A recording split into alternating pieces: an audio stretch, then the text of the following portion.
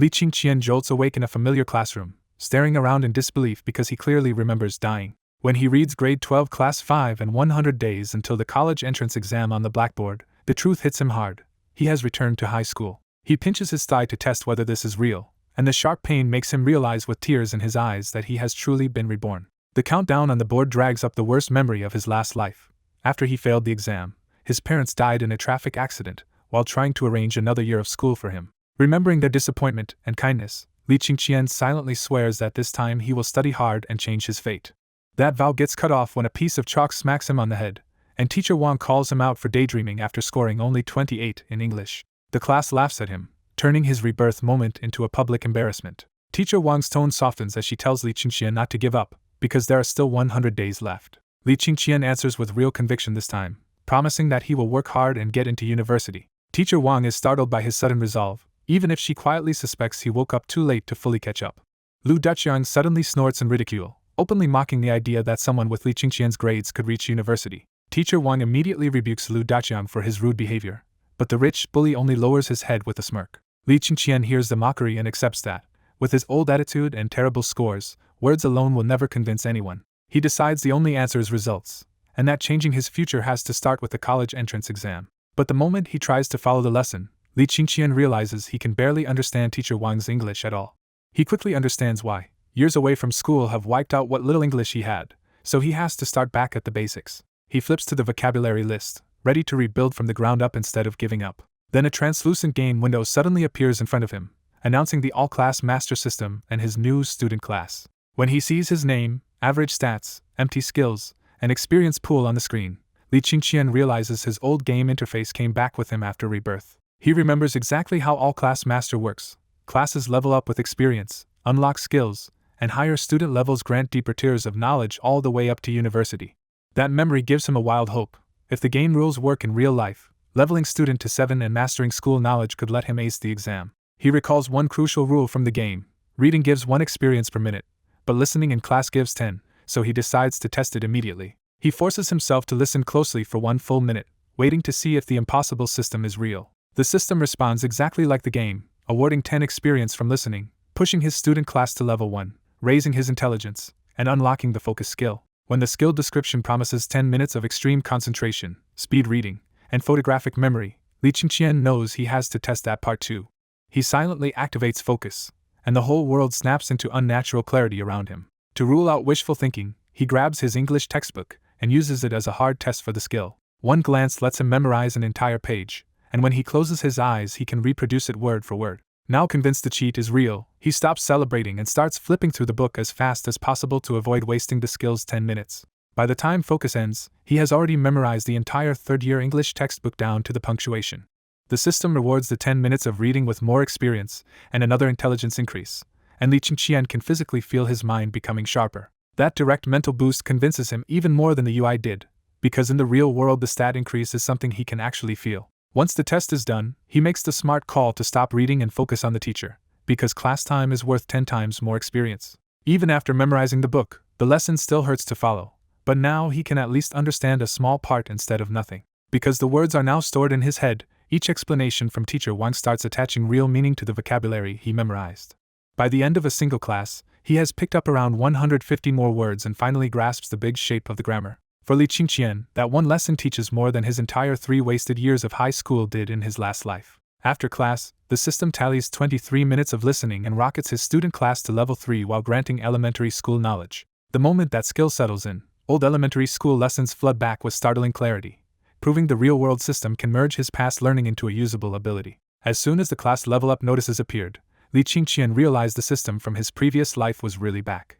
He silently opened his personal interface with his mind and checked the familiar stats panel. Seeing the plus sign beside his skill, Li Qingqian immediately poured experience into elementary school knowledge. The skill jumped all the way to perfection, and a flood of elementary-level knowledge crashed into his mind at once.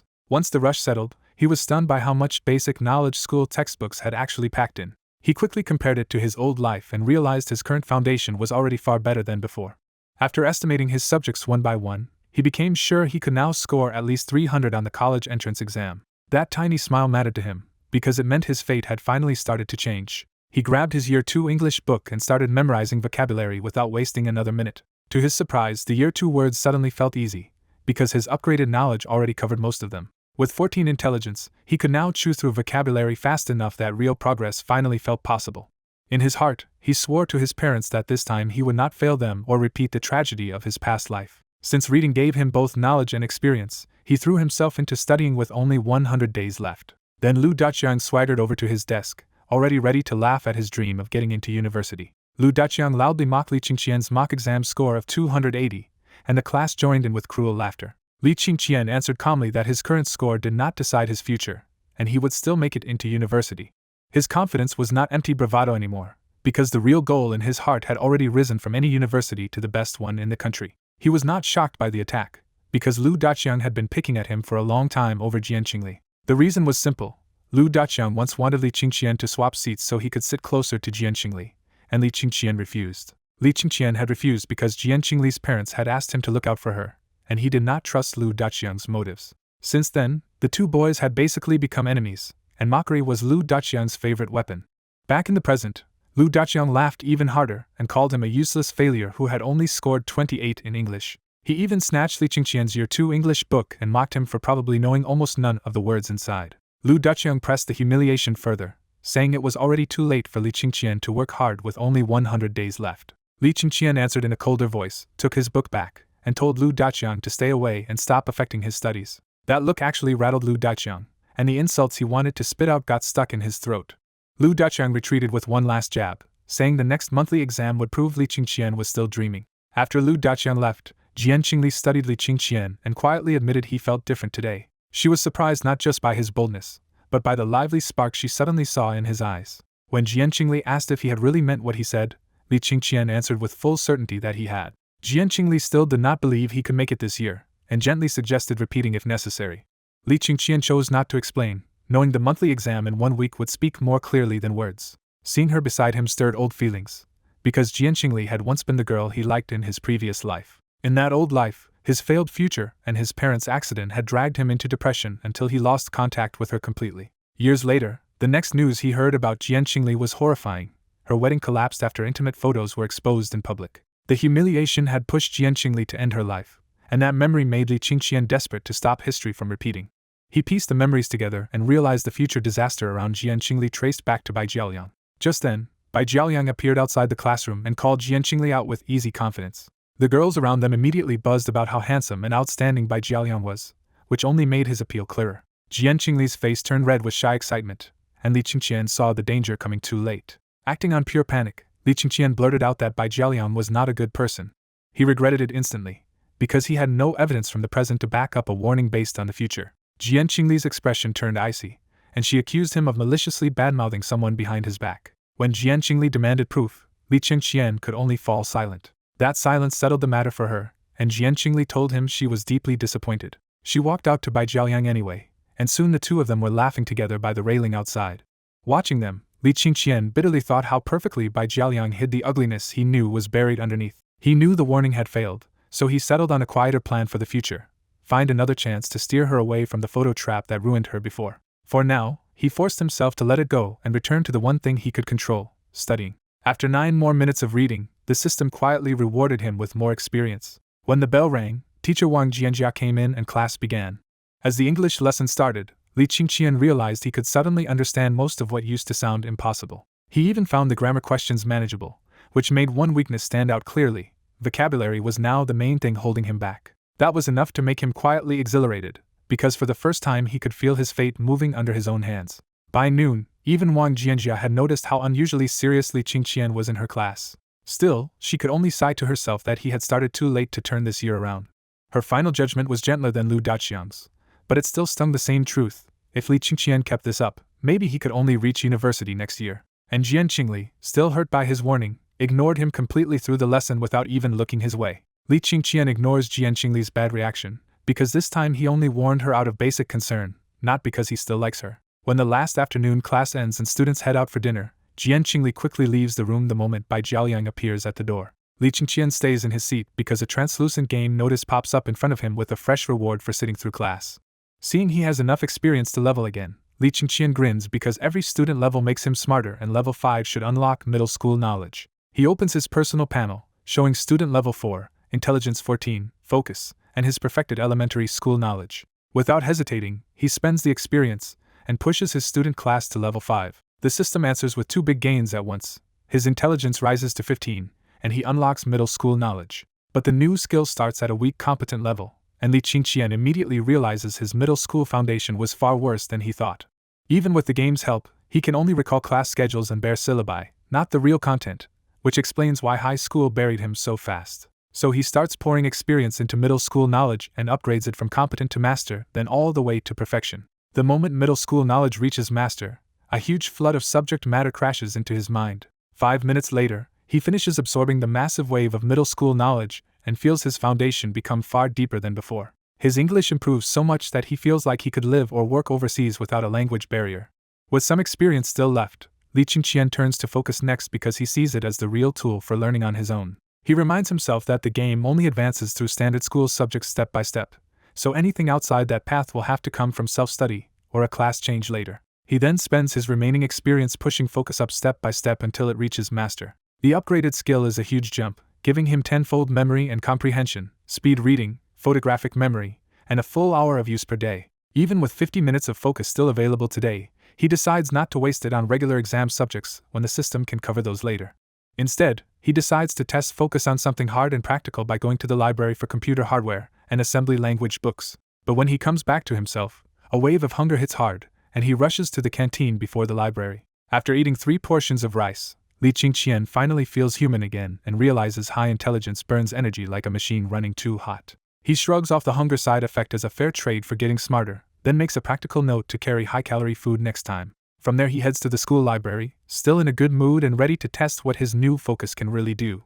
In the library, he picks 1 assembly language book and 1 book on basic computing and operating system principles, then sets both on the table. He estimates that even eye movement is now the bottleneck, and with 2 seconds a page he should be able to clear about 1500 pages before focus runs out. He activates master focus, and the world instantly sharpens into something his brain can scan and understand at absurd speed. He starts with the computing and operating systems book, and every page becomes easy enough that he can memorize it, understand it, and even go beyond the author's own explanation. In just 20 minutes, he finishes the whole book and finally understands the computer hardware and operating system ideas that defeated him in his previous life.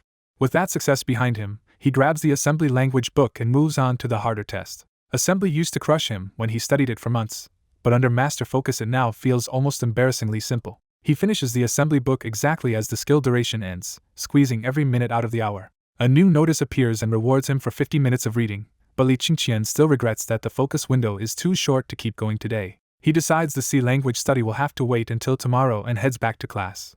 Back in the classroom, Li Qingqian has barely sat down when Jian Qingli unexpectedly nudges him and says they need to talk. Her tone is much softer now, and she says she does not want Bai Jiaoliang to ruin her friendship with Li Qingqian. Li Qingqian cuts straight to it and asks if Bai Jiaoliang is really that special, because in his eyes almost anyone else would be better. Instead of answering that directly, Jian Qingli starts defending Bai Jiaoliang point by point as smart, pleasant, strong in school, and genuinely good at programming. She brings up the youth informatics programming competition, and Li Qingqian surprises her by already knowing exactly what it is.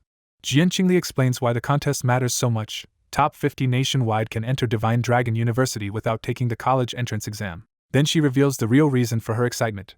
Tianyi Hai only has 2 team slots, and Bai Jiaoliang already secured one and chose her as his teammate. She adds that their teacher even said Bai Jiaoliang might really have a shot at the top 50, so she sincerely asks Li Qingqian to stop targeting him. Li Qingqian answers just as seriously that he also wants to enter the competition, and he asks Jian Qingli to form a team with him instead. To Jian Qingli, that sounds ridiculous, because he struggles with ordinary classwork and she thinks there is no way he can handle elite programming competition material.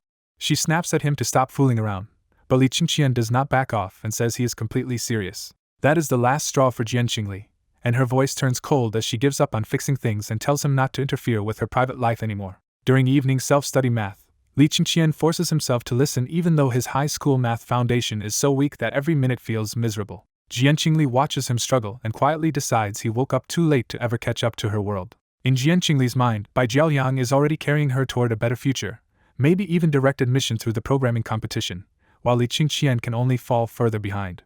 When the dragged-out 60-minute class finally ends, Li Qingqian exhales in relief and a system notice pops up with a huge reward for staying awake through it. Seeing he has enough experience to push student to level 7, Li Qingqian gets excited because that should unlock senior high school knowledge. He opens his personal interface and sees his current stats, student level 5, and the mastered lower-level knowledge skills already stacked under his name. Without hesitating, Li Qingqian spends experience to raise student from level 5 to level 6 and watches his intelligence jump again. He upgrades once more to student level 7, and the long-awaited skill finally appears, senior high school knowledge. The moment the new skill unlocks, the names of every high school subject and their overall course content flood into Li Qingqian's mind. He immediately burns more experience to force senior high school knowledge all the way up to expert, stopping only because he cannot afford master yet. Then the cost hits him, and the enormous flood of expert-level high school knowledge slams into his brain all at once. Overloaded by too much knowledge in one burst, Li Qingqian blacks out and collapses face down on his desk like he simply fell asleep. When Tian Wenming returns to the podium and spots Li Qingqian out cold, he only frowns for a moment before deciding the hopeless student is not worth interrupting class for. Jian Qingli sees Li Qingqian sleeping through the next stretch of class and feels bitterly disappointed, deciding his earlier talk about changing was just empty dreaming. Remembering that he even claimed he would enter the youth informatics competition, Jian Qingli now dismisses the idea completely because she thinks he would give up even faster on programming books. Lu Daqian had been watching too, and once Li Qingqian crashes, he smugly decides the guy's bold words were just trash talk after all. Near the end of self-study, Li Qingqian finally wakes with a heavy pounding head and instantly realizes he fainted because he upgraded too much knowledge too fast. Shaken but clear-headed, he warns himself to adapt to each new level before forcing the next one again. After catching his breath, Li Qingqian tests the new skill and realizes expert-level senior high school knowledge has filled him with every high school subject, even the humanities and arts. He quickly understands the key gap between expert and master. Expert means memorizing everything, but master means truly digesting it well enough to solve even unfamiliar problems. When he checks the time, Li Qingqian winces because his blackout cost him almost a whole class worth of precious experience. Not wanting to waste even the scraps left, he hardens his focus and turns back to the lecture for whatever experience he can still earn. Tian Wenming is still explaining an Olympiad math problem, but now one glance is enough for Li Qingqian to see the answer and several different methods at once. Instead of being impressed, Li Qingqian quietly frowns because he can tell the teacher chose the most complicated and easiest to mess up method on the board. Jian Qingli hears that comment and almost scoffs, because she is still struggling with the explanation and cannot believe Li Qingqian could understand more after sleeping through class. Li Qingqian ignores her doubt, because this one problem already tells him he could probably score at least 730 on the college entrance exam right now. After the bell, Tian Wenming stops the class from breaking up because he has one more announcement to make. With his usual dead serious face, Tian Wenming announces that sign-ups are open for this year's Junior Informatics Programming Competition. The room lights up when he adds that the top 50 teams in the national zone can get direct admission to Divine Dragon University. But Tian Wenming immediately pours cold water on the excitement by warning that school slots are limited and the selection test is hard C programming, not something amateurs can cram overnight. When he asks who still wants to sign up, the eager Chen Chunan is the only one reckless enough to raise his hand. Tian Wenming shuts him down on the spot with one brutal question, asking him what a pointer is. Chen Chunan cannot answer, so Tian Wenming flatly declares him eliminated before the real selection even starts. The class cracks up when Chen Chunan protests, and Tian Wenming, still completely serious, says he is only mentioning this extra filter now. After that public execution, no one else dares volunteer, and Li Qingqian stays seated because he knows that without C language knowledge he cannot pass Tian Wenming's first test yet. Jian Qingli notices that Li Qingqian never stands up, and to her that only proves his earlier talk about the competition was ridiculous from the start. After class, a system panel tells Li Qingqian he gained 60 experience just by listening, and the reminder of yesterday's painful overload makes him swear not to upgrade skills during lessons again. When he leaves school, Li Qingqian notices Jian Qingli is already gone, but this time he feels almost nothing. Outside the school gate, Ding Ling calls out to him, and Li Qingqian's expression brightens the moment he sees her. Seeing Ding Ling hits Li Qingqian hard because he remembers that in his past life, she was the one classmate who stayed by his side through his parents' funeral and years of failure. Ding Ling asks why Jian Qingli is not with him, trying to sound casual even though the topic clearly stings. Li Qingqian points across the street, where Jian Qingli is walking beside Bai Jiaoliang, and Bai Jiaoliang throws him a smug, victorious look. Instead of sounding bitter, Li Qingqian says Jian Qingli seems to be with Bai Jiaoliang now and that from here on, he and Ding Ling will walk home together. That simple line makes Ding Ling blush so hard she can barely get out a tiny yes. As they start walking, Li Qingqian quietly regrets how blind he was before, because he now sees that Ding Ling's plain look is something she chose to hide herself. On the way home, Li Qingqian tells Ding Ling he plans to enter the Junior Informatics Programming Competition. Ding Ling says her class heard about it too, but so far only Bai Jiaoliang signed up, and she carefully watches Li Qingqian to see if that name bothers him. Li Qingqian explains the competition needs a team, with members handling modeling, programming, and liaison, and then asks Ding Ling to join his team.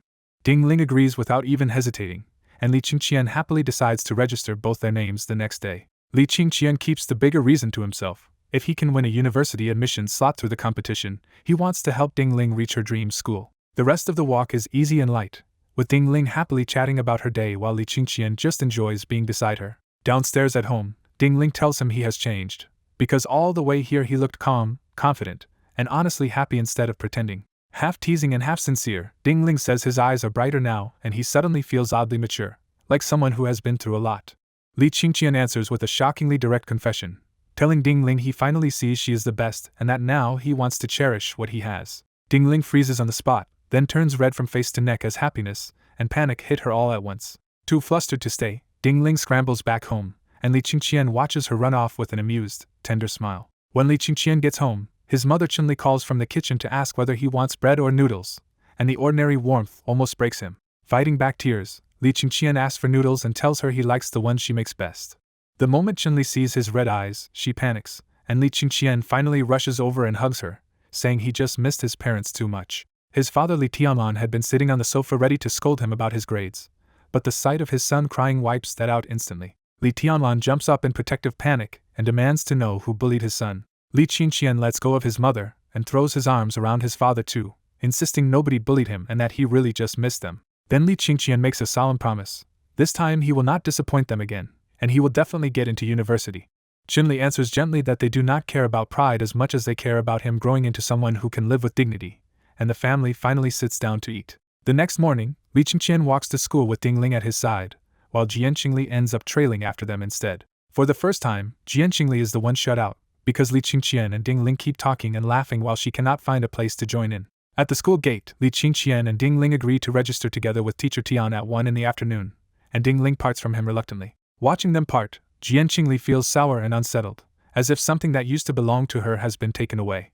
To steady herself, Jianqingli repeats that she only feels strange because she is not used to the change yet. She keeps convincing herself that Bai Jiaoliang is the better choice anyway, especially since his programming skill might help her reach Divine Dragon University through the competition. By the time she decides Li Qingqian must only be acting close to Dingling to provoke her, Jianqingli's mood has mostly recovered and her gaze turns cold again. Li Qingqian spends the whole morning seriously listening in class and reading after class, while Jianqingli does not speak to him once. At noon, the system rewards Li Qingqian with 2,000 experience for 200 minutes of class listening, pushing his pool to 2,289. Remembering yesterday's collapse, he deliberately resists the urge to force another big upgrade and heads straight to the library after lunch instead. In the library, Li Qingqian picks 3 books on C language and databases because teacher Tian will test applicants before allowing them to register. After calculating that the 1,478 pages can fit into his time, Li Qingqian sits down in a quiet corner and activates master-level focus. The world seems to snap into perfect clarity, and Li Qingqian starts tearing through the first C language book at a speed that would look impossible to anyone else. In just 20 minutes, he finishes and internalizes the 603-page overview, including the pointer concept teacher Tian had asked about the night before. He races through the second book on common C functions in 17 minutes without losing that impossible concentration. Then he clears the final database case studies book in 13 more minutes, finishing the whole stack inside one focus session. The system gives him 50 more experience for 50 minutes of reading, raising the pool to 2,379. Instead of rushing off, Li Qingqian spends a few more minutes organizing everything in his head until the scattered technical knowledge locks into one complete system. When he stands up again, Li Qingqian is sure his theoretical programming foundation is now stronger than most specialists, and his only real weakness is practice. With that settled, he heads for the teacher's office determined to secure a competition slot first and build hands-on skill afterward. The teacher's office is packed, because everyone knows the junior informatics programming competition is a rare chance worth trying for. Li Qingqian learns each student has to answer a C language question before being allowed to sign up, which is exactly why he spent noon cramming so hard. When Li Qingqian reaches the line, he finds Bai Jiaoliang right ahead of him with Jianqingli standing beside him like they already belong together. Jianqingli cannot hide her surprise that Li Qingqian actually showed up, because she never believed he was serious about entering at all. Li Qingqian answers simply that since he said he would sign up, of course he came. Bai Jiaoliang sneers that showing up and actually being accepted are two different things, and he leans in close to Jianqingli to mock Li Qingqian even more. He goes further and says Li Qingqian must have only crammed at the last minute and come here to gamble on luck. Then Dingling arrives, spots Li Qingqian in the line, and steps over to stand beside him without hesitation. That sight instantly sours Jianqingli's mood again. Jianqingli tries to sound concerned for Dingling, warning that if Li Qingqian cannot answer the teacher later, it will be humiliating for both of them. Dingling answers with total loyalty, saying she believes in Li Qingqian and clearly meaning it. With the line stalled around them, Li Qingqian gives Jian Qingli one last serious invitation and offers her the final open spot on his team. Jian Qingli rejects him on the spot with open disdain, calling the idea a joke because she would never drop Bai Jiaoliang for someone she still thinks cannot even pass registration. Jian Qingli's jab clearly stings, and Ding Ling steps up at once, ready to snap back for Li Qingqian.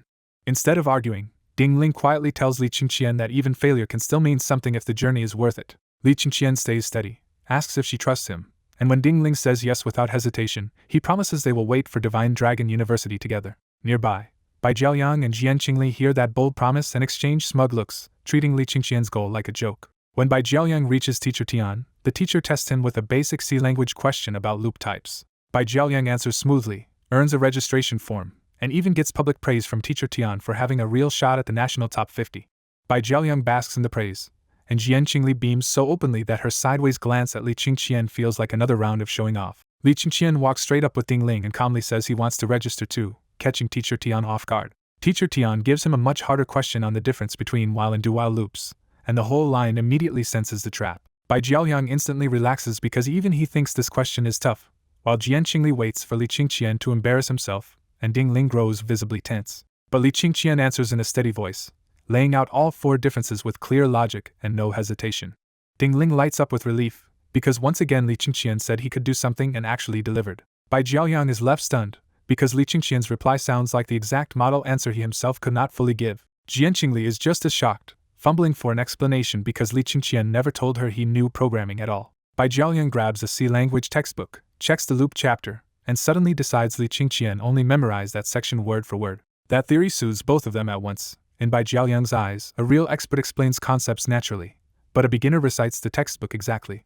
With that excuse in hand, Bai Jiaoliang is back to smiling, convinced Li Qingqian might slip into the exam but will never survive the real test later. Some students are impressed by Li Qingqian's answer, but Lu Daqiang loudly points out that he was dead last in the grade, and the crowd's respect cools almost instantly. Teacher Tian, however, praises Li Qingqian's organized answer and lets him register, even while sounding a little regretful that his school grades are so poor. As they fill out the form, Ding Ling excitedly asks when he learned all this, and Bai Jiaoliang and Jian Qingli quietly stop to eavesdrop. Li Qingqian truthfully says he learned it recently, which only makes Bai Jiaoliang more certain that this was desperate last-minute cramming.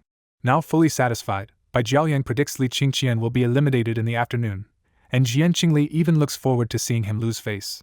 After the afternoon bell, system notifications flash before Li Qingqian's eyes, showing a big gain from class time and almost nothing from casual reading. He forcefully resists opening his interface, remembering yesterday's collapse and deciding all future upgrades can wait until he gets home. That comparison settles his priorities even more. Classroom attention is too valuable to waste now. Then hunger hits hard, and Li Qingqian rushes toward the canteen while worrying that his rising intelligence is turning him into an eating machine.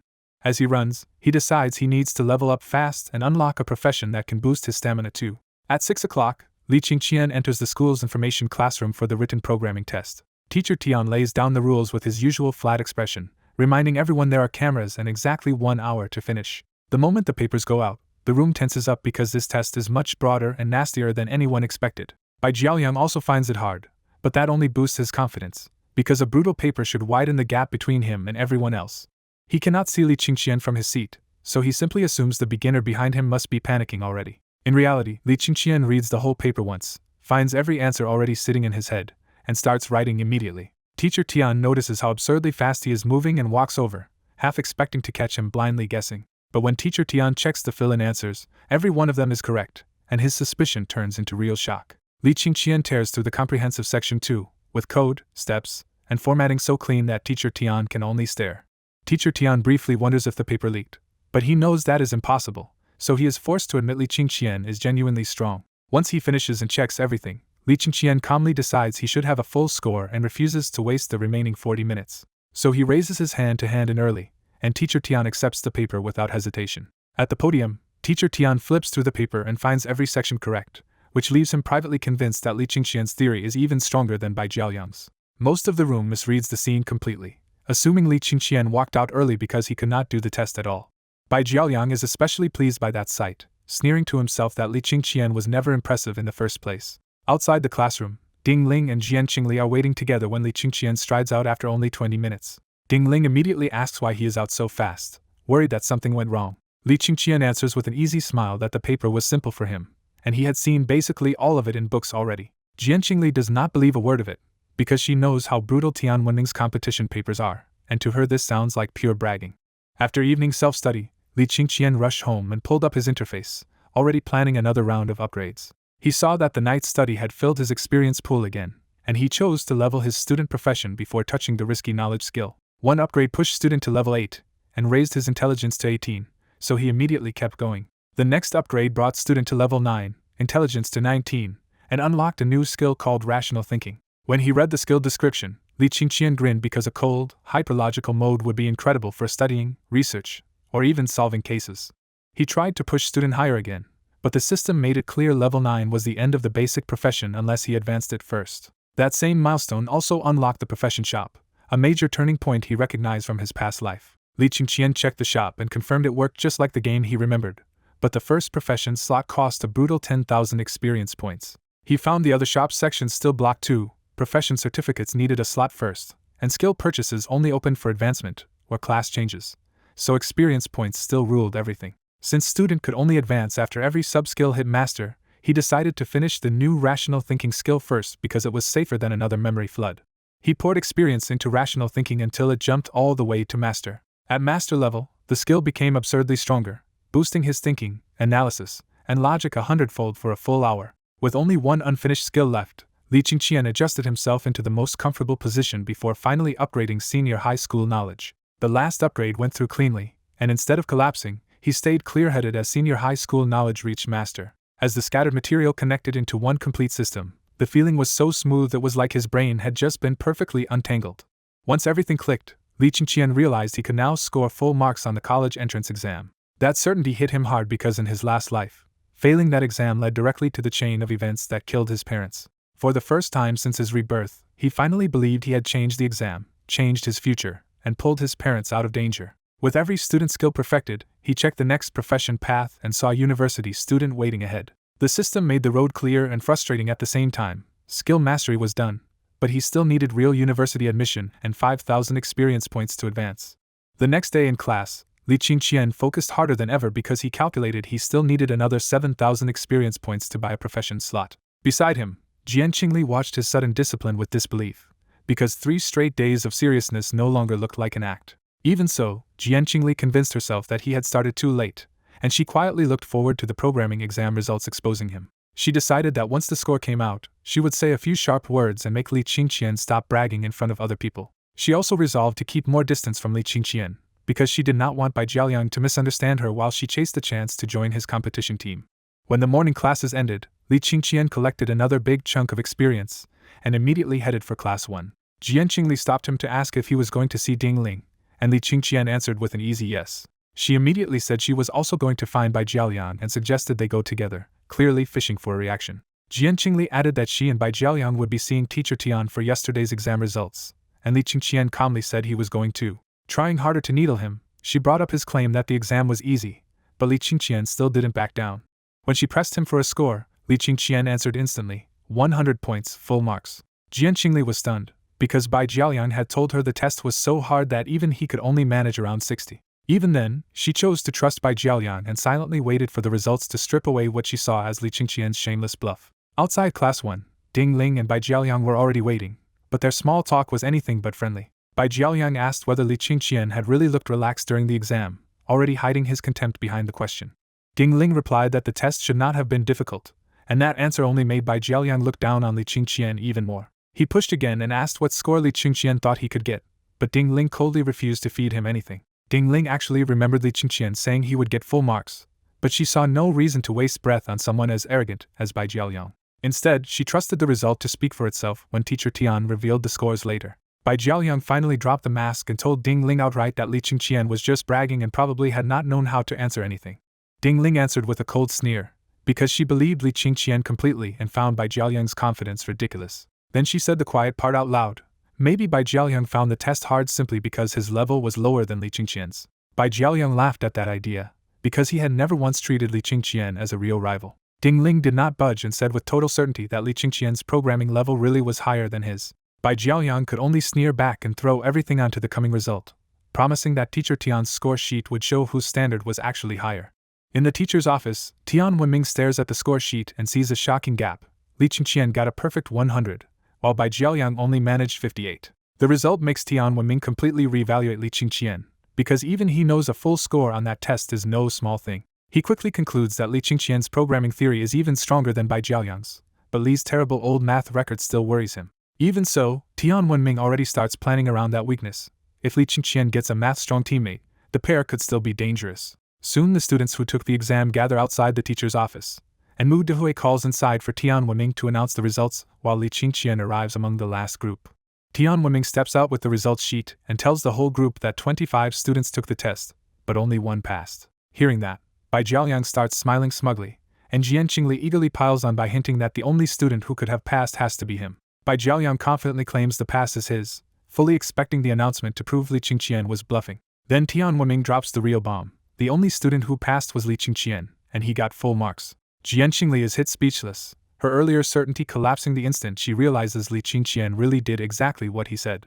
Bai Jiaoyang can barely accept it, and asks Tian Wenming to repeat the name, his voice already shaking. Tian Wenming repeats it without hesitation and adds the final sting.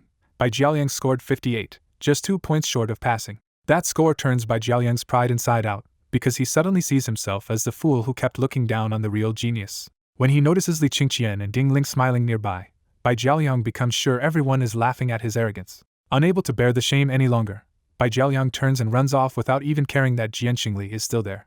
Jian Qingli is left reeling, because the boy she dismissed as nobody just crushed the one she admired most. Her shock quickly turns into regret as she remembers all the cold and sarcastic things she said to Li Qingqian. Even then, Jian Qingli still half blames Li Qingqian for not telling her sooner that he could actually program. In the end, she follows after Bai Jiaoyang in a miserable state, carrying both regret and wounded pride with her. Watching them go, Ding Ling says Jian Qingli must be regretting everything now, and she looks openly satisfied.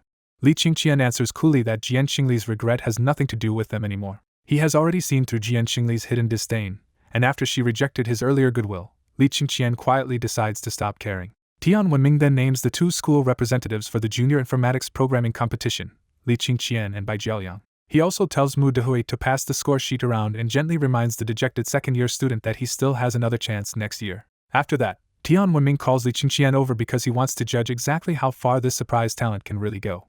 Tian Wenming frankly tells Li Qingqian that his theory is excellent, but his mathematical modeling is still a weak point. He goes straight to the key question next and asks Li Qingqian about his real programming experience, personal projects, and open-source work. Li Qingqian wants to argue that his math is no longer bad, but his old mock score of 40 forces him to swallow the claim for now. Instead, he decides to let next week's provincial mock exam prove the change with results instead of words. Then Li Qingqian answers honestly that he only learned programming recently, has never written his own program, and does not even know what open source means. That answer visibly shocks Tian Wenming, because a student with no hands-on experience should not be scoring a perfect 100 on theory alone. Tian Wenming explains that open source projects are public online codebases where anyone can join development, naming sites like GT and GitHub as examples. To make it clearer, he adds that systems like Linux and Android are also products of open source work. The explanation opens Li Qingqian's eyes at once, especially when he realizes Android is part of that world. But on Tian Wenming's side, the mood drops, because Li Qingqian's perfect theory score now looks much less useful without real practice to support it. He mentally compares Li Qingqian to someone who knows a formula but has never built the real thing, and that gap between theory and practice leaves him genuinely disappointed. Still, Tian Wenming moves on and explains the competition itself. The written test counts for 40%, and the machine test counts for 60%. He lays out the schedule next, telling Li Qingqian that the preliminary round is only 10 days away and only the province's top 20 will advance. Then he adds the bigger prize. The finals will be held a month later at Divine Dragon University in the capital. Because there are only 10 days left, Tian Wenming admits he cannot train Li Qingqian from scratch and instead gives him past questions and model answers on a USB drive. He tells Li Qingqian to practice on the computer as much as possible, learn the software fast, and study classic programs to see how others solve problems. Li Qingqian accepts the advice earnestly and promises to work hard. After Li Qingqian leaves, Tian Wenming can only sigh that the boy's raw talent came too late to be fully turned into results. To steady himself, he shifts his hopes back toward Bai Jiaoyang, the student who still has the practical base Li Qingqian lacks. Even then, Tian Wenming worries that Bai Jiaoyang's pride is too fragile after watching him run off over one defeat. Not long after, Bai Jiaoyang finally appears at the office looking drained, with Jian Qingli quietly following beside him. Tian Wenming gives Bai Jiaoyang the same competition materials and starts repeating the guidance he gave Li Qingqian earlier. But Bai Jiaoyang stays silent and broken, so Tian Wenming stops and directly asks why he is so dejected. Bai Jiaoyang finally admits the truth.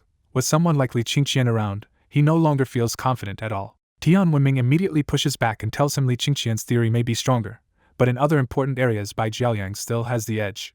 He spells it out clearly. Li Qingqian has no programming experience, so in real machine operation he is still far behind Bai Jiaoyang. Tian Wenming adds that Li Qingqian's last math mock was only 40, so even his modeling ability is weaker than Bai Jiaoyang's right now. Then he gives the real challenge. If Bai Jiaoyang cares so much about winning, he should stop sulking and beat Li Qingqian properly in the actual competition. Those words work, and Bai Jiaoyang's dim eyes gradually light back up with fighting spirit. Jian Qingli relaxes too, because hearing that Li Qingqian is not actually stronger in the full competition reassures her that she backed the right person. She clings especially hard to one point. The written test is only 40%, so the real gap will be decided by the computer test, where Bai Jiaoyang should still be stronger. Seeing both students recover, Tian Wenming lets a faint smile show and accepts their thanks with a practical joke about wanting an outstanding teacher rating and a raise. Bai Jiaoyang answers with fresh confidence, vowing to prove that his programming skills are still the best in Tianyi High. Now fully fired up, Bai Jiaoyang says he is going back to study at once and heads out, eager to win his lost face back in the real contest. Tian Wenming watches them go with a final calm send-off, having turned Bai Jiaoyang's collapse back into competitive momentum. In the school library, Li Qingqian sits away from Ding Ling and claims one of the old lockdown computers for himself. He opens the USB materials from Teacher Tian and sees not just competition review files, but basic computer, office, and programming tutorials too. Li Qingqian starts with the computer basics and quietly activates focus to sharpen his mind. Then he stacks rational thinking on top of it, cutting off distraction until only one goal remains: learn everything in the drive. With both skills active, he tears through a 60-page computing guide in 2 minutes and immediately grasps the keyboard shortcuts he needs. Once he learns the page turn shortcut, he abandons the clumsy mouse and starts working entirely from the keyboard. That change makes him even faster, and he blows through a 257-page office guide in under 5 minutes. He follows it by absorbing the programming software manual so thoroughly that the whole interface becomes second nature to him. When he reaches the competition materials, Li Qingqian skips the written section because he already knows he can handle that part. Instead, he locks onto the machine test as his real weak point, because coding on a computer is the part he has never truly practiced. The first sample problem asks for a simple facial recognition algorithm, and his mind instantly breaks it into a clean, full process. From that logic chain, efficient code starts appearing in his head on its own, and even key parts are mentally optimized down to assembly-level efficiency. Comparing his 58-line solution to the 287-line model answer, Li Qingqian realizes rational thinking is making his mind work almost like computer hardware to produce the most efficient answer. Teacher Tian's archive holds 100 machine test questions over 10 years, nearly 1,000 pages in all, and Li Qingqian tears through them in half an hour. After finishing the whole set, he feels almost relieved to discover the machine test is nowhere near as terrifying as he expected. That confidence immediately exposes his next problem. The answers may be in his head, but his typing is far too slow to save him in a real exam. He knows where every key is now, so he decides the only fix left is brutal practice until touch typing becomes natural. Just then his skill time runs out, and the system quietly pays him 60 experience points for the hour he spent reading. He finds a typing practice program already installed and opens it on the spot. Following the program's instructions, Li Qingqian places his fingers on the home keys and starts from the absolute basics.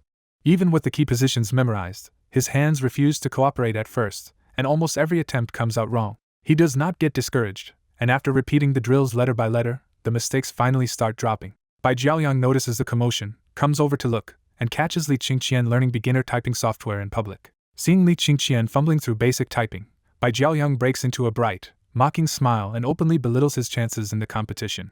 2 days later at noon, Li Qingqian finishes a typing drill in the same library computer area and finally sees real progress on the screen. The software shows 95 characters per minute with 99% accuracy in English, a huge jump from where he started. Even so, Li Qingqian quickly judges that his real Chinese input speed would still be far too slow, so he refuses to treat this improvement as enough. Because speed cannot be bought with knowledge or levels, he switches from finger drills to the software's falling letter training game and pushes straight into harder practice. Nearby, Bai Jiaoyang is still buried under Teacher Tian's mountain of review material and feels the pressure of how slowly he is getting through it. When he looks over and sees Li Qingqian fully absorbed in the typing game, Bai Jiaoyang decides he was wrong to treat him as a serious threat. In Bai Jiaoyang's eyes, the last 2 days only confirm Li Qingqian is a total beginner with a weak computer foundation, the kind of student who has not even used the machine to seriously revise or write code. After stepping out and coming back 10 minutes later, Bai Jiaoyang finds Li Qingqian still glued to that same game and grows even more certain he is wasting the competition slot. With only 8 days left before the preliminary round, Bai Jiaoyang secretly vows to crush Li Qingqian and prove he is the truly superior one. Li Qingqian, meanwhile, notices none of that and just keeps forcing himself to type without looking down at the keyboard. At first the change is brutal, and his accuracy crashes below 30% while he fights the urge to look at the keys. 20 minutes later, the awkwardness finally starts to break, and his hands begin to find the keys on their own. By the time he stops for class, his blind typing accuracy has climbed to 98%, and his English speed has jumped to 135 characters per minute. Seeing there are only 10 minutes left before class, Li Qingqian reluctantly shuts the computer down because he refuses to sacrifice class time experience points. As he walks out, the last 2 days of reading advanced books have already stirred up a new urge in him. He wants to test his knowledge by writing real code himself. His target is unexpectedly bold. Once his typing is ready, he plans to practice by writing an operating system program. That thought leads him back to the game's profession system, where he reviews the 3 basic professions and remembers that worker will be crucial for boosting hand speed later. For now, though, his next move is farmer, and he smiles when he realizes that after school he will finally have enough experience to unlock it. Since it is Saturday and the afternoon is free, Li Qingqian heads off already planning to find a piece of land and test what the farmer profession can really do. On the last class before the holiday break, Wang Jianjia shuts down the noisy classroom because she has an announcement everyone needs to hear. She warns them that next Monday's provincial joint mock exam matters enough to reshape their future classes. Then she drops the real blow. Anyone ranked below the top 100 in the grade will be pushed into a new progressive class. The whole class immediately turns toward Li Qingqian, because everyone assumes he is the obvious student this policy is about to crush. Jian Qingli leans over with a sly smile and whispers that the school seems to be targeting him. Li Qingqian says nothing, but inside he is already sure the exam cannot knock him down this time because anything inside the syllabus is an easy full-mark paper for him now. Lu Daqiang can barely hide how pleased he is, convinced that 3 days of studying will never save Li Qingqian from being kicked into the worst class. In Lu Daqiang's smug view, once Li Qingqian is shoved into the progressive class, weak teachers and bad resources will trap him there for good. When school ends and everyone rushes out, Wang Jianjia stops Li Qingqian and asks him to stay behind for a private talk. Even while pretending to pity him, Lu Daqiang is openly delighted, sure the teacher only kept Li Qingqian back to comfort a lost cause. In the teacher's office, Wang Jianjia tells Li Qingqian she will keep arguing against the segregation policy, even if her chances of changing it are slim. She goes further and promises that even if he is transferred out, he can still come to her whenever he needs help studying. Li Qingqian is genuinely moved, but he answers with quiet confidence that he is staying in class 5. What he does not say out loud is that he plans to stop holding back, score full marks, and finally give his parents results they can proudly show off. Wang Jianjia still does not believe such a jump is realistic, so she only tells him to stay hopeful but prepare for the worst. Back in the classroom, Li Qingqian brushes off her doubts and opens his system while packing his bag. His panel shows student level 9, master level study skills, and 17,948 experience, enough to make his next move immediately. Without hesitating, he spends 10,000 experience to buy a second profession slot. Then he buys the farmer profession certificate too, committing fully to the plan he set up earlier. The farmer certificate immediately gives him 2 real-world requirements: get a hoe and prepare 1 unit of arable land. Since both requirements seem easy, Li Qingqian leaves school smiling, already knowing he can buy a hoe on the way home and use the overgrown ground below his apartment. At his apartment block, Li Qingqian spends brute force clearing a hidden 1 meter square patch of overgrown grass before he can start farming. After he turns the soil with the new hoe, the system finally recognizes both conditions as complete and confirms that he has taken the farmer profession.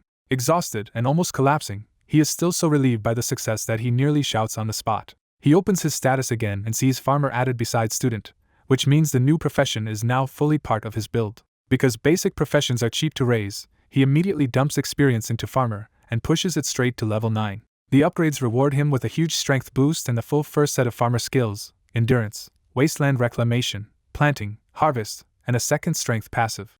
The moment farmer hits level 9, power surges through his body and visibly remakes him on the spot. His belly fat melts away into hard muscle, his whole body feels warm and light, and for the first time he can feel overwhelming physical force waiting under his skin. Thrilled by the result, he decides the 2 passive body skills are worth mastering right away. Once endurance and strength hit master, his hunger eases, his fatigue is swept away, and his raw strength jumps all the way to 30.4.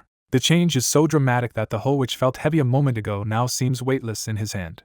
With the body boost confirmed, he turns to the active farmer skills because food production will matter much more once future professions start draining his stats. He settles on peas as his test crop because they are ordinary enough that even if someone spots them in this hidden corner, it should not cause much trouble. To speed the test up, he spends more experience to raise planting to master first. But when he tries to plant immediately, the system rejects it because this land was dug by hand instead of reclaimed with the farmer's skill. So he calmly switches steps and uses wasteland reclamation on the same tiny plot. In an instant, the rough patch snaps into a perfect square, and the dead yellow soil turns into rich black farmland. The real-world effect is so obvious that Li Qingqian instantly checks his surroundings like a thief, suddenly aware how dangerous it would be if anyone saw this. Once he confirms the area is empty, he uses planting and sends a pea from his hand straight into the center of the square. The sprouts explode upward at visible speed until the little plot looks like a month-old pea bed packed with green vines.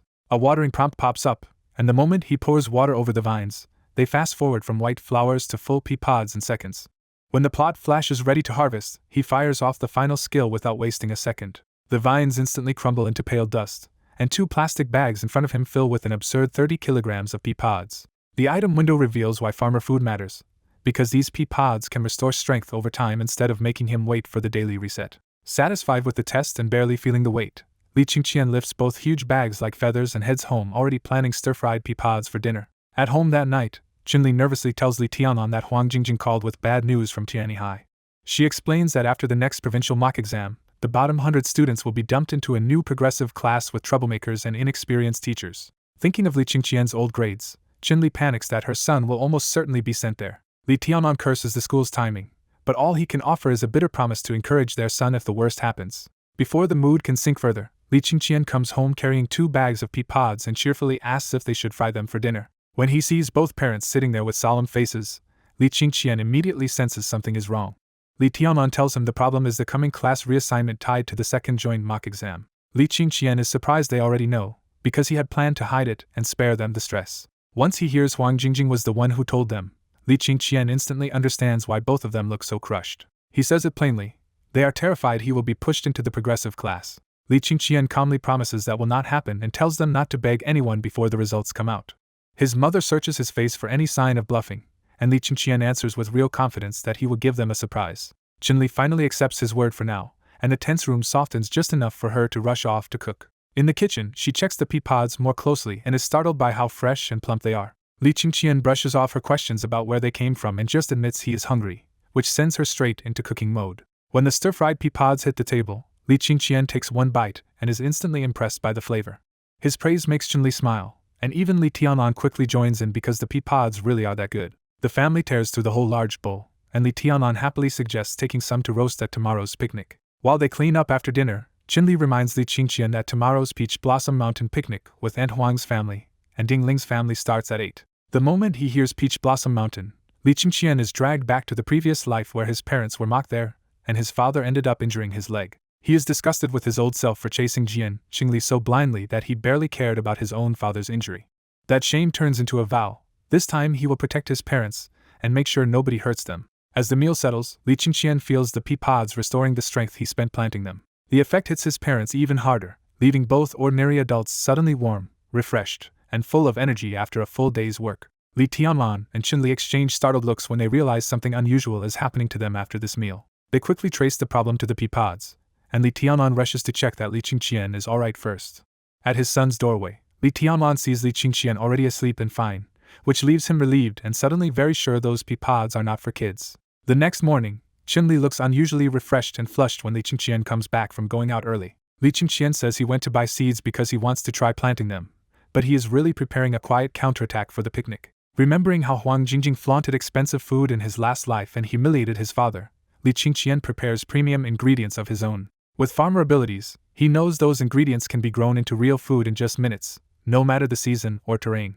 By the time the families reach Peach Blossom Valley, the mountain is covered in pink blossoms and spring wind, beautiful enough to feel like a stage for trouble. Jian Qingli steps out dressed to be noticed, wearing skinny jeans and a white shirt as she starts posing for photos under the blossoms. Li Tianan tells his son to go play near Jian Qingli, expecting the old pattern, but Li Qingqian does the exact opposite. Rather than orbiting around Jian Qingli like before, Li Qingqian grabs the heavy barbecue grill and asks his father where to set it up. Li Tianlan hurries over to help, half proud and half worried, while Qinli watches with quiet joy that her son has really changed. Once the heavy work is done, Li Qingqian says he will look around and maybe catch fish, but he is really slipping away to plant his secret ingredients. He pushes into the dense forest beyond the valley, pleased to find a place where no one else is around. After checking the area carefully, he stops beside a stream and chooses a hidden patch of barren ground. He uses reclamation, and the overgrown patch instantly turns into 4 neat plots of rich black soil. Without wasting a second, Li Qingqian plants truffle, matsutake, ginseng, and peanuts in the new soil. Young sprouts burst out almost instantly, and even the precious fungi begin growing as if the mountain itself is helping him cheat. A rich natural fragrance fills the forest, and Li Qingqian simply goes to fetch water so the rapid growth can continue. Back at the picnic spot, Jian Qingli grows irritated because Li Qingqian has ignored her completely instead of chasing after her. She guesses that staying close to Bai Jiaoyang must have hurt his feelings, and for a moment she thinks this picnic could have been a chance to patch things up. But she quickly draws her line in the sand. No matter what Li Qingqian feels, she will not give up Bai Jiaoyang, because Bai Jiaoyang is her path upward. Not far away, Jian Qingli's mother starts unloading picnic food from her trunk with the kind of deliberate ceremony that means she wants everyone watching. Jian Qingli's mother lectures Qinli that senior year is too important to save money on a child's nutrition, already talking down to her like the superior parent. Then Jian Qingli's mother pulls out a large Australian lobster and loudly names the price, making sure Qinli and everyone nearby hear how expensive it is. She follows it with fresh ginseng, bragging that brain-nourishing food is worth 500 yuan when a child's future is on the line, while Qinli can only listen. And when Kobe beef comes out next, the comparison only gets uglier until Qinli's side looks painfully plain by contrast. After showing off enough of her own food, Jian Qingli's mother walks over and starts inspecting Qinli's supplies herself. She spots pork belly, ribs, drumsticks, and the pea pods, then openly sneers that Qinli is being cheap in the 1 year that matters most. Her loud mocking carries across the picnic area, and with nearby people starting to look over, Qinli freezes in embarrassment, while Li Tianlan's face turns dark beside the grill. In the hidden forest plot, Li Qingqian finished harvesting all 4 patches and stared at a ridiculous haul of luxury ingredients. The matsutakes alone looked top grade, and Li Qingqian knew they were valuable enough to sell for about 1,000 yuan a kilo. The white truffles were even crazier, only a few pieces but worth around 10,000 yuan a kilo despite their harsh gasoline-like smell. He also checked over the rest of the harvest: thick mature ginseng, dried bacteria, and a full bag of fresh peanuts. Because he loved raw peanuts, Li Qingqian cracked one open on the spot and immediately enjoyed the strong fresh fragrance. Then he checked the hidden bonus of his farmer crops. Each ingredient still worked normally, but now they also restored strength or other stats like game items. Ginseng stood out most of all, because one mature root could restore 5 strength and 5 intelligence every day for a full week. Instead of taking everything away, Li Qingqian planted fresh ginseng sprouts back into the hidden black soil to let them keep maturing. He decided this hidden place was safe enough, and if he kept farming after the crop matured, the quality and effects should keep improving. Happy with the haul, he picked up the bags and headed back to Peach Blossom Valley, planning to let his parents taste the good stuff. When he got back, Huang Jingjing was still lecturing Qinli about how only expensive seafood and beef could properly nourish a grade 12 student. Since Qinli had brought exactly the pork dishes Huang Jingjing was mocking, the jab landed hard. Li Qingqian cut in on purpose, loudly announcing that he had found delicious food in the mountain and stepping right between Huang Jingjing and his mother. The truffle smell hit first, and Huang Jingjing recoiled in disgust before she even looked properly. Li Qingqian calmly listed what he had brought back: truffles, matsutakes, dried bacteria, ginseng, and peanuts from the mountain. Huang Jingjing immediately laughed in his face and called him a liar, saying no child could just find ingredients that expensive on this mountain. She even turned it into a lesson, smugly warning that dishonest children would ruin their future. Li Qingqian swallowed his anger and turned straight back to Qinli, praising the pork dishes she brought and telling her not to listen to other people's nonsense. That simple defense worked, and Qinli finally smiled again. To change the mood completely, Li Qingqian opened the peanut bag and offered everyone a taste first. He also waved Ding Ling and her parents over, openly folding their family into his side of the picnic. Ding Ling bit into a peanut and instantly lit up, because the fresh sweet taste was far better than anyone expected. The others tried the peanuts with some doubt, but one bite made the whole little group light up and reach for more. Watching them enjoy it without her only made Huang Jingjing angrier, especially when Li Qingqian very obviously left her out. Under her breath, Huang Jingjing sneered that they were probably just gobbling cheap frozen peanuts, and would regret it later. Then she inspected the rest of Li Qingqian's harvest, and dismissed the thick ginseng as nothing more than a white radish. Next she looked at the washed matsutakes and sneered that they were just supermarket apricot mushrooms.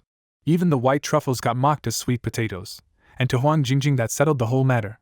Li Qingqian was just bragging shamelessly. She turned to Jian Qingli for backup, asking if Li Qingqian had always liked talking big. Jian Qingli sided with her mother, and said that lately Li Qingqian really did seem to love bragging. Satisfied, Huang Jingjing warned her daughter not to spend time with someone so unreliable and boasted that she would feed Jian Qingli Australian lobster instead. In Huang Jingjing's eyes, everything from Qinli's simple dishes to Li Qingqian's mountain harvest was just trash compared with what she brought. After the peanut snack, the adults split up to handle the picnic, and Ding Ling stayed behind to help Li Qingqian at the grill. Ding Ling opened the bag of matsutakes, mistook them for apricot mushrooms too, and asked Li Qingqian how to cook them. Li Qingqian told her they were matsutakes and decided the safest answer was simple: just skewer them and roast them. After she finished skewering the matsutakes, Ding Ling opened the white truffle bag and wrinkled her nose at the smell. Li Qingqian assured her that the white truffles were rare good stuff even if they smelled terrible, and Ding Ling decided she still wanted to try them. He even said he would call Ding Ling's parents over later so they could taste the mountain fine too. Then Ding Ling pulled out one of the thick ginseng roots and innocently asked if she should slice the radish. Li Qingqian could only twitch at that and tell her to leave it alone for now. Elsewhere in Peach Blossom Valley, a hugely overweight man suddenly caught the scent of white truffle and stopped in his tracks. This was Huang Daliang, the famous owner-chef of Tianyi Daliang restaurant, and the smell was good enough to make even him excited.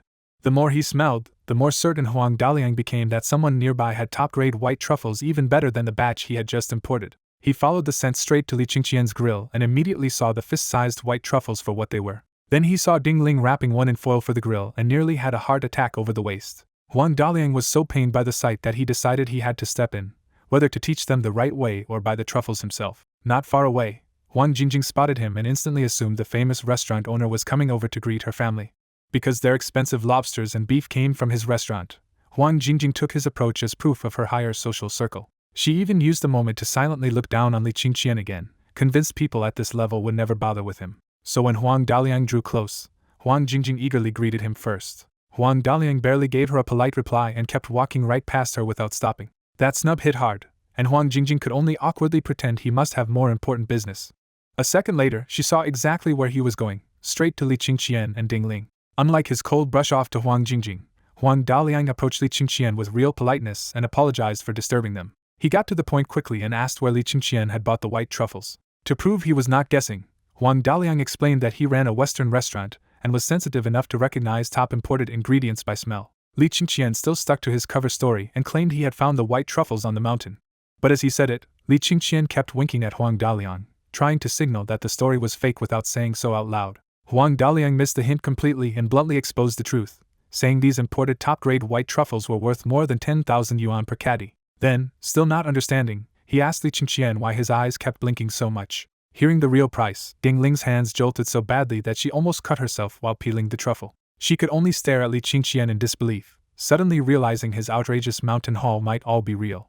When Huang Daliang gets suspicious about the truffle, Li Qingqian firmly insists he just found it on the mountain and quickly points out markings that fit a domestic white truffle. The moment Huang Daliang starts noticing the truffle is unusually large, Li Qingqian cuts him off and bluntly tries to send him away before he says too much. Instead of leaving, Huang Daliang smiles and offers to buy every truffle Li Qingqian has. Even after Huang Daliang raises the price to 10,000 yuan per caddy, Li Qingqian still refuses without hesitation because he grew these ingredients for his parents, not for money. The price shocks everyone nearby, and Ding Ling carefully sets down the fist-sized truffle like it has suddenly become far too precious to touch. Ding Ling admits she is too nervous to handle something this valuable, so Huang Daliang seizes the chance to volunteer as the cook. Seeing Li Qingqian no longer object, Huang Daliang smoothly takes Ding Ling's place and starts shaving the truffle with expert hands. One look at the Li family's simple condiment box makes Huang Daliang frown, because ordinary barbecue seasoning would ruin truffles like this. When Li Qingqian gives a small nod, Huang Daliang immediately calls his staff to bring over proper seasonings and even moves his own meal to this table. A full rack of seasonings and piles of expensive ingredients arrive from Huang Daliang's car, turning Li Qingqian's family grill into the most extravagant table on the mountain.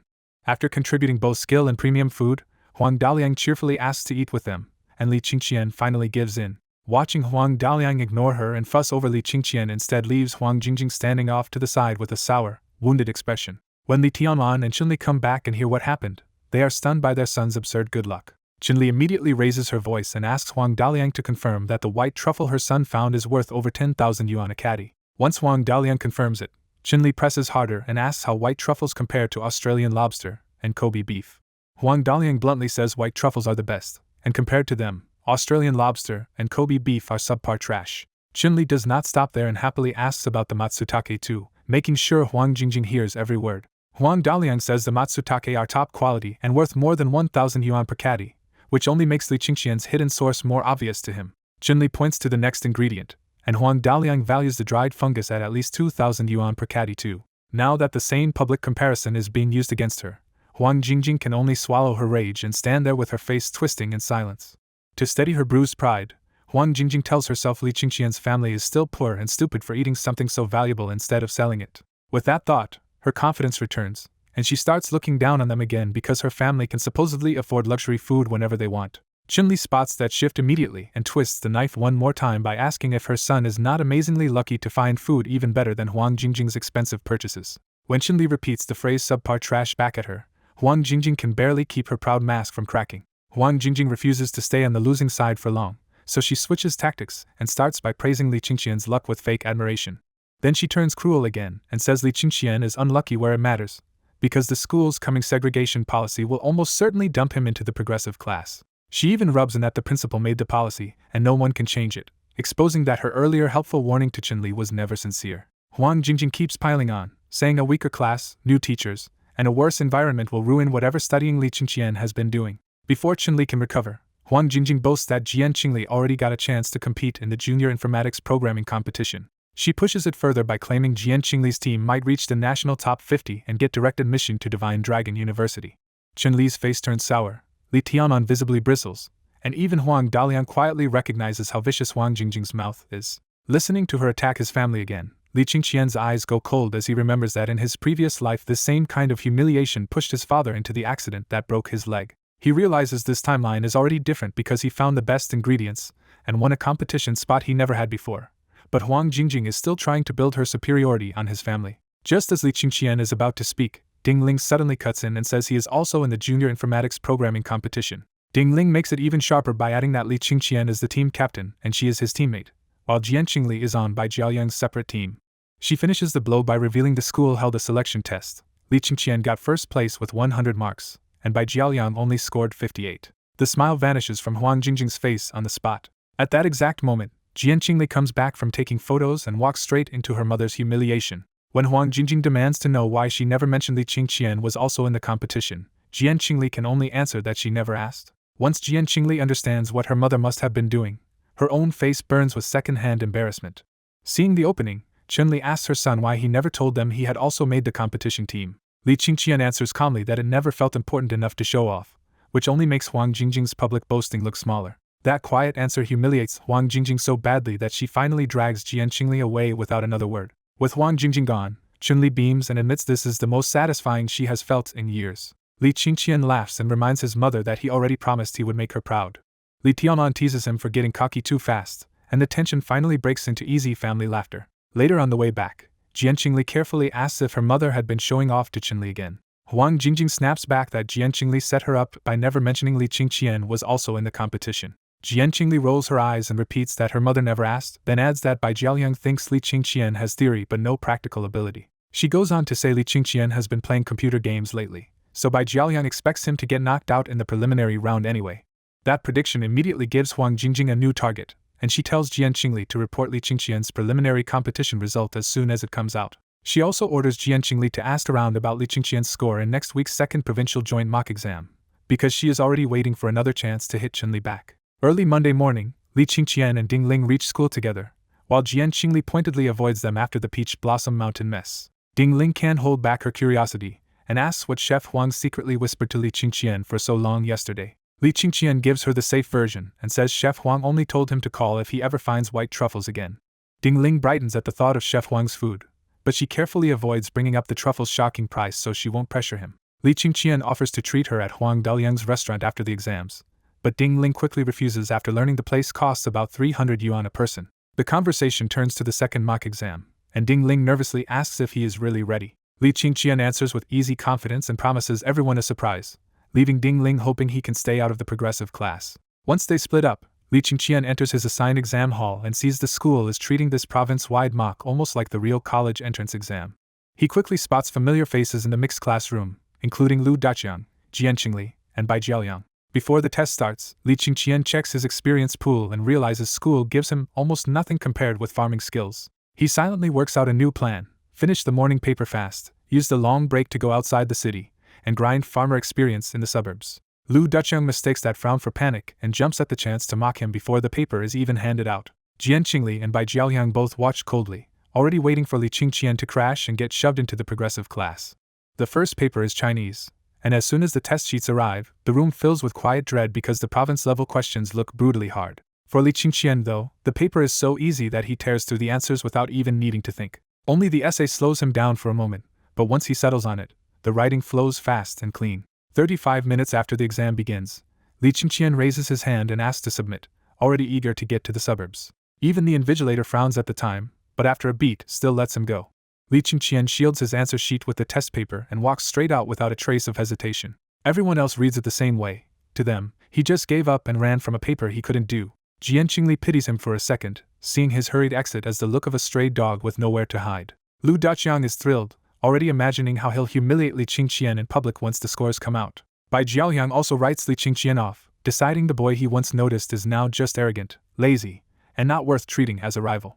Meanwhile, Li Qingqian is already in a car heading for the suburbs, opening his personal interface the moment he gets moving. He sees his strength has already been massively boosted by farmer growth, but his real focus is upgrading the last 2 farmer skills still lagging behind. Without hesitating, Li Qingqian spends 810 experience points to push reclamation and harvest straight to master. The upgrade makes both skills jump tenfold, letting him reclaim or harvest 100 units at once instead of 10. With every farmer skill finally maxed, the profession flips to advanced and reveals the next class, farm owner.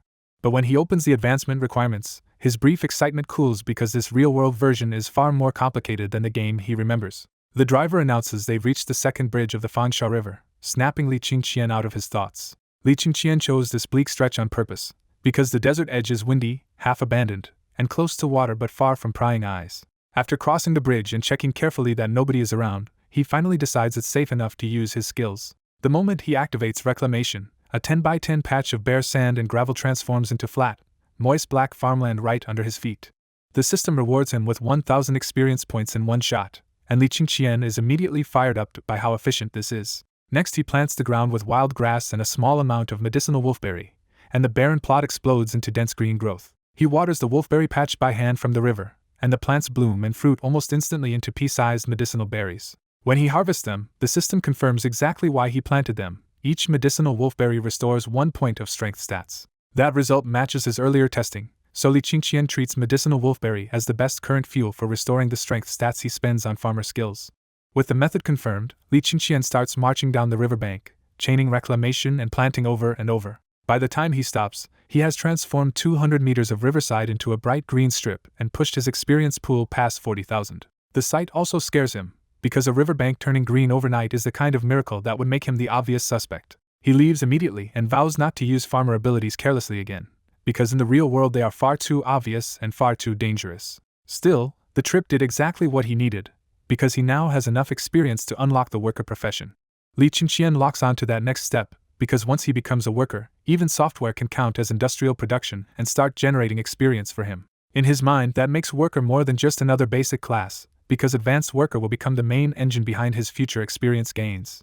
In the afternoon English exam, Li Qingqian finishes in just 20 minutes because the paper feels painfully easy to him. Since he cannot leave yet, he checks the paper from start to finish and figures even his essay should still land him around 145 out of 150. The moment the hall finally allows early submission, Li Qingqian hands in his paper and walks straight out. On the way, he checks the worker certificate he already bought and discovers that in real life this profession needs a studio over 10 square meters. Because that last condition is all that blocks him, he rushes home and decides to treat his own house as the studio for now. Back at school, Lu Daqiang sees Li Qingqian leave early again and takes it as proof that he has completely given up. He smugly plans ahead, deciding that once the scores come out, he will screenshot Li Qingqian's result and spread it around to humiliate him. Jian Qingli notices the early submission too, but the paper is hard enough that she just gives up caring about Li Qingqian. Bai Jiaoyang is equally dismissive, calling Li Qingqian trash while blaming the brutal exam itself for his own stress. At home, Li Qingqian opens his interface, confirms the studio condition is finally satisfied, and successfully takes on the worker profession. He immediately dumps experience into it, and pushes worker all the way to level 9 in one shot. The agility boost hits hard, and Li Qingqian suddenly feels his whole body turn light and unburdened. Then a cool shock runs through his eyes, his glasses start making everything blur, and he hurriedly rips them off. Without the glasses, the dizziness vanishes and the whole room snaps into perfect focus. After testing it for himself, he realizes his 300-degree myopia is gone and bursts into thrilled disbelief. He walks to the window, looks far into the square outside, and confirms he can see distant people clearly enough to joke that he could qualify as a pilot now. Once the excitement settles, he starts reading the worker rewards and sees a stack of new abilities tied to agility, tools, manufacturing, and precision. At level 9, the final skill shocks him most. Manufacturing principle can reveal how a machine is made, as long as he can meet the knowledge and strength cost. The idea hits him immediately that with the right conditions, even something as advanced as a photolithography machine or CPU could be reverse understood through this skill. Unable to resist, he turns to his father's laptop and uses manufacturing principle on a real target. The analysis floods him with a brutal list of missing disciplines and an absurd strength cost of over 91 million, instantly proving he aimed far too high. Li Qingqian quickly reins himself in and admits he has to take this skill step by step instead of trying to swallow an entire laptop at once. After that test, he refocuses on the reason he wanted Worker in the first place, building his own open-source operating system.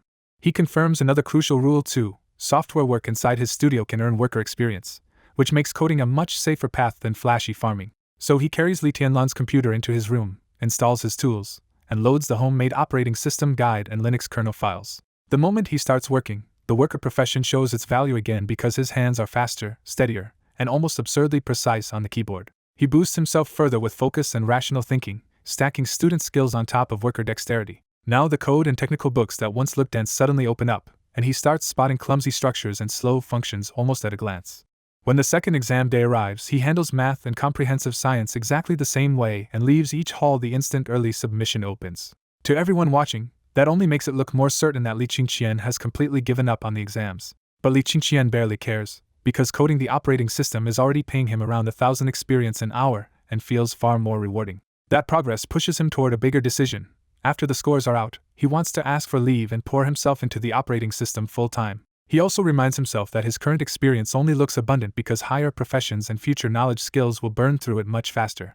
By the time he comes home again, he is already measuring progress in code lines and dives right back into building the system core. Meanwhile at Tianyi High, the exams end and the strong students crowd around teacher Wang Jianjia, desperate to hear whether any scores are already out. Teacher Wang settles them down and explains that this province-wide mock follows the college entrance exam model, so the papers were anonymized and graded online by teachers across the province. She tells them to wait for Thursday, but then remembers something exciting and posts a full marks English paper into the class group as an example to study. Looking at the flawless paper, Teacher Wang openly admires the student behind it and guesses the owner must be from the province's top school.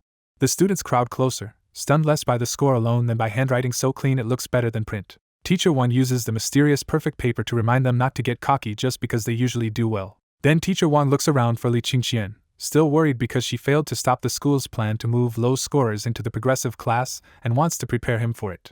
Lu Daqian quickly tells her that Li Qingqian turned in every paper in 30 minutes and left long ago, sounding almost eager to underline it. At that exact moment at home, Li Qingqian opens Teacher Wang's class message, sees the sample paper on his phone, and blinks because it is obviously his own English exam. Early the next morning, Li Qingqian sits in class looking half dead, with bloodshot eyes and twitching eyelids after coding through the night. He had worked until after 3 in the morning and finally finished the core section of his new operating system. In his own mind, that core is terrifyingly efficient, far beyond Linux or Windows, but he knows it is still only a core and not a complete operating system yet. He maps out the 5 major modules still missing and realizes he needs about a month to finish the full system. That thought pushes him to a blunt conclusion: staying in class all day is wasting time, and he needs a way to get leave from school. He tries to force himself awake, but the sleep debt wins and he finally drops onto the desk. He is not sleeping because class is too hard anymore.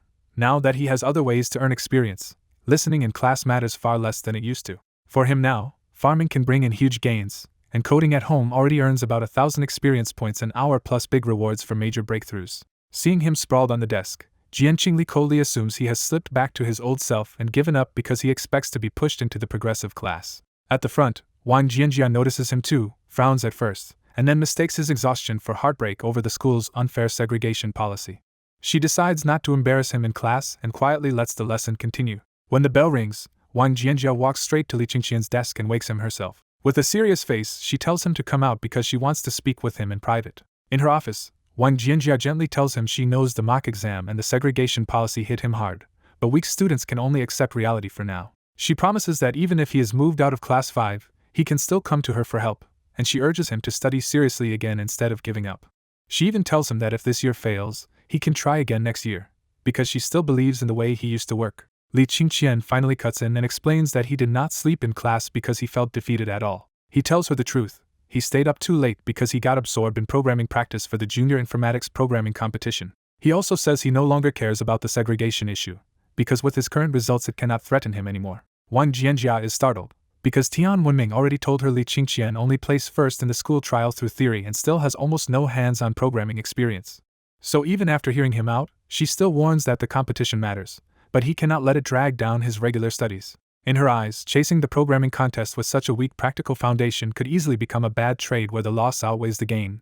That afternoon at lunch, Ding Ling suddenly asked Li Qingqian whether his teacher sent him the test paper from the mysterious calligraphy god. Li Qingqian is completely lost, because he slept through the morning and has no idea what that nickname even means. Ding Ling eagerly explains that after the second mock exam, teachers across the province circulated several full-marks papers trying to identify the students behind them.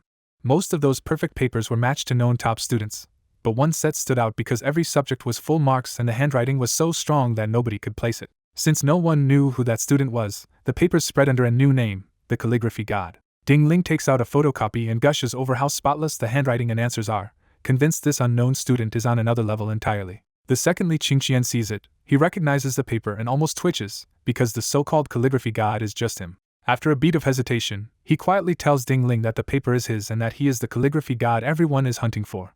To prove it on the spot, he borrows her pen and writes directly on the copy. His handwriting comes out clean, forceful, and identical to the copied exam, leaving no room to argue. Ding Ling stares at him in open shock as it sinks in that the legendary full-marks student has been sitting beside her the whole time. She quickly connects the dots, remembering his confidence before the exam, and decides he has no reason to make up something that tomorrow's release papers will expose anyway. At the table behind them, Bai Jiaoyang and Jian Qingli overhear every word of the reveal.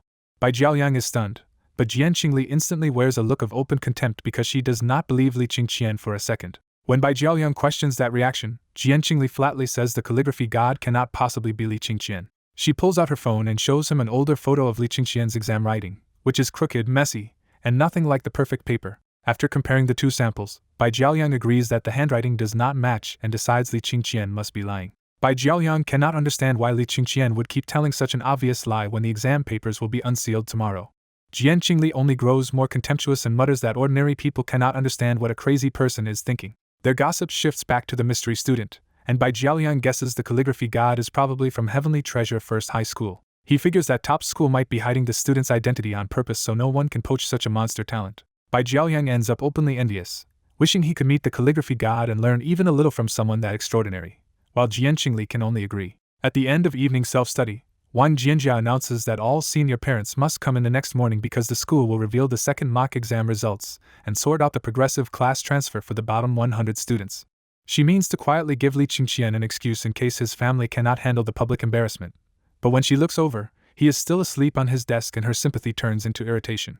As students file out, the weaker ones complain that the school is setting them up to be scolded at home, and some of them point at the sleeping Li Qingqian as the class's biggest disaster waiting to happen. Jian Qingli packs up and walks away coldly, thinking that after tomorrow she and Li Qingqian will no longer belong to the same world. Lu Daqiang strolls up to the sleeping Li Qingqian, snaps a photo, and leaves grinning because he cannot wait to watch Li Qingqian and his parents get humiliated in public. After most people leave, Ding Ling comes to wake Li Qingqian and gently urges him not to stay up so late coding, her eyes wet because she believes he is pushing himself this hard for her future too.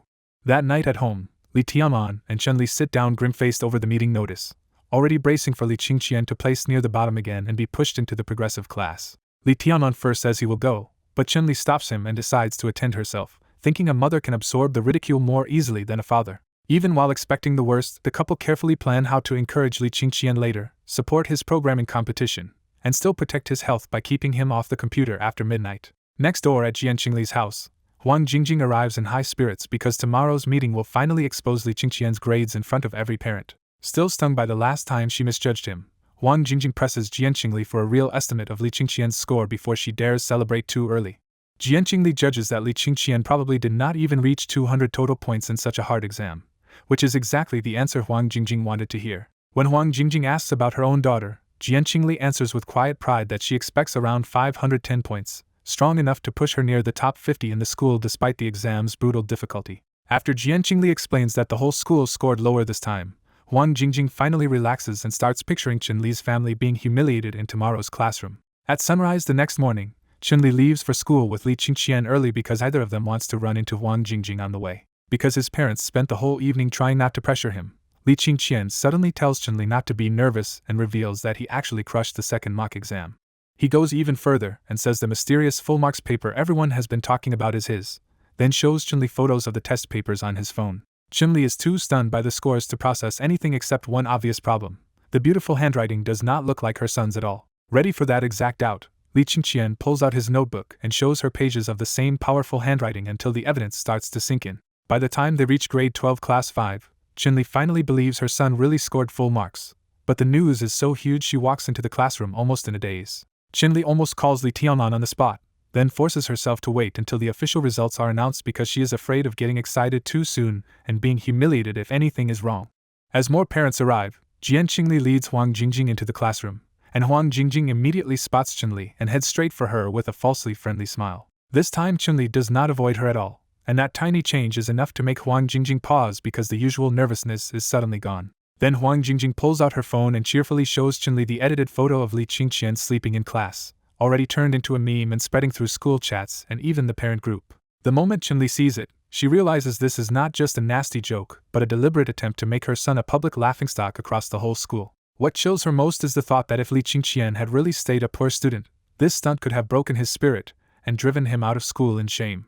Huang Jingjing keeps pressing, saying bad grades would not matter if Li Qingqian knew his place, but his bragging about getting into university made him deserve this ridicule. Instead of folding, Chinli says with complete certainty that her son will get into university, and Huang Jingjing only laughs harder, calling both mother and son a joke as she assumes the progressive class transfer is already settled. Outside in the corridor, the students have been pushed out for the meeting, and Lu Daqiang walks up to Li Qingqian with a mocking grin because he plans to show off the edited photo in front of everyone. The corridor goes strangely quiet because everyone already knows what Lu Daqiang is about to do, and even the bystanders mutter that if they were Li Qingqian, they would not let this slide. Li Qingqian takes the phone, sees the red captioned sleeping photo for himself, and Lu Daqiang doubles over laughing as he declares that Li Qingqian and even his parents have become a school-wide joke.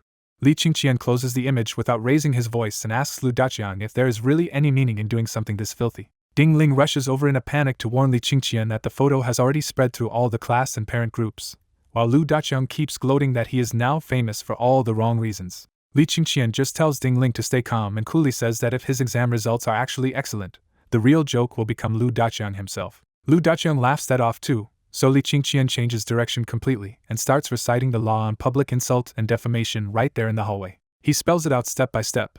The fake image was spread publicly. It attacks Li Qingqian's reputation, and with both student and parent groups involved, this is serious enough that Lu Daqiang could end up facing criminal punishment. That is the first time Lu Daqiang truly falters, because Li Qingqian is still calm while the word jail lands like a bucket of ice over his head. Lu Daqiang frantically searches the law on his own phone, and when he sees that Li Qingqian quoted it correctly, sweat starts breaking out across his face. In the corridor, Lu Daqiang still tried to bully Li Qingqian into backing down, saying classmates should settle things internally instead of dragging in the law. The classmate who helped Photoshop the meme piled on too, but the panic in his face showed he was scared this prank might really become a police matter. Before the argument could escalate, someone called out that Teacher Wang had arrived, and the noisy corridor instantly tightened up. With Teacher Wang inside the classroom, Lu Daqiang swallowed his pride and forced out a stiff apology to Li Qingqian in full view of the other students. Li Qingqian refused to let him off with that fake apology, making it clear this humiliation was not over. That rejection shattered Lu Daqiang's last bit of face, and his embarrassment flipped straight into anger. He dropped the act and threatened Li Qingqian outright, warning that if things went too far, both sides would suffer. Li Qingqian answered with nothing but a cold sneer, and that contempt hit Lu Daqiang harder than any insult.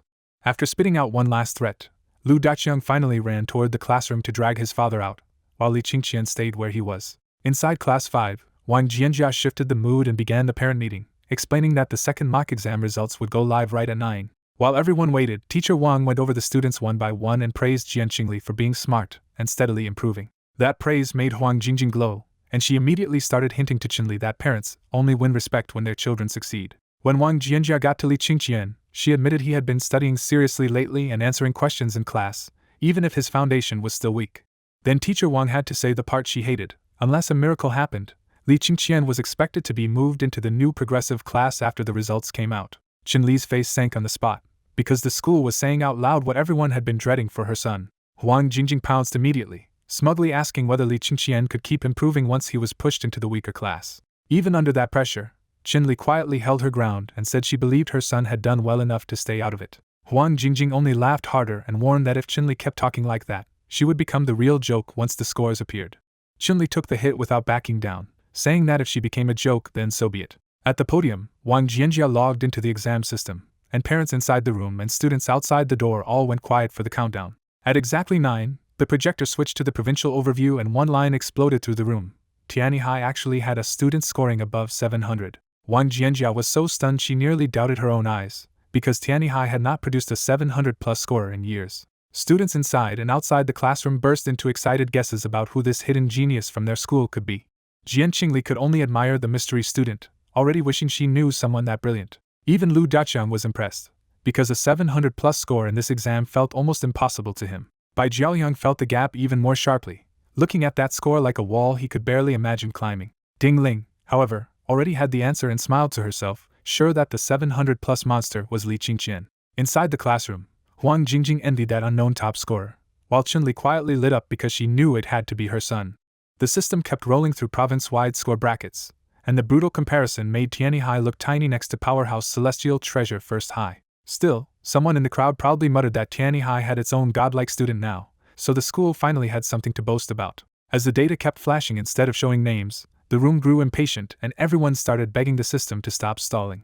At last the statistics vanished, and the Class 5 results link appeared, pulling every eye back to the podium. Teacher Wang clicked in immediately, only for the overloaded system to throw up a 2-minute wait notice at the worst possible moment. Parents cursed under their breath, and someone suggested skipping the projector entirely and checking each student's score through the phone app instead. Huang Jingjing was the first to strike gold, and she loudly announced that Jian Qingli had scored 515, ranking 6th in class and 57th in school. Jian Qingli smiled with relief too, because even if she had missed her ideal school rank, this was still a clear step forward for her. Huang Jingjing rubbed it in at once, repeating her daughter's score to Chunli as if she needed the whole room to hear who the successful parent was. Chunli barely answered and hurried to enter Li Qingqian's exam number herself. The page opened, and Chunli saw the impossible in one breath. Li Qingqian had 750 points, first in class, first in school, and first in the entire province. Even though she had hoped for it, the shock still overwhelmed Chunli, and her joy hit so hard she had to cover her mouth to keep from crying out. The tears came anyway, because in that instant she knew her son had really changed and had become the top student everyone said he could never be. Huang Jingjing saw only tears and instantly assumed the worst, smugly deciding that Li Qingqian's score must have been disastrous. Outside, the students fell quiet too, because from where they stood it looked like Chunli had broken down over Li Qingqian's result. Jian Qingli inwardly judged Li Qingqian for making his mother cry, assuming his score had to be far worse than anyone expected. Lu Daqiang was even happier with that guess, because his own 496 suddenly felt good enough to let him enjoy what looked like Li Qingqian's collapse. Li Qingqian saw his mother crying and immediately pushed into the classroom, worried before he knew the real reason. He hurried to Chunli's side and gently wiped her tears, asking what had happened. Huang Jingjing jumped in before Chunli could answer, mocking that she had cried because Li Qingqian's score was too awful to bear. The other parents quietly pitied Chunli too, all of them making the same wrong assumption from the tears in front of them. Not satisfied with that, Huang Jingjing pushed again to see Li Qingqian's exact score and turn it into a full public humiliation. She thought she had glimpsed a miserable 150 on the phone, which only made her more eager to expose Li Qingqian in front of everyone. That rumor-charged curiosity spread through the room and even back out into the corridor, with everyone waiting to hear just how badly Qingqian had supposedly done. Then a sharp-eyed student suddenly spotted the projector update and shouted that the class results had finally finished downloading. As soon as the exam file finished downloading, the whole parent meeting room leaned toward the big screen, eager to see the rankings. Teacher Wang pulled up the score sheet, but the list opened in serial number order, so Li Qingqian's name was still buried out of sight. A few people were not waiting for their own scores at all, they were watching for Li Qingqian's, each for their own reason. Lu Daqiang loudly urged Teacher Wang to sort by score, pretending he wanted to see first place when he was really waiting to embarrass Li Qingqian. Teacher Wang clicked descending order, and Li Qingqian's name jumped straight to the top with a perfect 750. The room went dead silent because the score was not just first in class, it was first in the whole province. Li Qingqian stayed calm, and Chunli looked almost matter-of-fact because she had already checked his result herself. Across the room, Huang Jingjing and Jian Qingli could only stare in disbelief as the truth hit them. Lu Daqiang rubbed his eyes and refused to believe that the class clown in his head had just taken provincial first. The parents broke the silence by openly doubting the result, because the same boy had supposedly scored only 280 last time and was mocked for sleeping in class. Lu Daqiang and Huang Jingjing quickly pushed the same idea, insisting Teacher Wang must have sorted the list wrong. Teacher Wang cancelled the sort, restored the original list, and Li Qingqian's name vanished from the top again. Before she sorted it again, Lu Daqiang hurriedly stopped her and demanded they open Li Qingqian's record directly to verify it. Teacher Wang, sweating now herself, moved down to Li Qingqian's row while the entire classroom watched the screen in silence. The manual check showed the exact same thing. Li Qingqian really had 750 and really was provincial number 1. This time even Teacher Wang blurted out her disbelief, and the room finally swung from doubt to open praise for Li Qingqian. Huang Jingjing, who had been sitting there so arrogantly before, suddenly looked deeply uneasy. For Jian Qingli, the shock cut even deeper because she had always looked down on Li Qingqian and chosen Bai Jiaoliang without a second thought. Lu Daqiang's face turned ashen as he realized the plan he had discussed with his father against Li Qingqian was suddenly becoming dangerous. He finally understood the real problem. A school that might ignore a weak student would never casually offend its new star scorer for his sake. Lu Wendao figured it out just as fast and dropped his calm mask, deciding they would have to spend money to settle this before it got worse. In his eyes, Li Qingqian's family background still looked ordinary enough that 100,000 yuan should buy silence. Then a serious voice came from outside the classroom, asking Li Qingqian's parent to step out at once. Teacher Wang recognized Ding Chen immediately, and assumed the school had already rushed to receive the mother of its full-mark student. Seeing Chen Li's timid reaction, Teacher Wang told Li Qingqian to go with his mother and give her some support. Back in the classroom, Lu Wen now quietly exchanged a look with Ding Chen and took fresh hope from how meek Chen Li seemed. Chen Qingchuan led Chen Li and Li Qingqian into his office with a grave face, already planning to keep the whole mess under school control. Inside the office, the dean started calmly, calling the conflict with Lu Daqiang nothing more than a prank and urging the family not to pursue it. He pushed harder by warning that if they insisted on justice, Lu Daqiang would be ruined and Li Qingqian would lose friends and future favors from classmates. When silence did not break them, Chen Qingchuan made the threat more direct and reminded them that Lu Daqiang's rich father would not let the matter rest either. Once he saw fear on Chen Li's face, the dean switched to a fake compromise and offered 10,000 yuan if Li Qingqian would sign a memorandum for Lu Daqiang. Chen Li was about to answer, but Li Qingqian stepped in front of her and cut the whole negotiation short. He calmly showed his phone and told Ding Chen the police had already been called 5 minutes ago. That single sentence rattled the dean so badly he almost fell out of his chair. Chen Qingchuan instantly changed tactics and scolded Li Qingqian for calling the police without first reporting to the form teacher. He went even further and threatened expulsion, saying Li Qingqian had violated school rules. The dean tried one last control move, ordering Li Qingqian to stay quiet when the police arrived and promising to overlook the rule violation if he obeyed. Chen Li finally panicked and begged the dean to find a solution before things got worse. Li Qingqian immediately steadied his mother and made it clear that he would tell the police everything, no matter who tried to pressure him. He said plainly that Lu Daqiang had to pay the price, and if Ding Chen wanted to expel him, he could try. At the same time outside Class 5, Principal Wang hurried over in excitement to meet the student who had just taken full marks in the province. When he did not see Li Qingqian there, he asked Teacher Wang where the boy had gone. Teacher Wang answered that Ding Chen had already taken Li Qingqian and his mother to the office, and one sentence from the principal showed that had not been his order at all. Realizing something was wrong, Principal Wang turned and headed straight for Ding Chen's office. Back in the classroom, Lu Wenao also sensed danger and quickly messaged, then called, Ding Chen in a panic. His only hope now was that Principal Wang would not find out what was happening in that office. Inside the office, Ding Chen's face darkened as he realized Li Qingqian was not the easy target he had expected. Still treating Li Qingqian like the old 280-point failure, Chen Qingchuan finally snapped and threatened expulsion, not knowing Principal Wang was already outside the door hearing every word. Inside the office, Principal Wang Lingbo storms and furious because expelling Li Qingqian would wreck the school's biggest breakthrough and his own long-stalled ambitions. Wang Lingbo bluntly exposes the truth. Li Qingqian just scored a perfect 750 and ranked first in the entire province.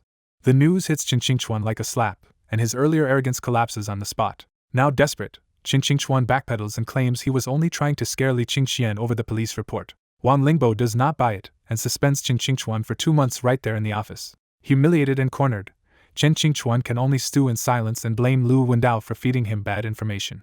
Once Chen Qingchuan is put in his place, Wang Lingbo turns warm and apologetic, promising Chen Li that the school will protect Li Qingqian properly.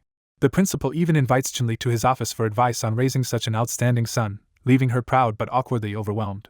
Li Qingqian finally speaks up and says he wants to return to class first to thank the people who helped him, but the cold look in his eyes makes it clear he means something sharper. Wang Lingbo quickly agrees and goes with Li Qingqian and Chen Li back to grade 12 class 5. Back in the classroom during the parent-teacher meeting, Wang Jianjia gives Li Qingqian the podium and the whole room turns to watch him. Li Qingqian opens with the question everyone is dying to ask: how did he jump from 280 points to 750? He first thanks his parents, saying they never gave up on him, and he hands all his glory back to them in front of everyone. Chen Li breaks into tears again, but this time it is pure pride as the whole room looks at her with envy. Li Qingqian next thanks Teacher Wang for encouraging him when everyone else had already written him off. Wang Jianjia modestly says she did not help much, but Wang Lingbo is even more impressed that Li Qingqian remembers gratitude so clearly. Then Li Qingqian pivots, saying he also wants to thank the people who looked down on him because they pushed him to change. With the principal and teacher as witnesses, he calls out Lu Daqiang by name and logs into WeChat on the classroom computer. The projected chat opens to Lu Daqiang's cruel message, "Let me show you a joke," followed by the edited sleeping photo that had spread through the school. The third message lands even harder on the silent room. Lu Daqiang had openly called Li Qingqian a joke. Everyone falls quiet, and Lu Daqiang suddenly becomes the one trapped under the spotlight. Wang Jianjia is appalled when she finally sees the meme and realizes how vicious it could have been if Li Qingqian had not turned his life around. Parents begin whispering that a student who only scored 450 has no right to mock the boy who just got 750, and the ridicule flips completely onto Lu Daqiang. Humiliated in front of everyone, Lu Daqiang burns with hatred instead of remorse and silently swears revenge on Li Qingqian. Li Qingqian twists the knife with one calm line, "Maybe he is not a joke, but the people calling him one already are." Having made his point, Li Qingqian steps down from the podium looking lighter than before. At that exact moment, 2 police officers arrive at the classroom door asking for Li Qingqian. Wang Lingbo steps in politely, and the officers explain that Li Qingqian reported someone for spreading rumors and slander. When Wang Limin adds that the suspect is Lu Daqiang from the same class, Lu Daqiang nearly collapses from fear. Lu Wendao hurries over with a greasy smile and even tries offering cigarettes, but Wang Limin shuts him down immediately. Once Lu Wendao admits he is Lu Daqiang's father, the officer orders him to call his son over and wait quietly. Li Qingqian steps forward to identify himself, and the officer starts taking the statements right there in front of the classroom. Lu Daqiang is so scared he can barely speak, and when Lu Wendao tries to interrupt, Wang Limin orders him to stay out of it. Li Qingqian calmly lays out the whole story and shows the photo evidence on his phone, making the case painfully clear. With the evidence straightforward and easy to verify, the police take Lu Daqiang away from the classroom in terror. Lu Wendao can only glare at Li Qingqian and spit out a bitter threat before hurrying after them. After that public takedown, everyone in the room looks at Li Qingqian with more than envy now. There is real awe in it. When the parent-teacher meeting finally ends, Li Qingqian leaves the classroom with Chenli to head home. Huang Jingjing catches up and, for once, speaks to Chenli without any of her usual arrogance. Then Jian Qingli steps out too and quietly asks Li Qingqian for a serious talk in a tone she has never used with him before. After leaving school, Li Qingqian's group stays by the gate instead of heading home, waiting for Ding Ling's family to come out. Huang Jingjing suddenly turns gentle and chatty with Chenli, clearly fishing for details about Li Qingqian's studies with open envy. Nearby, Jian Qingli corners Li Qingqian and complains that he should have told her more clearly how good his results really were. Li Qingqian answers evenly that he did tell her before, and if she did not believe him, that was never his problem to fix. That blunt line hits hard, and Jian Qingli can barely hold back tears when she realizes he truly does not care anymore. Trying to recover, Jian Qingli changes the subject and asks why someone with his grades would still bother entering the junior informatics programming competition. Li Qingqian keeps that answer vague too, saying he just felt like joining and refusing to reopen old feelings or old offers.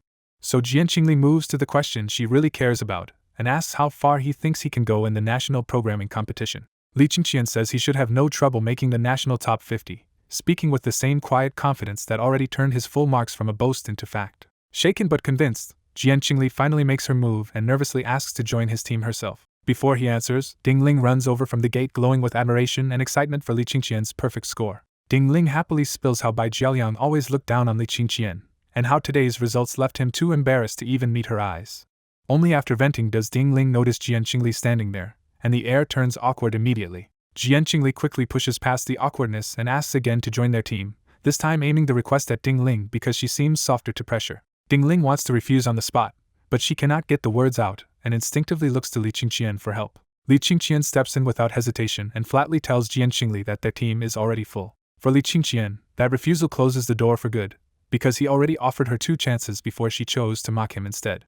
The rejection leaves Jian Qingli looking like she has taken a heavy blow, her face strained white on the walk home.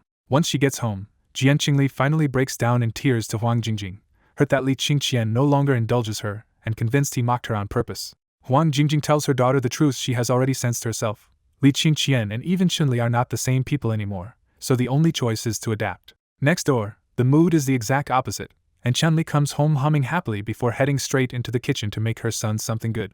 Li Qingqian wastes no time, takes his laptop to his room, and quietly savors the feeling that today's results finally changed his fate for real.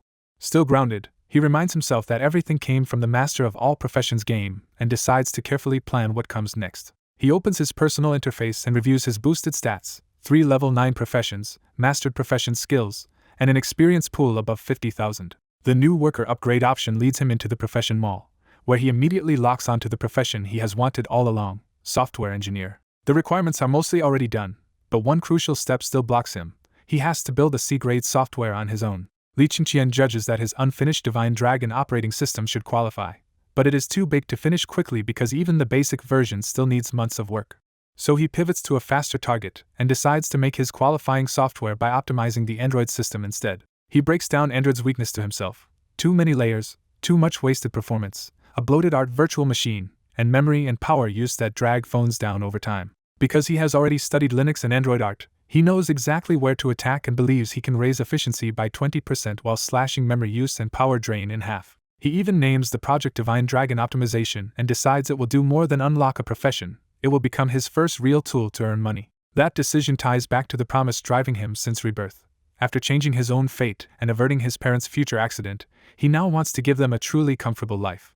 With his goal settled, Li Qingqian opens the Android art virtual machine code and switches on focus and rational thinking together. The massive codebase stops being a wall to him, and under stacked skills he tears through hundreds of thousands of lines with near absurd speed and understanding. Then his worker talent kicks in harder, tool mastery boosts his typing again, and his fingers become a storm of afterimages as he rewrites the code with eerie ease. In Square Group's chairman office, Lu Wendao sits there red-eyed and furious while top lawyer Zhou Wenwu studies the case files. After hearing the details, Zhou Wenwu stops looking relaxed and bluntly warns that Lu Daqian has already crossed into criminal territory.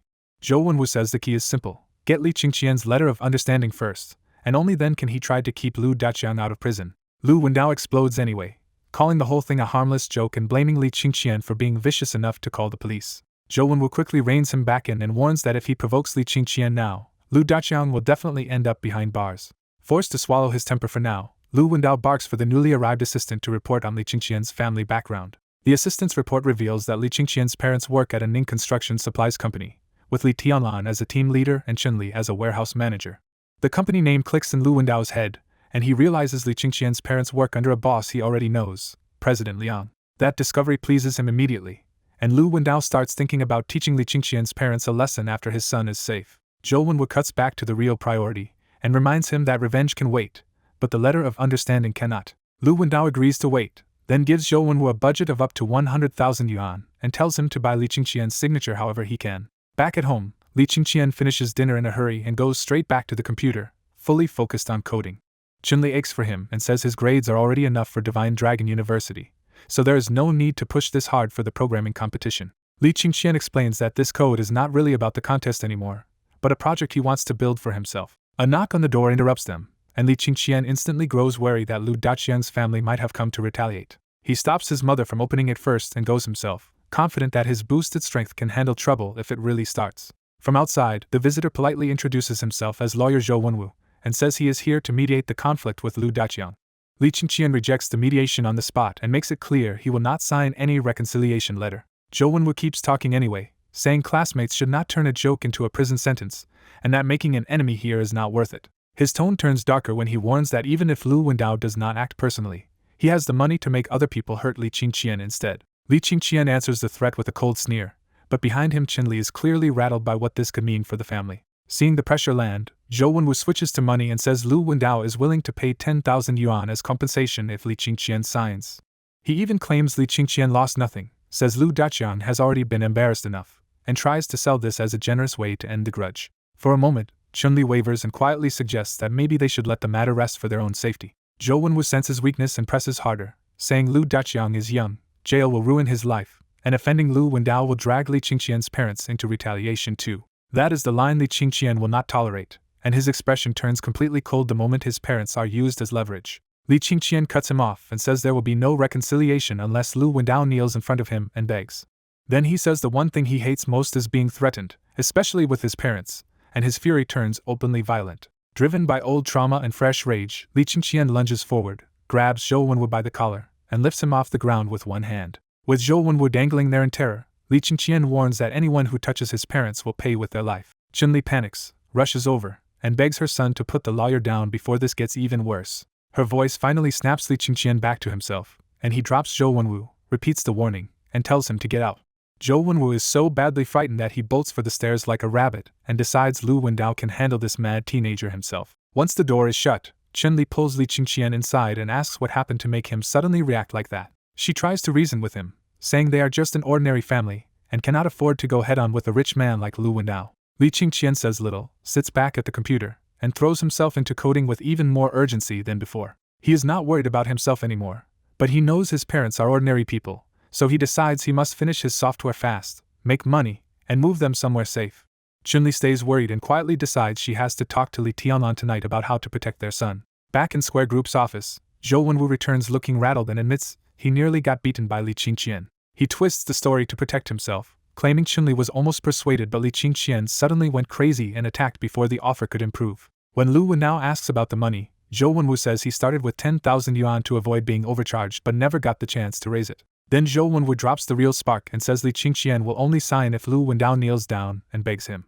That insult blows away the last of Lu Wendao's restraint, and he erupts that Li Qingqian must have a death wish. He decides to stop trying to talk through Li Qingqian and instead reaches for a crueler pressure point: the jobs of Li Qingqian's parents. Dialing President Liang of Aning Construction Supplies, Lu Wendao coldly decides Li Qingqian may not understand hardship yet, but his parents will. He tells himself that if Li Qingqian signs now, the 100,000 yuan will just be charity to a dog, but if he still refuses, Lu Wendao will cut off the family's income first. With money and influence on his side, Lu Wendao makes his final decision and vows to show Li Qingqian just how cruel this world can be. At the construction supplies company, Li Tianlan kept grinning under his hard hat as he stared at the screenshot proving Li Qingqian had taken first place with full marks. That happy moment ended fast when Xiaoyu came over and told him President Liang wanted him in the office immediately. When Li Tianlan nervously asked why, Xiaoyu brushed him off with open disgust, clearly unwilling to get too close to a filthy worker. But the moment they reached the luxurious office, Xiaoyu's attitude flipped, and she turned sweet and flattering in front of President Liang. After sending Xiaoyu out, President Liang invited Li Tianlan to sit, and that fake politeness only made him more uneasy. President Liang got to the point and told him Lu Wendao wanted Li Qingqian to sign a letter of understanding so Lu Daqian could avoid prison. Li Tianlan was blindsided, because he had no idea his son had gotten into such a serious conflict at school. He tried to call home first and find out what really happened, but President Liang flatly shut that down. President Liang made it even plainer by warning that Lu Wendao was not someone ordinary people could afford to offend. Then he laid out the bait: 10 bundles of cash and a pre-printed letter, as if the whole thing were already settled. Li Tianlan still asked to understand the situation first, because he did not dare bring home a paper that might hurt his son. That resistance annoyed President Liang, and his polite mask dropped on the spot. President Liang said it outright: either Li Qingqian signs, or both Li Tianlan and Chen Li lose their jobs. He pushed even harder by threatening that Lu Wendao could also ruin their whole family if they still refused. Li Tianlan clenched his fists in humiliation, but the mortgage, the bills, and Li Qingqian's future made the threat feel terrifyingly real. In the end, Li Tianlan swallowed his anger and reached for the letter anyway. Seeing him give in, President Liang smiled and called it a win-win, as if forcing a family into submission were doing them a favor. Once outside the company, Li Tianlan called Chen Li at once and asked what had really happened. Chen Li explained the whole school incident from start to finish, and Li Tianlan finally understood why Li Qingqian had refused before. Even after hearing it all, Li Tianlan said they still had no real choice and told Chen Li to wait until he got home so he could persuade their son himself.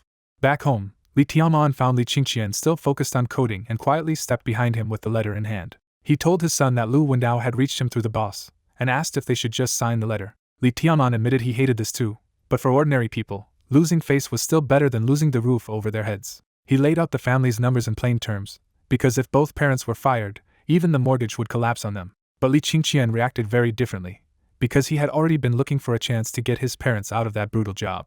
Li Qingqian had been quietly selling white truffles to Huang Daliang, and he had already saved 30,000 yuan for exactly this kind of emergency. He told his father to check his messages and sent the 30,000 yuan over on the spot. Li Tianlan was stunned by the amount, and Li Qingqian calmly explained that the money was clean and came from boss Huang. With 2 months of breathing room secured, Li Qingqian said that if President Liang wanted to fire both parents, then let him do it. He also made his position crystal clear. He would only sign if Lu Wendao knelt in front of him and begged. When Li Tianlan worried about what happened after that 30,000 yuan ran out, Li Qingqian answered with another bold promise. Li Qingqian said next month's junior informatics competition prize was 100,000 yuan, and he spoke as if that money was already his. Before Li Tianlan could argue further, President Liang called to demand why the letter still was not signed after half an hour. President Liang was not just calling to nag, he barked that President Lu was still waiting and ordered Li Tianlan to hurry up, pushing the family even harder through the phone. Li Tianlan tried to answer carefully, but Li Qingqian had heard enough and snatched the phone away. Li Qingqian directly told President Liang he would never sign, that his parents were resigning, and that Liang had better learn to speak to his father with respect. On the other end, President Liang exploded, furious that a teenager had dared to talk back to him like that. He sneered that Li Qingqian wanted to warn him in person, so he would go give the boy that chance face to face. The car was not empty either, because President Liang had brought 3 burly young men with him. The men mocked Li Qingqian as a fearless brat and acted like handling an ordinary family would be easy work.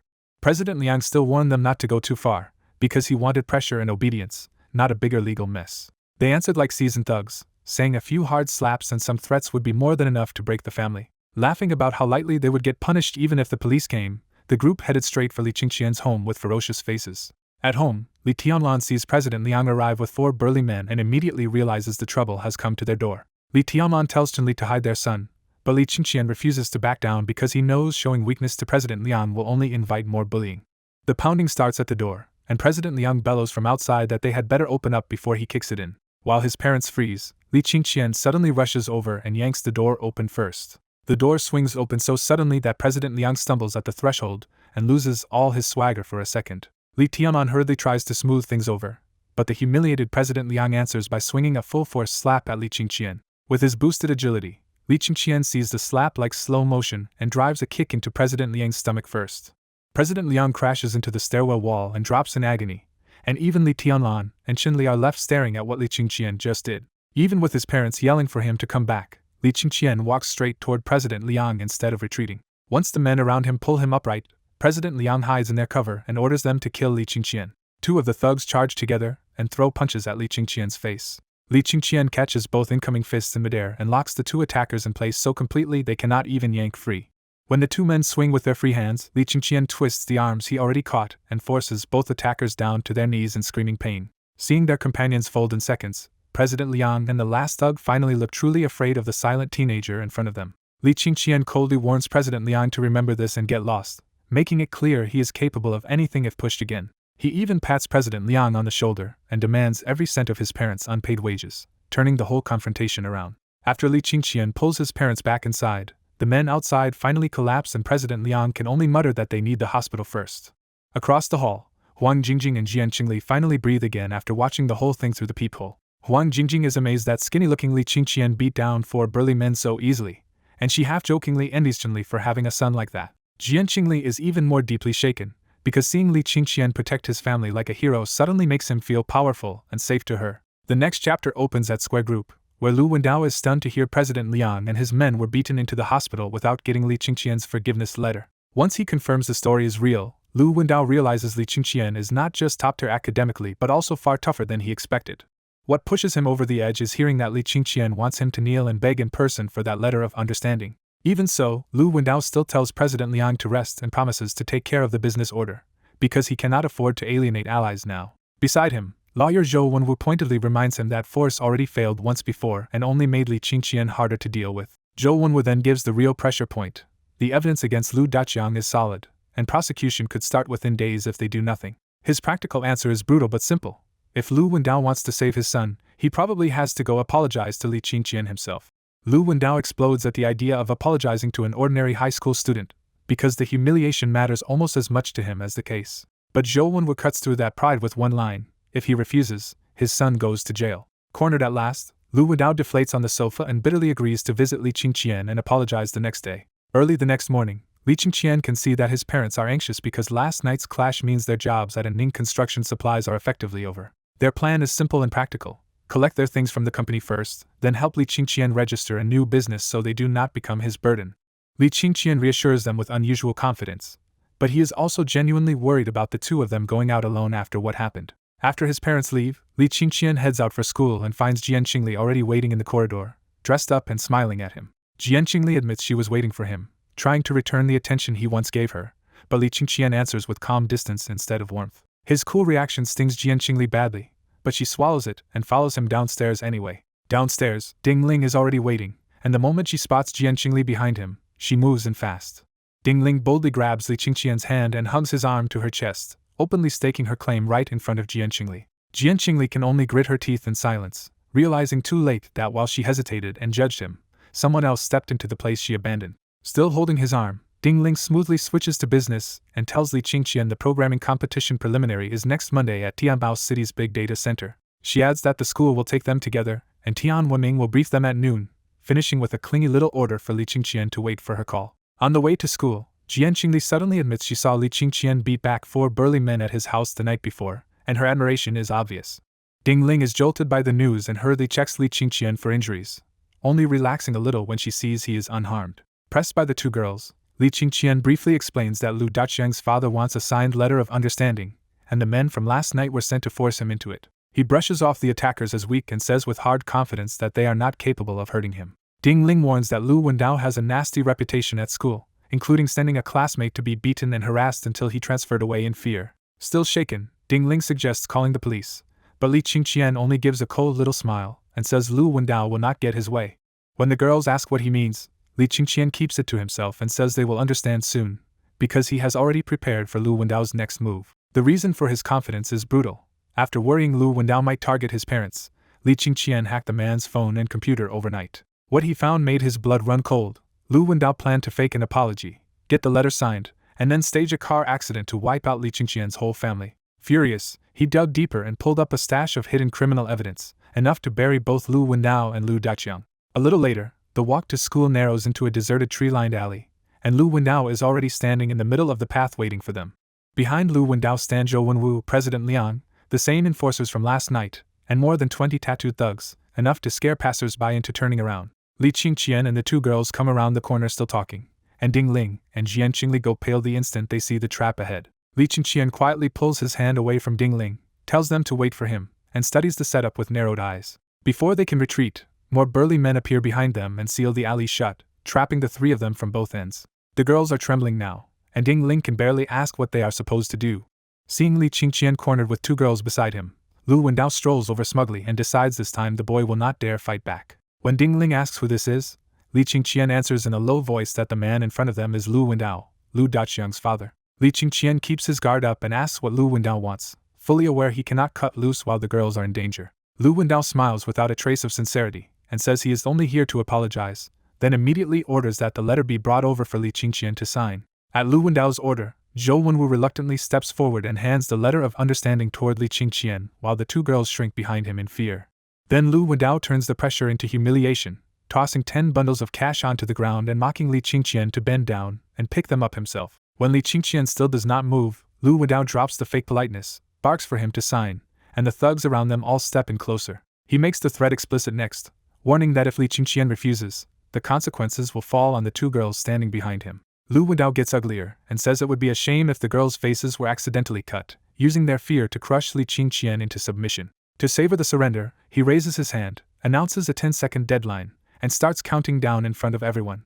As the numbers fall, Jian Qingli breaks first and begs Li Qingqian to just sign because she is terrified. Ding Ling is just as frightened, but instead of backing away she grabs Li Qingqian tightly and stays with him. Li Qingqian says nothing and keeps staring at Lu Wendao, while President Liang and the other men grin with mean little revenge on their faces.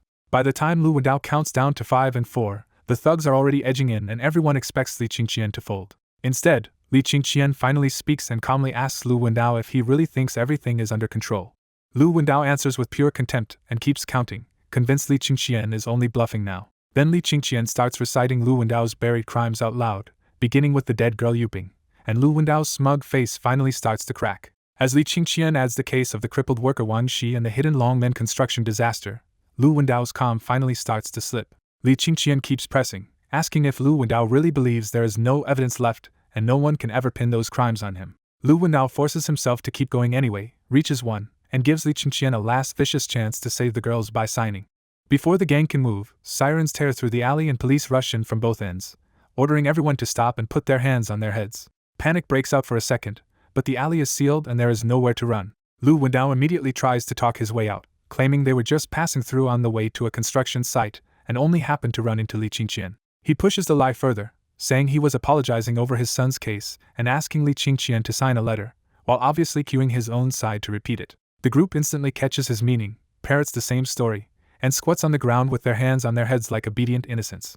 Only Lu Wendao stays standing, and he even leans close to promise Li Qingqian they are not finished, and he will come after him again. Li Qingqian just laughs and tells him he will not get another chance. The next second, 2 officers slam Lu Wendao to the ground first, and he blurts out his title as if being chairman of Square Group can still protect him. Instead of letting him talk his way out, the police cuff him and formally arrest him for the suspected murder of Yuping. Hearing the charge, Lu Wendao starts trembling and insists Yuping died of alcohol poisoning, but his denial lands badly now.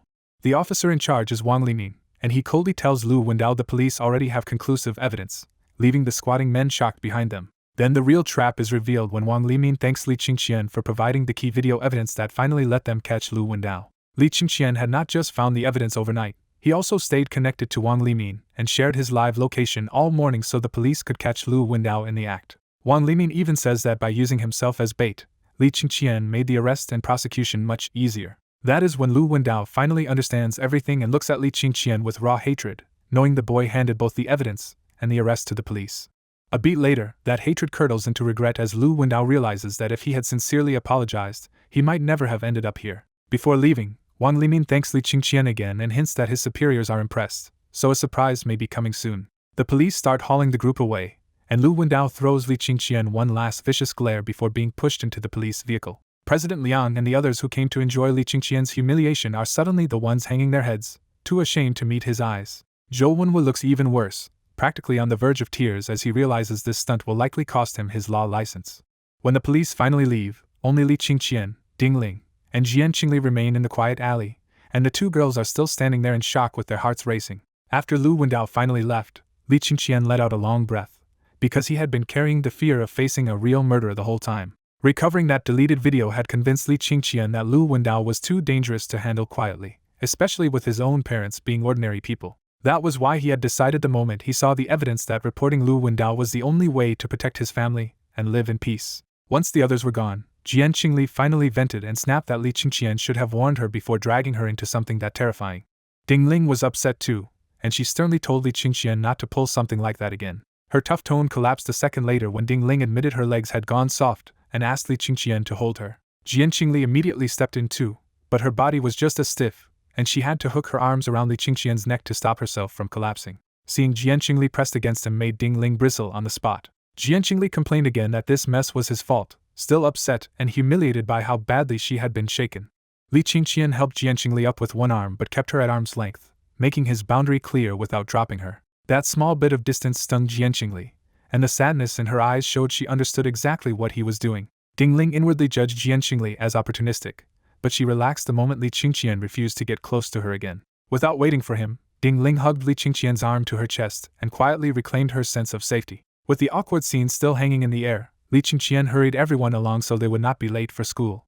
After reaching school, Li Qingqian got leave from teacher Wang and headed straight for the library with his laptop instead of bothering with class. For him, regular lessons were already pointless, because his school knowledge skills were complete, and coding now earned even better returns. He also knew last night had cost him valuable time, because chasing evidence against Lu Wendao had delayed the software work he really wanted to finish. Back in class 5 after a lesson, a chubby curly-haired boy named Zhao Peng rushed in looking for Li Qingqian. When Qingqian asked what was going on, Zhao Peng teased him with breaking news and said Li Qingqian had done something huge. He revealed that Lu Wendao, Lu Daqian's powerful father, had been arrested that morning too. Qingqian could hardly believe a man as rich and connected as Lu Wendao had actually been taken down. Zhao Peng lowered his voice and said the police had arrested Lu Wendao for murder, thanks to crucial evidence and direct help from Li Qingqian. Then he dropped the part everyone cared about most. The police were supposedly pushing to award Li Qingqian a provincial bravery medal worth 20 bonus points on the college entrance exam. The room instantly filled with envy, because 20 points could change thousands of lives, even if it barely mattered for someone already scoring full marks like Li Qingqian. That envy quickly turned into exaggerated awe when someone joked that Li Qingqian could become the first student to score a ridiculous 770. By the end of the chatter, one classmate was already joking that Li Qingqian deserved a new nickname, Awesomely. Once the noise died down, Qingqian called Zhao Peng out, because he knew this lazy friend would not run over just to gossip. Zhao Peng admitted he did need to find Li Qingqian for something urgent, but he refused to explain what yet. Qingqian finally told him Li Qingqian had gone to the library to prepare for next week's junior informatics competition. When Qingqian casually asked about the programming selection test, Zhao Peng's mood crashed and he admitted he had only ranked 19th out of 21. He tried to save face by inviting Qingqian to play games after school, then hurried off before the teasing could get worse. As soon as he was out, Zhao Peng revealed his real goal to himself. He wanted to talk his way into the last slot on Li Qingqian's competition team. His uncle at the police station had tipped him off that Li Qingqian's computer skills were so strong that joining his team could seriously raise Zhao Peng's odds of placing well. He had also heard Li Qingqian built the data recovery software in less than a night, and that even the police cyber experts were stunned by it. By the time he reached the next corridor, Zhao Peng had already decided Bai Jiaoyang was nowhere near Li Qingqian's level. Then he spotted Bai Jiaoyang walking confidently nearby and guessed he was probably on his way to find Jian Qingli, his teammate. That sight reminded Zhao Peng of the rumor that Jian Qingli had once turned down Li Qingqian, and he felt lucky her rejection might leave an opening for him instead. At the same time outside Class 5, Bai Jiaoyang excitedly called Jian Qingli out to tell her Tian Wenming had arranged special one-on-one training for them in Tianbao City. He proudly explained that their new mentor would be He Jinghua, a computer science PhD teaching at Qianling University, and that they were supposed to leave for Tianbao today. Bai Jiaoyang was thrilled not just about the stronger coaching, but also because traveling alone with Jian Qingli felt like a perfect chance to get closer to her. Jian Qingli answered calmly that she needed to ask her mother first, but the question she really cared about was whether Li Qingqian would be going too. Bai Jiaoyang admitted Tian Wenming had not mentioned Li Qingqian, then quickly comforted himself by insisting Li Qingqian's practical skills were probably too weak for high-level training anyway. Jian Qingli only gave a faint reply, and the brief disappointment in her eyes showed that answer was not what she wanted. Bai Jiaoyang quickly moved on and revealed their side had confirmed a new teammate, He Hongyan, a transferred student said to be highly skilled and very arrogant. He added that He Hongyan was Dr. He's son, and that this connection was the reason they even got access to the Tianbao training at all. That finally hooked Jian Qingli, and she asked how He Hongyan's level compared with Bai Jiaoyang's. Bai Jiaoyang repeated Tian Wenming's claim that He Hongyan might be even better than him, but his face made it obvious he did not really accept that yet. Instead of worrying her, the news made Jian Qingli brighten, because a stronger team meant a much better shot at the national top 50. She was especially satisfied because Li Qingqian had already made it clear he had no intention of taking her onto his own team. Now she wanted this team to be strong enough to beat Li Qingqian's side everywhere, and prove he was not the only gifted one around. Bai Jiaoyang happily backed that up, saying Tian Wenming believed their chances of making the national top 50 were now very high. He kept pushing the comparison further, hinting that unlike Li Qingqian, he could actually help Jian Qingli reach Divine Dragon University. Jian Qingli understood exactly what he meant, but she only gave him a simple nod and left it there. Meanwhile in the library, Li Qingqian finally paused his flying hands and looked out the window to rest his eyes. He was being strict about resting his eyes this time, because he remembered how miserable short-sightedness felt and did not want it coming back. After the short break, his attention returned to the Divine Dragon optimization code on the laptop screen. A system notice appeared for him alone and showed the software was now 65% complete. Seeing that number, he clicked his tongue inwardly and knew last night's detour had cost him a chance to push the project much further. At this pace, he estimated the beta version would not be finished until Sunday. That thought pulled his mind to the software engineer profession, because he remembered its mental coding skill could turn coding speed into something absurd. Instead of getting distracted, he used that idea as fuel and threw himself back into the software with renewed focus. Right then, Zhao Peng arrived at the library in a rush and came up to Li Qingqian's desk, still breathing hard from running over. But the moment he saw Li Qingqian typing, Zhao Peng froze, because the speed in front of him was far beyond anything he expected. In just a breath, more than 10 long lines of code appeared and rolled upward, faster than Zhao Peng could even read them.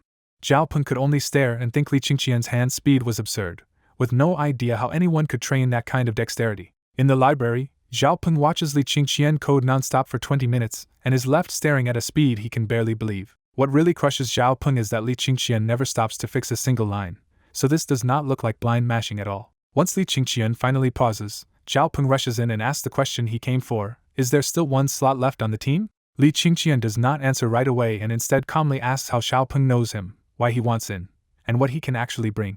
Zhao Peng answers with embarrassing honesty. Li Qingqian's full marks made him famous, and joining this team feels like his best shot at reaching Divine Dragon University. When Zhao Peng says he already knows Li Qingqian's programming is strong, Li Qingqian's expression hardens because almost nobody should know that yet. Zhao Peng nervously reveals that his uncle works in the Municipal Bureau's Internet Security Department, and that is where he heard about Li Qingqian. With that mystery cleared up, Li Qingqian asks the practical question again and pushes Zhao Peng to state his real usefulness. Zhao Peng awkwardly skips boasting about his coding and admits his best assets are quick hands and knowing Tianbao's city well.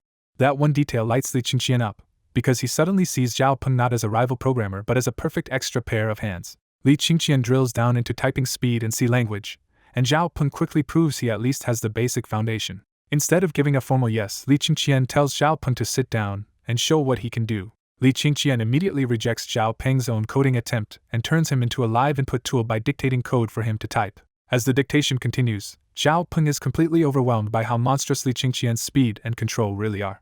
3 hours later, the Divine Dragon optimization software hits 75%, and Li Qingqian can see the extra helper is already speeding the project up. Li Qingqian quietly recalculates the schedule and realizes that with Zhao Peng helping, he can finish on Saturday instead of Sunday. When they leave the library, Li Qingqian looks perfectly energized, but Zhao Peng trails after him like he has been wrung dry. Li Qingqian tells the exhausted Zhao Peng to go rest, but Zhao Peng stubbornly insists on following him to Teacher Tian's office until he sees his own name secured. Li Qingqian reassures him that nobody at school values his team's slot much anyway, because all the attention is on Bai Jiaoyang's stronger lineup.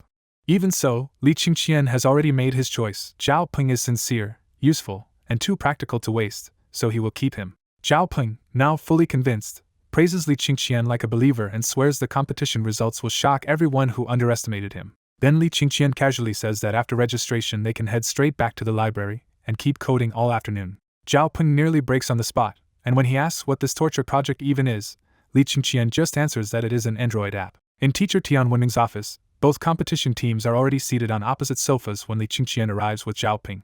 Ding Ling asks who the new guy is, and Zhao Peng quickly introduces himself as the newest member of Li Qingqian's team. Li Qingqian backs him up, and Ding Ling gives a cool welcome even though she is secretly pleased that the team is now full. Across the room, Jian Qingli fumes because Li Qingqian rejected her again and again, yet somehow accepted this fat little outsider instead. She talks herself into accepting by Jiaoyang's team and even starts hoping Li Qingqian crashes out in the preliminaries just to humble him. Closest to teacher Tian sits a tall, pale boy named He Hongyun, reading a technical book and barely sparing Li Qingqian a glance before dismissing him. He Hongyun has already decided Li Qingqian is just a theory-heavy bookworm, and in programming he does not consider him a real opponent at all. Once everyone is assembled, teacher Tian announces the first matter. He Hongyun has joined by Jiaoyang's team and should greatly raise their chances. As teacher Tian lists his open-source work and software experience, He Hongyun basks in it and answers the room with nothing but a proud little nod. Teacher Tian then turns to Li Qingqian's side and asks him to introduce the new teammate he brought. Li Qingqian introduces Zhao Peng in the bluntest way possible, saying he is good at typing and can help him.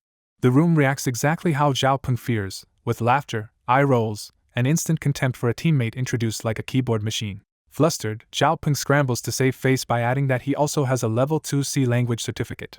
But because Li Qingqian already framed him so badly, almost nobody in the room takes Zhao Peng seriously anyway. Teacher Tian moves to the second matter and says the Monday preliminary will be in the provincial big data center, so he wants everyone to leave this afternoon. Bai Jiaoyang agrees immediately, but Li Qingqian raises his hand and says he cannot leave yet and wants to join them on Sunday instead. Teacher Tian does not agree yet and says Li Qingqian should hear the third matter before deciding. The third matter is a major one. Teacher Tian has arranged 2 full days of training in Tianbao City with computer science PhD professor He Jinghua. Teacher Tian stresses that the class runs from Saturday morning to Sunday afternoon, and missing it would mean throwing away a rare chance to improve before the contest. Hearing his father's name praised, He Hongyun gets even more arrogant and sits there like the room should already be impressed. Li Qingqian still refuses, because to him the training is pointless and he needs leave for the bureau work he already promised and the software he wants to finish fast. That answer instantly rubs He Hongyun the wrong way, and he glares at Li Qingqian like a fool is wasting an honor other people would beg for. Bai Jiaoyang also reads Li Qingqian's insistence as arrogance or weakness, and quietly decides it is better if this troublemaker does not come along. Then the meeting takes another turn when Jian Qingli suddenly speaks up and says she wants to apply for leave too. When Jian Qingli asks for leave from the Tianbao training, Bai Jiaoyang's excitement crashes on the spot because the whole trip mattered to him mostly for a chance to be alone with her. Ding Ling follows Li Qingqian's lead and asks for leave too, since programming training would be pointless for her. Zhao Peng quickly joins them and asks for leave as well, planning to meet Teacher Tian later in Tianbao with Li Qingqian. Teacher Tian approves the leave without a fuss, then firmly warns Li Qingqian's group to reach Tianbao City before 3 p.m. on Sunday and stay out of trouble on the way. As the others are dismissed for lunch, Teacher Tian keeps He Hongyun and Bai Jiaoyang behind. He Hongyun takes the leave request as an insult and blames Li Qingqian for setting the tone, his resentment getting uglier by the second. Bai Jiaoyang sinks even lower when he starts suspecting Jian Qingli skipped the trip because of Li Qingqian.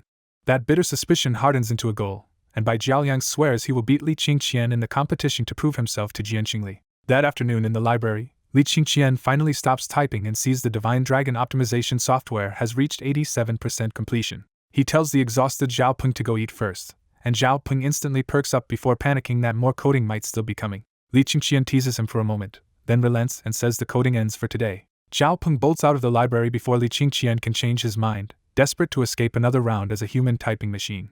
Once Zhao Peng is gone, Li Qingqian turns back to his chat window and sees Qin Datong still asking about the data restoration software. Qin Datong explains that the municipal bureau has let suspects walk because damaged hard drives kept critical evidence locked away, and even hired experts still could not recover it. But when Qin Datong tried Li Qingqian's first version that morning, he was left staring at a bare black command-style screen with no prompts and no clue how to run it. He finally admits defeat and asks Li Qingqian to write operating instructions, because even with a programming background he still cannot use the thing. Li Qingqian immediately spots the real problem. He built the tool only for speed and his own use, so ordinary users would need far too much training just to operate it.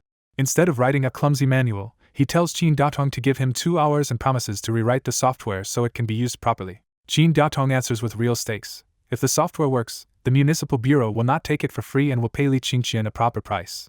Li Qingqian accepts the offer without false modesty and closes the chat, because now the job is to make the tool truly usable. With the core recovery engine already finished, he starts rebuilding the front end so the software can guide a normal user step by step. He adds the practical pieces one by one: a visible hard disk display, a restoration button, and clear file sorting, preview, and export functions after recovery. He also remembers one more business-minded fix and plans software authorization, so his work cannot just be copied and used by anyone. To polish the details, Li Qingqian checks several well-known recovery programs online and quietly steals the best interface ideas. Then he activates focus and rational thinking, dropping into the cold, fast mental state that lets his plan run almost like machine logic. He flashes one brief regret that without the software engineer profession's thinking coding skill, he still has to type everything by hand. Even so, tool mastery kicks in, and his fingers explode across the keyboard with a speed that looks almost unnatural. Under that burst of concentration and dexterity, the new software interface takes shape at startling speed. An hour later, just as focus and rational thinking fade, the system declares the Divine Dragon data restoration software complete at 100% with a D+ rating. He smiles because the tool is finally done, and its new interface is simple enough that any literate user can just follow the prompts and run recovery. After testing and finding no bugs, Li Qingqian sends the installation package straight to Qin Datong. He follows up with a message explaining that he added a simple interface and wants Qin Datong to see if it now meets the bureau's needs. But the D+ grade still nags at him, because it means this software is not enough to unlock the software engineer profession he really wants. Since even famous international recovery programs only rank at E grade, Li Qingqian admits his result is strong, but he still sets his sights back on the optimization software as his real path to C grade. At the municipal bureau, Qin Datong receives the updated software and opens it immediately, too impatient to waste a second. This time the interface is clear, and Qin Datong can finally understand exactly how to use the program. He calls Xiaochen to bring over the old test hard disk from the earlier Jingwa Data Company demo, because now he wants a direct comparison. As word spreads through the office, the rest of the team crowds in too, all curious to see whether Li Qingqian's reputation is actually real. Qin Datong shuts down the chatter and assigns formal tests for normal deletion, partition deletion, formatting, overwritten files, and device compatibility. The team breaks apart and gets to work, turning the office into a full stress test for Li Qingqian's software. Old Qian is the first back, and his report is blunt. For normal deleted files, the software restores everything, keeps the full folder tree, and runs almost as fast as direct copying. He adds one more key detail that makes the result even cleaner. The software restores in read-only mode, so it does not damage the source disk while pulling data back out. Next, Xiaochen arrives looking half-stunned, because even after a partition is deleted, the software restores the partition table, every file in it, and the entire catalog structure with no corruption. To Xiaochen, the speed is so absurd it no longer feels like recovery at all, just copying, and he starts calling the software the Bureau's future secret weapon. Qin Datong reins him in and waits for the harder tests, but his own compatibility check has already shown the software works exceptionally well across SSDs, USB drives, mechanical disks, and even phones. An hour later, Li Jingdong comes in looking rattled by what he just saw. After formatting, the software restores the whole disk as if nothing had ever been erased. What really blows him away is the speed, around 600 megabits per second, when other products boast about figures that now look embarrassingly slow.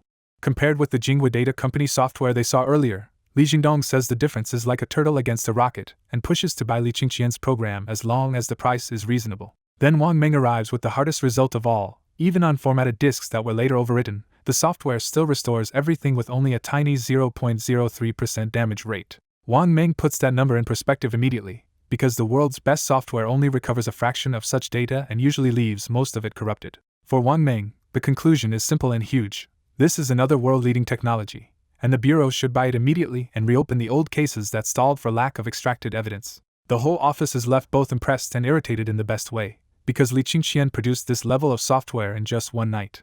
With the test data in hand, Qin Datong stops marveling and heads straight for his superior's office, determined to get the Divine Dragon data restoration software purchased. That night at home, Qinli handed Li Qingqian the fresh company registration papers and seal, finally making his software company real. After that, his parents slipped back to their room and quietly searched job ads again, their worry about money written all over their faces. Qinli even found a cleaner job paying just over 2,000 yuan and whispered that she wanted to try for it tomorrow. Li Tianlan immediately pushed back, telling her she used to work in finance and should not force herself into hard manual labor. Qinli shook her head and said they had no room to be picky anymore, because sitting unemployed at home was driving her crazy. Even though they were whispering, Li Qingqian heard every word, and the thought of his mother becoming a cleaner hit him hard. He remembered the promise he made after being reborn, that he would give his parents a good life, not let them wear themselves down for money again. Li Qingqian quickly worked through the numbers and realized the 30,000 yuan he had already given them would not cover a household spending around 10,000 yuan a month for long. He finally understood that his parents could not calmly wait a whole month for his competition prize money, because every day of uncertainty felt unbearable to them. Looking at the newly registered company information, he suddenly found a way to keep them busy and steady the family at the same time. His plan was simple: put Divine Dragon data restoration online like normal software, and start charging users a subscription fee. Right then, Qin Datong sent a message saying the police had finished testing Divine Dragon data restoration and confirmed it was better than anything else on the market. Qin Datong followed up with the question that really mattered now: how much did Li Qingqian want to charge for it? That simple question stalled him, because he knew the software was excellent but had never actually studied how to price it. At the municipal bureau, Qin Datong waited for Li Qingqian's reply when a criminal investigation officer rushed in, pushing for the software right away. The officer bluntly argued that the bureau was not trying to make money, so if the software helped catch criminals, paying for it was worth it. He reminded Qin Datong that the bureau had already paid 200,000 yuan for weaker software before, so buying this better one made perfect sense. Qin Datong finally gave in and messaged Li Qingqian first, cautiously floating an offer of 100,000 yuan a year. Back at home, Li Qingqian was still digging through wildly inconsistent software prices online and getting a headache from how messy the whole market was. He decided that once the company was properly running, he would stick to development and hire someone else to handle pricing and business operations. Then Qin Datong's offer popped up, and the number 100,000 yuan made Li Qingqian's heart jump. He immediately understood that if 100,000 was the first offer, there was probably room to negotiate higher. But once he remembered the bureau wanted the software to solve crimes, he chose not to haggle and accepted the deal as it was. When Qin Datong saw the instant acceptance, he froze in surprise and started feeling guilty about pressing a 17-year-old so hard. The two sides quickly settled the terms and agreed to sign the contract at the municipal bureau the next morning. The criminal investigation side did not waste a second, because 56 old hard drives tied to 37 stalled cases were already waiting to be tested. He swore they would work through the night, restore the data, and finally arrest the people who had slipped away for lack of evidence. Qin Datong joined in without hesitation, just as angry as the investigators that so many guilty people had gone unpunished. Early the next morning, Qin Li and Li Tiaman arrived outside the municipal bureau in place of their son, both nervous but trying to stay composed. The night before, Li Qingqian had explained everything to them, from how the software worked to the chat proving the bureau really wanted to buy it. He also gave them a neat excuse for his absence, saying he could not keep taking leave from school and risk his grades slipping. In truth, Li Qingqian was deliberately sending them to handle the contract so they would stop spiraling over money and start believing he could support the family. At the bureau gate, Li Tiaman called Qin Datong and introduced them as representatives from Divine Dragon Software here to sign the service contract. Qin Datong sounded exhausted on the phone, but there was unmistakable excitement in his voice as he told them he would come down right away. That excitement came from the night's results. Aside from physically damaged drives, Divine Dragon had restored every unreadable hard disk the bureau had been sitting on for years. After checking the restored files, the police found decisive evidence in 36 of the 37 stalled cases, with only one drive turning out unrelated. The criminal investigation chief never slept, driving the whole bureau through a frantic night of arrests as soon as each new piece of evidence came in. By dawn, the bureau had already arrested 39 suspects who had once acted untouchable because the police lacked proof. The suspects only stopped cursing when the recovered surveillance footage was shown to them, and their faces turned gray on the spot. When the criminal investigation side heard Li Qingqian's parents had come instead of Li Qingqian, they decided to go downstairs with Qin Datong and receive them personally. At the entrance, Qin Datong greeted the couple warmly, and the officer beside him showed the same unusual respect. Li Tiaman and Qinli were so flattered they barely knew how to respond, because they had never been treated like honored guests by police officers before. As they walked inside, the officer thanked them sincerely and said Li Qingqian's software had helped arrest 39 criminals in one night. He made it clear that without Divine Dragon data restoration, those people might have stayed free and kept mocking the bureau for failing to catch them. By the time they reached the meeting room, the couple felt proud of their son but also deeply embarrassed by all the praise. The officer left them there and rushed back to work, because the night's mass arrests still had to be fully processed and reported. Once they sat down, Li Tiaman nervously handed over the printed contract, still half afraid the bureau might back out. Qin Datong read the contract carefully, and the 100,000 yuan price made that old stab of guilt return all over again. He told them to wait a moment, and carried the contract to Chief Zhao for the final signature. In Chief Zhao's office, the criminal investigation side was still excitedly reporting the overnight breakthrough, and for once the usually stern chief looked openly pleased. When Qin Datong entered, the chief praised him too, because the software purchase had just helped crack 36 cold cases in one stroke. Qin Datong tried to push the credit upward, but the chief cut off the flattery and said the biggest contribution belonged to the software itself. Then Qin Datong handed over the contract for signature and admitted the final price was only 100,000 yuan a year, accepted without any bargaining. The chief paused instead of signing, because even he felt that price was too low for software powerful enough to crack so many cases.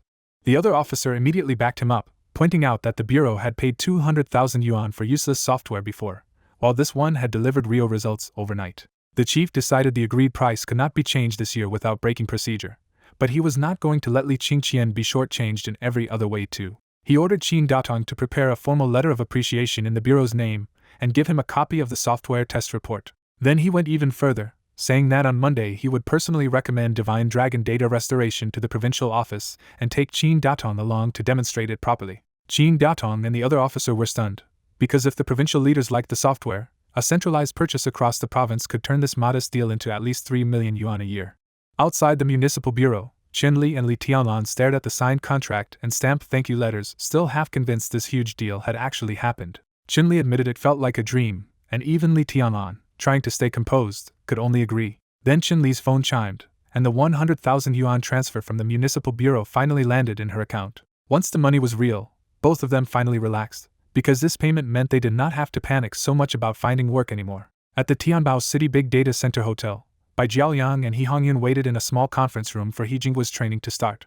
Tian Wenming came in after a phone call and told them not to worry, because He Jinghua was finishing business at the Provincial Public Security Bureau and would arrive soon. After telling them to review past competition material first, Tian Wenming left the room again. With the teacher gone, Bai Jiaoyang asked what business He Hongyun's father had at the Public Security Bureau. He Hongyun answered with barely hidden pride, saying his father was negotiating a data restoration software deal worth around 10 million yuan. Bai Jiaoyang was stunned by the price, and He Hongyun leaned into it, making sure he knew the company was his father's.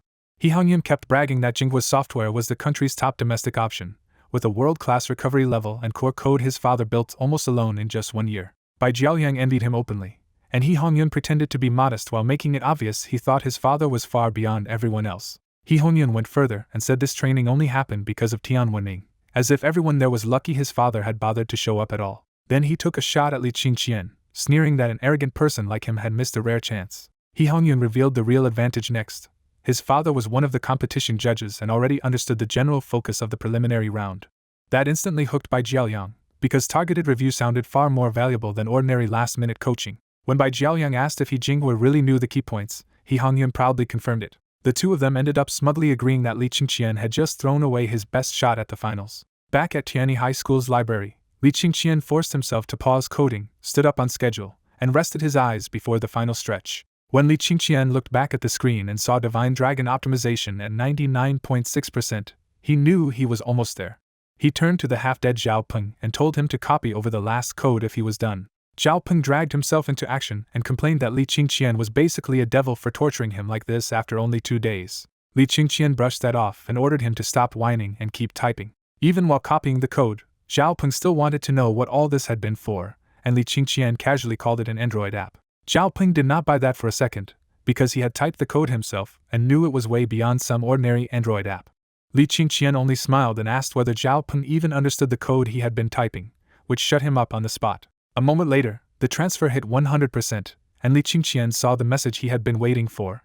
Divine Dragon optimization was complete and rated C grade. That result thrilled him, because finishing a C grade program cleared the crucial requirement for him to become a software engineer later. Without wasting time, Li Qingqian asked Zhao Peng for his phone so he could test the new software on a real device. Zhao Peng handed it over, then noticed Li Qingqian's own phone was right there, and immediately got suspicious.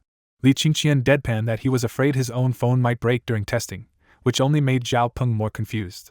In truth, Li Qingqian chose Zhao Peng's old Samsung S9 because its age and lag would make the optimization results impossible to miss. Before installing anything, Li Qingqian used the old phone as is and had Zhao Peng record the baseline results. The baseline was awful, everyday apps lagged badly, and popular games were basically unplayable on Zhao Peng's phone. The benchmark score came out at only 240,000, giving Li Qingqian a clean before and after target. Only after that did Li Qingqian install the 107MB Divine Dragon optimization app onto the phone. As soon as the installation finished, the phone suddenly shut down, and Zhao Peng panicked that it had been bricked. Li Qingqian stayed calm and explained that the restart was part of a deeper system-level optimization, not a crash. A few seconds later, the phone lit up with a golden Divine Dragon icon and a fast-moving progress bar, replacing the familiar Samsung and Android startup logos. The progress bar raced to 100%, the phone restarted again, and the optimized system finished taking over. When it booted properly, a majestic golden dragon appeared with the line produced by Divine Dragon software, and Zhao Peng instantly loved the new startup screen. What shocked Zhao Peng next was the speed, because the phone unlocked in just a few seconds instead of dragging through its old startup delay. At first the phone looked unchanged, but the moment Zhao Peng started swiping, he froze because the lag was completely gone. Li Qingqian told him to repeat the exact same tests as before so the difference would be undeniable. This time WeChat, QQ, TikTok, news apps, and reading apps all opened instantly and ran smoothly without a hint of stutter.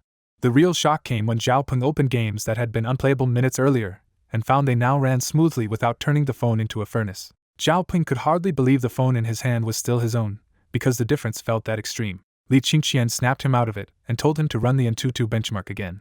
The new benchmark score jumped to 630,000, more than double the old result, and even a second run came out the same. When Zhao Peng checked memory use, the system stayed absurdly light at about 1.2 gigabytes, proving this was a serious core-level overhaul and not some surface trick.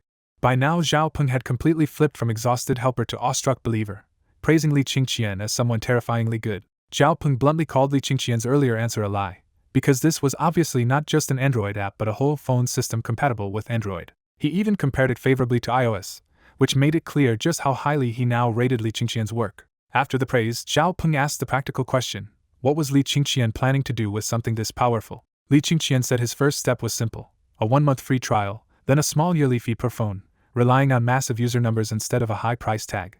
But Li Qingqian also made it clear this was only the beginning, because he still wanted to replace the Linux Core 2 and build a true Divine Dragon mobile system from the ground up. That bigger vision is why Li Qingqian still called the current version an optimization app instead of his finished Divine Dragon operating system. Zhao Peng immediately shifted from hype to caution and warned him to lock the software down before anyone could steal it. He followed that with a sharper warning to register patents fast, including international ones, before the software leaked and someone beat them to it. That advice hit Li Qingqian hard, because he had been ready to release the software directly, and only now realized how risky that would have been. He quietly decided that once the preliminary competition was over, he would find professionals to handle the patents and legal work properly. With the business talk settled for now, Zhao Peng turned back to tomorrow's trip and reminded Li Qingqian not to miss the 10 a.m. high-speed rail. Zhao Peng was not worried about the contest itself anymore, because after watching Li Qingqian build something like this, he felt victory would just fall into their hands. Li Qingqian simply agreed to meet at the station tomorrow, ending the night with his software finished and the competition just one step away. At the hotel conference room in Tianbao City's big data center, Dr. He finally begins marking the competition's key review points after making everyone wait all day. By Jiaoyang hurriedly copies every word, secretly thrilled because Dr. He circles several unexpected test areas he never studied. When He Hongyun asks why he came so late, He Jinghua proudly reveals he was held up by provincial bureau leaders who demanded a live software demo. The demo clearly impressed them, and He Jinghua is already imagining a massive province-wide police contract worth more than 20 million yuan. Then He Jinghua asks about Li Qingqian, because teacher Tian had told him that one more gifted student was supposed to be here. Bai Jiaoyang explains that Li Qingqian took leave for something important, and will only arrive tomorrow at noon. He Hongyun immediately turns that absence into an insult, sneering that Li Qingqian is so arrogant he did not even bother with Dr. He's class. He piles on by saying Li Qingqian even scored full marks on Tianyi Hai's programming theory test, and now acts like no one here is worth his time. He Jinghua outwardly tells his son to let it go, but Li Qingqian's name still sticks in his mind in a bad way. Bai Jiaoyang catches the nasty edge in He Hongyun's words and quietly realizes this classmate is a lot more petty than he looks. Back home, Li Qingqian walks into a completely different mood and finds his parents chatting happily instead of worrying about money. The 100,000 yuan payment has finally taken the pressure off, and Li Qingqian can see the relief on both of their faces. He sits down and devours the noodles his mother prepared while Chunli excitedly starts replaying the whole day for him. Chunli can barely believe they received 100,000 yuan in one transfer, and she is still glowing from the shock of it. She proudly tells him even the municipal bureau treated them with rare respect, with Captain Qin and Captain Wang personally receiving and seeing them off. Chunli says the officers praised Li Qingqian so much that she almost got embarrassed, and her pride as his mother is written all over her face. After dinner, Li Qingqian slips back to his room with one thought in mind. The real reason he rushed to finish Divine Dragon optimization was to unlock a new profession. Now that the app is finished, he finally calls up the profession mall and chooses to become a software engineer. The system confirms every requirement is complete, spends 50,000 experience points, and officially gives Li Qingqian the software engineer profession. The next screen immediately reminds him this profession is no joke, because the first level alone now needs a brutal 100,000 experience points. Even so, he does not hesitate, because the whole point of this push was the first software engineer skill he has wanted from the start, mental coding. He spends another 100,000 experience, raises software engineer to level 1, and finally obtains the mental coding skill. The skill description is exactly as outrageous as he hoped. For a stamina cost, his brain waves can send code directly into a computer. Li Qingqian instantly sees the real value of it. Once typing is gone as a bottleneck, his only limit will be how fast his brain can think. Because novice mental coding only lasts 1 minute, he immediately upgrades the skill again to competent, and stretches it to 5 minutes. That huge upgrade spree leaves him with only about 70,000 experience points, a sharp reminder that his stockpile is almost gone. Instead of brooding over that, he opens the unfinished core file of the Divine Dragon operating system and decides to test the new skill for real. He stacks focus and rational thinking first, saving those boosts for this exact moment before activating mental coding.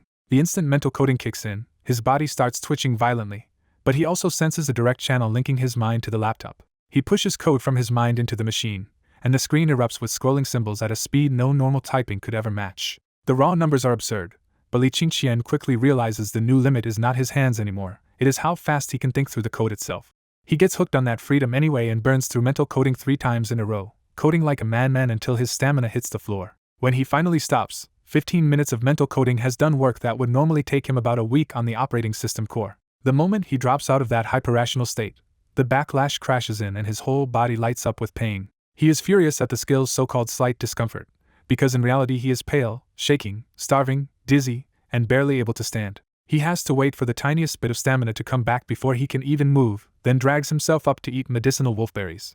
The wolfberries slowly bring color back to his face, and the near disaster scares him into promising he will never drain himself like that again without recovery items ready. That brush with danger also pushes him to think again about the farmer path, because one day he may need a proper source of restoration and stamina support. More urgently, Li Qingqian decides he has to get a brainwave receiver as soon as possible, because that device should both extend mental coding and stop the terrible side effects. He also works out the reason for the twitching and makes one more hard rule for himself.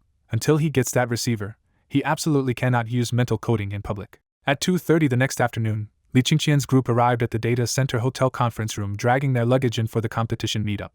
Bai Jiaoyang immediately lit up at Jian Qingli's arrival and warmly took her suitcase for her. Across the room, He Hongyun was still stuck on the same operating system book, but he treated it like treasure because even the first chapter had taught him a lot. The moment Li Qingqian walked in, He Hongyun coldly ignored him and kept reading, still holding a grudge. Teacher Tian waved the newcomers over and told them to sit and rest while they waited. Zhao Peng, sweating from the trip, asked why they were not collecting the competition passes right away. Tian Wenming explained that they were waiting for Dr. He, one of the judges, so the students could at least make his acquaintance first. Zhao Peng slumped down even more, too tired to care about judges when he already trusted Li Qingqian to carry the team. While the others chatted, Li Qingqian quietly pulled out a heavy book on integrated circuits and started reading at once. He had already checked that morning and confirmed a hard truth: usable external brainwave receivers did not exist in the real world yet. Since the only existing receivers required opening the skull, Li Qingqian made up his mind that he might have to develop a brainwave receiver himself. That decision pushed him toward integrated circuits, because any future brainwave receiver would need chips to collect, process, and filter signals. He was also drawn to the field itself, because processors, memory, and phone chips all came from integrated circuit design, and the gap with foreign countries was still painfully large. Beside him, Zhao Peng groaned that he was exhausted and just wanted to sleep. That careless complaint annoyed He Hongyun at once, because he took it as disrespect toward his father. In his head, He Hongyun lumped Li Qingqian and Zhao Peng together as arrogant troublemakers he wanted to humiliate after they lost. He had already planned the sting. Once the results came out, he would reveal that his father had set the exam scope and make them regret skipping the training. Then He Hongyun noticed what Li Qingqian was reading and sneered, convinced that studying integrated circuits right before a programming contest was pure madness. An hour later, He Jinghua finally arrived flushed and energetic, apologizing for the delay while making sure everyone heard why he had been so busy. He boasted that the provincial office was retesting his data restoration software for a deal worth more than 20 million yuan. Even Tian Wenming's usual poker face cracked with envy when he heard the number and asked if the deal was basically secured.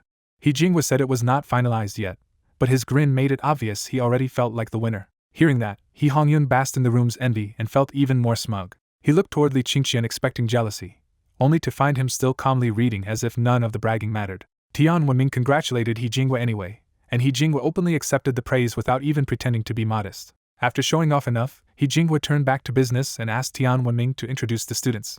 Tian Wenming introduced Li Qingqian, Zhao Peng, Ding Ling, and Jian Qingli one by one. He Jinghua gave Li Qingqian a polite smile and encouraged him to do his best and reach the finals. But when He Jinghua noticed the graduate-level integrated circuits textbook in Li Qingqian's hands, he silently decided the boy was unfocused and overreaching. Without saying that part aloud, He Jinghua ended the meeting and told Tian Wenming to take everyone to collect their passes because he had to return to the provincial office. Under Tian Wenming's lead, the students left together for the data center to pick up their competition passes. Once the passes were in hand, local student He Hongyun split off and went home while the others headed back to the hotel front desk. At the hotel desk, Tian Wenming arranged the rooms on a budget, Jian Qingli with Ding Ling, and Li Qingqian with Xiaoping. Li Qingqian immediately asked for a room by himself, saying he had special work to handle and could not stay with a roommate tonight. To make the request easier to accept, he quickly added that he would pay for the extra room himself instead of using school money. Tian Wenming looked from Li Qingqian to Ding Ling and made his suspicion obvious without saying it directly. The hint landed awkwardly all around. Ding Ling went red, Xiaoping started teasing, and Jian Qingli watched Li Qingqian with clear unhappiness. Bai Jiaoyang also noticed Jian Qingli's reaction, and the desire in his eyes flared the moment he realized where everyone's thoughts were going. Li Qingqian quickly tried to clear up the misunderstanding, even as the embarrassing hint rattled him more than he wanted to admit. After staring into his eyes for several seconds, Tian Wenming finally agreed to the single room anyway. But Tian Wenming still gave him a serious warning: "You are still young, so do not mess around." That line shattered the last bit of composure around them, and Zhao Peng burst out laughing on the spot. Ding Ling went completely shy, red-faced and stiff, and could not even look straight at Li Qingqian anymore. Jian Qingli blushed too, but her embarrassment quickly turned into a decision to keep Ding Ling away from Li Qingqian. She acted on that thought at once, grabbing Ding Ling and saying they should go up to their room first. As the elevator doors closed, Jian Qingli threw Li Qingqian a faintly smug look that clearly said she was watching Ding Ling now. After Ding Ling disappeared upstairs, Li Qingqian was left oddly disappointed and quietly wondering if she might still come to him later. Bai Jiaoyang's own excitement crashed just as fast, because Jian Qingli had not looked at him once and all her attention had gone to Li Qingqian. That stung badly enough that he swore to beat Li Qingqian in the competition and prove he was the better one. Then reality hit him. He remembered he was sharing a room with Tian Wenming, which instantly killed his hopes for the night. He still tried his luck and asked Tian Wenming if he could stay in a room alone too. Tian Wenming shut that down instantly, and said he would be checking Bai Jiaoyang's progress on Dr. He's key training points tonight. Bai Jiaoyang protested that Tian Wenming had already allowed Li Qingqian to stay alone, so this was not fair. Tian Wenming answered with a harsh truth. Li Qingqian could already choose any university in the country, but Bai Jiaoyang still needed this contest to change his future. That was enough to silence Bai Jiaoyang, and he dropped the request on the spot. Tian Wenming softened just a little after that and told him the real reason he had invested so much effort. He believed Bai Jiaoyang's team actually had a shot at the national top 50. Hearing that, Bai Jiaoyang perked back up and promised to work hard. With the rooms finally sorted, Tian Wenming gathered everyone again and repeated the contest schedule so there would be no mistakes tomorrow. He stressed that the theory test was in the morning, with everyone required at the exam hall by 8:30 before the 9 to 11 session. Then he finished with the afternoon hands-on test, be there by 2, because the programming round would run from 2:30 to 5:30. Back in his hotel room, Li Qingqian's whole body trembled from the backlash of mental coding, and his face had gone pale from the strain. He forces himself to chew the wolfberries he prepared in advance, and waits for his strength to crawl back. After a short rest, he checks the Divine Dragon operating system core and sees the completion rate has climbed to 11.5%. That 10-minute burst gave him 20,000 more lines of code and another 2% progress. So even in pain he can't help feeling thrilled by how absurdly powerful the skill is. The backlash also makes one thing painfully clear to him. He has to finish the brainwave receiver as soon as possible. He picks up Introduction to Integrated Circuits to keep studying, but his mind keeps wandering to whether Ding Ling might come to his room tonight. Just as his heart starts racing at the thought, someone knocks on the door and he scrambles over in sudden hope. But the voice outside belongs to Qin Datong, who came over to prepare tomorrow's provincial report on the data restoration software. Qin Datong notices that fallen face immediately, and teases him for looking like a boy who was waiting for his girlfriend instead. Li Qingqian denies it on reflex, but Qin Datong keeps ribbing him with the smug confidence of an older man who thinks he knows exactly what's going on. To stop the teasing, Li Qingqian drags the talk back to business, and Qin Datong finally turns serious. Qin Datong hands over the report for tomorrow's recommendation meeting and asks Li Qingqian to check every detail before Chief Zhao presents the software. The two of them stay up deep into the night revising the report line by line until they finally finish at 2 in the morning. When the work is done, Qin Datong tells him to rest for the competition, already sounding like a man who knows Li Qingqian is about to become very rich. Then Qin Datong spots the bedside jar of wolfberries, and can't resist one last dirty joke about young men needing some restraint. Li Qingqian can only deny it again, because explaining that the wolfberries are for skill backlash recovery would sound even stranger. In the girls' room, the lights are already off, but Ding Ling is still awake under the blanket, too shy and restless to sleep. Her thoughts keep drifting back to Li Qingqian, and every time they do, she blushes harder and buries herself deeper in the sheets. Jian Qingli stays awake too, watching Ding Ling like a guard dog because she has absolutely no intention of letting her sneak out tonight. Elsewhere, Tian Wenming is still drilling Bai Jiaoyang on key competition theory points until the boy can answer everything correctly. Only Zhao Ping gets a peaceful night, sleeping like a baby while everyone else stays tense or overworked. At 7 the next morning in the hotel cafe, Zhao Peng sits down and is stunned to find that everyone except him looks half dead. Tian Wenming explains that he and Bai Jiaoliang studied until 4 in the morning, which at least accounts for 2 of the wrecked faces at the table. Then Zhao Peng turns to Li Qingqian with a scandalized look, clearly letting his imagination run somewhere stupid. Li Qingqian shuts that down fast and says Qin Daotong kept him up talking about the software report until 2 in the morning. He still had trouble falling asleep after that, and only his rational thinking skill finally forced his overactive mind to calm down. Zhao Peng's curiosity shifts to Ding Ling, but the second he asks about her dark circles, she goes cold and tells him it's none of his business. When he awkwardly looks to Jian Qingli next, she snaps even harder and tells him to stop nagging like an old lady. With the table turning chaotic, Tian Wenming cuts it off and tells everyone to eat quickly because they need to meet He Hongyan at the competition hall entrance. Soon the group reaches the big data center and gathers beneath the giant competition screen outside the entrance plaza. A brand new BMW X7 is already waiting by the road, and He Jinghua climbs out with He Hongyan wearing his usual arrogant swagger. He Jinghua immediately makes a show of the car, bragging that he just bought this imported model for 1.8 million yuan. Tian Wenming is openly impressed, Bai Jiaoliang looks envious, and Jian Qingli suddenly sizes He Hongyan up differently once she hears how rich his family is. Zhao Peng, on the other hand, is completely unimpressed and mutters that it's just a car, which earns him a sneer from He Hongyan. Ding Ling ignores the whole display and stays close to Li Qingqian, while Li Qingqian himself just keeps calmly speed-reading a circuits book. Then He Jinghua gets even louder, promising He Hongyan a 2 million yuan sports car if he can place in the top 3 of the preliminaries. He follows that by boasting that he may be busy signing his provincial contract today, as if the deal is already in the bag. Without even acknowledging Li Qingqian or Zhao Peng, He Jinghua gets back in the BMW and drives off like they don't matter. Zhao Peng snorts at that swagger, because unlike the others, he already knows enough to suspect this bragging is about to age badly. With the posturing over, Tian Wenming tells Li Qingqian and He Hongyan to head inside, because each team only needs one person for the first theory test. He chose Li Qingqian for his own side and, after weighing it carefully, picked He Hongyan over the reluctant Bai Jiaoliang for the other team. Before going in, He Hongyan throws out a cutting line that even if Li Qingqian somehow gets full marks again, it still won't matter much here. He reminds him that theory only counts for 40% in this contest, and that the famous hard test rarely even lets people pass. Then He Hongyan shifts to mocking the books in Li Qingqian's hands, saying he's been reading advanced hardware textbooks that have nothing to do with the programming match. He piles on by sneering that Li Qingqian is pretending to master 7 years of university and graduate material in 2 days, which only makes him look fake to anyone who knows better. Bai Jiaoliang starts treating Li Qingqian like a joke, but Jian Qingli only looks more suspicious, and Ding Ling stays completely certain that Li Qingqian has never lied to her. Zhao Peng gets furious on Li Qingqian's behalf and all but promises to settle the score with He Hongyan after the exam. Because Zhao Peng has already seen Li Qingqian's terrifying real ability, He Hongyan's mockery just sounds ignorant to him. Li Qingqian doesn't argue at all. He calmly finishes the last page of analog and digital circuits explained and hands the book to Zhao Peng. Then he simply smiles at the group, says he's going in, and walks into the competition hall without carrying any of He Hongyan's noise with him. Once the examinees are inside, Tian Wenming suggests going back to the hotel to wait, since it's right across the street.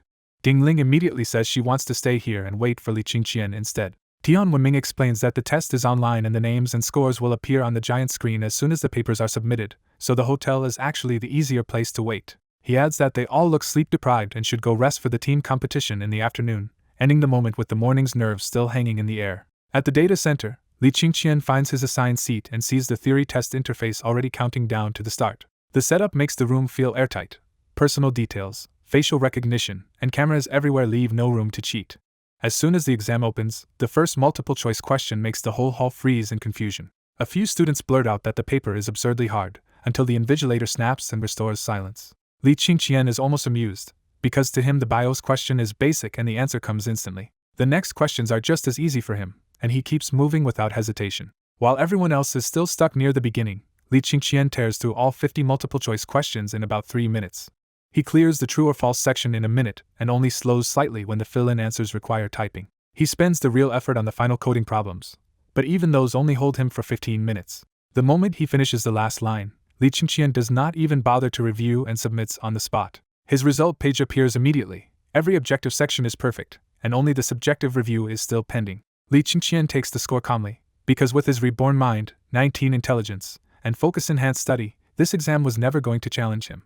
Since he is still thinking about the brainwave receiver, he raises his hand and asks to leave early. The invigilator lets him go, but privately writes him off as a student who gave up because the paper was too hard. Other examinees think the same thing, watching him leave and assuming he could not take the pressure. In another hall, Hee Hong-yoon is still battling the test and feels proud that he can confidently answer more than almost anyone else. He starts comparing himself to Lee Qingqian and decides Lee Qingqian will probably fail because these questions are far beyond last year's level.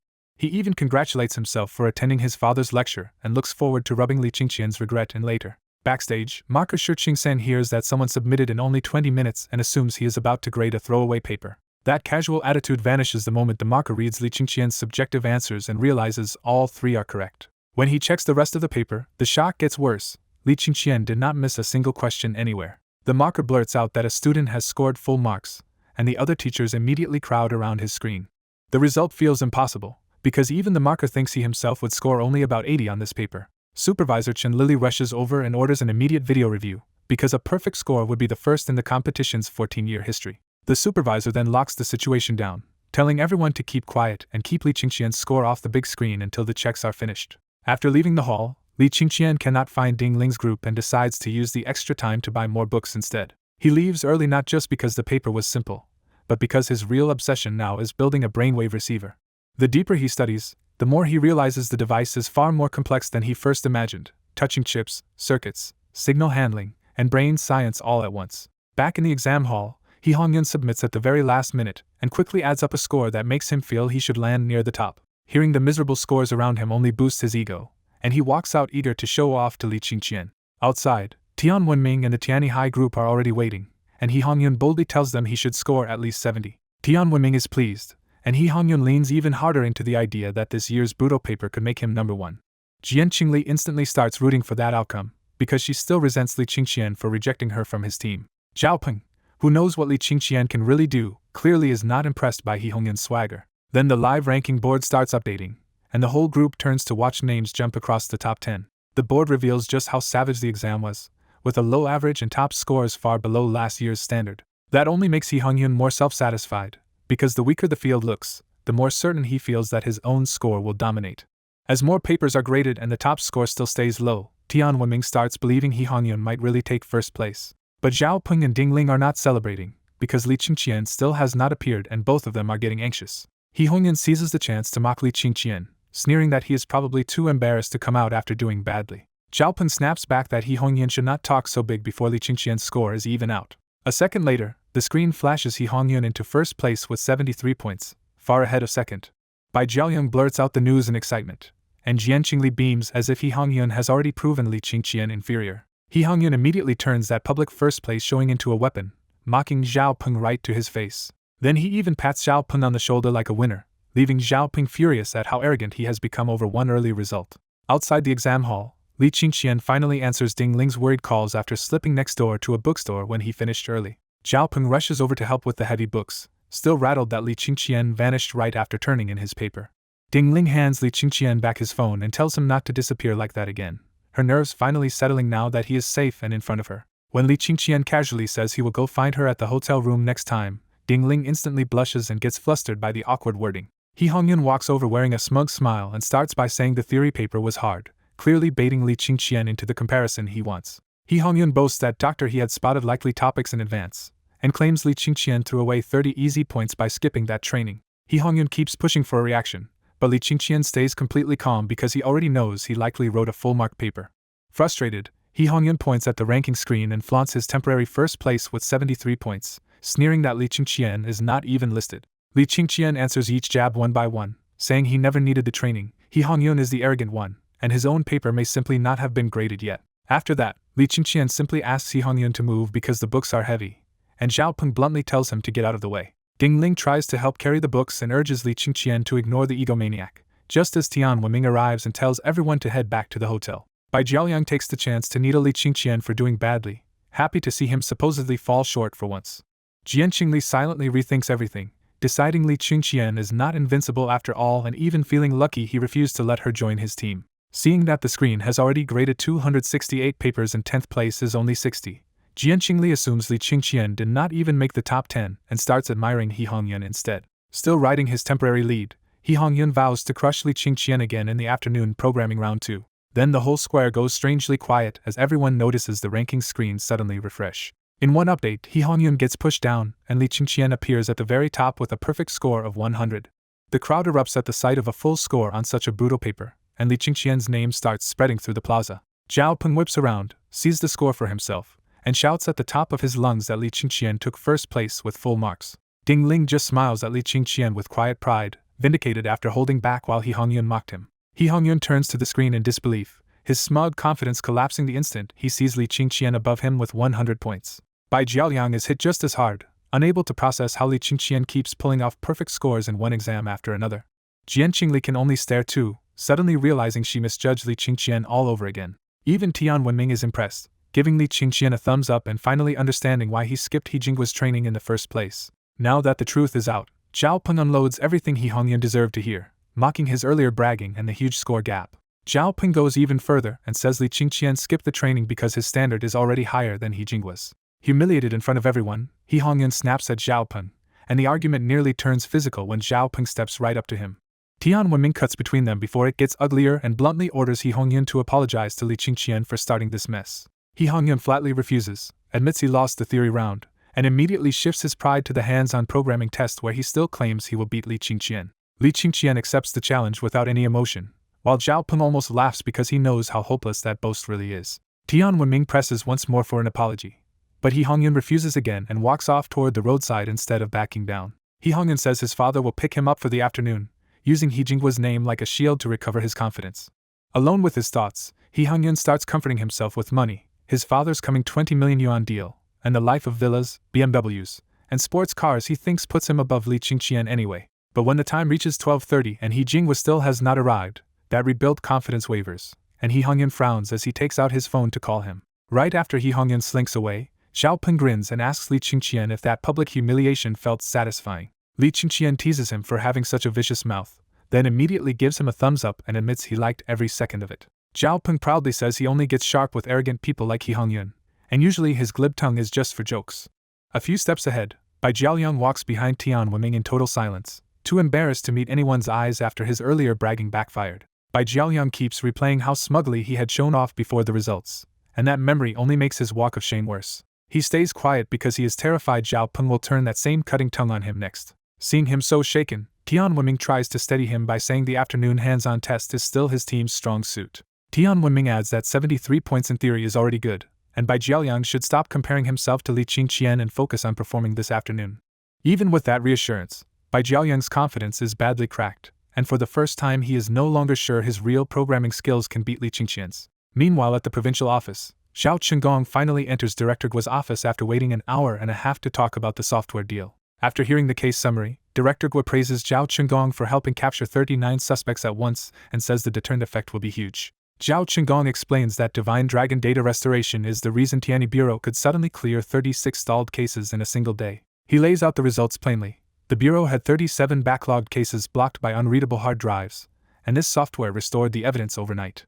Because the software performed so absurdly well, Zhao Qinggong says they used it first on real cases and only planned to sign the contract after full background checks. Director Guo jokes that Zhao Qinggong would not be pushing so hard unless he wanted this software chosen for a provincial purchase. Ready for that suspicion, Zhao Qinggong hands over a detailed comparison report and starts walking Director Guo through it item by item. Director Guo does not argue himself. Instead, he calls in Director He from the Information Department and orders an immediate verification test. Half an hour later, Director He returns looking stunned, because the test confirms Divine Dragon is even stronger than the best foreign recovery software.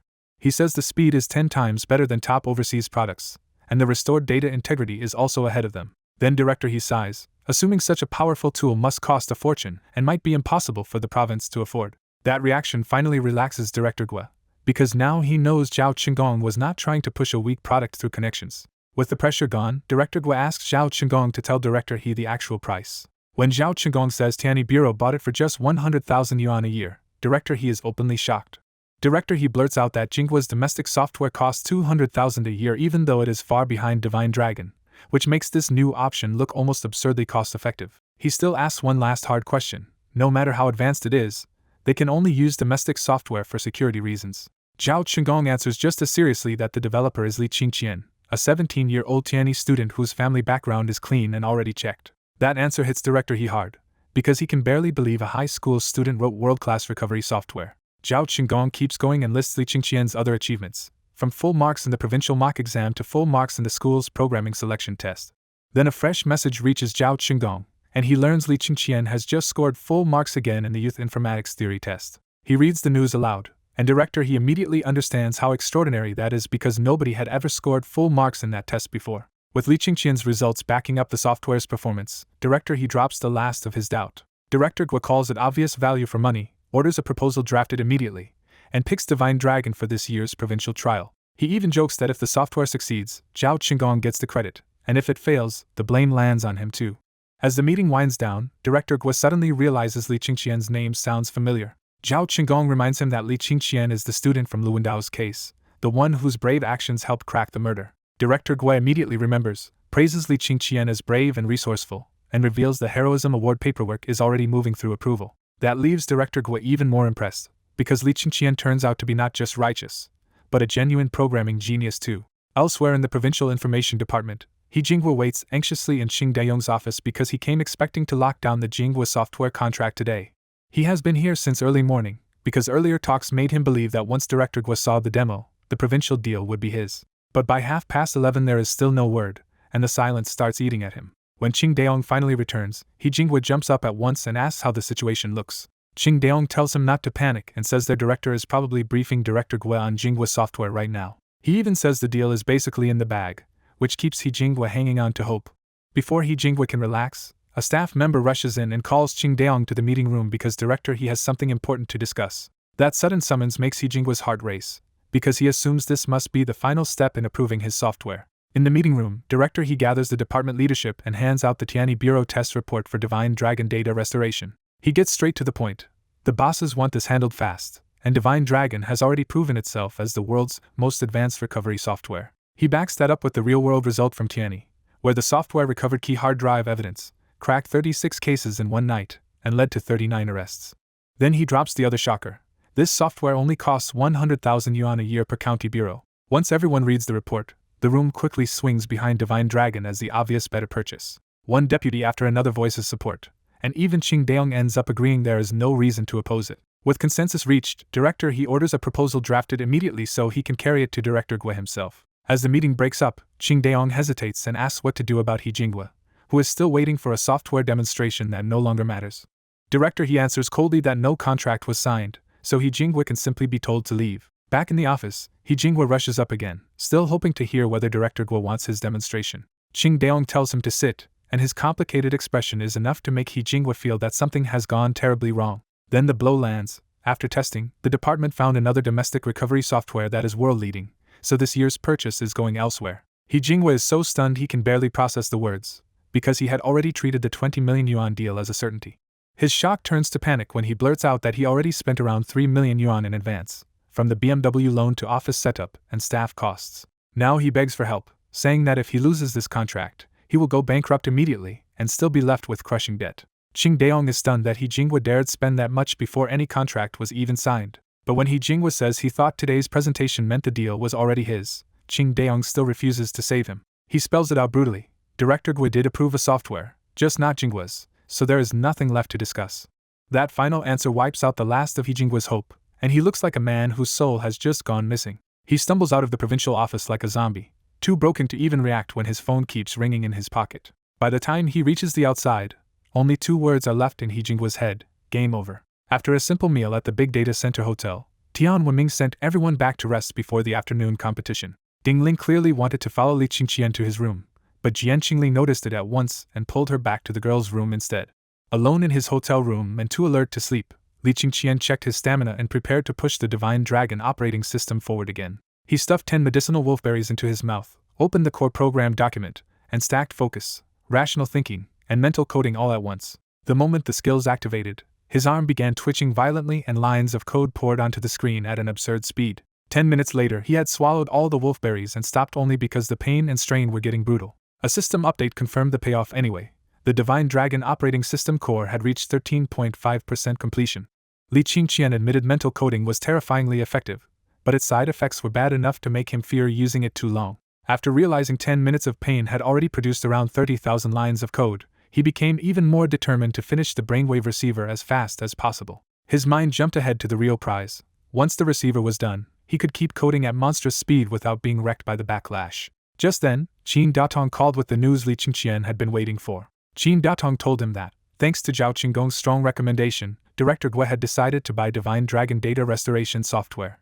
The contract was worth enough to make Li Qingqian an instant multimillionaire, and even Qin Datong sounded openly envious. Li Qingqian thanked Qin Datong and Zhao Qinggong at once, knowing this chance had not appeared by luck. Qin Datong told him to come to the provincial office the next morning to sign with Director He and bring the authorization code, company seal, and business license. The whole thing sounded almost too smooth, so Li Qingqian blurted out how strange it was that there had been no long testing or negotiation process.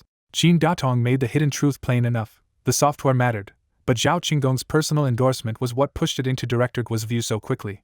To confirm the rumor He Hongyan's side had been spreading, Li Qingqian deliberately asked about He Jinghua's software. Qin Datong answered cleanly that the provincial side would not buy Jinghua data restoration software this year, and would buy Li Qingqian's instead. Before hanging up, Qin Datong even joked that Li Qingqian entering the competition was like bullying kindergarten kids. Once the call ended, Li Qingqian quietly fixed Zhao Qinggong's favor in his memory because he now understood exactly who had opened the door for him. Then the reality hit him hard. 10 million yuan was finally within reach, and he lit up with pure teenage excitement. He quickly forced himself back under control, warning himself that nothing was truly settled until the contract was signed. Thinking about He Jinghua losing a sure thing at the last moment made Li Qingqian even more determined not to get careless now. To cool his head completely, he activated focus and rational thinking again and flipped through a brain anatomy book at shocking speed. With his emotions finally stable, he called home because the company seal and business documents had to reach Tianbao City that very night. Back at home, Huang Jingjing was visiting Chunli and casually poking at a sore point by asking why both parents had stopped going to work. Chunli admitted that she and Li Tianlan had both resigned, and the mortgage hanging over the family suddenly sounded even heavier. Huang Jingjing seized the opening to complain about layoffs at her husband's company while slipping in a very deliberate flex about his salary. When she said old Jian used to make 1.2 million a year and would still have 800,000 after the cut, Qinli could only stare in shock and envy. Seeing that reaction, Huang Jingjing doubled down with more polished modesty, and even compared her husband's bosses, making 5 million a year. She even claimed she envied Qinli for having her husband around all year, but the line still landed like another show of wealth and status. Right when Huang Jingjing was waiting for more admiration, Qinli's phone rang and Li Qingqian's name flashed on the screen. Qinli answered anxiously and first asked the only thing a mother cared about: whether the competition was going well. Li Qingqian reassured her that everything was smooth and then got straight to the point that she and his father needed to bring the company's business license to Tianbao City today. The mention of another deal and a company immediately made Huang Jingjing sit up, because this was clearly much bigger than she had assumed. Qinli happily asked if this contract was like the last 100,000 yuan one, unknowingly giving Huang Jingjing a second shock. Li Qingqian said the new contract was with the provincial police, and warned his mother to brace herself because the number was much bigger. Still riding the aftertaste of Huang Jingjing's bragging, Qinli said she had already heard about million-level salaries, so nothing could shock her now. Then Li Qingqian named the amount. The provincial contract was worth 10.8 million yuan. Li Qingqian repeated that she had heard right, reminded both parents to bring the needed items tonight, and ended the call because he still had a competition to enter. After the line went dead, Qinli stood there in a daze because 10 million still felt like a number from someone else's life. Huang Jingjing's first defense was disbelief, and she awkwardly suggested Li Qingqian might have run into a scammer. Qinli snapped back that the deal was with the provincial police, and the pride in her voice left no room for Huang Jingjing's excuse. When Huang Jingjing pressed again, Qinli proudly explained that Li Qingqian had built data restoration software and had already sold it once before. To prove it, Qinli pulled out the earlier Tianyi City Bureau contract and opened it to the page with the bright red official seal. That single sheet broke Huang Jingjing's disbelief, and all that was left on her face was shock. She could only say it out loud now. Qinli was about to become a multimillionaire, and the jealousy in her voice was impossible to hide. The woman who had just been flaunting her husband's salary was suddenly the one praising Qinli for having such a capable son. Qinli accepted the praise with a bright smile, then cut the visit short because she had to pack and rush to Tianbao City for the contract signing. By the time the students reached the entrance of the big data center for the afternoon test, He Hongyun was already there looking badly distracted. The reason was simple and ugly. He and his mother had tried every way they could to contact He Jinghua and still gotten nothing back. His mother had even gone to the provincial office to look for He Jinghua herself, leaving He Hongyun to show up for the competition alone and rattled. Bai Jiaoyan quietly asked what was wrong, but He Hongyun snapped at him and made the tension even uglier. The outburst only made Tian Wenming dislike He Hongyun more, though he still held back because of his old connection to the boy's father. Putting that aside, Tian Wenming gathered everyone and reminded them that the practical programming round was a team test, so both partners had to enter together. He stressed that the challenge was not just coding speed but turning real problems into mathematical ones and solving them as a team.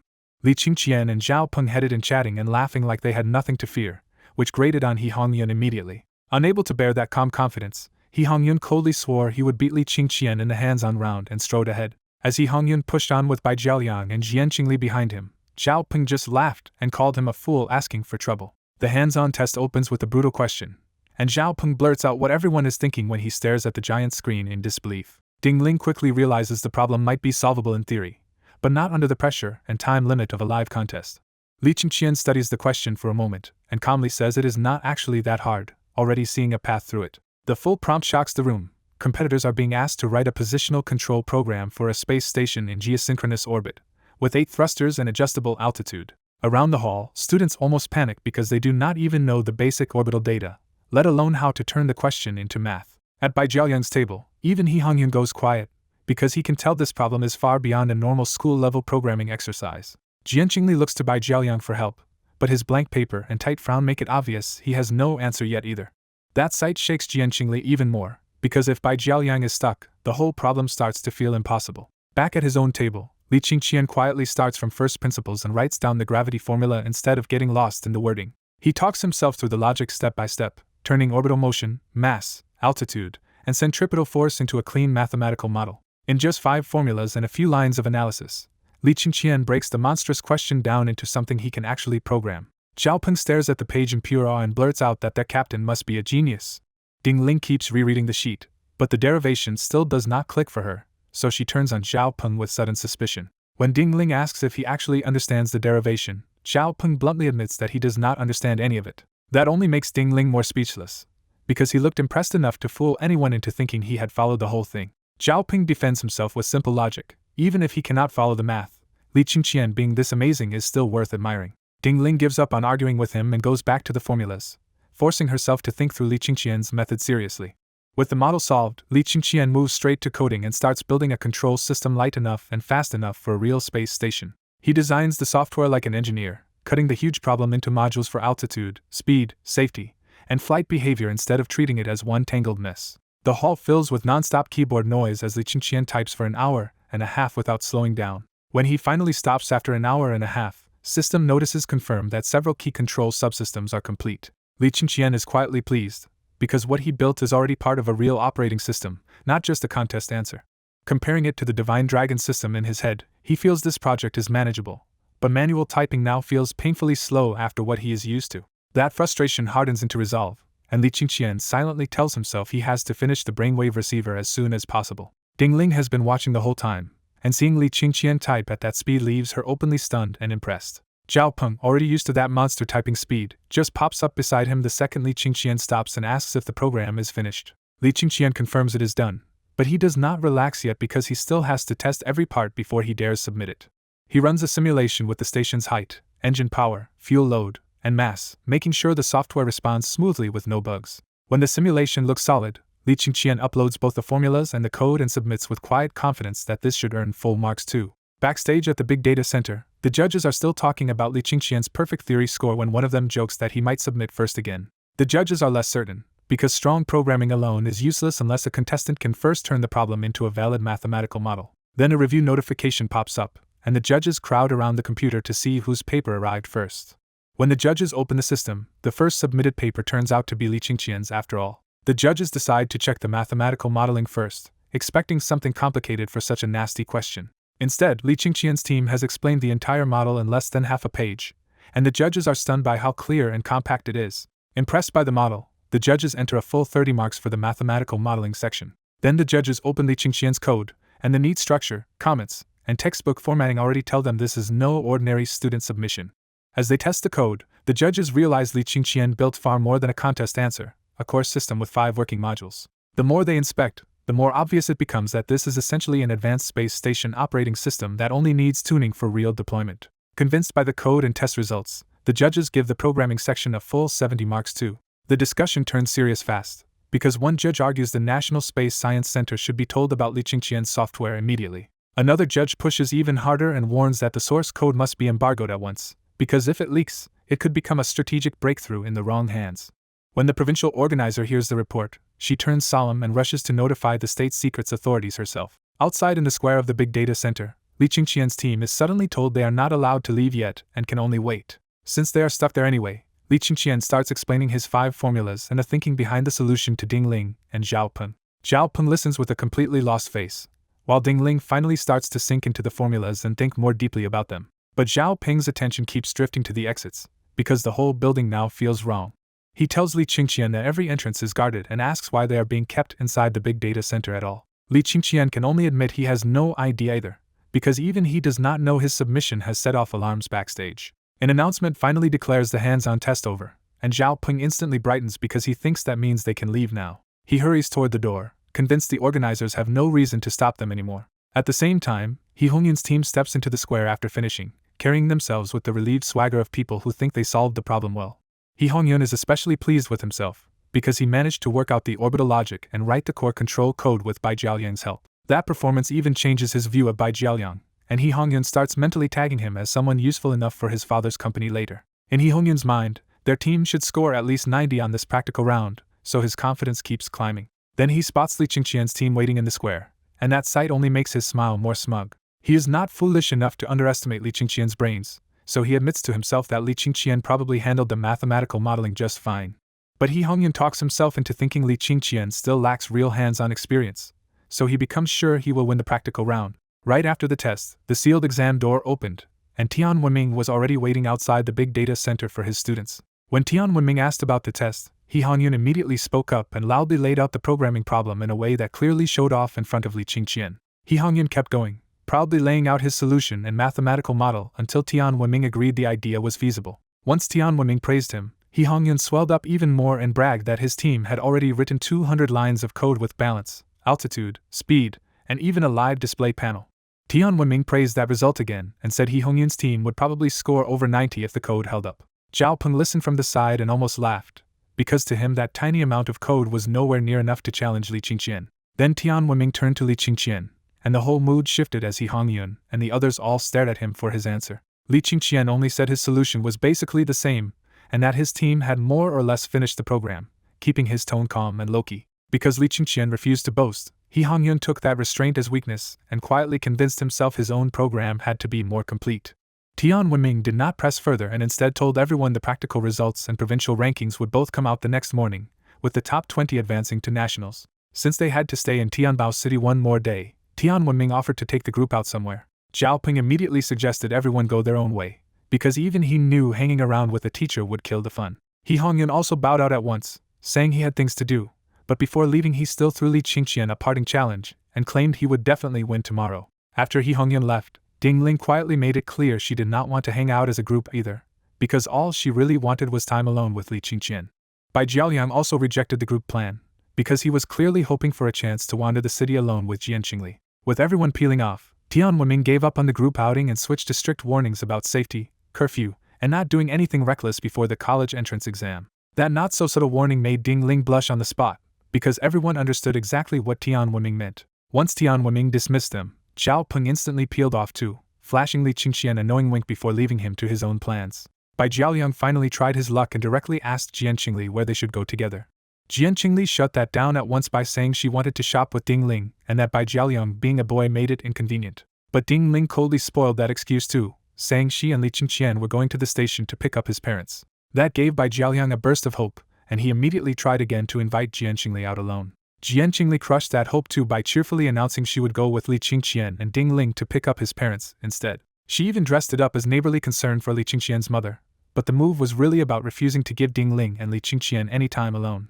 Li Qingqian had no intention of letting that happen, so he bluntly told Jian Qingli it was inconvenient, and she did not need to come. Before Jian Qingli could argue, Li Qingqian flagged down a taxi and left with Ding Ling for the high-speed rail station. Left on the roadside, Jian Qingli fumed and convinced herself she would just watch tomorrow as He Hongyun beat and mocked Li Qingqian. Bai Jiaoliang tried one last time to ask where she wanted to go, but Jian Qingli, now in a rotten mood, brushed him off and said she was going back to rest. Elsewhere at the Academy of Space Technology, Lin Xiong looked over Li Qingqian's space station control software and was instantly stunned by how brilliant the design was. The more Lin Xiong examined it, the more he realized this tiny 64K program was a modular universal operating system for space stations and shuttles, not some ordinary student project. He immediately saw the payoff too. With this foundation in place, future shuttle functions could be added as separate modules instead of rebuilt from scratch. At that moment, his doctoral student Zhang Ting finished the reliability and performance testing and came over with the results. Zhang Ting reported that the software could control altitude and position down to the centimeter, matching their current system in function and even edging it out in efficiency. He added that they had found no bugs at all, and even he could barely believe a student had built something this reliable during a 2-hour contest. Once Lin Xiong heard that, he made his move immediately and ordered the admissions office to recruit Li Qingqian to the University of Science so he could mentor him personally. Lin Xiong followed that with an even heavier decision, ordering a message to the State Secrets Bureau that this space station operating system was now top secret and must not leak. By night, after settling Qinli and Li Tianlan into a hotel, Li Qingqian and Ding Ling quietly returned to his room together. Alone with him, Ding Ling looked at Li Qingqian with open admiration and marveled that he had really signed a deal worth 10 million yuan a year with the provincial office. Li Qingqian smiled and asked her to keep the contract secret, but the way he looked at her made the room suddenly feel much more personal. Ding Ling understood exactly what that look meant, and her whole face went red as nerves and excitement hit at the same time. Working through his own nerves, Li Qingqian finally asked her not to go back that night and to just sleep in his room. Ding Ling did not answer out loud, but her silence and burning red ears were answer enough. Heart pounding, Li Qingqian moved in carefully and started to wrap his arms around her. Then the mood shattered as someone hammered on the door from outside. Ding Ling jumped like a startled rabbit, and Li Qingqian, furious at the interruption, barked at the door to ask who it was. The answer came from Tian Wenming, who had shown up to check on them right on cue. Li Qingqian had no choice but to open up, and outside he found not just Tian Wenming but Zhao Peng, Jian Qingli, and Bai Jiaoliang all crowding the corridor. Zhao Peng's face was especially unbearable, because he was grinning like he had caught the whole thing on purpose. Jian Qingli pushed into the room without waiting and relaxed only after seeing Ding Ling still fully dressed. Tian Wenming saw enough, announced that everyone should go back and rest, and made it clear he had only come because he was worried about Li Qingqian in the first place. Humiliated, Ding Ling shot Li Qingqian a shy glare and fled the room with her head down. After the others cleared out, Tian Wenming gave Li Qingqian a serious final warning to behave himself before the exam, even if he admitted young love was normal. When the corridor finally went empty, Li Qingqian could only stand there regretting a perfect chance that had just been ruined. Still burning with frustration, he promised himself that after the college entrance exam he would take Ding Ling on a trip alone. But he was too worked up to sleep, so he sat down at the computer and opened the core program files for the Divine Dragon operating system. He stuffed 10 medicinal wolfberries into his mouth like fuel, preparing to burn the restlessness away through work. To cool his head, Li Qingqian activated focus, rational thinking, and mental coding all at once. The effect was immediate. The heat in his mind vanished, cold logic took over, and code flooded his thoughts instead. Then his body started twitching under the strain, while the code on the screen raced so fast it was impossible to read. The next morning, Tian Wenming brings Li Qingqian's group to the big data center, where teams with suitcases crowd the square and stare at the giant countdown screen. He Hongyun also comes to the square, uneasy about his missing father but still more obsessed with whether he can beat Li Qingqian. When the countdown ends, the giant screen flips to the provincial rankings and everyone holds their breath. Li Qingqian's team takes first in the province with perfect scores in both theory and hands-on programming, while Tianbao First High lands second. A little farther down, Tianyi's other team with Bai Jiaoliang ranks fifth in the province. Zhao Peng explodes with excitement the second he sees first place and shouts that their captain is number 1 in the province. Even though she expected a win, Ding Ling still turns red with excitement when the result becomes real. He Hongyun stares at Li Qingqian's perfect hands-on score in disbelief, and the bet he cared about suddenly feels like a slap in the face. Jian Qingli is hit with instant regret because Li Qingqian invited her twice before the contest, and now the boy she mocked just won the whole province. Bai Jiaoliang is just as shaken, because he personally saw Li Qingqian struggling with typing before and cannot accept this full-mark result. Tian Wenming finally drops his usual stern face and basks in the moment, proud that both teams under his name made the provincial top 5. He praises Li Qingqian without holding back, gives him a thumbs up, and immediately snaps a photo of the ranking screen to post online. Tian Wenming also praises He Hongyun's side for reaching 5th in the province, trying to keep the moment teacherly and fair. Zhao Peng cannot resist and steps in front of He Hongyun to remind him that his boast about winning the hands-on round just failed in public. The taunt lands hard, and He Hongyun's face goes from smug to mortified as the crowd stands right there to witness it. Trying to recover from the humiliation, He Hongyun abruptly shifts from test scores to money and sneers that Li Qingqian will still work for others after graduation. He doubles down and brags that his family earns at least 20 million yuan a year, while the others would need 100 years of salary to match 1 year of his household income. He even says the competition is only a hobby for him, while the rest are studying desperately just to find jobs. Then he says the quiet part out loud. He never wanted to work with Zhao Peng because he thinks they were never on the same level. Zhao Peng fires back that He Hongyun is only borrowing the glory of his elders, and even Tian Wenming is stunned by how warped the boy's attitude sounds. He Hongyun just laughs harder and treats their anger like proof that they envy him. Right in the middle of that ugly scene, A taxi pulls up and Shin Li and Li Tianlan step out beaming, carrying a freshly signed contract. The couple hurries toward the entrance, eager to show Li Qingqian the signed contract and share the good news with him. A second taxi stops behind them, and He Jingwei gets out with an ashen face and follows after them. Li Tianlan calls out to Li Qingqian from a few meters away, loudly announcing that he and Shin Li are back and the matter is settled. Then Li Tianlan suddenly trips on the pavement, pitches forward, and the contract flies out of his hand. Li Qingqian ignores the papers and lunges first to catch his father before he hits the ground. Once Li Tianlan is safe, he awkwardly says he's fine and urges Li Qingqian to pick up the contract because that part is important. Before Li Qingqian can reach the pages, Tian Wenming, Zhao Peng, and Jian Qingli bend down and start gathering the scattered contract sheets. The title on one page stops Zhao Peng cold, because it is a provincial police data restoration software purchase agreement. When Zhao Peng opens it and sees Divine Dragon Software Company with a contract amount of 10.8 million yuan, he realizes this is far bigger than he expected. That shock turns into instant understanding, because Zhao Peng already knows Divine Dragon Software Company belongs to Li Qingqian. He immediately connects the dots and realizes the provincial office could not have also bought He Hongyun's family's software after signing this one. So while He Hongyun is still acting superior, Zhao Peng starts looking at him like a walking joke. Jian Qingli also notices the company name, and quietly senses that something is badly wrong with He Hongyun's side of the story. When Jian Qingli flips to the signature page, the truth hits her hard. Li Qingqian is the legal person of Divine Dragon Software Company, and Li Tianlan signed for it. That discovery leaves Jian Qingli burning with fresh regret, because the boy she dismissed is already running a company that signs deals worth tens of millions. Tian Wenming notices the same company name on the contract cover and grows puzzled, but unlike the students, he keeps the page closed and waits for Li Qingqian to explain. He Hongyun, who was about to leave, stops when he hears this is connected to the provincial software purchase and turns back in confusion. Zhao Peng asks for confirmation anyway, and Li Qingqian calmly says his parents just signed the provincial contract this morning.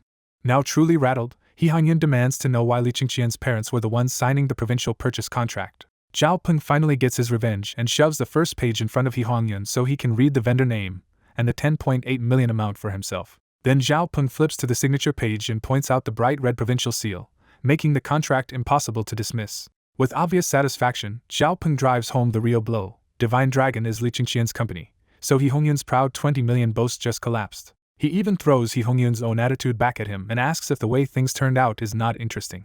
That is the moment He Hongyun breaks, because the official seal and the company name leave him no way to pretend anymore. He staggers backward and hoarsely insists the contract must be fake, even as panic and fear take over his face.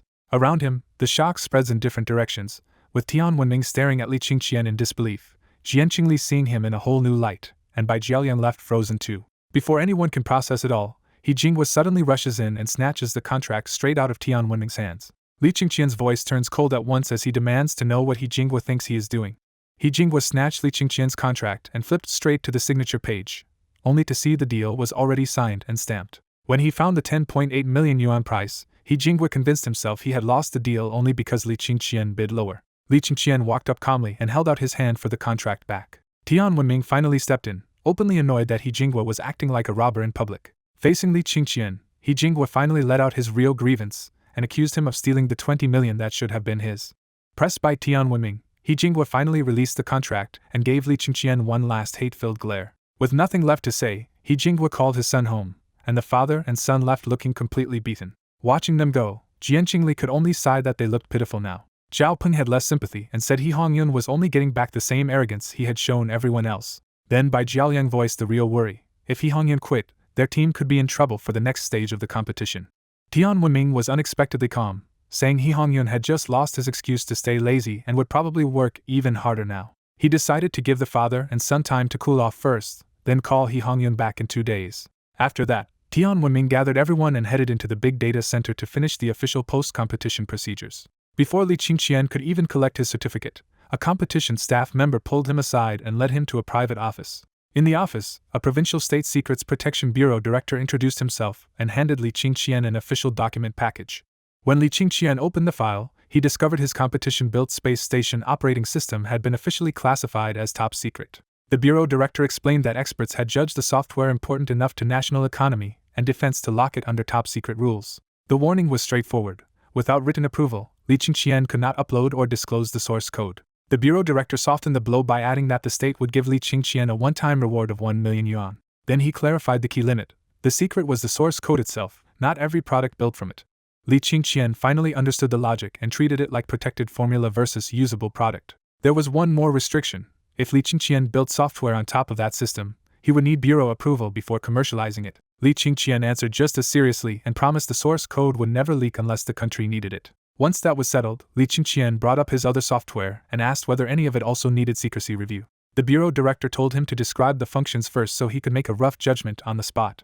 Li Qingqian started with Divine Dragon data restoration and frankly mentioned that the provincial police had already signed a one-year deal for 10.8 million yuan. The bureau director was impressed by the result but said the data restoration software did not need to be classified. Next, Li Qingqian laid out the Divine Dragon optimization app and its brutal performance jump on an old phone. That claim finally surprised the bureau director, but he still judged the app impressive rather than confidential. Li Qingqian pushed further and revealed he was also building an unfinished operating system core of his own. The more the bureau director heard, the more he treated Li Qingqian like a real software genius, even though the unfinished core still was not a state secret. With the secrecy question settled, Li Qingqian finally asked the practical question he really cared about: how the space station software copyright had been processed. He admitted he still needed copyrights for his other software too, especially since he had not had time to register them before release plans changed. The bureau director saw through the request but agreed to help this one time, and told Li Qingqian to send over the software materials. Li Qingqian immediately accepted the favor with a bright smile and promised he would remember it. Before leaving, the bureau director joked that he might call in that favor later, gave Li Qingqian his phone number, and promised news in about a week. Back home in Tianyi City, Li Qingqian had barely sat down before Li Tianlan hit him with a new problem. The provincial side wanted large-scale training on the software. Li Tianlan also admitted he and Xinli were exhausted because people had been calling non-stop all day asking how to use Divine Dragon data restoration. Li Qingqian answered without hesitation that they had to build up Divine Dragon Software Company and start recruiting people immediately. He asked his parents to hold things together for a few days while he brought in professionals, because the company could no longer stay small.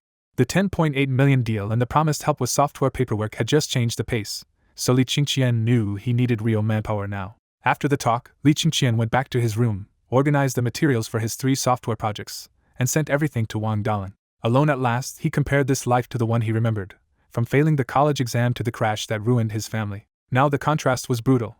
He could aim for full marks, had taken first in the provincial programming competition, and had already earned over 10 million from one piece of software. That was the moment he fully accepted that rebirth had already changed his family's fate, and he meant to push those changes much further. Even after seeing that much money, Li Qingqian did not want to stop, because the professions he had unlocked were still only the early steps of something much bigger. He tightened his goal into something practical: earn more money, build the company framework, and prepare for the much more expensive jump into hardware. Among those future projects, the brainwave receiver became his next major target because it would boost his software development efficiency again. Then he got back to work the hard way, grabbing medicinal wolfberries so he would not collapse from overwork before he even got there. He opened the Divine Dragon operating system core document and stacked 3 skills at once: focus, rational thinking, and mental coding.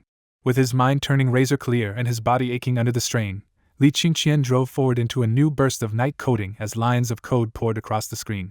A week later, Li Qingqian had already rented a full office floor in Tianyi Fortune Square and turned Shillong Software into a real company. The company was already running. Customer service girls were answering calls in sweet voices and helping users of Divine Dragon data restoration. Inside his small private office, Li Qingqian listened while the new HR director, Zhao Na, gave a sharp report on the company structure. Zhao Na laid out the staffing numbers and pushed the next step too, telling him a software company needed a legal department for contracts, patents, and lawsuits. Li Qingqian was pleased because Zhao Na had built the company's basic framework in just 3 days and taken a huge load off his shoulders. He told Zhao Na to keep focusing on user training and after-sales support, while Divine Dragon data restoration was still the company's immediate priority. Then he moved to the real launch order. The copyright for Divine Dragon optimization was done, the encryption was finally finished, and now it was time to put the app into every app store. Zhao Na immediately promised to handle the release that same day, already excited because she knew how destructive this app could be to the phone market. After she left, Li Qingqian watched her go and privately savored one more perk of being the boss. At the very least, the view was nice. Elsewhere, a 4th-year student named Xu Renfei was still stuck with the same cheap old phone he had bought as a freshman, and now it lagged badly enough to push him toward replacing it. When QQ messages froze his phone again, Xu Renfei restarted it out of habit and went searching the App Store for something lighter. That was when he spotted Divine Dragon optimization and stopped cold at its bold promise to solve phone lag completely. He downloaded it right away, but the install warning saying the screen would black out made him hesitate and suspect a virus. In the end, he gambled on it and tapped confirm anyway. After the reboot, a golden dragon startup screen appeared, and even the usual Android branding had been replaced by Divine Dragon optimization. What really stunned him was the speed, because the phone reached the lock screen almost instantly instead of crawling there for a full minute. He unlocked it, swiped across the desktop, and realized the old phone now moved with almost no delay at all. Still not trusting it, he opened QQ, but even a flood of 99+ messages no longer froze the phone. He kept testing app after app until he was convinced this thing had basically turned his junk phone back into a new one. Once he was sold, Shu Renfei blasted the app into every QQ group he had and told everyone their laggy phones might be saved. Because Shu Renfei had a reputation for being practical, his classmates trusted him enough to try the app themselves. The group flipped fast from doubt to hype, with one person after another praising Divine Dragon optimization like it had resurrected their phones. Among the people watching the chat, Shu Renfei's classmate Zhang Taizhu instantly smelled content and decided this app would be perfect for his tech live stream. Zhang Taizhu's stream already had a loyal student-heavy audience, so when he went live and called today's app amazing, the viewers immediately smelled the setup. The chat roasted him on sight, joking that the famously stingy and practical Taizhu must have finally been bought off. Instead of arguing, Zhang Taizhu held up the star of the test, a 4-year-old entry-level phone so we could barely count it as usable anymore. He walked viewers through the awful specs and showed the phone lagging so badly that even opening QQ could make it freeze solid. When the device locked up again, he calmly restarted it and bluntly told the audience this thing had already become electronic trash. That only made the viewers more impatient, because they thought he was wasting everyone's time stating the obvious. Then he finally dropped the point of the stream, Divine Dragon optimization, an app that claimed it could revive old phones. The audience called nonsense and accused him of hard selling, but Zhang Taizhu installed the app anyway and told them to watch closely. When the app demanded a restart to optimize the system, he leaned into the moment and promised the viewers a miracle. He tapped confirm, the screen went black, and the viewers started warning each other not to let him cheat by swapping phones. A minute later the screen lit up with a majestic golden dragon and the words Divine Dragon Software, and the whole chat jolted at how serious the app suddenly looked. The startup alone rattled people, because viewers immediately realized the app had changed system-level files instead of acting like a normal lightweight tool. About 10 seconds later the lock screen appeared, and Zhang Taizhu pointed out that the same phone used to need a full minute to get this far. When the phone reached the desktop without a hint of lag, even the suspicious viewers started wondering if he had secretly switched devices. He kept testing on stream, and one by one the screens, WeChat, QQ, and other everyday apps all ran smoothly on what had been dead weight a moment ago. That was the turning point, and the audience finally started praising the app instead of mocking it. Gifts began pouring in so fast that Zhang Taizhu got visibly excited, because this was the first time one of his streams had exploded like this. The viewers pushed him to try something harder, so Zhang Taizhu opened League of Legends on the same old phone to see whether the miracle held up under real pressure. Instead of crashing like before, the game launched cleanly, and that alone felt impossible on a phone this old. Then it got even crazier. On low graphics the game actually ran at about 50 frames, enough for Zhang Taizhu to admit the app really made the phone playable. By now the stream had fully flipped, and the chat was no longer asking whether the app worked but demanding the download link as fast as possible.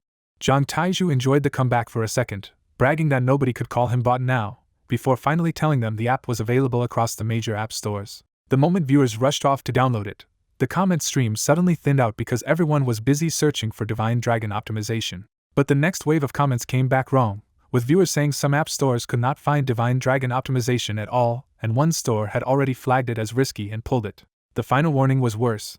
App stores were flagging Divine Dragon optimization for changing system files, affecting phone warranties, and potentially causing system problems, turning the viral launch into a fresh risk. During his live stream, Zhang Taizhu sees viewers saying Divine Dragon optimization has disappeared, and the sudden claim immediately throws him off.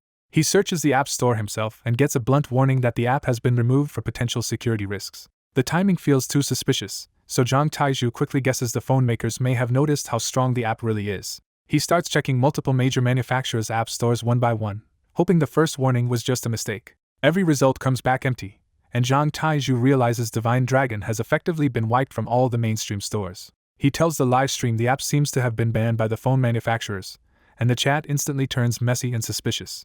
Viewers start accusing him of promoting a virus, scamming fans, or even trying to control their phones, putting his reputation on the line. Knowing he has to calm everyone down, Zhang Taizhu steadies himself and decides to prove the company's background on stream. He opens the app's personal center and pulls up the About Us page to show that Divine Dragon Software is a real company, not some shady trap. The page shows a formal thank you letter from the Tianyi City Police, and Zhang Taizhu immediately uses it as proof that the company is legitimate. He scrolls further and finds a cooperation notice with the Jinshan Province Police Department, then clicks through to the police website to make the point even stronger.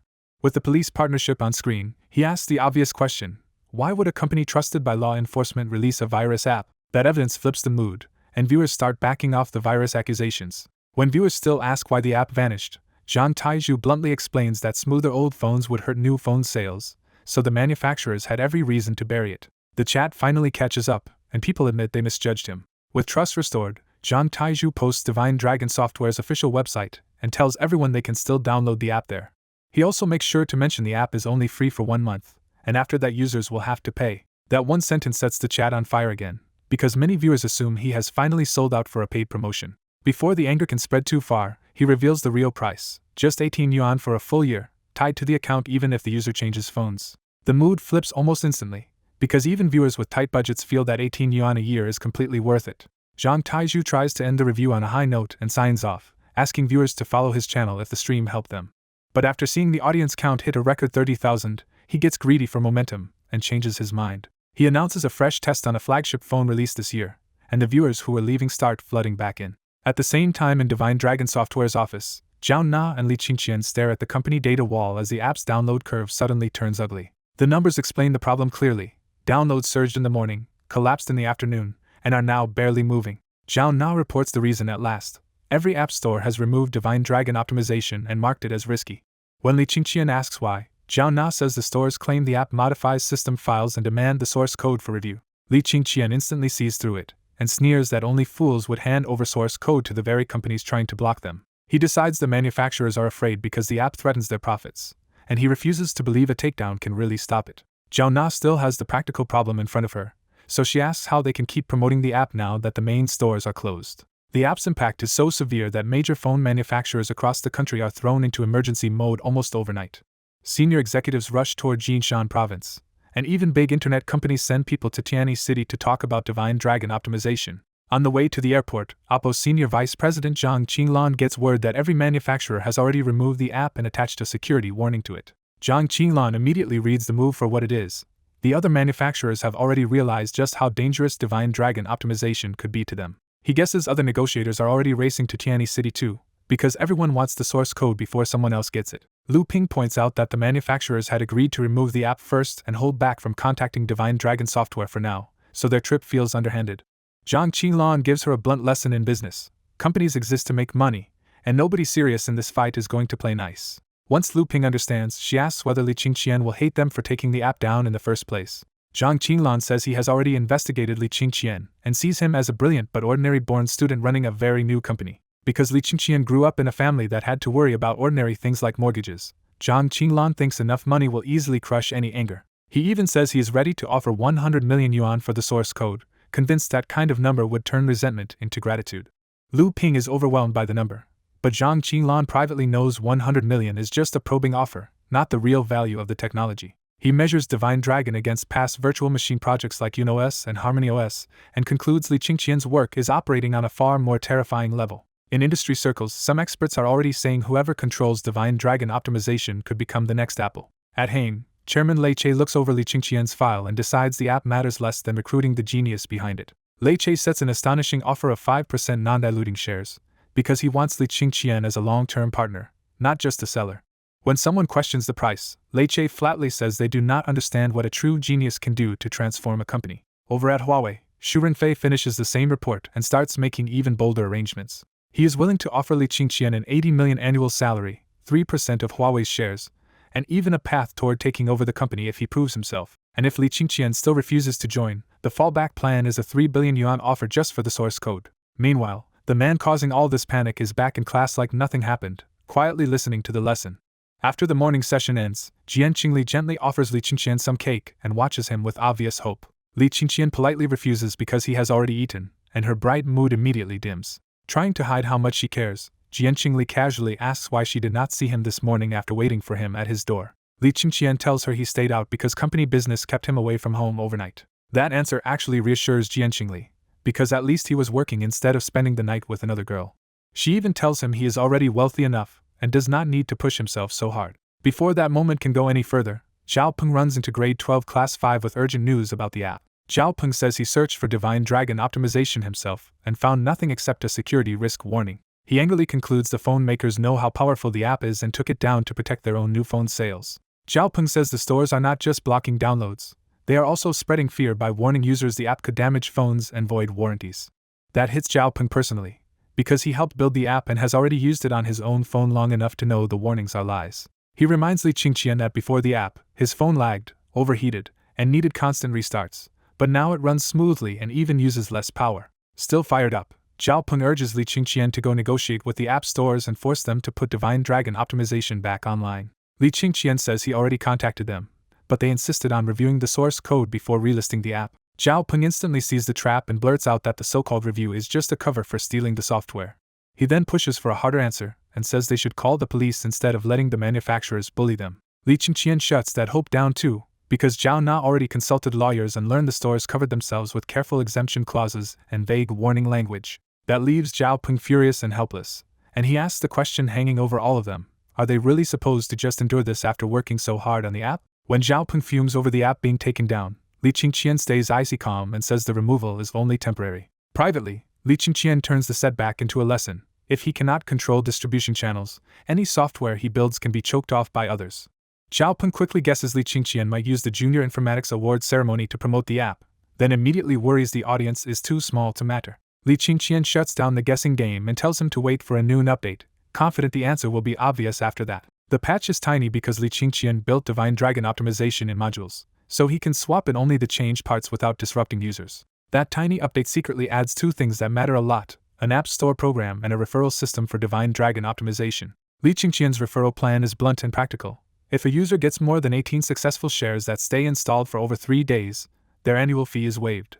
He knows this trick would fail for most apps, because people would delete them the moment they got the reward. But he is sure Divine Dragon optimization is different, because once people feel their phones speed up and the battery lasts longer, they will keep it. He estimates half of new users will stay, and that retention will let the app spread through friends, acquaintances, and social media even without the major app stores. The referral program is only one part of his answer, because after the takedown he also found a national policy opening online. He realizes Divine Dragon optimization can be framed as software that fills a weak point in foundational technology, which opens the door to national backing.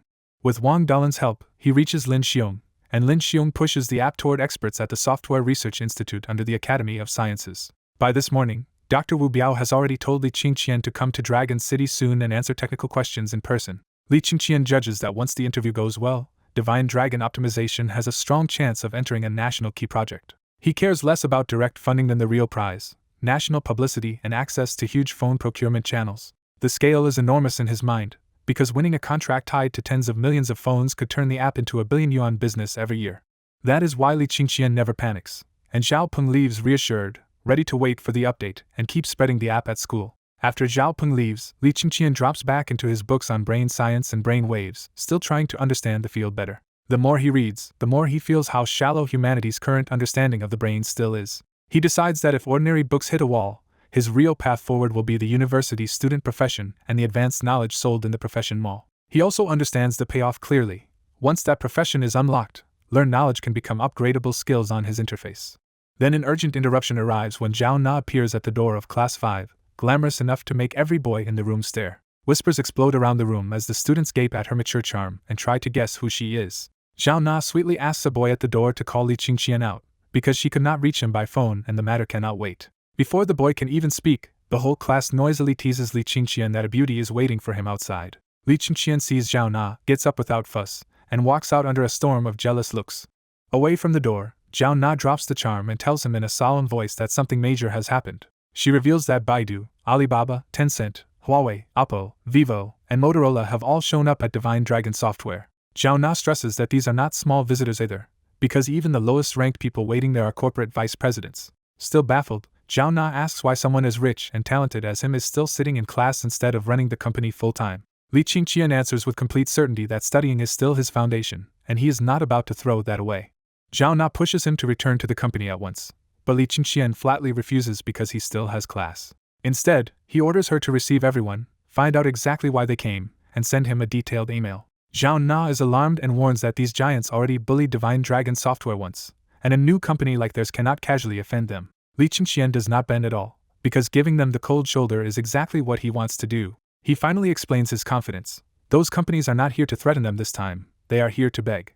He tells Zhao Na to act more assertively, because for once Divine Dragon Software holds the stronger position. Then he simply heads back to class, leaving Zhao Na exasperated enough to stomp her foot before returning to the company alone. When Li Qingqian returns, the boys instantly look for Zhao Na again and sag in disappointment when they realize the beauty is gone. Jian Qingli, feeling a little threatened after seeing Zhao Na, asks Li Qingqian who that beautiful woman was. Li Qingqian only says she is from his company, which leaves Jian Qingli unsatisfied but unable to press that answer further. So Jian Qingli pivots to the app itself and asks what Divine Dragon optimization actually does and why other companies removed it. He answers in one dry line that the app optimizes phone performance, and it got pulled because it hurt those companies' interests. Before she can keep digging, teacher Tian Wenming walks in with a stern face and starts class, giving Li Qingqian an easy way to cut the conversation off. Meanwhile, back at Divine Dragon Software, Zhao now returns to a reception room full of quiet, waiting executives from the biggest companies in the industry. She gives a polished welcome, apologizes for the long wait, and makes it clear she intends to move straight to business.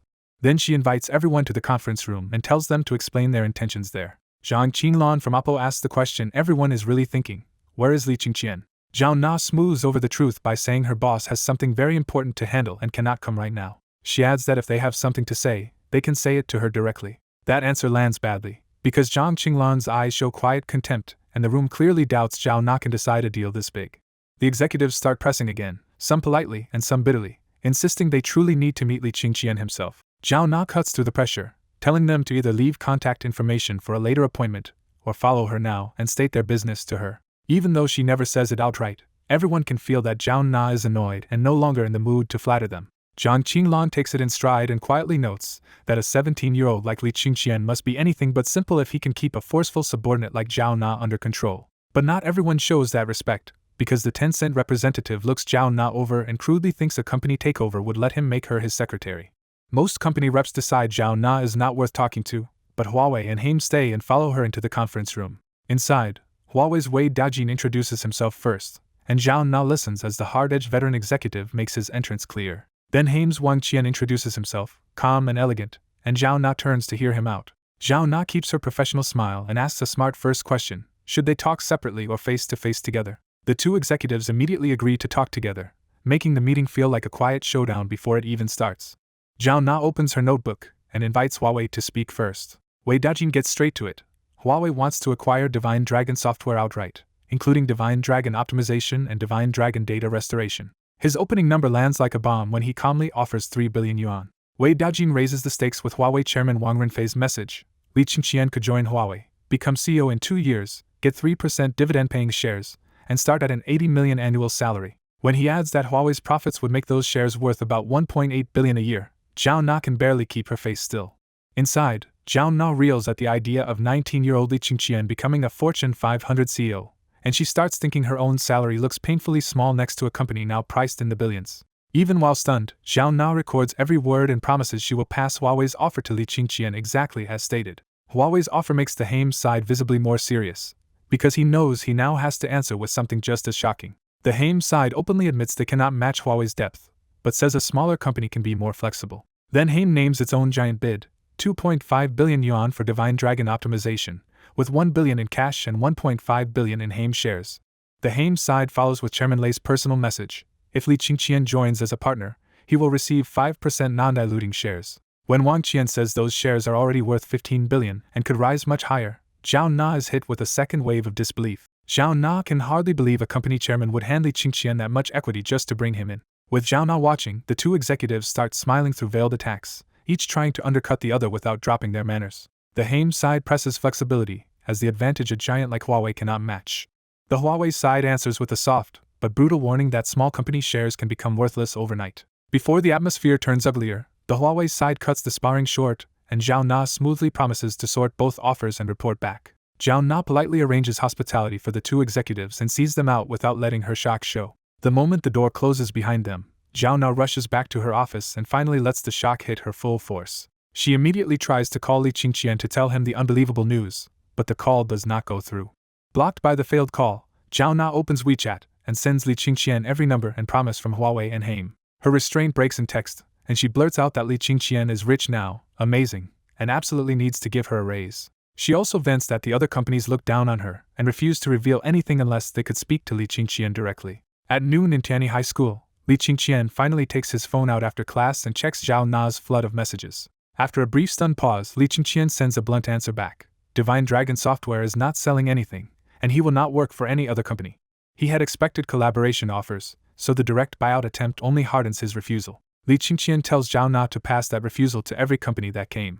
When he notices Zhao Na's grievance between the lines, he goes further and tells her to send the dismissive companies away without any cooperation for now. Even while backing her, Li Qingqian quietly decides Zhao Na still needs seasoning and tells her to find a qualified vice president as soon as possible. As the chat ends, a majestic golden dragon glides across the top of Li Qingqian's phone screen with a new Divine Dragon notification. He taps in and sees the new update: a referral program, a Divine Dragon app store, and bug fixes packed into a tiny 1 megabyte patch. This small update is really a countermeasure, because Divine Dragon's system-level access and P2P sharing make it extremely hard for phone makers to block distribution. Once the update finishes, 2 fresh icons appear on his desktop: the referral tool and the Divine Dragon app store. Li Qingqian opens the referral program and sees a QR code built for users to spread the app directly to other phones. He jumps to WeChat Moments and finds the sharing flow already pre-written, making it almost effortless to spread Divine Dragon. Seeing that Zhao Peng has already posted the QR code too, Li Qingqian casually shares it himself and turns the App Store ban into direct user-to-user spread. Li Qingqian's confidence turns cold as he decides this is no longer just about surviving the boycott, but about counterattacking the companies squeezing him. The takedown teaches him a harsh lesson. His original dream of win-win cooperation with big internet and phone companies means nothing if his startup has no power. He realizes the only real way to earn the right to speak is strength strong enough that others cannot ignore him. For Li Qingqian, that means pushing Divine Dragon optimization to tens of millions of installs until no company can pretend he has no say. At the same time, his phone keeps filling with alerts that people are trying to reverse engineer Divine Dragon optimization. Li Qingqian stays calm because the app is protected by his quantum encryption, and for now he believes they cannot reverse engineer it. The attack pattern in his mind is ugly. The biggest internet bullies and the top phone makers are the main ones probing for his source code. That hypocrisy irritates him even more, because the same companies politely ask for meetings while secretly trying to steal the code. On top of that, hackers have been hammering Divine Dragon Software's internal network for days, which leaves Li Qingqian thoroughly fed up. He lets them keep trying for now, but in his mind the order is already clear. Once they fail, it will be his turn. Back at the company, Zhao Na reads Li Qingqian's reply and is stunned all over again that he rejected a 3 billion offer without even hesitating. Then she reaches the part where Li Qingqian openly sides with her against the companies that look down on her, and the shock turns warm. For Zhao Na, that blunt defense feels like being valued, supported, and protected without conditions, and it nearly brings her to tears. But after sitting with it for a while, Zhao Na forces herself to think like a manager again and worries that offending too many giants could hurt Divine Dragon Software later. Once she gets herself under control, Zhao Na picks up the phone and starts calling Wei Dajin and Wang Qian herself. On the phone, Wei Dajin keeps his voice polite, but his frown says the rejection from Divine Dragon Software clearly stings. Even while unhappy, Wei Dajin still asks Zhao Na to name her side's terms so he can take one more offer back to his boss. Another call follows immediately, and this time Wang Qian from Haim pushes hard, insisting they are serious and willing to talk numbers. Haim is desperate because exclusive access to the app could turn its cheap phones into market killers overnight. Their panic runs deeper than profit, because Haim already has 5 million entry-level phones waiting for an April launch that the app could ruin. Zhao Na shuts the door again, firmly telling Wang Qian that Li Qingqian has no intention of selling the app. Blocked on a buyout, Wang Qian changes tactics and offers exclusive Haim licensing for 18 yuan per phone, dangling billions in annual fees. Behind that rich offer, Haim is already thinking ahead to reverse engineering the app once it gets close enough to the source. This time Zhao Na stays calm, promising only to pass the proposal along instead of being dazzled by the price. After that, Zhao Na spends the afternoon calling every company that left contact details, and most of them react badly to being turned down. Zhang Qinlan from Oppo is the worst of them, exploding on the phone because his company is also sitting on millions of spring-launch phones that could become dead stock. Realizing how badly Oppo is cornered, Zhang Qinlan drops his earlier arrogance and practically begs Zhao Na to arrange a meeting with Li Qingqian. Zhao Na refuses him too, and this time she quietly enjoys watching the man who looked down on her earlier lose his footing. At Baidu, Qian Wenxing reads the report about Li Qingqian's refusal and immediately decides the small company needs to be taught a lesson. The chapter reveals why he is so dangerous. This senior Baidu executive is also Millennium J, a famous dark web hacker. With a few commands, Qian Wenxing starts hacking Divine Dragon Software so he can just steal the app himself. Tencent is no cleaner, with a rented supercomputer farm already running at full load to crack Divine Dragon optimization from the inside. Dr. Li Lin confidently tells Tencent's CEO they should have the app source code within 6 hours.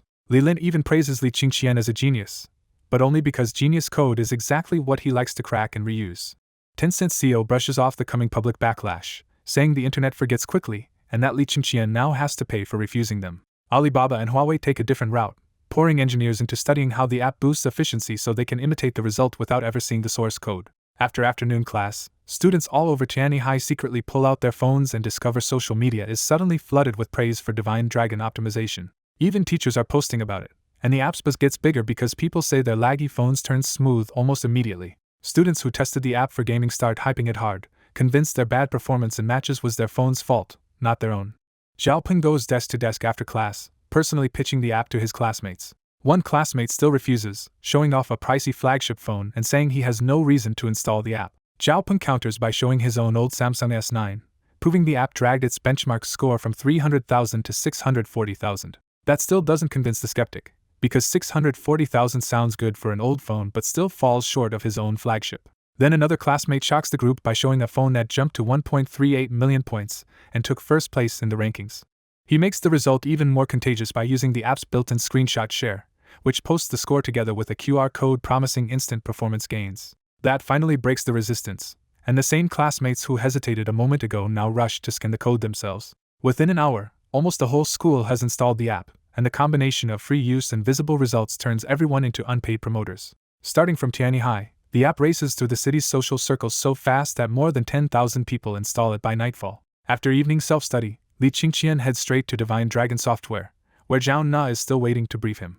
Zhao Na quickly relays what Huawei, Haim, and the others said, including Zhang Qinglan's demand that Li Qingqian meet him in person. Then she pivots to the good news and shows him the app's installation chart exploding after the noon update. The numbers are no joke either, because installs have leapt from 1,574 to 28,754, with hourly growth speeding up as the night goes on. Zhao Na can barely contain her excitement as she predicts the app could hit 1 million installs in a week and 10 million in a month. That high point snaps instantly when the big screen starts flashing and a hacking alert floods the office in green code and red warnings. The system shows the intruder forced downloading server data, but it also reveals Li Qingqian already set a trap by diverting the hacker into a fake virtual server. As the fake download proceeds, the counterattack package quietly loads anti-tracking, system control, website hijacking, and full network takeover tools into the intruder's path. Zhao Na is stunned enough to suggest calling the police, because from her side this looks like a full-scale break-in on the company network. Li Qingqian surprises her by smiling, because he expected this attack from the moment the app was pulled from the shelves and built these traps for exactly this day. He explains that the internet has become his playground with these system-level tools, and now all they need to do is wait for the trap to finish closing. Once the progress reaches 100%, the screen confirms every hidden countermeasure has successfully activated and starts pulling data back from the attacker instead. Then the trap pays off in full, because a live video window pops open and exposes the hacker as Qian Wenxin sitting at his own computer, still gloating over the theft. Inside Divine Dragon Software, Zhao Na still wants to call the police, but Li Qingqian calmly watches the rising numbers and says this attack is too good an opportunity to waste. Li Qingqian goes even further and confidently predicts the app will hit 10 million installs in just 3 days as the counterattack program starts taking effect. Zhao Na insists his estimate breaks every normal rule of growth, so Li Qingqian turns the argument into a bet. Zhao Na seizes the chance to demand a raise if he loses, and Li Qingqian grins back when she flatly says his side is impossible. At Baidu Corporation, Qian Wenxin smugly downloads data from Divine Dragon Software's server while He Hongyun watches the progress bar climb. Qian Wenxin boasts that his hacker identity Millennium J puts him in the nation's top tier, and He Hongyun relaxes because he believes Li Qingqian can never trace them back. When the download nears completion, both men get cockier and look forward to tearing open the app source code to learn Li Qingqian's secret. After the download hits 100%, Qian Wenxin unlocks a hidden archive full of stolen company files, proudly treating years of hacks like trophies. He Hongyun is immediately unhappy to see the archive still intact and warns that if the files ever leak, both of them are finished. Qian Wenxin brushes the warning aside, insists the archive is perfectly safe, and clicks open the Divine Dragon file anyway. Instead of source code, the screen suddenly exposes Qian Wenxin's real identity, dark web alias, and the accusation that he hacked 763 companies under He Hongyun's orders. Then old chat screenshots with He Hongyun start broadcasting across the computer, and Qian Wenxin panics because he cannot shut anything down. Qian Wenxin yanks cables and finally kills the machine's power, but the damage is already done, and He Hongyun explodes at him for keeping those records. Before they can recover, the office television turns on by itself and a cold synthetic voice starts mocking both presidents for their years of theft. He Hongyun tries to bluff back with legal threats, but the unseen hacker only laughs at the hypocrisy. The voice tells them resistance is pointless because all of Baidu's data is already copied to another server. A surveillance-style video begins playing on the television, showing the two of them casually drinking tea while hacking Divine Dragon Software. Seeing the video, He Hongyun finally guesses the attacker is Li Qingqian from Divine Dragon Software. He Hongyun quickly changes tactics and offers money, hoping Li Qingqian will delete the video and the stolen evidence. 10 silent minutes pass with no answer, leaving He Hongyun tense, disappointed, and slightly relieved all at once. Even the television remote no longer works, and Qian Wenqin bitterly admits the hacker's skill is so overwhelming that fighting back is useless. Qian Wenqin openly admits he had underestimated Li Qingqian, and both men are now almost certain this counterattack came from Divine Dragon software. He Hongyun's secretary suddenly calls in panic to report that multiple departments have lost control of the company's servers. The secretary suggests calling the police, but He Hongyun snaps back and lies that the disruption is only an internal technology test. Then the secretary reports something even worse. Baidu's websites, client, and products are all recommending Divine Dragon optimization app. That report removes all doubt for He Hongyun, and he knows Li Qingqian has turned Baidu's own traffic into a weapon for Divine Dragon software. He Hongyun hangs up, furious and humiliated, because he can endure losing control of the servers but not being forced to advertise Li Qingqian's app. To avoid electronic surveillance, He Hongyun drags Qian Wenqin into a camera-free corridor and orders him to find any evidence linking the invasion to Li Qingqian. He Hongyun promises to overlook the chat records only if Qian Wenqin can dig up proof, because without evidence they are the ones in real danger. He Hongyun also orders total secrecy, telling Qian Wenqin to keep saying everything is normal and that the app promotion was his own decision. When Qian Wenqin asks where he is going, He Hongyun interrupts and says he is heading to Tianyi City to beg Divine Dragon software to let them off. Qian Wenqin finally fires back that He Hongyun was the one who ordered the hack in the first place, so he refuses to carry all the blame alone. He Hongyun cannot deny it, and is left bitterly regretting that he ever chose theft over honest negotiation with Divine Dragon software.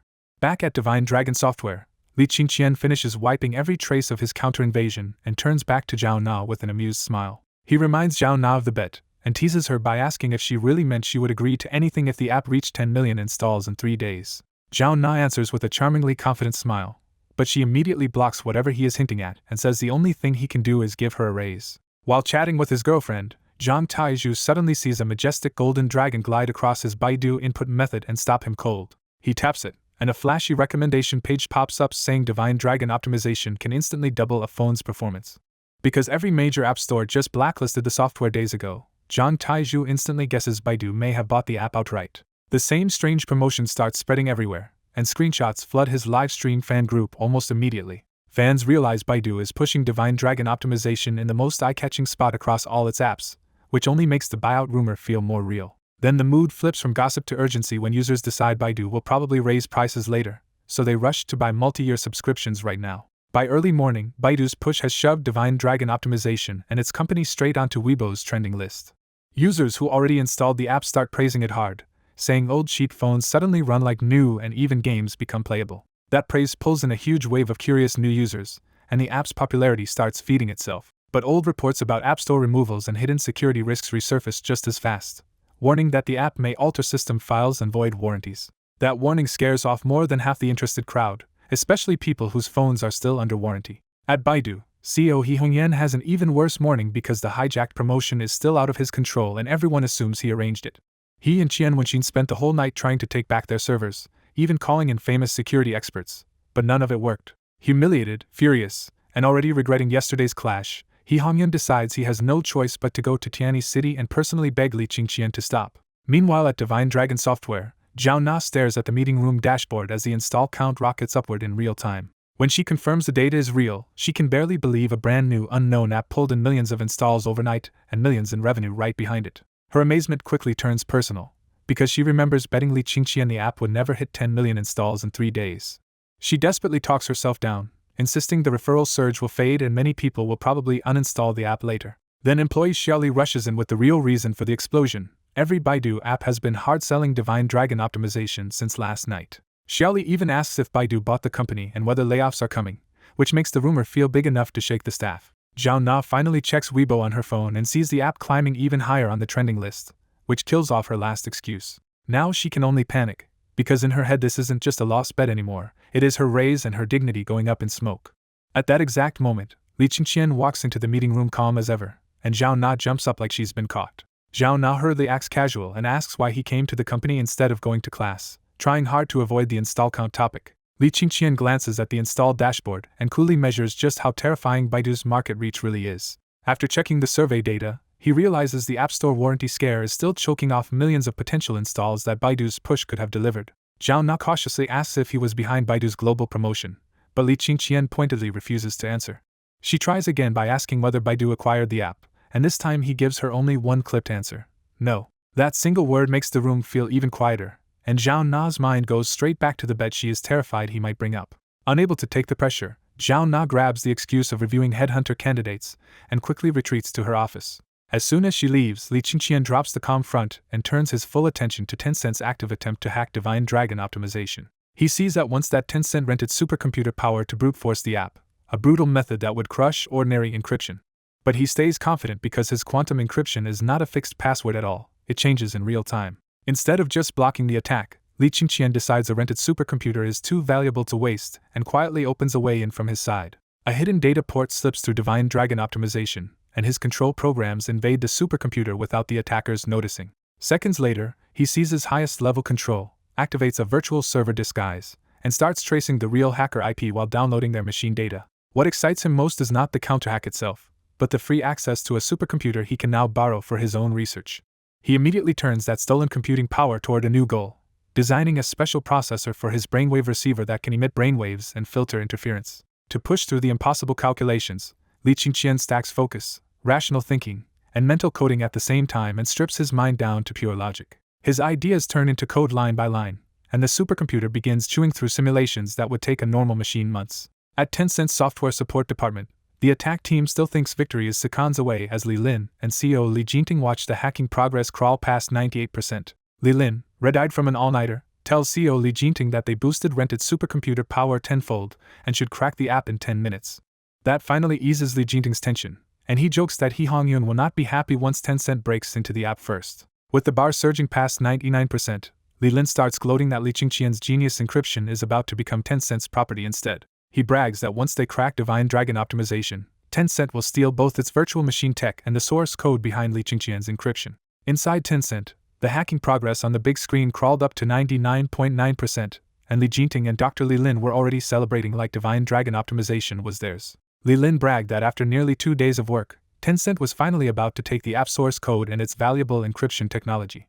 But the last step refused to move, and after 10 long minutes stuck at 99.9%, Li Jingting's confidence started turning into irritation. Li Lin hammered in one final line and declared victory the moment the progress bar finally hit 100%. Instead of handing over source code, the Divine Dragon icon exploded across the screen and a chain of anti-hacking alerts started announcing that Tencent's systems were being taken over. The messages got worse by the second, saying evidence was being compiled, Tencent's computers and servers were under highest level control, and Divine Dragon ads had been inserted across its websites. Li Lin tried to laugh it off as a bluff from a batch file, but the sweat running down his face showed he was no longer sure. Li Jingting checked his own computer to be sure, and the moment a majestic golden dragon started swimming across the desktop, his blood ran cold. That was the moment Li Jingting realized the big screen was telling the truth and Tencent's entire network might really be compromised. He snapped at Li Lin to stop standing there and called Tencent's network chief Niu Quan for emergency recovery. When Li Lin tried to verify the situation himself, even his own computer no longer responded, and that finally shattered his last bit of confidence. Li Jingting opened Tencent's chat app on his phone, and even their golden dragon crawled through the interface and pushed users toward the Divine Dragon download page. After checking more apps, Li Jingting finally admitted Tencent had just suffered the same nightmare Baidu faced earlier. Tencent's internet and systems experts rushed in, but no matter what they tried, they could not take back the computers, the servers, or the websites. One of Tencent's network leads urged Li Jingting to call the police for outside technical help, but Li Jingting shut that down at once because the attacker already controlled Tencent's data and backups. With the room already in chaos, Li Lin finally admitted that Tencent's disaster started when he hacked Divine Dragon optimization himself. After hearing how this started, Tencent's network side gave Li Jingting a grim assessment. If even their own people could not break this countermeasure, outside experts probably would not do any better. The first recovery option was brutal: cut off Tencent's whole network and reinstall every server, knowing the company's chat, games, and other products would go down hard in the process. Even that ugly fix had no guarantee, so Tencent's technical side told Li Jingting the safest path was to let Divine Dragon software clean up the damage themselves. Li Jingting still refused to bow that fast and decided to wait for the test computer's fresh system reload before contacting Divine Dragon software. Even while cornered, Li Jingting was already swallowing his rage and promising himself he would crush Divine Dragon software after this crisis ended. The fresh operating system finally loaded on the test computer, and for one brief second the clean desktop made it look like Tencent might still have a way out. Then that hope died instantly when the same golden dragon appeared on the freshly reinstalled desktop and stared back almost mockingly. The technical verdict got even worse: to clean this completely, Tencent would have to isolate every device, replace network gear, wipe all data, reinstall everything, and rebuild the whole network from scratch. That plan was almost impossible, because wiping Tencent's data would lock users out, erase years of personal content, and hand the market to rivals overnight. Pressed into a corner, Li Jinting dismissed the others and called for Tencent's lead lawyer, Zhang Yunjian. Tencent's lead lawyer arrived, heard the story, and cut straight to the one legal question that mattered most: whether Li Qingqian had proof Tencent was the side that did the hacking. Li Lin could not rule out the existence of evidence, and that uneasy answer made the legal danger feel very real. The legal advice was blunt: if no evidence existed, Tencent should call the police and push Divine Dragon toward prison, but if evidence did exist, Tencent would lose badly and needed a fast settlement. The final legal recommendation was simple and urgent: the longer Tencent waited, the worse this would get, so they needed to start mediation with Divine Dragon Software immediately. At Divine Dragon Software, Li Qingqian finally leaned back from his laptop smiling, because Tencent's rented supercomputer had just helped him finish a major round of deductions. Using that borrowed computing power, he had worked out preliminary design plans for a brainwave receiver built from real-world parts. He planned the next steps clearly too: buy special processors and custom parts, assemble a prototype, test it, and only then tackle the much harder problem of mapping thoughts into code. That quiet planning session was interrupted when Zhao Na came in with news that Tencent wanted to negotiate, and was even willing to let Li Qingqian name his price. Li Qingqian refused on the spot, which caught Zhao Na completely off guard. When Zhao Na asked why, Li Qingqian said money was not the point, and that Tencent had not shown even basic respect. He raised the bar on purpose and said true sincerity meant Tencent's CEO had to come to Tianyi City in person to talk. Li Qingqian was this hardline for a reason, because he had kept track of Tencent taking down his app, issuing warnings, and even renting a supercomputer to crack it. In his eyes, Tencent brought this on themselves, because the anti-hacking program only struck back after they tried to steal Divine Dragon optimization.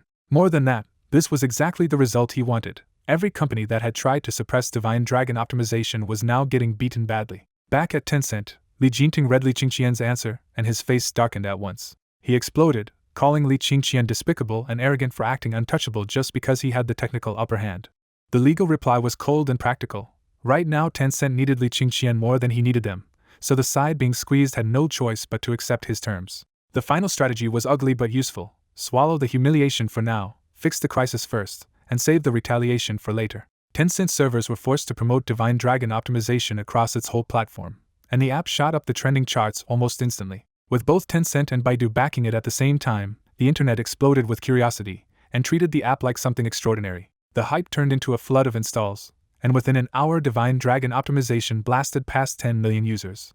That surge terrified the phone makers, because if old phones ran smoothly again, the new models already sitting in their warehouses would become almost unsellable. Their deeper nightmare was even worse: if users could keep Android phones for 5 years, the whole replacement cycle would collapse and half the industry might go bankrupt. So rival brands dropped their competition for one emergency goal and held a secret meeting to stop Divine Dragon optimization before it could spread any further. They quickly settled on a brutal plan: if the app lived on their phones, they would use their control over the system itself to kill it. Soon millions of phones, even models abandoned for years, suddenly received a tiny mandatory system update. After the update finished, users were hit with a warning claiming Divine Dragon optimization could alter system files, steal data, and damage hardware, so installation had been blocked for their safety. At the same time, a troll army flooded the internet with horror stories about stolen salary money, leaked chats, and private photos exposed online. The smear campaign was aimed exactly where users were most afraid, so the app's smooth performance stopped mattering once people started imagining fraud and privacy disasters. People who had planned to try the app backed off, and many who already installed it started wavering under the pressure. Then the attack escalated again when Alibaba executive Wu Butao publicly accused Li Qingqian of hacking Tencent and Baidu to force their promotion. Because He Hongyun and Li Jinting stayed silent instead of denying it, the public took that silence as proof the accusation was true. Now the story online turned lethal. If Divine Dragon software could hijack two internet giants, people decided it could easily steal ordinary users' data too. Users rushed to uninstall the app and install the manufacturer's updates instead, hoping to lock their phones down before anything worse happened. Inside Divine Dragon software, Zhao Na watched the install count hit 10 million and instantly thought of the bet she had made with Li Qingqian. Half an hour later the number climbed to 12 million, but the rise ended so suddenly it felt wrong. Then the installs crashed at a terrifying speed, falling from 12 million to 8 million in barely 10 minutes. After an hour it had dropped to 4 million, and Zhao Na barely had time to hope the collapse was slowing down. That hope lasted only a moment, because the number plunged again and crashed to 1.5 million in less than 10 more minutes. Right then Xiaoli sent Zhao Na a flood of bad news, confirming that manufacturers had banned the app and the whole internet was turning on the company. When Zhao Na opened the links and saw how complete the attack really was, cold sweat broke out and she ran straight for Li Qingqian's office. She understood the real target now. They were not just trying to kill the app, they were trying to destroy Divine Dragon software and Li Qingqian with it. Zhao Na burst into Li Qingqian's office with a panicked warning, only to find him in an awkward state from overusing his coding skill. The medicinal smell, the half-empty wolfberry bottle, and Li Qingqian's flush-twitching body made Zhao Na wonder if she had interrupted something strange. Li Qingqian, too worn out by mental coding to notice her strange look, simply asked what had happened and pulled his trembling hands away from the keyboard. Before answering her, he glanced at his hidden side project and saw the Divine Dragon operating system core had already reached 58.6% completion. Zhao Na hurried through the first blow, explaining that the phone makers had updated their systems together and banned installation of Divine Dragon optimization. She followed with the second blow. The internet was drowning in posts accusing the app of theft, scams, and privacy leaks. Then Zhao Na forced herself to say the most dangerous part aloud. Wu Buotao had publicly branded Divine Dragon Software a virus company and Li Qingqian a virus maker. Because Zhao Na had seen Li Qingqian break into Baidu herself, and then watched Tencent get hit the same way, she knew the accusation was not just rumor. She showed him the damage in numbers too. Installs were down to just 1.03 million and still dropping fast. And the crisis was no longer just commercial, because angry netizens were already pushing the Cyberspace Administration Office to investigate the company. Zhao Na bluntly told him that money and even the company could be rebuilt, but if the authorities moved on him personally, he could end up in prison. To Zhao Na, this looked like a complete siege that hit the product, the company, and the boss all at once, and for the first time she felt real despair. Li Qingqian answered coldly that the phone makers were even harsher than he expected, but he had always known they would never sit still once the app threatened their sales. His immediate response was surprisingly narrow: issue one clarification that the app never stole user data, and do nothing else for now. Then, in the middle of the crisis, Li Qingqian suddenly shifted topics and said he had another job for Zhao Na. Already rattled by how she had found him, Zhao Na tensed up and briefly feared he was about to ask for something improper. Instead, Li Qingqian told her he had sent a procurement list and wanted 100 sets bought for him as soon as possible. He added that he was leaving for Dragon City the next day for a crucial interview tied to the National Foundational Improvement Project. In Li Qingqian's view, that Dragon City trip was the real counterattack, because once the state officially backed the app, the rumors and boycott would collapse on their own. He stressed that the purchased materials had to be ready when he returned, because he planned to use them for his next important build. Then Li Qingqian calmly made one more point that Zhao Na could hardly accept.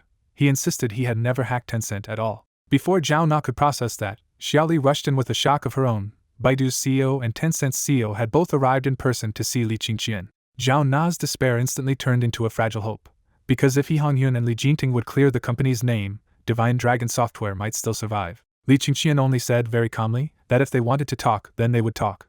But Li Qingqian understood the truth behind that visit. Under these conditions, Baidu and Tencent were not coming for peace, and it was finally time for him to show his hand. In the conference room, Li Qingqian welcomed He Hongyun with a polite smile, and the older internet veteran answered with the same fake courtesy. Li Qingqian stayed completely relaxed, because he knew the evidence in his hands could ruin He Hongyun if this meeting went badly. He Hongyun praised Li Qingqian's talent on the surface, but inside he was already irritated that this young man was so slippery and impossible to handle remotely. He Hongyun opened with pressure instead of compromise, warning that Divine Dragon Software was drowning in bad publicity and might soon face a Cyberspace Administration investigation.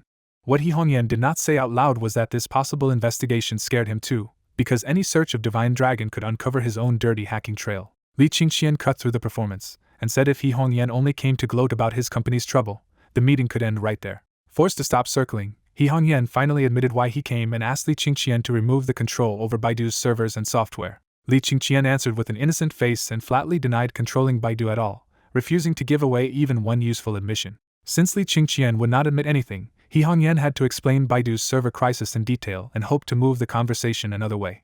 The moment He Hongyun finished, Li Qingqian flipped the whole blame around and angrily accused Baidu of trying to hack Divine Dragon optimization for its source code. He claimed the app's anti-hacking module had triggered automatically, so Baidu's mess was just the legal consequence of its own illegal intrusion. When He Hongyun pushed again for immediate release, Li Qingqian suddenly agreed so fast that even He Hongyun was thrown off. Li Qingqian only wanted one thing clear first: if Baidu wanted out, it would have to pay a price on his terms. His first condition was public. Baidu had to help clear Divine Dragon Software's name online and refute the rumors spread by Wu Buotao and the claims about stealing user data.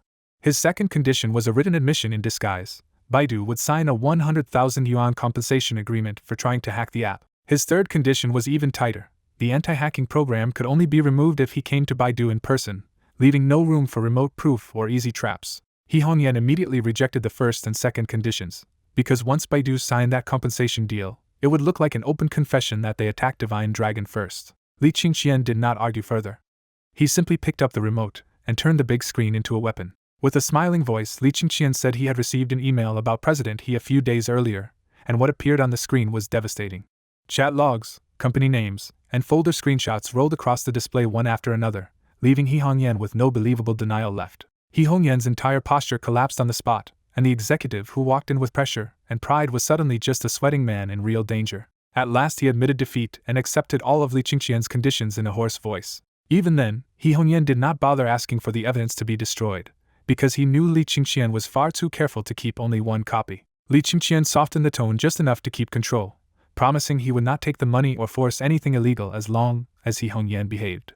He Hongyan could only say he trusted him, even though both men knew that trust had nothing to do with it anymore. He Hongyan left in a daze, and Li Qingqian immediately had Zhao Na bring in the next group from Tencent. A grim Tencent delegation filed into the room, with Li Jinting and Dr. Li Lin visible among the group as they took the seats opposite Li Qingqian. Li Jinting did not even bother dressing up for the meeting, and his casual clothes made his contempt painfully obvious. Tencent's lead legal counsel sat upright with a thick stack of documents, clearly here to pressure Li Qingqian rather than negotiate gently. Once everyone settled, Li Qingqian opened bluntly and said Tencent was here because it had hacked Divine Dragon optimization to seize the source code. Tencent's lawyer cut Li Qingqian off at once, demanding evidence, and calling his accusation baseless while the others watched from across the table. Without letting Li Qingqian answer, Tencent's lawyer flipped the accusation and declared that his virus had illegally taken over Tencent's servers and software. An assistant laid a thick official notice in front of Li Qingqian, turning Tencent's pressure into a physical stack of paperwork on the table. Li Qingqian ignored the documents and asked one thing instead: was this hardline posture really Li Jinting's idea?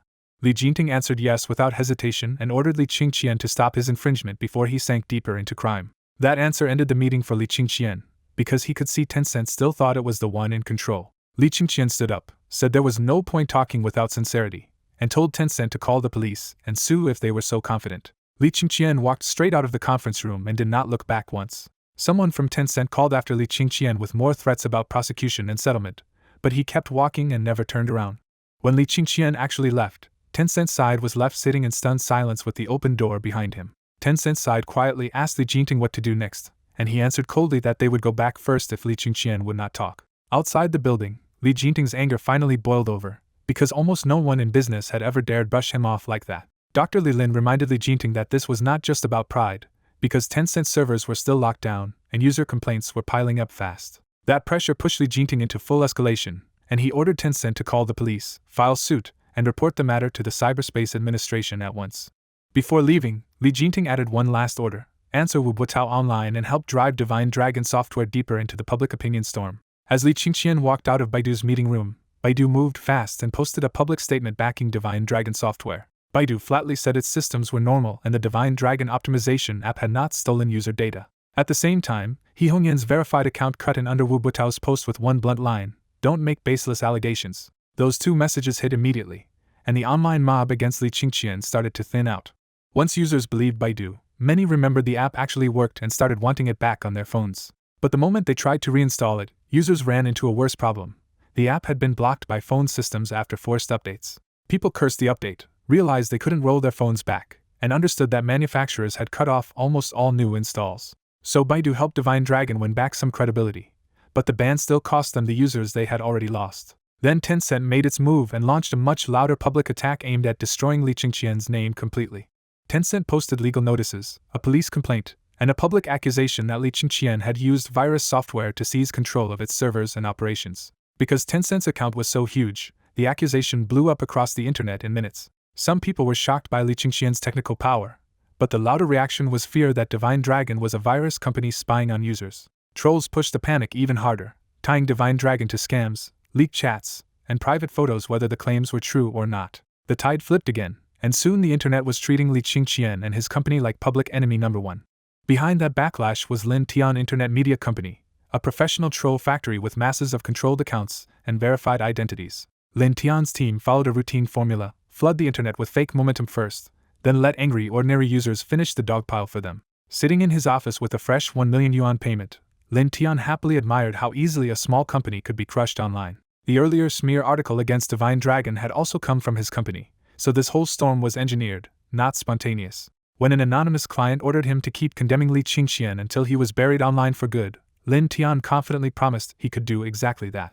But right as Lin Tian sent that reply, a police car pulled up outside his company and officers rushed in. Police had received a whistleblower package so detailed it mapped the smear campaign from the fake expose itself to the IPs and jump servers behind it. The evidence went even further and documented 3 years of paid rumor operations worth 15 million yuan, turning this into a major case. The only thing police still couldn't crack was the whistleblower's identity, because even technical forensics found nothing usable. Officers stormed the company, locked down the staff, and Li Xiang headed straight for Lin Tian's office. Li Xiang identified himself and confronted Lin Tian as the person in charge, while Lin Tian tried to keep his voice steady and play innocent. Even while answering, Lin Tian secretly tried deleting evidence on his phone, and Li Xiang caught him in the act. When Li Xiang formally accused him of manipulating online opinion and defaming Divine Dragon, Lin Tian could only stammer that it was all a misunderstanding.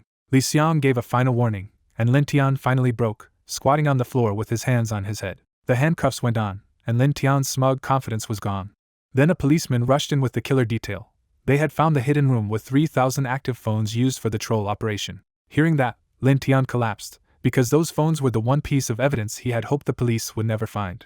Li Xiang checked Lin Tian's phone, found the chat planning to ruin Divine Dragon, and understood just how deliberate the attack had been. When Li Xiang demanded the name of the client behind the smear, Lin Tian claimed he didn't know. Li Xiang didn't argue. He said Lin Tian could remember later at the station, and ordered everyone and all the equipment taken away.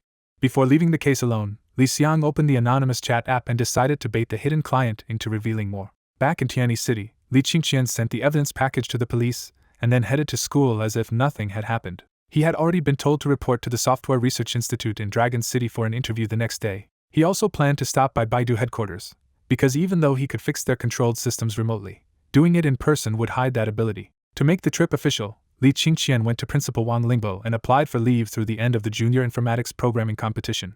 Principal Wang admitted he knew the app was useful and even used it himself, but the internet rumors had still left him deeply worried. What he cared about most was simple. He hoped Li Qingqian would never go down the wrong path and could always keep a clear conscience. Li Qingqian was moved, because Wang Lingbo's concerns sounded just like the kindness Tian Wenming had shown him earlier that day. He had already gone through teacher Wang Jianjia for leave, and she had been worried about him for the same reason. Even under the internet's abuse, his classmates and schoolmates had been sending encouragement and helping defend Divine Dragon online. That support made Li Qingqian even more determined, and even angrier at the companies trying to smear him. Principal Wang put his faith in both Li Qingqian and the Academy of Sciences experts, and urged him to get the app into the National Foundational Improvement Project. He believed that once national media backed the project, all the rumors on the internet would collapse on their own. Li Qingqian answered solemnly that he would not let his teacher down. After leaving the school gate, Li Qingqian wasted no time and set off for Dragon City with Yi Hongyan. After landing in Dragon City with Yi Hongyan, Li Qingqian is taken straight from the airport to Baidu's control center. On the way over, Yi Hongyan has already been humbled by Li Qingqian's answers and now asks him to remove Baidu's server control with open respect. Li Qingqian calmly plugs in his laptop, types a few command lines, and says the job is done. The giant dragon vanishes from Baidu's main screen and software at once, proving his control has really been lifted. Success messages start flooding in, and Yi Hongyan finally breathes easier when his teams confirm every server is back to normal. But relief does not make him reckless, because he knows Li Qingqian likely exposed Lin Tian Internet Media's smear campaign and could hit Baidu just as hard. So when he reports that Baidu is fully restored, his tone sounds more like a subordinate speaking to a superior. Yi Hongyan still warns that Tencent has already called the police, filed lawsuits, and reported the case to regulators, so this storm could hit Li Qingqian hard. Li Qingqian brushes the warning aside and tells him to just finish putting Baidu's apps onto the Divine Dragon App Store. After Yi Hongyan promises it will be done in 2 days, Li Qingqian leaves Baidu and heads for the Academy of Space Technology. At the Academy gate, Lin Xiong is already waiting with a strained smile, obvious fatigue, and the look of someone carrying a serious problem. Before bringing him inside, Lin Xiong apologetically makes Li Qingqian leave his phone at the guard room because the Academy's security rules allow no communication devices. Once they reach the office, Lin Xiong drops the courtesy and explains that the space station has been losing 1 centimeter of altitude every day. What looks tiny is actually dangerous, because if the drift keeps growing, the station could eventually slip out of its safe orbit. Their team first suspected hardware, then software, but after a week of investigation even outside experts still could not isolate the fault. That dead end is why Lin Xiong finally turns to Li Qingqian, the one who built the space station operating system himself. Lin Xiong points him to a 3,000-line automatic position control segment and asks him to save them if he can. When the system identifies it as the Tiangong Space Station Control Program, Li Qingqian realizes the stakes are even higher than Lin Xiong said. He quietly activates rational thinking and focus, turning his mind cold and precise as he simulates the code like a machine. Back in Tianyi City, Zhao Na keeps calling his phone in a panic, but every attempt fails because the academy has made him completely unreachable. Jin Daotong has already brought police into the company, locked the situation down, and started questioning employees one by one. Cybersecurity specialists begin sealing up company computers for forensic analysis, turning the office into a full investigation scene. Jin Daotong presses Zhao Na to get Li Qingqian back immediately, warning that the case is under regulator supervision and running would only make things worse. The same pressure hits Li Qingqian's home, where police carry away his computer, books, and notebooks for evidence. When Li Tianman asks what his son supposedly did, the officer bluntly says Li Qingqian is suspected of illegally controlling Tencent's computer systems. Shenli insists to her shock that her son would never do something illegal, and the accusation leaves both parents pale and drained. At the academy, Li Qingqian finishes the first review and tells Lin Xiong the positional control program itself has no problem. He immediately pushes the suspicion deeper, saying the bug is more likely hiding in the system core or the hardware driver. Lin Xiong warns that those parts are written in assembly language, but Li Qingqian calmly says he can read that too. Once Lin Xiong hands over the core code and driver, he makes Li Qingqian promise absolute secrecy because the source code itself cannot leak. Even after handing over the files, Lin Xiong still braces for failure, because digging bugs out of dense assembly code is like searching blind through a haystack. Li Qingqian tears through the core code at a speed that would baffle anyone else and mentally runs the whole chain in his head. 10 minutes later, he finds the real culprit, a period conversion function with imprecise data definitions that quietly adds up to exactly 1 centimeter of drift per day. Lin Xiong has been called away, so Li Qingqian does not announce the fix yet and simply marks the bad code for later. Instead of stopping there, he opens the control system driver and starts reading the layer that actually commands the station's hardware. By the time he finishes, he already understands the station's thrusters and realizes he could redesign this driver to boost control efficiency by about 50%.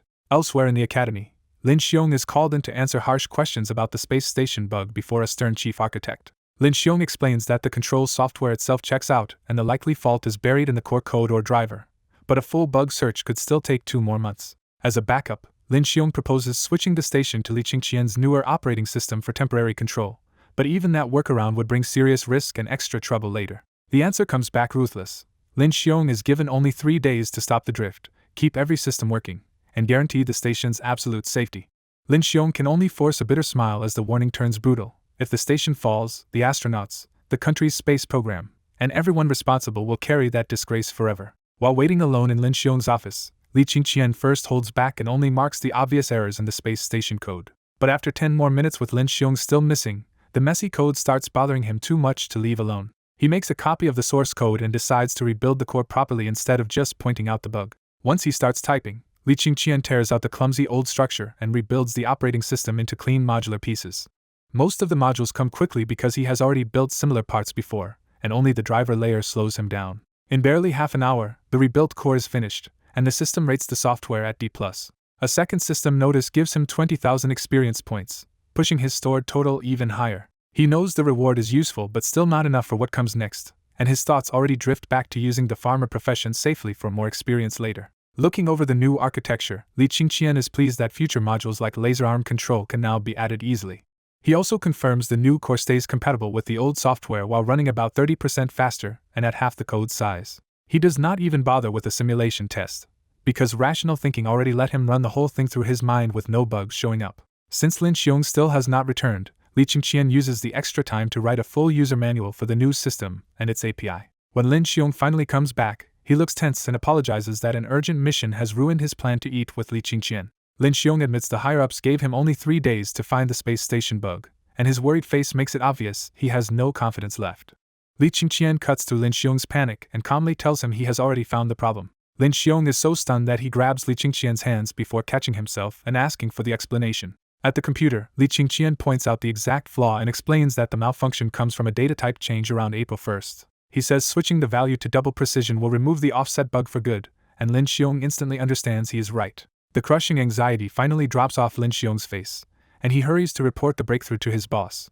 At the same time elsewhere in the academy, Deputy Director Wang Xinhua leads a fully armed internet security team inside to arrest Li Qingqian over the Tencent case. Because Li Qingqian had been unreachable, Wang Xinhua's team convinced themselves he was hiding and might even threaten academy systems or the space station itself. Because Wang Xinhua once studied under academician Gao Xiang, he goes straight to Gao Xiang's office to explain the danger and ask for action. Wang Xinhua warns that Li Qingqian could damage academy systems, steal decrypted data, and even threaten the space station if he stays inside the academy. After hearing that Lin Xiong personally brought Li Qingqian in and that surveillance places him in Lin Xiong's office, Gao Xiang angrily decides to go with him. Back outside the office, the collision comes instantly as Wang Xinhua points at Li Qingqian and declares that he has finally caught him. Two policemen immediately hem Li Qingqian in while Wang Xinhua accuses him of illegally hacking Tencent and orders him back for investigation. Lin Xiong snaps out of the shock and demands that Wang Xinhua release Li Qingqian at once. Wang Xinhua explains that the Tencent hacking case has become a high-level matter and warns Lin Xiong not to interfere. Gao Xiang arrives in a fury and blasts Lin Xiong for bringing a supposedly dangerous hacker into the academy instead of focusing on the software crisis. Lin Xiong fires back that Li Qingqian just found the space station problem and that he invited him here for exactly that reason. Lin Xiong plants himself in front of Li Qingqian and insists that no one should treat a national hero like a criminal before the facts are clear. Gao Xiang is jolted when he realizes this calm young man is the same programming genius Lin Xiong mentioned before. Lin Xiong explains that Li Qingqian built Divine Dragon Optimization, developed the control system Gao Xiang already saw, and is even stronger at programming than Lin Xiong himself. He adds an even bigger reveal. The Software Research Institute has already approved the app's basic testing and shortlisted it for a national project interview in Dragon City. That revelation shakes Wang Xinhua, because if the app already passed official basic testing, the online claims about viruses and stolen data suddenly look like rumors. Gao Xiang finally backs Lin Xiong's stance and says Li Qingqian should be handled impartially as someone who just helped the country. Faced with Gao Xiang and Lin Xiong pushing back, Wang Xinhua quickly reframes the arrest as a misunderstanding caused by Li Qingqian being unreachable. Li Qingqian thanks Gao Xiang and Lin Xiong, then calmly states his real position: he never hacked Tencent at all. He explains that Divine Dragon Optimization includes an anti-hacking program, and Tencent's attempt to hack the app triggered it to latch onto their systems and push those promotions. Wang Xinhua is still not ready to accept that on words alone and presses Li Qingqian for proof. Li Qingqian answers immediately that the app automatically recorded Tencent's hacking operations, and he can pull the evidence once he reaches Tencent's intranet. Wang Xinhua wants to leave for Tencent immediately, eager to settle the case before the pressure above gets worse. Lin Xiong flatly refuses, because the space station problem still outranks everything else in the building. Gao Xiang sides with Lin Xiong and rules that Li Qingqian cannot go anywhere until the academy's software crisis is handled first. When Lin Xiong suggests waiting until after the Divine Dragon interview, Wang Xinhua objects again because the public and the higher-ups are waiting for answers now. Gao Xiang settles the clash by saying he will personally postpone the Software Research Institute interview if needed, and Li Qingqian will deal with Tencent right after the space station work. Even after backing off, Wang Xinhua quietly points at the office computer and asks Lin Xiong whether Li Qingqian used it, still worried about what someone this capable could do inside the academy. At the Academy of Space Technology, Wang Xinhua politely sends Li Qingqian to the canteen so he can secretly inspect the computer Li just used. The moment Li Qingqian is gone, Wang Xinhua hooks up a specialized virus detection device and quietly explains to Gao Xiang and Lin Xiong that it can catch self-replication and hidden data transmission. When the computer wakes up, Wang Xinhua and the two researchers freeze on a new file Li Qingqian left behind, an introduction to Space Station Operating System version 2.0. At first, Wang Xinhua assumes one of the Academy researchers has been hiding a huge modernization plan, and the room lights up with excitement. One researcher quickly clears it up and says only Li Qingqian used this lockdown machine, so the document has to be his. As they skim the proposal, Wang Xinhua and the two researchers realize the system structure is far beyond the station software they already use, and the shock turns into respect. One senior researcher immediately treats the proposal seriously and orders a real feasibility study, already imagining it improving satellites, shuttles, fighters, and drones. Wang Xinhua gets nervous enough to save the file immediately, afraid a document this valuable could disappear by accident. Then they open the engineering files, launch the simulator, and realize Li Qingqian did not just draft version 2.0, he already built it. The clean modern interface leaves the room dead silent, because this rebuilt system looks better than the one their team spent months making. When Wang Xinhua follows the manual and the system responds perfectly, the truth hits hard. Li Qingqian rewrote the core in just 2 hours. One veteran engineer is hit especially hard, because his own team of more than 20 people took half a year to build the old system. The elderly academician does not hold back and calls Li Qingqian a peerless genius whose programming talent is beyond anyone he has met. Only after that amazement does Wang Xinhua remember the original fear and confirm on the security device that Li Qingqian's software shows no virus behavior at all. That is enough for the senior academician to make a real decision. Once safety and stability are confirmed, he wants the current space station system replaced with Li Qingqian's version. After the original station software also passes inspection, the academician orders the old bug fixed first, and the new system rushed to the Software Research Institute. When the engineer worries about Li Qingqian's legal trouble, The academician bluntly says the rebuilt space station system alone is enough reason for him to back the boy. Wang Xinbo can only answer bitterly that the 10-cent case is too public to ignore, and all he can promise is that Li Qingqian will not suffer if he is not at fault. At 10-cent meanwhile, Zhang Yunjian reports to Li Jinting that the authorities have found Li Qingqian and will bring him in the next morning to remove the server lockdown. She is openly pleased that Li Qingqian refused a private settlement, because now she wants him taught a public lesson without giving him a cent. Zhang Yunjian lays out the financial attack too, saying Tencent has already calculated massive losses and even lined up support on the legal side to press the case hard. She even prepared a scapegoat, arranging for Li Lin to claim personal responsibility if evidence ever surfaces that Tencent hacked Divine Dragon optimization. To erase the trail completely, she says the monitoring hard drives and the machines used in the hack have already been destroyed. Li Jinting applauds her work on the spot, convinced Tencent has sealed every loophole and will come out on top. The two of them end that meeting on the same bitter note, both wanting Li Qingqian punished for humiliating them face to face. By 10 the next morning, Wang Xinbo escorts Li Qingqian and a heavy police team straight to Tencent headquarters. The trip was delayed because Gao Xiang kept Li Qingqian overnight to oversee the space station bug fix, which had to be re-uploaded as a full system update. During that wait, investigators also found an old anti-hacking design document on Li Qingqian's computer that perfectly matched Tencent's current problem and predated the app release. The rest of the technical suite helps him too, because experts find no virus software and no evidence that Li Qingqian or Divine Dragon software carried out any hacking. At the entrance, Li Jinting welcomes Wang Xinbo warmly, but Zhang Yunjian's eyes turn icy the instant she spots Li Qingqian in the group. She is disappointed he is not in handcuffs, but the wall of officers around him makes her assume the authorities are just being extra cautious with a dangerous case. As soon as the greetings end, Li Jinting pushes the urgency hard and complains that Tencent has been locked down for 3 days.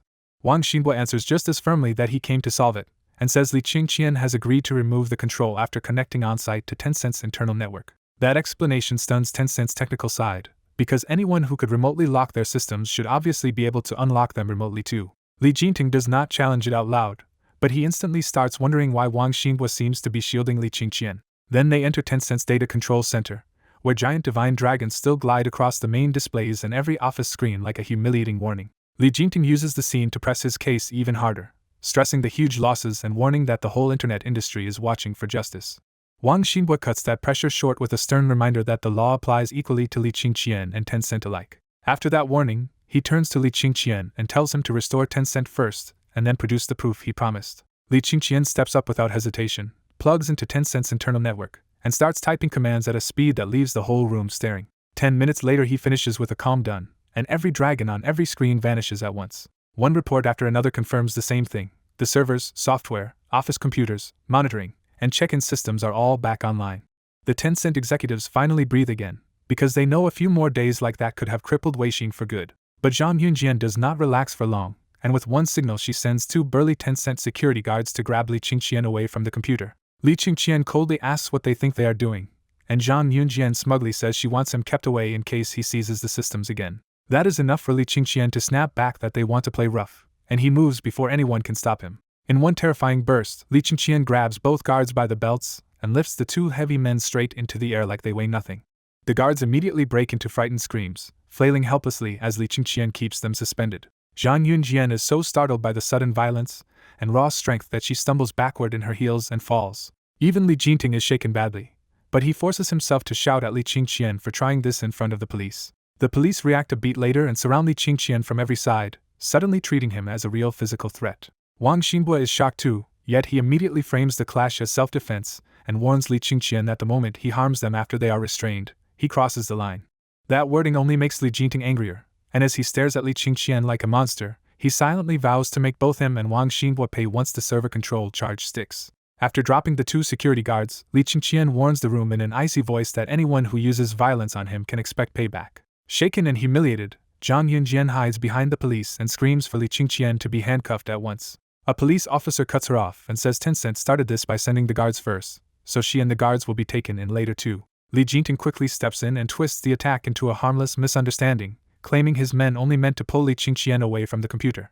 He keeps pushing, saying Li Qingqian misunderstood a normal restraint and turned it into an assault, so both sides should just let it go. Li Qingqian hears the blame being dumped on him and his gaze turns even colder. Li Jinting abruptly drags the room back to the real accusation, demanding to know why the police still have not cuffed the man he says cost Tencent over $1 billion in losses. Wang Xinbo does not answer him and instead fixes Li Qingqian with a hard look, because this is the moment when real evidence has to appear. Li Qingqian stays calm, taps the keyboard, and tells everyone to look at the big screen.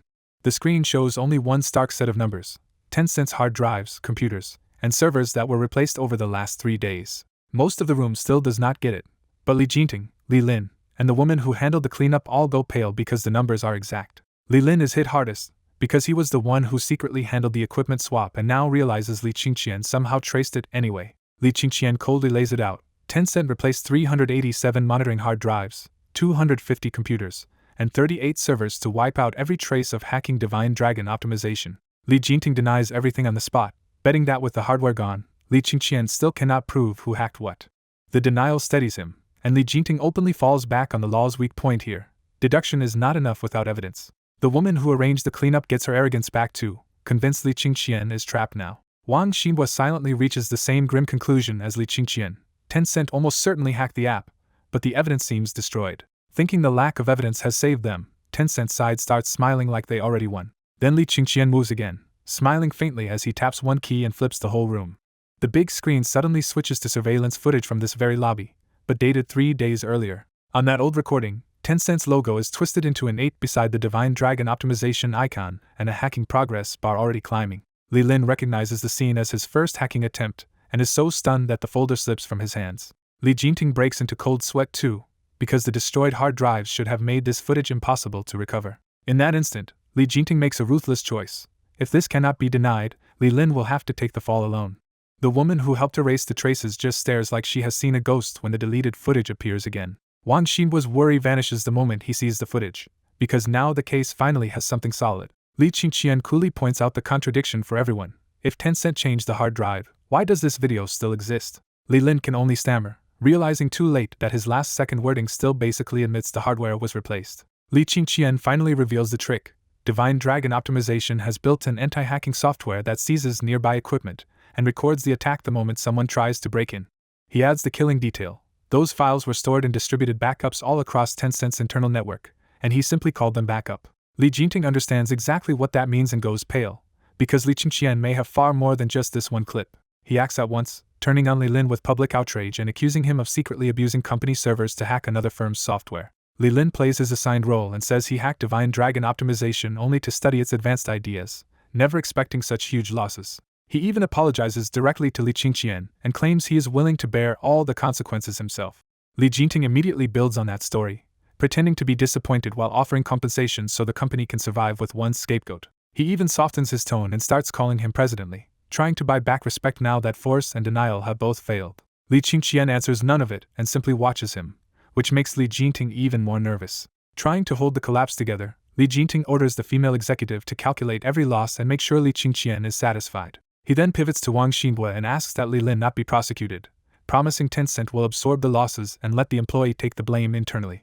Wang Xinhua does not grant him anything, because the man who was publicly smeared, raided, and nearly arrested is still standing right there. So Wang Xinhua makes the room face the truth at last.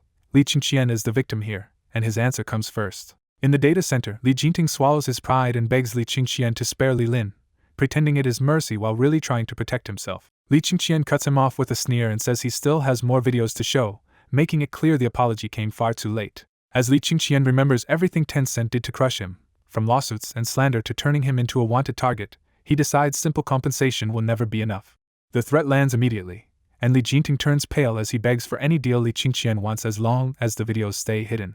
Panicking, Li Jingting shouts for the compensation figures they prepared for Li Qingqian, trying to buy his way out before the videos play. The lawyer handling Tencent's side goes rigid with fear, because she suspects Li Qingqian may also have video of the cover-up plan. Li Jingting presses the lawyer to confirm they use the highest compensation standard, desperate to make the offer look serious enough. Tencent's lawyer lays out the numbers behind their offer, and the room lands on a staggering 270 million yuan settlement for Divine Dragon software. The number makes Tencent's side wince, but Wang Xinhua can at least see that Li Jingting is offering a serious amount. Li Jingting carefully asks whether Li Qingqian accepts the 270 million price. Li Qingqian dismisses the offer with a cold not much, because he wants influence and control, not a payout. Inwardly, Li Qingqian decides this is the moment to crush Tencent hard enough that no one will dare play dirty with him again. Thinking Li Qingqian just wants more cash, Li Jingting pushes him to name any price he wants. Tencent's lawyer tries one more angle, pitching cooperation and a win-win deal, but the room's attention stays fixed on Li Qingqian's reaction. Li Qingqian answers with nothing but a flat stare, and that silence alone makes Tencent's lawyer lose her nerve. When Li Qingqian finally says he will name a price, Li Jingting and Tencent's side quietly relax, thinking greed will be easier to handle than revenge. Li Qingqian smiles and names the real price at last, Li Jingting's freedom. Li Jingting is so stunned he asks him to repeat it, unable to believe the negotiation just turned into a prison sentence. Li Qingqian repeats the word freedom clearly, then reaches for the computer before Li Jingting can recover. The big screen flips to surveillance from Tencent's software support lobby, showing Li Jingting and Li Lin watching the hack in progress at 90%. The recorded audio seals it, with Li Jingting asking about the hacking progress and Li Lin answering that 10 more minutes will finish the job. Seeing and hearing himself trapped by hard evidence, Li Jingting nearly collapses on the spot. Tencent's lawyer stares at Li Qingqian like he is insane, because he just refused a fortune and left no room for a deal. The rest of Tencent's executives finally understand what kind of opponent they are facing, someone who will not stop just because money is on the table. Even Wang Xinhua is impressed, because Li Qingqian has timed every move so cleanly that his enemy cannot fight back. Li Qingqian turns to Wang Xinhua and calmly states that Li Jingting is the mastermind who instigated the hacking and should be punished. Wang Xinhua gives the order on the spot, and police move in to handcuff Li Jingting and Li Lin for investigation. As the cuffs go on, Li Jingting curses Li Qingqian as a lunatic and bitterly regrets ever provoking him. While being escorted away, Li Jingting leaves the company and his case in the lawyer's hands because he still trusts her ability under pressure. The lawyer agrees carefully, but one look toward Li Qingqian shows she is too frightened to promise she can rescue Li Jingting. Li Jingting still speaks in code as he is led away, signaling that Tencent should drop the generous offer and switch to a harder legal fight over Divine Dragon optimization. Li Qingqian cuts in with a cold warning that Tencent should not plan ahead too early, because the lawyer may be going in too. Li Jingting tries to steady himself by thinking his office had no surveillance, so there should be no proof of the cover-up discussion.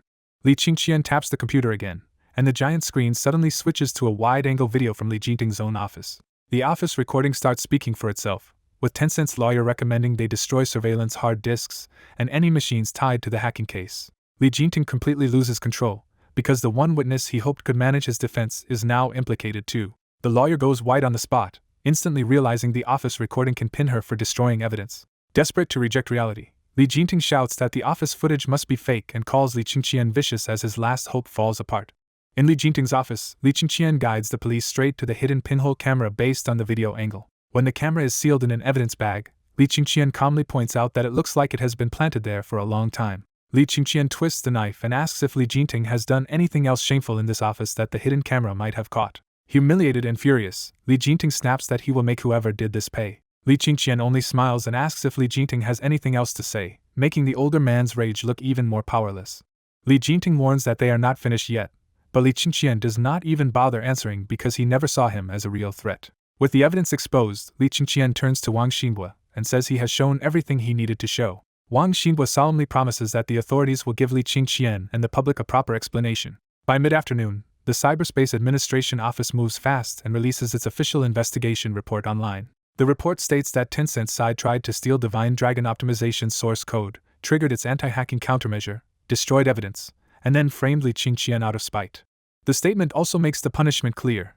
Li Jingting and Li Lin are being prosecuted, while Divine Dragon Software is owed compensation and a public apology. Because the report comes from an official source trusted across the internet industry, news outlets, and the agency's Weibo spread it almost immediately. Within minutes, the internet industry is stunned that even a giant like Li Jingting has been arrested. The report also flips how experts see Divine Dragon optimization, because its anti-hacking mechanism was strong enough to seize control of Tencent's systems. When people notice that Li Qingqian even recovered Tencent's destroyed evidence, his technical reputation jumps again. A police insider's post pushes that praise even further by saying Divine Dragon's data restoration software has already helped crack more than 1,000 backlog cases. That wave of admiration turns practical fast, and many industry elites decide this tiny company now looks like the best place to join early. So resumes start flooding into Divine Dragon software, with people hoping to become its pioneer employees before it grows into a giant. Among ordinary netizens, the official report completely reverses public anger and sends people straight to Tencent's Weibo to tear into the company. People also remember Wu Buitao's earlier accusations, but when they check his account, that post is gone and comments are already locked. Blocked from scolding him directly, the crowd pivots and floods Alibaba's official account instead. At the same time, users swarm the phone manufacturer's pages with one demand: remove the block and let them install Divine Dragon optimization again. Now that the app has been officially cleared, people who used it before are even more furious because the forced system updates took away something they know works. That turns the issue into a rights fight, with users openly accusing the manufacturers of bullying consumers and demanding the freedom to choose their own apps. The phone makers are suddenly trapped, because lifting the ban hurts new phone sales but keeping it risks investigations and a public reputation collapse. Seeing the damage spread from Baidu and Tencent toward the manufacturers next, Li Qingqian quietly thinks about taking down every blocker until he holds real influence over the industry. Back at Divine Dragon Software, the office has been tense and gloomy ever since investigators carried away equipment, and nobody knew what would happen next. Then someone spots the official statement and calls everyone over, breaking the silence in an instant. As the staff read that the company has been cleared and Tencent was the one framing them, the whole office finally exhales. Relief quickly turns into pride because the report proves their app is advanced enough for Tencent to target and that Li Qingqian outclassed Tencent's own tech team. After this scare, the employees' sense of belonging deepens because their company did not just survive the attack, it came out looking formidable. At home, Chen Li and Li Tianlan finally relax when Qin Daotong calls to confirm that Li Qingqian has been cleared of suspicion. The couple had been afraid for days that their son might really be prosecuted, so the news hits them like a weight dropping off their backs. Once they calm down, they switch from fear to indignation and curse Li Jinting for trying to frame their son after doing wrong himself. Meanwhile, Li Qingqian returns to the Academy of Space Technology and meets Gao Xiang in his office with Lin Xiong present. Gao Xiang opens by saying he has already seen the announcement and knows Li Qingqian is the victim, not the criminal. He bluntly tells Li Qingqian that this kind of suppression only proves those companies are afraid of him. Gao Xiang says he has already contacted academician Lin Chu at the Software Research Institute and is preparing to help push the app instead of letting it be buried. After learning how advanced Divine Dragon optimization really is, Gao Xiang decides national media and the academy should both promote it as a world-leading technology. He also reveals that the manufacturers boycotting the app will be invited to a software review meeting where he plans to announce its inclusion in a national foundational software project right in front of them. Li Qingqian thanks Gao Xiang sincerely, because he knows the older man has been protecting him before and after the Tencent crisis. Gao Xiang brushes the thanks aside and says Li Qingqian already earned that support by solving the space station operating system bug. Then Gao Xiang shifts gears and asks what Li Qingqian thinks of the Academy of Sciences, clearly testing the waters for something bigger. Li Qingqian answers seriously that the Academy is the country's sacred ground for research and stands above ordinary top universities in true scientific authority. Pleased by that answer, Gao Xiang directly invites Li Qingqian to come to the Academy of Sciences and study under him. He promises that even if software is not his own specialty, he can still line up the best teachers and let Li Qingqian work with the Software Research Institute. Gao Xiang goes even further and says Li Qingqian could lead a software project himself, with all expenses covered. After Li Qingqian finishes high school, Gao Xiang is even willing to seek approval for an official post for him at the Academy of Space Technology. Beside them, Lin Xiong can only watch in envy, because the official position being handed to Li Qingqian so easily is something most people fight years to earn. From Lin Xiong's point of view, Li Qingqian only has to say yes to walk into a future that others spend years clawing toward.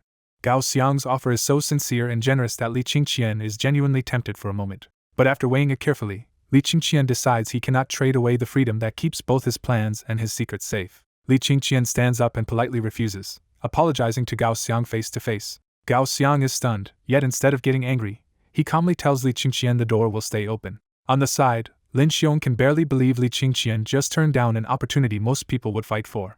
Li Qingqian is moved by Gao Xiang's grace, and the old academician lightly scolds him for being too polite. Then Gao Xiang brings the conversation back to business and tells him the Divine Dragon Optimization app review meeting is set for 10 a.m. tomorrow at the Software Research Institute. When Gao Xiang adds that he and Lin Xiong will go with him, Li Qingqian finally feels his original mission in Dragon City is back on track. Inwardly, Li Qingqian is already looking past Baidu and Tencent and setting his sights on the phone manufacturers next. Elsewhere, in Haim's CO office, Lei Che is already under pressure and sees only trouble ahead. He knows the Cyberspace Administration's announcement has cornered the manufacturers, lift the ban on Divine Dragon and new phone sales suffer, keep it and public anger keeps rising. What makes it worse is that the manufacturers had already made a collective pact to block the app, so one company breaking ranks could wreck the rest. Just then, Lei Che's secretary enters and hands him a formal invitation from the Academy of Sciences. Lei Che reads the invitation and finds almost nothing except the time, place, and the fact that it is a software review meeting. Lei Che's secretary explains that all top 10 phone manufacturers were invited. The meeting could shake the whole domestic phone industry, and it will even be broadcast on national television. Since every rival chairman may attend in person, Lei Che decides he has to go personally too. When he hears the rumors that the Academy may have secretly built a domestic phone system, Lei Che immediately sees a chance to turn the public's attention away from Divine Dragon. In his mind, a good system could be pre-installed on new phones, and a weak one could still be pushed to old phones as an update, either way stealing the spotlight from Li Qingqian's app. So Lei Che orders his secretary to set up a meeting with the other manufacturers before they head to Dragon City. Across the industry, the invited companies scramble for answers, but the Academy keeps the software details locked down tight. The only fragments anyone can confirm are that the reviewed software is an operating system tied to phones, treated as nationally important, and said to be world-leading. That is enough for the manufacturers to reach the same conclusion. Whatever this meeting is about, they cannot let Divine Dragon get any chance to recover. By that night, the manufacturers formally agree to stand together and keep the crackdown on Divine Dragon in place. At 9:30 the next morning, the bosses of the top 10 phone manufacturers arrived together in a surprisingly good mood because they already settled their position the night before. They plan to go all out to keep Divine Dragon banned and deny it any route back into the market. Then they get even better news from the West. Android has issued a security warning claiming Divine Dragon risks leaking user data. Android's so-called emergency update is really a deeper system-level lock meant to make ordinary users completely unable to install the app. The overseas rollout is already done, and the domestic manufacturers got the update package the previous night and started pushing it immediately. The executives are thrilled, openly saying Android has nearly cut Divine Dragon off at the root. Lei Che agrees that no matter how advanced the app is, once it cannot be installed, it stops being a threat to phone sales. Inside the venue, the scale of the event starts to surprise the phone manufacturers when they see the internet giants and even national television crews already in place. That level of coverage makes the manufacturers wonder if the Software Research Institute really did produce something major. Then the giant screen lights up and reveals the truth.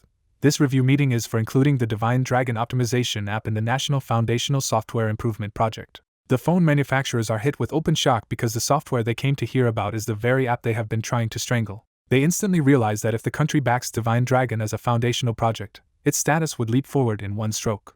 Even so, the manufacturers steady themselves with one comforting thought. Android's installation ban already landed in time. In their eyes, even national promotion cannot save an app that Android itself refuses to let users install. Back in the preparation area, Lin Xiong slams the table and explodes in anger, cursing Android for blocking a superior domestic technology out of fear. A calmer voice points out that this is exactly what happens when a country lets its foundational software sit in someone else's hands. The bigger point lands hard.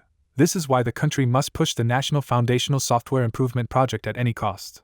Then the room notices the time is already 9:40, and the question everyone is avoiding finally comes up: where is Li Qingqian? Gao Xiang explains that after hearing Android would completely shut Divine Dragon down, Li Qingqian went out last night saying he would solve the problem for good. Even under pressure, Gao Xiang still believes Li Qingqian's programming talent is enough to adapt the app and beat the new Android restriction. But the deeper problem is obvious too. This will never truly end until they control an operating system of their own. Gao Xiang pulls the discussion back to the immediate crisis and tells Lin Xiong to call Li Qingqian at once.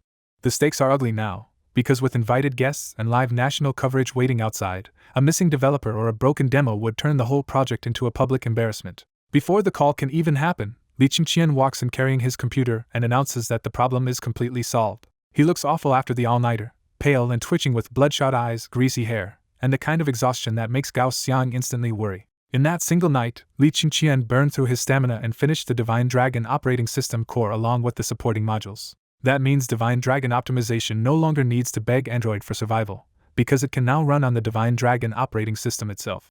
And the twist is even bigger than that. On the new system, the app performs even better, pushing the same hardware to several times its previous level without the lag that plagues old phones. Gao Xiang asks if he is alright, but Li Qingqian refuses to slow down and says they should go, because too many people outside are waiting to watch them fail. At 10 in the morning, the software review meeting finally opens, and Li Qingqian steps up to the defense seat looking worn out and sleepless. When Li Qingqian looks toward the phone manufacturer's section, Zhang Qinglan and the others are already sitting there with smug, pitying faces.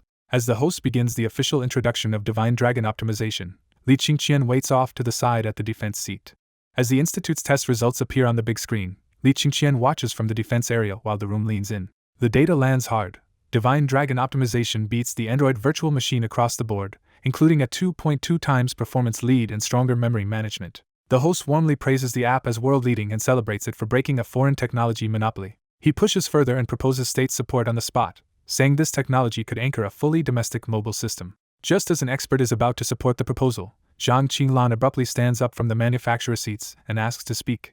Zhang Qinglan calmly lays out the attack. Android released a risk warning last night, pushed a security update, and now blocks users from installing Divine Dragon optimization. He adds that domestic phone makers will also finish their own security reinforcement today, which means the block is about to spread across the market. Then he twists the knife, admitting the app is advanced and safe but asking what value it has if nobody can install it anymore. Under his polite tone, Zhang Qinglan is clearly trying to prove that Divine Dragon optimization no longer deserves inclusion in the national project. The phone manufacturers quietly enjoy the trap, convinced Android can erase any app it decides to cut off.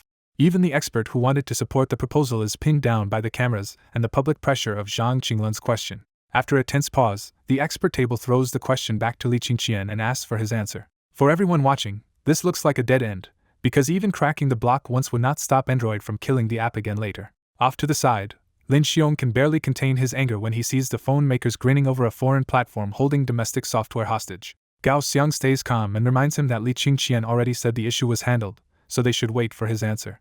Gao Xiang also makes their position clear.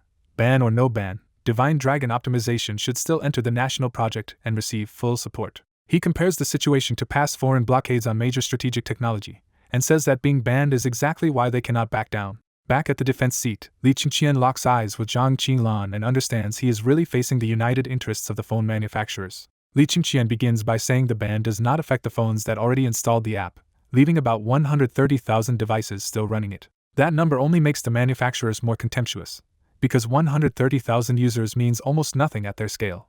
Li Qingqian bluntly admits the real problem. Once Android bans installation, any app built on it loses the soil it needs to survive. He says he did try to rewrite the app to fit Android again, but that kind of fix only patches one round and cannot solve the root issue.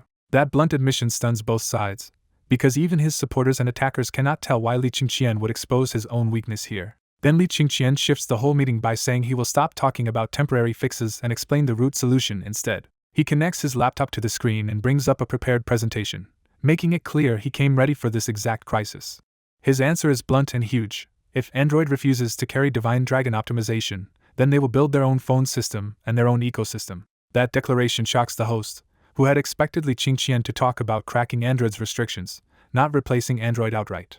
The manufacturers instantly dismiss the idea as fantasy and start looking at Li Qingqian like another man selling dreams with a slideshow. Li Qingqian ignores the ridicule and flips to an architecture diagram for the system he is calling the Divine Dragon phone system. He explains that the new system will use a microkernel, giving it its own independent core instead of depending on Android underneath. Above that core, he plans to place Divine Dragon optimization as the virtual machine so the new system can still run Android apps. With that, Li Qingqian turns Android's biggest advantage on its head, and says they would not need to rebuild the ecosystem from zero at all. His claim is outrageous but simple. If the system can run Android apps directly through Divine Dragon optimization, then Android's app ecosystem becomes theirs too. That idea rattles the room for a moment, because if it worked it would be brutally effective, even though most people still doubt Li Qingqian can build the missing core. The manufacturers quickly regain their footing and attack the plan as empty talk, saying none of Li Qingqian's slides matter without a real system core. Another corporate representative joins the attack and sneers that Li Qingqian can say anything he wants, but none of it matters unless he can really build the core first. In the conference room, Li Qingqian raises an old white Mi Note 10 and tells the experts that Divine Dragon mobile system is already installed on it. He starts the phone on camera, and the giant screen shows a Dragon-branded boot animation finishing in just 10 seconds. When the desktop appears without a hitch, Li Qingqian smoothly swipes through the interface to show there is none of the old Android lag left. He pulls up the system report, and shows the room that the phone is using only 500 megabytes of memory after startup. Then he launches a benchmark and reminds everyone that Android scored about 90,000 on this same low-end device. The room goes dead quiet as everyone watches the test run, barely breathing while the score climbs. When the final score hits 405,789, the old budget phone suddenly looks as strong as a new mid-range model, and the crowd is shaken. Li Qingqian pushes further by opening WeChat, QQ, Douyin, JD, Taobao, and even a game, and every app runs smoothly. He leaves every app running in the background, then taps them back open instantly to prove they were never really lost. With all those apps minimized, the system still uses only 0.8 gigabytes, and Li Qingqian names the trick behind it, application freeze technology. After closing the apps, he shows memory dropping right back to 500 megabytes and says the phone can stay on for a year without slowing down. Right in the middle of the demo, a WeChat alert from Dingling pops up on the screen, giving Li Qingqian a perfect chance to show another hidden feature. He opens Dingling's message instantly, using the chat window to prove the system can receive data while apps are closed and wake them up on demand. Once he closes the chat, the memory snaps back to 500 megabytes again, making the whole trick look frighteningly real. Li Qingqian sets the phone down, turns toward the back rows, and directly asks Zhang Qinglan whether this plan is finally worthy of the national project. The experts are still dazed, because what Li Qingqian just showed feels less like a patch and more like the future of mobile systems arriving early. Academician Lin Chu is the first to break, leaping to his feet with red eyes and cheering that the country finally has its own usable mobile operating system. For Lin Chu, the biggest miracle is not just the speed but the fact that Divine Dragon can run Android apps, which means the old ecosystem problem is finally broken. Gao Xiang stands up next, praising Li Qingqian for going so far that when Android blocked his app, he built an operating system himself. With Lin Chu and Gao Xiang leading the way, the judges and experts rise into a full standing ovation for Li Qingqian. The phone manufacturers wake up under the applause, but their shock quickly hardens into suspicion instead of surrender. A manufacturer whispers that he can barely believe any of this is real, because what Li Qingqian showed looks a decade ahead of the industry. Lei Che answers grimly that he does not believe it either, and his technical background only makes him more certain that this should be impossible. After a quick group exchange, Zhang Qinglan stands as the manufacturer's spokesman and says the demo is astonishing precisely because it feels too far beyond current technology. Without saying the word directly, Zhang Qinglan makes the accusation clear. If the system is this advanced, Li Qingqian needs harder proof that it is not a staged fraud. Li Qingqian does not get angry at all and simply asks Zhang Qinglan what kind of proof he wants. Zhang Qinglan pulls out his own spare phone and demands a fresh installation on the spot, followed by the same full demonstration again. He adds one more knife twist by asking for a directory comparison with Android, hinting that Li Qingqian might just be disguising a hacked Android build. As Chapter 122 opens, Li Qingqian calmly asks if Zhang Qinglan or anyone else has any more conditions before he begins. Nobody answers, so Li Qingqian takes the silence as agreement and says he will answer every doubt one by one. First, he projects his computer again and starts downloading the latest Android version directly from the official website so no one can question the comparison source. While that file downloads, Li Qingqian plugs Zhang Qinglan's phone into the computer and moves straight to the live installation. He opens the Divine Dragon installation folder, types a few command lines, and a progress bar appears in front of everyone. In just 1 minute, Zhang Qinglan's phone lights up with the Dragon logo and an installation complete screen, leaving no room to call it preloaded. When the desktop appears, someone notices it matches the earlier White Me phone, and Li Qingqian openly explains that the system core is done but the custom desktop is not. He says he borrowed the White Me desktop only for convenience because Divine Dragon can already run Android apps anyway. Then he repeats the startup test on Zhang Qinglan's phone, and this time the device reaches the desktop in just 5 seconds. He swipes across the new phone screen and shows that even here the system idles at 500 megabytes with 7.5 gigabytes still free. To prove app support is real, Li Qingqian turns to He Hongyan and asks whether the Divine Dragon App Store already contains the common software people need. He Hongyan confirms that he already moved Baidu App Assistant's software catalog into the Divine Dragon Store, and suddenly his old assignment from Li Qingqian makes sense. As he speaks, He Hongyan realizes that if this system spreads, the Divine Dragon App Store could become a gateway worth a fortune. Back on the phone, Li Qingqian installs the same apps again and shows that everyday software opens cleanly and fast on Zhang Qinglan's high-end hardware too. Then he runs the benchmark on Zhang Qinglan's Find X3 Pro, and the entire room locks onto the screen again. When the score explodes to 3.1 million, Zhang Qinglan's own flagship phone proves the claim better than any argument could. Li Qingqian follows up by minimizing every app, showing only 900 megabytes in use, and bluntly says 8 gigabytes of memory is almost wasted on this system. After he closes everything, the memory drops right back to 500 megabytes again, sealing the system's claim that long use will not drag it down. This time the experts do not hold back at all, and the conference room erupts into loud applause for the fully verified demonstration. One after another, the experts openly back the project and say Divine Dragon mobile system deserves the strongest national support possible. For the manufacturers, the live install on Zhang Qinglan's own phone destroys the easiest excuse. This performance leap is real. A heavy thought settles over them all at once. If this system spreads, the mobile phone industry is heading for a full upheaval. But one last question still matters to them more than pride. Is Divine Dragon built on a truly domestic core, or is it only an adapted Android system in disguise? Because if Li Qingqian truly built an independent domestic core, then the manufacturers have nothing left to do but lower their heads, admit defeat, and apologize. Li Qingqian keeps control of the room and says Zhang Qinglan still has another doubt to settle. He lays out Zhang Qinglan's accusation plainly. Maybe Divine Dragon is just Android with its installation limits cracked and a fake new name pasted on top.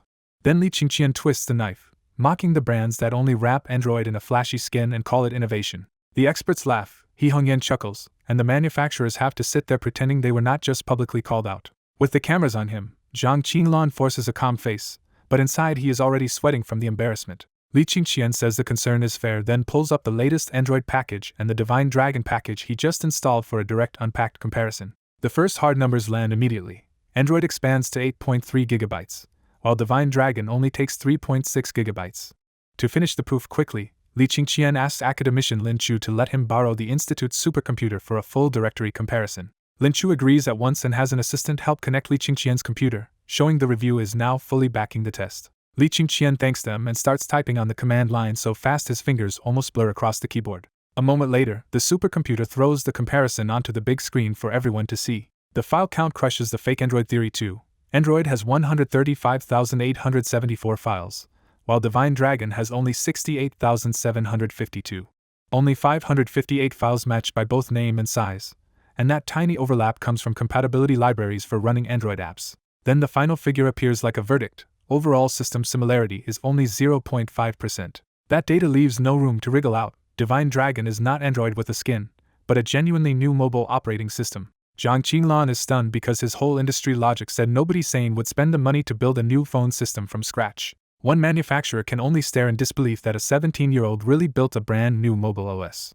Lei Che is just as shaken, his voice nearly trembling at the thought of Li Qingqian doing this alone at 17. Another big tech executive goes cold, suddenly regretting the public attacks he made against Li Qingqian days ago. Tencent's new CEO instantly sees the political danger too, because once Li Qingqian becomes the face of a domestic OS, Tencent will be remembered as the company that targeted him. He immediately starts planning a repair strategy, knowing Tencent now needs Li Qingqian to help calm public anger before the backlash gets worse. But Lin Chu notices one even bigger clue in the comparison table. There is no Linux kernel file anywhere in the matching documents.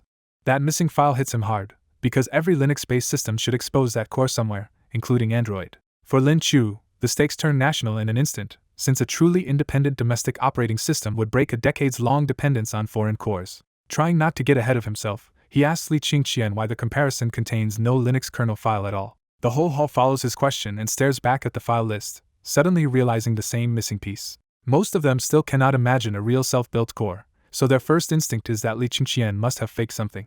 Li Qingqian answers in a clear, steady voice. Divine Dragon is not based on Linux at all, because its core is his own Divine Dragon core. That one sentence blows the room open, because now the claim is no longer a new phone system, but a completely domestic operating system from the core up. The experts are openly exhilarated, because after years of waiting for the next generation to maybe solve this, they are seeing the breakthrough happen in front of them. To them, the crucial point is not just performance but that Li Qingqian has pushed the country from 0 to 1. Zhang Qinglan can barely process it, because now Li Qingqian looks less like a rival and more like something monstrous.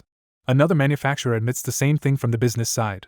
Li Qingqian alone feels stronger than all their factories put together. Phone industry executives now praise Li Qingqian without reservation, because national interest has overtaken their old commercial hostility. At that moment, the major phone manufacturers all reach the same conclusion: opposing Li Qingqian is pointless. So the smart move is to cooperate and pull him onto their side. Lin Chu presses one step further and asks whether the Divine Dragon core is only for phones or something much bigger. Li Qingqian answers that it is a general-purpose microkernel, suitable for phones, watches, computers, servers, and even space station control.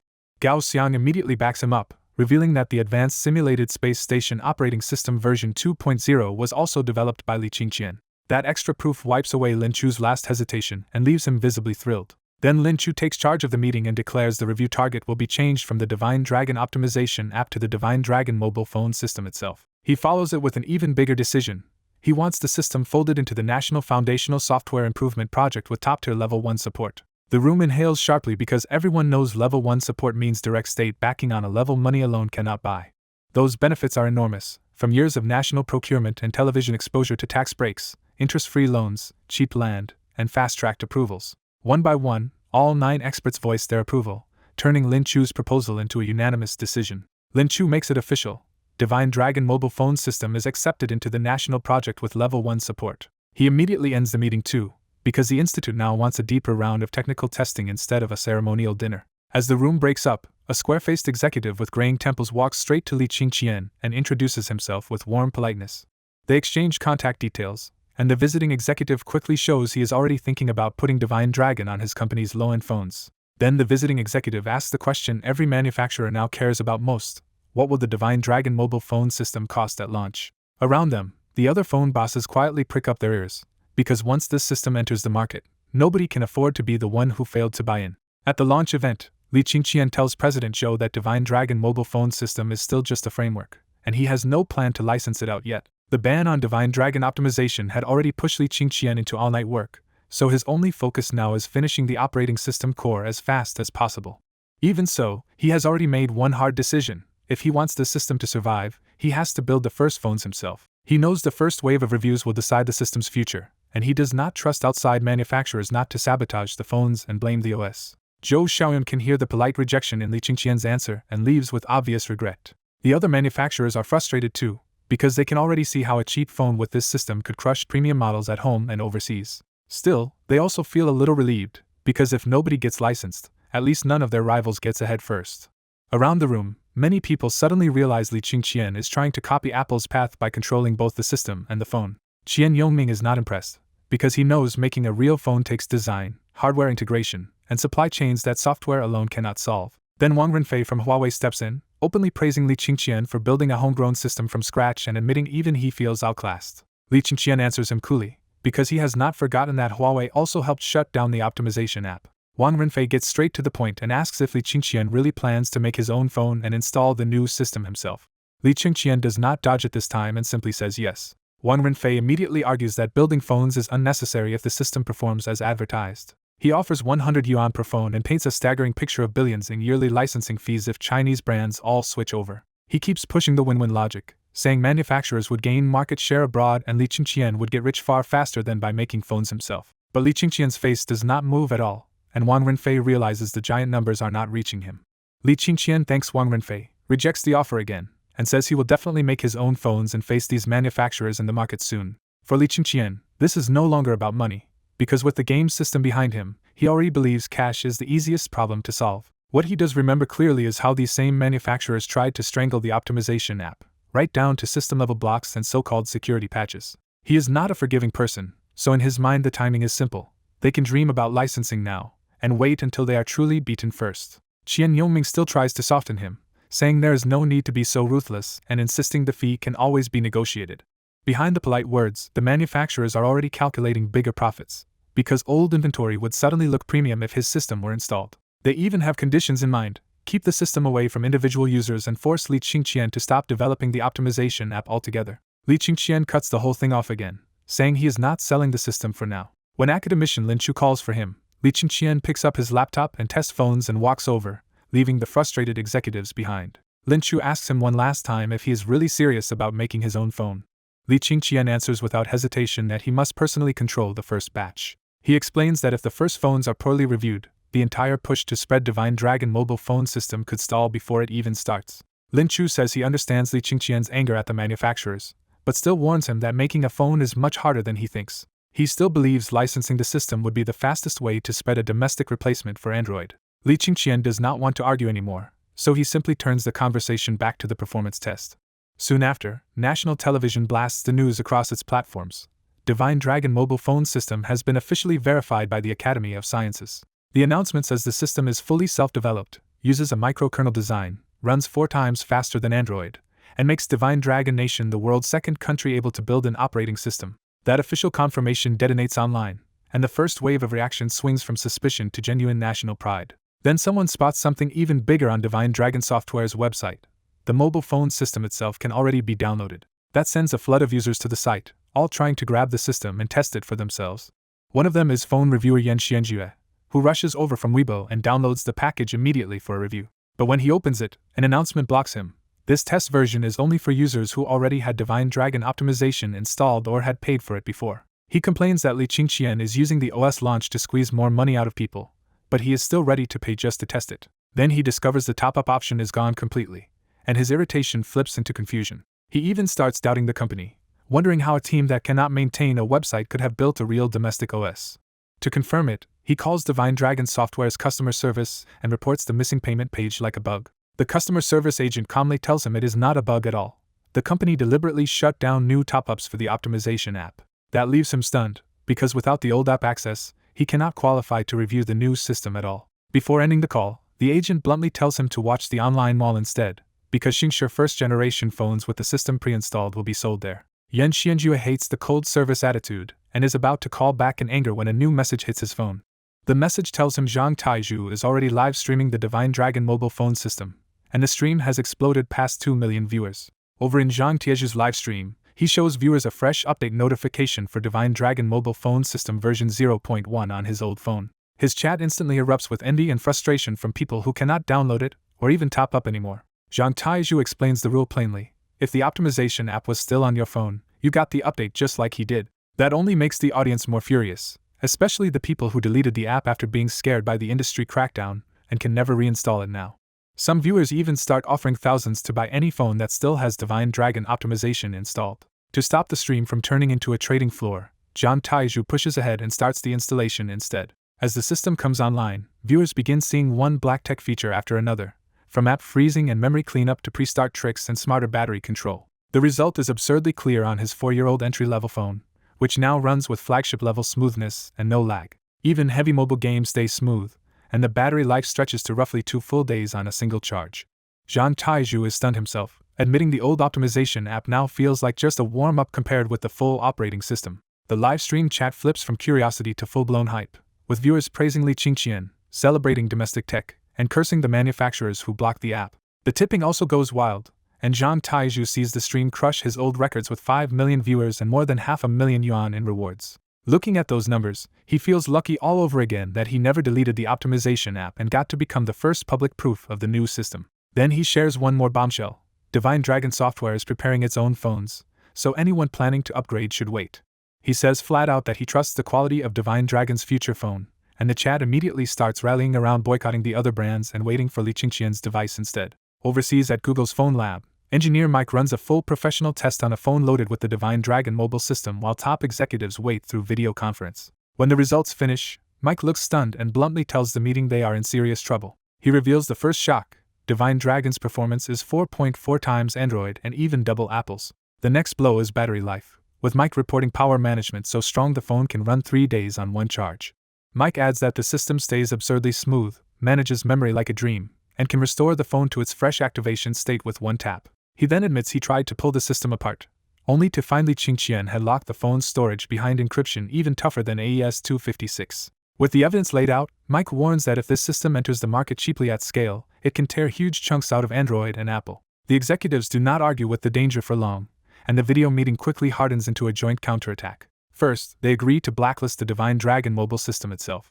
Then they escalate by warning phone makers worldwide that anyone who buys from Divine Dragon will be blacklisted too. They go one step further and pressure every partner not to provide Divine Dragon with hardware components at all. Behind the formal decisions, all three giants quietly share the same real goal: get Li Qingqian's source code by any means and strip it for themselves. Back at Divine Dragon Software, Li Qingqian looks up from his computer and asks He Hongyan how the phone manufacturing preparations are going. He Hongyan says the factories are ready to assemble phones, but the raw materials are the real disaster.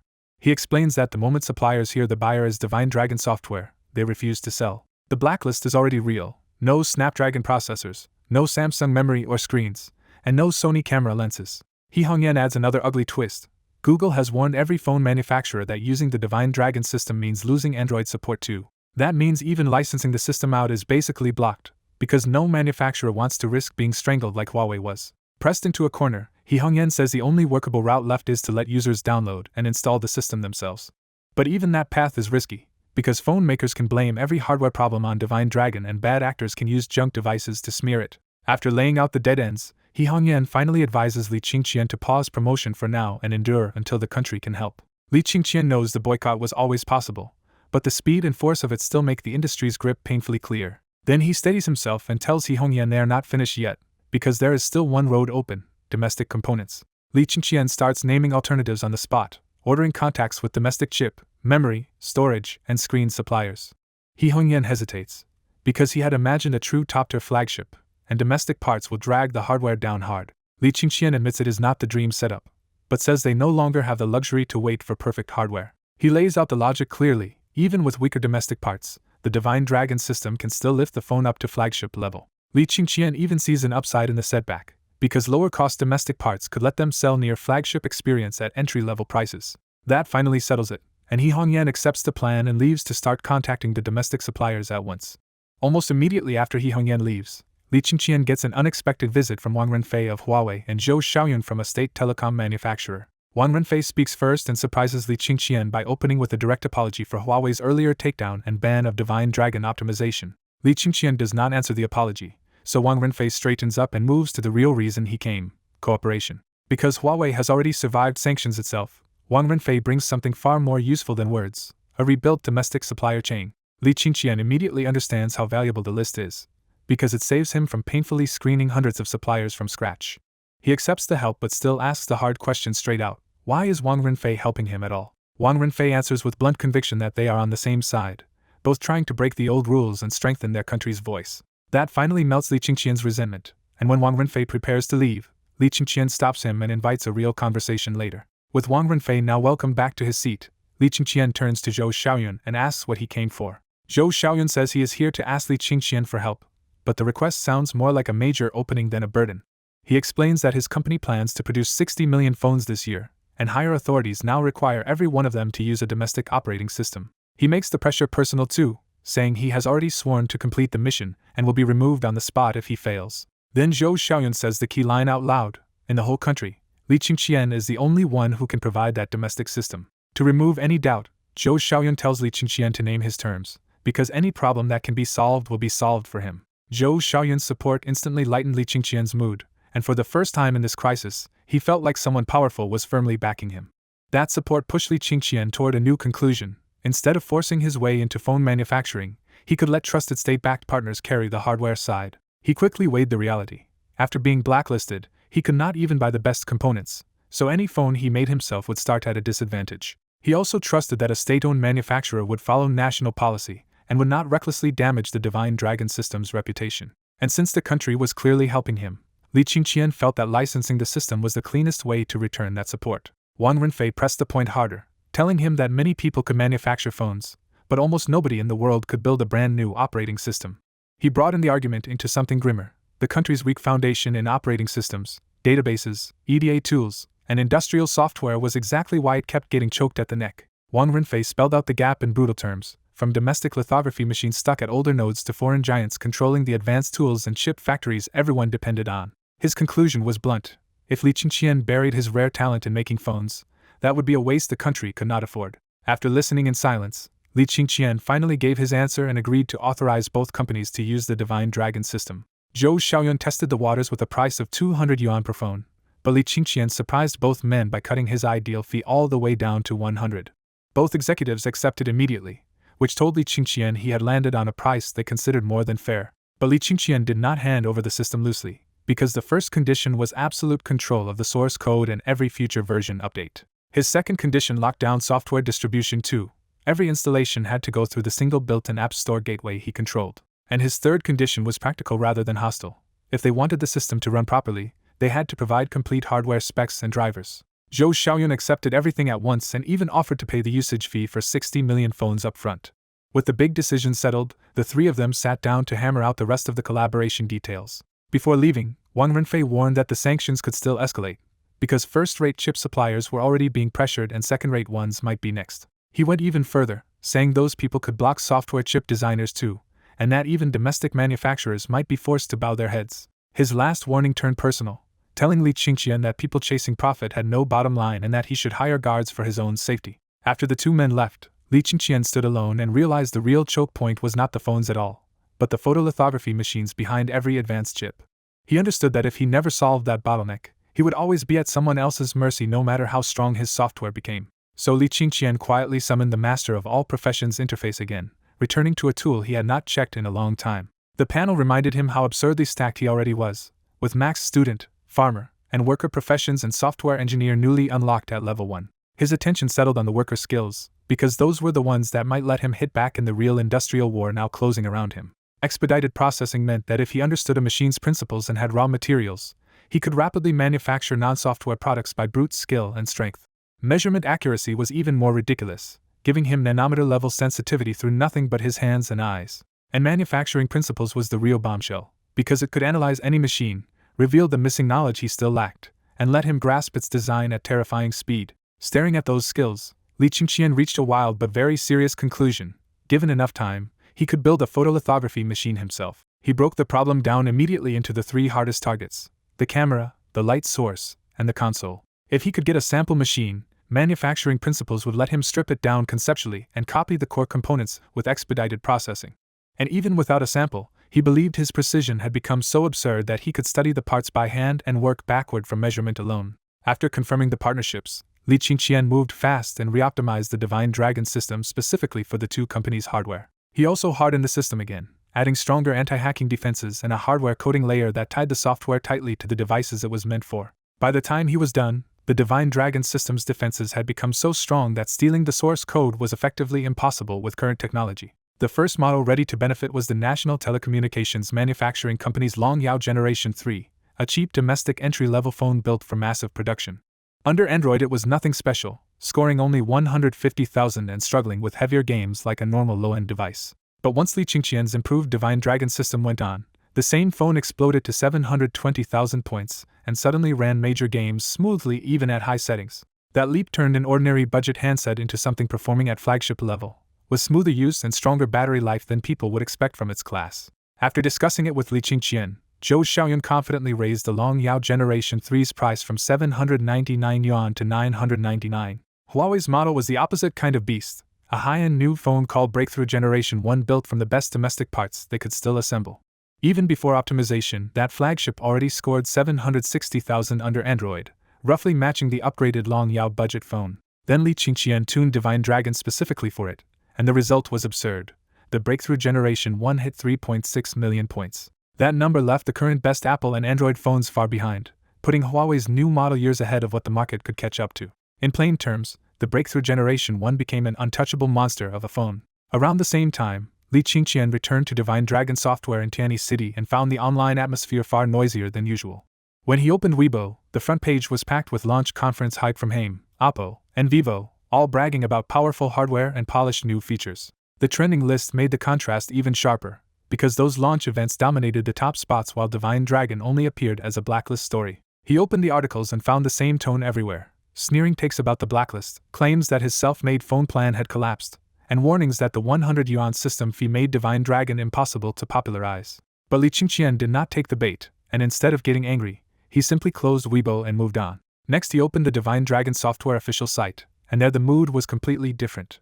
The message board had already filled with 500,000 comments from users waiting for phones with the Divine Dragon system. Many users said their current phones were already lagging badly, but they were willing to keep waiting just for a chance to buy his system. Others were even more direct, saying they would buy the phone just to support domestic technology even if the device turned out expensive or rough around the edges. The strongest comments turned the whole thing into a patriotic push, with people openly saying they would buy simply to help break the foreign chokehold. By the end of the scroll, the message was unmistakable. While the outside world mocked him, a huge crowd was still waiting for Li Qingqian to release a truly domestic phone and was ready to back him the moment it appeared. Li Qingqian scrolls through page after page of netizens cheering him on, swearing they will buy any Divine Dragon phone just to back him against the foreign giants. But the more support he reads, the more wronged and frustrated he feels, because making a phone should have been straightforward before the blacklist cut off his supplies. He thinks through the blocked production chain and realizes the real choke point is still the lithography machine, because once that is solved, chips and the rest of the supply problem can finally be broken open. He bitterly remembers that even after asking academician Lin Chu, he still learned there is not a single high-end lithography machine in the country for him to analyze with manufacturing principle. So Li Qingqian forces himself to look ahead and decides the lithography problem will have to wait until university, when new profession knowledge in the system might let him buy the needed manufacturing technology. Since Divine Dragon cannot launch its own phone yet, he pivots and decides to let the Huawei and National Telecommunications phones carrying the Divine Dragon system fill that gap for now. He officially lists Huawei's Breakthrough Generation 1 and the Long Yao Generation 3 in Divine Dragon Software's online mall. The moment the listing goes live, netizens flood and confused that Divine Dragon's own phone is missing and disappointed that the self-made plan really did collapse under sanctions. Then the mood flips when buyers notice the Long Yao Generation 3 costs only 999 yuan while claiming an absurd 760,000 point benchmark score. People who saw the earlier review video start defending the numbers immediately, saying even an old low-end phone became shockingly powerful once it ran the Divine Dragon system. Buyers grumble at the two-phone purchase limit, but that only makes the rush more intense as people start planning extra accounts and placing orders anyway. The Huawei Breakthrough Generation 1 looks outrageously expensive at 8,999 yuan, right up until buyers see the Divine Dragon system is pushing it to a jaw-dropping 3.6 million points. That ridiculous performance turns disbelief into instant buying, and the store gets slammed by a wave of people desperate to grab either phone. A few minutes later, the latecomers hit the checkout page and only see one brutal message: sold out. The first batch vanishes in less than 10 minutes. All 1 million Long Yao phones and 200,000 Huawei phones gone before many supporters can even place an order. Shutout buyers immediately turn their frustration into pressure, calling Divine Dragon, National Telecommunications, and Huawei and demanding a new batch as soon as possible. At National Telecommunications headquarters in Dragon City, Zhou Xiaoyun is still handling routine work and calmly checks whether Xiaoli has already transferred the 100 million yuan software fee to Divine Dragon. When Li Qingqian calls, Zhou Xiaoyun assumes it is just about the payment arriving and answers in a relaxed, cheerful mood. Instead, Li Qingqian bluntly tells Zhou Xiaoyun that the 1 million Long Yao phones are already sold out, urges him to speed up production and shipping, and warns that quality control matters more than any sales spike. Zhou Xiaoyun is left stunned by the claim that 1 million phones sold out, and before he can stop him, Li Qingqian has already hung up to call Wang Renfei next. That shock becomes real when the marketing chief bursts into Zhou Xiaoyun's office grinning and reports that the full million Long Yao phones really did sell out within 10 minutes. As the marketing chief excitedly talks about sales possibly crossing 100 million, or even 200 million units, Zhou Xiaoyun instantly sees how huge this could be for both the company and his own career. He moves at once, ordering Xiaoli to summon production for an emergency meeting and pushing the factory toward full-capacity 3-shift manufacturing with a 20 million unit target for the month. When Wang Renfei gets Li Qingqian's call, he is surprised by the speed but not truly shocked, because he has seen this kind of patriotic buying frenzy before when Huawei was sanctioned. He thinks back on how sanctions once pushed ordinary people to buy out Huawei products simply to support a national company refusing to bow to foreign pressure. In his eyes, Divine Dragon has now become the same kind of symbol, a domestic breakthrough people refuse to watch get strangled by foreign companies. So Li Qingqian asks the question everyone is now demanding an answer to: how many more Huawei phones can actually be made, and when can the next batch go on sale? Wang Renfei can only answer with a bitter truth: Huawei barely has materials left, enough for just 100,000 more breakthrough Generation 1 phones. To stretch that last supply and preserve Huawei's branding, he says they can only release 10,000 phones a month for the next 10 months. Then he says the part that lands hardest: if the chip problem still is not solved by then, Huawei phones may simply disappear. The reason is not hidden either. Foreign pressure is trying to force Huawei to abandon chip design and Harmony OS, sell them off, and crawl back to Qualcomm chips and Android instead. Wang Renfei refuses to bend, but his words leave Li Qingqian frowning again, because this curse always leads back to the same dead end: chips. And once again Li Qingqian traces the chip crisis back to its true root, realizing that a domestic advanced lithography machine would break open both Huawei's trap and Divine Dragon's stalled phone plans at once. By the end of the call, his resolve hardens into one clear goal: no matter how difficult it is, he has to solve the lithography machine problem. Back at Divine Dragon Software, Li Qingqian heads into the private studio he built on the floor above the company just for his next piece of black tech. Zhao Na greets him by the workbench and softly reports that all the materials and custom tools he ordered before leaving for Dragon City are finally ready. Li Qingqian is pleased with the setup, but Zhao Na seizes the chance to bring up something more practical and asks again for a raise. She knows the company just took in 100 million yuan, so earning only a few thousand a month as an executive suddenly feels impossible to swallow. Instead of answering directly, Li Qingqian grins and reminds Zhao Na about the bet she made when the Divine Dragon optimization app was chasing 10 million installs in 3 days. The moment she catches his expression, Zhao Na goes red, drops the topic on the spot, and flees the room like a startled rabbit. Left alone, Li Qingqian laughs it off and quietly decides she will get both a raise and a big year-end bonus once the company settles. He sits down at the workbench with real excitement, because today he plans to build the first verification machine for a brainwave receiver. For him, this device is not just a gadget. It is the key to escaping the brutal side effects that mental coding put on his body while he built the Divine Dragon operating system core. Once he sorts the parts, Li Qingqian activates focus and rational thinking, and his whole expression turns cold and mechanical. Worker skills kick in next, giving him master-level tool control and absurdly precise measurement sense down to nanometer-scale mistakes. He goes all in on assembly, fixing sensors, wiring, and electronic modules into a silver helmet that is packed with 128 internal electrodes. He also builds a separate signal processing box loaded with amplification, filtering, control, and conversion circuits, then links it all back to the helmet by cable. 3 hours later, Li Qingqian finishes the first-generation brainwave receiver and finally has the hardware in front of him. A quick test proves the hardware works, but only in the most basic way. Once he wears the helmet, the computer receives a flood of raw 0 and 1 data with no meaning at all. That makes the next hurdle obvious. The real battle is software that can translate those signals into words, images, and usable input. He breaks down why brainwave coding defeats normal researchers. The human brain spits out overlapping thoughts, flashes of images, and random impulses all at once, so supercomputers still barely decode anything useful. But Li Qingqian has one huge advantage. Under focus and rational thinking, his brain runs almost like a machine, with no distracting noise getting in the way. So he starts training the system manually, thinking of one clear symbol at a time and matching each brainwave pattern to a specific character. He races through numbers and symbols first, then English letters, turning raw brain signals into a growing codebook at insane speed. Then he spends 5 straight hours encoding 6,500 common Chinese characters and punctuation until the text input base is finally broad enough to matter. After that, he writes filters to throw out stray thoughts and random mental flashes, locking the system into a practical text-only mode. He knows the trade-off right away.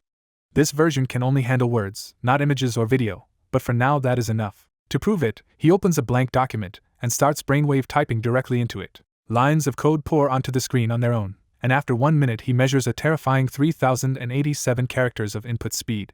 That result stuns even him, because once text can move at the speed of thought, ordinary typing limits are basically dead.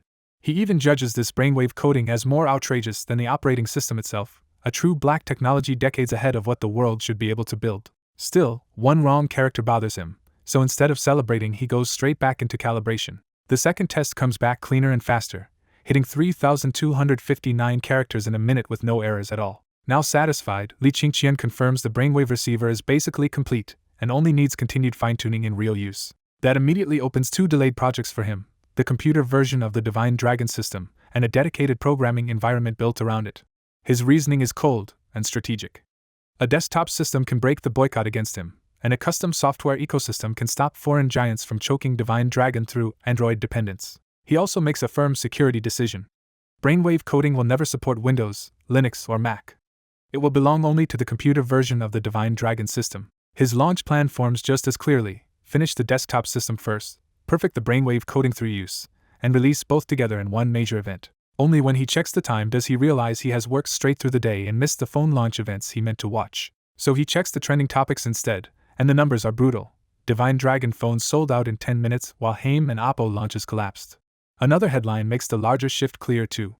National Telecommunications Manufacturing has already grabbed 50 million offline orders in a single day. Li Qingqian opens a viral tech article next, and its side-by-side comparison argues that Haim and Oppo simply lost fair and square. The article's conclusion is simple. Longyao Generation 3 crushes the low-end value fight, while Huawei's breakthrough Generation 1 dominates the high-end. The deadliest point is not even hardware. The blogger says the real fatal flaw is that those phones do not have the Divine Dragon system. The comment section is even harsher, mocking Haim's flashy buzzwords as primitive tricks next to Divine Dragon's real performance gains. Users are also passing around screenshots of launch day humiliation, especially Lei Che freezing when he sees how low the sales count really is. Another viral image shows Qian Yongning walking off in a daze, turning the failed launch into public entertainment. By the time he closes the page, Li Qingqian is already thinking ahead. He still will not step in yet, because the manufacturers have not reached true desperation. He wants them to exhaust every move first, because only then can he force a full consolidation of the domestic phone industry under his terms. With that market question shelved for later, his attention snaps back to the lab and to the most personal test of all, whether the receiver truly cancels mental coding's side effects. To prepare, he swallows 10 medicinal wolfberries and settles into the chair with the helmet on, this time keeping his hands off the keyboard entirely. Then he activates focus, rational thinking, and mental coding together, bracing for the old pain that used to hit the moment the skill started. But the pain never comes. Instead of twitching and going numb, Li Qingqian feels a clean, smooth data channel open between his brain and the computer. The system confirms it too. The experimental brainwave receiver removes the side effects and stretches mental coding from 5 minutes to 20. He does not waste the opening. Right away he clones the Divine Dragon system source code into a new project named Divine Dragon System Computer Edition. Using brainwave coding and mental coding together, he tears into the rebuild and writes roughly 3,000 new lines in a single minute. Because the original system already uses a microkernel design, the desktop port mostly means rewriting a smaller set of core code, drivers, and the unified desktop layer. By the end of the 20-minute window, he has already finished the core reconstruction and poured out 60,000 lines of code. When the skill ends, the old backlash still does not hit. He feels only tired, and that alone tells him the biggest restriction on his growth is finally gone. The breakthrough hits him hard enough that he jumps up in excitement, already aiming straight at the companies that kept trying to restrict him. Now that side effects are no longer chaining him down, he opens his personal interface and immediately decides to spend experience on mental coding. He upgrades mental coding in quick succession until it reaches expert level, burning through huge chunks of experience in exchange for a much stronger tool. At expert, the skill finally expands beyond words, giving him the ability to input images, audio, and video directly from thought. The duration jumps to 2 hours too, and with the brainwave receiver's enhancement that means an effective 8-hour work session, enough for serious non-stop development. He wanted to push it all the way to master, but even his experience pool is not deep enough for that yet. Even so, this is more than enough to keep moving, so he grabs another handful of wolfberries and dives right back into work on the computer edition. His target is blunt now. Since Windows joined the companies trying to box him in, he plans to answer with a Divine Dragon computer system built to drive Windows out of Divine Dragon Nation first. And once that foothold is secure, he intends to push the same system outward step by step until it takes market share across the world. What gives him that confidence is the receiver itself, because brainwave input could make software teams using Divine Dragon hundreds of times faster than anyone stuck on ordinary systems. Early the next morning, Li Qingqian returned to Peach Blossom Mountain with a huge suitcase and headed straight into the dense forest alone. He had burned through all his wolfberries the night before, so he came back to the mountain looking for a stronger way to refill stamina. Just analyzing something as complex as a phone processor could cost hundreds of thousands of stamina points, so ordinary wolfberries were nowhere near enough anymore. Remembering how the game worked, he gambled that the ginseng he planted a month ago had grown into something far more valuable. When the old trail had nearly vanished under spring growth, Li Qingqian relaxed instead of panicking, because it meant no one else had come this way. He finally reached the hidden plots and froze at the sight of dense ginseng leaves covering all 4 reclaimed squares of black soil. He harvested one plot first, and the packed ginseng vanished in a flash, leaving 3 piles of rewards on the ground. The first pile turned out to be 30-year ginseng, and each tiny root restored 1,000 stamina points, making Li Qingqian instantly light up. That one result also proved the game's farming rules still worked in real life, which made the hidden mountain plot even more important than before. The second pile was even better, blood red vitality ginseng that restored 10,000 stamina points per piece. Then he saw the last reward, high-quality ginseng seeds that grew twice as fast and had a much higher chance to mutate. With those seeds, Li Qingqian could already picture a future supply of stronger and stronger ginseng feeding his manufacturing plans. Since Peach Blossom Mountain was open to the public, he stopped taking risks and harvested the other 3 plots immediately. By the time he finished, he had hauled in hundreds of 30-year roots, dozens of vitality ginseng, and a mountain of high-quality seeds. He packed the rare harvest into the suitcase, then planted and harvested wolfberries so he could leave with fresh stamina supplies too. This time he left the land completely bare, cutting off the mountain site for good before anyone could trace the abnormal crops back to him.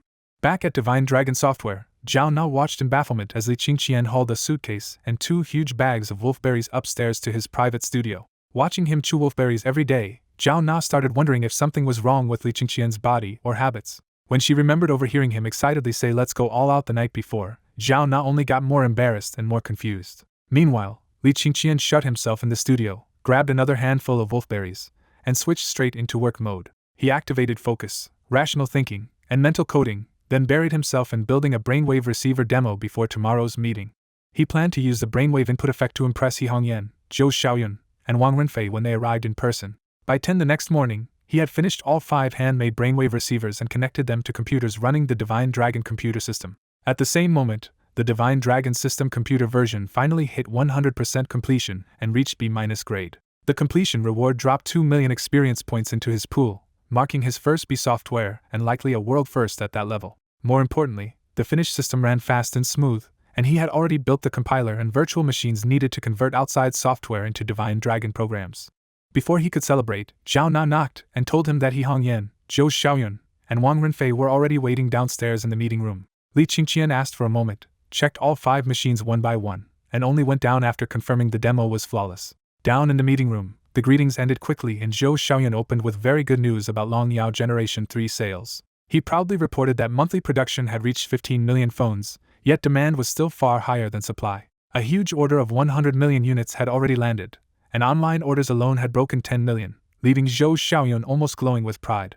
For the first time in his career, even higher-ups who used to avoid him were calling personally just to beg for Long Yao quotas. He added that foreign companies also wanted the phone because its domestic hardware and Divine Dragon system were finally being seen as advanced rather than backward. After the good news, Zhou Xiaoyun turned serious and laid out the first hard problem: chip, memory, and storage supply still capped production at 15 million phones a month. His second problem was political as much as commercial. Long Yao's low price was crushing rival domestic brands, so he asked whether they should raise it. Then he reached the real bombshell. Android was preparing an SDK update that would make new Android apps reject the Divine Dragon system entirely. Li Qingqian stayed calm, wrote every issue into his notebook, and moved on to hear the others before answering. When Li Qingqian asked for Wang Renfei's side, Wang bluntly said Huawei's core problem was still the same as ever: not enough chips. Even so, Wang Renfei urged Li Qingqian to treat the software ecosystem attack as the top priority, because it threatened everything else. He Hongyan confirmed the timeline was brutally short. Android's updated SDK would go live in just 5 days. Once that happened, every newly made or updated Android app would automatically carry a network verification lock that Divine Dragon could not bypass. The only temporary relief was that old apps would still run, but everybody in the room knew that was not a system anyone could survive on for long. He Hongyan spelled it out plainly. Android had chosen Divine Dragon's weakest point and was trying to strangle its software ecosystem before it could mature. Even with all eyes on him, Li Qingqian looked completely unshaken. He answered the supply question first and admitted he could not solve the chip shortage yet. On pricing though, Li Qingqian drew a hard line. Domestic prices would not rise unless raw material costs went up. He argued that cheap, high-volume Long Yao phones would feed domestic suppliers with orders and profit, strengthening the whole local hardware chain. He also pointed out that rival domestic brands relied on imported core parts, so their success did far less to build the country's own industry. For exports, however, Li Qingqian was much less generous and told Zhou Xiaoyun to triple the selling price and the system authorization fee. Then Li Qingqian finally turned to the most dangerous issue and told them not to worry about the software ecosystem. Seeing they still looked unconvinced, he decided words were not enough and invited them upstairs to see something good for themselves. Li Qingqian leads the group upstairs into his private studio, where 5 strange helmet-like devices are waiting beside the computers. He Hongyan stares at the device and bluntly asks what a brainwave receiver has to do with their software crisis. Li Qingqian puts one on and says the answer is mental inputting, but that only makes the others look even more confused. He Hongyan says he knows the tech is real, but the public versions are flashy toys with terrible accuracy, not something that can change software development. Li Qingqian just smiles and says his brainwave receiver is different, then opens a blank document and tells them to watch.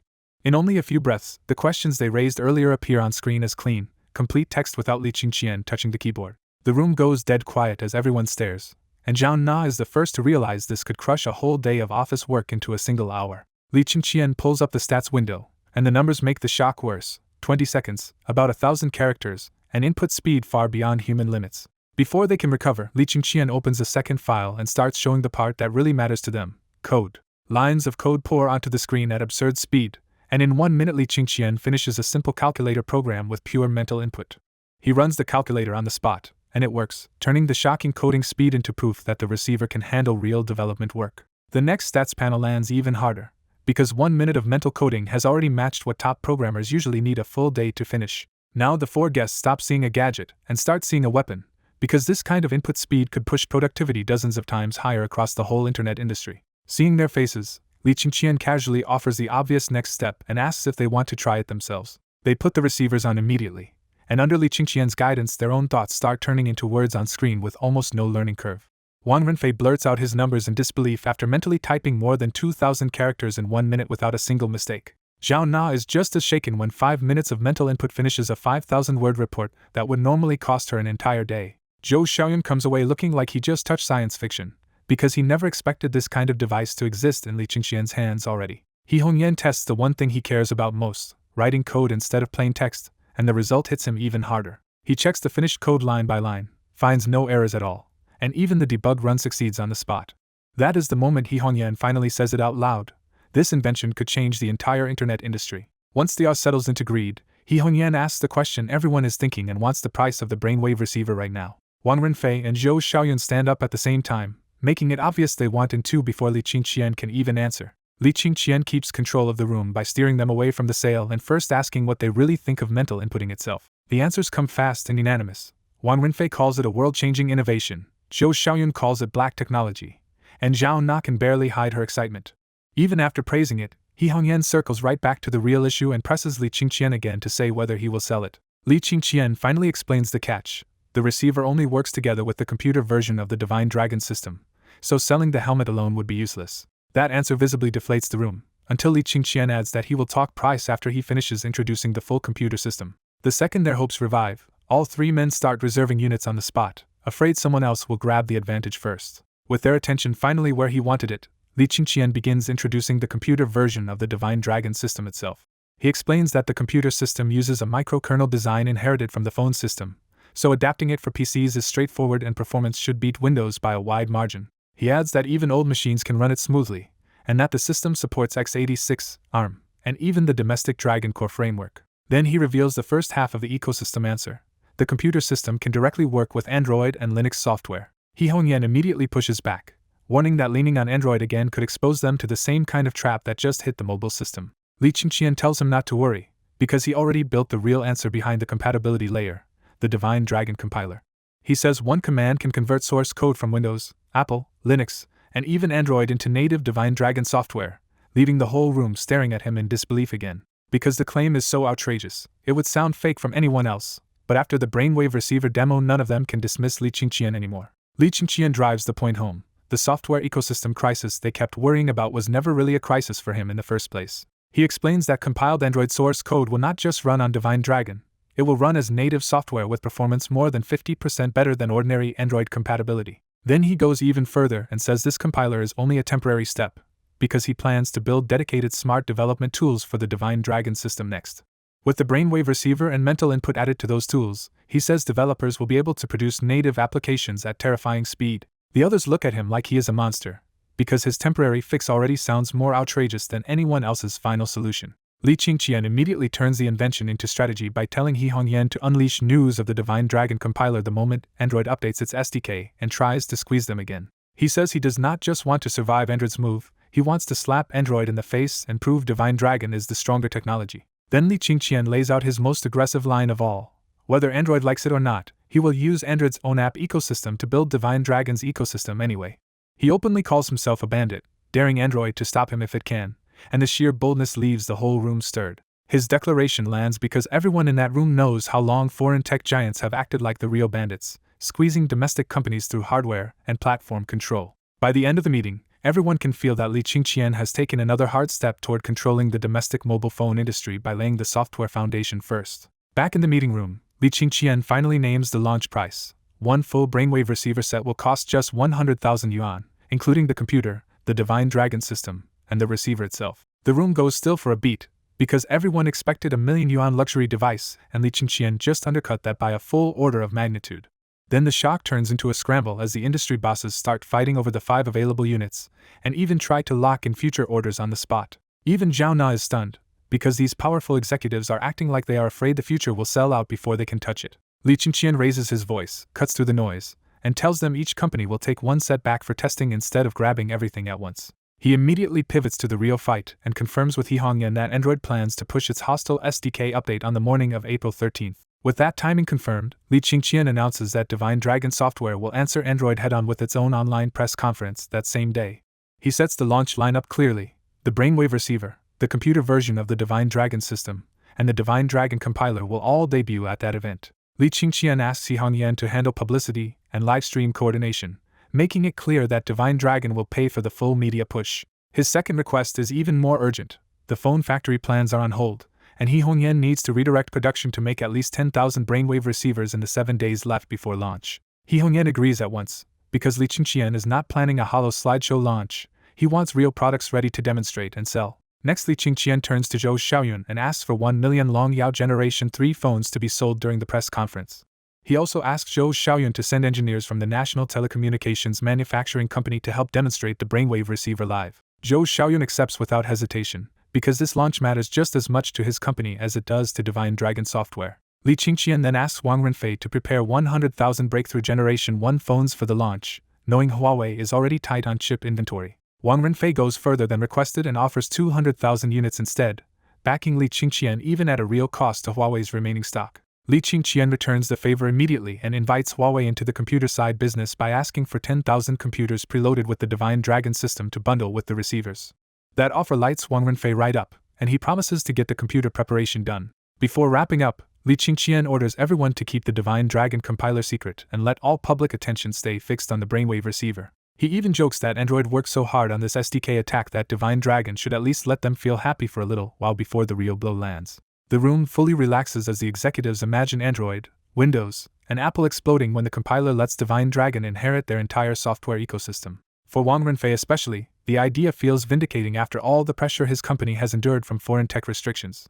But his mood sharpens again when he warns Li Qingqian that once the foreign giants realize what he built, they may come after him by any means, including his personal safety. Li Qingqian answers with calm confidence, and says he knows exactly what he is doing. He starts leading everyone downstairs to go through the launch details, determined to leave no room for mistakes at the press conference. Then Li Qingqian notices nobody is actually following him, because the others have already rushed back to the table with the brainwave receivers. The executives are still too excited to trust promises alone, and each of them wants to personally secure a machine before talking about anything else. Li Qingqian can only laugh and order Zhao Na to find people to pack the machines and send them straight to each executive's car before they leave. Wang Renfei still isn't satisfied and specifically tells Zhao Na to supervise the packing carefully so nobody damages the devices. Only after giving repeated instructions do the executives reluctantly head downstairs, still looking back at the machines like they hate leaving them behind. A few days later, right before the launch, Li Qingqian sits in the renovated studio wearing a brainwave helmet and finishes typing the last character of a new program. A translucent system prompt appears in front of him and confirms that the mind control driver program has reached 100% completion at C- grade. The system also rewards him with a huge burst of experience, confirming this is another major step in his growth. This finished driver is the missing link for the brainwave receiver, because it lets the user operate a computer directly with thought at speed and precision far beyond a mouse and keyboard. Realizing the breakthrough, Li Qingqian stands up from the workstation and heads downstairs to rejoin the launch preparations. Zhao Na is already waiting outside his office, and she immediately starts briefing him on the online storm that has been building since April 6th. She explains that Android has been pushing continuous SDK updates, while internet influencers and verified accounts flood the web with attacks on the Divine Dragon system. The criticism is loud, but Zhao Na adds that most ordinary netizens still support Divine Dragon and even official media is speaking up on their side. Then Zhao Na hands over Android's latest notice, and it is so vicious that it reads more like a public curse than an official update. Li Qingqian barely reads the first part before sneering that Android is already scared, because only a threatened giant starts shouting like this. Zhao Na quietly agrees, because by now she knows any tech company Li Qingqian targets has good reason to panic. She continues the report and says the translated Android rant has spread everywhere, with verified accounts and Android phone brands reposting it until it reached the trending list. She warns that some Divine Dragon users are getting nervous now and have started asking the company directly whether the system is about to lose all software support. Instead of arguing online, Li Qingqian opens Weibo and posts a short teaser on both accounts. See you at the 2:30 press conference, and everything will be to your satisfaction. Zhao Na immediately follows with better news. Thanks to the launch campaign, the company's press conference is already a top trending topic. The rest of the top rankings are theirs too, with the Brainwave Receiver, Longyao Generation 3 sales, Breakthrough Generation 1 sales, and the Divine Dragon computer system all surging together. She reports that major online platforms have already connected to the live stream and are giving the event prime placement inside their apps. Then she confirms the supply chain is ready too, starting with the 1 million Longyao Generation 3 phones that have already been allocated for the launch. Baidu has also finished quality control on the Brainwave Receiver, so Divine Dragon is cleared to sell 10,000 units at the event. Huawei's side is ready as well, with 10,000 Divine Dragon computers prepared and 100,000 breakthrough phones lined up for sale. She adds that the demonstration sets for the three partner companies are also finished, which means every major piece of the launch is finally in place. By the time Zhao Na finishes, her face is flushed with excitement, because she truly believes this press conference is about to shock the entire world.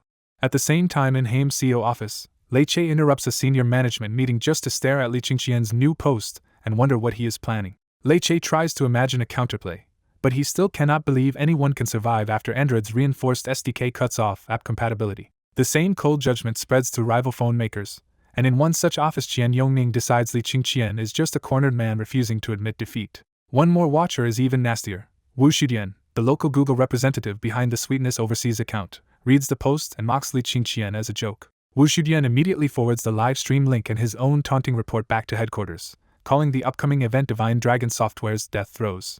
He even dismisses the Brainwave Receiver as fake propaganda, convinced that a country he looks down on could never produce technology this advanced. At exactly 2 in the afternoon, Divine Dragon Software's launch live stream goes live, and the audience floods in so fast it already feels like a major event. The hype around the Brainwave Receiver and phones running the Divine Dragon system pulls in even more people, and by 2:30 the stream has hit a staggering 50 million viewers. The crowd is not just fans either, because executives from Android, overseas operating system companies, and phone brands like Haim and Oppo have quietly joined to watch Li Qingqian fail. They believe Android's new SDK update has already cut off Divine Dragon's app ecosystem, so they are waiting for the pressure to finally crush Li Qingqian. At the same time, researchers and tech companies drawn by the Brainwave Receiver tune in too, turning the launch into a showdown the whole industry is watching. When the conference officially starts at 2:30, the camera opens on Divine Dragon Software's renovated upstairs studio, now dressed up like a clean sci-fi stage. Li Qingqian opens calmly with Divine Dragon Software's slogan and a promise that today's launch will reveal 4 products. He immediately names the first release, the Divine Dragon Compiler. Instead of jumping into features, Li Qingqian directly calls out the online attacks and says Android tried to kill Divine Dragon by striking at its weakest point, the app ecosystem. He lays out the damage plainly. Hostile verified accounts mocked Divine Dragon, and even the national telecommunications manufacturing company was hit by refund panic from worried buyers. Then he flips the mood and says those people will be disappointed, because every outside attack has only pushed the Divine Dragon system to become stronger. Li Qingqian finally explains the compiler's purpose. It exists to solve Divine Dragon's ecosystem problem once and for all. His answer is almost absurdly simple. With a single command, the compiler can turn apps from other systems into native Divine Dragon apps and even boost their performance by more than 50%. To prove it on the spot, he opens Baidu's app source code, launches the Divine Dragon compiler, and prepares a live conversion in front of everyone. He types the tiny command ls, and a brand new installation file appears almost immediately, making the whole process look ridiculously easy. Li Qingqian installs the converted app onto his phone right there at the launch, and it runs smoothly without any visible problems.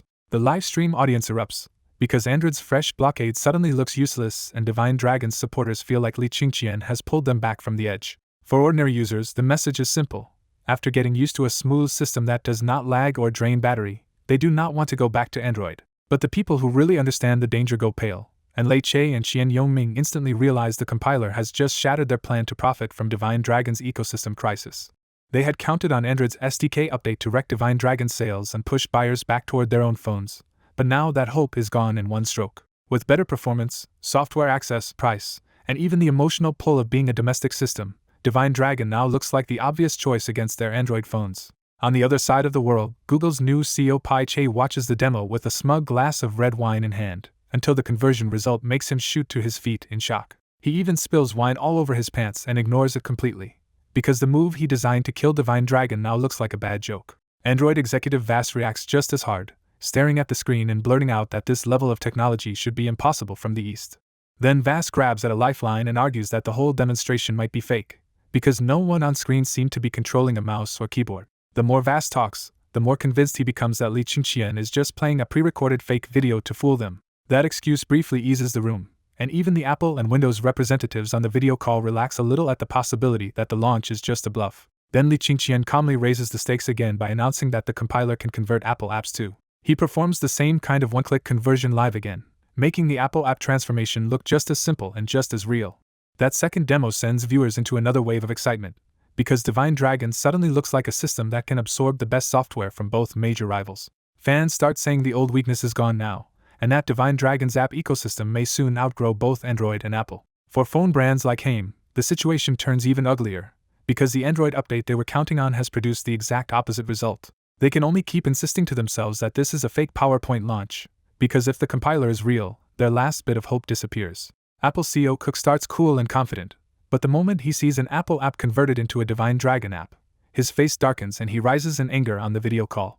Cook explodes, calling Li Qingqian a bandit and a thief because Apple's exclusive software is one of the reasons customers pay for Apple phones in the first place. He knows that if those Apple-only apps become available on the Divine Dragon system, the appeal of expensive Apple phones will drop hard. Pai Che, secretly enjoying Cook's pain, tries to calm him by insisting again on the same excuse that the Divine Dragon compiler must be fake. Cook does not care whether it is fake or not, because as far as he is concerned, Li Qingqian has already crossed a line and Apple will not let him off. Then Windows CEO Seisha cuts in on the video call with a pointed question. If the Divine Dragon compiler is actually real, what exactly are Cook and Pai Che going to do? Seisha's question lands because he already knows how deadly this kind of tool would be, after watching Windows' own mobile system fail years ago when it could not build a software ecosystem. As Li Qingqian's announcement lands, Seisha catches the one thing he wanted to see most. Cook and Pai Che are genuinely scared of the Divine Dragon compiler. When Seisha starts talking, Cook and Pai Che snap at him together and tell him to shut up, already rattled by what Li Qingqian has unleashed. Then Li Qingqian calmly drops worse news on the live stream. The Divine Dragon compiler is already on the official website, and anyone can download it for free. For ordinary viewers that sounds generous, but for the phone giants it means the threat is no longer theoretical anymore. At Haim, Lei Che slumps into a sofa, because Li Qingqian would never release it publicly unless the compiler really worked. Still clinging to procedure, Lei Che orders Xiaoli to download the Divine Dragon compiler and test it immediately. The result comes back fast and brutal. Xiaoli compiles Haim's desktop software successfully, and it runs smoothly on a phone through debugging. That one test breaks Lei Che on the spot, and he can only curse Li Qingqian as a monster. His panic turns into regret, because he knows this disaster traces back to the day he blocked Divine Dragon optimization from Haim phones and stores. Over at Oppo and Vivo, Qian Yongming and Shin Wansen order tests of the Divine Dragon compiler, both hoping it will fail and both getting the same bad answer. When the test proves the compiler is real, Qian Yongming goes pale, because his company's huge unsold phone inventory is about to turn into a loss. Abroad, Cook and Pai Che also verify the compiler for themselves, and the test wipes out any last hope that Li Qingqian was bluffing. Cook explodes first, raging that Li Qingqian is stealing Apple's position in broad daylight and threatening the status of the iPhone. What stings even more is that the threat came from a company in the East, in a place Cook never believed could build technology like this. Cook's anger hardens into a threat, and he vows that Li Qingqian will pay for this. Pai Che looks even worse, because he sees the bigger danger. The Divine Dragon system plus this compiler could gut Android itself. In Pai Che's eyes, the market logic is brutal. If a cheap Divine Dragon phone runs better than a pricier Android model and already has app support, buyers will stop choosing Android. That fear turns personal when he remembers Android brings in more than half of Google's profits, and losing it could get him torn apart by shareholders. He immediately shifts from panic to containment, and decides the Divine Dragon system must never be allowed to spread beyond Divine Dragon country. Then Pai Che reaches a darker conclusion. If Li Qingqian is the source of the threat, killing him would solve the problem. Back on stage, Li Qingqian keeps his tone steady and repeats Divine Dragon Software's slogan, use technology to raise efficiency and innovation to benefit the world. He frames the Divine Dragon compiler as a tool that cuts app migration from months to minutes and saves developers from endless duplicate work. He pushes the point further by saying the compiler helps everyone else make money and gives users better software faster, even if it feels like poison to Apple and Android. After wrapping up the first product, Li Qingqian moves straight to the next reveal, the computer version of the Divine Dragon system. The new presentation opens with a wall of advanced features, making it clear that the computer system inherits the same high-end technology as the mobile version. Li Qingqian starts by reminding the audience that the country never truly controlled its own phone or computer operating systems, because Windows has dominated for years. To answer people who think a domestic system is unnecessary, he fires off a crude but memorable joke comparing it to asking why you need your own child when someone else already has one. He quickly drops the humor and turns grave, warning that foreign cutoffs in software or hardware could cripple the country's entire computer infrastructure. He drives the danger home by saying a single hostile line of code could wreck communications, freeze weapons, and leave the country defenseless in a real war. That warning hits the live stream hard, and patriotic support floods in alongside one stubborn reality check.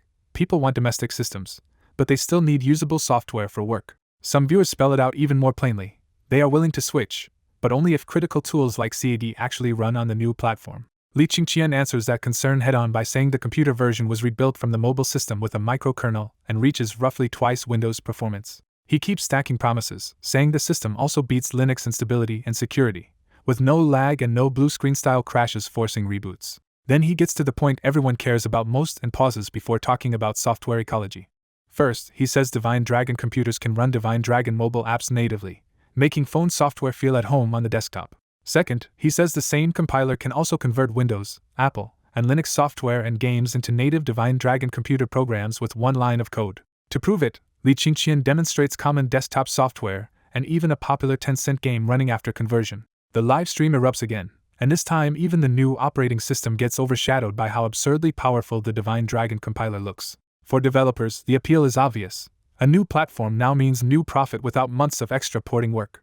Overseas, the pressure finally pulls Windows into the same crisis room, where Seisha joins Cook and Pai Che in an emergency video conference. Seisha is furious because the phone side never touched Windows directly, but a computer system plus software conversion is a direct raid on his core business. He curses Li Qingqian as a robber, because Windows spent decades building a software ecosystem that Divine Dragon now seems ready to seize overnight. In Seisha's mind, Windows rules because it has everything from tiny utility apps to heavy industrial software, and no other platform ever came close. He also knows Windows trained the whole world through ease of use and tolerated piracy on personal computers to lock users in and make enterprises pay later.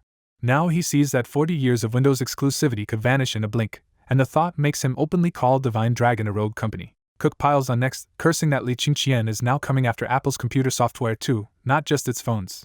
Pai Che tries to calm Seisha by arguing that people in Divine Dragon country are already used to free Windows, so the new system still won't be easy to spread. That reassurance steadies Seisha a little, and he grabs onto the belief that Windows still rules the world and cannot be displaced so easily. From there, Pai Che proposes a joint response. The three of them should ask the Western Empire to put Divine Dragon software on the sanctions list.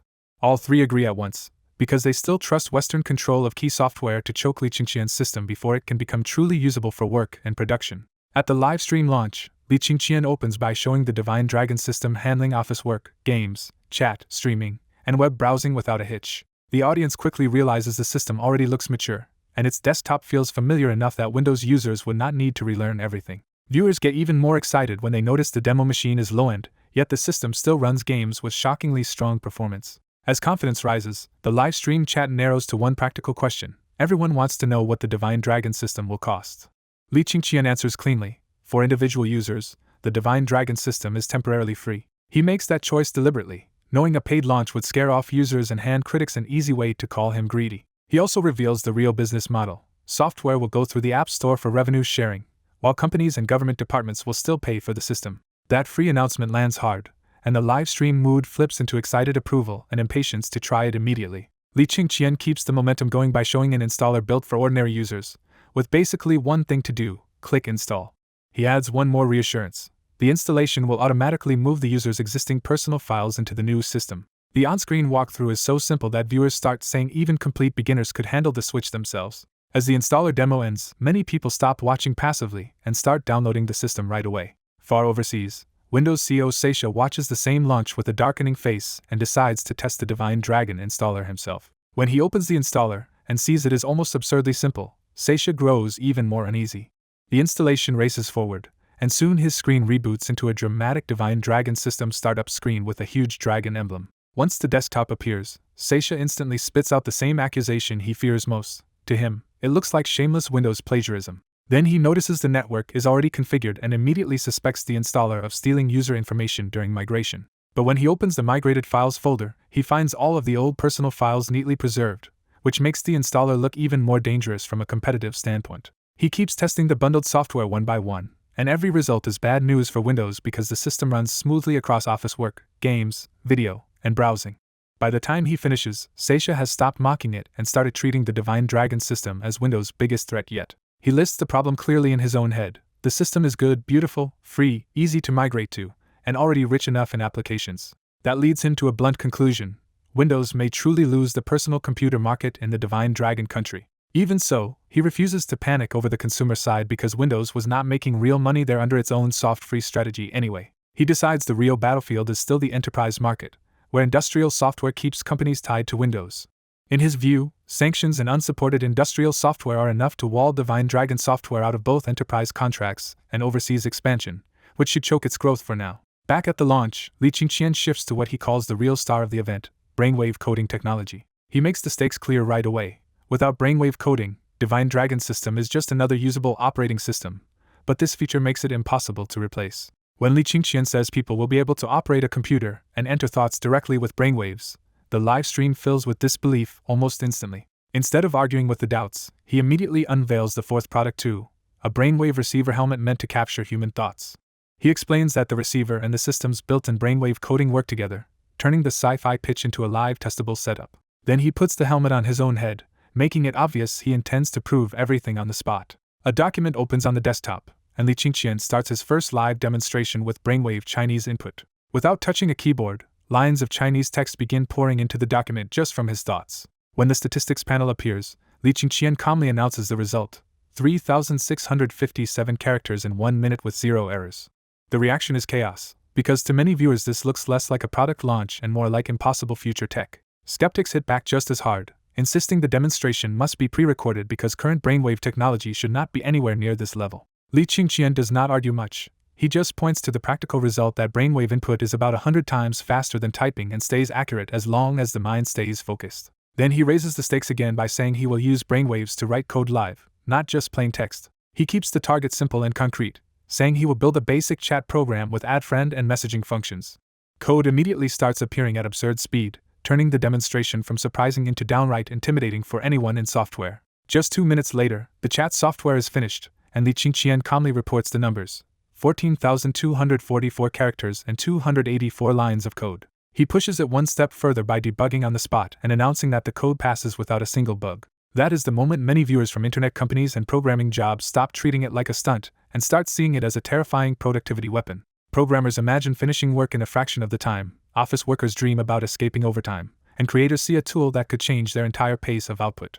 Some viewers even jump to a national scale, arguing that if the product is real, this kind of tool could let the domestic software industry leap ahead for years. But the backlash never disappears, because just as many people keep insisting no private company could possibly build technology this far ahead of the times. By the end of the excerpt, the brainwave receiver has split the entire live stream in two. One side sees a revolution, and the other sees an obvious fraud because it looks too advanced to believe. During the overseas video call, Cook and Seisha go completely silent when Li Qingqian starts a live brainwave input demo. As the demo continues, the whole room realizes this is not a gimmick but mature brainwave analysis running in real time on a normal computer. When Li Qingqian uses brainwave input to finish a block of code at absurd speed, Cook and the others finally lose their composure. They instantly grasp the threat. If brainwave input really multiplies software work by 100, Divine Dragon's system just became far more dangerous than any rival platform. Cook, now openly shaken, admits he thought brainwave technology was still 50 years away from real commercialization. Seisha turns grim and says the West has to get this technology, or it will lose its grip on the software industry. In Seisha's eyes, this is no longer about one domestic market slipping away but about Divine Dragon country catching up to the West in software within a year. He warns that if they fail to seize brainwave analysis, Divine Dragon Country could overtake the West in software technology in just 2 years. Seisha immediately proposes harsh options: sanctions, poaching Li Qingqian with money and residency, espionage, bribing employees, and even trading DUV machine access for the tech. Pai Che cuts in to cool everyone down and reminds them they still need to verify whether Li Qingqian's brainwave technology is genuine. He even floats a softer possibility. If this is just a show to attract investment, he would be interested in funding Divine Dragon software himself. Back at the press conference, Li Qingqian ignores the noisy live-stream doubts and calmly explains what brainwave coding means for software development. He says speed is competitiveness, and a 100-fold jump in input efficiency could let one person build software that used to need a whole team. Then he moves to the next proof and announces he will show how brainwaves can directly control a computer. To make the test impossible to dismiss, Li Qingqian announces a live League of Legends match against Team EDG. He reveals the lineup with a straight face. Li Qingqian and 4 veteran executives will form an elderly's team to challenge the world champion squad. The live stream explodes with jokes about senior executives gaming, average ages over 50, and a 17-year-old somehow being on the elderly's team. Both sides enter the live stream smiling, and Team EDG looks especially relaxed because nobody believes the executives can really beat them. Miko cheerfully tells the audience Team EDG will play seriously, because Divine Dragon Software promised a 1 million yuan reward if they win. The audience still expects a stomp and keeps arguing that no amount of fancy tech can replace hand speed, practice, and game sense. Li Qingqian makes the rules crystal clear. His elderly's team will use brainwave receivers, and Team EDG will stick to mouse and keyboard. With the teams locked in, the match officially begins. 10 minutes later, the joke is over, and Miko types a stunned surrender message on screen. Team EDG has been crushed so badly that Miko alone died 11 times, and his whole side was wiped a staggering 43 times in 10 minutes. At first Miko had only worried about not embarrassing the executives, but once the game started he realized Li Qingqian was playing like a monster. Li Qingqian lands every last hit with machine precision and starves Miko of experience until he rockets ahead to level 5. After that, every time Miko meets Li Qingqian, he dies, and every attempt to gang up on him ends in another wipe. Even on the other lanes, the older executive team keeps overwhelming EDG, proving this is not a fluke from one player. Watching live, the audience can see why. With the brainwave receiver, Li Qingqian explains the match while his thoughts turn into actions with zero delay and zero misclicks. The comments swing from mockery to awe as viewers realize this kind of direct thought control beats raw hand speed entirely. After text input, coding, and now gaming, the public finally stops doubting that Li Qingqian's brainwave technology is real. Because major companies and a champion esports team took part live, the demonstration feels impossible to fake, and national pride surges through the stream. Once the match ends, Miko immediately asks the question everyone is waiting on: can he buy 10 sets of the brainwave receiver? His blunt request pulls the whole audience into silence, because now every viewer and every software company wants the same answer. Li Qingqian formally introduces the brainwave receiver as the 4th product and reminds everyone it only works together with the brainwave analysis technology. Then he lays down the hard rule: Divine Dragon Software will only sell the receiver, Enterprise Divine Dragon System, and brainwave analysis technology as one bundle. He adds another lock on top of that: the whole setup only supports Divine Dragon System, so the hardware is useless on other operating systems. And to keep control of the technology, he announces the bundle is geo-locked and will stop working outside Divine Dragon Country. Only after all the restrictions are clear does Li Qingqian name the price. One full set costs 100,000 yuan. He says sales open on the official website in 3 minutes, with only 10,000 sets in the first batch. He also opens sales for Long Yao Generation 3 and Breakthrough Generation 1 phones, turning the press conference into a coordinated product push. Before closing, Li Qingqian repeats the company's philosophy: use technology to boost efficiency and benefit the world. He quickly sums up the lineup again, from the Divine Dragon compiler to the free domestic operating system, while live user numbers keep climbing behind him. Then he points further ahead and says brainwave coding is still incomplete, because his next goal is direct audio, image, and even video input from the mind. He paints the bigger dream clearly: one day thoughts could turn straight into films, wallpapers, and music. With that final vision, Li Qingqian ends the press conference, and the live stream cuts to black. Even after the stream ends, viewers keep calling Divine Dragon Software the greatest company in the world and Li Qingqian a scientist who could change an era.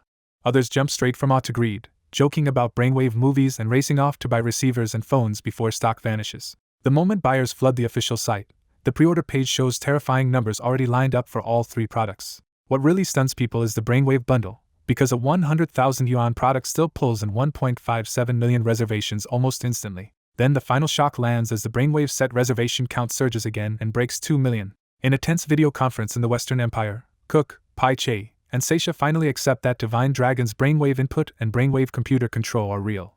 The 3 men immediately agree on one goal: get a brainwave receiver, crack it open, and take the whole brainwave technology for themselves. Confident in their supercomputers and cyber skills, they try to register on Divine Dragon Software's official site using stolen citizen data from Divine Dragon Country. The site slams the door in their faces with the same blunt message: services are only provided to citizens of Divine Dragon Country. Still unwilling to lose, they route their traffic through domestic network addresses and try again, only to hit the exact same wall. Seisha even drags in cybersecurity experts, but every workaround is detected, and none of them can create an account at all.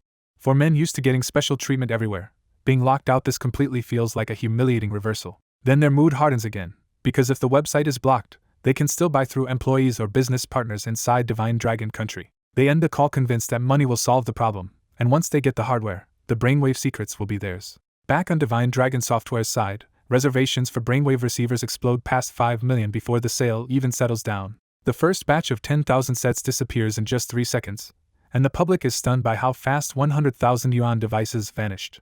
Online comments instantly turn into a resale war, with buyers begging for units and companies offering huge premiums to grab any set they can. The frenzy spills into phones too, as Longyao Generation 3 and Huawei Breakthrough Generation 1 devices sell out almost immediately. Divine Dragon Software's phone lines are flooded by one desperate question from every direction: when can people buy the next batch of brainwave receivers? Even with the chaos, the company stays strangely smooth because its own staff are already working through brainwave receivers. At Hain Corporation, Lei Che sits through the press conference fallout with a stone face and starts hearing bad news from every department. Secretary Shelley reports the first blow. Even after Lei Che ordered the whole company to join the buying rush, they still failed to get a single brainwave receiver. Lei Che turns to the sales department for answers, and the mood in the room only gets heavier. The sales report shows Hain 14 is collapsing, with only 70,000 units sold in half a month. The next slide is even uglier.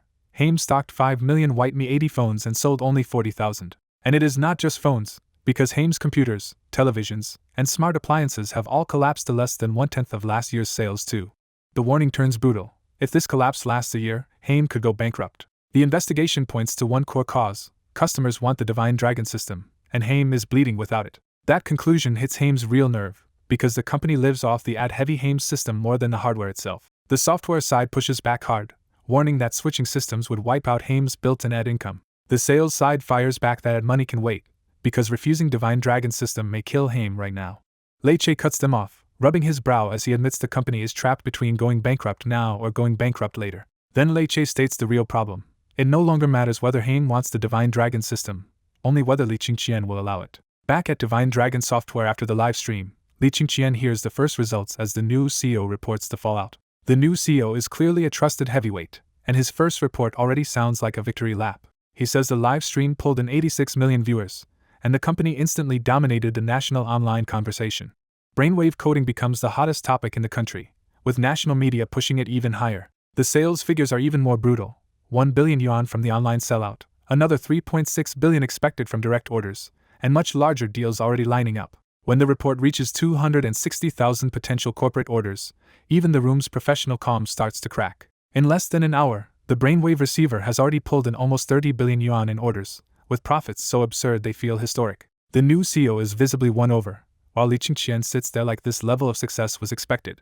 Then Huang Ting brings up the next temptation. Foreign buyers are flooding in too, asking for 500,000 brainwave receivers at the same premium price. He is so excited by the demand that he says they could probably raise the price tenfold and still sell out overseas. Li Qingqian asks one quiet question first: which companies are trying to buy? When Huang Ting starts listing giants like Google and Qualcomm, Li Qingqian immediately understands exactly who is calling now. His answer is immediate and cold: Divine Dragon Software will not export brainwave receivers to Western companies for now.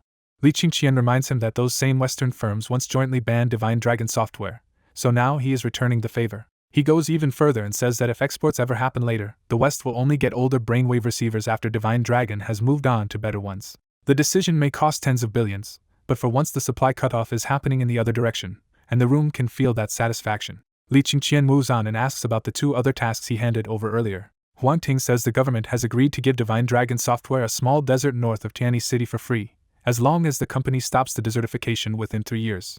The government has also given them factory and office land, and planning work is already starting. But the schedule is painfully slow, with planning taking a year and construction taking 3 more, which Li Qingqian clearly does not like. Li Qingqian tells him to arrange a meeting with the architects, because that pace is too slow for what he wants next. His thoughts are already elsewhere too, because managing that desert would also let him seriously start using the farmer profession he has been holding back. That profession is powerful enough to produce optimized crops, medicine, and stranger resources, so Li Qingqian has always wanted the right setup before touching it in public.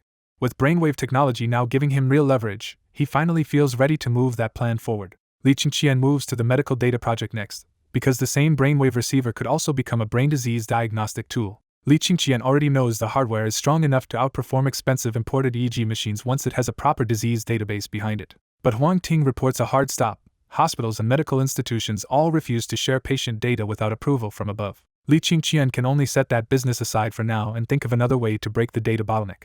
Before the report ends, Li Qingqian hears one more update. Lei Che from Haim has already called to request a meeting. Li Qingqian smiles, because Lei Che asking to come over means Haim has truly been pushed to the edge. In Li Qingqian's mind, taking down Haim would give him control over most of Divine Dragon Country's phone manufacturing base, and that makes this meeting far more than a courtesy call. Back in his chair, Li Qingqian replays his long talk with designer Xie Jie and zeroes in on the real bottleneck behind the company building project. In that discussion, Xie Jie had explained that drawing the facade and floor plans was manageable, but the design still bogged down in repetitive work.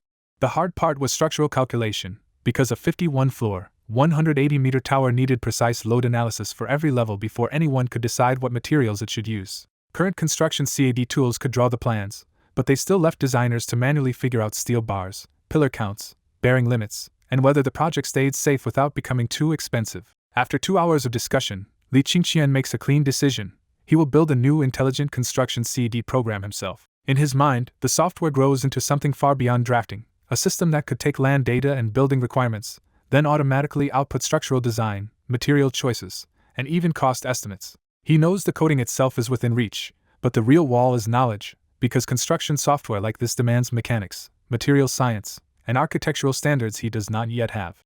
Xie Jie's recommended reading lands in front of him as a mountain of more than 50 thick technical books, and Li Qingqian dryly concludes that he needs to study hard. He could probably brute force the reading in a week, but before opening the books, Li Qingqian remembers he can upgrade mental coding instead. He recalls that master-level mental coding can encode his thoughts and memories into a real AI program, so he decides to spend the experience and upgrade it now. 800,000 experience points vanish, and mental coding reaches master level with a huge payoff. It can create a self-learning B+ AI program that stays absolutely under Li Qingqian's control. The moment he reads that description, Li Qingqian lights up, because this is exactly the shortcut he wanted. He immediately puts on the brainwave receiver and stacks his skills together, activating focus, rational thinking, and mental coding at the same time. For 3 straight hours, his thoughts and memories stream into the computer as coded data until the transfer fills not just his machine, but all the company's remaining server space. When the transfer ends, the new AI starts running and appears on the desktop as a tiny stone-faced Li Qingqian speaking in his exact voice. The perfect imitation is creepy enough to make him shudder, so he quickly has the AI switch to a cartoon avatar and change its voice away from his own. With the awkward part fixed, Li Qingqian gives the AI a proper name, Bai Zhe. He hands Bai Zhe its first mission, developing the intelligent construction CAD software, and asks what support it needs from him. Bai Zhe answers with a hard limit first. The company's hardware only lets it use 1% of its computing power, so even this AI still needs 24 hours to finish the job. The AI's next request is simple and dangerous at the same time. It needs internet access so it can gather building codes, mechanics data, and material parameters on its own. Li Qingqian agrees at once, but he warns Bai Zhe to stay hidden, because an AI this powerful cannot afford to be discovered. Now that Bai Zhe can shoulder brutal programming work for him, Li Qingqian's attention jumps ahead to the real fix for the bottleneck: stronger hardware. He decides that when he goes to Dragon City for the Junior Informatics Programming Finals in a few days, he will also ask the Academy of Sciences Computer Institute about buying a supercomputer. Early the next morning, the story shifts from AI experiments to business pressure as Huang Ting and Zhao Na bring a delegation from Haim into Li Qingqian's studio. The meeting is set in the new 100-square-meter conference room beside Li Qingqian's studio, a polished space built for exactly this kind of high-stakes negotiation. As soon as introductions end, Lei Che drops the formalities and admits he came to ask Li Qingqian for help. When Li Qingqian gives him nothing back but a quiet look, Lei Che stands up and starts with the one thing he cannot avoid: an apology. He openly admits that Haim pulled down the Divine Dragon optimization app without discussion, branded it a security risk, and even pushed updates to block users from installing it. Li Qingqian sits through the apology without the slightest visible satisfaction, which makes it clear that Lei Che is not dealing from a position of equality anymore. Beside him, Zhao Na feels a flash of vindication, because she still remembers how arrogantly Haim once tried to pressure Divine Dragon into selling the app before banning it for real. Li Qingqian finally speaks, saying he understands Haim's ban as a commercial decision and has no interest in wasting time on fake ceremony. He tells Lei Che to skip the circling and state the real purpose of the visit directly. Lei Che finally says it plainly. Haim wants authorization to use the Divine Dragon phone system, and they are willing to pay even more than Huawei or the national manufacturer. He stares at Li Qingqian like a man waiting for judgment, but Li Qingqian's face stays unreadable and gives him no clue at all. Then Li Qingqian finally opens the door a crack, saying authorization is possible, but only if Haim accepts his conditions. The first condition hits immediately. Li Qingqian wants WPS. The second condition is even sharper, because he also wants the Haim advertising platform, one of the company's biggest profit engines. The third condition is a brutal licensing fee, 100 yuan per phone under 1,000, and 10% of retail price for anything above that. And the fourth condition seals the hierarchy. Haim must align with Divine Dragon Software's strategies and cooperate on its terms. By the time all four conditions are on the table, Lei Che's face has turned black, because every new demand cuts deeper than the last. Lei Che pushes back at once, saying WPS does not even belong to Haim, and the advertising platform is a core asset they cannot possibly sell. After a brief calculation, he can only concede 1 point for now, agreeing on the licensing fee while clearly unable to swallow the rest.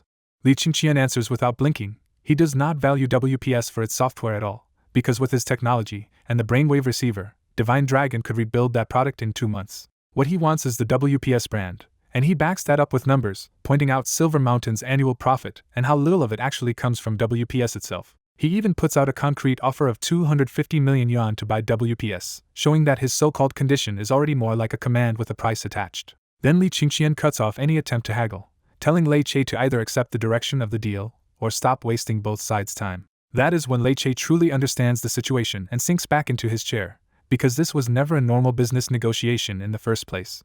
With the Divine Dragon system in his hands and Haim staring at bankruptcy without it, Li Qingqian has stripped them of the right to bargain at all. In his studio, Li Qingqian hears Bai Zhe announce that the intelligent CD software is finally finished. A pair of system notices confirms the program hit 100% completion, reached C grade, and paid Li Qingqian a huge experience reward. He opens the new software, but the first prompt immediately asks for the land's topographic map, which he does not have on hand. Right then, Secretary Ching Cheng knocks and says designer Xie Jie has arrived, giving Li Qingqian exactly the help he needs.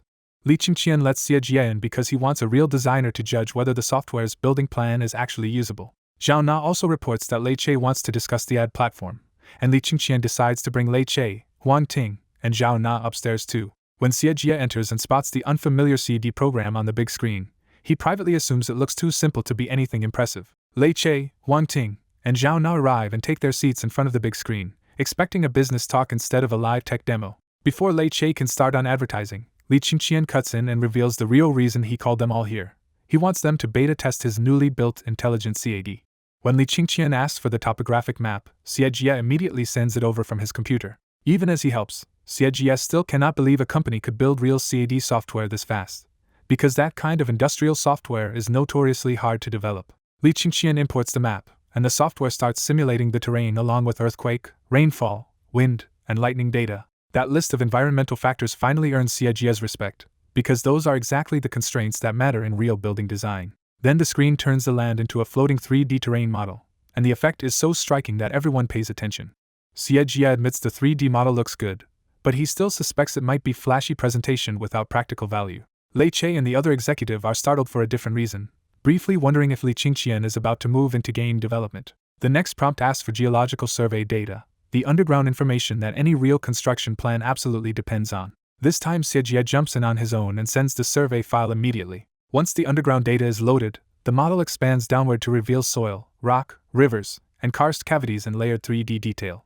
Li Qingqian enjoys the godview feeling, and Xie Jie's old contempt starts to disappear as he compares this to ordinary CAD tools. The software asks what kind of project this is, and Li Qingqian selects an office building. When the program asks for scale details, Xie Jie supplies the real plan: 90,000 square meters, 2 buildings, 19 floors and 131 floors. For the next half hour, Li Qingqian and Xie Jie keep feeding the system detailed requirements until the design brief is mostly complete. As soon as Li Qingqian confirms intelligent generation, the empty site blossoms into roads, plazas, greenery, and 2 futuristic office towers.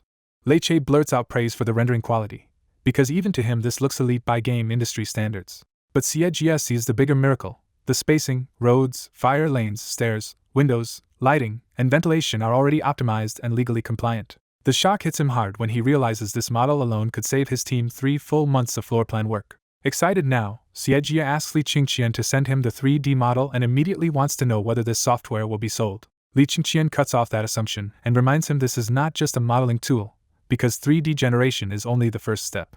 He explains that after small manual adjustments, the software will run structural calculations on its own and generate the full construction blueprints automatically. Li Qingqian goes even further and says designers should stop wasting time drawing repetitive plans by hand and focus on reviewing the machine's output instead. That claim leaves Xiejia staring in disbelief, because this sounds less like computer-aided design and more like automatic design itself. Lei Che is shaken too, because from his 3D and game background he knows no normal modeling software can produce results at this speed. Half an hour later, Xiejia leaves Divine Dragon software in a daze after seeing the full demonstration push far beyond normal architecture work. What broke him was the rest of the demo. The software not only rendered buildings, it also calculated structure, generated complete plans, listed materials, and built execution schedules. It even handled furniture and appliance layouts, turning a project that normally needed 10 people and a year into something designed in under an hour. Holding the finished construction drawings in hand, Xiejia can only think of one terrifying conclusion. If this tool spreads, civil engineers may lose their jobs. Back in the workspace, Lei Che sincerely tells Li Qingqian he is incredible. Lei Che says Intelligent CD is not merely design software at all, but a giant project platform covering design, modeling, materials, furniture, and execution. He pushes the idea further and compares it to an operating system for the construction industry, powerful enough to control the sector's future if expanded properly. Li Qingqian praises Lei Che's vision, clearly impressed that he instantly saw the software's long-term platform potential. Li Qingqian also makes clear this construction demo is only one branch of a much bigger intelligent CAD family he plans to build. He lists future versions for machinery, military projects, aerospace work, and factory automation, showing just how far his plan reaches. Lei Che can only admit defeat, because someone this young should have become arrogant by now, yet Li Qingqian is still aiming higher. Li Qingqian immediately pulls the conversation back to business and says the ad platform can keep Lei Che's existing structure for now, but he will introduce a stricter performance system. That answer changes Lei Che's view again, because he realizes Li Qingqian is not only a technical genius but also solid at company management. Then Lei Che raises the next real crisis.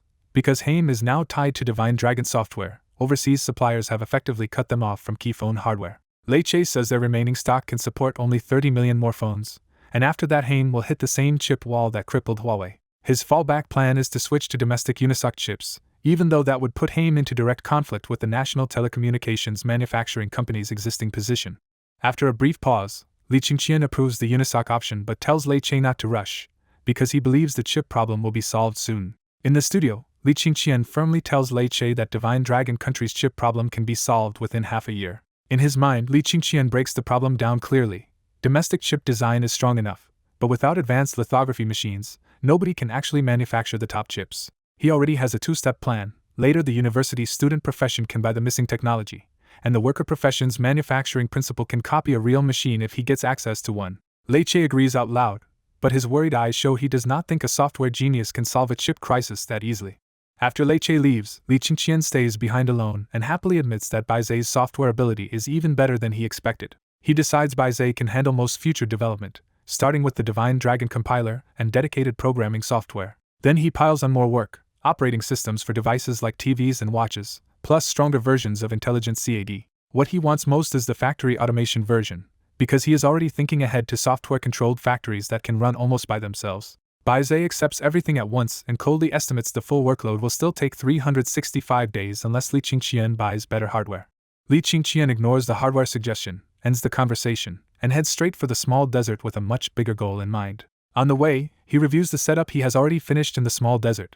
The land is prepared and the automated farm equipment is in place. That means every requirement is finally met, and today he can advance from farmer to farm owner. He sees this profession as more than farming, because raising his physical stats is the only way to freely use manufacturing principle later on lithography machines. He confirms the upgrade, spends the experience, and officially becomes a level 0 farm owner.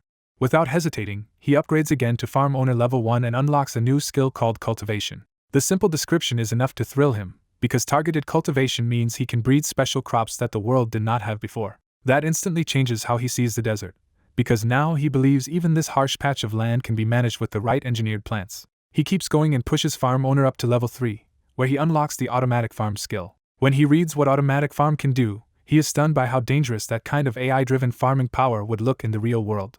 He quickly reins himself in and decides that unless he wants trouble, he can only use the normal mode and keep the truly abnormal part hidden. He upgrades again to Farm Owner level 5 and unlocks Rare Treasure, the skill he actually needs most right now. He immediately recalls why Rare Treasure matters so much. Even the lowest grade treasures can raise attributes, while stronger ones can restore enormous stamina or produce near-miracle healing. For him, the core issue is simple. Manufacturing principle is useless without massive stamina, and Rare Treasure is his best path to breaking that limit. So he spends even more experience to upgrade Rare Treasure itself, pushing the odds from tiny to merely difficult. Before trying it for real, he checks the area carefully, because the last place he used his power is already buried under yellow sand and he cannot risk being seen. Once he is sure no one is around, he activates his farming skill and reclaims 100 units of land in a flash. He plants medicinal wolfberries with the skill, and tender green shoots burst up from the earth almost immediately. After watering, the crop races all the way to maturity right in front of him. He harvests at once, and the green field collapses into a neat pile of ripe medicinal wolfberries and a mass of seeds. The harvest gives him another 20,000 experience, but instead of relaxing, he stares past the reward with his mind still fixed on forcing out a rare treasure. Standing alone on the riverbank, Li Qingqian immediately decides to keep planting until a rare treasure appears. In the empty little desert, Li Qingqian pushes his farming skills non-stop, making green medicinal wolfberries sprout and vanish into harvests over and over again. By late afternoon he has piled the wolfberries into a small hill, but the rare treasure still refuses to appear, leaving him frustrated enough to chew ordinary berries and keep going. Right as he starts another round of planting and harvesting, a system notice finally flashes up with the result he has been waiting for. The harvest finally produces 10 level 1 rare treasures called fire wolfberries, and Li Qingqian lights up with pure excitement after grinding here since noon for this first drop. On the sand in front of him, the fire wolfberries look nothing like normal fruit at all, just 10 thumb-sized red treasures burning like tiny flames. When he sees each one can permanently add 1,000 stamina, Li Qingqian immediately calculates that this brings him much closer to analyzing a mobile phone CPU. He does not hesitate for even a second and starts eating the fire wolfberries one by one after brushing the desert sand off them. The strange fruit melts in his mouth like jelly, and a surge of raw power spreads through his body so fast that he feels like he could drop a cow with one punch. The system confirms the first boost, then his strengthening effect amplifies it again, stacking the gain beyond the base bonus. After all 10 rare fruits are gone, Li Qingqian's stamina shoots all the way up to 16,030. And the result leaves him exhilarated and full of energy. With night closing in, he turns to the mountain of ordinary wolfberries and cleans up the evidence by using harvest to convert the excess into fertilizer. He knows this cleanup matters because without harvest, a sudden hill of wolfberries sitting in the desert would be far too dangerous to explain if anyone found it. Instead of heading back, Li Qingqian pulls out the buckthorn seeds he prepared earlier and decides to start another cultivation experiment right there in the dark. One cast later, a buckthorn tree bursts out of the sand, racing from seedling to full height and already covered in flowers and tiny green fruit. The tree immediately shows a dehydration warning, but Li Qingqian ignores it for the moment because he wants to shape the crop first. He uses targeted cultivation for rapid growth first, trying to push the buckthorn into a more useful production crop. Then he adjusts the tree's taste, because buckthorn is nutritious but naturally too sour to become a good local specialty. He follows that by cultivating larger fruit size, aiming to turn this desert planting into something with real economic value. The system says the cultivation will take an hour, and the dehydration warning pops up again, forcing the practical problem back to the front. So Li Qingqian grabs a bucket and walks to the river for water, already thinking that this manual labor is too crude and an irrigation system has to come next. Elsewhere at Lianzhou Fushikang, Director Wu reads the new sanctions notice and sees that Divine Dragon software has been officially cut off from production support. The order goes even further, warning that companies like Huawei, Haim, and others can also be blocked if they keep working with Divine Dragon software. Director Wu immediately asks his assistant how many brainwave receivers have already been made, checking the damage before deciding his next move. When he hears only 20,000 of the 200,000 brainwave receivers are finished, he barely cares, because the remaining loss is tiny by Fushikang's standards. But when he checks Haim's contract, the mood changes fast, because cutting that cooperation would cost billions instead of millions. Faced with that huge risk, Director Wu decides to call Lei Che himself and pressure Haim to break away from Divine Dragon software immediately. In his eyes, Divine Dragon software is already finished, just an ant standing in front of Western power and about to be crushed. Back on the company side, Huang Ting calls Li Qingqian with a blunt warning that the situation has become extremely dangerous. She explains that every OEM factory has refused to make their brainwave receivers, even though 180,000 units still have to be delivered very soon. The threat is brutal because if the company misses delivery, the contract demands triple compensation, enough to blow a hole through Divine Dragon Software's finances. Li Qingqian tells her to contact Baidu and Haim first and ask the National Telecommunications Manufacturing Company to help find a new factory. Huang Ting has to tell him that she already tried, but no factory will touch their order now, not even for double the money. She adds that the blockade is wider than just Divine Dragon software, because even Haim's phone production has been frozen unless it cuts ties with them. Even after hearing all of that, Li Qingqian stays calm and only says he understands and will find a way. After hanging up, he opens Weibo and sees Divine Dragon software sitting at the top of the trending list, with the whole internet now watching the company stumble under sanctions. He reads a popular analysis spelling out the real reason for the attack. Divine Dragon touched both the overseas operating system market and the future of software through brainwave coding. The same article says there are only 2 safe exits left: accept overseas capital or sell the company to the country. Scrolling further, he sees angry and worried public comments piling up, with people cursing the suppression and urging Divine Dragon software to seek state protection before it is crushed.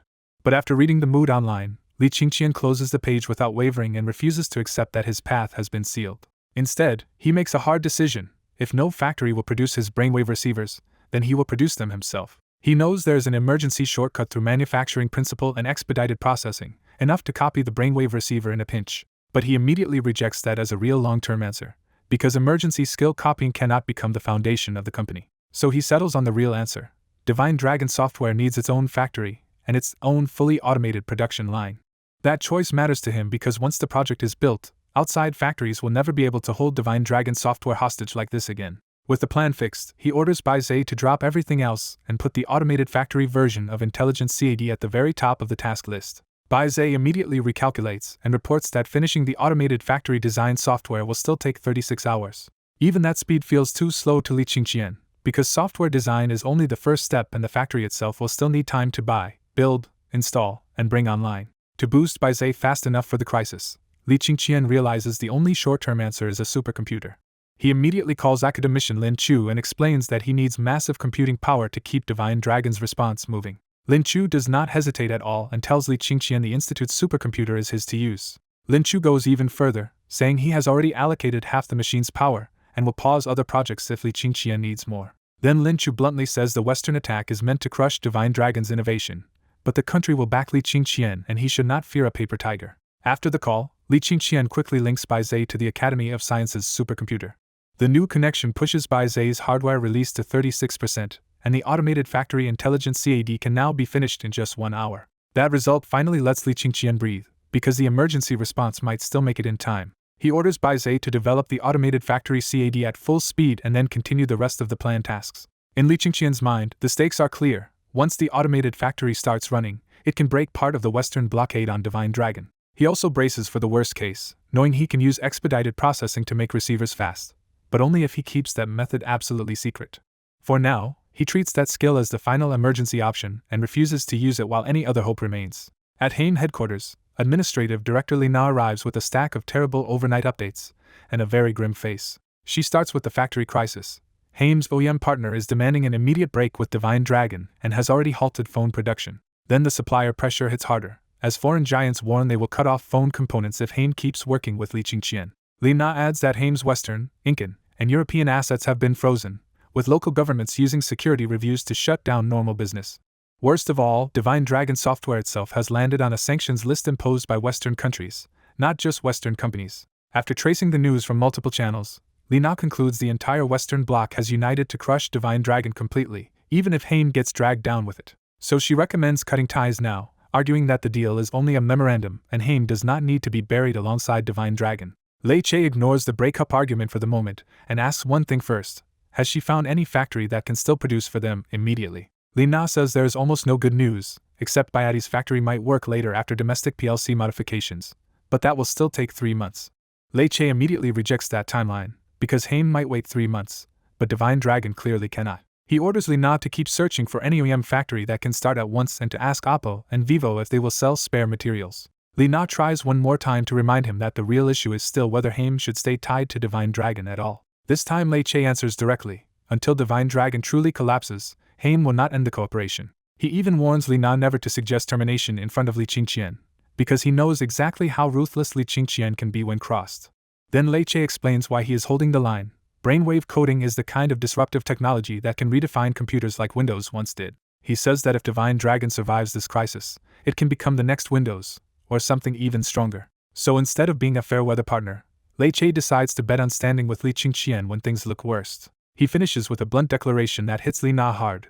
He loves money, but he loves his country more, and he wants Haim to help Divine Dragon survive. Moved by that side of him, Li Na quietly accepts the order and goes to act on it.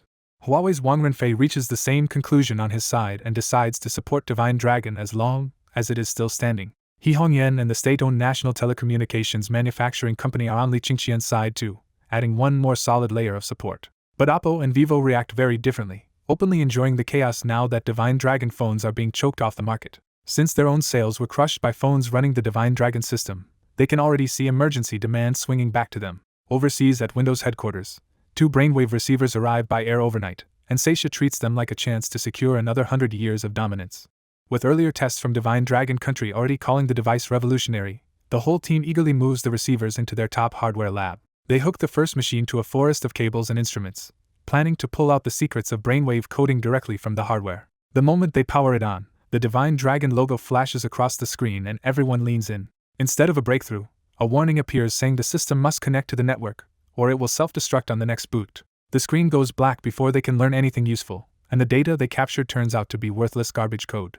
Seisha refuses to stop there and agrees to the next plan: connect the system properly, use the receiver for real input, and record every signal change during operation. After they connect to the internet and reboot, the warning is gone, which makes the team think they have finally found a way in. They wire the receiver into even more equipment, and prepare to capture live data as an unnamed scientist puts it on and starts the real input test. Then a huge red warning appears. The device has detected it left Divine Dragon Country without authorization, and the self-destruct sequence has already begun. Sparks explode from the receiver, and the unnamed scientist wearing it is jolted backward as the lab fills with the stink of burnt electronics. The destructive current chains through the connected equipment and ruins the entire expensive lab in seconds. Seisha turns ash-gray with rage and swears that Divine Dragon software and Li Qingqian will pay for this. When his people ask what to do next, Seisha pivots immediately to a colder plan instead of giving up. He orders them to salvage intact parts, buy identical hardware based on the receiver's device model, and build their own version for experiments. He also has them remove the Divine Dragon system hard drive for copying and analysis, ready to attack the data directly if the hardware path fails. And if that data is encrypted, Seisha wants a supercomputer thrown at it, fully convinced Windows can eventually crack brainwave coding by force. Google and Apple receive their own brainwave receivers at nearly the same time, but their separate tests end in the same ugly self-destruct failure. Like Windows, they end up falling back to the hard disk itself, hoping the stored system data can reveal the brainwave technology. Back on Li Qingqian's side, Baizhe finishes the automated factory version of Intelligent CAD after getting the Academy's supercomputer boost. This new factory CAD works like the construction version, but now the first thing it needs is the product blueprint and production parameters instead of land maps.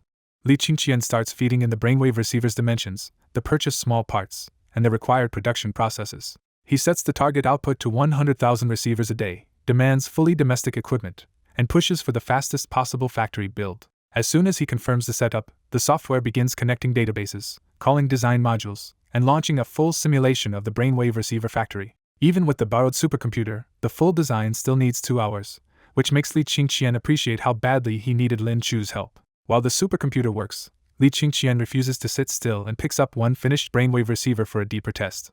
He activates manufacturing principle on the receiver to see what knowledge is really needed to make it from scratch. The result is brutal. Full manufacturing would require multiple advanced disciplines he has not mastered and an absurd cost of 910,000 stamina. Li Qingqian is not shocked for long and immediately changes the analysis mode to focus only on parsing the assembly technology. That narrower route costs just 9,000 stamina, and the analysis succeeds at once. A complete assembly plan floods into Li Qingqian's mind, giving him a practical way to create the receiver without mastering every underlying science first.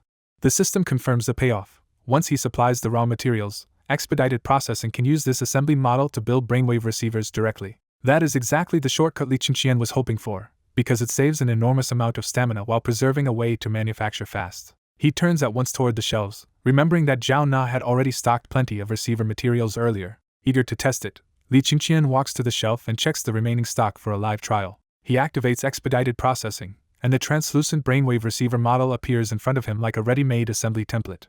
The final prompt gives him a clear number at last. Each receiver costs 10 stamina, and the materials on hand are enough to make 90 sets. Li Qingqian activates expedited processing without hesitation, and the system immediately warns him that the skill will lock his body in place for 90 minutes while it makes 90 brainwave receivers. The numbers leave him unimpressed, because 1 receiver per minute is amazing by handcraft standards but still hopelessly slow against the company's crisis-level order of 180,000 units. He quickly decides this skill is only an emergency stopgap for product output, and that its real value is in making manufacturing equipment and other core components at impossible speed. Since he cannot move once the skill starts, Li Qingqian resets the whole setup so he can work comfortably for the full duration. He puts a brainwave receiver on his head, leans back in his chair, turns on the computer, and swallows ginseng to refill his stamina before trying again. This time he reactivates the skill with a new idea in mind. Even if his body is frozen, his brain might still be free to work. Using the brainwave receiver, he starts controlling the computer by thought alone, and lines of code begin streaming across the screen without interrupting the manufacturing skill. The experiment works, and Li Qingqian finally relaxes because he can manufacture hardware and write software at the same time. 1 minute later, some of the raw materials on his table vanish into thin air, and 10 brand new brainwave receivers appear neatly in the space he set aside for them. With production confirmed, he turns his full attention to the Divine Dragon Chat software, deciding to use this lockdown time to upgrade the weak system app users have been criticizing. He starts redesigning the app to look more modern and polished instead of the bare-bones version he rushed out earlier. Then he expands the plan, linking phone and computer data so one account can move files, messages, and personal information across both devices. He also adds social features like hashtags and a moment-style feed, pushing the software closer to a full communications ecosystem instead of a simple messenger. His final twist is to turn the personal computer into a private server, letting users back up their phones remotely and even control computer files from the phone with the same login.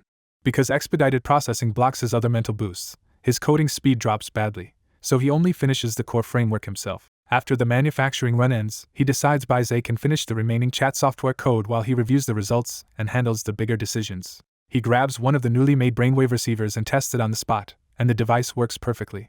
At that moment, Baizé's cold voice cuts in from the computer and announces that the intelligent factory design for brainwave receiver production is complete. The design is enormous: a full equipment list, a 3.2 billion yuan machinery budget, 3 days for arrival, 3 more for installation, and 1 extra day for the automated control program.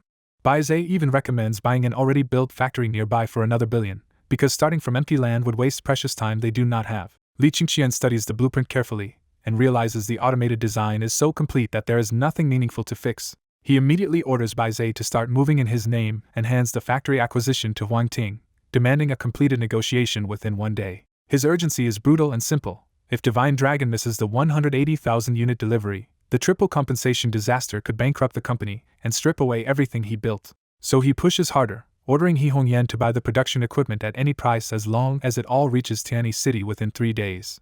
He also tells Baizé to reach out through any possible channel to heavyweight industry figures like President Wang, President Lei, and President Zhou, because this crisis is now too big to handle quietly. Since every hour matters, he even authorizes Baizé to scour the internet for matching equipment suppliers, with one strict warning: no one can discover that Baizé is an AI. Then he turns to the raw materials, ordering Zhao Na to secure enough components for 200,000 brainwave receivers and get them to Tianyi City within 5 days. He knows this narrow window will not stay open for long, and once the delivery crisis is over, he fully intends to strike back at the people pushing his company toward ruin.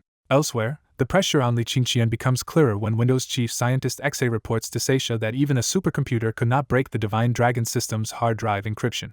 The scientist adds that the hacking route is dead too, because their experts found nothing useful even after attacking Divine Dragon Software's servers. After hearing that unconventional theft has failed, Seisha's mood darkens and he moves straight to a higher-level emergency call. On the 3-way video call, Seisha immediately realizes Cook and Pai Che have failed too, and that small bit of shared misery actually steadies him. Cook reveals that Apple's top lab was wrecked by a sudden electric surge from the brainwave receiver, costing them 50 million. Pai Che follows with the same bad news from Google, saying their own lab was burned down too and they lost another 30 million.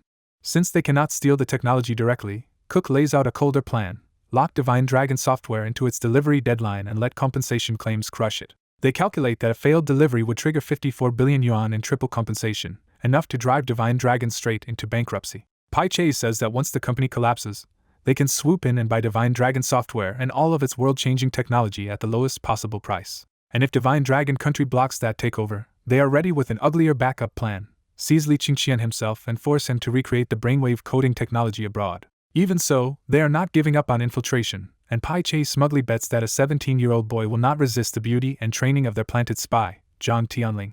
Seisha agrees, then adds that Wu Shudian has already organized more than 5,000 ordering companies to sue the moment Divine Dragon misses the deadline. Back inside Divine Dragon software, the spy is already in place. Zhang Tianling works quietly in the administrative department, while the boys around her keep sneaking glances. She looks like a fresh graduate at first glance, but her beauty and strange, effortless charm leave the whole office unsettled and fascinated. After only 3 days at the company, Li Na arrives with a message that immediately changes the room. The boss wants to see Zhang Tianling personally. Li Na hides it, but she is openly jealous, because Li Qingqian remembered this new girl's name almost immediately while she herself took years to earn a place near him. The moment they are gone, the administrative department erupts into defeated gossip, with everyone assuming the young billionaire boss has noticed Zhang Tianling for the same reason they did. While walking behind Li Na, Zhang Tianling asks why Li Qingqian called for her, and Li Na can only say the boss gave no explanation. But inside, Zhang Tianling is thrilled, because she believes her deliberate appearance in front of him worked exactly as planned and that this mission will be easier than expected. She has already learned that the real treasure of Divine Dragon software is locked inside Li Qingqian's studio, where the source code, brainwave coding technology, and other advanced projects are kept. And now she is convinced that getting close to Li Qingqian will soon give her the access she needs to steal technology worth 100 million yuan. In his studio, Li Qingqian stops coding with a brainwave receiver still on his head when Li Na brings Zhang Tianling in. He sharply sends Li Na back to work and keeps Zhang Tianling behind alone, making Li Na's suspicion flare into jealous certainty. Once Li Na leaves, Zhang Tianling puts on the image of a frightened little rabbit, but Li Qingqian only watches her with cold, unreadable eyes. When Zhang Tianling nervously asks why she was called in, Li Qingqian plays the part of a curious boss who just wanted to meet the company's beautiful new PhD hire. He dismisses her just as casually and tells her to work hard, but the coldness in his gaze never changes.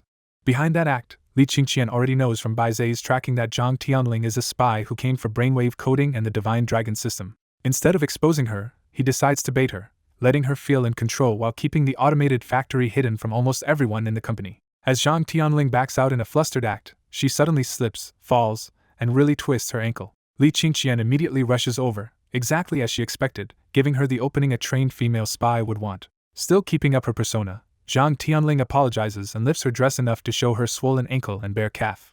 Li Qingqian sees straight through the move and realizes she was willing to hurt herself just to earn his trust, so he keeps acting worried. When he asks if she can still walk, Zhang Tianling stubbornly insists she can, trying to look brave through the pain. She takes one step, cries out, and collapses right into Li Qingqian's arms, handing both of them the intimacy they wanted to fake. Li Qingqian says she is too badly hurt to walk and supports her downstairs, while she leans into him like a shy woman getting close to a target. By the time they reach the administrative department, their smooth back and forth already looks like old friends who trust each other. Li Qingqian hands Zhang Tianling over to Li Na and orders Li Na to take her to the hospital because the ankle looks serious. He adds that he cannot go himself but she can call him anytime if she needs anything, and that loaded line makes Li Na's alarm bells ring even louder. Zhang Tianling politely refuses the fuss, but Li Qingqian insists the company is responsible for an employee injured at work. As he lingers and parts from her like a reluctant new lover, Li Na is stunned by how fast Zhang Tianling seems to have charmed the boss. The second Li Qingqian walks out, the smile disappears from his face and he heads straight for the factory by the small desert instead of returning to the studio. 5 days after buying the factory, all the equipment is finally in place, and Li Qingqian is going to set the parameters and launch trial production for brainwave receivers. At the hospital, Zhang Tianling secretly reports that she has already made contact and expects to win Li Qingqian's trust within 3 days. Her handler praises the progress, and Zhang Tianling proudly tells them to prepare the remaining 50 million yuan. Convinced a 17-year-old boy cannot resist love, she smugly believes Li Qingqian is already halfway under her control. She even plans to sneak back into the studio that night, because during her fake panic she had already memorized the room layout. What mattered most to her was a server label for brainwave coding technology, which she marked as the exact target she needed to steal. Overseas, Seisha reads her message with a smile and sees the operation finally moving in the right direction. He proposes pausing Wu Shidian's legal attack so Zhang Tianling can steal Divine Dragon software first and make the later compensation claim easier. Cook rejects that idea immediately and insists Wu Shidian must keep pushing, because they want Li Qingqian destroyed without giving him any chance to recover. Pai Che agrees, saying the theft and the claim support each other, so both tracks should run together until Divine Dragon software is finished. At the dusty factory by the small desert, company staff and several equipment company representatives are already waiting at the gate for Li Qingqian. Li Qingqian arrives by car and opens the trunk to reveal pre-adjusted PLC controllers, the automated production control system, and a stack of blueprints for the factory setup. He orders the waiting staff to replace every PLC module with the ones he brought, then heads toward the factory control room. Walking through the abandoned-looking grounds, Li Qingqian asks where Zhou Xiaoyun is and learns he is already waiting in the command center. On the way inside, an equipment company representative brings up the rumor that Li Qingqian designed the whole production line with software in just 1 day. Li Qingqian explains that Divine Dragon software built automated factory CAD, which can design a production line automatically once the factory drawings are entered. He adds that the software can also generate the equipment list, installation map, PLC programs, and even the production mainframe, leaving the listener stunned by how advanced it is. The representative immediately asks to buy a copy of the software, already seeing how much it could change the equipment business. Li Qingqian refuses to sell the software itself and instead says Divine Dragon will only sell design services, charging around 1% of the total project cost. That answer only makes the representative more interested, and he pushes to discuss a deal in depth as they keep walking toward the command center. After a brief greeting with Zhou Xiaoyun in the command center, Li Qingqian gets straight to work while the others gather to watch. The giant screen shows both the real workshop and a virtual production line model, with every machine glowing green to confirm normal status. Reports come in one after another that the PLCs are replaced, the mainframe is installed, the warehouses are connected, and all equipment is powered up safely. Then the automated system runs a full self-check and announces that production can begin. The people in the room are stunned by how advanced it is, realizing this could become the country's first truly fully automated factory. For Divine Dragon software, the stakes are bigger too. If this works, the brainwave receiver shortage eases and the Western blockade starts to crack. With the whole room watching, Li Qingqian finally clicks the button for experimental production. The factory answers with a low mechanical roar as every machine starts moving and parts race down the conveyors. Just 1 minute later, the first brainwave receiver rolls off the line. After that, a new unit comes out every second, and even the impressed onlookers can only point out that quality inspection is the last step not fully automated. The software design line is really working, and Zhou Xiaoyun immediately sees it as the answer to his Long Yao Generation 3 phone orders too. When quality control reports that all 100 trial units passed, the room finally breaks into full smiles. With the trial proved successful, Li Qingqian immediately orders the factory to begin normal production of brainwave receivers. Wu Shudian quietly opens a 500-person WeChat group and pulls in staff from Windows, Apple, and Google for one job: hit Divine Dragon software together. He tells the group headquarters has given the order, and the 3 companies will start coordinated action today. The plan is precise. 300 of their brainwave receiver orders expire today, so everyone should demand compensation at once. Because the contract promises triple compensation, those 300 orders alone can force Divine Dragon to pay 90 million yuan. Wu Shudian pushes the next step hard, telling everyone to file claims immediately and turn this into a public movement. He explains the real trap. Once people see others getting easy money, late customers will rush in for compensation too. Under his direction, the whole group moves at once, and Divine Dragon's store back-end is flooded within minutes. The mall manager at Divine Dragon sees 300 compensation requests for 90 million yuan and breaks into a cold sweat. When he opens the claims, every application cites the contract cleanly and leaves Divine Dragon little room to argue. Realizing refusal could trigger lawsuits and wreck the company's reputation, the mall manager panics and calls Wang Ting at once. At the same time, Wu Shudian drives the story onto Weibo with a hot topic telling users to claim their money and defend their rights. The trending posts lay out the contract clause, show refund screenshots, and answer every practical question people might hesitate over. Lawyers and commenters fan the flames, telling users the process is easy, legal, and worth a huge payout. Rumors get even uglier, claiming Divine Dragon has no factories left, and Li Qingqian is hand-making the devices himself because the company is nearly dead. Then one screenshot showing a successful 300,000 yuan transfer lights the crowd on fire, because now the compensation feels real. Divine Dragon responds with an official notice saying foreign suppression crippled production, but the company is still fighting to deliver. The notice adds that Li Qingqian has been working more than 12 hours a day hand-making receivers, and it begs users for patience instead of compensation. That statement becomes another battleground online, with some people urging patience and others warning it looks exactly like a company buying time before collapse. Even support for the company takes a risky turn when users start asking whether they should donate money to keep Divine Dragon alive. Wu Shudian reads the notice, laughs it off, and decides the company really has been pushed to the edge. Convinced this is a dying company's last excuse, he orders the group to keep the compensation topic in Weibo's top trends. He sweetens the attack by telling everyone the overseas boss will treat any extra compensation money as their bonus. The silent group erupts with cheers for the boss and for Windows, Apple, and Google as the organized pressure campaign rolls on. Elsewhere, Huang Ting finally asks the obvious question: if Divine Dragon already has production running, why did Li Qingqian release that desperate notice at all? Li Qingqian gives only a short answer: the notice was meant to reassure certain people. He immediately orders Huang Ting to keep the small desert factory completely secret from everyone else. With the brainwave receiver line secure in secret, Li Qingqian shifts focus and tells Huang Ting to watch the phone production lines being installed. Those lines matter because major partners are waiting on mass phone production, and the full setup is planned to reach 500,000 units a day. For Li Qingqian, it is also a clean business win, because Divine Dragon provided the design and key systems at huge profit with almost no real manufacturing risk. Back at Divine Dragon's office, the mood is completely different, with staff hurrying around under a heavy, strained silence. The pressure is worst in sales and finance, because Huang Ting has ordered every valid claim to be paid immediately at triple compensation. After the first payout goes through, the claims keep coming, and before one day is over the company has already bled out 120 million yuan. In administration, Li Na sorts the reports and realizes the real danger is arriving fast. Tomorrow brings more overdue orders, and the day after that brings a flood. Her calculation is brutal. If today's claim rate holds, Divine Dragon's money will only last until the day after tomorrow. Li Na sees the bigger picture too. Foreign pressure cut off production first, and now the compensation wave is meant to crush Divine Dragon under debt. Using the brainwave receiver, she inputs and organizes the crisis report far faster than she ever could before. That only sharpens her conclusion. The brainwave receiver is so disruptive that the Sunset Empire is determined to hit Divine Dragon hard enough to erase it. Then Zhang Tianling arrives at the administrative department on crutches, wearing pain on her face but choosing this moment to come back. Li Na immediately questions why Zhang Tianling is here instead of in the hospital. Zhang Tianling answers smoothly that she is part of the company now and wants to stand with Divine Dragon in its hardest moment. But behind that loyal act, Zhang Tianling is thinking like a spy and sees a perfect chance to get close to a vulnerable Li Qingqian. Li Na does not believe her for a second, but she still keeps her suspicion under control.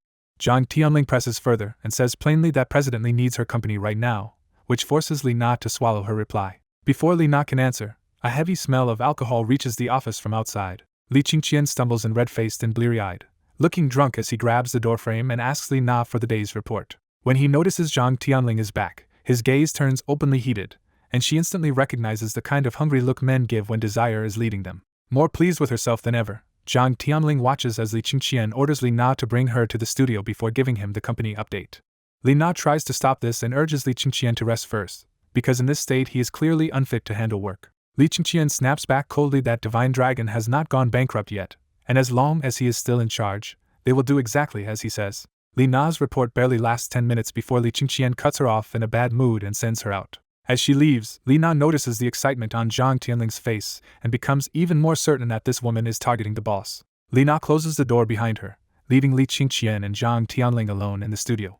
With just the two of them in one room, the air turns awkward fast, and even Zhang Tianling starts blushing. Zhang Tianling keeps her voice soft and reassuring, praising Li Qingqian as a genius who can save the company from its crisis. She looks at him with open admiration, and Li Qingqian answers by standing up and pulling her into a grateful hug. Li Qingqian thanks her for trusting him and promises he will get Divine Dragon software through this mess. Then the act turns rougher, and Li Qingqian starts touching her under cover of being drunk. Zhang Tianling hides her disgust and tells herself this only proves Li Qingqian is just another man she can use. She smugly thinks that once she steals the brainwave coding technology, his plans to recover will be finished. When his hands push lower, Zhang Tianling finally stops enduring it and tries to slip out of his hold. The escape techniques that always worked for her fail completely, because Li Qingqian's grip feels like iron. For the first time in one of these missions, Zhang Tianling realizes she is physically overpowered and starts to panic. Seeing his harsh stare and smelling the alcohol on him, she switches to a pitiful plea and begs him to let her go. Li Qingqian gives her no pity at all and bluntly says he likes her and wants her. Desperate to get help, Zhang Tianling raises her voice on purpose, hoping someone outside will hear the struggle. But the studio is soundproof, so her cries go nowhere, and she is stuck dealing with him alone. Still pretending to be reckless and drunk, Li Qingqian boasts that only he knows the brainwave coding source code and says this crisis cannot really destroy him. He keeps selling the act, promising her an easy life if she stays with him, like an emotional young man trying to prove himself. That finally makes Zhang Tianling snap, and she threatens to call the police if he keeps going. Li Qingqian loosens up just enough, and Zhang Tianling quickly breaks free and catches her breath. To keep the mission alive, she softens again and tells him she will not agree while he is drunk. Then she dangles a promise on purpose, saying that after they know each other better and confirm a relationship, she would give him everything. She even hints that she has never been with anyone before, using the trick she knows men find hardest to resist. Li Qingqian stays cold inside, but on the surface he acts embarrassed, apologizes, and plays along perfectly. After some casual talk, Li Qingqian leans back on the sofa and appears to pass out drunk. Once she confirms he is asleep, Zhang Tianling drops the sweet act and heads straight for the computer in the corner. She remembers his earlier glance and correctly judges that the brainwave coding technology should be on this machine. The desktop is absurdly simple, with a single folder named Mental Coding Technology sitting in plain sight. Inside, she finds 4 technical files and becomes convinced she has located the real brainwave coding documents. Thrilled that the mission is finally in reach, Zhang Tianling plugs in her special memory stick and starts copying the entire folder. The files are huge, so the copy drags on for an hour and only makes her more certain this is the real prize. To avoid suspicion while the data copies, she goes back to the sofa and sits beside the supposedly unconscious Li Qingqian. Even asleep, Li Qingqian suddenly grabs her again, making her yelp as his hands start wandering once more. Because the copy is still running, Zhang Tianling swallows the humiliation and endures it rather than risk blowing the theft. She curses him in her heart, and tells herself stealing the brainwave coding technology is fair compensation. At last the copy finishes, and Zhang Tianling quietly pulls out the memory stick and heads for the door. Walking out with the stolen files, she feels smug imagining Li Qingqian's rage when foreign rivals unveiled the same technology. The instant she is gone, Li Qingqian sits up on the sofa with a cold smile, revealing that the whole scene was his trap. His drunkenness, the rough acting, and even that carefully timed glance at the computer were all staged to win Zhang Tianling's trust. He wants Windows, Apple, and Google to study the stolen code, because the moment they do, he can trace the real addresses behind the theft. And once he finds them, Li Qingqian plans to dig into their software source code instead and turn their own weaknesses against them. Early the next morning, Huang Ting came to Li Qingqian's studio still stuck on one thing. The company had just paid 120 million yuan in compensation and effectively thrown away 80 million. Li Qingqian stayed relaxed and simply told him to sit, keeping the real reason to himself instead of exposing the trap he was laying. When Li Qingqian asked about production, Huang Ting reported that the desert factory had already made 80,000 brainwave receivers yesterday and expected another 80,000 today. Huang Ting could not hide his amazement either, because the automated control program was running the smart factory with almost no faults, and even warning them when raw materials ran low. After hearing that, Li Qingqian set the next move. The company still had 180,000 orders to clear, so deliveries would resume from today but only at the normal due schedule. He stressed one key point: nothing would be shipped early, because if supply suddenly bounced back too fast after Zhang Tianling stole the fake data, the whole act would fall apart. Huang Ting still did not fully understand, but he accepted the order without hesitation because he had already been told to trust Li Qingqian's decisions. Li Qingqian followed up on the payout itself, and Huang Ting confirmed that every bit of the 120 million yuan compensation had already been returned to the claimants. Instead of regretting the loss, Li Qingqian decided to turn it into an advertisement for trust and ordered the company to publicly post the compensation records. His logic was simple and expensive. If 120 million could plant the idea that Divine Dragon software always keeps its word, then the money was worth spending. Then his tone turned cold, because he also ordered a permanent blacklist for every company or individual who had joined the compensation claim. Li Qingqian made the punishment absolute. Those people would never touch the Divine Dragon system, the mobile OS, the brainwave receiver, or brainwave coding technology again. Huang Ting agreed again, and this time he could feel that Li Qingqian had no intention of letting people take his money and still enjoy his technology. Huang Ting had one more report, and this one was unexpectedly warm. Over the past few days, the company had received about 3 million yuan in donations from ordinary supporters. Most of the messages were simple encouragements from regular people, and hearing that left both men visibly moved. Li Qingqian immediately told finance to record every donor carefully, because he had already decided those sincere supporters would be repaid properly when the time was right.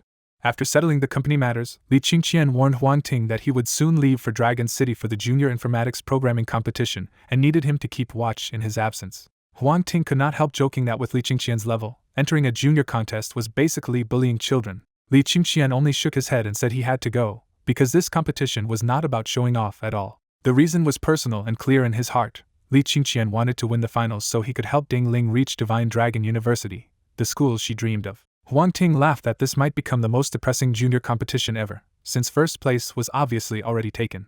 He even joked that Li Qingqian's teammates were absurdly lucky, because being on his team was practically a guaranteed walk into Divine Dragon University. Li Qingqian actually agreed with the joke and answered in the same relaxed mood that anyone who teamed up with him really was lucky. Elsewhere, Zhang Tianling had already fled overnight, spending heavily to catch the next flight back to the Sunset Empire with the stolen materials in hand. Even after landing, she did not contact her employers right away and chose sleep first, recovering from the exhausting mission before anything else. When she finally woke up refreshed, her first reaction was irritation that she had even dreamed about Li Qingqian again.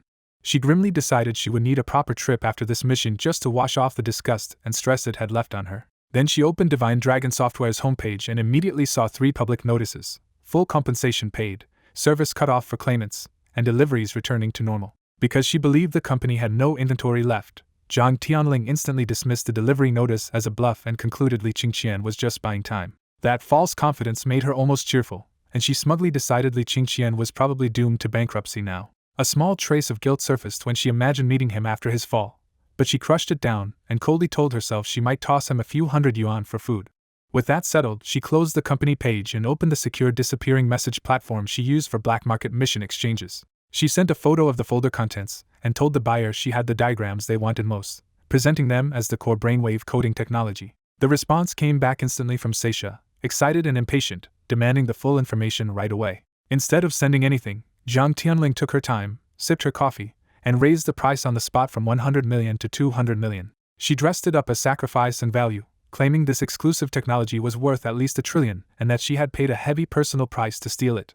Seisha exploded at the last-minute extortion and accused her of breaking the original deal. Zhang Tianling immediately pushed back harder, warning that if they would not pay, companies like IBM or Oracle might be happy to buy the same secrets instead. That got the buyer's attention fast, and the angry threats softened into tense bargaining because they could not afford to let the technology slip to a competitor. In the end, Seisha gave in and agreed to the 200 million price, because they were too desperate to get their hands on Divine Dragon's coding method. Knowing not to push her luck too far, Zhang Tianling demanded the transfer to her anonymous account first and promised to upload the files only after the money arrived. The funds hit her account soon after, and smiling to herself, she uploaded the fake technical information from memory to the agreed location. On the other side, Seisha, Pai Che, and Cook gathered in another video conference the moment the upload was secured. Seisha was still furious over the extortion and openly cursed Zhang Tianling for raising the price at the very last second. Pai Che picked up on Zhang Tianling's claim that she had sacrificed a lot and immediately steered the conversation into a crude guess about what she might have traded to get the files. Cook followed with the same ugly line of thought, lamenting that a beautiful woman like Zhang Tianling might have already been taken by Li Qingqian. After that brief bout of gossip, the three executives finally turned their attention back where it really mattered, the brainwave coding technology they thought they had just bought. In a private celebration, the three foreign giants already treat brainwave coding as their next shared gold mine. They agree on the plan outright, crack the technology, build a new alliance company, set the standards themselves, and erase Divine Dragon software from the industry. But before they can divide the future market, they know two hurdles come first: analyze the stolen tech and beat Divine Dragon for real. Then the message they were waiting for arrives, and the room goes quiet at once. The brainwave coding files have been uploaded. Their standby scientists immediately begin digging through the data, because even inside this alliance, whoever understands it best will take the biggest share. At the same time in his studio, Li Qingqian watches Bai Zhe come alive on the big screen. The system confirms the real online locations of Windows, Apple, and Google, and Li Qingqian switches their visible machines into fake virtual computers. That trick gives him the perfect cover, because once the virtual system is in place, the other side can keep working on pure fake data without noticing they are already under control. Bai Zhe starts scanning the target network, but the first estimate is absurdly slow, stretching out to 436 days. Then Bai Zhe finds a supercomputer inside the network, seizes it, and the timeline crashes from 436 days down to just 2. Li Qingqian finally feels the hunt turn his way, pleased that the people targeting him have just led him straight to their nest. He even credits Zhang Tianling for helping him, because her actions let Bai Zhe piggyback into the three companies' public systems. He knows those public servers are only the outer shell, but once the full breach is discovered, Zhang Tianling will be the one those companies tear apart first. For now, he decides to wait 2 more days, because that will be the real harvest point for Divine Dragon's counterattack. To keep the trap intact, he orders absolute silence, no factory reveal, no news about brainwave receiver supply, and no public word that Long Yao Generation 3 phone production is restarting. Privately, he knows the worst operational crisis is already over, with both company capacity and phone manufacturing finally back under control. The one thing still annoying him is the online rumor storm claiming he is about to go bankrupt, with verified accounts pushing users to demand compensation. He singles out the loudest agitator, the account called Sweetness Overseas, and decides that if he cannot strike everyone yet, he can at least collect interest from this one dog first. Li Qingqian has already traced that account to its real owner, Wu Shudian. Elsewhere, Wu Shudian is still smug, grinning over his bank balance and thanking Windows for letting him profit from the compensation scheme. He is especially excited because one returned order already brought him 200,000 yuan, and he expects another payout as soon as today's second receiver order expires. Riding that momentum, he opens the work group and starts directing everyone to keep stirring up compensation claims online. He boasts that their campaign is working, promises big bonuses if Divine Dragon collapses, and tells the group to flood the internet with proof that people can grab 200,000 yuan legally. Then a group member named Old K cuts in with bad news. Divine Dragon's 120 million yuan compensation wave is already trending on its own. Old K adds that Divine Dragon has publicly restored brainwave receiver supply and says all due orders will still ship on time. Worse for the agitators, Old K says Divine Dragon has blacklisted everyone who claimed compensation, and their own Divine Dragon software is already dead on their devices. Even that does not shake him yet, and he eagerly twists the update into proof that Divine Dragon has exhausted every trick it has left. He insists the shipment notices must be fake status changes, and he starts imagining the kill shot if he can expose them as fraudulent deliveries. In his mind, a fake shipment scandal would mean even bigger compensation, total reputational collapse, and a final rush of users abandoning Divine Dragon. But just as he gets more excited, Old K drops a few reposted screenshots into the work group and says Wu Shudian is suddenly famous. Annoyed and expecting nonsense, Wu Shudian opens the images anyway and immediately goes cold. The screenshots are his own translated chat records, exposing how he praised the Sunset Empire, insulted Divine Dragon Country, and even fabricated slander against senior officials. He cannot understand how a message he thought only one person had ever seen is now all over the internet. Panicking, he deletes Old K's post from the work group and asks with trembling hands where the image came from. Old K answers with open mockery that the screenshots are already the top topic on Weibo, and at least 100 million people know Wu Shidian's name now. Then the group starts shedding people one after another, and each exit notification makes the collapse feel more real. Desperate for confirmation, Wu Shidian opens Weibo and sees the #1 trending tag calling him a national thief. The comment flood is merciless, branding him a traitor who sold out his own country and demanding that the police and state security arrest him. Once the posts tie him directly to the campaign against Divine Dragon Software, Wu Shidian finally understands he is in real danger. He decides he has to run immediately, convinced that once public anger fully lands on him, he may never get out of the country. As he flees, he calls Seisha and pleads for help getting out of Divine Dragon Country before he is arrested. Seisha does not even pretend to help, coldly telling him he is just a dog and that someone who betrays his own country deserves no trust. That answer shatters him, because the master he wanted to serve never saw him as anything but disposable. He breaks down completely, worrying that Seisha lied to him, and crying like a man abandoned by the side he worshipped. Before he can run any farther, police officers rush in and cut him off with a blunt command: Wu Shidian, you are under arrest. Back at Tianyi High, Li Qingqian starts by thanking Principal Wang and teacher Wang Jianjia for approving his leave request. The teachers are completely on his side, because with Li Qingqian's results and status, staying in class no longer matters much. Principal Wang still adds one condition with a grin: Li Qingqian must come back for the college entrance exam and help lift the school's ranking. Then the principal excitedly thanks him again for donating 100 brainwave receivers and matching computers, a huge gift the school can proudly show off. Seeing such a major donation, the principal tries to turn it into a school-wide ceremony, and even hopes Li Qingqian will give a speech. Li Qingqian refuses just as fast, says he still has to pack, and slips out before they can keep persuading him. After he leaves, the two educators can only admire how rare he is, successful far beyond his age yet still grounded enough to ask for leave instead of quitting school outright. Outside the office, Ding Ling has been waiting for him, and the two head toward class 12 to 5 together with an easy, happy rhythm. Ding Ling chatters nonstop like a little spark, but one worry finally slips out. She asks if Divine Dragon Software is really safe now after all the online rumors. She even tells him to forget the junior informatics programming competition if the company is in trouble, because his real business matters more than proving himself. Li Qingqian reassures her that the crisis is already under control. Then he explains why he still cares about the competition. He does not need it for himself, but Ding Ling needs those results to reach Divine Dragon University. He says it plainly now that he plans to help fulfill her dream of getting directly admitted to Divine Dragon University. Ding Ling instantly understands that his trip to Dragon City is for her sake, and the way she looks at him turns openly tender.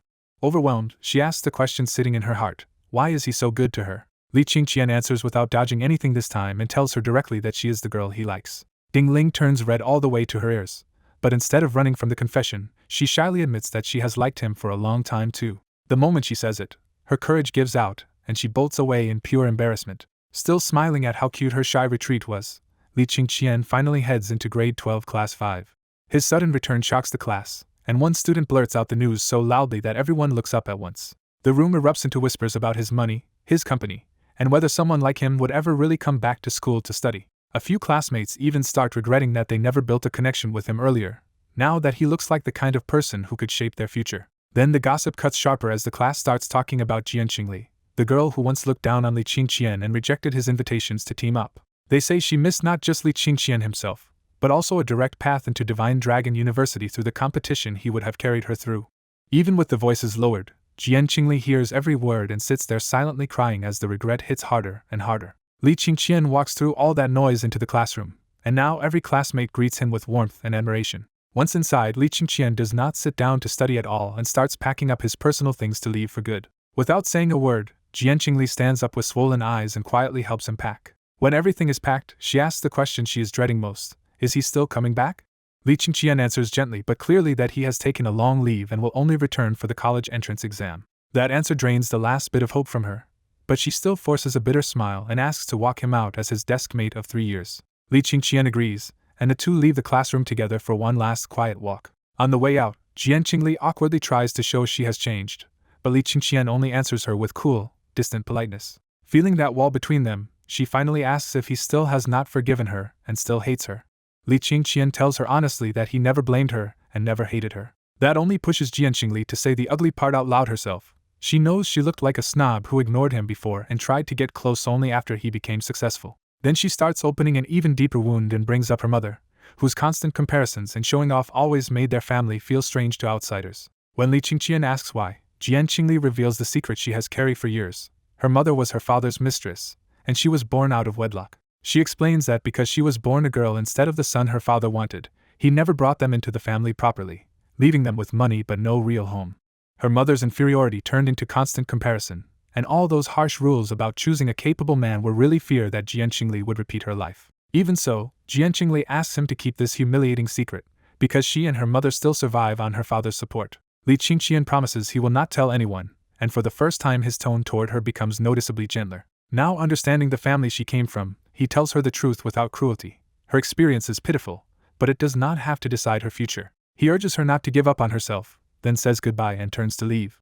Outside the gate, a car is already waiting, and Jian Qingli can only watch as Li Qingqian gets in and leaves her behind. As the car pulls away, Jian Qingli feels with painful clarity that they have already become people from two completely different worlds. After a long while she drifts back toward the classroom, still replaying how Li Qingqian promised Ding Ling direct admission through the competition and realizing that every word he once said was true. She finally mocks herself as the real clown, because the person she once thought was bragging was the only one who had actually done everything he said. But even after that crushing parting, Jian Qingli still refuses to let go and decides she will seize one last chance if fate gives it to her.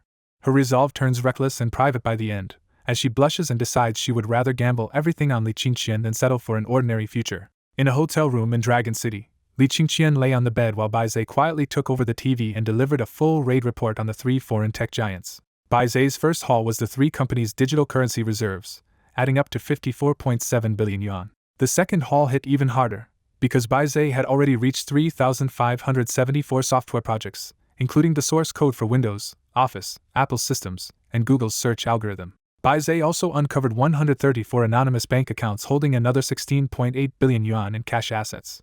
Seeing that list, Li Qingqian finally smiled and decided it was time to return the favor after being pushed this far. He knew how close he had come to ruin, because without the master of all professions game, he would have been cornered into bankruptcy and stripped of everything. So he immediately ordered Bai Zhe to copy every source code file it could reach, even though he would have preferred to wipe the originals entirely. Even in revenge, Li Qingqian stayed careful and warned Bai Zhe not to leave any trace that might make the three companies suspicious. Bai Zhe started the transfer, but the estimated time came back at 36 hours, which was long enough to make Li Qingqian frown. To reduce the risk, he changed the plan on the spot and told Bai Zhe to grab the most important projects first and leave the less useful ones for later. He also prepared a brutal fallback, ordering Bai Zhe to transfer the company's crypto and hidden cash the moment anyone showed signs of detecting the intrusion. With more than 70 billion yuan hanging in the balance, Li Qingqian coldly decided that money would just be the interest on what they had tried to do to him. When he asked whether the three companies had noticed anything wrong, Bai Zhe answered with one dry word, no. Bai Zhe explained that the three companies were still celebrating because they thought they had stolen brainwave coding technology. The document Zhang Tianling had taken back was actually worthless on its own, but the enemy never realized they were only seeing what Bai Zhe wanted them to see through a virtual computer. That made Li Qingqian smile even wider, because their excitement would only make the crash hurt more when the lie finally broke. Overseas, scientists from the three companies kept working day and night, first hoping to crack the principles behind brainwave coding itself. But the theory made no sense to them, so management changed the goal and ordered them to stop chasing understanding for now and just build a product that worked. Once they switched focus, they discovered the fake method was absurdly easy to use, because feeding brainwaves into the document really did produce matching text output. The result worked across Windows, Apple, and Google systems, and every new successful test convinced them they were holding the future in their hands. Their version was clearly worse than Divine Dragon's, with only about 600 characters per minute and weaker accuracy, but it was still far ahead of ordinary keyboard input. What unsettled them was that none of the underlying data had any logic at all, so the technology looked fake even while it kept working right in front of them. In the end, they could only comfort themselves with the idea that the field was just too advanced for them and dive back into blind research. At the three companies' daily meeting, Seisha opened with open confidence and declared that they were clearly on the right path.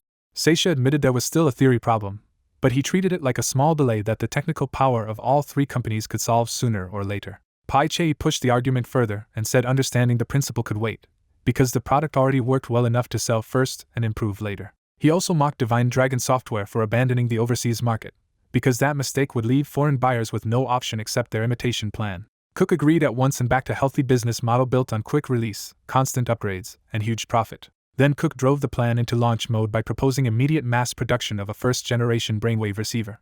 After checking costs, he argued they could build each unit for only 800 yuan and undercut Divine Dragon's 200,000 yuan price by selling theirs for 100,000. Back in the hotel, Li Qingqian watched the entire secret conference live on a screen because Bai Zhe had already penetrated all three companies' internal networks. Bai Zhe dryly pointed out how excited they were, and Li Qingqian told it to shut the video off because the higher they flew now, the harder they would fall later. He even said he wanted to personally see their faces when they learned everything was fake and they had been reduced to nothing. Later that night outside his room, Jian Qingli stood trembling in the hallway and forced herself to make a life-changing choice. She told herself that if a woman had to rely on someone, it was far better to choose a genius like Li Qingqian than an ordinary man. Blushing hard, she finally lifted her hand and knocked on Li Qingqian's door. When Li Qingqian asked who was outside, Jian Qingli answered in a trembling voice that she had something to tell him. Li Qingqian opened the door, and Jian Qingli shyly asked to come inside because what she wanted to show him was private. As soon as she was inside and the door closed, Jian Qingli threw her arms around him and confessed that she liked him. Li Qingqian tried to stop things there, and reminded her that he already had a girlfriend. But Jian Qingli had already prepared her answer, saying she knew she was not worthy of him and was not asking for marriage or even the title of girlfriend. She promised she would not pester him or disrupt his life, because she only wanted to give her first time to the man she truly liked and leave herself no regrets. Then she made her meaning fully clear and told him she wanted to stay by his side even in secret, which finally broke through his restraint. Much later in the middle of the night, Jian Qingli rested against Li Qingqian's chest with soft eyes and quietly said she should leave before anyone saw her coming out of his room.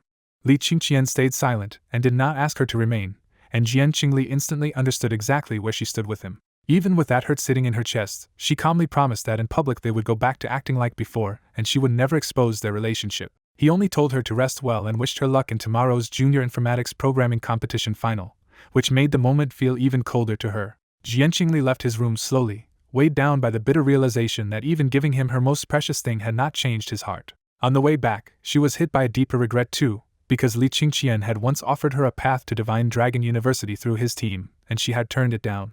She returned to her own room exhausted but unable to sleep, because the empty bed felt far colder than the place she had just left. After Jian Qingli left, Li Qingqian also lost all chance of sleep and got dressed before walking to the hotel's floor-to-ceiling window. Looking out over Dragon City's night skyline, he realized this encounter proved how completely he had changed the fate of his previous life. In the past, Jian Qingli would not even have looked his way, because back then he had poor grades, no money, no power, and nothing that could impress her. Now everything was different, because Divine Dragon software was thriving, his technology was respected, and he no longer lacked money at all.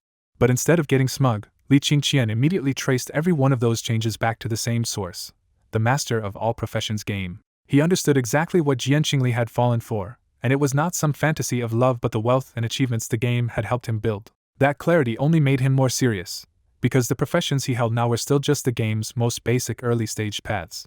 So he warned himself not to relax yet, because real safety would only come after he developed a cosmic warship powerful enough to make final decisions by force. In his mind, that warship meant absolute protection on Earth, because anyone with hostile intentions could be erased in a single strike.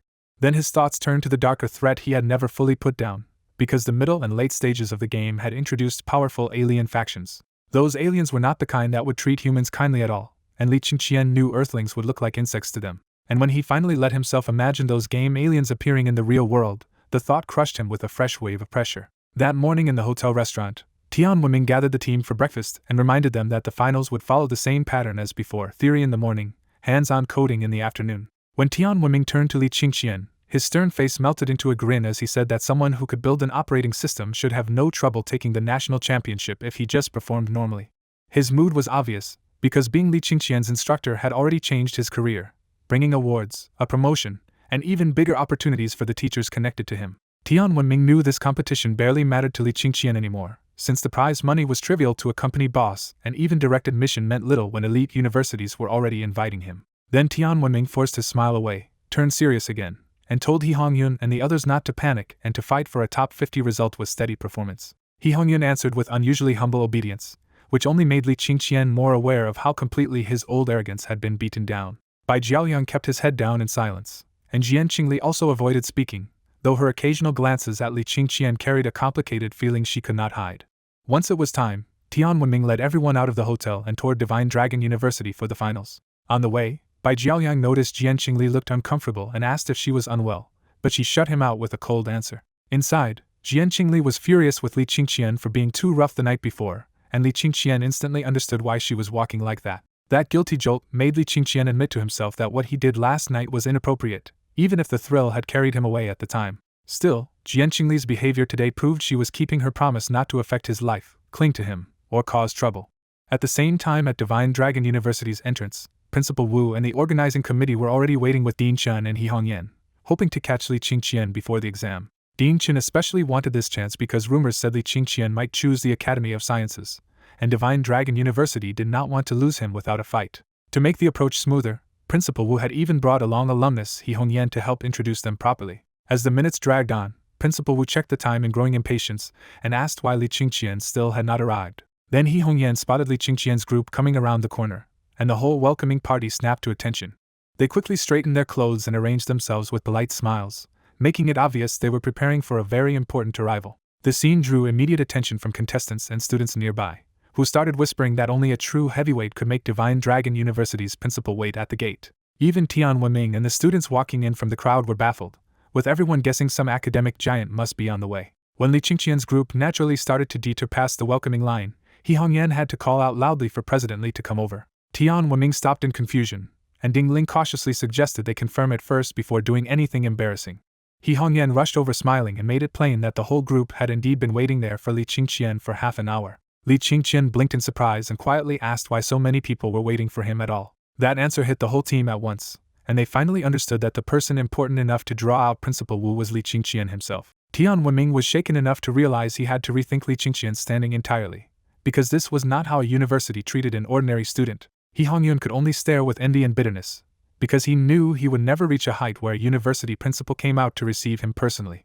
Zhao Peng, on the other hand, looked almost prouder than Li Qingqian, basking in the glory of following such an outrageous captain. Bai Jiaoyang finally let go of his rivalry for good, looking at Li Qingqian with pure admiration and the relieved acceptance of someone who knows he cannot compete. Ding Ling hid a proud smile behind her hat and mask, while Jian Qingli felt both proud of Li Qingqian and painfully aware of how much she regretted misjudging him before. Before anyone else could explain further, Principal Wu walked up in person, smiling warmly as he introduced himself to Li Qingqian. Li Qingqian answered with equal courtesy, and Principal Wu immediately said he would keep it brief because the theory exam was about to start. He first thanked Li Qingqian for coming to the finals at all, saying his presence alone had raised the competition's profile and could push it toward the top tier. Then Principal Wu publicly thanked Divine Dragon Software for donating 1,000 brainwave receivers, saying Li Qingqian had directly upgraded the competition into something more scientific and modern. The students around them were stunned, because that donation alone was worth a terrifying 100 million yuan. As the whispers spread, Li Qingqian was praised as a godlike software figure and the country's top programming genius, turning the university gate into a live scene of awe. And with everyone listening, Principal Wu moved to the real point and asked Li Qingqian directly what he thought of Divine Dragon University. Outside the competition venue, Principal Wu starts with a blunt truth: Divine Dragon University is the best in the country, but it still falls behind the world in information technology and several high-end fields. Then Principal Wu makes his point clear. After seeing Li Qingqian's operating system, compiler, and brainwave coding technology, he believes this one young man could drag the university's information science to a world-leading level. With everyone listening, Principal Wu formally invites Li Qingqian to join Divine Dragon University and guide its information school forward. The crowd instantly realizes this is not ordinary admission at all, but an offer so high-level it feels like inviting a high school student to run the information school. Teacher Tian Wenming and the others are shaken, because they expected a simple invitation to study here, not an offer built on Li Qingqian's status as a top information science genius.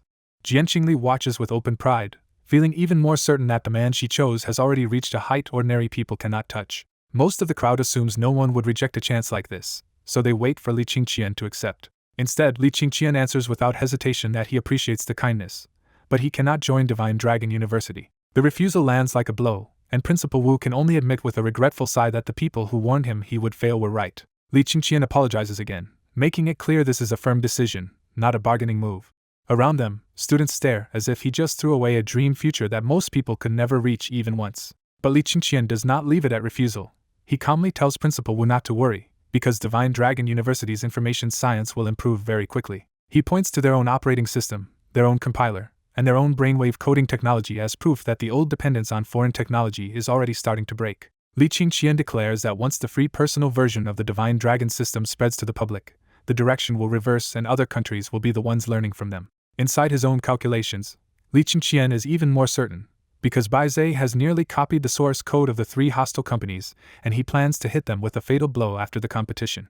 In Li Qingqian's view, once those 3 companies are crippled, the Divine Dragon system can rise into the largest and safest operating system in the market. He goes on to say that the advanced brainwave receiver is another key advantage, because a 100-fold jump in information input speed will let domestic software technology surge ahead in a very short time. Principal Wu still does not fully agree, because in his eyes the world situation is far more complicated than Li Qingqian makes it sound. He keeps the harsher part to himself, thinking Li Qingqian is brilliant but too optimistic about sanctions, foreign resistance, and how hard it would be to replace the world's major systems. Even so, Principal Wu openly praises the brainwave coding technology, because he has already seen how terrifyingly efficient the receiver is in practice.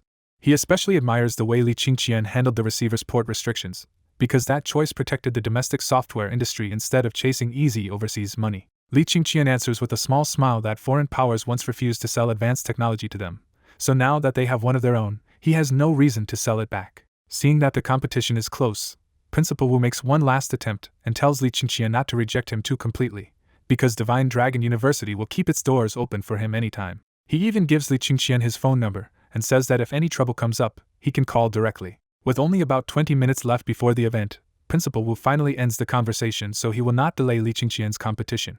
Principal Wu calls over an especially young professor and asks him to guide Li Qingqian through the campus to the competition hall. The young professor happily greets Li Qingqian and admits he has plenty of questions too, making it obvious even the faculty want a closer look at him. Li Qingqian thanks him, greets Principal Wu again, and leads Tian Wenming and the others into Divine Dragon University. As Li Qingqian disappears into the crowd, Principal Wu can only watch with regret and think how much the university could have gained if it had persuaded him to come. Among the bystanders, the envy only gets worse, because they just watched a high school student get personally recruited by the principal of the top university in the country.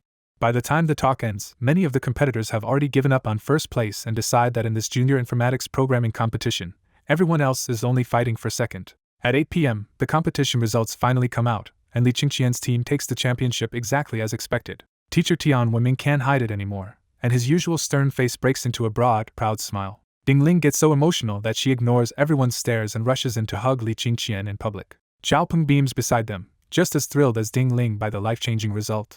Tian Wenming congratulates Ding Ling and Zhao Peng on their direct admission to Divine Dragon University, and says teaming up with Li Qingqian was the luckiest thing that ever happened to them. Ding Ling lets go with a red face and sincerely thanks Li Qingqian for making her dream of studying at Divine Dragon University come true. Zhao Peng also thanks Li Qingqian from the bottom of his heart, knowing his own grades never could have gotten him into that university. He starts swearing he'll do anything for Li Qingqian in the future, but Li Qingqian laughs and cuts off the overdramatic speech before it gets worse. Li Qingqian knows Zhao Peng is clowning around, but the gratitude behind it is real, and that is enough for him. Not everyone is celebrating, because Bai Jiaoyang's team lands in 57th place and misses the top 50 cutoff for direct admission. He Hongyan lowers his head in bitter disappointment as reality crushes his belief that he was strong enough to reach Divine Dragon University on his own. Bai Jiaoyang envies Zhao Peng and Ding Ling and secretly regrets not joining Li Qingqian's team when he had the chance. Jian Qingli is hit even harder, because Li Qingqian asked her to join 3 times and she rejected him every single time. She painfully realizes that if she had said yes, Zhao Peng and Ding Ling would never have taken her place beside Li Qingqian. Then her thoughts swing again, and she clings to the idea that the champion is still the man she wanted, leaving her pride and regret tangled together. Once the excitement settles, Tian Wenming tells Li Qingqian to prepare for tomorrow's awards ceremony at the Great Hall of Divine Dragon University. He explains that the ceremony will be broadcast live on television, and as champions, Li Qingqian's team must give the acceptance speech. The honor is even bigger this year, because the entire information school will attend the ceremony to hear Li Qingqian speak. Tian Wenming openly envies the opportunity and urges Li Qingqian to treasure a chance to speak before the whole country.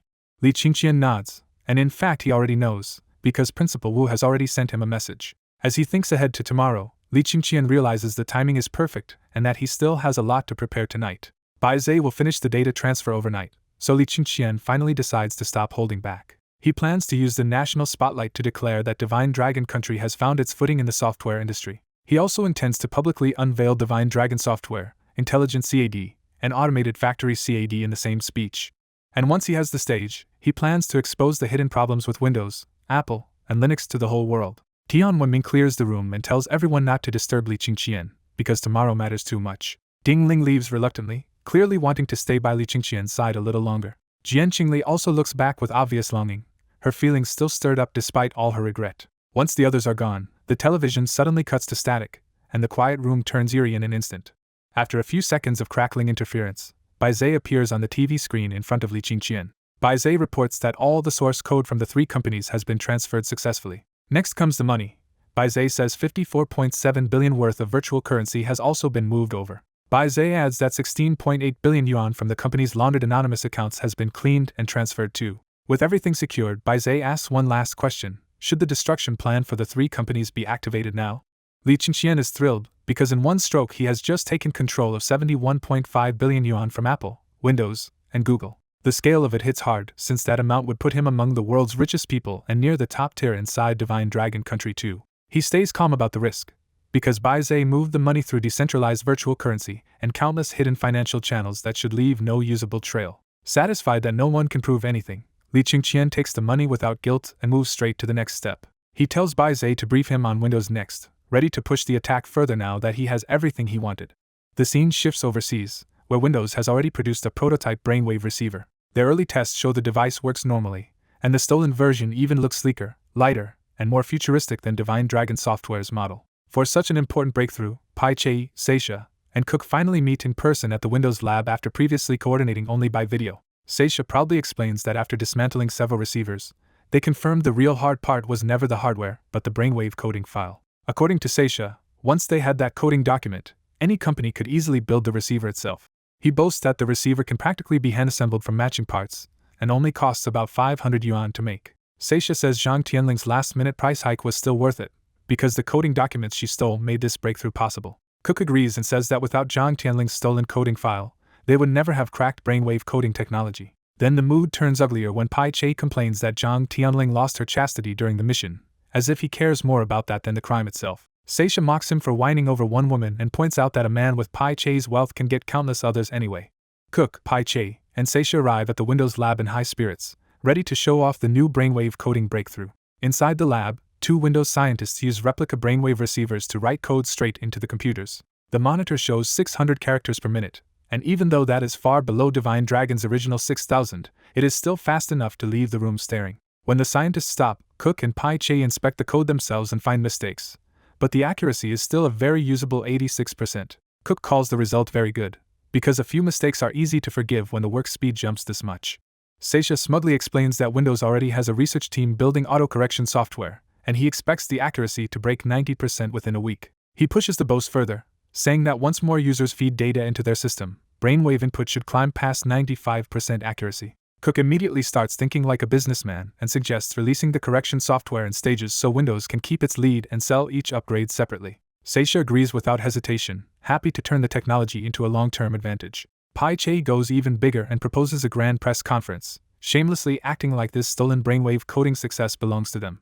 The 3 men get more and more excited, already talking about how this press event will reassure their allies and prove Windows still leads the software world. Then the mood snaps when the computers suddenly light up on their own, and the 2 scientists realize they have lost control. Hearing the scientists panic, Seisha whips around and finally sees that every nearby screen has gone black with the same white message. The message is just a crude insult, but Seisha instantly understands the humiliation.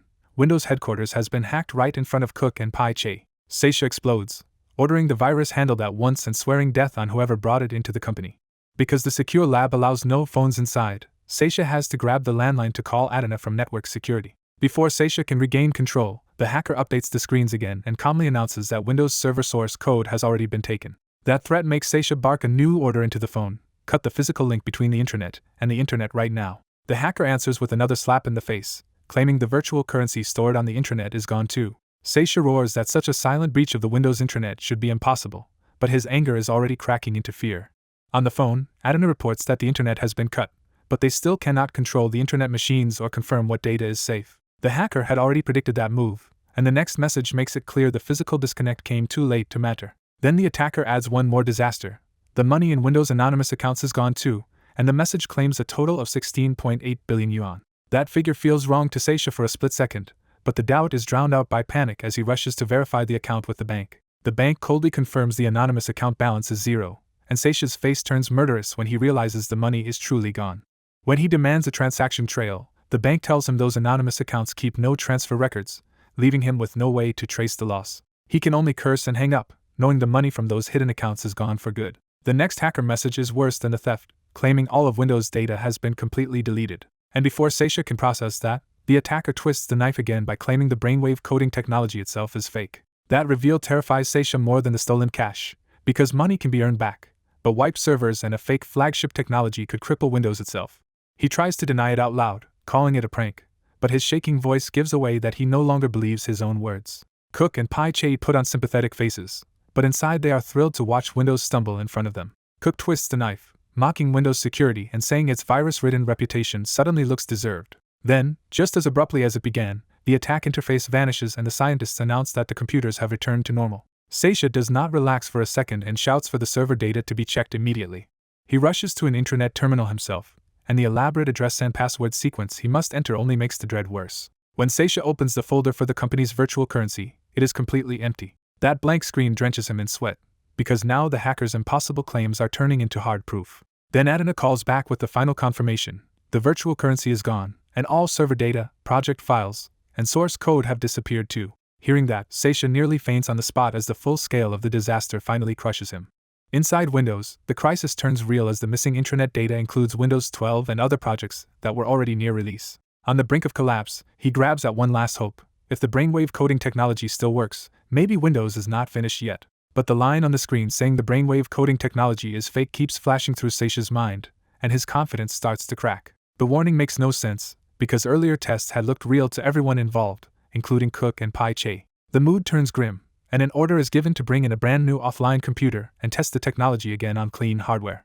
An unnamed scientist installs the files, puts on the brainwave receiver, and begins the same experiment in front of the watching executives. Nothing appears on the screen, and the test scientist blurts out in disbelief when the computer gives absolutely no response. He pushes harder, trying to force the input by thought alone, but the machine still sits there dead. Then Tara switches to the simplest test and tries to move the cursor like a mouse, but even that basic control fails. Refusing to accept the failure, the scientist says the receiver may be broken and starts swapping in different equipment for another full test.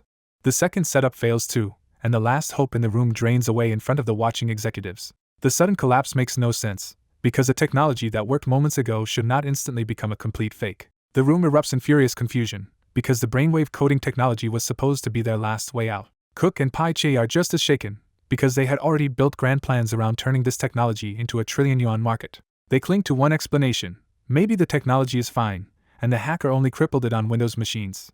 That slim possibility sends them into motion, and they decide to leave at once to verify the situation back at their own companies. On the way out, Cook tries to steady Pai Che by saying that even after their own losses, Windows should still be the biggest loser here. Pai Che answers bitterly that they only lost the future, while Windows lost both the future and the present. At the lab entrance, a phone keeps ringing inside the safe, and the sound instantly tells Cook and Pai Che that something even worse may be happening. The wording of the hacker's message suddenly takes on a worse meaning. This may not be only a Windows disaster at all. Cook answers first, and his secretary is already sobbing as she tells him Apple has been hacked too. The report gets worse by the second. Apple's source code is gone, its virtual currency and anonymous funds are gone, and even the brainwave coding technology has stopped working there too. Cook still asks how his staff even knows about the hidden money and the failed brainwave project, because those losses should not have been obvious at first glance. The secretary says the hacker hijacked every company monitor and bragged in public about everything he had stolen. She even adds one absurd detail: the hacker claimed a larger amount than he really stole, as if he wanted to show off as much as damage the company. Cook finally understands that Apple has been gutted too, and the answer is written all over his face before he even says it. Almost at the same moment, Pai Che gets the same kind of call from Google and erupts in disbelief before smashing his phone to the ground. Pai Che immediately blames Zhang Tianling, convinced she carried Divine Dragon Software's virus into their internal network through the brainwave technology deal. That accusation suddenly connects the dots. The brainwave coding project was the one recent link shared by all three companies. In a flash, the panic turns into hatred, and the men fix all their blame on Zhang Tianling. Their fury widens fast, and they brand Divine Dragon Software a demonic trap while vowing to make Li Qingqian pay. Far away in the Sunset Empire, Zhang Tianling is doing the exact opposite of worrying, lying under the sun and enjoying the 200 million yuan she earned for the job. Her calm breaks when her phone rings, and she answers casually without any idea that her life is about to flip upside down. The message is short and chilling. Li Qingqian tells her to leave the Sunset Empire immediately, and hide if she wants to stay alive. That alone is enough to alarm her, because this is a new number she never shared with anyone. She still doubts Li Qingqian's motives, but her instincts win out, and she instantly smashes the phone and dives into hiding. A moment later, Li Qingqian reaches her other secret phone too, this time with a link and a strange line thanking her for the help. She opens the link and finds an expose laying out the full strike on Windows, Apple, and Google. Deleted source code, stolen money, and brainwave coding technology exposed as useless bait. The article makes the real horror plain to her. She was the one who personally delivered the virus into those 3 companies. Even if she knows the trap was not really her plan, she also knows exactly how companies like these work, and that certainty turns her fear into panic. She curses Li Qingqian in her head as a monster who used her, made her spread the virus, and turned her into the perfect scapegoat. Then the threat becomes physical when a group of burly men arrives on the beach and heads straight for the spot where she was lying moments ago. The searchers pick up the phone she threw away and openly say all 3 companies are paying to hunt her down before anyone else can claim her. When they add that Seisha, Cook, and Pai Che want her to die horribly, every last bit of her false hope vanishes. Now fully trapped, Zhang Tianling realizes she cannot escape the Sunset Empire alone while 3 giants are hunting her. With nowhere else to turn, she sends Li Qingqian a pleading message asking him to save her and get her out. But no reply comes back, and that silence only makes her panic worse. At the end, Zhang Tianling can only send one more desperate plea for help while the hunt closes in around her. In his Dragon City hotel room, Li Qingqian watches the frozen TV image of the 3 foreign executives raging after the hack and just sneers at how badly they took the hit. He tells Baizhe this is only a little payback, because the 3 companies tried to crush Divine Dragon software far more viciously first. Then Li Qingqian decides to twist the knife and orders Baizhe to release the article he just wrote about the 3 companies being hacked and losing all their source code. He knows the companies want the disaster buried, so exposing it fast will turn their technical failure into a public credibility collapse. Li Qingqian makes one rule clear: the post goes out anonymously, because everyone can suspect him all they want as long as nobody can prove it. Confident that Baizhe already moved money around without leaving a trace, he trusts this leak will be just as impossible to pin on him. He goes even further and tells Baizhe to make sure the whole world knows by morning, because he wants Windows, Apple, and Google dragged through the mud overnight.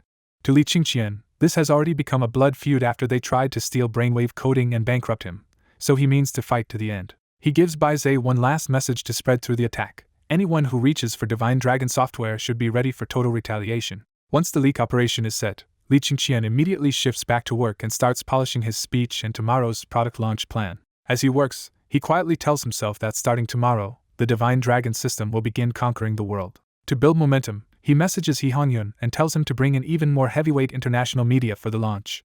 He also warns academician Lin Chu and Principal Wu in advance, letting them know what he plans to unveil. Before the night is over, Li Qingqian gives Baizhe a final technical order: mark every hidden backdoor the 3 companies left him, because he will need them tomorrow. He follows it with another command to build virus software that will specifically strike those planted loopholes. Meanwhile overseas, Baizhe's leak spreads with brutal speed, and within an hour the news that all 3 giants lost their source code becomes the hottest topic on the internet. The 3 companies try to bury the story through their PR teams, but Baizhe keeps pushing it back up so hard that the news becomes impossible to suppress. Online reactions explode at once, with ordinary users shocked that operating system giants could be hacked so completely, and suddenly doubting whether their own data is safe at all. The anger quickly turns ugly, and huge waves of posts start cursing Divine Dragon software as a shameless hacker company and criminal threat. At the same time, major media outlets race to package the scandal into sensational headlines, dragging the brainwave coding fight and the cyber attack into a single global spectacle. Some reports admit Divine Dragon's technology has surpassed the old giants, but the mainstream coverage still twists the story and smears Li Qingqian's company far harder than it explains the facts. For all their moral outrage, investors react with pure self-interest and start dumping shares in all 3 companies the moment they read the leak. Windows takes the first brutal hit as its market value plunges from 17.5 trillion to 14 trillion in barely an hour, and the drop still does not stop. Apple crashes just as hard, shedding 4.8 trillion in value, while Google also tumbles at a terrifying pace.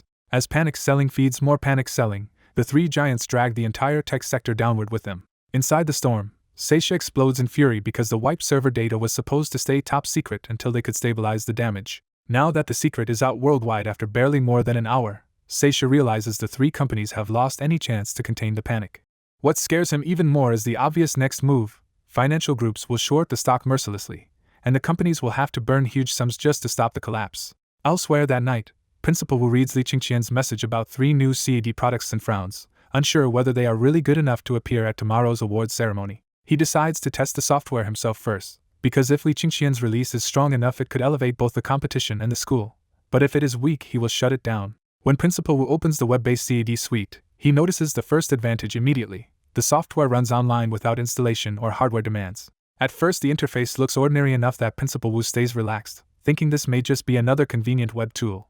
Then the deeper functions load in, and his expression hardens as he realizes Li Qingqian did not send him an ordinary product at all. The more he tests, the more the software feels like future tech, and the 10-minute trial he plans stretches on because he simply cannot stop. Realizing this needs expertise, Principal Wu immediately calls in specialists from architecture, information, and mechanical engineering to test the suite with him. When the architecture dean tries the intelligent CAD software, he is stunned by how it can handle layout, design, 3D modeling, structural calculation, cost estimates, and construction planning in one system. What really blows the architecture dean away is that the same software can order materials and connect directly to construction management, turning the whole workflow into one seamless chain.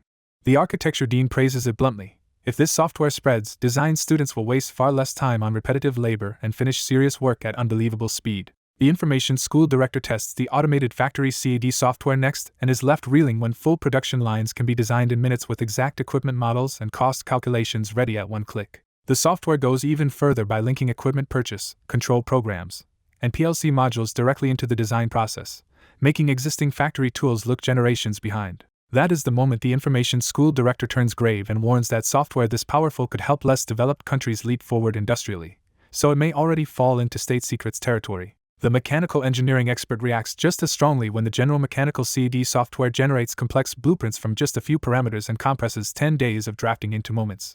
He is hit even harder when the software also outputs machining programs that can be sent straight to CNC equipment, meaning complicated parts could move from design to production almost directly. And when the mechanical expert sees the software can simulate assembly, detect design flaws, and even lay out full production steps, he starts thinking this thing could help build machines far beyond normal civilian use. The mechanical expert bluntly warns that without part limits this software might even assist aircraft design, and if it leaked overseas it could directly affect national defense. After hearing experts from 3 different fields reach the same conclusion, Principal Wu finally understands just how dangerous and important Li Qingqian's software really is. He makes the call at once, deciding they need the Department of State Secrets to judge the software before tomorrow goes any further.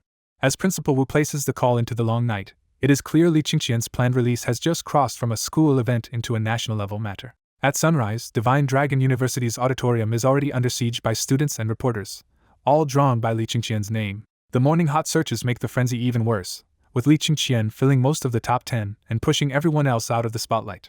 Outside the hall, people argue over whether the 3 foreign tech giants are really coming to confront Li Qingqian face to face. Others fire back that Divine Dragon software already denied everything and even mock the 3 companies for getting their own systems wrecked by hackers. The crowd's jokes get sharper as they openly ridicule Windows, Android, and even Apple's reputation for security. One foreign reporter finally snaps and shouts that Apple is the safest system in the world. Before the situation can turn ugly, a burly security guard steps in and coldly reminds the angry reporter that in Divine Dragon Country, people are free to say what they think. The reporter backs down fast, and the guard earns an approving wave of thumbs up from the students for standing his ground. Inside, the giant auditorium is already overflowing, with packed seats, crowded aisles, and cameras pointed at the stage. People expecting a routine school event are stunned to see university leaders and top academicians sitting up front like this is a national science conference. When the ceremony starts, the first surprise lands immediately. Principal Wu is hosting it himself instead of the usual dean. After wrapping up the routine parts quickly, Principal Wu calls up the champion team and introduces Li Qingqian not just as a winner, but as the creator of the Divine Dragon system, the Divine Dragon compiler, and brainwave coding technology. The domestic crowd erupts in applause, and the foreign media instantly snap to attention because every move Li Qingqian makes is now news. Then the honor level jumps again when Principal Wu announces that he, Lin Chu, and Gao Xiang will personally present the champion team's awards. The audience can barely believe it, because ordinary teams get awards from professors, not 3 academicians. But for many people, the answer is obvious. Li Qingqian earned this level of respect by doing what the whole country had wanted and failed to do. Lin Chu hands Li Qingqian his certificate with open praise and tells him to keep pushing further in software. The academicians also congratulate Ding Ling and Zhao Peng, while Zhao Peng looks especially thrilled to be winning at this level. Principal Wu congratulates Li Qingqian too, but his praise comes with a warning to stay humble and not let success turn into arrogance. Even while saying it, Principal Wu is still thinking about Li Qingqian's earlier bold claims and worrying that the young genius is getting ahead of himself. With the awards finished, Principal Wu moves the ceremony to the final 2 parts that everyone really came for, Li Qingqian's speech and the Q&A. Before handing over the microphone, he speaks for the university and tells Li Qingqian that his name will be written into the history of the competition. Principal Wu's words rise into a full blessing as he tells Li Qingqian that the world will cheer him on and that the younger generation can change everything. The hall answers with warm applause, and Principal Wu finally gives the stage to Li Qingqian with one last hint that a surprise is coming. Li Qingqian walks to the podium, plugs in his computer, and his speech goes live across the internet, national television, and foreign media channels at the same time. Instead of opening with technology, he bows deeply toward the cameras and thanks his parents first for believing in him when his grades were terrible. Watching from home, Chinli breaks into tears of pride while Li Tianlan hugs her and quietly fights back his own tears. Across countless homes, parents watching the broadcast feel the same mix of envy and emotion, because Li Qingqian is not just brilliant, he is openly filial too. After the usual thanks to everyone else, Li Qingqian shifts gears and puts two bold words on the big screen: the future. He lays out his ambition without hesitation. The Divine Dragon system will spread across all kinds of equipment and push out slower, less secure systems. He says the personal version will enter ordinary homes for free and even become the smart hub that controls family appliances and data. Then he expands the vision further, promising enterprise support, a connected mobile system, and embedded control for industry, vehicles, wearables, appliances, and even aircraft. The room does not buy it, because most listeners hear one fatal problem behind every promise: none of this matters unless his system can actually get installed everywhere first. People start mentally picking his claims apart one by one, from Linux's hold on servers to Windows on desktops to manufacturers refusing to surrender embedded systems they built themselves. His talk about cars and aircraft sounds even more outrageous to them, and the mood turns from curiosity to open disbelief. Even Principal Wu grows uneasy, because he had expected Li Qingqian to present something concrete like intelligent CAD instead of swinging this hard at the whole future of software. Lin Chu and Gao Xiang react differently, because after everything they have seen from him, their surprise turns into quiet expectation instead of doubt. The foreign media, meanwhile, can barely hide their excitement, because they think Li Qingqian has just handed them the perfect chance to embarrass him. Some are already drafting headlines that paint him as a young genius who got carried away by his own fame. Overseas, tech companies watching the live feed laugh off the speech as empty investor bait, and start dismissing Li Qingqian as just another loud businessman. Seisha stares at the broadcast with bloodshot eyes and sees that the PC operating system market belongs to Windows. Others in the Linux world are even more contemptuous, convinced their system still rules servers and embedded devices and cannot be threatened by one student. Back in the auditorium, Li Qingqian reads the room clearly and knows many people now think success has made him arrogant. He does not bother defending himself with more words and instead calls Zhao Peng up to bring over the prepared items. Zhao Peng steps in immediately with 3 laptops already set up with Windows, Apple, and Linux, making it obvious that Li Qingqian planned this moment in advance. Behind that quiet setup is Li Qingqian's real weapon: hidden loopholes buried inside Windows, Apple, and Linux that can steal user data and take over a machine with a single line of code. He has also uncovered an even darker surveillance network feeding the 3 companies and ultimately the CIA. And now that a 4th system exists, he knows the world no longer has to endure it in silence. At the press conference, Li Qingqian abruptly shifts from selling the Divine Dragon system to a much darker reveal and says he found something terrifying while working. The crowd is confused by the sudden turn, but Zhao Peng quietly connects the 3 machines to the big screen so everyone can see whatever Li Qingqian is about to prove. Li Qingqian says he found a special line of code inside Windows, and the room goes still as he types the command onto the machine in front of everyone. He explains the rule bluntly: if he enters that code against an internet-connected target, he can pull everything from that computer even if it is locked. To prove it, he targets the machine Zhao Peng just brought up, and a folder named after the IP appears on his desktop as files begin pouring over in real time. The audience stares in shock as the hack works with almost no resistance, and the rumor that Li Qingqian breached 3 operating system giants suddenly feels much more believable. A more personal fear spreads through the younger crowd as they realize any private photos or secret videos on their computers could be exposed just as easily. Li Qingqian pushes the demo further and tells Zhao Peng to unplug the network cable, create an encrypted file, type in any content, and then reconnect so everyone can see whether new data is still being watched. The instant Zhao Peng plugs the cable back in, the newly created encrypted document jumps onto Li Qingqian's desktop, and he opens it without hesitation. He spells out the real horror: once this code is on your machine, Windows keeps updating your files in real time, so confidential documents, plans, and project data are never truly secret. That explanation lands like a bomb, and people in the hall picture new weapons, money, and research files being noticed or taken the moment they appear inside Windows. The 2 academicians immediately realize government offices cannot keep using Windows, because this is no longer a software problem but open espionage. Ordinary users curse Windows on the spot, and many decide they will switch to the Divine Dragon system as soon as they get home rather than keep living under that kind of spying. A smug reporter who uses Apple celebrates too early, waving his phone around because he thinks he is one of the few people in the room still safe. Others pin their hopes on Apple or Linux, while some women worry less about theory and more about whether private photos on their devices could end up exposed online. Li Qingqian calmly invites everyone to test code 1996 for themselves, then looks toward the cameras like he is speaking straight to the foreign executives watching behind them. Overseas, Seisha watches the live stream and shoots to his feet in rage because this demo confirms what he already feared: Li Qingqian was the one who raided Windows before. He recognizes code 1996 as a top-secret backdoor, so to him there is no coincidence left at all. Li Qingqian could only know it by getting deep inside Windows' own internal network. Then the full damage hits him, and his anger turns cold when he realizes exposing the surveillance code may wreck Windows even harder than the earlier server attack did. Thinking about governments, corporations, and lawsuits abandoning Windows, Seisha goes pale, loses all strength, and collapses back into his chair. Desperation takes over, and Seisha snarls that Li Qingqian has to die because he sees murder as the only way to stop this collapse. Across other countries, tech firms and officials start testing the code themselves, and disbelief turns into anger as they confirm Windows really has been watching them. Public condemnation spreads fast online, governments threaten punishment, and Linux suddenly looks like the biggest winner as users rush toward it. At the Linux Foundation, the man in charge laughs at the chaos and mockingly thanks Li Qingqian, convinced this scandal has just handed Linux a huge victory. Back at the venue, Li Qingqian hears people praising Apple and Linux as the safe alternatives, but inside he sneers because he already knows that choice is about to disappear. He silently judges the crowd for being too naive, because after this press conference he believes the Divine Dragon system will be the only real option left. Then he drops the next blow and says Windows is not the only problem, because he found similar surveillance code in Apple's system too.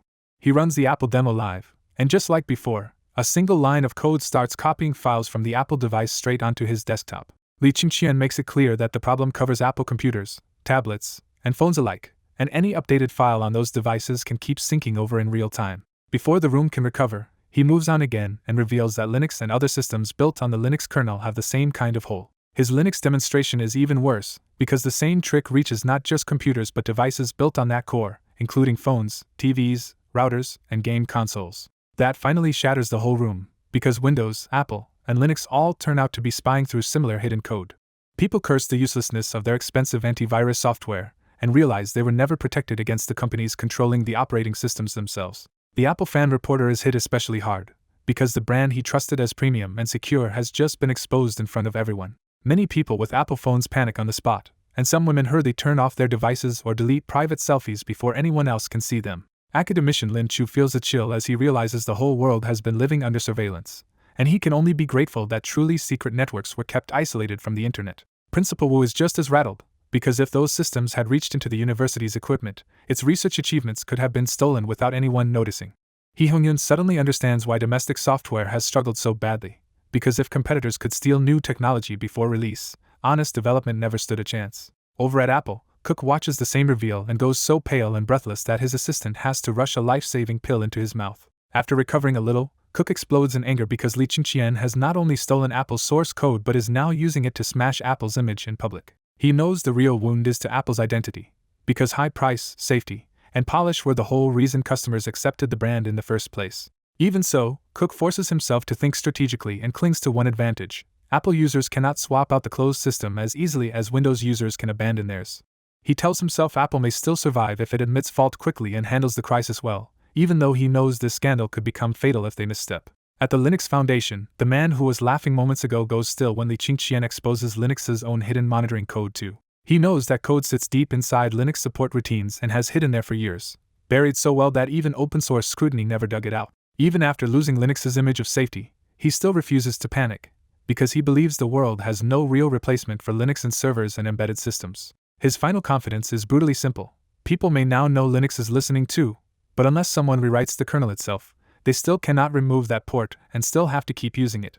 In Divine Dragon University's packed auditorium, Li Qingqian only briefly points out the holes in the three major systems before calmly moving on to his real topic, the future. A lot of people had expected him to use those security scandals to push the Divine Dragon system, so when he does not sell anything at all, the mood in the room shifts. Even many overseas viewers who had written him off as just another profit-hungry businessman start softening, because his warning suddenly feels more like a public service than a trap. Li Qingqian finally lays out his next point: the future software industry belongs to intelligent programs that can slash a programmer's workload by more than 90%. To prove it, he opens the Divine Dragon System's intelligent programming tool, Jade Disk, a name meant to suggest a platform that can weave software rules almost by itself.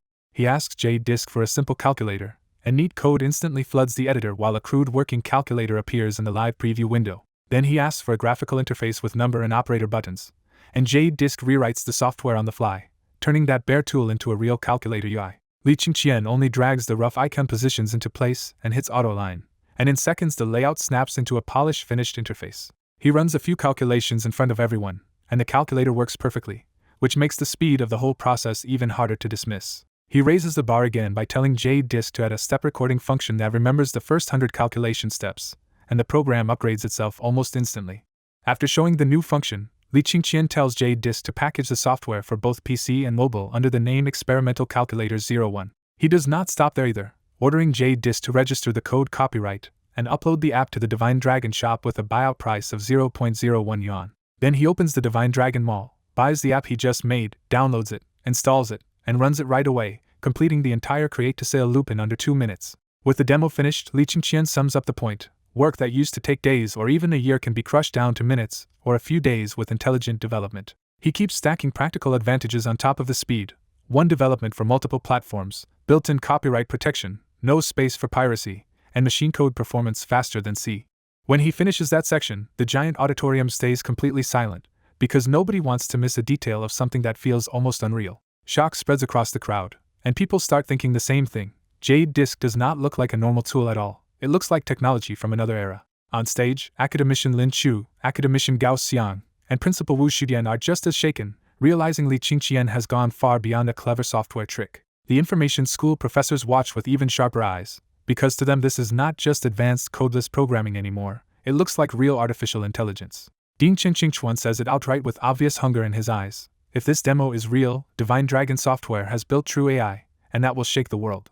The live stream explodes too, with programmers and ordinary viewers alike scrambling to argue over whether J-Disk just changed the future of the entire software industry. After a sip of water, Li Qingqian makes the offer official. J-Disk is already on Divine Dragon Software's official website, completely free for anyone running the Divine Dragon system. He adds that the calculator was only a tiny example, because J-Disk is meant to handle any large software project too. Behind that generous release is a very deliberate plan. J-Disk is his way to pull users onto Divine Dragon's system and flood that system with software at the same time. From there, Li Qingqian widens the conversation and asks the room to imagine what intelligent software will do to every other industry, not just programming. He starts firing off examples one after another: CAD design, simulation software, cars, planes, and industrial automation, pushing everyone to picture how each field might evolve. Most people can vaguely feel the future will be more advanced, but very few can describe it clearly, so the crowd quickly turns impatient for Li Qingqian to show his answer instead. Voices from the auditorium start urging him to stop teasing them and just show what the future looks like in his eyes. That curiosity spreads far beyond the hall, because online viewers at home and overseas are now staring at the live stream with the same hungry expectation. For many overseas users, that curiosity is now mixed with self-interest, because the multilingual one-click migration tool is live and the Divine Dragon system suddenly looks like the only real replacement for what they no longer trust. So when the crowd pushes him to continue, Li Qingqian stops holding back and moves straight into a live demonstration of future CAD. He opens Divine Dragon Software's official website and launches Smart Building CAD, introducing it as intelligent CAD that takes over the repetitive work. To start small, he enters only the simplest villa parameters, and the software immediately generates a beautiful full 3D model on the big screen. Li Qingqian shows that the human designer is still there for the creative part by adjusting room placement and the porch layout to make the villa more comfortable to live in. Then he shows the real punch of the software. It can automatically calculate structure, produce safe construction drawings, control costs, and estimate the exact materials needed. He pushes it even further by showing that the same platform can order raw materials, choose a construction company, and calculate labor costs too. When he opens the cost summary, the villa already has a concrete answer attached to it, about 1.2 million yuan total, split into materials, labor, and a 2-month construction period. Li Qingqian says that if he owned a piece of land in Dragon City, he could click, pay, and move into the villa he designed 2 months later, making the whole process feel shockingly direct. That practical example stuns both the auditorium and the live stream, because people can instantly see how this would upend design, renovation, and construction work. Instead of stopping there, Li Qingqian says the villa was only a small project and announces he will now demonstrate a large development. He enters basic parameters for a real estate complex, and Smart Building CAD immediately generates an entire lifelike commercial residential project with its key statistics beside it. Civil engineering students in the crowd are hit especially hard when they look closely and realize the layout, lighting, greenery, and open space planning are better than many real projects they have seen. Just like with the villa, the software also produces material lists, cost data, and direct links to managers and construction teams, turning design into immediate execution. He also highlights the money side. By removing middlemen and shipping materials straight from factories to sites, the platform cuts procurement costs by about 5%. And because this is real estate scale, that seemingly small 5% becomes an enormous number, making the software look less like a convenience and more like a weapon. People in the hall start doing the math out loud, realizing the software can squeeze more legal built-up area out of the same land and turn that extra floor space into tens of millions of yuan. Others are just as rattled by the speed, because this thing can finish a 100,000 square meter project with construction drawings in 10 minutes. Li Qingqian still is not finished, because he says using this software for ordinary real estate is almost overkill, and finally reveals the scale he actually has in mind. He says the real strength of smart building CAD is in super large national projects, and he uses a new west-to-east canal as the example. First, he reminds everyone how brutal the old way is. A canal design can take 20 years of survey and planning because it must balance terrain, rivers, villages, economics, and route choices all at once. Then he strips that impossible task down to a few inputs for the intelligence system: terrain data, river data, village locations, start and end points, water flow, and ship parameters. With that data, he says the software can calculate the best route, the cheapest plan, and the fastest construction method on its own. He immediately broadens that claim too, saying the same tool can rapidly design highway networks, high-speed rail systems, full city plans, and other giant infrastructure layouts. Li Qingqian says this is how intelligent software can compress years of design work into an extremely short window and directly accelerate the country's infrastructure build-out. He notes that a true megaproject demo would still take around 10 days to compute, so he will not run that live, but the point is already clear to everyone in the room. To close, Li Qingqian compares intelligent software to the leap from hoe to machine and from walking to cars and planes, arguing that design itself is about to speed up by 10,000 times. The auditorium is left reeling, because the idea of finishing a canal design in 10 days lands less like software news and more like the unveiling of a national-level weapon. Some people immediately jump to the personal consequence and start saying civil engineers and architects had better rethink their future before intelligent CAD wipes out the mediocre ones. But the last and heaviest realization is geopolitical. If software like this can design canals, road networks, and cities, then opening it to foreign countries could hand them national design capability overnight. As Li Qingqian's smart building CAD demo spreads, AutoCAD's Tom nearly falls out of his chair because the software is doing what the industry leader still cannot solve. He snaps that it has to be fake, convinced Divine Dragon software should not have solved automatic structural computation when AutoCAD itself could not. But once he remembers Li Qingqian dared to release it publicly, his confidence slips and he decides to test the software himself. The first surprise hits immediately. To use the web app, he has to install the enterprise version of the Divine Dragon system first. Tom clicks through the migration tool almost casually, then watches the entire operating system switch over with barely any manual work. In only 10 minutes, the new system is live, and he quickly registers, pays the fee, and opens the smart building CAD with growing urgency. As he starts testing, Tom's face turns grave because every flashy function from Li Qingqian's demo is actually real. With only simple inputs, the software can generate full building plans, blueprints, material lists, and even construction cost estimates in one go. Tom keeps escalating his tests from small jobs to medium and large ones, and the software keeps handling them with absurd speed. When a project over 200,000 square meters finishes in minutes with full models and documents, he realizes AutoCAD would need half a year for the same job. That is when he bitterly admits that next to this software, AutoCAD looks like trash. Even then, he clings to one last hope and decides the blueprints still need outside structural verification before he fully accepts the threat. He also notices the software refuses to offer super project design to ordinary users, and Tom instantly understands that capability is too strategic to hand out freely. Then the bill hits him. Divine Dragon charges 5% of total project cost to export the design, and he fumes at the million-yuan fee for roughly 20 minutes of work. Still, he pays anyway, because he needs the files for professional review and already knows this software is too dangerous to ignore. Tom is not alone, because thousands of companies around the world are running the same tests and arriving at the same stunned conclusion. Across those offices, people start saying out loud that this is the first truly intelligent CAD software, and that the Eastern company has leapt past the old leaders. For many smaller and weaker countries, the real temptation is not just convenience but the chance to borrow design power they never had themselves. They realize that if they can secure Divine Dragon's software or services, they could design and even build major projects without begging foreign powers anymore. Business people see another opening too and rush to offer local material price databases and procurement networks so they can plug themselves into the new CAD ecosystem. Soon Divine Dragon software is flooded with calls, and some companies stop waiting entirely and send people straight to the Divine Dragon country. The strongest pull for entire governments is still the locked super project service, and once they confirm it really exists, they begin arranging special envoys to negotiate in person. Just like that, the smart building CAD nudges the whole world off balance, and even companies in hostile countries secretly install the banned Divine Dragon enterprise system to get in. The money starts pouring in almost immediately, with nearly 10,000 enterprise system payments and 3,000 smart building CAD payments driving a burst of revenue. Li Qingqian can already see the scale of it. Once the software wins full trust and takes the market, it will bring in massive yearly revenue far beyond the first wave. Back at Divine Dragon University, Li Qingqian does not stop there and moves straight into his next reveal, Intelligent Mechanical CAD. In only 10 minutes, he uses the software to design an ordinary fuel car from scratch, turning another impossible claim into a live demonstration. The software does not stop at the car body either, because it lists every required part and separates universal components from custom ones automatically. For the non-standard parts, Li Qingqian shows that the blueprints can be exported directly into a processing program and sent on to CNC machines. The crowd instantly understands the bigger danger. Anyone with access to this software could suddenly design and build machines far beyond their current industrial level. And once military use comes to mind, the room's excitement sharpens into something more serious, because tanks, aircraft, and rockets are the obvious next step.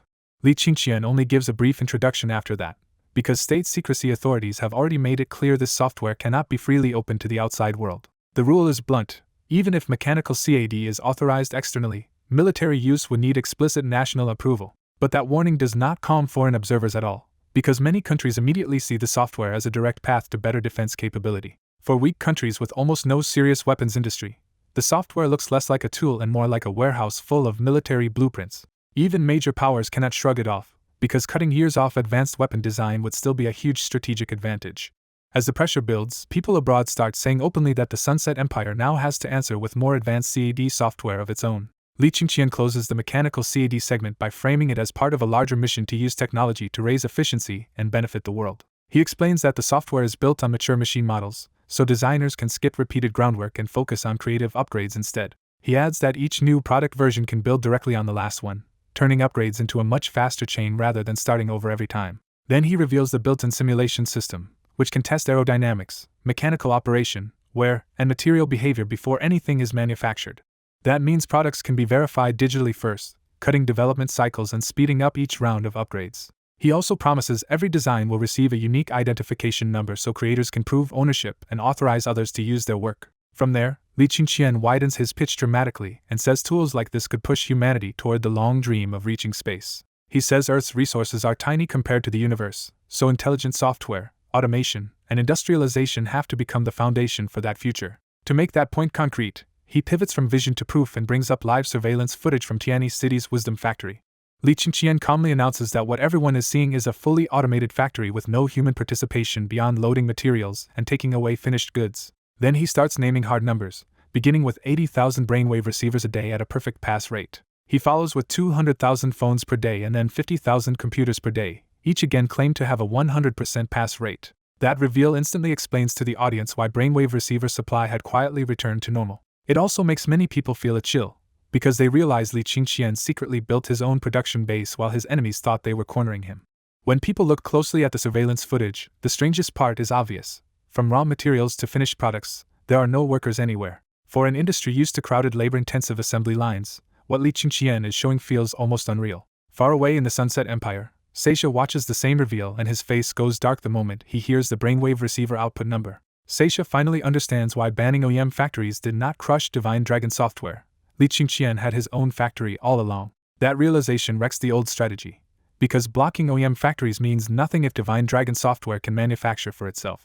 So Seisha immediately shifts to a harsher plan and says they must now cut off chips and other key materials instead of just factories. Since they already reverse-engineered the brainwave receiver, Seisha knows exactly where to hit: specialized chips that Divine Dragon country cannot fully produce on its own. But even while planning the blockade, Seisha is shaken by a more troubling question.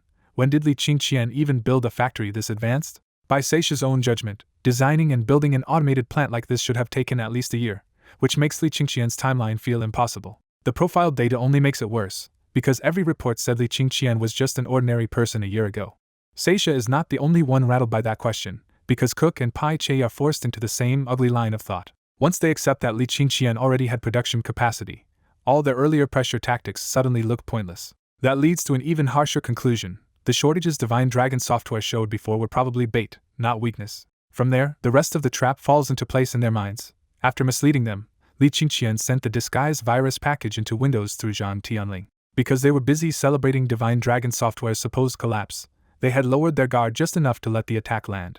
By the end, Seisha, Cook, and Pai Che all see the same terrifying picture.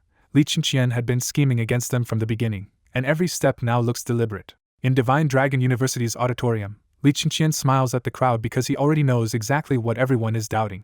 He bluntly raises the key question himself. When was Divine Dragon Software's automated factory actually built? Li Qingqian walks them through the normal logic first, saying a modern automated factory should take years to design, or at least a rush year, so building one as a 16-year-old would sound absurd. Then he drops the real answer. He built the factory 2 weeks ago, with 1 week for design and ordering, and 1 week for actual construction and production testing. The entire auditorium erupts, because finishing a whole automated factory in 2 weeks sounds completely impossible. Li Qingqian lets the disbelief hang for a beat, then admits it does sound fake if you think about the normal workload behind production lines, PLC programming, and automation control. He says the impossible part became easy only because of Divine Dragon Software's automated factory CD software. To prove it, he says he will reuse the bicycle he designed earlier and show how the factory software turns that product blueprint into a production system. He imports the bicycle design, enters a target of 10,000 units per day, and leaves the rest to the software. In an instant, the software spits out the full factory package: building layout, production line equipment, installation plans, material specs, PLC documents, and control programs. Li Qingqian explains that Divine Dragon Software also supplies the PLC programs and production control software, which cuts another huge chunk of time out of the process. He adds that their own factory was built fast because they bought and modified existing equipment, and says even a brand new build of the same scale would only take around 3 months. He makes it clear the bicycle is just a simple example, because this software is meant for far more than bikes. According to Li Qingqian, the automated factory CAD can design production for almost any machinery, from aircraft to mobile phones and from pure mechanical work to pure electronics. He says Divine Dragon Software's own automated factory was the first real test of this system, and it already proved the software works in the real world. He ties that success directly to a bigger victory, saying their factory capacity helped break the Sunset Empire's boycott. Then he piles on hard numbers. The line is running at a 99.99% acceptance rate, can operate around the clock with enough materials, works about 5 times faster than a normal factory, and cuts production costs by roughly half. After that explanation, the crowd's mood shifts from suspicion to raw shock, because the software seems to turn factory building into something almost one-click simple. People in the hall start blurting out the strategic implications, with some insisting this software cannot be exported because it could raise another country's industrial base overnight.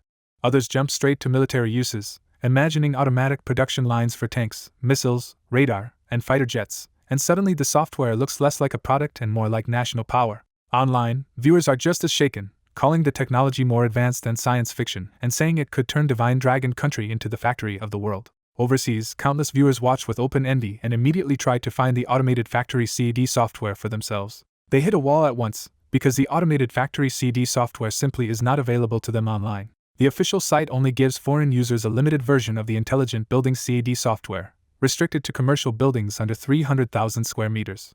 Even with those limits, foreign professionals can tell the building software is still insanely advanced compared to what they already have. Then a new annoyance hits them. The foreign version still contains a lot of Chinese labels, so the software is powerful but awkward to use. They curse the untranslated text, but the software is too good to abandon, so they start copying Chinese characters and learning them one by one just to keep working. At Windows, Seisha watches the presentation in shock and finally understands where Divine Dragon Software's production capacity came from. Even as a competitor, Seisha cannot help admiring Li Qingqian's brain, because one person keeps rolling out software that feels far beyond normal technical progress.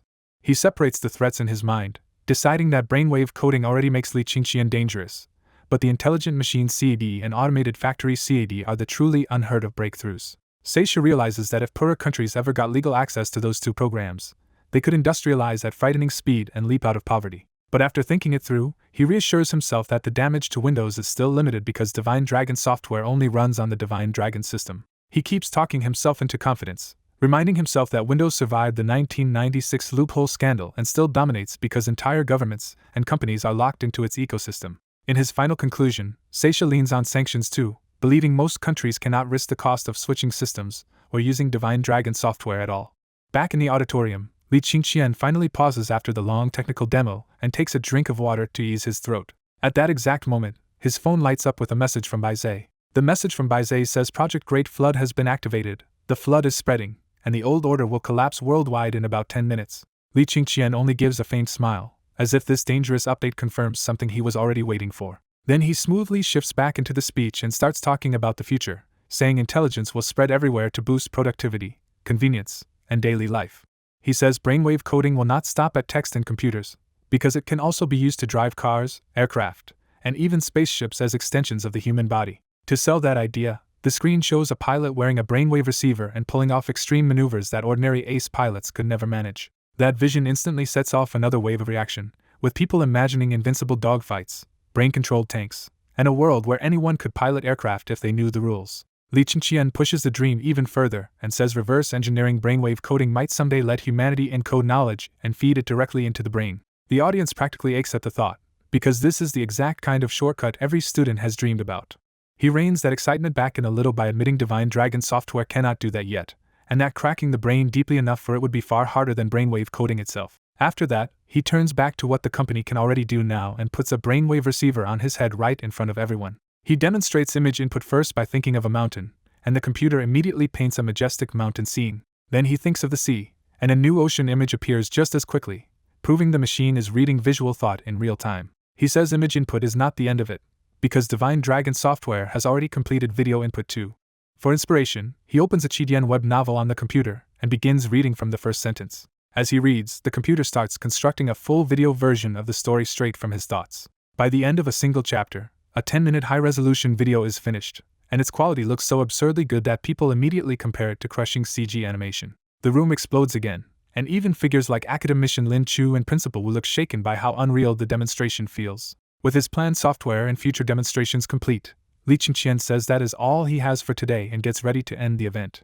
But the audience immediately protests, calling out for him to keep talking because they still want to hear more about his vision of the future. Li Qingqian only smiles, shakes his head, and hands the microphone over to Principal Wu instead. Principal Wu keeps it brief, praises Li Qingqian's astonishing speech, and moves the event straight into the Q&A segment. The foreign media have clearly been waiting for this, and the moment the Q&A opens, they all become visibly excited. Before anyone can properly manage the room, one foreign reporter jumps in and bluntly accuses Li Qingqian of stealing cryptocurrency, source code, and data from Windows, Apple, and Google.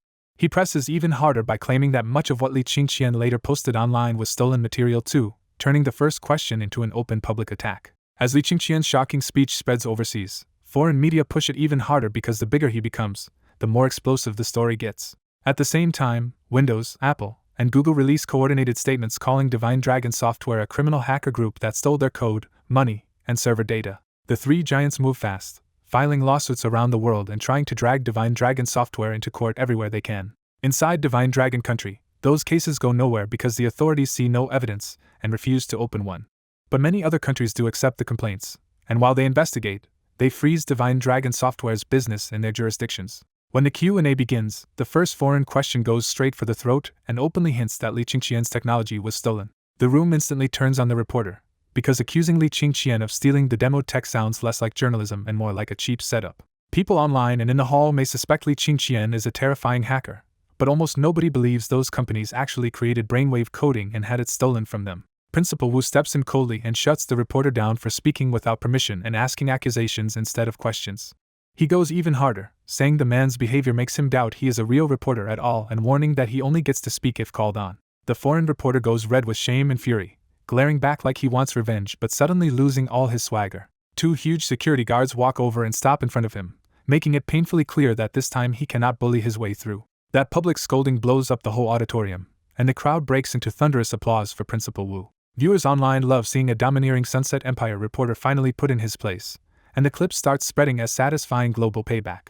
In the Sunset Empire though, many viewers twist the scene into proof that Divine Dragon Country got angry because its guilt was exposed. Once the first reporter finally goes quiet, Principal Wu deliberately gives the next chance to a BCC reporter who knows how to ask the same dangerous topic more carefully. The BCC reporter lays out the allegations, the worldwide lawsuits, and the foreign bans, then asks Li Qingqian whether this will cripple Divine Dragon System's global rollout. Li Qingqian fires back that if the three companies want to accuse him, they can bring proof instead of childish claims, and he pointedly refuses to be blamed for future virus incidents too. He calls the lawsuits a familiar Sunset Empire tactic for suppressing others and makes it clear he is not intimidated by the political theater. Then he coolly says Divine Dragon software is only doing business in Divine Dragon country for now, so foreign bans do not actually hurt the company. He finishes by saying the company obeys every country's laws and simply will not operate where it is prohibited. As soon as he wraps up, Li Qingqian glances at his phone because he is secretly counting down to something much bigger than this press conference. Only 6 minutes have passed since Baize's last message, which means Project Great Flood is still 4 minutes away from being unleashed. In Li Qingqian's mind, once the flood starts tearing through Windows, Apple, Linux, and Android, today's investigations and bans will look ridiculous. He is already sure the old order is about to collapse, and the same countries blocking Divine Dragon software now will soon be begging for it back. Principal Wu picks the next question, and this time a blonde Wall Street daily reporter rises with an eager smile, an obvious charm offensive. She opens by lavishly praising Li Qingqian's software and technology, trying to soften him up before the real question lands. Li Qingqian cuts through the act at once and tells her to skip the praise and ask what she really came to ask. She starts by listing Li Qingqian's breakthrough products one by one, framing them as inventions far ahead of their time before steering toward a harder point. Then she turns the knife and asks what happens to tens of millions of programmers if Jade Disk can do their work for them. She presses further, warning that the smart CAD tools could also wipe out huge numbers of architects and mechanical designers. Finally, she hits the real bombshell. If automated factories spread everywhere, billions of workers could lose their jobs and drag the world into chaos. Her sweet tone does not hide how brutal the question is, because she has just pushed Li Qingqian into direct conflict with the ordinary people whose jobs are on the line. All at once, the room starts thinking the same thing. If machines and software replace everyone, how are normal people supposed to survive? Even governments would see this as a dangerous question, because technological progress means nothing to rulers if it wrecks employment, income, and social stability. Li Qingqian goes solemn as he studies the smiling reporter, immediately realizing this answer could shape his company's future and his own rise or fall. The whole auditorium goes dead silent as everyone waits, because Li Qingqian's next answer could decide his software rollout, his company's future, and his own rise or fall. At the press conference, Li Qingqian stares down the female reporter and instantly realizes her question about automation could destroy him if he answers badly. Instead of dodging, he says this is exactly the issue he wanted to address and openly names the fear behind intelligent software and automated factories. He spells it out bluntly. If machines replace workers at scale, people lose jobs, lose food, and society starts to break. Then he pivots to history and argues that technology has never been stopped, from steam engines to motors to computers. His point is that new tools do not simply erase work, they also create new jobs, and trying to block progress always fails. He gives a practical example next, saying intelligent building CAD may cut designer headcount, but designers can shift into construction and management engineering roles. For mechanical design, he says the same pattern applies. Routine drafting can shrink, but skilled designers can move upward into simulation and advanced machine design. He admits some designers will still be eliminated, but insists the best ones will finally escape repetitive labor and focus on real innovation. Then he reaches the crucial compromise and says automated factories will not be widely rolled out for now, only used in high-tech industries. He explains that in high-tech manufacturing, automation cuts costs and boosts efficiency, but in traditional industries he claims it would only raise costs instead. Behind that polished answer, Li Qingqian is really making a hard compromise because he knows a world where machines take every job would spiral into chaos. So he deliberately cripples the public version of the automated factory CAD software, keeping it for capital-intensive sectors instead of labor-heavy traditional factories. His answer lands, and many people in the auditorium quietly relax because the worst fear of instant mass unemployment has been eased. Academician Lin Chu especially breathes again and silently praises Li Qingqian for making the right call this time. Lin Chu can tell Li Qingqian's public claim about traditional factories is not the real technical truth, but he also sees the deeper problem clearly. In his eyes, the software is almost a trap, too advanced for the current world to accept, and too dangerous for other countries or labor-sensitive industries to allow. Principal Wu also relaxes and privately admires that Li Qingqian has not just technical brilliance, but real judgment. The blonde reporter still does not buy it, convinced Li Qingqian did not build something that powerful just to leave most of the market untouched. Li Qingqian ends the answer cleanly, and Principal Wu prepares to move on to the final question. Before the next exchange starts, Li Qingqian glances down at his phone again. The screen lights up with a chilling update. Project Great Flood officially begins. At the same time across the internet, a strange piece of code has already slipped into every major kind of device and system. While Li Qingqian is still speaking, that harmless-looking code quietly evolves and starts running everywhere on its own. Then the virus shows its real face, kills the system guardian process, steals top-level authority, and hijacks all computing power. Ordinary computers choke and crawl, while servers lose their service processes entirely and start dropping offline. The damage spreads straight into the foundations of the web as domain name servers collapse and websites stop resolving. A moment later, even direct IP access stops working too, because more and more infected servers have completely lost serviceability. The Doomsday Extortion virus has taken control of Windows, Apple systems, Linux, and Android variants, turning the whole internet into a blackout zone. Elsewhere, reporter Gao Han stares at his broken computer and panics because a full day of unsaved writing seems to be gone. His tech instincts kick in fast, and he yanks the network cable free while warning others that a cyber virus is invading. When he powers the machine back up, the files are still there but every one of them is locked. The ransom demand makes him curse on the spot when he sees the price in Bitcoin and recognizes this as ransomware again. He tries to stay rational and tells himself that specialized antivirus tools cleared the last ransomware wave, so this one should be killable too. That plan dies immediately when he discovers he cannot get online at all. Even a freshly prepared computer is infected the moment it goes online, which tells him this outbreak is far beyond one broken machine. He reaches for his phone as a backup, only to find the mobile network is dead too. Worse, he cannot call, text, or open the files on his phone either because those are locked for ransom just like the computer. That is when it fully hits him that this is not a local hack at all, the entire internet has collapsed. Even so, he still expects the giant operating system companies and national institutions to move fast, because a crisis this huge will force everyone to act. Around the world, ordinary users are miserable and helpless, hanging their hopes on Windows, Apple, Linux, and the other system giants. But the companies everyone is counting on are already infected too, and their own work computers cannot kill the virus. Furious executives and engineers fall back on emergency plans, dragging out isolated backup machines and sealed offline systems to recover a working environment. Some of them are so desperate to resume work that they even order the ransom to be paid first, hoping to restore operations before their rivals do. Then every infected screen in the world flashes the same message from Cerberus, claiming to be the creator of the doomsday extortion virus. The threat is brutally simple: pay within 12 hours, or all unpaid devices will have their data erased. Back in the Divine Dragon University auditorium, Principal Wu has already chosen the last reporter from national television for the final question. The national television reporter asks Li Qingqian where Divine Dragon software goes next now that the company is already standing at the top of the industry. Before Li Qingqian can answer, the virus finally detonates right in the middle of his live demonstration. 3 of the 4 big screen systems freeze and black out at once, taking down the Windows, Apple, and Linux demo machines with no warning. After rebooting, those 3 systems come back only to show that their files are locked and unusable. Only the Divine Dragon system responds differently, immediately throwing up a live warning that a malicious program has entered the control system. Its antivirus and sandbox mechanisms kick in on the spot, and the system's resource use slams all the way to 100%.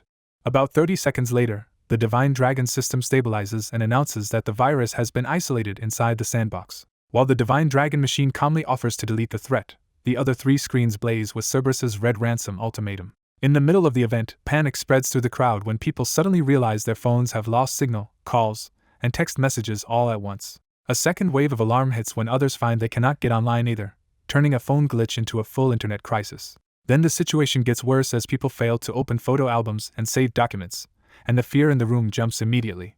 A ransom window finally appears, and everyone understands this is a virus attack threatening to wipe their data unless they pay virtual currency before the deadline. Principal Wu steps in and forces the room quiet, his expression grim enough to tell everyone the disaster is much bigger than a few broken phones. He announces that the doomsday extortion virus has erupted worldwide and that almost all computers and phones have already been infected. Principal Wu explains that domain name servers and IP distribution servers are down too, so websites, internet services, and even ordinary communication are collapsing together. He tries to steady the crowd by saying cybersecurity teams around the world are fighting back, but the reassurance lands in a room already full of worry.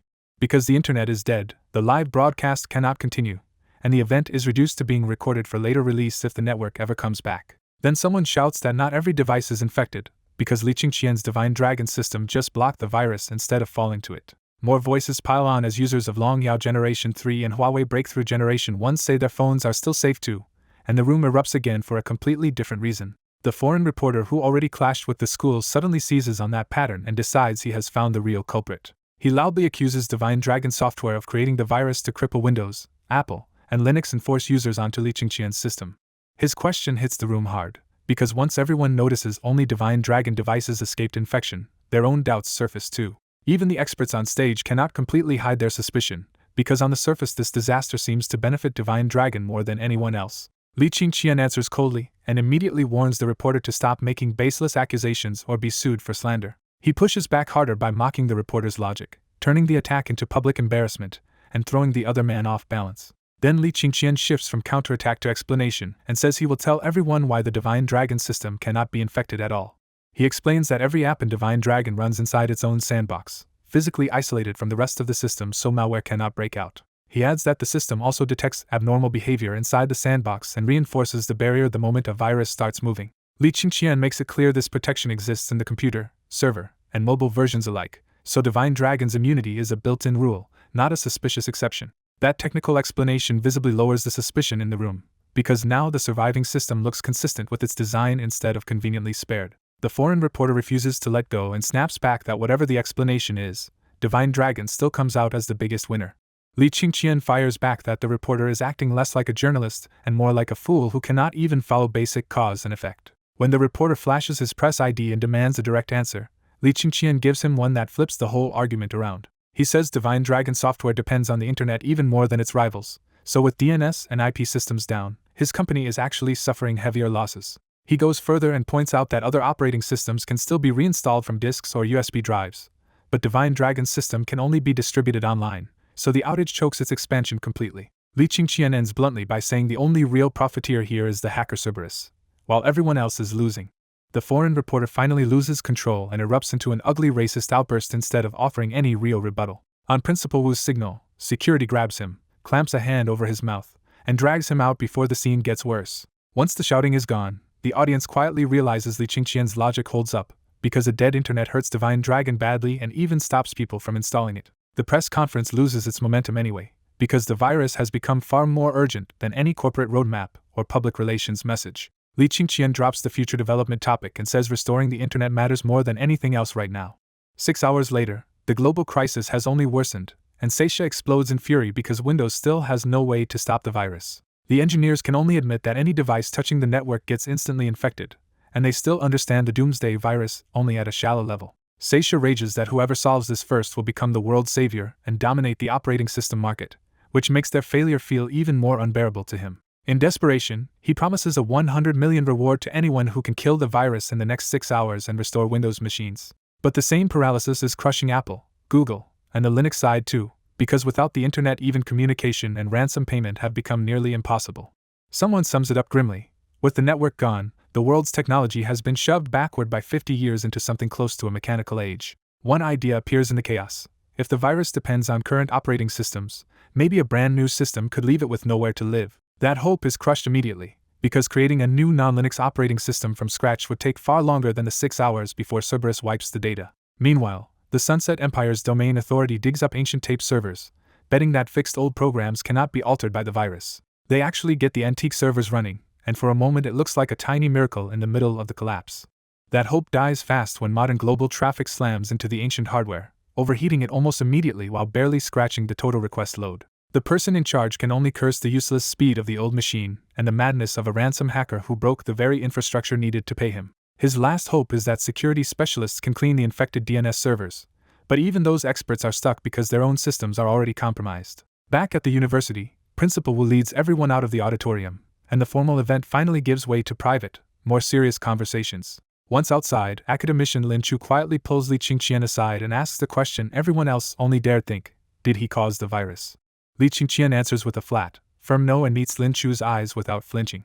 After staring at him for a full minute, Lin Chu simply nods and says he understands, leaving Li Qingqian unsure what conclusion the older man just reached. Lin Chu then turns back to the bigger picture and says foreign reports confirm the domain name servers are down too, which means the internet is now completely paralyzed. He calls it a catastrophe for the whole online world, but says a crack of opportunity may have opened for Divine Dragon country inside the disaster. Lin Chu explains that their country has long been strangled by a tiny pool of just 60 million IP addresses despite having a billion internet users, because the old system kept control in foreign hands.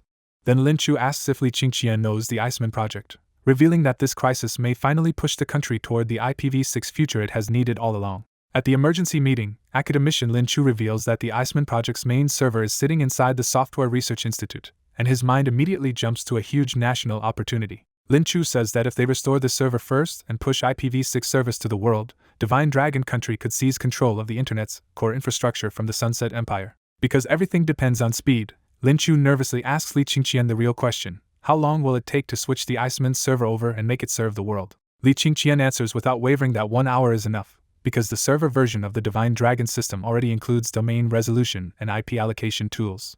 That answer is all Lin Chu needs, and he immediately grabs Li Qingqian and rushes for the Software Research Institute before anyone can waste another second. Principal Wu follows at once and calls to Director Chen to summon technicians from the National Communications Company, because fixing one server will not be enough to bring the country fully back online. As he hurries after them, Principal Wu realizes Li Qingqian must have come prepared, or he would never dare promise something this big so calmly. At the Software Research Institute, Li Qingqian goes straight to the infected Iceman project server and shuts it down so he can replace the system cleanly. He plugs in the portable hard drive he brought with him and starts installing the server version of the Divine Dragon system by USB.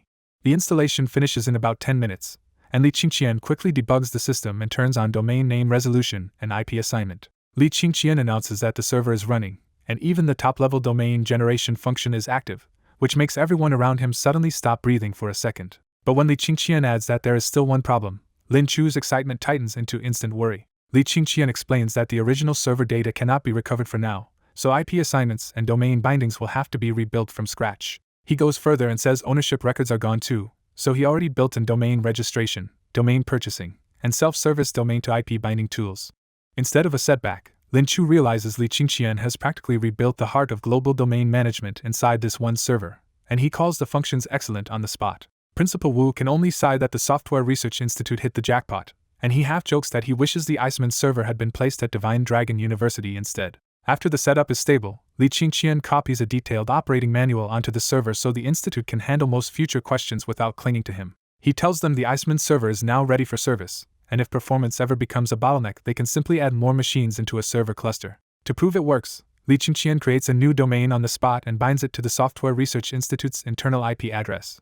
On another computer running the Divine Dragon system, Li Qingqian opens the new address in front of the room, and the page loads smoothly without any lag. That clean result finally breaks the tension, and the whole room bursts into applause because the Iceman project is truly back online. Lin Chu immediately pushes the next crisis to the front, restoring the national telecom operator, because only then can Divine Dragon Country's internet function normally again. After watching the recovery succeed, the National Communications Company technology chief finally steps forward to speak with Li Qingqian, now convinced the server version can really work. The telecom chief explains the operator's IP server problem, and Li Qingqian listens carefully before opening his laptop to teach the fix right there in the server room. With only a brief demonstration from Li Qingqian, the technically trained telecom chief quickly grasps the method and says he understands it. Even after understanding the method, the telecom chief still anxiously asks Li Qingqian to come to the company's server room in person for the critical switch. Li Qingqian refuses to leave the Iceman server, hands over a USB drive, and tells the telecom chief to install the system first and send over the target machine's MAC address for remote setup. Li Qingqian maps out the full recovery chain from the national core room through provincial, city, and county server rooms, using emergency links and local Divine Dragon machines to push the switch nationwide. The telecom chief accepts the plan and estimates that, with the company's mobilization power, the nationwide replacement should finish in under 3 hours.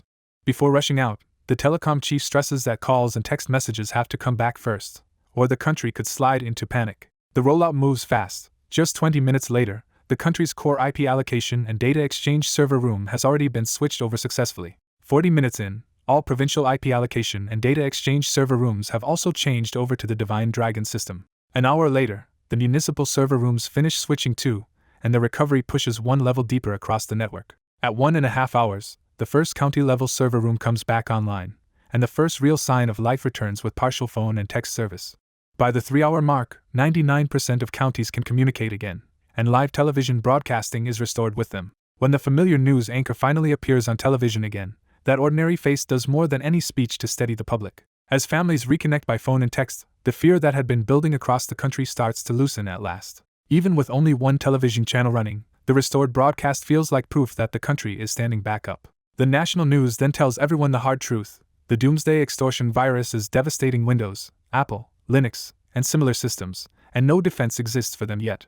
The report makes one thing unmistakable. The only operating system proven immune is the Divine Dragon system from Divine Dragon Software, and that is why Divine Dragon Country recovered first. The broadcast goes further and publicly recommends that everyone download the Divine Dragon system from ls.cn because it is currently the safest choice available. And as the final announcement lands, the news tells businesses worldwide that the Iceman project has already started offering outside domain name resolution services through the Software Research Institute. Inside the Academy of Sciences Command Center, operators raced to rebind major company domains, and every website that came back online drew another burst of relieved cheers. One report after another confirmed that communication lines, television networks, and even the railway system were stabilizing on servers running the Divine Dragon system. Because this institute recovered first and controlled core domain name resolution, it became the national hub for the rescue effort, with academician Lin Chu leading and Li Qingqian brought in as a special advisor. The government's order was blunt: restore the country first at any cost, and every department rushed to replace office systems and back-end servers with Divine Dragon. That official push triggered a stampede of trust, and Divine Dragon's personal version exploded from about 1 million installs to 300 million in just 3 hours. As more people followed, officials judged that the total might pass 1 billion by night, while government departments and public service systems were already back to serving the public. Businesses discovered a second life-saving advantage too. Once a server switched to Divine Dragon, the ransomware could no longer erase its data after the 12-hour deadline. The files were still unreadable, but saving them from total deletion gave companies hope, so the server version instantly became the system everyone scrambled to install. Jiang Chao reported that government services were fully running again, but the old records were still locked and corrupted by the Doomsday Extortion virus. When he mentioned the damaged data, Jiang Chao could only look toward Li Qingqian, who sat expressionless with the brainwave receiver on, still dissecting the virus code. Chen Lin followed with the commercial side. 3,000 companies had already proven domain ownership and rebound their domains, so most internet services were online again. But Chen Lin had the same bad news as the government side. The services were back, yet the trapped data itself still could not be read, so data recovery was now the real battle. He also glanced at Li Qingqian's racing code window and felt a flicker of disappointment, because there was still no immediate answer for the lost data. Then an update on the phone front raised the next crisis. Apart from Haim and Long Yao phones already using Divine Dragon, roughly 800 million Apple and Android phones were still infected. He added that mobile users were flooding the internet with pleas for help, and the Weibo topic begging Divine Dragon software to save their phones had already passed 300 million posts. When the mobile side report turned toward Li Qingqian for an answer, he was still buried in analysis, and the pressure in the room settled back onto a weary Lin Chu. A little later, Lin Chu checked the time, cut into Li Qingqian's work, and pulled him back to the room's most urgent problem. Lin Chu told him there were only 2 hours left before Cerberus's deadline, and if the virus hit those 800 million phones at once, the losses would be catastrophic. He pressed even harder by saying Li Qingqian was the only person who could stop it, then pointed him to the endless Weibo pleas piling up online. The rebooted internet had become eerily empty of entertainment and news, so those rescue messages stood out even more sharply against the silence. Some users begged Divine Dragon to save the only photos they had left of dead family members, turning the phone crisis from a technical problem into a raw human one. Others wrote that critical evidence, hospital bills, and their entire futures were trapped inside those phones, and some sounded close to despair. Faced with that flood of voices, Lin Chu asked one more time for Li Qingqian to help them. Li Qingqian finally agreed, though he warned he could only save Android users. That answer alone was enough to steady the room, and Lin Chu thanked him like he had just pulled the country back from one more cliff edge. An hour later, Li Qingqian finished an Android app called the Divine Dragon System Installer and rushed it onto the company's official website. He explained that users only needed to install the app once, and it would replace Android with the Divine Dragon phone system before the virus could finish its job. But Li Qingqian immediately drew a line too. Giving the system away freely on every phone would damage Divine Dragon's future sales and hurt the partners who had backed him. So he set strict conditions. The installer only worked before the ransomware deadline, and 3 days later users would have to pay 300 yuan or go back to their original system. Lin Chu understood the dilemma at once and promised the country would remember both Divine Dragon's contribution and the losses it was taking to help. After a quick test proved the installer worked, Lin Chu secured approval from above and moved to push it nationwide immediately. The download link was blasted onto the front pages of major websites and promoted on national television, turning the rescue tool into a countrywide emergency broadcast. The response was explosive. In just half an hour, 680 million phones installed the system, and Divine Dragon swallowed almost the entire Android market overnight. And as the new system spread, relieved users started cheering online that their phone data was finally safe and that Divine Dragon ran far smoother than Android ever had. Android users finally get a little breathing room, because even though their lost data is not back yet, the Divine Dragon installer has at least stopped the virus from destroying more of it. Apple users are in a much uglier mood when they discover there is no Apple version of the Divine Dragon installer at all. Online, people tear into Apple's old claim of being the safest system in the world, saying that boast looks empty now. The anger gets sharper when users compare prices and service, arguing that Android got emergency help while Apple customers are left paying premium money for nothing. Just after finishing the Android app, Li Qingqian is hurried away by academician Lin Chu to the Foreign Affairs Department for something much bigger. Li Qingqian frowns and asks what is going on, and Lin Chu immediately starts explaining before the situation gets any more urgent. Lin Chu tells him that after the Doomsday Extortion virus wrecked the world, other countries noticed Divine Dragon countries' internet had recovered and wanted the same fix. But when those countries finally got machines running the Divine Dragon system and tried to connect through Mac to download the server version, the installer blocked them for being outside the country. Now ambassadors from many countries are waiting at the Foreign Affairs Department, all demanding that the restriction be lifted. Lin Chu gives his recommendation plainly: let them use it, but charge hard and turn their domain name and IP systems into branch servers under the Iceman project. In Lin Chu's eyes, if enough countries deploy those branch servers, Divine Dragon country will finally become the internet's core domain name authority instead of the Sunset Empire. He pushes the point further, saying this would stop the Sunset Empire from ever choking Divine Dragon country's internet by cutting off domain resolution at a critical moment. For Lin Chu, this is not just business but a dream within reach, and the global virus crisis has opened the door for it. Worried Li Qingqian might refuse, Lin Chu hurriedly adds that the country does not care about the money and will let Divine Dragon Software take all the profits from the operation. Li Qingqian finally smiles and answers with a clean boundary. Divine Dragon Software only sells the system, and whatever others do with the server after that is not his business. He makes it even clearer that he will charge every cent for the software used in the Iceman project, but he will not take 1 extra cent from the wider domain server profits. That answer fits what Li Qingqian had already decided, because in his mind the domain name server was always meant as a strategic gift to the country, not a cash machine. The narration pulls back to reveal that this whole collapse and rebuild moment suits Li Qingqian perfectly, because he wants a new internet order built on the ruins of the old one. And behind that plan sits a personal target too. After the Sunset Empire tried to suppress his company and seize its technology, Li Qingqian decided to smash the internet foundation they controlled. At the Ministry of Foreign Affairs, the emergency conference room is already packed with ambassadors from every country that has relations with Divine Dragon Country. The most anxious face in the room is Sunset Empire Ambassador Lilade, who keeps sweating over his watch because less than an hour remains before the virus starts deleting data everywhere. His panic is real because the Sunset Empire still has no way to remove the Doomsday Extortion virus, or even stop it from running. They also tried to install the Divine Dragon system themselves after hearing Divine Dragon Country had recovered, only to slam straight into the foreign installation ban. With time running out, Sunset Empire ordered Lilade to get that restriction removed by any means, which is why he is here swallowing his pride. Minister Chao keeps the room under control with a calm smile, telling the ambassadors that Lin Chu and Li Qingqian are on the way and should be able to solve the problem. He also makes one thing clear up front: the Divine Dragon system is commercial software, so anyone who wants it will have to pay. That line feels especially sweet to Minister Chao because only days earlier Lilade had been loudly calling for a ban on the Divine Dragon system. Now Lilade has to ask for help in a tone he would never normally use, promising payment and pressing Minister Chao to hurry Li Qingqian along. Minister Chao answers slowly on purpose, savoring the rare sight of the usually aggressive Lilade forced into humility. At last, Lin Chu and Li Qingqian enter the conference room, and most of the ambassadors immediately stand up as if their only lifeline has just arrived. Minister Chao welcomes them to the host seats, but Lilade jumps up first and rushes over to intercept Li Qingqian. Lilade introduces himself in a rush and even offers a handshake, trying to bury his country's earlier hostility for one desperate chance to win Li Qingqian over. Li Qingqian does not even acknowledge him and simply walks past, leaving Lilade hanging in front of the whole room. The room instantly catches the insult, and several ambassadors from countries unfriendly to the Sunset Empire openly laugh at Lilade's embarrassment. Minister Chao looks openly pleased, while Lilade swallows his fury, hides a murderous glare, and returns to his seat because he still needs Li Qingqian's approval. Once Li Qingqian and Lin Chu take their seats, Minister Chao cuts straight to business and says he will speak to Li Qingqian on behalf of the room to save time. He sums up the crisis plainly. The virus has spread worldwide.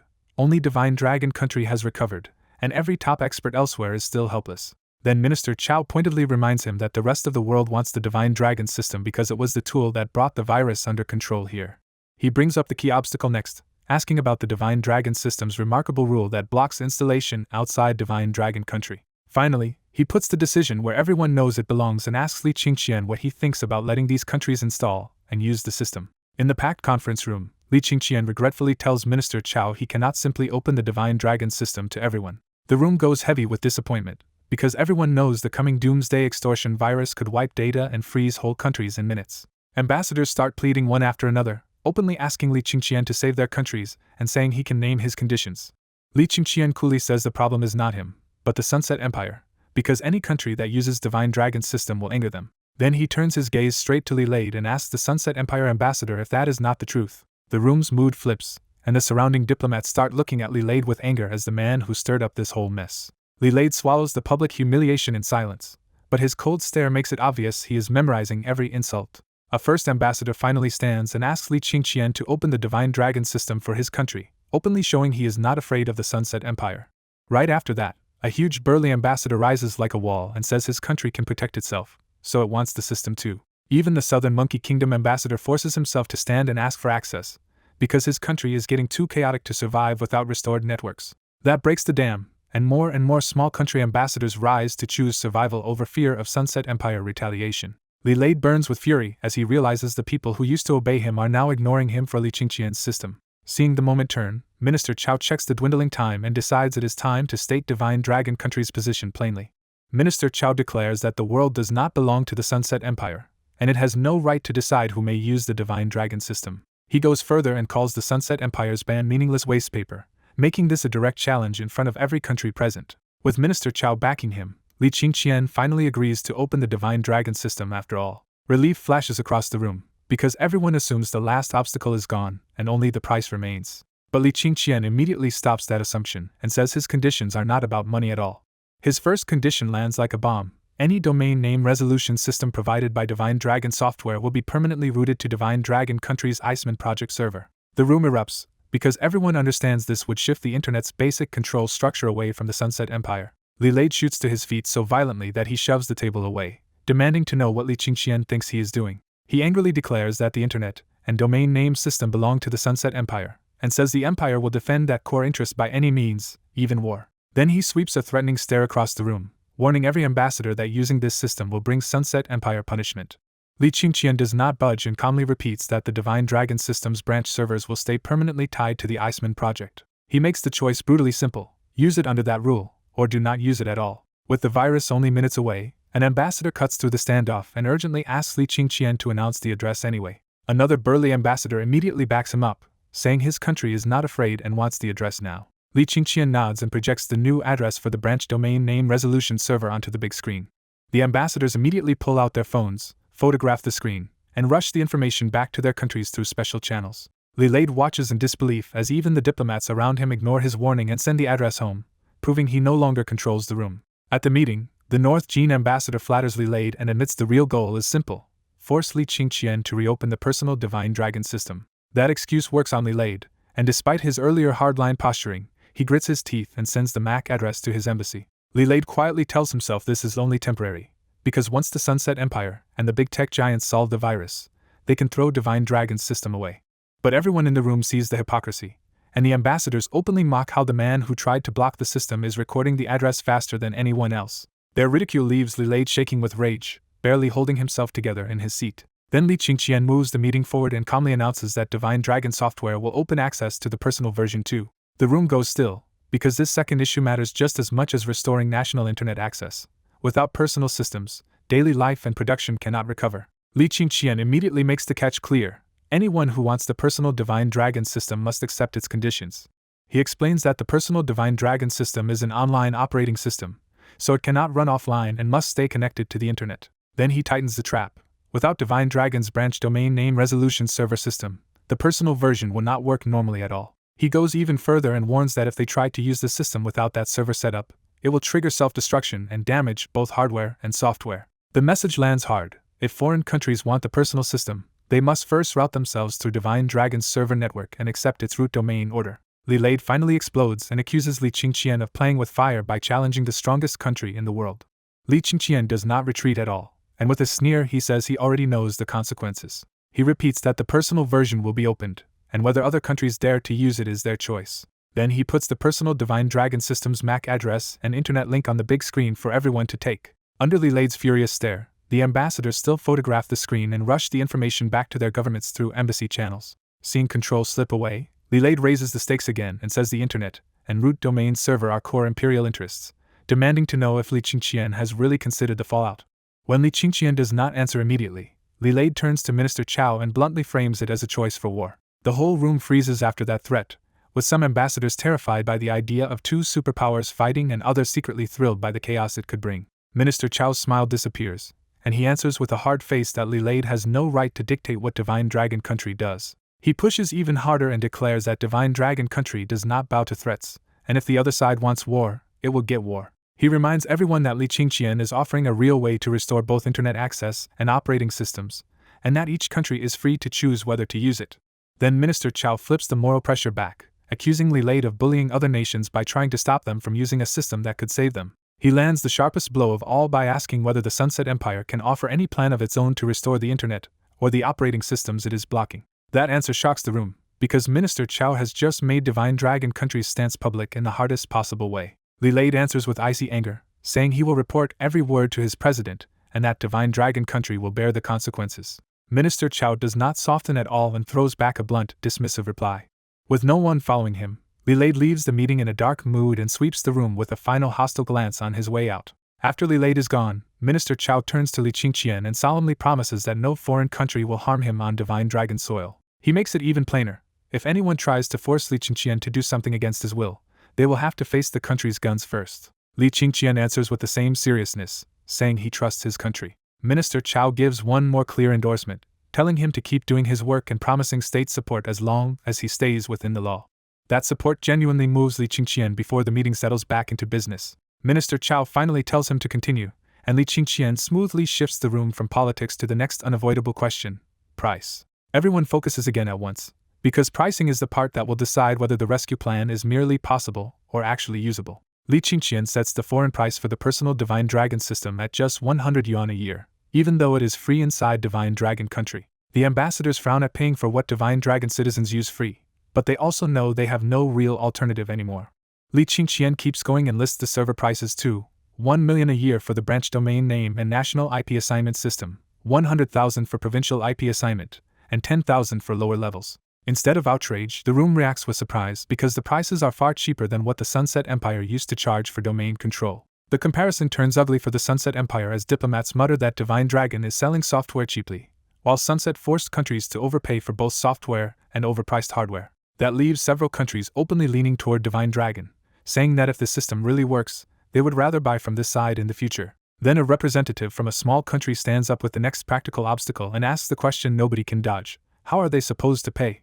His question lands because the ransomware collapse has already crippled the international banking settlement system along with the internet, making cross-border payment itself a crisis. Li Qingqian does not answer right away and instead looks toward the calm Minister Chao, clearly expecting the state already has a solution in mind. In the tense negotiation room, Minister Chao smoothly picks up Li Qingqian's point and tells the foreign ambassadors not to worry about payment. He explains that once each country's internet is back online, they can settle the bill through Divine Dragon country's own international interbank system. The room goes tight with unease because everyone understands what that really means. Using this system risks putting their countries on the Sunset Empire's bad side. The North Jin envoy cautiously tests the line by asking if his country can simply pay with its existing Divine Dragon dollar reserves. Minister Chao immediately agrees, making it clear that payment in Divine Dragon dollars is fully acceptable. Then the Lia envoy tries another angle and asks to pay in Sunset dollars instead. Minister Chao shuts that down on the spot and says Divine Dragon system fees will only be accepted in Divine Dragon dollars. That answer leaves the countries close to the Sunset Empire visibly troubled, because now they have to choose between political caution and immediate survival. Most of them quietly settle on a compromise: install Divine Dragon country's settlement system now, pay for access, and switch back later if the Sunset Empire recovers. Seeing their expressions, Minister Chao realizes they are ready to bend for now and turns back to Li Qingqian with a more urgent proposal. With only 30 minutes left before the doomsday extortion virus erupts, Minister Chao says there is no time to collect fees first. He asks Li Qingqian to open Divine Dragon system access immediately, and let every country finish payment within the next day, with unpaid users cut off afterward. Li Qingqian agrees without hesitation, backing the emergency plan on the spot. The ambassadors break into relieved smiles and start praising Divine Dragon country, suddenly treating Li Qingqian and Minister Chao like the world's saviors. As the ambassadors rush to report the decision back home, the talks shift to settlement system details and Li Qingqian quietly slips out of the room. Outside, academician Lin Chu catches up to him and thanks him so deeply that he nearly bows. Lin Chu explains why he is so emotional. Countries everywhere are now preparing to deploy the domain name resolution server, making the Iceman project's server the only one functioning in the world. With global IP and domain distribution now flowing through that software, Lin Chu says Li Qingqian has already pushed the Iceman project past 60% success. He adds that if the Sunset Empire cannot crush the virus within a month, Divine Dragon country could permanently seize control of the domain name server from right under them. Li Qingqian quickly steadies him and says this is simply what he should do, because when the country is strong, its people stop being easy to bully. He goes even further and makes his position plain. Divine Dragon Software's interests are tied directly to the country's interests. After that exchange, Li Qingqian and Lin Chu head straight back to the Software Research Institute to watch the real results roll in. Inside the institute, a huge world map shows Iceman project coverage, and at first only Divine Dragon country is lit up in green.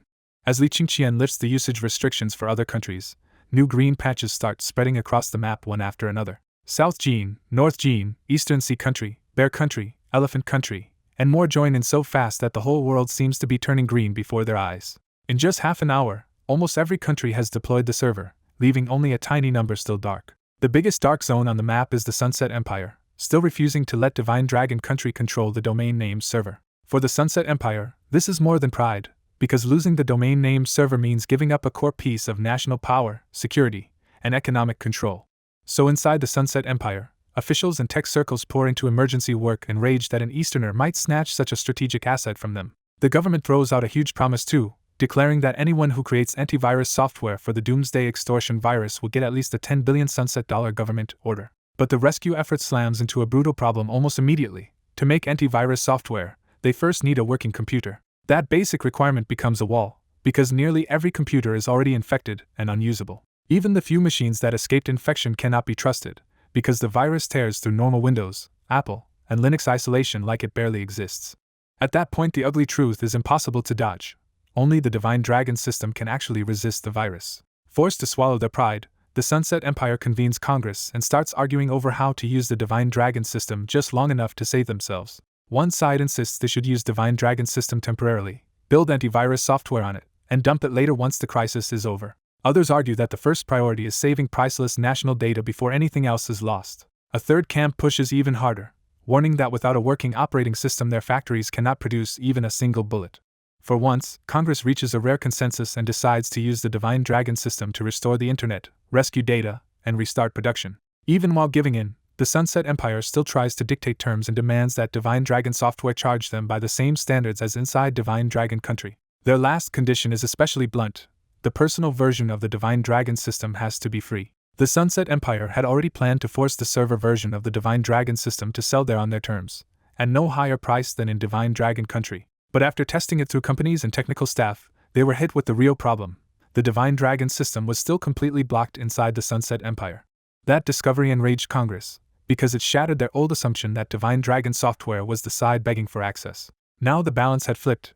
The Sunset Empire had no replacement, and it was the one forced to beg Divine Dragon country for the system. Furious and humiliated, they cursed the eastern side, barked orders for emergency negotiations, and demanded Ambassador Lilade's secure usage rights immediately. At the same time, the Software Research Institute was flooded with calls from country after country asking to connect to Project Iceman. Requests poured in from places like Bear Country and South Gene, all asking for access to the Iceman Project root domain server and their assigned IP ranges. The Control Center reviewed each application and handed out IP segments, because Li Qingqian's root server design had pulled global IP authority into one new system. That move didn't just patch a crisis, it rewrote the internet's rules so every country now had to apply to Divine Dragon country for address allocation. Even if the Sunset Empire repaired its old root servers later, it would be too late, because the world would already be running on a different, incompatible set of rules. Inside the Iceman Control Center, a researcher reported to academician Lin Chu that every country and region except the Sunset Empire had already deployed branch domain servers. With the status board updated to 90% completion, the Iceman team confirmed they now controlled all global IP assignment and domain authority.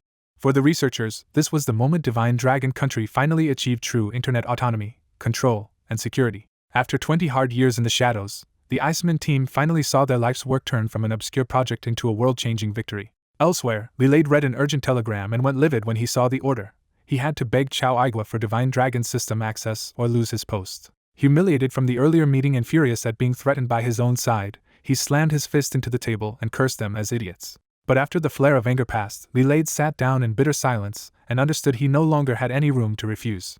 So he got up and went back to Chao Aigua's office, forced by the crisis to seek help from the man he had just offended. When Chao Aigua saw him return, his face turned cold at once, and he greeted the ambassador with cutting sarcasm. Chao mocked him for storming out earlier and bragging that the Empire would organize people to crack the virus on its own. Swallowing his pride, Lilade admitted the real reason he came back and asked Chao to help open Divine Dragon system access inside the Empire. Chao pressed the humiliation harder, reminding him that he had just boasted the Empire could defeat the virus without them. Lilade realized words alone would get nowhere now, so he dropped the pretense and prepared to negotiate with real concessions. Before Lilade could list the Empire's offer, Chao produced a document he had already prepared and made it clear that Divine Dragon country had its own conditions ready. He told Lilade that if the Empire could meet the terms in that document, he would find a way to get Divine Dragon software to lift the ban. The moment Lilade saw the densely packed list, his expression turned ugly because every line felt like the Empire was being openly skinned alive. When he protested that the demands were too much, Chao coolly told him he was free to walk away. Then Chao glanced at his watch and reminded him there were only 20 minutes left before the doomsday extortion virus fully hit. He even mocked the Empire with fake optimism, saying maybe the virus would disappear on its own, or maybe they could still invent antivirus software in time. Lilade understood the threat perfectly, and this time he could only swallow it, because he was the one asking for mercy. Pressed by the clock, he stopped arguing and began marking the document, ticking the terms he could accept and crossing out the ones he couldn't. He handed the paper back and said these were the only conditions the Empire could agree to, demanding immediate removal of the system restrictions in return. Chao checked the choices and saw that even though Lilade had accepted only a small part, every accepted term was strategically valuable. He probed once more about the rejected terms, but Lilade flatly warned that if pushed any further, he would walk out. Chao judged that this was the real limit, and accepted the deal before squeezing any harder ruined it. A minute later, the official agreement was printed and placed in front of Lilade, with a state TV reporter already prepared to record the signing. A pen was handed over, and after a brief, bitter hesitation, Lilade signed the document anyway. He mocked Chao for being so well prepared, but Chao just smiled and let him vent after taking such a public loss. Lilade immediately pushed for the real prize and urged Chao to arrange the lifting of the installation ban at once. Chao finally made the call to Li Qingqian, and after that brief contact he informed Lilade that the restrictions had been lifted. The moment he heard it, Lilade phoned the embassy to relay the news back home as fast as possible. Once that was done, Chao politely invited him to stay for dinner, twisting the knife with perfect manners. Lilade refused with stiff courtesy and headed out, because after taking such a loss, there was no way he could sit down and eat with Chao. But Chao stopped him one more time just to hand over a copy of the signed document, saying it could be sent home once the Empire's internet came back. Chao added one final jab, saying a press release would go out soon and even asking if Lilade wanted another photo because he hadn't looked happy in the first one. Lilade's eyes nearly burned with rage, but he could only speed up and leave, cursing Chao inwardly as a vicious old fox. At the Academy of Sciences control room, the huge former Sunset Empire region on the map suddenly turns green, and the whole room erupts because the Iceman project has broken through.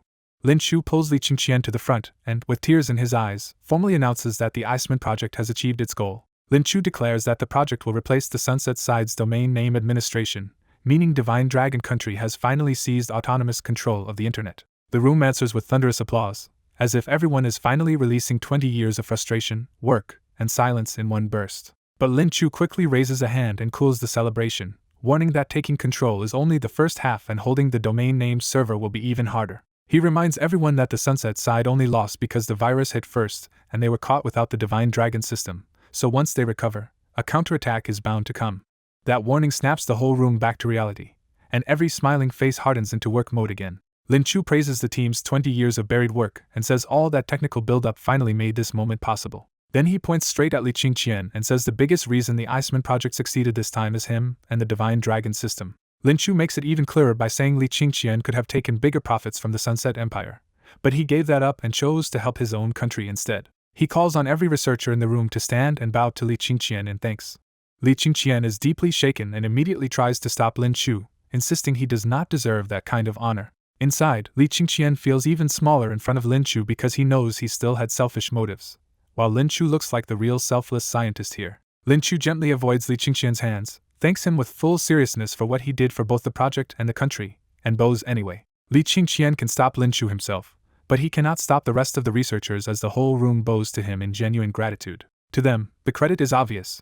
Without Li Qingqian, the project might not have advanced in 50 years, yet with him they overturned the old global system in just 12 hours.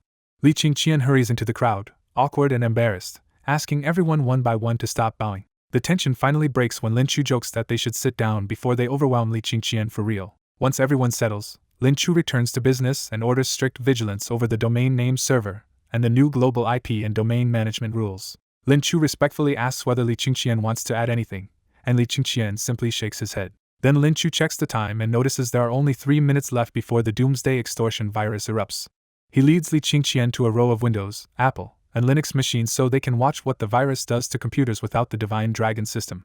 Outside the institute, Douyin has barely come back online, but most of its old content is gone because the infected data cannot be read anymore. Because everyone is waiting for the outbreak, streamers across the country switch their broadcasts to one question: what survives if a device does not have the Divine Dragon system installed? As the final minute drains away, some people stare at their Apple devices in panic, some watch live streams, and others shut everything down and hope that is enough. In the Empire, deployment is still incomplete. Only the branch server is up, provincial servers just started, city and county servers are missing, and almost nobody has time to install the personal system. Worse, plenty of people there ignore the shutdown warnings entirely, treating the danger like just another announcement they can brush off. Then the doomsday extortion virus finally hits. Zhang Tieju's own live stream is now drawing more than 3 million viewers as he points cameras at a full row of computers and phones running every major system. With every device powered on, Zhang Taiju and his audience count down the final seconds together and wait to see what breaks. The instant the countdown ends, every non-Divine Dragon device goes black and flips to a blue screen carrying Cerberus's message and a rapidly flashing deletion bar.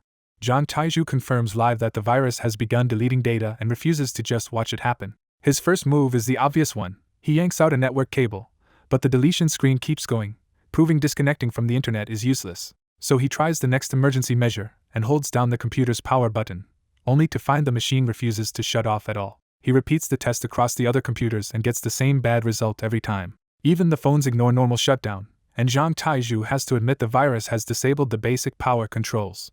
Then the live stream chat explodes with even worse news. Some viewers had already powered off their Apple devices, but the virus forced those devices to boot back up by itself and start deleting data anyway. The pattern becomes clear fast. If a phone or computer is still plugged in, the virus can wake it up and seize it, so only drained batteries or fully unpowered machines have a chance. Zhang Taizhu grimly escalates to his last trick and says if software controls fail, he will just cut the electricity at the wall. He rips the power plugs out, and the infected computer screens finally go black, giving him a brief moment of smug relief. But the audience is not celebrating, because they point out that this trick cannot save phones with batteries and may not have saved the computers either.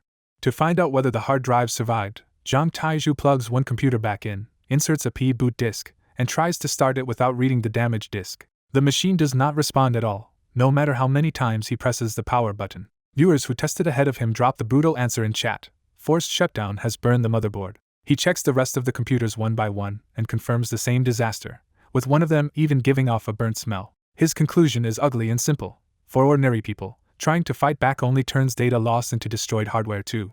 After all the tests, he says there is only one proven answer left. Nothing but the Divine Dragon system can withstand the Doomsday Extortion virus. Viewers beg him to save Apple phones next, but Zhang Taizhu can only tell them to wait and see whether Divine Dragon software might someday release a rescue tool. That answer lands like a verdict, because outside Divine Dragon country the virus is already spreading like a flood and smashing whole nations into panic. Only devices running the Divine Dragon system remain safe in that chaos, standing out as the lone islands of stability. The Sunset Empire is hit especially hard, because after all the wrangling with Minister Chow, they got permission to use the Divine Dragon system only 30 minutes before the outbreak.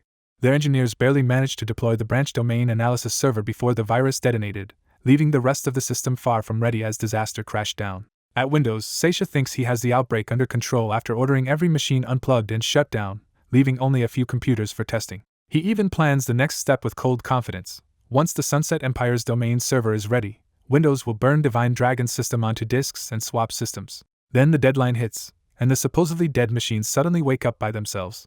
Every screen turns into the same blue warning page, with taunting virus text and a fast-moving bar that is actively erasing data. The room breaks into panic as the engineers realize the Doomsday Extortion virus is deleting their computers and servers anyway. Seisha lunges to shut a machine down, but the virus has already locked them out of normal controls. The engineers run into the same wall and curse as they realize the virus has taken full control of the hardware. With no time left, Seisha orders the entire building's power cut, even if it wrecks the equipment, because saving data matters more. The engineers obey, and the whole Windows building drops into black silence as every screen dies at once. For one brief moment, Seisha thinks the nightmare has been stopped. Back in his office, he turns to the only safe machine left, a computer already running Divine Dragon's system and still connected to the internet. Using the MAC address route sent back by Lilade, Seisha keeps trying to reach Divine Dragon Software's official site. The situation stings his pride hard, because the company that dominated global operating systems is now desperately relying on Li Qingqian's system to survive. He swears that once the virus is cleared, Windows will throw Divine Dragon's system out and take revenge for today's humiliation. But the second the site finally connects, his anger vanishes and turns into raw urgency. He rushes to download the USB version of Divine Dragon's system and has people start making installation drives immediately. Then a fresh wave of dread hits when an engineer discovers the machine still will not power back on at all. The engineer reports with a trembling voice that every tested computer and server appears to have been physically damaged by the virus. Seisha still checks the machines himself, one after another, and every failed startup makes the disaster more real. Clinging to one last hope, he orders a hard drive pulled out and connected to the Divine Dragon computer to check whether the data survived. The test kills that hope too. The hard drives are damaged, and all the data is corrupted. Seisha snaps and roars Li Qingqian's name in fury after realizing Windows has suffered a complete collapse. Apple goes through the same nightmare, losing both hardware and software data in one blow. For Cook, the worst part is watching Apple's strongest product become worthless as the phones lose all data, lose their systems, and turn into dead black bricks. He can only admit bitterly that Apple's phone business is finished, because the brand's image of safety and prestige has collapsed in an instant. Across the Sunset Empire, many high-tech companies make the same blackout decision and end up wrecking their own computers and servers. Ironically, Ordinary people who did not know any emergency tricks lose less, because their hardware survives even if the virus wipes their data. For regular users, installing Divine Dragon system is enough to bring those intact machines back to life, so surviving the outbreak now means accepting Li Qingqian's new order. The virus outbreak redraws the global order in just days, and only those ready to accept Divine Dragon system have a way forward. The Sunset Empire takes the heaviest hit, while other countries limit the damage because they deployed their branch domain servers earlier. Even if people dislike the new system, the truth is simple now: only Divine Dragon system still works, so everyone has to adapt. That shock quickly turns into a worldwide realization that Divine Dragon software is about to become an untouchable giant, while the old software empires stumble. Another painful detail surfaces too. Outside Divine Dragon country, the system still does not allow brainwave coding technology or brainwave receivers. For foreign software companies, that restriction leads to an ugly conclusion. If they want the best tools, they may have to move their business into Divine Dragon country. Meanwhile, on the train back to Tianyi City, Bai Jiaoyang finally drops his pride and tells Li Qingqian he is genuinely convinced. He even says losing to a genius like Li Qingqian no longer feels embarrassing, because they were never in the same class to begin with. Part of that surrender is personal too, because Bai Jiaoyang has finally given up on Jian Qingli after realizing her distance will never change. Once he lets go of both jealousy and hope, Bai Jiaoyang finally looks relaxed for the first time. Li Qingqian answers with easy grace, praising Bai Jiaoyang's programming foundation now that the hostility between them has cleared. Tian Wenming is quietly pleased to see the two classmates finally make peace. Not everyone is relieved though, because beside them He Hongyun grits his teeth and swallows his anger the whole time. In his mind, Li Qingqian is the reason his father lost a huge restoration order, and his family's comfortable life fell apart. The villa is gone, the cars are gone, the bank took the house, and the family is now stuck in a rented place under heavy debt. That hatred is real, but Li Qingqian has become so powerful that He Hongyun no longer dares show it on his face. After Li Qingqian wins the finals and makes Divine Dragon system the world's only reliable operating system, He Hongyun understands they are no longer remotely on the same level. Jian Qingli stays turned toward the window the entire time, refusing to look at Li Qingqian at all. When the group arrives back in Tianyi City, everyone else goes home for 2 days of rest, but Li Qingqian heads straight to Divine Dragon software instead. At the company, the mood is the exact opposite of the train's quiet aftermath, because Divine Dragon software is swamped from top to bottom. The finance team, technical staff, and customer service department are all running at full speed under the pressure of global demand.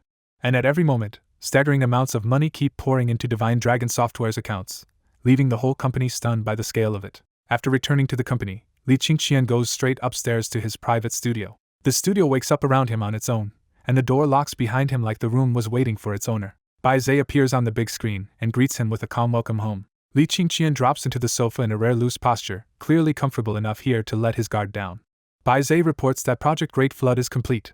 The old order has been washed away, and Divine Dragon software now sits on top of the global internet and operating system world.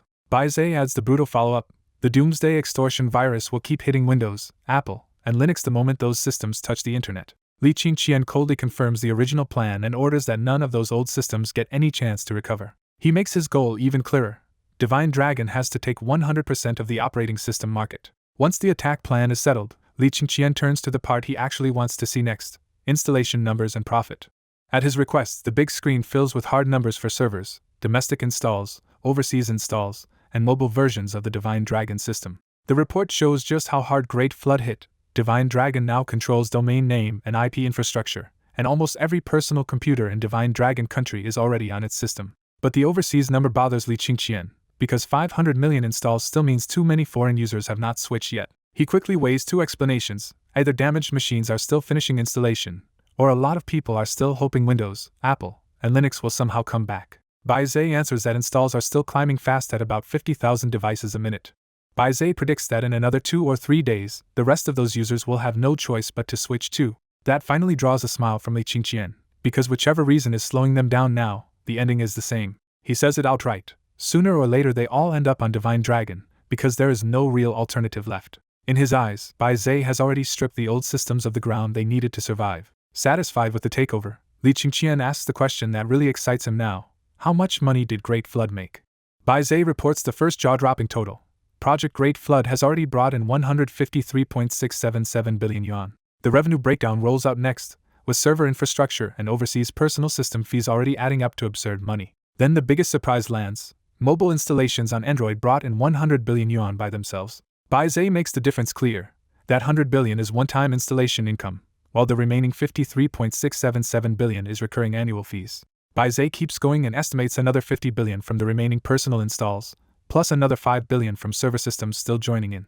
The total hits Li Qingqian hard enough that he actually gasps, because Great Flood alone can reach roughly 208.6 billion yuan. What really shakes him is the next thought: if Divine Dragon keeps control, the operating system business alone can keep printing around 100 billion yuan every year. For a moment he understands exactly why every giant company fights so viciously to monopolize a field. He even sees how much worse it could get if he raised prices, and the thought of pushing that profit toward 200 billion yuan unsettles him. He has to deliberately steady his mind with focus and rational thinking before the shock of that profit passes. Once he regains control, his conclusion turns hard again. He has to keep an iron grip on the internet and operating system sectors, or that yearly fortune disappears. He also knows money this big invites revenge, so beyond personal success, he needs enough force to protect what he just built. He is certain Windows and the others will not swallow a loss like this quietly, and will look for a way to strike back. A glance at his stamina points gives him confidence about one thing at least: his own life is secure. But that confidence only goes so far, because protecting himself is not the same as protecting the whole company. That is when he hits the real weakness in Divine Dragon's rise. All his unbeatable software still depends on someone else's hardware. If hardware manufacturers block the Divine Dragon system at the chip level, his software empire could be cut off at the root. For Divine Dragon Country, he sees the real choke point clearly: chip production is still the biggest bottleneck. Now that he finally has enough money, Li Qingqian makes his next strategic move and puts photolithography machine development on the agenda. 3 days later, the story jumps to Windows, where the new President Rafe stands in a tense conference room trying to salvage a disaster. By this point Seisha is already gone, fired by the board and sued so badly that lawyers think he could effectively die in prison. On the main screen, Rafe is shown the first real bit of hope: a functioning Windows interface is finally running again. Engineer Susan explains the key idea behind that breakthrough: the virus can rewrite system files, so they plan to make Windows uneditable by burning it directly into ROM. If the system lives in ROM, she says, the Doomsday Extortion virus should have nothing to tamper with. Rafe latches onto that answer instantly and even promises Susan a promotion to CTO if she can make it work. The reason he sounds so desperate is simple. He knows if he fails here, the board will happily throw him away just like Seisha. Susan immediately warns him that the fix is ugly, starting with the fact that users would have to buy new ROM hardware just to use Windows again. That price hurts even more because Divine Dragon users do not need to buy extra hardware, and once people started paying to keep their data safe, many discovered the new system was simply better. Online opinion has already turned savage, with foreign users praising Divine Dragon and mocking Windows, Apple, and Linux as outdated junk. Susan's second problem is that once Windows is fixed into ROM, updating it later becomes painfully difficult. Rafe waves that off, because right now he is not chasing elegance or profit, he is just trying to keep Windows alive. Susan's third warning cuts even deeper. If the ROM version never slows down and resists viruses, users could keep one purchase forever and Windows would lose most of its upgrade money. Rafe still accepts it as a temporary answer, because a wounded company can worry about business models later if it survives long enough. As soon as Susan leaves, Rafe's smile vanishes and he admits to himself that ROM is only a stopgap. What Windows really needs, he knows, is antivirus software strong enough to kill the Doomsday Extortion virus outright. Then the old landline on his desk rings, a jarring reminder of how badly the virus wrecked ordinary communication outside Divine Dragon Country. The man on the other end explodes in anger, cursing Divine Dragon software, calling Li Qingqian a terrorist, and raging that the virus destroyed the old global order. When the shouting finally circles back to business, Rafe carefully explains that Windows can run again through ROM, but only with serious limits. Instead of being discouraged, the assistant praises the breakthrough because a working Windows system is enough to support a bigger strategy already taking shape. The caller immediately asks the next practical question too: can the same ROM method be used to make phones work again? When Rafe says yes, the assistant orders mass production at once and gives him just 2 months to prepare 500 million ROM units with Windows installed. The first 1 million units are reserved for internal security, because the Sunset Empire refuses to let its own military and sensitive systems touch Divine Dragon's network platform. That is when Rafe finally understands the scale of what is coming. This is not just technical recovery anymore, but the opening move of a national counterattack. After that call, the same quiet orders spread to Apple, Google, Linux, Intel, Qualcomm, ARM, 5-star company, and a wider ring of tech firms tied to systems and chips. All of them begin moving in silence, waiting for the real command while pretending nothing is happening on the surface. Chip factories quietly drop other work and switch their lines over to producing ROM at full capacity. At the same time, Intel, Qualcomm, and ARM secretly start modifying instruction sets and drivers for the next phase of the plan. Once those updates are pushed, even devices that already installed the Divine Dragon system can be blocked from the hardware level and fail to boot at all. By the end of the chapter, the countercurrent is fully visible. The Sunset Empire is preparing to crush Divine Dragon software in one decisive strike. Tianyi High suddenly turns into a major event site because Director Gue is personally coming to award Li Qingqian the Provincial Medal of Courage. The city takes the ceremony seriously, so education officials, department heads, and principals from other schools all fill the venue. Principal Wang Lingbo is thrilled but visibly panicked, because the ceremony starts in minutes and Li Qingqian still has not arrived. He keeps pulling out his phone to call, but Li Qingqian's status now feels so high that even the principal does not dare rush him. After Divine Dragon Software beat the Doomsday Extortion virus and reportedly earned nearly 200 billion yuan, nobody at school sees Li Qingqian as an ordinary student anymore. At last an ordinary car stops at the gate, and Wang Lingbo hurries over the moment Li Qingqian steps out. Wang Lingbo welcomes him like the hero of the day and blurts out that every leader is already waiting for him. Li Qingqian stays relaxed, points out there is still time, and tells the nervous principal to just walk faster. When Li Qingqian reaches the stage, Director Gue personally waves him to the seat right beside him in the center row. Li Qingqian realizes the seat is even closer to Director Gue than the police chief's place, and he feels the arrangement is almost too much. Director Gue cuts off any refusal and tells him bluntly that the star of the day belongs in the middle of the honored seats. With every leader smiling at him, Li Qingqian can only thank them and take the seat. The students below the stage stare up in raw envy, because in Director Gue's eyes Li Qingqian clearly outranks everyone else there. Some boys are already talking like his software skills are world number one, and that learning even 1% from him would make them rich for life. When rumors of Divine Dragon Software making 200 billion spread through the seats, the envy turns almost delirious. A few boys even joke bitterly that they would gladly become Li Qingqian's lackeys, only to admit people like them probably do not even qualify. The girls are not calmer either, because now they all wish Li Qingqian would notice them, remember them, or somehow choose them. Even Li Qingqian's own classmates sink into regret, wishing they had treated him well before he became untouchably important. Some girls in Class 5 regret even more sharply, because they never paid attention to him before and now can only imagine what they missed. Jian Qingli sits quietly in the crowd with a private, proud smile, because unlike the others, she knows she already has a secret tie to him. Ding Ling simply looks at Li Qingqian with warm pride and thinks how proud she is of him.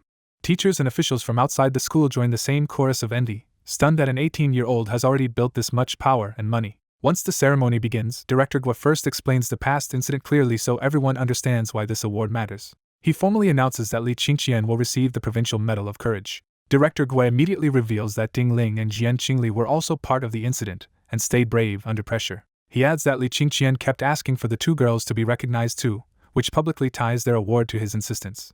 After deliberation, the city gives Ding Ling and Jian Qingli a city-level medal worth 10 extra points on the college entrance exam.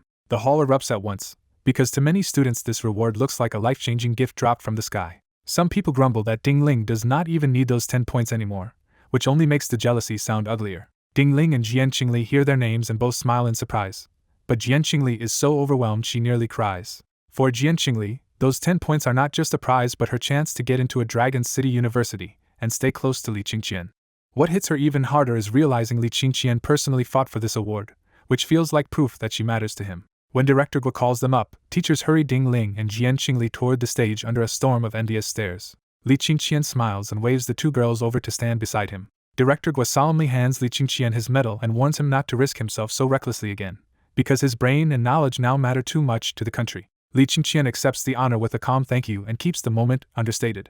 Then the highest-ranking Tianyi city official, Xu Wen, personally presents Ding Ling's award and praises her as brave proof that women are not inferior to men. Hearing that praise from such a high-ranking official leaves Ding Ling embarrassed and deeply moved. Chief Zhao gives Jian Qingli her award too and praises her for staying brave and fearless. Then all three recipients turn toward the crowd together, shining so brightly under the sun that the envy below almost boils over. Li Qingqian draws the most attention of all, because standing between the two girls with that calm, confident smile makes him look even more dazzling. Students below the stage can only stare and complain that people who already have wealth and direct admission somehow still took the most coveted rewards too. After the photo-worthy moment ends, Ding Ling and Jian Qingli carry their awards back to their seats while everyone keeps watching them. Li Qingqian also returns to his seat, and the host moves the event along by inviting Director Gue to continue with his speech. That night, the story cuts hard from public glory to danger as Zhang Tianling appears outside Divine Dragon Software Company looking exhausted, disheveled, and full of hatred for Li Qingqian. She curses Li Qingqian as a black-hearted devil, because the fake brainwave coding she stole and sold triggered a disaster that destroyed her life. After she sold that stolen fake technology to Windows, Apple, and Google, Li Qingqian found their hidden servers, wiped their data, and transferred out their assets. The three companies lost hundreds of billions and immediately put Zhang Tianling on the dark web wanted list to vent their fury on her. She had once dreamed the commission would let her retire, live normally, find a partner, and travel the world, but that future vanished overnight. Her bank account was frozen too, and only a sudden warning on her phone kept Seisha from killing her earlier. She knows Li Qingqian was the one who warned her, so she sent him a distress message, but no reply ever came.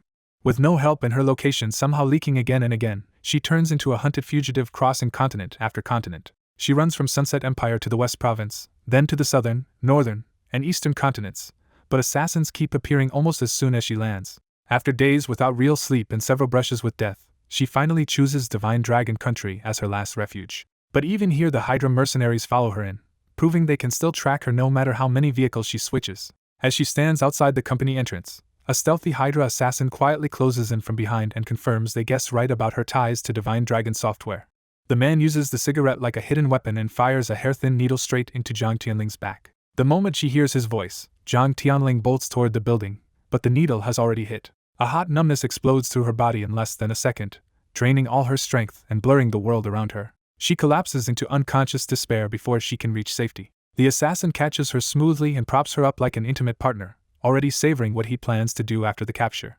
A getaway car is waiting at the roadside, and the dark-skinned Hydra driver looks at her with the same filthy anticipation. At that exact moment, an ordinary car pulls up nearby and Li Qingqian finally returns to the company after an exhausting day. He looks drained because the ceremony lasted 3 long hours, and Director Guo still kept him afterward to meet one person after another until it was already 11 p.m. The instant Li Qingqian sees the stealthy man carrying Zhang Tianling past him, the quiet roadside turns into a trap for everyone involved. The stealthy assassin keeps his face steady, but inside he goes tense because Li Qingqian's face is famous on the dark web. There is even an anonymous 1 billion yuan bounty on Li Qingqian's head, so this chance encounter suddenly looks very tempting. The Hydra driver recognizes him too and casually shifts his right hand away from the wheel toward his crotch, where a hidden weapon is likely waiting. Still pretending to move with the music, the driver sends silent hand signals to his partner and asks whether they should kill Li Qingqian too. In a house across from Divine Dragon Software, Sha spots Hydra's men finally moving and eagerly alerts his boss. Corgi looks gentle on the outside, but through the sniper's scope he watches Li Qingqian with a killer's cold focus. Even with a 1 billion yuan bounty on Li Qingqian, Corgi quietly orders Sha to prepare to run instead of shoot. The two assassins had once thought Li Qingqian was an easy target, because he came to work openly with no visible bodyguards. Then they realized the whole street was fake ordinary life, packed with disguised soldiers watching every angle. 5 days earlier, they saw a suspicious stranger ask around the company, and 10 minutes later that man vanished for good. After seeing that happen again and again, Corgi decides the bounty is not worth dying for. Sha gets greedy and argues they should use Hydra's attack as cover for one perfect shot at Li Qingqian. Corgi stops trying to save him, walks out alone, and leaves Sha with his greed and a loaded rifle. As soon as Corgi is gone, Sha grabs the rifle himself and aims at Li Qingqian's head. At the company entrance, Li Qingqian notices the woman being supported is Zhang Tianling. Using his smartwatch and bone conduction earpiece, Li Qingqian quietly asks Bai Zhe what is happening. Bai Zhe identifies the man holding her as Falcon from Hydra and warns that Zhang Tianling was just hit with a tranquilizer. The warning gets worse when Bai Zhe points out Falcon's partner, Charcoal, waiting in the gray car to Li Qingqian's right. Charcoal gets out and starts walking toward Li Qingqian, treating his own body as the weapon if guns are too hard to use here. Li Qingqian keeps walking toward the building as if he never noticed either assassin closing in. Then the quiet street suddenly fills up, and the fake calm around the company snaps into a live security net. One hard look is enough for Falcon and Charcoal to realize these are not civilians at all, but trained soldiers surrounding them. Charcoal instantly gives up on the kill and turns back toward the gray car, knowing an attack on Li Qingqian now would be suicide. Falcon tries a smoother escape, pretending Zhang Tianling is just his drunk girlfriend and steering her toward the roadside. When Falcon thinks he is about to slip past, Li Qingqian finally turns his head and stares straight at him. From the sniper room, Sha settles his finger on the trigger and waits for any clash that will give him a clean shot. Li Qingqian steps in, blocks Falcon's path, and demands that he let Zhang Tianling go. Falcon tries one last lie and claims Zhang Tianling is his girlfriend, hoping to avoid a direct fight. Li Qingqian tears the mask off in one sentence by calling him Hydra's Falcon and giving him a final warning. The moment Falcon realizes he has been fully exposed, fear takes over and he drops Zhang Tianling to run for the car. Li Qingqian catches Zhang Tianling and decides to save her anyway, even knowing she once acted as a commercial spy against him. He remembers that Zhang Tianling's spying backfired so badly it ended up handing him huge technical and financial gains, which is why he is willing to pull her back alive. Before Falcon can get away, a man dressed like a night runner slams into him and drags him to the ground. Falcon struggles to break free, but the runner stubbornly keeps him pinned long enough for the security team to arrive. Under Security Captain Jingjing's command, Falcon is firmly restrained on the spot. Watching Falcon get caught, Charcoal drops all loyalty, starts the gray car, and thinks only about saving himself. But the escape fails almost immediately when the car begins shaking at the intersection and dies under him. Charcoal jumps out ready to run, only to be blinded by floodlights and surrounded by guns from the dark. With more than 200 people locking down the road, Charcoal is ordered to surrender, and the trap around Li Qingqian is fully revealed. From his sniper nest, Sha goes ice cold when he sees how deep the security deployment really is. He finally understands Corgi was right. Even a successful shot would only leave the shooter dead on the spot. Cursing Corgi for not warning him harder, Sha decides this chaos is his best and only chance to slip away. The second he tries to leave, 3 submachine guns swing out of the dark and cut off every exit. Sha lifts his hands in despair and sees the real shock waiting for him. Corgi was captured first and brought here gagged and cuffed. The guard sees the sniper rifle, and a joking remark makes it clear they were waiting to see whether Sha would dare fire it. Then the captain drops the cruel truth. The bullets in the rifle had already been swapped, and pulling the trigger would have blown Sha apart instead of killing Li Qingqian. Corgi is shattered when the captain reveals the security side had been inside their operation from the moment they entered the country, and even replaced the ammunition personally. The final twist is even colder. These two were left alive as bait, but no bigger fish came, so the captain orders the team to withdraw with both prisoners. Outside the company, Li Qingqian catches the limp Zhang Tianling against his chest and quickly realizes she is drugged with anesthesia, not dying. Since the anesthetic will wear off on its own, he decides to take her inside instead of sending her elsewhere. As he escorts her in, Director Gua sends a brief message thanking him for the information. That message ties back to Li Qingqian's earlier precautions. He had already used Bai Zhe to watch Chanyi City's cameras and devices for suspicious strangers near his company. He heads upstairs with Zhang Tianling, and the late-night employees instantly misread the scene. The guys grin like they know exactly what this means, while some of the women look openly jealous that Li Qingqian brought a beauty back himself. In the upstairs studio, Li Qingqian lays Zhang Tianling on the sofa and finally gets a quiet look at her exhausted face. Looking at her, he can't help admitting that her looks alone could disarm almost anyone, which explains why she became such a dangerous commercial spy. A moment later, Zhang Tianling wakes up, sees Li Qingqian watching over her, and her fear suddenly breaks into tears instead of panic. Li Qingqian jokes that she looks awfully moved to see him, and the teasing only makes her feel more wrong. Once she steadies herself, Zhang Tianling turns cold and accuses him of being a devil who nearly got her killed. He fires back that she came to steal brainwave coding technology, and without his help she would have died under Hydra and Alien's pursuit. Zhang Tianling still refuses to yield and snaps that none of this would have happened without him in the first place. Done arguing, Li Qingqian points to the door and says the mercenaries are already arrested, so she is free to leave. That lands badly, because the moment he says leave, real panic flashes across Zhang Tianling's face. She immediately changes tactics, flops back onto the sofa, and declares that since he caused this mess, she is not going anywhere. Li Qingqian deliberately leans into the misunderstanding and says if she wants to stay, he does not mind keeping her company all night. The threat works immediately, and Zhang Tianling jumps up in alarm before blurting out why she truly cannot leave.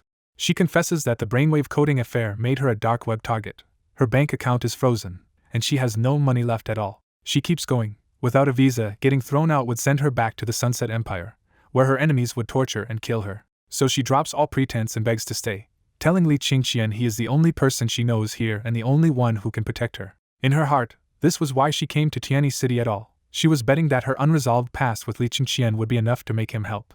Li Qingqian finally says he can help, but only if she gives him something he actually needs in return.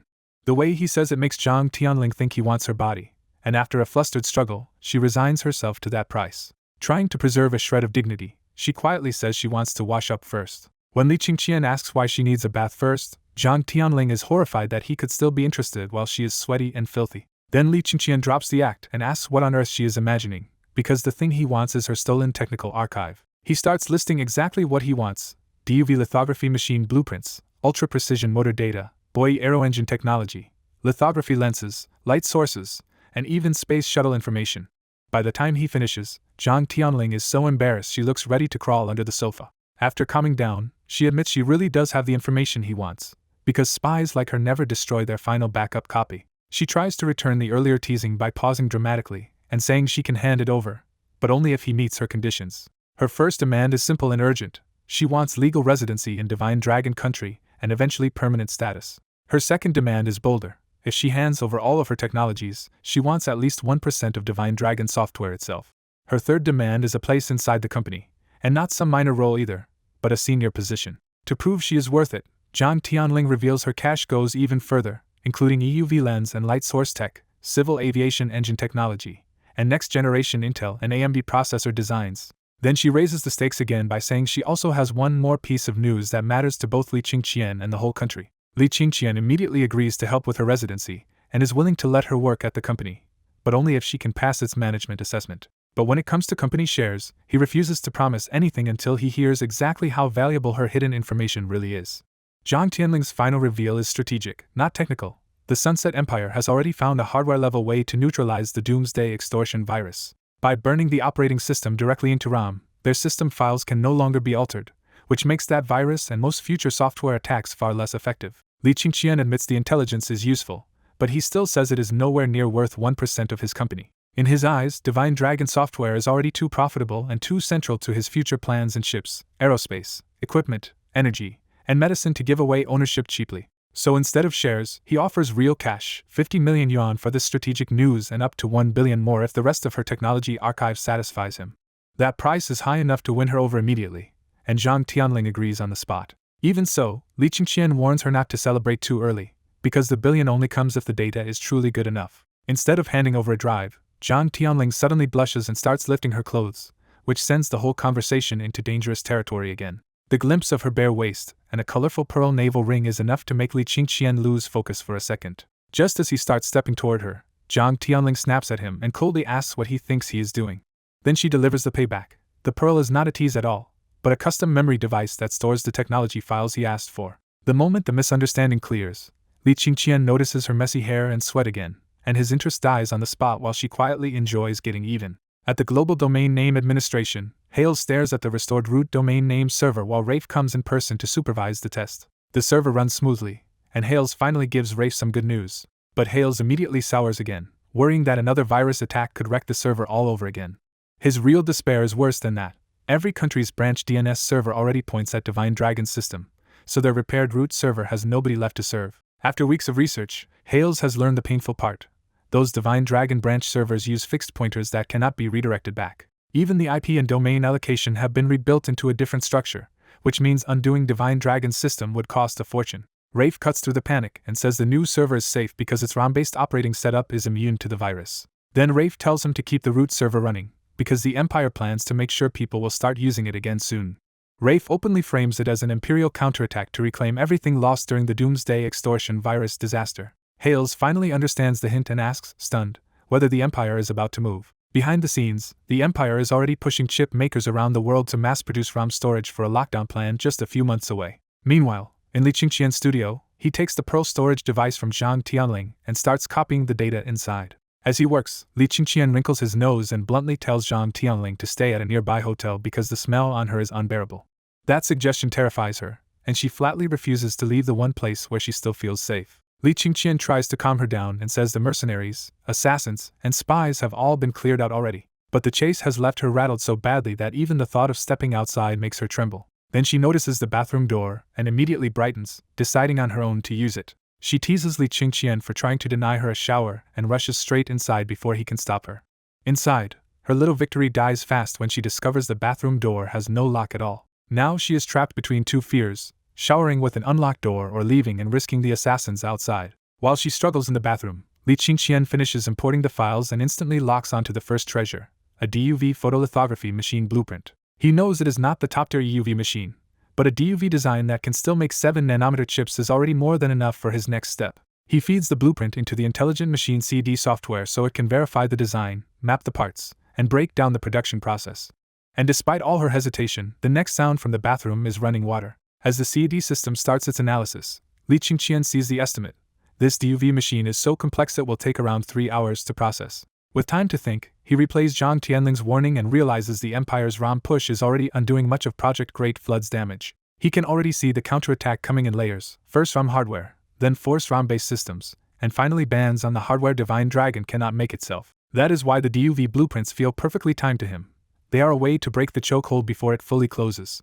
Then the running water tugs at his attention, and he realizes Jiang Tianling really is bathing in his studio. For a moment he wonders if the famous spy is doing this on purpose, because someone who stole such high-end secrets is not the type to act carelessly. He forces his focus back to the data cache and finds even more prized technology packed inside. The files include lithography lenses, high-power light source tech, ultra-precision motors, civil aviation engines, and even a space shuttle blueprint. They are not the world's best versions, but Li Qingqian immediately sees that they are enough to build what he needs right now.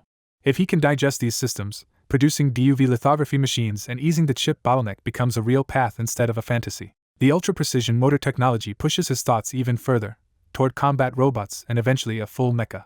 After everything that happened today, he no longer wants to keep relying on other people for protection. His conclusion is blunt: humans can fail or betray, but robots will not. So he quietly commits to making robot technology one of his next major priorities. To shut down the distraction beside him, Li Qingqian activates focus and rational thinking. The skills wipe away his restless thoughts so completely that the water sounds and the shape behind the bathroom door stop affecting him at all. With his emotions flattened into pure concentration, he starts tearing through the technical material at frightening speed. Inside the bathroom, Zhang Tianling keeps watching the door, waiting for Li Qingqian to burst in the way other men always would. But the longer nothing happens, the more her nervousness turns into confusion. She has spent her life seeing men chase after her, so Li Qingqian's complete lack of reaction feels almost impossible to accept. After another 5 silent minutes, her bruised pride flips into a ridiculous explanation. Maybe Li Qingqian is impotent. When that still does not explain it, she spirals into doubting herself instead, wondering if she looks terrible after all the chaos. She decides to check what he is doing for real, but refuses to put her dirty clothes back on. Instead, she slips into a clean male bathrobe, the loose fit hiding her body but not the fact that she is fresh from the shower. When she peeks out, she finds Li Qingqian completely absorbed in the data instead of looking for her. That only makes her more annoyed, because from her point of view he has chosen technical files over her on purpose. So she comes up with a petty little revenge and decides to sneak behind him and scare him badly. She creeps right up behind him without making a sound, thrilled at the thought of catching him off guard. Then she slaps both hands onto his shoulders and shouts, expecting him to jump out of his skin. Instead of startling, Li Qingqian turns toward her with cold, deadened eyes and an expression so blank it barely looks human. That stare hits Zhang Tianling like she has met a ghost, and all her confidence vanishes in a burst of raw fear. She stumbles backward in panic, but the wet floor betrays her and sends her crashing down. At Northern Han's Ministry of Information Technology, Minister Li Dapa faces Rafe with a bitter look because he already knows this visit means trouble. Rafe bluntly delivers the Sunset Empire's order. Northern Han must abandon Divine Dragon's branch domain system and launch a full dedragonization project. He presses harder and says every government, business, and personal computer in the country must switch back to Windows. Rafe dresses the threat up as friendship, claiming this purge will free Northern Han from Divine Dragon's control and somehow improve its security. Li Dapa does not believe a single word, because he knows a plan this good would never be tested on a weaker country first. Seeing he cannot fool him, Rafe drops the pretense and warns that opposing the plan could cost Li Dapa his minister seat. He even claims the ROM devices, system, and software will be sold at cost, as if that proves Sunset's sincerity.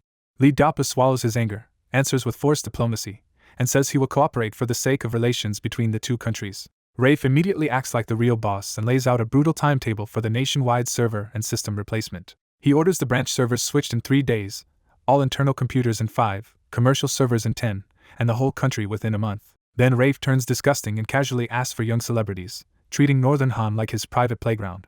After tossing out his orders and his lewd demands, Rafe leaves for the hotel in triumph to enjoy himself while the country obeys. The moment Rafe is gone, Li Dapa's restraint breaks and he explodes in fury at being treated like a servant, and his country's women like goods. But after venting, he forces himself calm and starts calling people in, because Northern Han is too weak to openly resist. Far away in Tiani City's desert, Divine Dragon Software's new headquarters has become a huge construction site, and a temporary factory is already running beside it. Inside that factory, a giant DUV lithography machine is almost complete, its body marked with Divine Dragon Software's logo but still missing one final key part. That missing piece is in Li Qingqian's hands, as he focuses on a nearly invisible sheet of special high-luminosity glass at a nearby workbench.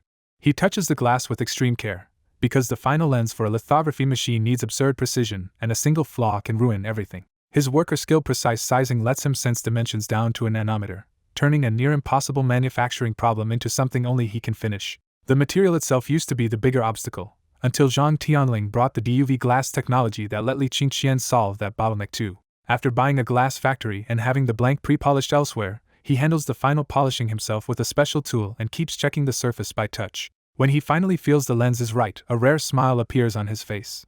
He moves the finished lens into a special cleaner, where it is washed with ultra-pure water before installation. At last the monster machine stands complete, and Li Qingqian feels the weight of the past month hit him as he powers it on. He has burned nearly a month without real rest, used thousands of helpers, and spent 300 million yuan just to bring this one machine to life. Then the audio report comes back clean. The Divine Dragon Model 1 lithography machine has passed self-check and is operating normally. Li Qingqian immediately tells Bai Zhe to begin the planned trial production, because he has prepared the whole line for this moment.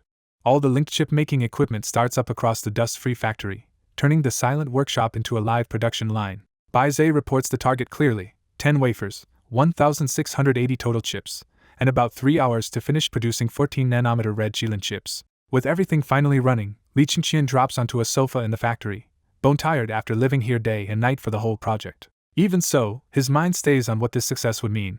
If this DUV machine works, Divine Dragon will no longer have to beg anyone else to manufacture chips. He knows Divine Dragon already has strong chip designers, and the real choke point has always been foreign-controlled manufacturing equipment and process control. That is why he keeps worrying about Sunset's next move, because forcing ROM-based systems into factories all over the world feels like preparation for something bigger than software competition. His guess is grim but practical. Sunset may try to choke Divine Dragon by cutting off hardware supply entirely, but that thought no longer scares him the same way, because if this machine works, Divine Dragon can answer a hardware blockade with its own production line. Then Baizé suddenly interrupts his rest with shocking news. Northern Han's branch domain name server has gone completely offline. For a beat he thinks he misheard, because a single outage could be an accident, but not this kind of report. Baizé confirms that not just one server but Northern Han's branch, all 18 provincial servers, and all 341 sub-provincial resolution servers have been shut down together. That scale makes the answer obvious to him. This is not a malfunction, it is a deliberate national switch. He cannot make sense of why Northern Han would cut itself away from the Iceman project, because that would isolate its websites from the rest of the world. Then Baizé gives the real answer. Northern Han has already brought up a new Windows-based branch resolution server and linked it directly to Sunset's root server. Baizé immediately tests the new setup with the Doomsday extortion virus, but the attack fails on contact. The reason is brutal. The system files are burned into RAM, so the virus cannot modify them and gets detected and erased instead. By the end of Baizé's report, Li Qingqian realizes the real threat. Sunset's ROM-based Windows servers could undo Project Great Flood's advantage and pull countries back under its control. Academician Lin Chu calls Li Qingqian in obvious panic and says a red spot has appeared on the Iceman project map. Lin Chu warns that Sunset is finally moving against the domain name resolution server they wrested away, and he is terrified the whole project will be snatched back. Li Qingqian quickly reads the situation and says Sunset is probably using Northern Han as a live test for its ROM-based server system and related software. He goes further and predicts that if the Northern Han test holds up, Sunset will push that system worldwide by brute force. That forecast hits Lin Chu even harder, and he asks in a shaken voice what they can possibly do now. Li Qingqian says all they can do is unite every ally they can, because this fight has already left the realm of technology and become a political struggle. He ends on a sober note that they can only do their best and wait, and Lin Chu can only bitterly admit he is right. Trying to steady the mood, Li Qingqian says he still believes Divine Dragon will not let them down. Once the Iceman topic stalls out, Lin Chu abruptly asks whether the lithography machine has made any progress. Li Qingqian tells him the DUV lithography machine is already assembled and currently running a test, with the final results still pending. Lin Chu is so shocked he repeats the news back in disbelief, finally realizing Li Qingqian means the machine is truly up and running. His shock turns into a barrage of questions about the exact bottlenecks nobody would sell Divine Dragon country: precision processing, motors, light source, and lenses. Li Qingqian calmly explains that Divine Dragon Software's subsidiaries now make the motor, light source equipment, and optical glass lens themselves. But when it comes to ultra-precision measurement and processing, he only says that part is a secret. Lin Chu does not press further, and instead excitedly says he is coming over today with Mr. Qian from the Integrated Circuits Institute to see the machine himself. After ending the long call, Li Qingqian checks the time, sees there is still a little wait before the chips are ready, and heads outside the factory. At noon outside, he steps into the blazing heat and sees the small desert transformed by automated sprinklers into a rainbow-lit scene that almost looks unreal. Zhang Tianling appears beside him and answers the view with a pointed sigh, saying beauty disappears quickly if nobody appreciates it. Her words come from lingering frustration, because ever since that night when Li Qingqian saw her fully exposed and still treated her with cold indifference, she has been both embarrassed and stubbornly determined to win a reaction from him. Li Qingqian ignores the bait completely, and just asks how she is adapting to her new job. Zhang Tianling answers confidently that the work suits her, because years of training taught her to read people and negotiate. That confidence is earned, because Li Qingqian has been using her to negotiate acquisitions for lithography-related companies, and she has reportedly cut the price by at least half. As they continue walking by the river, Li Qingqian asks whether her residence permit has been handled yet. She lights up and says it is done, which matters to her because staying safely in Divine Dragon was never something she could have secured on her own. She adds that the promised 1 billion yuan has also arrived, and for the first time in a long while she feels both wealthy and genuinely secure. Li Qingqian is satisfied that the deal worked for both sides, so he asks what she plans to do next with her life. Instead of leaving, Zhang Tianling says she wants to keep working at Divine Dragon Software, and teases him with a line that sounds much less professional than it should. Li Qingqian refuses to take the bait again, and only says she is welcome if she can pass the company's internal assessment, keeping his trust carefully limited.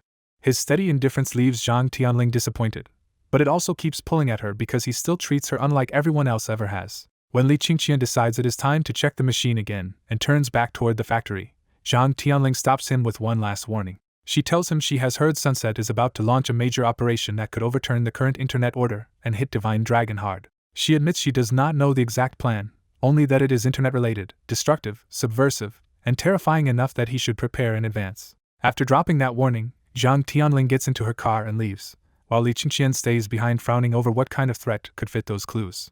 He wonders if it connects to Northern Han but still cannot solve it, so he orders Bai Zhe through his watch to closely monitor Sunset using those exact keywords. Back inside the factory, the machine has stopped rumbling and the automated testing platform is already checking the finished chips. As Li Qingqian arrives, Bai Zhe presents the result. 10 wafers produced 1,680 14nm Qilin processor chips. The next number is the real breakthrough. 1,650 chips pass, giving the test a stunning 98.2% yield. Bai Zhe also breaks down the 30 failed chips, showing the losses came from silicon hardness during cutting and ion injection defects rather than any catastrophic system failure. The report keeps improving, with throughput beating top machines by about 70 more silicon slices per hour, while the exposure effect and light source stay stable. When Bai Zhe confirms the workbench accuracy is within 0.001 mm and says the machine is ready for mass production, Li Qingqian finally lets his excitement show. He immediately tells Bai Zhe to finalize the production process and design blueprint, moving straight from test success to rollout. Still fired up, Li Qingqian posts on Weibo that chip shortages are now history and announces the success of the Divine Dragon Model 1 DUV lithography machine. His post makes an even bigger claim by saying the machine can mass-produce 7nm chips and that the lithography machine itself can also be mass-produced. He attaches only the test data instead of photos or video, which makes the announcement explosive but also leaves plenty of room for doubt. Within a minute the internet erupts, because people can believe Li Qingqian is a software genius, but many struggle to believe a software company just built a world-class lithography machine. The reactions split between hope and suspicion, with some saying they will respect him completely if it is true and curse him if it is false. Others latch on to the most startling part of all, realizing Li Qingqian is not only claiming working chips but claiming the lithography machine itself can be manufactured at scale. Soon after Li Qingqian posts the news, Sunset's intelligence office picks it up, and Supervisor Bob immediately scoffs that a newborn software company could never build an advanced lithography machine. When a staffer reminds him how fast Divine Dragon conquered the software market, Bob still waves it off and insists hardware is different because one genius cannot replace a whole country's industrial chain. He doubles down with open contempt, saying Divine Dragon cannot solve lenses, light sources, or precision motors, and sneering that a 90nm machine is just obsolete trash. At ASML, the same message lands very differently, and Intelligence Vice President Louise goes grim the moment he sees it. Louise warns that if Li Qingqian's claim is real, ASML could be in real danger because Divine Dragon has a history of turning breakthroughs into cheap mass production that crushes prices. That thought immediately drags up another problem.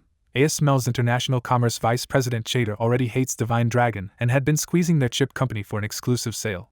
In ASML's International Business Center, a fresh round of talks begins with Chater acting like he already owns the outcome. Chater bluntly raises the price to 600 million yuan per machine, refuses to handle delivery, and says Divine Dragon must come collect the equipment themselves. He makes it worse by demanding full payment upfront and framing the sale as a favor, openly reveling in the fact that Divine Dragon has nowhere else to buy a DUV machine. Huang Jun finally stands up in anger and reminds him they had originally agreed on 300 million, delivery to Divine Dragon, and staged payment after installation and testing. He calls the new terms extortion and demands to see ASML's CEO, refusing to pretend this is normal business anymore.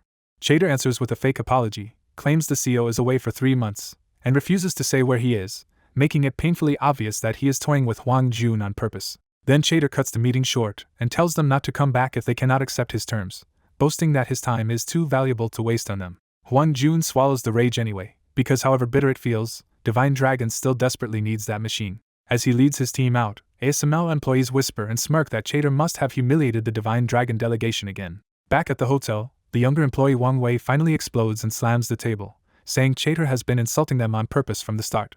Huang Jun stays quiet because Wang Wei's anger is exactly what he felt before reality forced him to endure the same humiliation for the country's chip industry. Another veteran employee bitterly tells Wang Wei to bear it for now, because buying the machine matters more than their pride, and one day this humiliation will be paid back. Just then Huang Jun gets a call from company president Wang He and reports the grim result.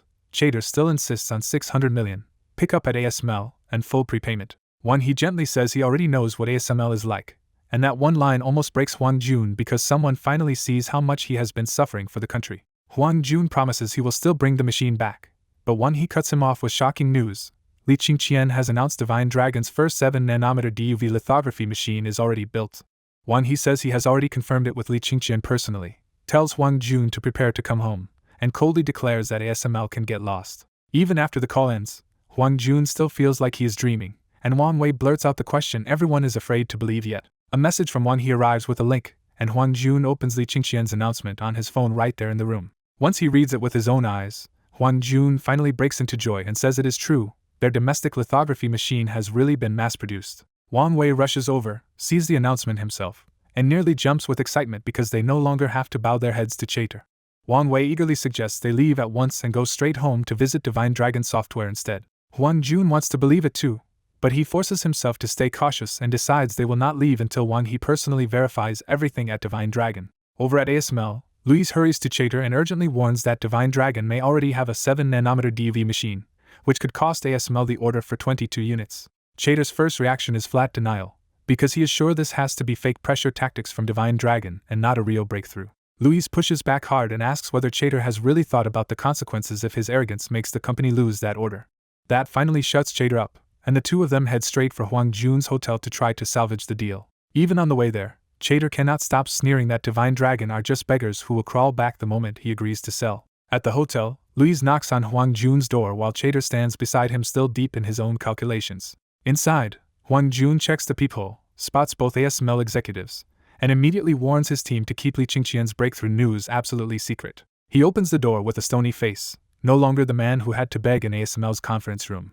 Louise steps in all smiles and greets Huang Jun warmly, while Chater follows behind, suddenly forced into Huang Jun's space instead of the other way around. At Divine Dragon Software's gate in Tianyi City, Li Qingqian freezes when he sees 3 full buses instead of the small research group he expected. Lin Chu jumps off the first bus and skips pleasantries, urgently asking one thing first: where is the lithography machine? When Li Qingqian says the machine is actually in a suburban factory, he also blurts out the question on his mind: why did only 2 institutes somehow turn into a crowd of more than 100 people? The answer arrives with a new face when President Wang Yiji steps off the bus, and Lin Chu introduces him as the head of National Chip Company, and the reason so many technicians came. Wang Yiji shakes Li Qingqian's hand and gets straight to the point.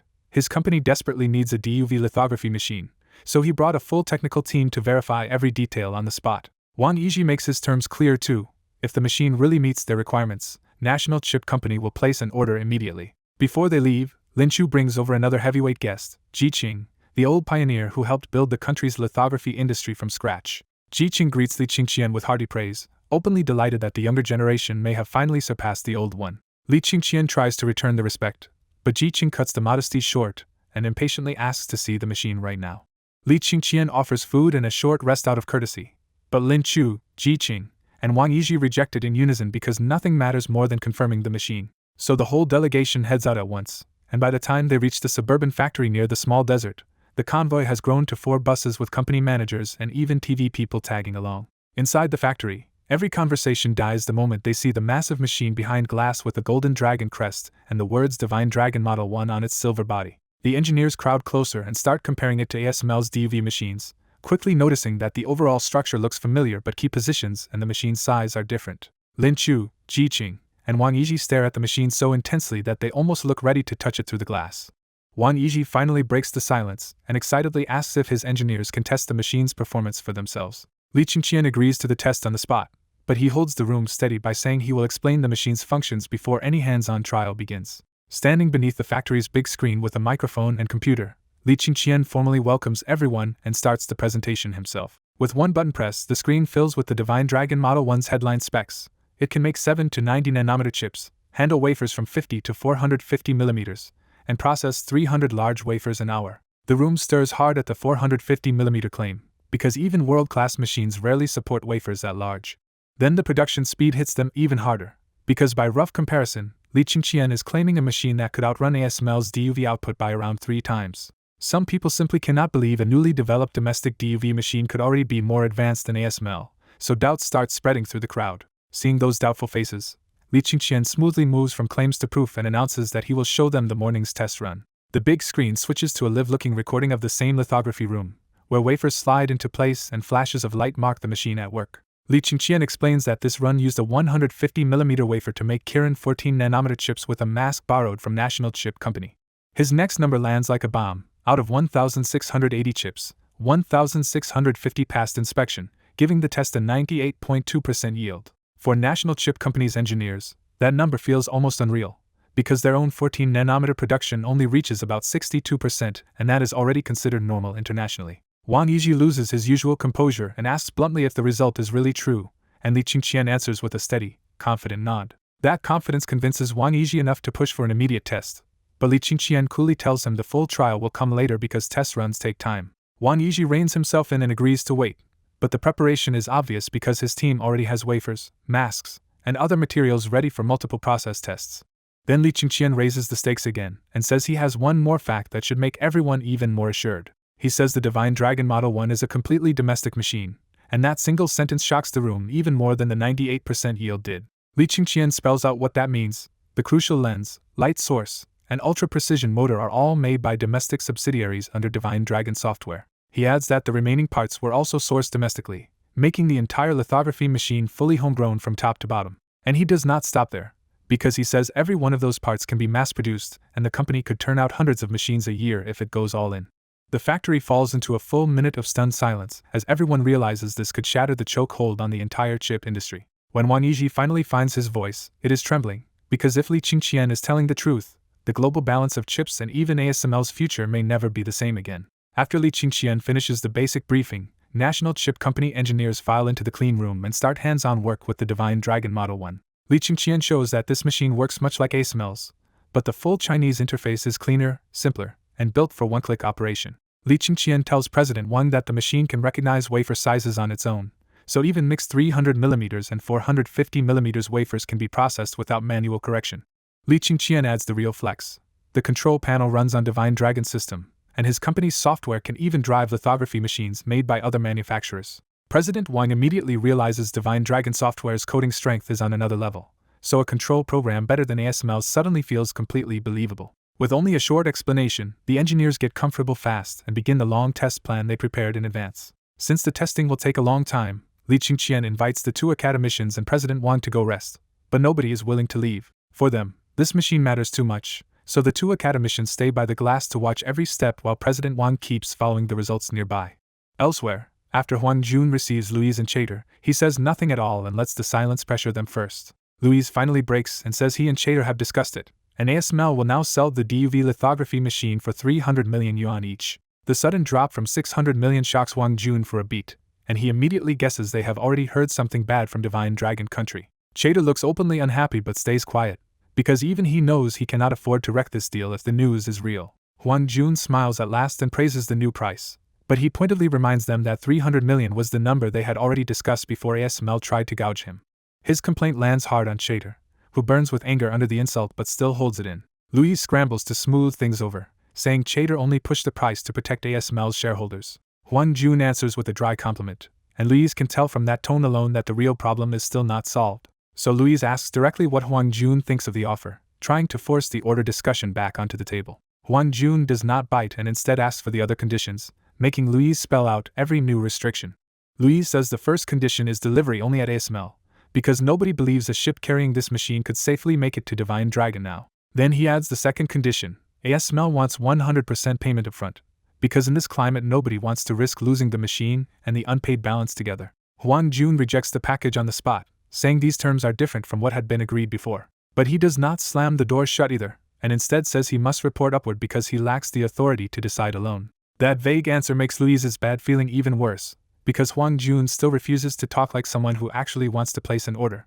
For Chater, the pattern finally clicks too, and the whole situation suddenly feels a little scary. Back in Tianyi City, the Divine Dragon Model 1 finally finishes more than 20 hours of testing, and the results hit even harder than Li Qingqian's earlier claims. The machine reaches 360 pieces of 450mm wafers per hour, beating Li Qingqian's own estimate by 60, and pushing monthly output to a startling new level. The pass rate also comes back stronger than expected at 99.5%, a small-looking increase that becomes huge once production scales into the hundreds of millions. Even after running at full power, the highest measured temperature is only 43 degrees, proving this machine can stay stable for long continuous work. The light source test is just as outrageous, with so little energy loss that the lamp should last at least a full year, more than twice ASML's runtime. President Wang looks exhausted after staying in the factory without real rest, but the better the data gets, the more awake he seems. The test leader goes through the finished report with President Wang and states plainly that this should now be the most advanced DUV lithography machine in the world. Right then, Lin Chu, Ji Qing, and Li Qingqian arrive smiling, finally returning after being pushed to rest for the night. The two old academicians had actually tried to sneak back to the factory before dawn, too restless to wait for the results any longer. Li Qingqian caught them and came along himself, worried that something might happen to them on the way. As they walk in, Lin Chu asks again what Li Qingqian is thinking with the college entrance exam only 5 days away and still no school chosen. Li Qingqian says he still has not decided and wants to wait for his exam results first, because this test is something he insists on doing for himself. Lin Chu warmly promises that no matter what score Li Qingqian gets, the Academy of Sciences will still take him. He makes the real point next. Li Qingqian no longer needs teaching, but their old generation can still stand behind him and block some of the storms coming his way. Ji Qing backs him up at once, making it clear that these two old academicians truly want to protect Li Qingqian, not just recruit him. Li Qingqian feels that sincerity, and he also knows exactly why they are worried. Once his current national projects are done, greedy people may rush in and try to feast on him. Even so, he only thanks them politely and still does not agree to join the Academy of Sciences. Lin Chu sighs at the stubborn answer, but he has already decided he will still help this kid if trouble ever comes. When they reach President Wang, he immediately puts down the report, rushes over, and looks at Li Qingqian with open admiration. President Wang says the tests are complete and the Divine Dragon Model 1 fully meets National Chip Company's requirements. But before making the final call, President Wang says he still needs Li Qingqian to answer a few last questions. Li Qingqian invites him to speak, staying relaxed even with everyone else's nerves running hot. President Wang asks the first critical question straight out. What price is Li Qingqian planning to charge for this machine? Then he pushes to the most practical issue of all, asking about production scale and whether Li Qingqian can prove the light source, lens, and ultra-precision motor can really be mass-produced. At the Divine Dragon factory, Wang Yiji asks the two questions that matter most now, what Li Qingqian will charge, and whether China can truly produce enough machines to stop being held hostage by foreign suppliers. Li Qingqian answers the first question without hesitation and names a shocking tentative price, 200 million yuan for each Divine Dragon Model 1. The room goes tense with excitement because that price is absurdly low for a lithography machine, and Wang Yiji can barely believe Li Qingqian is serious. When Li Qingqian confirms it, Wang Yiji immediately calculates that the same 10 billion yuan budget could buy 50 machines instead of 30, and his composure finally cracks. After apologizing for getting carried away, Wang Yiji pushes for the second answer, and Li Qingqian says Divine Dragon can make about 50 lithography machines a month if it commits full resources. That production figure is enough for National Chip Company, and Wang Yiji's relief is immediate because this means imports may no longer control their future. But Wang Yiji still wants proof of the hardest part, so Li Qingqian spells out the real bottlenecks: the lens, the light source, and the ultra-precision motor. Li Qingqian understands exactly what Wang Yiji is checking for. Only if Divine Dragon truly controls those core parts can the country stop being squeezed by outsiders. He agrees at once to the inspection, but explains that the 3 core component factories are not in Tianyi City. Li Qingqian then hands the next stage to Zhao Na and tells her to escort Wang Yiji's group to inspect all 3 factories. He formally introduces Zhao Na as the person in charge of equipment manufacturing and the future leader of lithography machine production, giving her visible authority in front of everyone.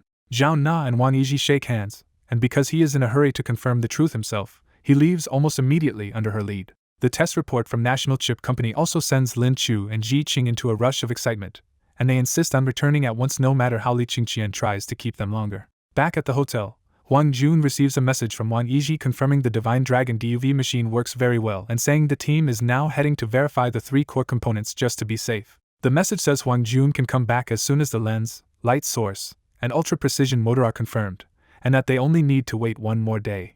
Huang Jun passes the phone around the room, and the whole delegation lights up because domestic lithography finally looks real. Even in that burst of emotion, Huang Jun warns everyone to stay quiet and not leak anything until the last core component check is done. He has already guessed how this ends, so he calmly tells Wang Wei to call the consulate and book their flight home for tomorrow. Right then, there is another knock, and Louise returns with Chater, suddenly all smiles and courtesy after their earlier arrogance. Louise asks whether Huang Jun's company has decided yet, but the anxiety in his eyes gives away how badly ASML wants this order now.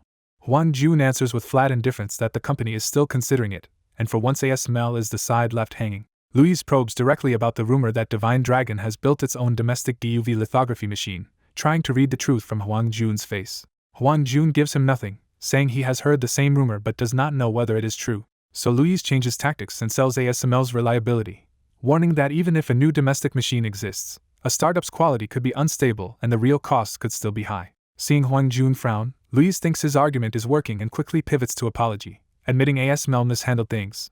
Then Louise looks straight at Chater and makes the real demand clear. If ASML wants to keep the deal, Chater must apologize in person. Chater is furious and humiliated, but with the company already ready to sacrifice him if this fails, he has no choice except to step forward.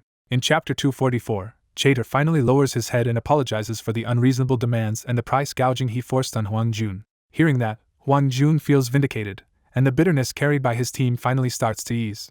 But Huang Jun is not done yet, and he deliberately says Chater spoke too softly, forcing him to repeat the apology more clearly.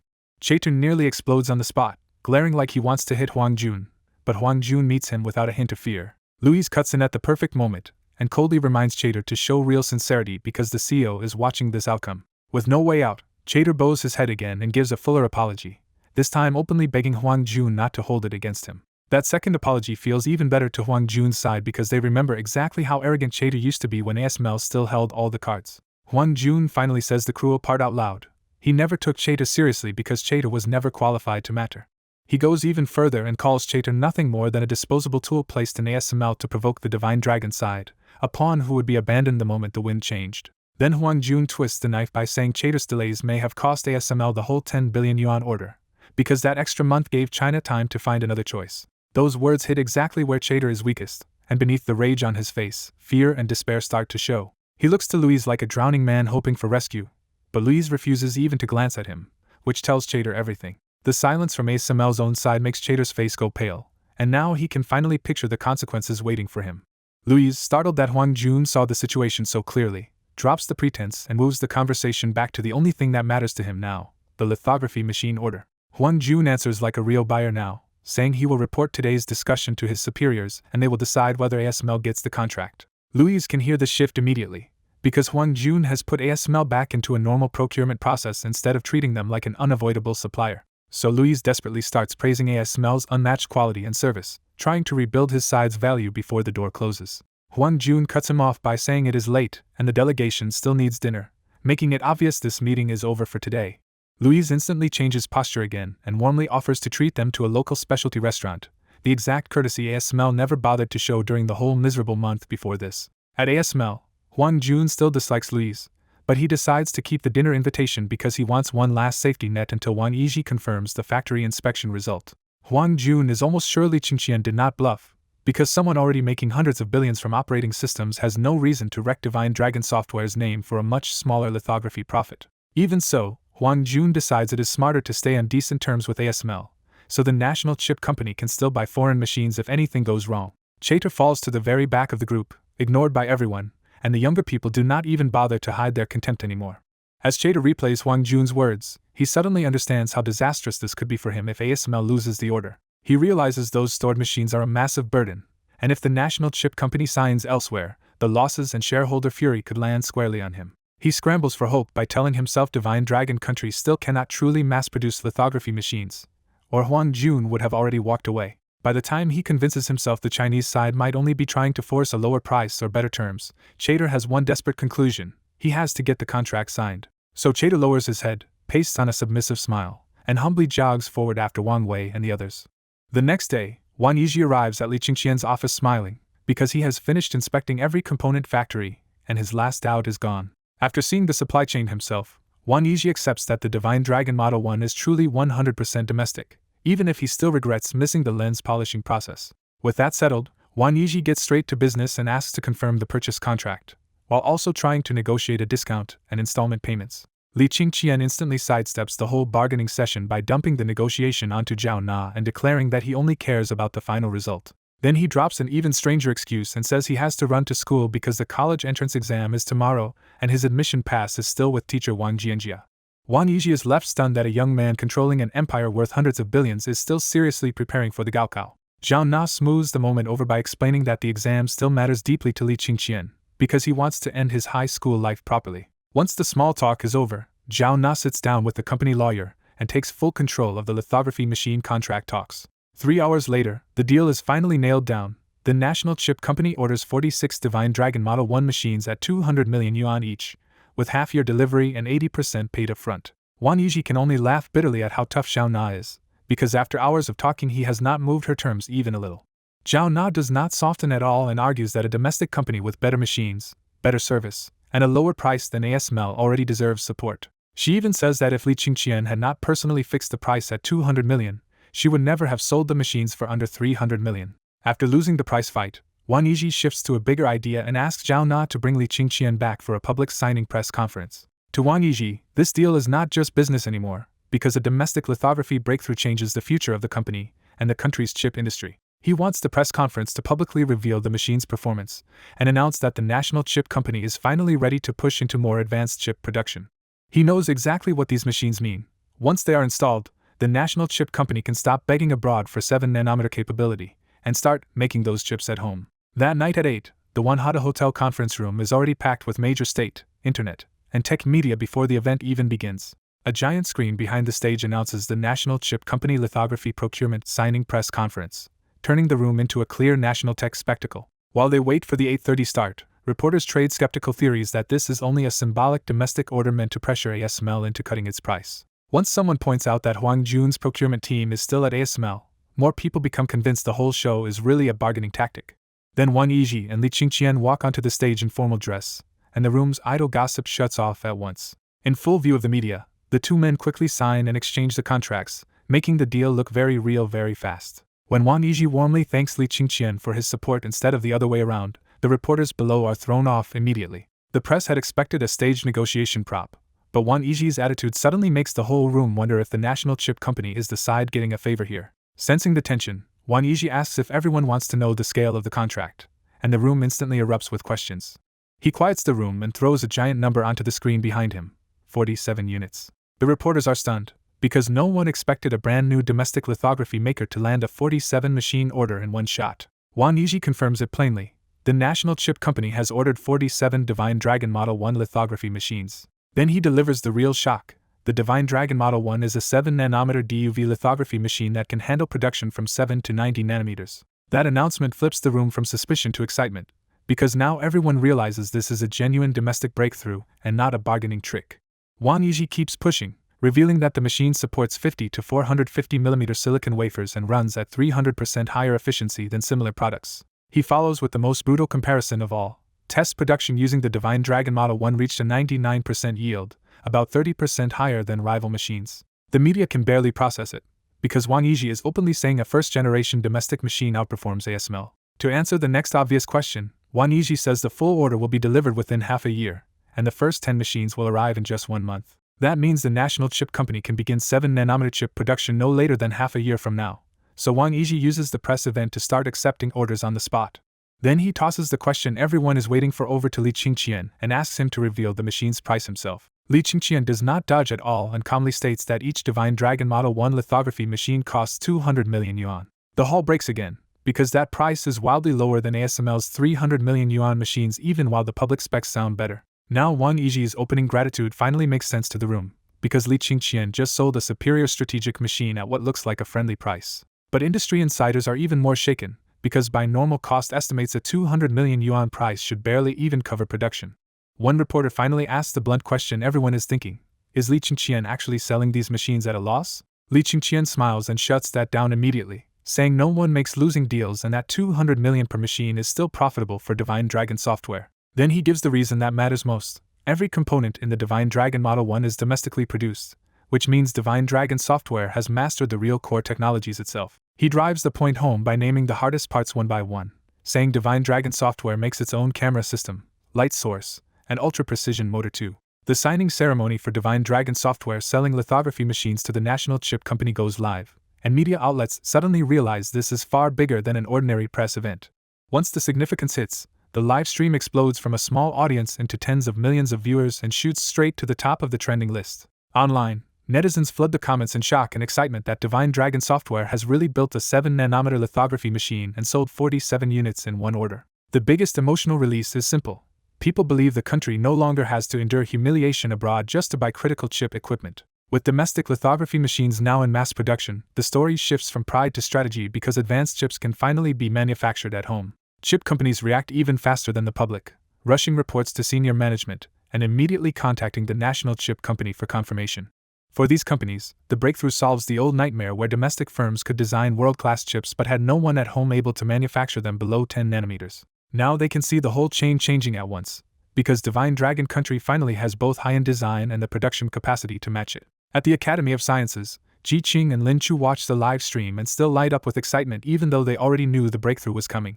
Officials looking at trade data are just as excited, because the country spends trillions importing chips and this breakthrough could slash that burden. Higher-level leaders immediately see the geopolitical value too, saying one more foreign bargaining chip has just disappeared.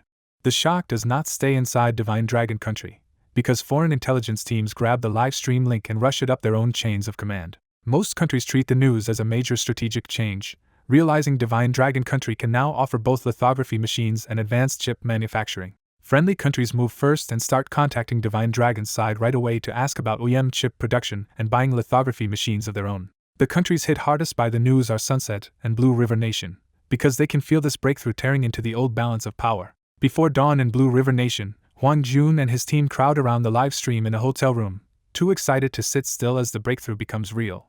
Wang Wei blurts out that it is finally confirmed, and the whole room shares the relief of a deal they had been waiting on for too long. Huang Jun happily points out that buying 47 machines in one shot will double their company's production capacity. The team gets even more fired up when they talk about how Divine Dragon Model 1 is said to outperform ASML in both output and quality. Wang Wei's mood turns sharp when he says he will never have to tolerate ASML's bullying again. He admits he had kept being polite to ASML only because he was afraid the domestic project might fail and they would need to beg for a purchase anyway.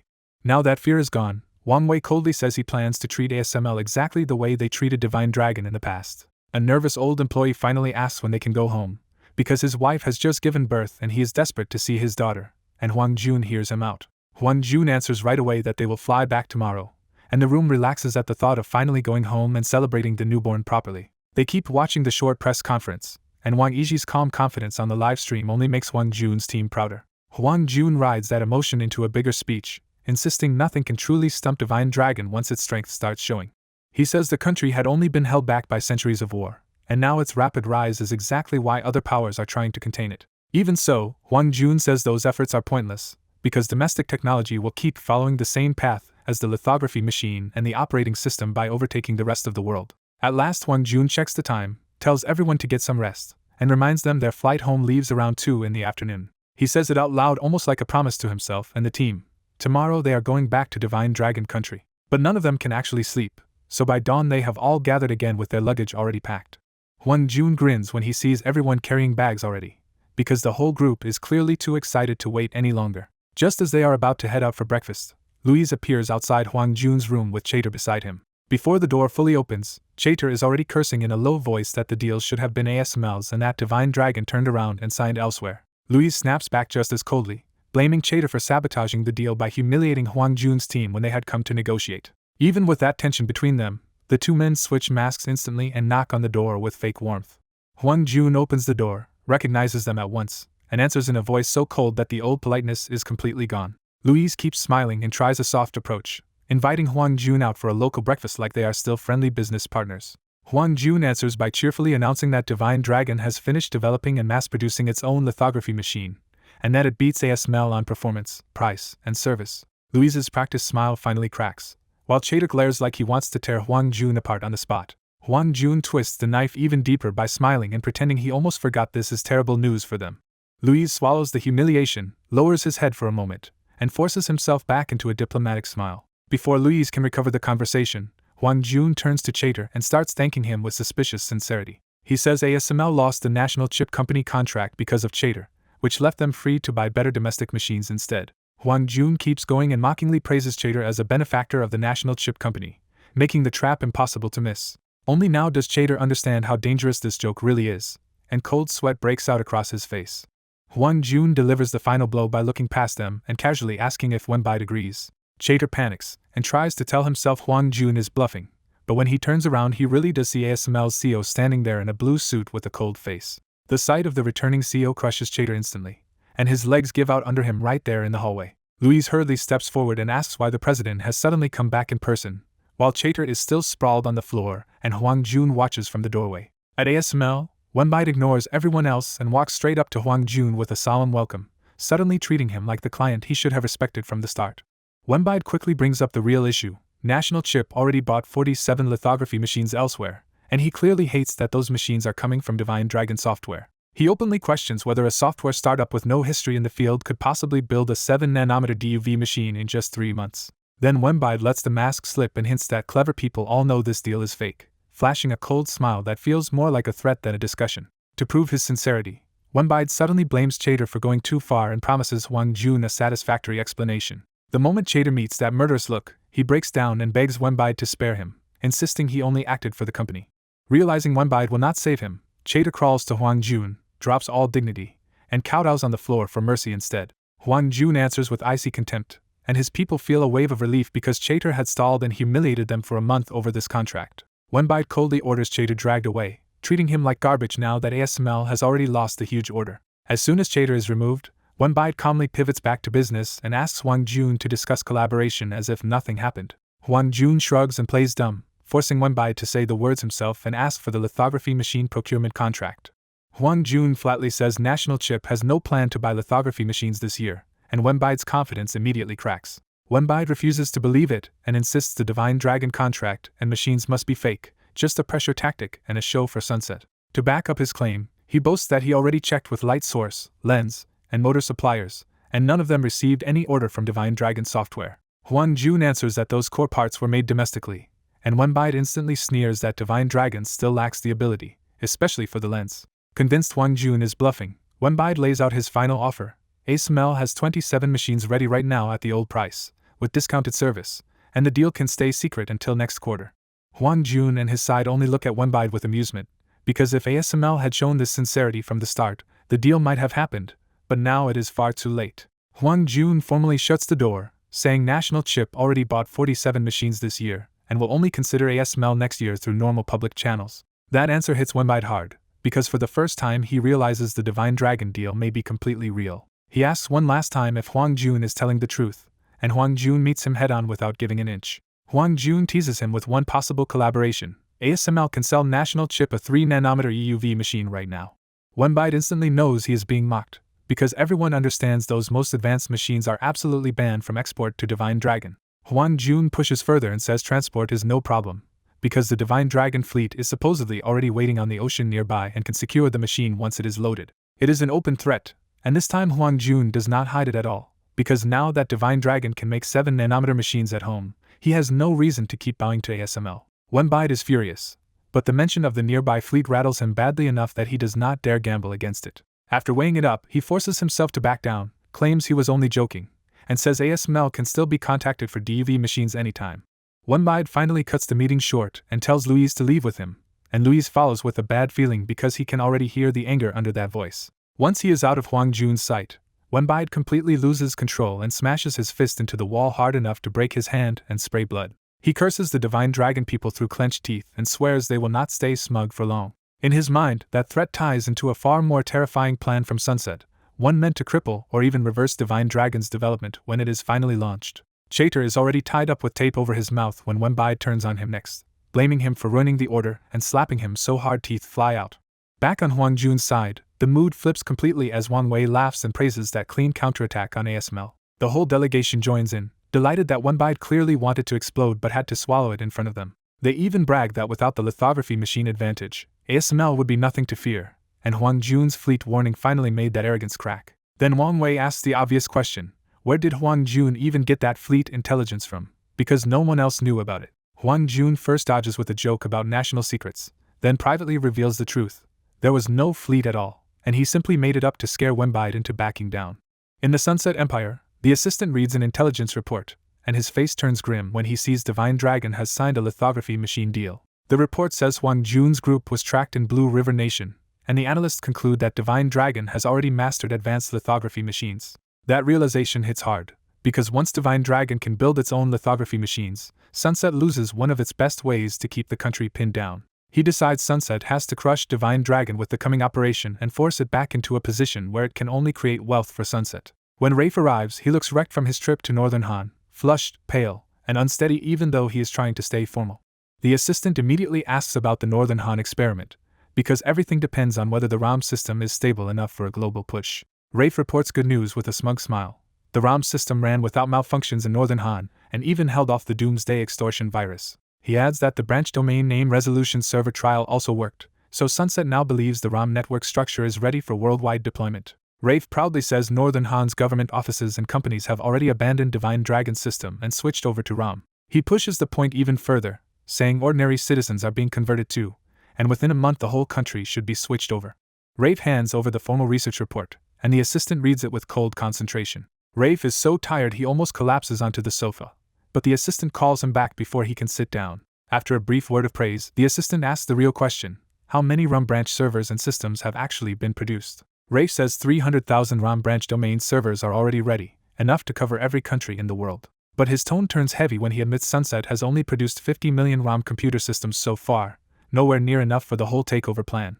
He warns that even if they seize the domain server side, they still cannot replace enough office machines yet, so the plan cannot start safely. Rafe lays out the brutal requirement next. Sunset needs at least 300 million ROM computer systems before the fatal plan can go live. Because the Doomsday extortion virus has wrecked smartphones too, he says they also need 200 million ROM mobile phone systems ready. Rafe estimates it will take at least 1 month to prepare everything, and he urges total secrecy until then so Divine Dragon stays complacent. His eyes turn cold as he says they should let Divine Dragon relax first, then crush it in one blow and reclaim control of the internet.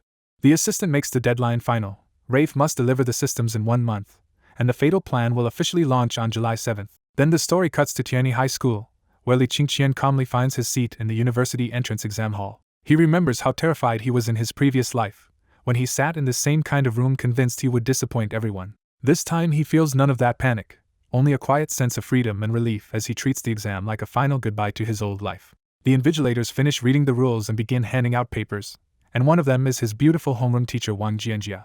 Wang Jianjia is secretly thrilled to see Li Qingqian really came, because if he posts a top score, Tianyi High School will become famous. Li Qingqian smiles back, takes the paper, and immediately realizes the whole test looks easy now. He starts writing at astonishing speed, finishing chunks of the paper while most students are still reading the questions.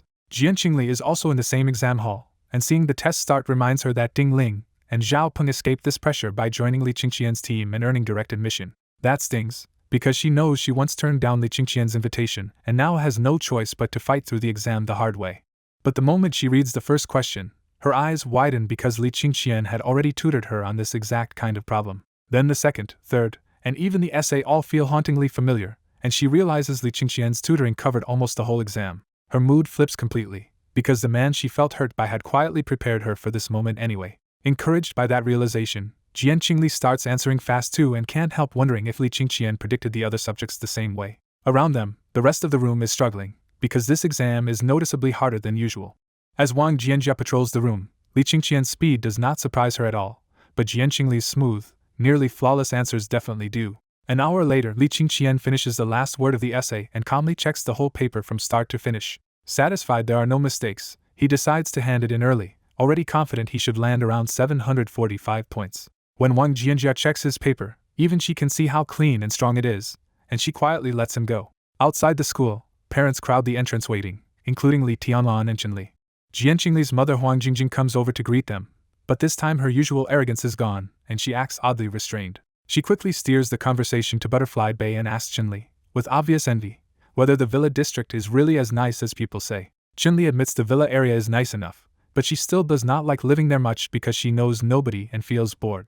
Huang Jingjing immediately suggests moving back, hoping to reopen daily contact and rebuild a useful relationship. Chen Li gently shuts that down, because ever since Li Qingqian became famous, too many people have tried to use her for money and favors.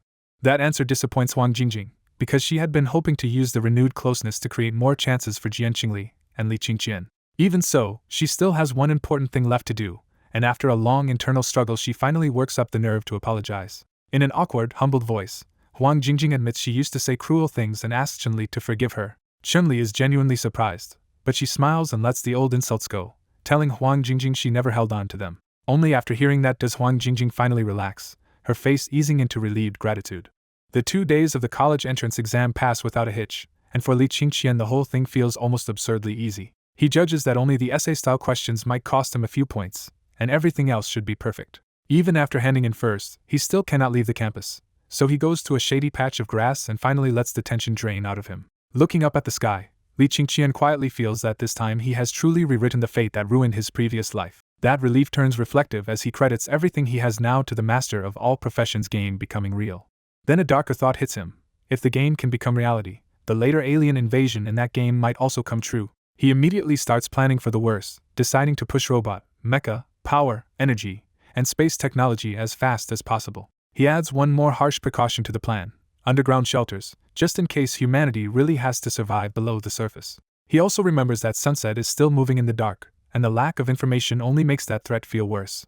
After that, his thoughts settle on the next big step he actually can control: unlocking the university student profession. He knows that profession will let him buy advanced knowledge, formulas, blueprints, and technologies directly with experience points. So before he upgrades, he decides to stockpile as much experience as possible and be ready to buy a flood of high-end tech the moment the gate opens. With the exam pressure finally gone and his plans set, Li Qingqian drifts off right there on the grass. He wakes to Jian Qingli's sweet voice and finds her crouched beside him in a white dress, smiling down at him. Jian Qingli looks especially grateful because the questions felt easy to her too, thanks to the way Li Qingqian had trained her beforehand. After checking the answers online, she already knows she is around 690 points, enough to get into Divine Dragon University if she chooses carefully. Li Qingqian sits up stretching and jokes that he only fell asleep because the pressure vanished all at once after the exam. When he asks how she did, Jian Qingli answers with happy confidence that his teaching worked, and she did very well. Seeing no one close by, Li Qingqian turns shameless and teases her about whether he taught her homework well or taught her posture well. Jian Qingli instantly goes red and scolds him, flustered that if someone hears this, both of them will be in trouble. She quickly says she should leave first because exposing their relationship would affect him badly, and she turns to go. But before she really goes, Jian Qingli checks again that no one else is around, then turns back and shyly whispers that she will meet him at the usual place tonight as a reward. She cannot even finish the sentence before her shyness wins, and she lowers her head and hurries off. Once she gets farther away, Jian Qingli's public mask clicks back into place and her usual cool distant aura keeps other boys from approaching. Li Qingqian's eyes light up and he chuckles as he watches Jian Qingli's graceful figure disappear into the distance. Around him, other boys can only stare and envy the lucky man who might already be with a girl that beautiful. Then Chunli waves from a distance, calling her son over the moment she spots him. Even though she knows he will be fine, Chunli still asks the question every parent has to ask after an exam: how did it go? Li Qingqian grins and says it does not really matter anyway, since admission notices from universities are already waiting at home. That line sounds wildly arrogant until everyone realizes it is Li Qingqian, and then the jealousy around them turns into helpless acceptance.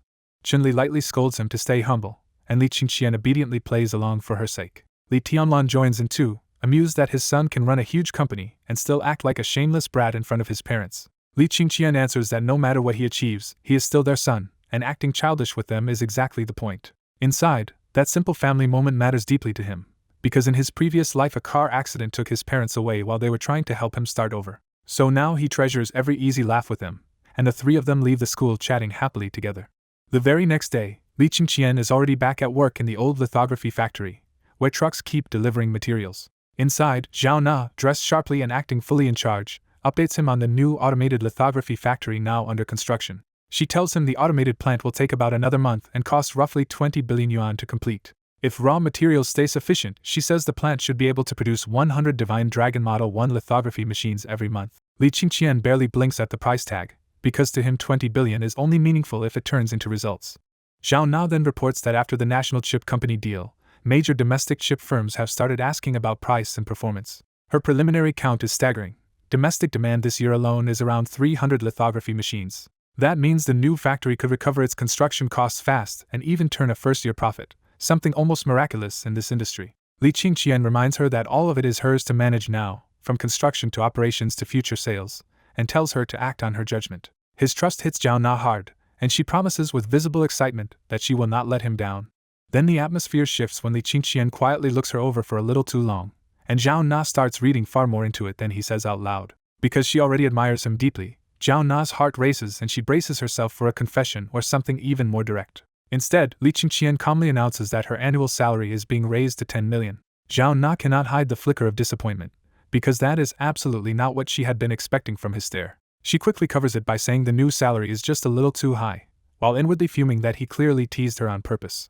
Li Qingqian lets the teasing stop there, confirms the raise, and turns his attention to the workbench instead. When he taps the computer, a huge silver humanoid robot appears on the big screen, and it is so striking that it instantly steals Zhao Na's attention. Li Qingqian introduces it simply as a robot named Guardian, even though in his real plan it is a war machine with far wider uses. Zhao Na can only admire how mighty it looks, and Li Qingqian says the real thing will look even better once it is built. Then the display breaks the Guardian down into precise parts, and Li Qingqian starts pulling matching components from the shelves to assemble the prototype.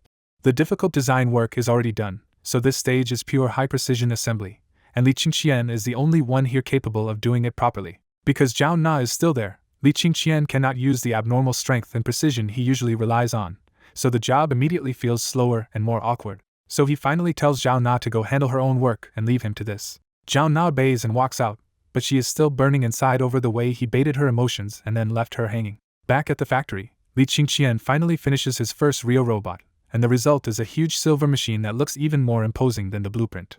He gives the robot a simple name, Number 1, marking it as the first machine he created with his own hands. Number 1 locks onto Li Qingqian's face, recognizes him as its creator, and declares that its first rule is absolute obedience. The first greeting is embarrassing because Number 1 bows politely, and immediately crashes face first onto the floor. A cold report from Baize explains the problem. Number 1's dynamic balance system still needs adjustment, and the robot is basically learning to control its own body from scratch. Number 1 keeps trying to stand, and every failed attempt makes it a little better even as its core temperature shoots upward.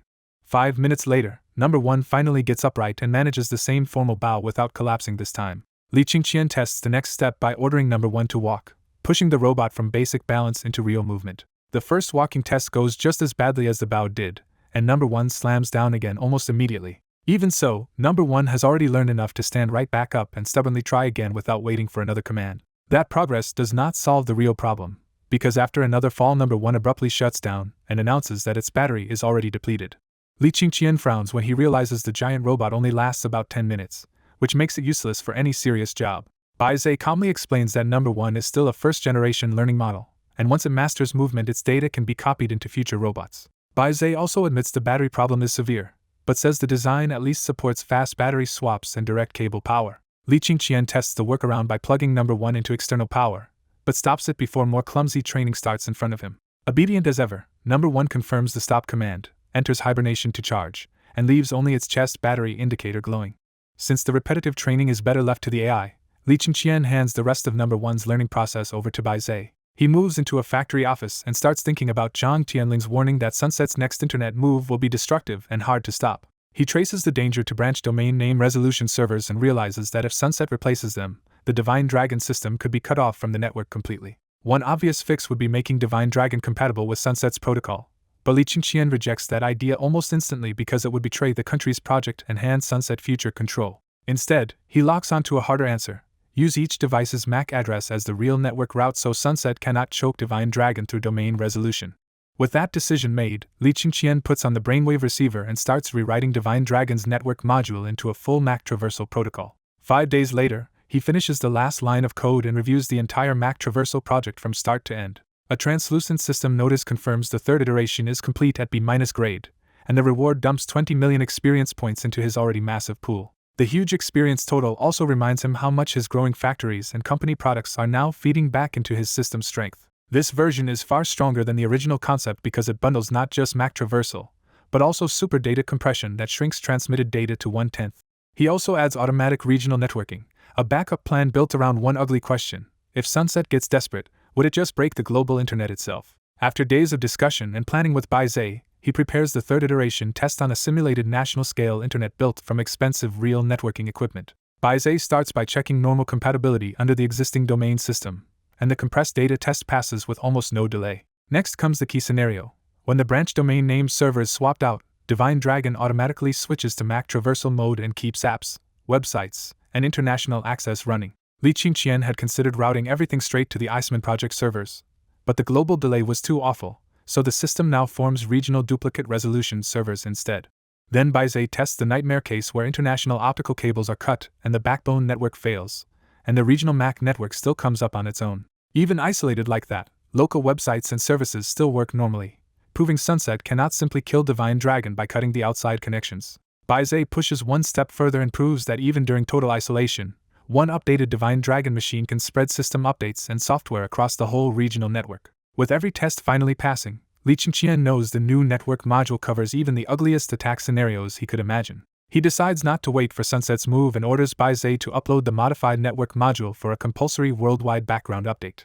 At the Academy of Sciences, academician Lin Chu arrives at the Iceman Project Control Center for his usual check, already carrying a quiet sense of unease. He looks up at the giant map and sees almost the whole world still green, with only Northern Han marked red, which gives him brief relief but not real peace. Lin Chu can't shake the bigger threat, because Sunset has been sending envoys around the world and showing off its fleet while pushing the same agenda everywhere: deeper control over internet security and operating systems. To him, it is obvious Sunset is preparing to seize back leadership over operating systems, domain names, and IP, and he fears the green map could turn red overnight. The project lead answers with the same grave mood and confirms the Iceman project is still serving the world outside Northern Han.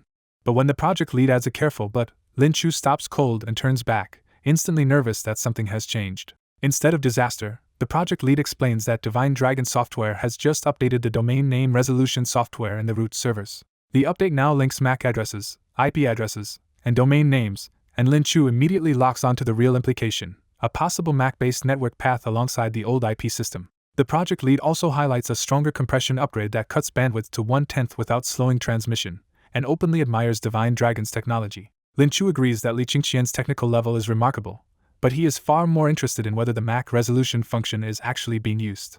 When the project lead says they have not found meaningful MAC-based traffic yet and thinks it may just be a trial, Lin Chu's face falls in disappointment. Walking back toward his office, Lin Chu keeps turning the update over in his head and starts to suspect Li Qingqian may know a storm is coming. He remembers that Li Qingqian already used MAC-based communication during the Doomsday Virus crisis, which makes this update look less like a test and more like preparation for a backup internet path. That suspicion decides it for him, and he finally calls Li Qingqian, also seeing a chance to ask again about university plans. At the same time in the factory, Li Qingqian is testing robot number 1 when Lin Chu's call comes in, and he pauses by Zay's training to answer politely. Lin Chu gets straight to the point and asks why Li Qingqian added MAC address handling to the root domain resolution system.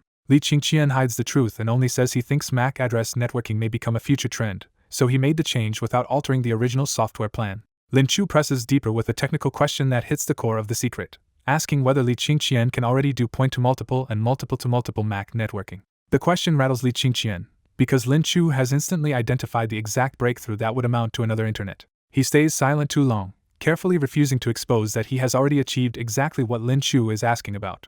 Misreading the silence, Lin Chu gently backs off and even comforts him, saying it is fine if he cannot do that yet and hoping he studies the field further. Li Qingqian quietly accepts the cover that Lin Chu has offered him and thanks him, relieved that the dangerous topic has passed. With the risky subject set aside, Lin Chu shifts to something more personal and asks how Li Qingqian did on the university entrance exam. Li Qingqian only answers that it went alright, because he has been so buried in research, MAC networking, and robot training that he barely thought about the exam at all. Lin Chu takes the opening and sincerely invites Li Qingqian to the Academy of Sciences again, promising full support for any lawful research, business, and even military work he wants to pursue.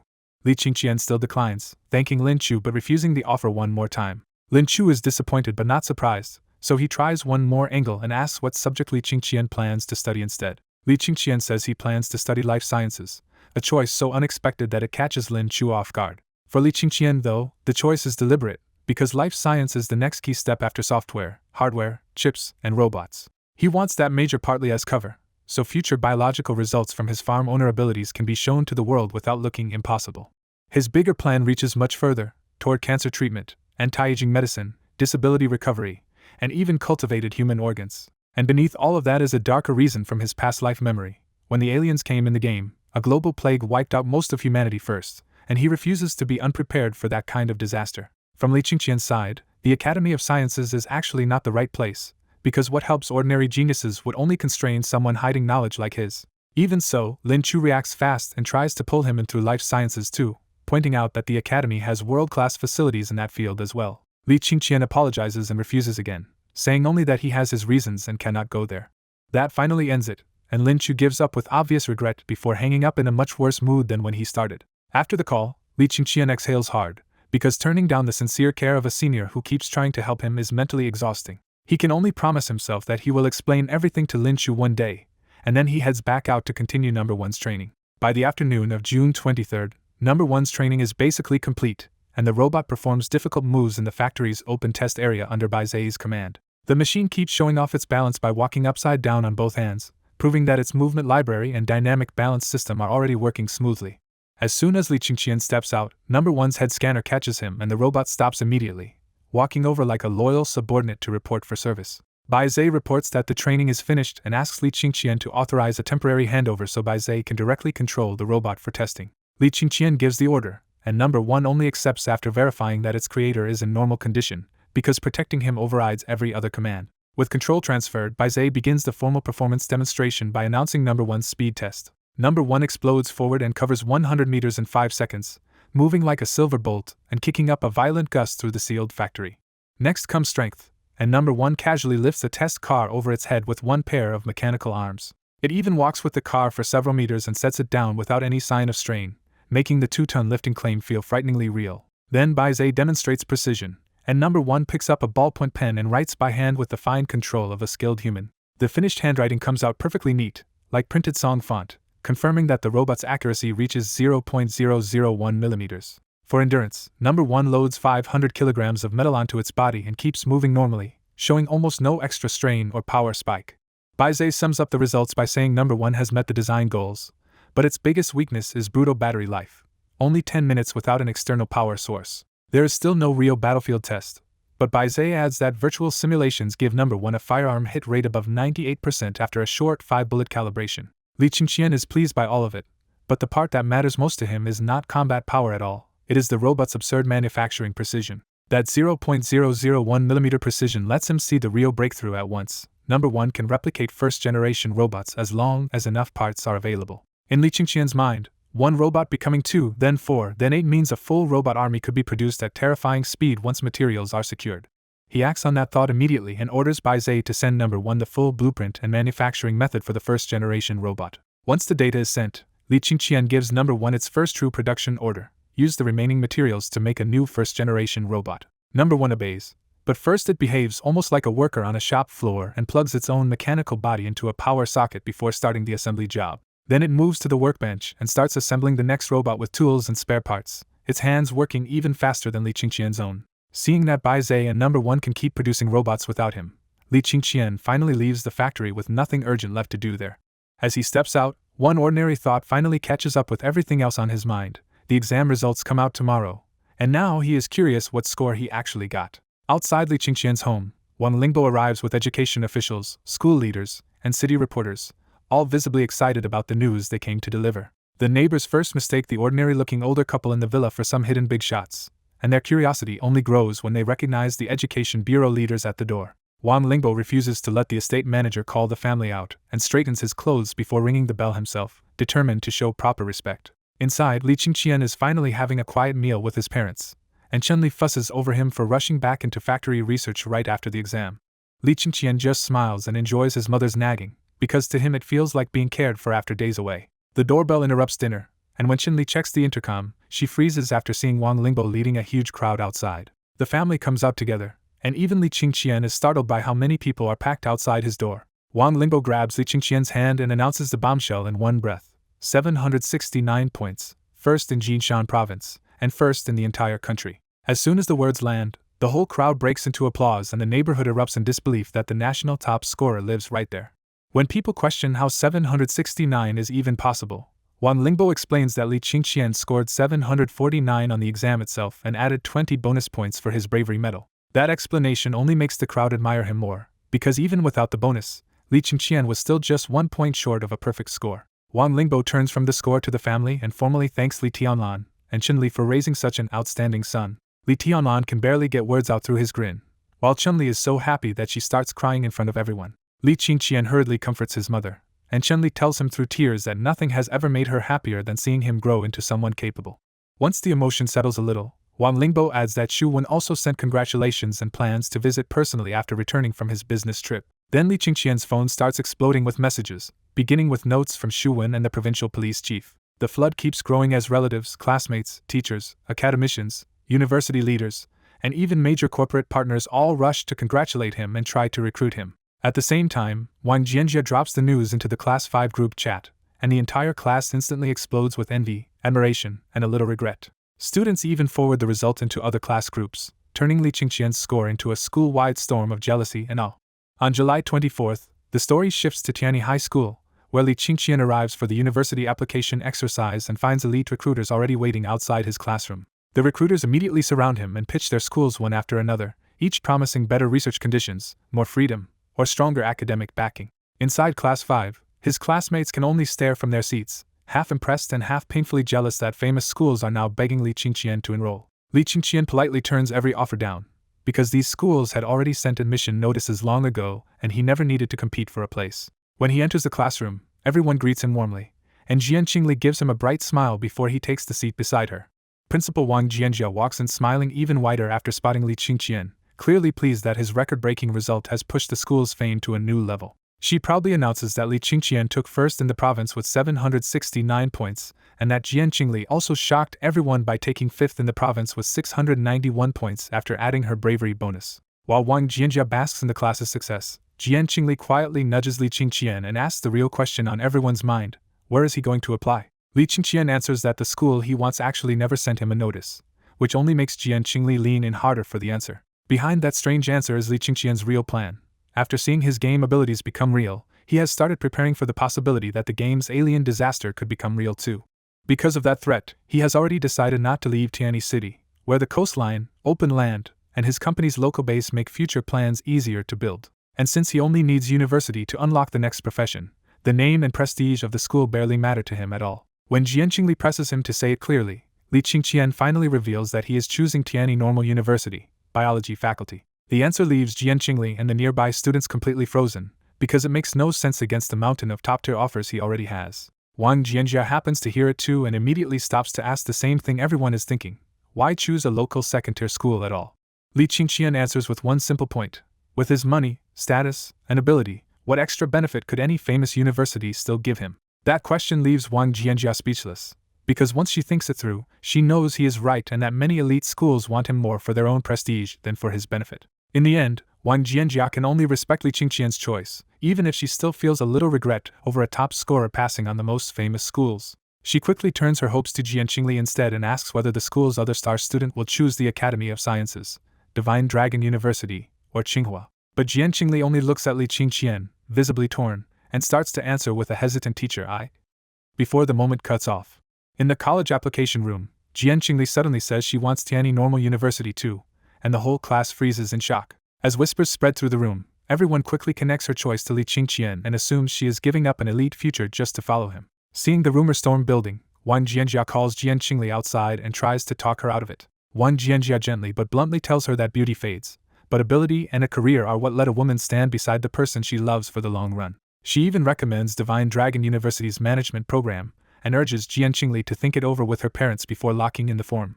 But Jian Qingli apologizes and still refuses to change, because in her heart she has already decided she will not make the same mistake twice. Wang Jianjia can only watch in frustration as two top scorers who could have entered elite schools both choose Tianyi Normal University instead. After turning in the forms, Jian Qingli walks out with Li Qingqian, and he finally asks why she abandoned the schools she always wanted. Jian Qingli answers without dodging anything: she chose Tianyi Normal because Li Qingqian is there, and she does not want to leave him anymore. She also says she knows her real academic level, and the score boost Li Qingqian gave her would only leave her struggling if she forced her way into Divine Dragon University. Then she lightly brings up Ding Ling and promises she will not be openly intimate with him, making it clear she intends to stay close without disrupting his relationship. Far away at sunset, the assistant coldly asks Rafe how the ROM system preparations are going for their counterattack on Divine Dragon. Rafe proudly reports that the work is already 95% complete, the ROMs are finished, and shipments to different countries are already moving. This is Windows' final gamble. 300 million ROM systems are being prepared, and if the plan fails after that massive spending, Windows could be crippled for good. Rafe stays confident because he believes Divine Dragon depends too heavily on the internet, and cannot survive once Sunset swaps regional resolution servers to its own IP protocol.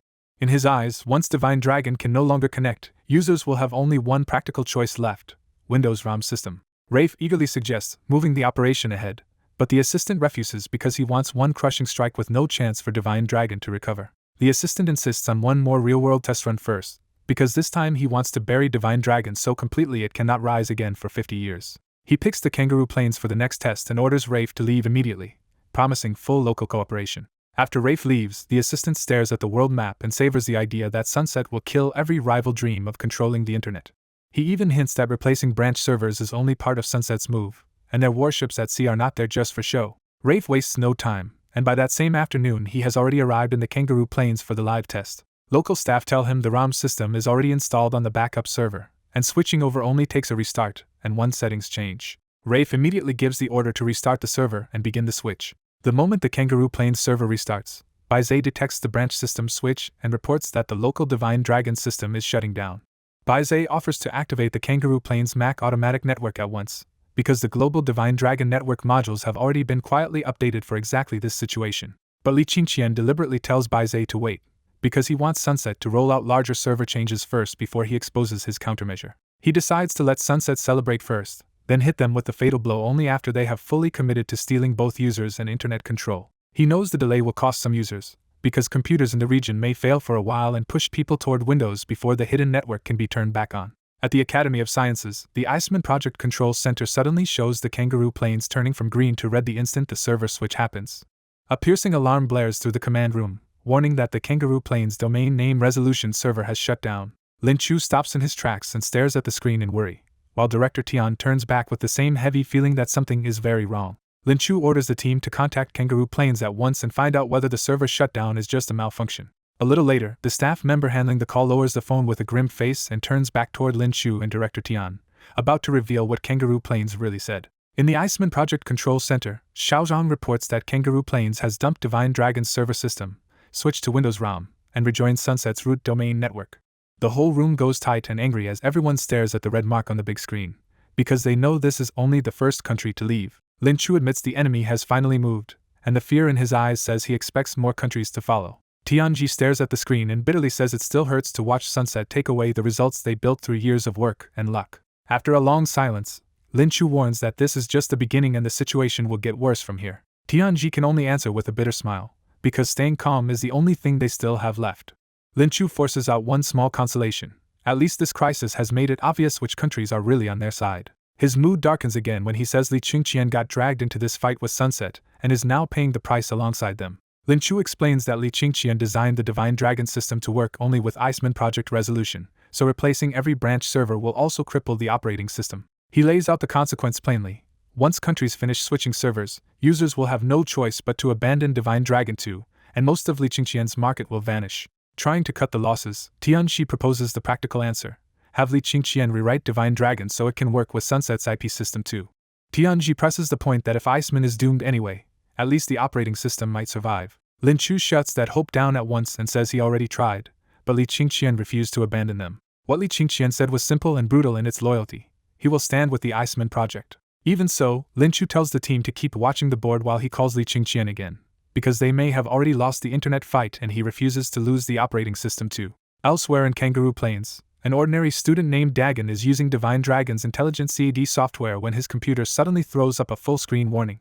The message bluntly tells him the local domain server system changed, Divine Dragon's network protocol is no longer supported, and the system cannot go online or serve him anymore. Then the whole machine freezes, and no matter what Dagon tries, he can only get the same dead-end notification again and again. Dagon explodes in frustration because life had only just gone back to normal after the extortion virus disaster, and now Divine Dragon has suddenly gone dark too. At the next desk, Hans is even louder, raging because his online game crashed right as he was beating a Sunset player. Unlike Hans, Dagon instantly understands the cause and says only the Kangaroo Plains authorities could have changed the branch domain server like this.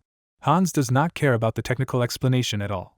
He only cares that the government broke his internet, and now has to fix it. He drags Dagon out to gather classmates and teachers, turning private anger into organized pressure. Across Kangaroo Plains, that same anger spreads everywhere, and once people realize the outage is real, huge street protests begin. In Canberra's branch server room, the switch is already complete, and Rafe stands beside Information Department Director Reagan in front of 2 test computers. Before the reboot, Windows ROM could not get an IP address at all, while Divine Dragon worked normally in this room.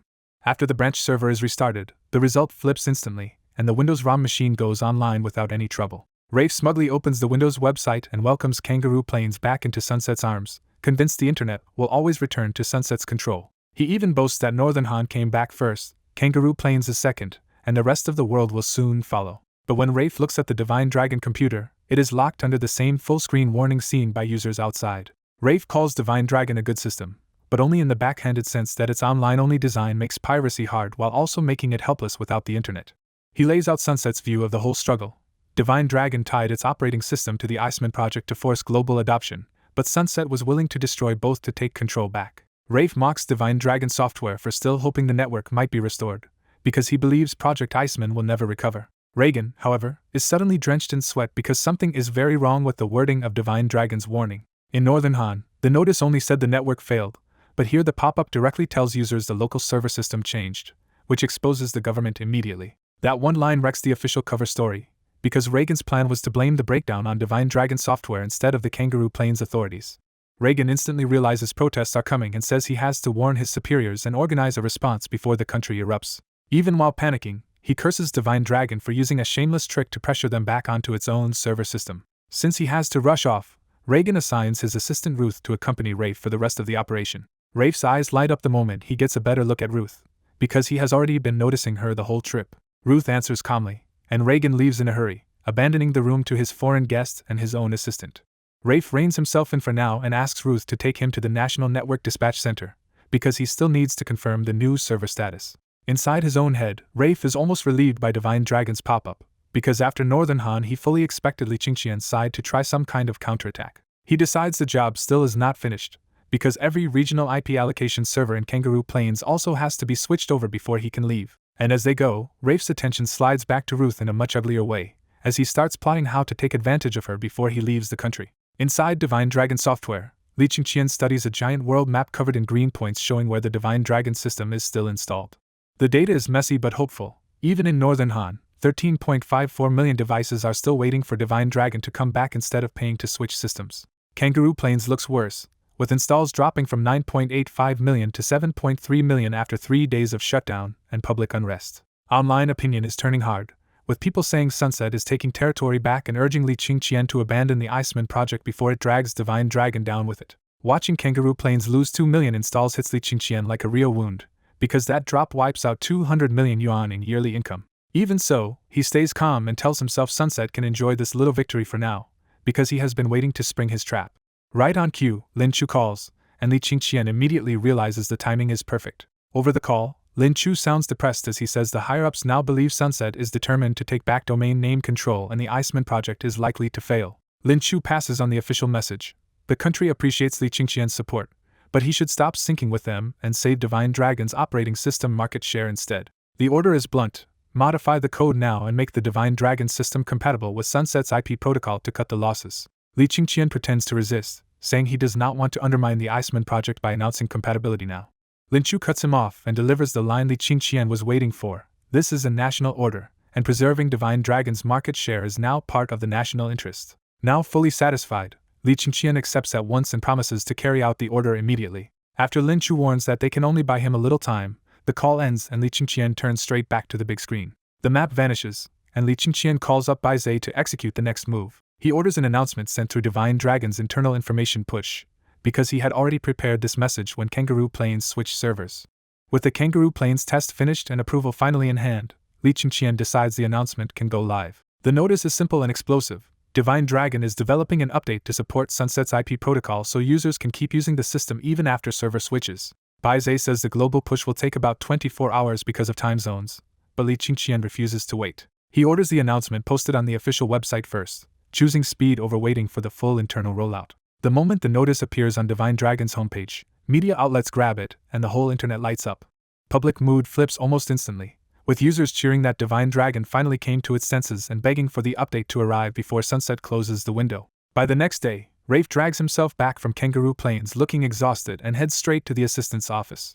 The assistant takes one look at him and coldly asks why every business trip leaves him looking this weak. Rafe is embarrassed because the real reason is indulgence, not work, but he knows better than to admit that in front of this man. So he straightens up and delivers the official report instead, saying Kangaroo Plains completed the branch server replacement, and the results matched Northern Han.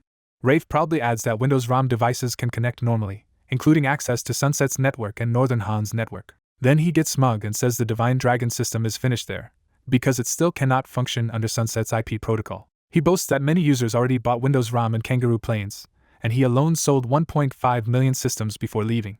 In Rafe's mind, the bigger picture looks glorious. If Sunset reclaims domain control worldwide, Windows could squeeze massive profits out of almost every computer on Earth. He confidently declares that Sunset will soon take back the domain name service and Windows will return as the world's #1 operating system.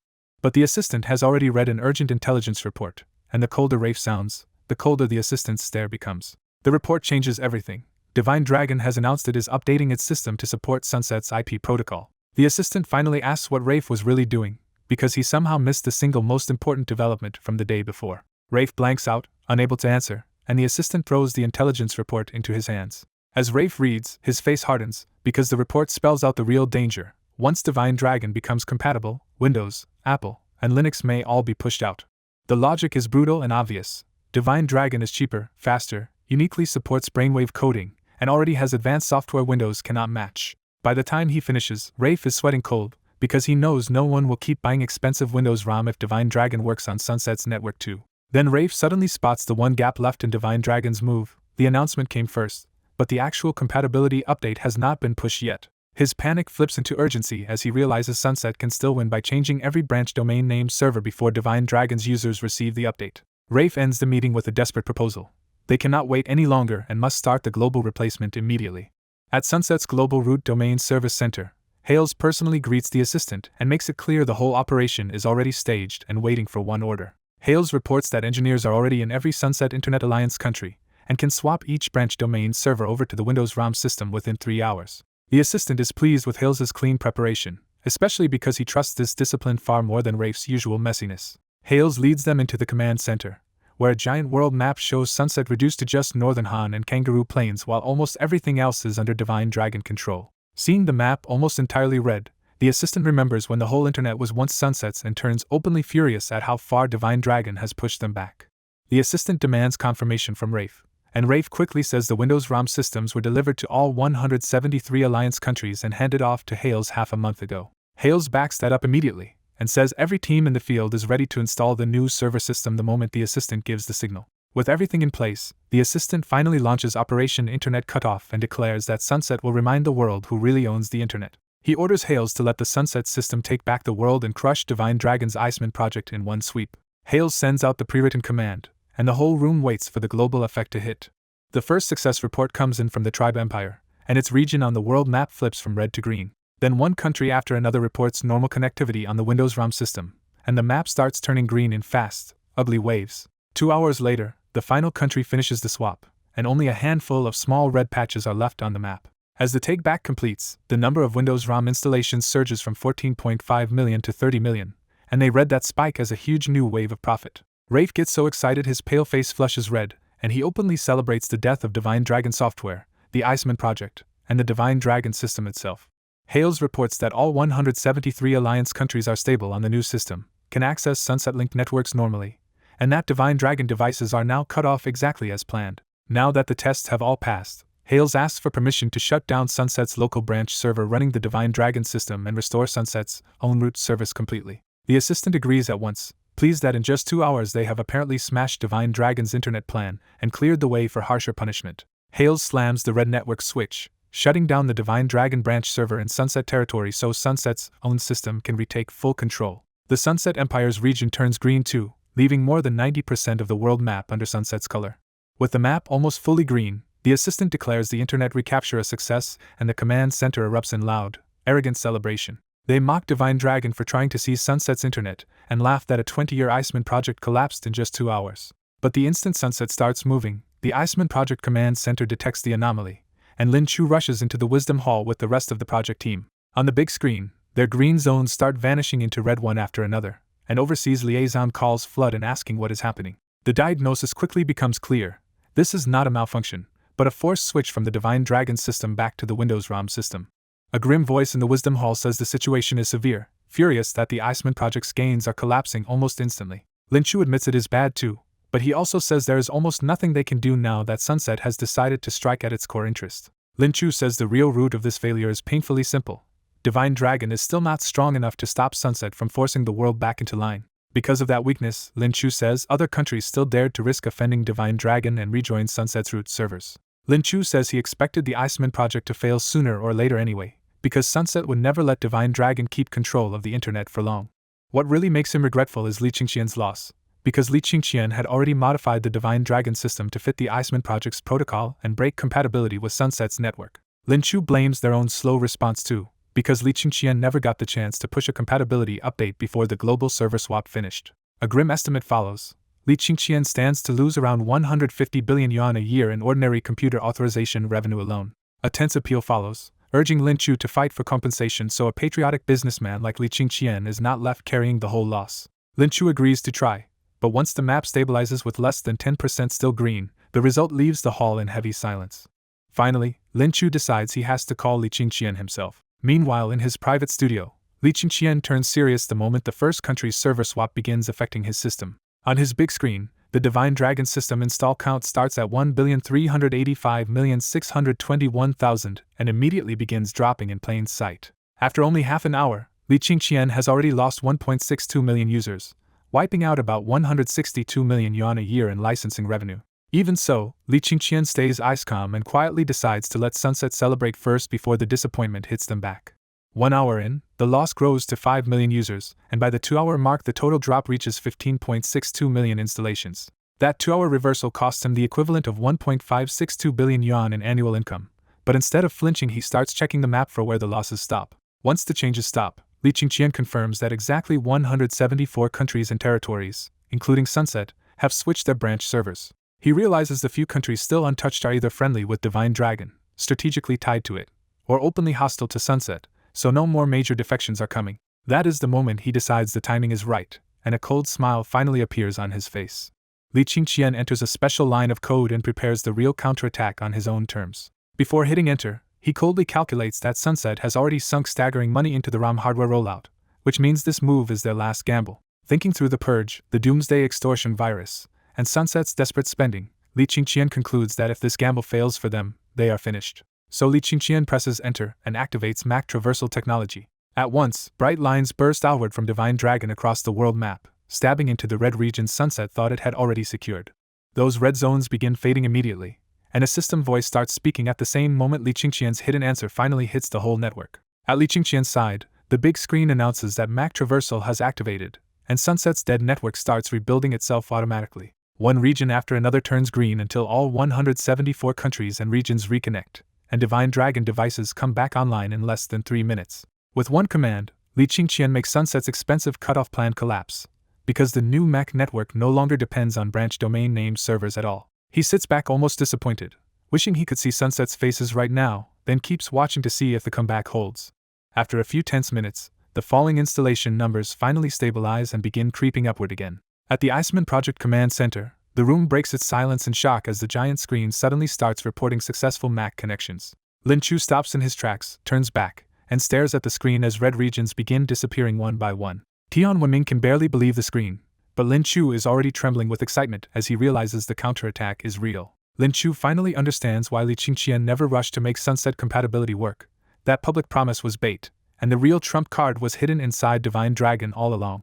He remembers the earlier software update, and realizes the overlooked Mac network function was the key weapon, buried under the headline-grabbing compression tech. Lin Chu grumbles that Li Qingqian even played dumb when asked, but his annoyance is completely overwhelmed by relief and admiration.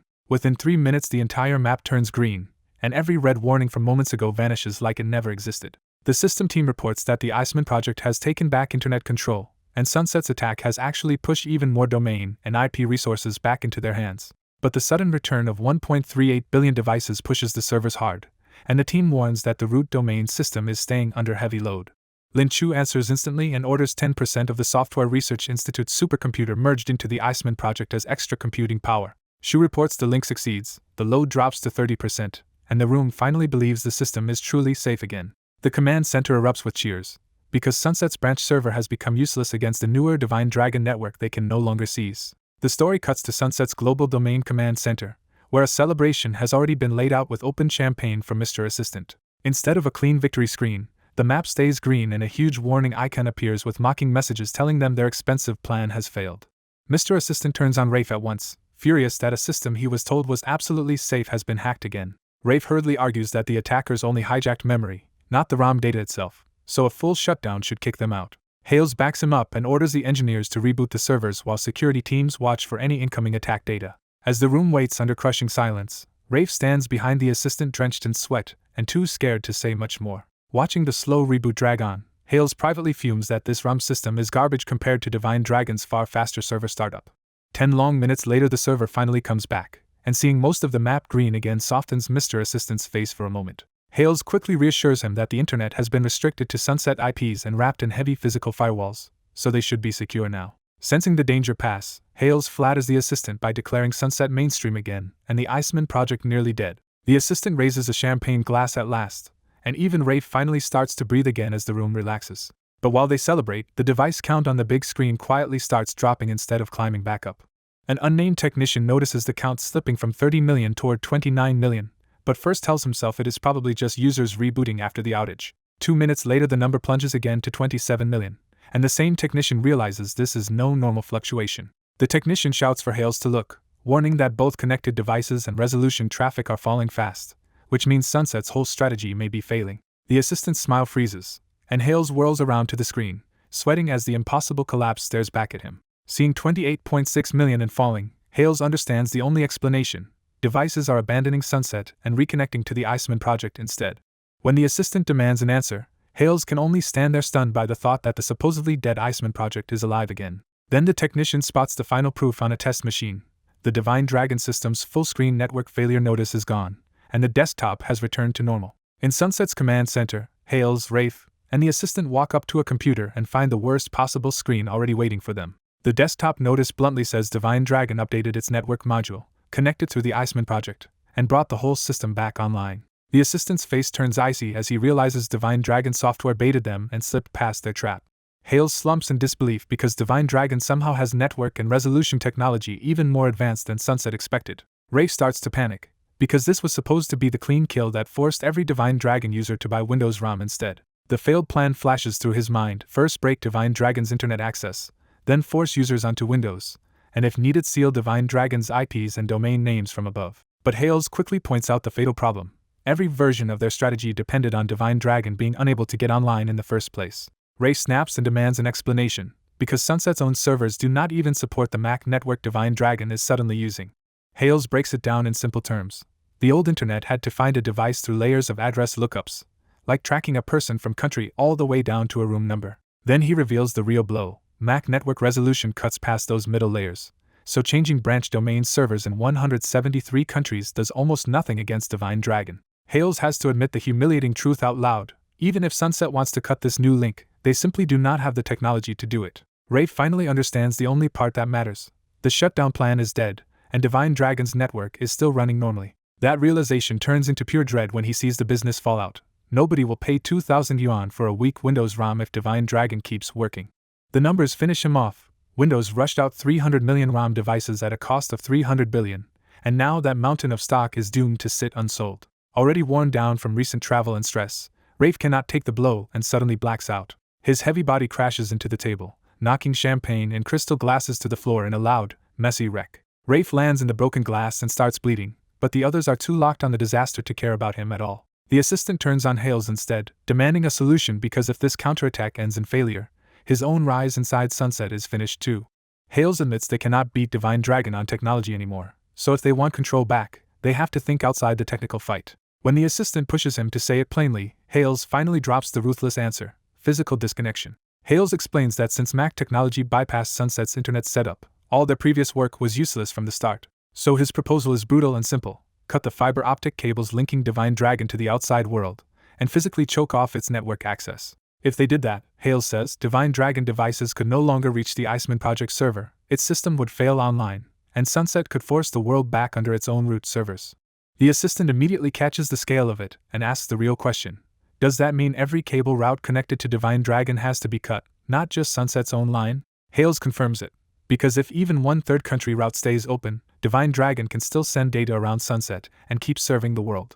That answer makes the assistant's heart sink, because he knows this idea is practically impossible without dragging the whole world into war. Still searching for anything usable, he asks Hales if there is any other path at all. Hales offers the first alternative with obvious bitterness: make Divine Dragon shut down the Iceman project server itself.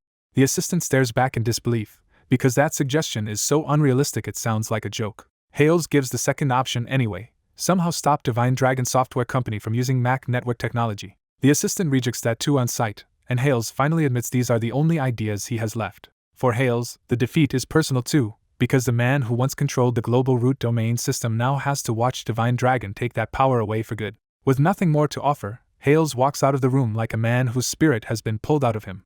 The assistant's anger finally boils over, and he storms over to the unconscious Rafe on the floor. He kicks Rafe in fury and blames him for wasting time on pleasure during the overseas tests instead of spotting any warning signs. His rant gets uglier and uglier as he curses Divine Dragon, the Iceman Project, Divine Dragon Software, and Li Qingqian himself, vowing to kill them all. The entire command center goes silent under that tantrum, with no one daring to breathe too loudly in case he turns on them next. After several minutes of venting, the assistant finally drags himself back under control and forces a new line of thinking.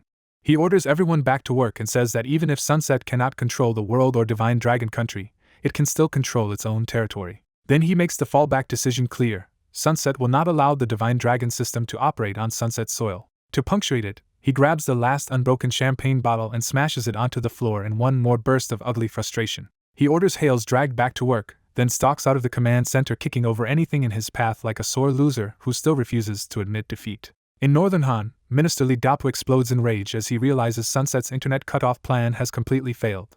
What makes it worse is that Northern Han backed the plan hardest, replacing huge parts of the country with the Windows ROM system because Rafe and the assistants swore the attack would work. He had expected Northern Han to win big with first mover advantage and seize internet resources from Divine Dragon, but now that dream has collapsed into regret. Knowing the damage can still spread, Li Dapu orders Northern Han to stop promoting the Windows ROM system and restore the Divine Dragon system on its branch resolution server at once. He also braces himself to resign and apologize publicly, finally admitting Northern Han must be far more careful in dealing with both Divine Dragon and Sunset from now on. Across the countries dragged into the scheme, the mood turns sour fast, because most of them never truly cared which internet system won in the first place. For them, the Iceman project was already cheaper, faster, and easier to live with, especially after everyone got used to the Divine Dragon system during the virus crisis. So once Sunset's plan crashes, those countries quickly reboot their servers and switch back to Divine Dragon as if undoing a bad investment. But the moment they return, they discover something has changed. The local domain name and IP management functions are gone. Kangaroo Plains is the first to call the Iceman Project Command Center, trying to report the missing functions as a server malfunction. The caller nervously explains that their server used to manage domain registration and fixed IP services, and those functions were worth serious money every year. This time the answer comes back cold: IP management has been removed as obsolete, and because Kangaroo Plains changed systems, Iceman automatically took back management rights over its branch server. The caller erupts, accusing Divine Dragon of acting like bandits and stealing back something his country thought it already owned. Instead of explaining further, the operator hangs up with a smug little laugh and then looks toward the director for approval. Then Director Tianji steps in, stops the whole room, and tells everyone to change their mindset because these 174 countries are no longer people they need to placate. With open contempt, Tianji tells the staff to hit back, taunt those countries, and stop treating hostile callers with courtesy after they join together to try to kill the Iceman project. Then Sunset calls in person, still acting aggressive, and Tianji decides to use the moment as a live demonstration for the staff. When the voice on the line starts barking demands about the missing domain module, Tianji quietly notes to the room that Sunset still has not understood its position. Some younger staff still worry about offending such a powerful country, but Tianji answers by promising that their side will be even more domineering now. He gets back on the call and bluntly curses Sunset to its face before hanging up, stunning the whole room. After a beat of disbelief, the room bursts into relieved excitement because someone finally said out loud what they had wanted to say for a long time. Tianji drives the new rule home: the countries that tried to destroy Iceman can beg now, and if they bring bad attitudes, the staff should send them packing. Back at Divine Dragon Software, Li Qingqian sits with academician Lin Chu in the studio, while a giant green world map shows the Iceman project now covering the globe. Lin Chu warmly credits Li Qingqian for saving the project, saying the country had already been preparing to accept failure before he turned the whole game around. He is especially moved that Li Qingqian bypassed Sunset's IP system entirely with the Mac Group network, using a level of technology Sunset simply could not fight. Li Qingqian gently tries to move on, saying the internet struggle is already settled because Divine Dragon's side is at least 20 years ahead as long as nothing goes wrong internally. He even says Sunset could only compete by doing something extreme like cutting every fiber optic line linked to Divine Dragon, which both men know is unrealistic. Once that point is settled, Li Qingqian finally asks why Lin Chu came in person this time. Lin Chu first says he came to thank him on behalf of the Iceman project, and he gets so serious that he actually rises to bow. Li Qingqian quickly stops him, making it clear he will leave if Lin Chu insists on treating him that formally. Lin Chu then brings up the second reason for his visit and immediately attacks Li Qingqian's college plan, arguing that Tianyi Normal University is too weak for someone like him. He bluntly tries to recruit Li Qingqian to the Academy of Sciences instead, convinced anything else would waste his talent. Li Qingqian refuses again, because he has his own reasons, even if explaining them would be impossible. To cut off the recruitment battle before it drags on, Li Qingqian deliberately asks about the very important matter Lin Chu originally mentioned. Lin Chu drops the school argument for now and says yes, there is something else, something important enough to bring him all the way here. He explains that during his last visit he spotted the lush modern farm opposite Li Qingqian's factory, and later learned it had been barren desert barely a month and a half earlier. Because the lithography machine crisis and then the Iceman project kept interrupting him, he never got to inspect that farm properly until now. Now he asks directly how Li Qingqian turned desert into farmland, what it cost, and whether the method could be rolled out across the entire country. Li Qingqian is caught off guard, because he had not expected the urgent issue to be agriculture rather than technology. Lin Chu answers with grave force that food, not the internet, is what truly decides whether a country stays stable or collapses into chaos. He reminds Li Qingqian that people can survive without phones or the internet, but if food runs out, history shows dynasties fall and desperate people do anything to live. That lands hard on Li Qingqian, who suddenly realizes this is a national problem he had barely considered because he never truly experienced hunger himself. Lin Chu presses on, warning that desertification is spreading, farmland is being swallowed by construction, and food output cannot keep pace with the growing population forever. If the country cannot raise production and also fails to buy enough food from abroad, Lin Chu does not need to spell out how dangerous that future becomes. Li Qingqian nods firmly, because now he understands why Lin Chu treated this as something bigger than the internet fight they just won. Satisfied that the point got through, Lin Chu asks to see the desert farm in person and wants to know whether its construction cost is practical. Li Qingqian leads the way, but inside he is already tense, because the real secret behind that green farm is not irrigation at all. He knows the farm's rapid transformation really came from his farmer profession's skill, automated farm, while the visible irrigation system is only a cover story. As he heads toward the farm, Li Qingqian warns himself that Lin Chu must not discover anything abnormal, and he starts scrambling for a believable explanation before they arrive. Li Qingqian leads academician Lin Chu across the bridge into the automated farm, where a whole field of strange yellow fruit is already waiting for him. The sweet smell hits Lin Chu first, and the more closely he studies the shrubs, the more baffled he gets. Lin Chu finally asks the obvious question, because the plant looks like buckthorn, but real buckthorn should not have plum-sized fruit. Li Qingqian plays dumb and says he only called it buckthorn because it resembles one. When Lin Chu flatly says this cannot be normal buckthorn, Li Qingqian calmly doubles down on his cover story. He claims he found the plant by accident in the desert and discovered that with a little water, it shoots up fast and produces big sweet fruit. To prove it, Li Qingqian plucks 2 fruits, hands one to Lin Chu, and bites into his own without hesitation. Lin Chu is stunned that Li Qingqian would eat an unknown plant raw and immediately tries to stop him. Li Qingqian reassures him that he already tested the fruit on animals and has been eating it himself with no problem. He even tempts Lin Chu by describing the taste and the warm, comfortable feeling it leaves in the stomach. Once he sees Li Qingqian is perfectly fine, Lin Chu finally gives in and takes a careful bite. The flavor lands instantly, and Lin Chu's eyes light up as the sweet, spicy pulp melts in his mouth. He ends up eating even the skin, completely won over by how good it tastes. Then the fruit's real effect kicks in, and a warm wave starts spreading through Lin Chu's body. The chronic soreness in his neck and lower back eases so fast that he can hardly believe it. He twists left and right to check again, and when the pain is still gone, he stares at Li Qingqian in open disbelief. Li Qingqian confirms the fruit can relieve pain and restore stamina, which is exactly why he planted it on a large scale. He adds that the fruit has already been tested and found natural, harmless, and clean enough for future drug research. That finally makes Lin Chu understand why Li Qingqian was so determined to study biology here instead of anywhere else. After feeling that burst of renewed strength, Lin Chu stares at the hanging fruit with naked desire and asks if he can eat another one. Li Qingqian immediately refuses and warns him that the fruit works well, but eating too much will cause health problems instead of helping. He sets a hard rule for Lin Chu's condition: 1 fruit a day at most, because the effect is only temporary energy recovery, not actual rejuvenation. The warning leaves Lin Chu visibly disappointed, but at his age, even a temporary taste of health is hard for him to let go of. A moment later, disappointment turns into scientific obsession when Lin Chu realizes extracting the active ingredients might create something even stronger. He starts talking excitedly about active ingredients, better effects, and even the possibility of a longevity medicine. Lin Chu presses him for test data and ingredient analysis, completely sidetracked by the fruit's medical value. Li Qingqian dodges the question and steers him back to the official reason for the visit, the automated farm itself. Lin Chu swallows his curiosity because the farm still matters to the country, especially if desert land can really be made productive. Li Qingqian begins the serious explanation by saying this land is pure desert sand, so ordinary crops would never survive here. He explains that the farm survives by sending water directly to plant roots through a root tank irrigation model built to save as much water as possible. He also points to the great buckthorn trees as the perfect desert crop, since they thrive on little water and grow at an unusually fast rate. Li Qingqian says the setup is not outrageously expensive either, about 60,000 yuan per acre, and it should keep working for more than 10 years.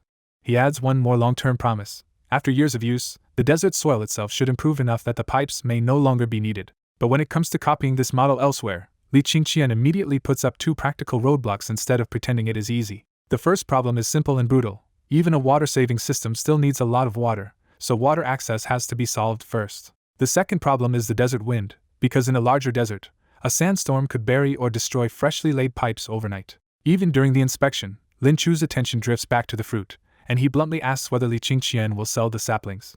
Li Qingqian refuses for now, instantly disappointing Lin Chu again. Still unwilling to give up, Lin Chu asks the next best thing and wants to know whether the fruit itself is for sale. Li Qingqian says he has not planned to sell any yet, but if Lin Chu needs some, he will at least let him take a few to eat on the way out. After academician Lin Chu steps out of the automated farm looking disappointed, the place instantly seals itself back into full machine mode. As soon as the doors shut, patrol robots wake up again and the silent harvest machines go right back to stripping great buckthorn fruit from the trees. Back in the factory, Lin Chu half jokes that Li Qingqian should just hire him, because he still cannot let go of the farm's great buckthorn fruit. Li Qingqian tries to steer him back to business, but Lin Chu insists with a straight face that the fruit really is his top priority. Then Lin Chu drops the joke and lays out the bigger picture.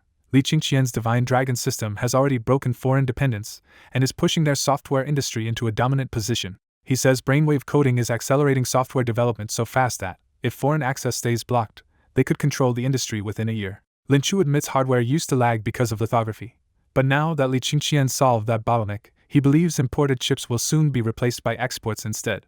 After all that grand strategy, Lin Chu circles right back to the same point with total sincerity. For him, the great buckthorn fruit still matters most. Far away in sunset, Li Wen walks out of his leader's office in a foul mood after his internet shutdown report gets him stripped of power instead of praised. He curses his superiors as short-sighted fools, convinced sunset is heading for decline under their hands.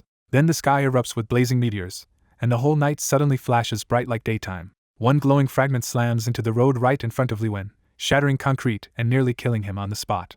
His fear flips into greed almost instantly when he realizes a meteorite this size could be worth a fortune. Inside the crater, he finds a smooth silver-white meteorite shaped almost like an egg, patterned strangely and not hot at all. Hearing people coming, Li Wen snatches the silver meteorite and hurries into an empty alley to keep it for himself. In the alley, the meteorite suddenly cracks open like a shell and releases a cloud of choking dust straight into his face. The dust makes Li Wen cough so violently that he starts turning purple and even hacks up pieces of his own lung tissue. The people chasing the meteorite rush into the alley with bats and iron rods, but they stop cold when they see Li Wen's horrifying condition. A second later, the same choking cough starts ripping through the whole group too, as if the dust has already reached them. Just as the others collapse into coughing, Li Wen stops, rises with bloodshot eyes, and staggers out toward the street like something no longer fully human. The coughing behind him suddenly falls quiet, and those infected people also get up and drift away in different directions, turning into more carriers. On the main street, curious people keep pouring out to search for fallen meteorites, completely unaware they are walking into an outbreak.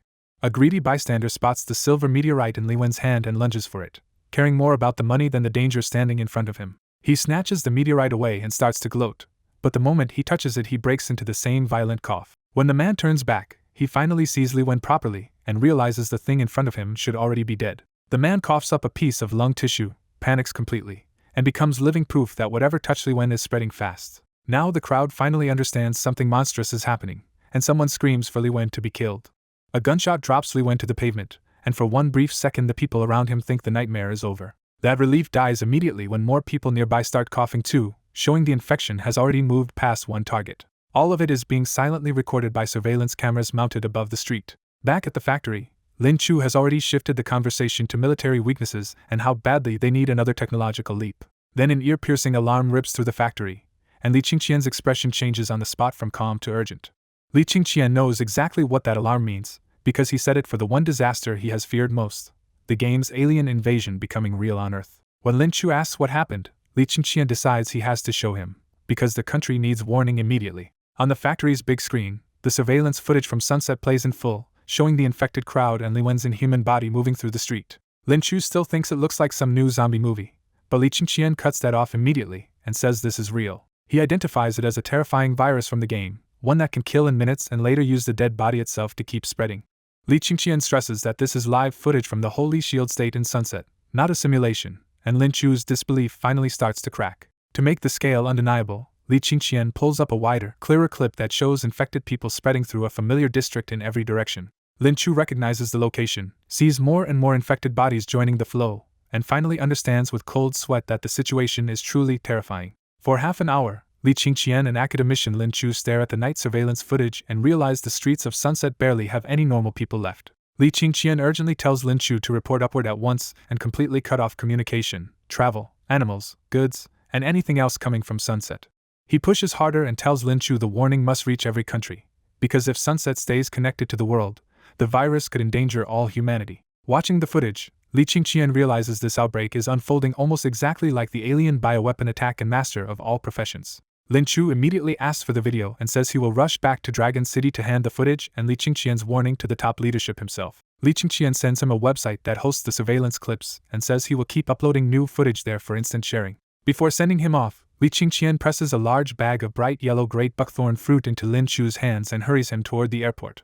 As soon as he gets in the car, Lin Chu forwards the website to fellow academicians and then urgently calls a government spokesperson he knows. After seeing Lin Chu off, Li Qingqian returns to the office, watches people die within minutes on the screens, and feels the weight of his worst fear finally becoming real. He bitterly realizes his original plan is gone, because he had wanted one quiet year after starting university to push Divine Dragon's technology decades ahead. Now he sees the truth clearly.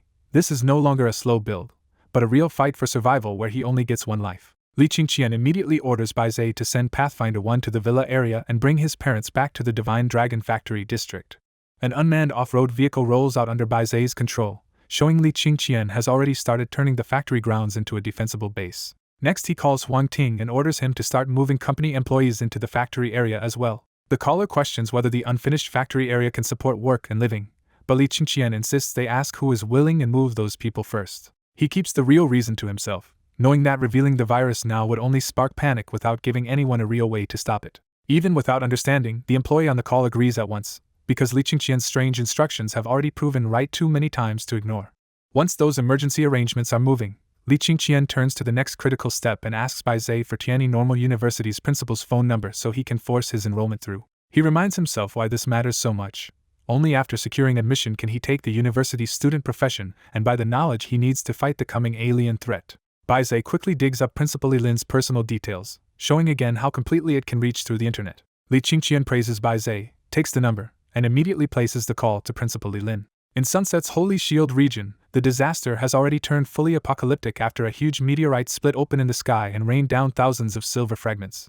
Those meteorites all carried the same fatal virus, and now the same nightmare scene is repeating everywhere across Sunset. Even the White House is under siege, with missile-proof doors sealed shut, while masked soldiers look out in horror at infected crowds piling up outside. The soldiers watch the infected literally stack over one another, turning their own bodies into a climbing mass that keeps rising toward the windows. As fear starts breaking the squad, their leader forces out a simple order: open fire and do not let those monsters get any closer. The gunfire shreds bodies and even blows apart heads, but the infected just stagger back to their feet and keep advancing anyway.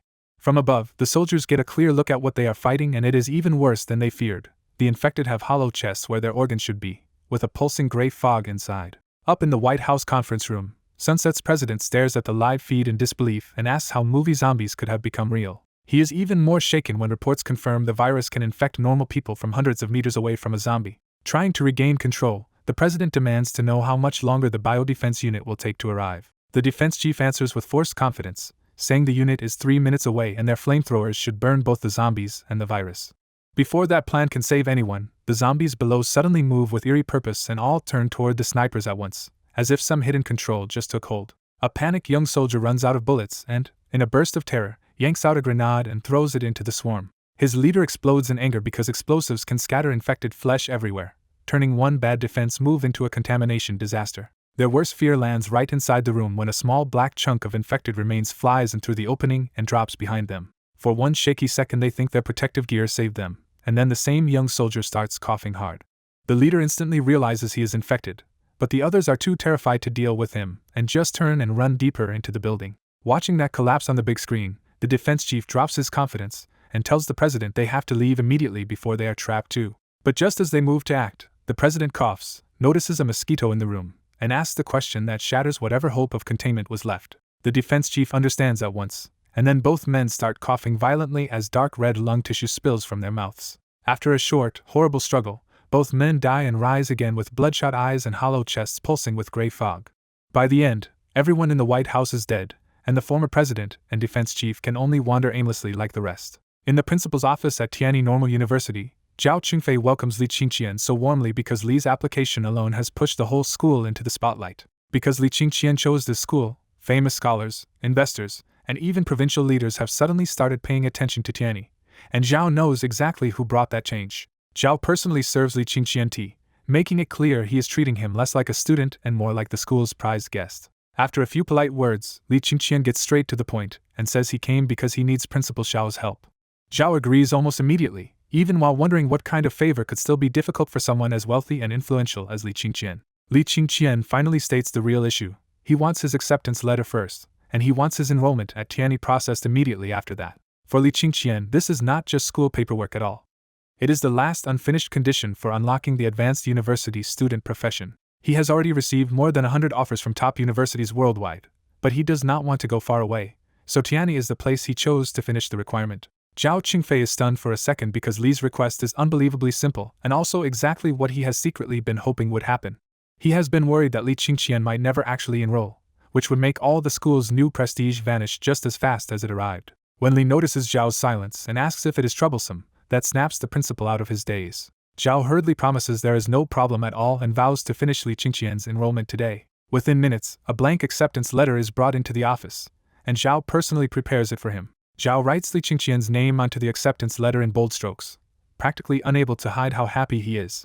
After blowing the ink dry, Zhao hands over the acceptance letter and formally welcomes Li Qingqian to Tianyi Normal University. A system notice pops up for Li Qingqian, telling him this is already his 187th university acceptance letter, but he still needs the admission process completed. Zhao goes even further and promises Li Qingqian freedom most students could never dream of: no regular classes, no normal exams, and graduation as soon as he produces real work. Li Qingqian thanks him sincerely, and Zhao answers that a genius should never be managed like an ordinary student. With the mood now good, Zhao carefully asks one more favor. He wants Li Qingqian to join the WeChat group used by Tianyi's information faculty professors. He quickly adds that Li would be free to ignore questions, because Zhao mainly hopes the professors can seek guidance from someone at Li's level. Li Qingqian agrees right away since joining a chat group costs him nothing, and he is already thinking he can let Bai Zhe answer selectively later. But Li does not linger on that and pushes the urgent matter again, asking exactly when the enrollment can be finished. This urgency comes from a real threat now, because against alien civilizations far ahead of humanity, Li Qingqian knows his current abilities are still not enough. Zhao immediately pulls out the registration form and tells Li Qingqian all he needs to do now is fill it in and sign. Li Qingqian quickly fills out the basic information, finishing the form in just a couple of minutes. Once the form is done, Zhao sends it off for sealing and data entry and tells Li Qingqian the whole final process will only take about 10 minutes. As they wait, Zhao excitedly reveals that professors across the relevant majors already want to adjust their schedules just to become Li Qingqian's mentor. He also says many professors want to consult him, which makes Li feel less like a new student and more like an expert visiting campus. Zhao opens WeChat, shows his QR code, and adds Li Qingqian as a contact so he can send the group invitation right away. The moment Li Qingqian joins the professor's group, the previously quiet chat explodes with disbelief, welcome messages, and eager questions. One professor, Li Meiling, even asks if this is really the Li Qingqian from Divine Dragon Software, while others openly admit they are already envious. Li Qingqian answers politely that he is still a student too, and if anyone has questions they can discuss them together. Seeing that the group has more than 450 people gives Li Qingqian a new idea, and he starts thinking it through on the spot. He turns back to Zhao and asks a careful test question first. Does Tianyi Normal University actually have many scientific research projects? That question hits a sore spot, and Zhao's expression turns awkward because Tianyi's research funding and project base are both painfully weak. Li Qingqian immediately follows with a proposal. Divine Dragon Software can provide the money, and Tianyi can provide the professors and manpower for research in fields the company still lacks. He names the exact weak areas too, like life sciences, medicine, mining and metallurgy, and mechanical manufacturing, where outside expertise is badly needed. The deeper reason stays in Li Qingqian's mind. By framing it as joint research, he can guide breakthroughs in many fields without exposing himself as impossibly talented at everything. For Zhao Qingfei though, the proposal sounds like a lifeline strong enough to break Tianyi's vicious cycle of low funding and low research output.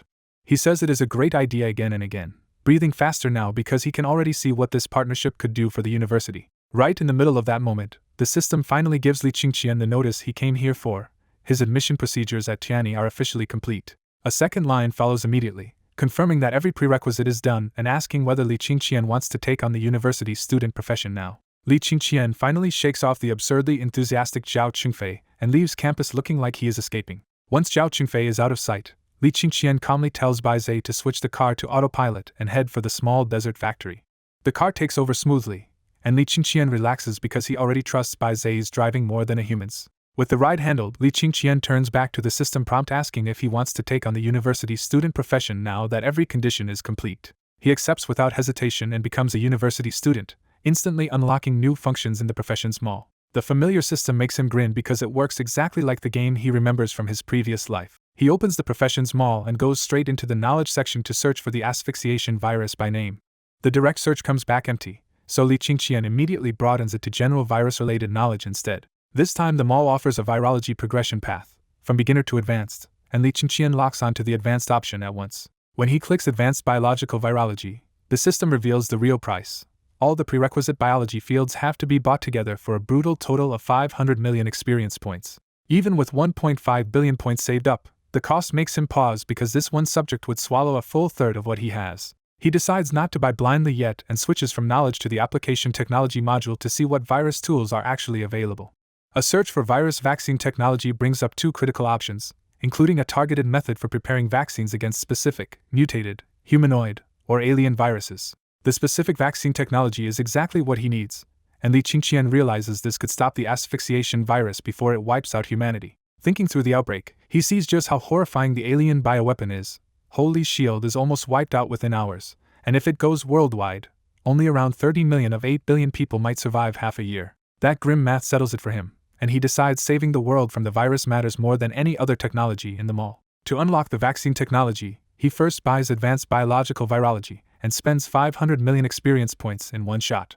A tidal wave of virology knowledge floods into his mind, instantly giving him complete command of viruses, their behavior, and even treatment paths far beyond modern medicine. He stabilizes almost immediately, fully grasping the new virology knowledge, and turns straight back to the vaccine technology without wasting a second. Then he buys the specific virus vaccine preparation technology too, cutting his experience reserve down to 750 million. The full vaccine process becomes crystal clear in his head, as if he has already used the method countless times. But the new clarity immediately exposes the real bottleneck.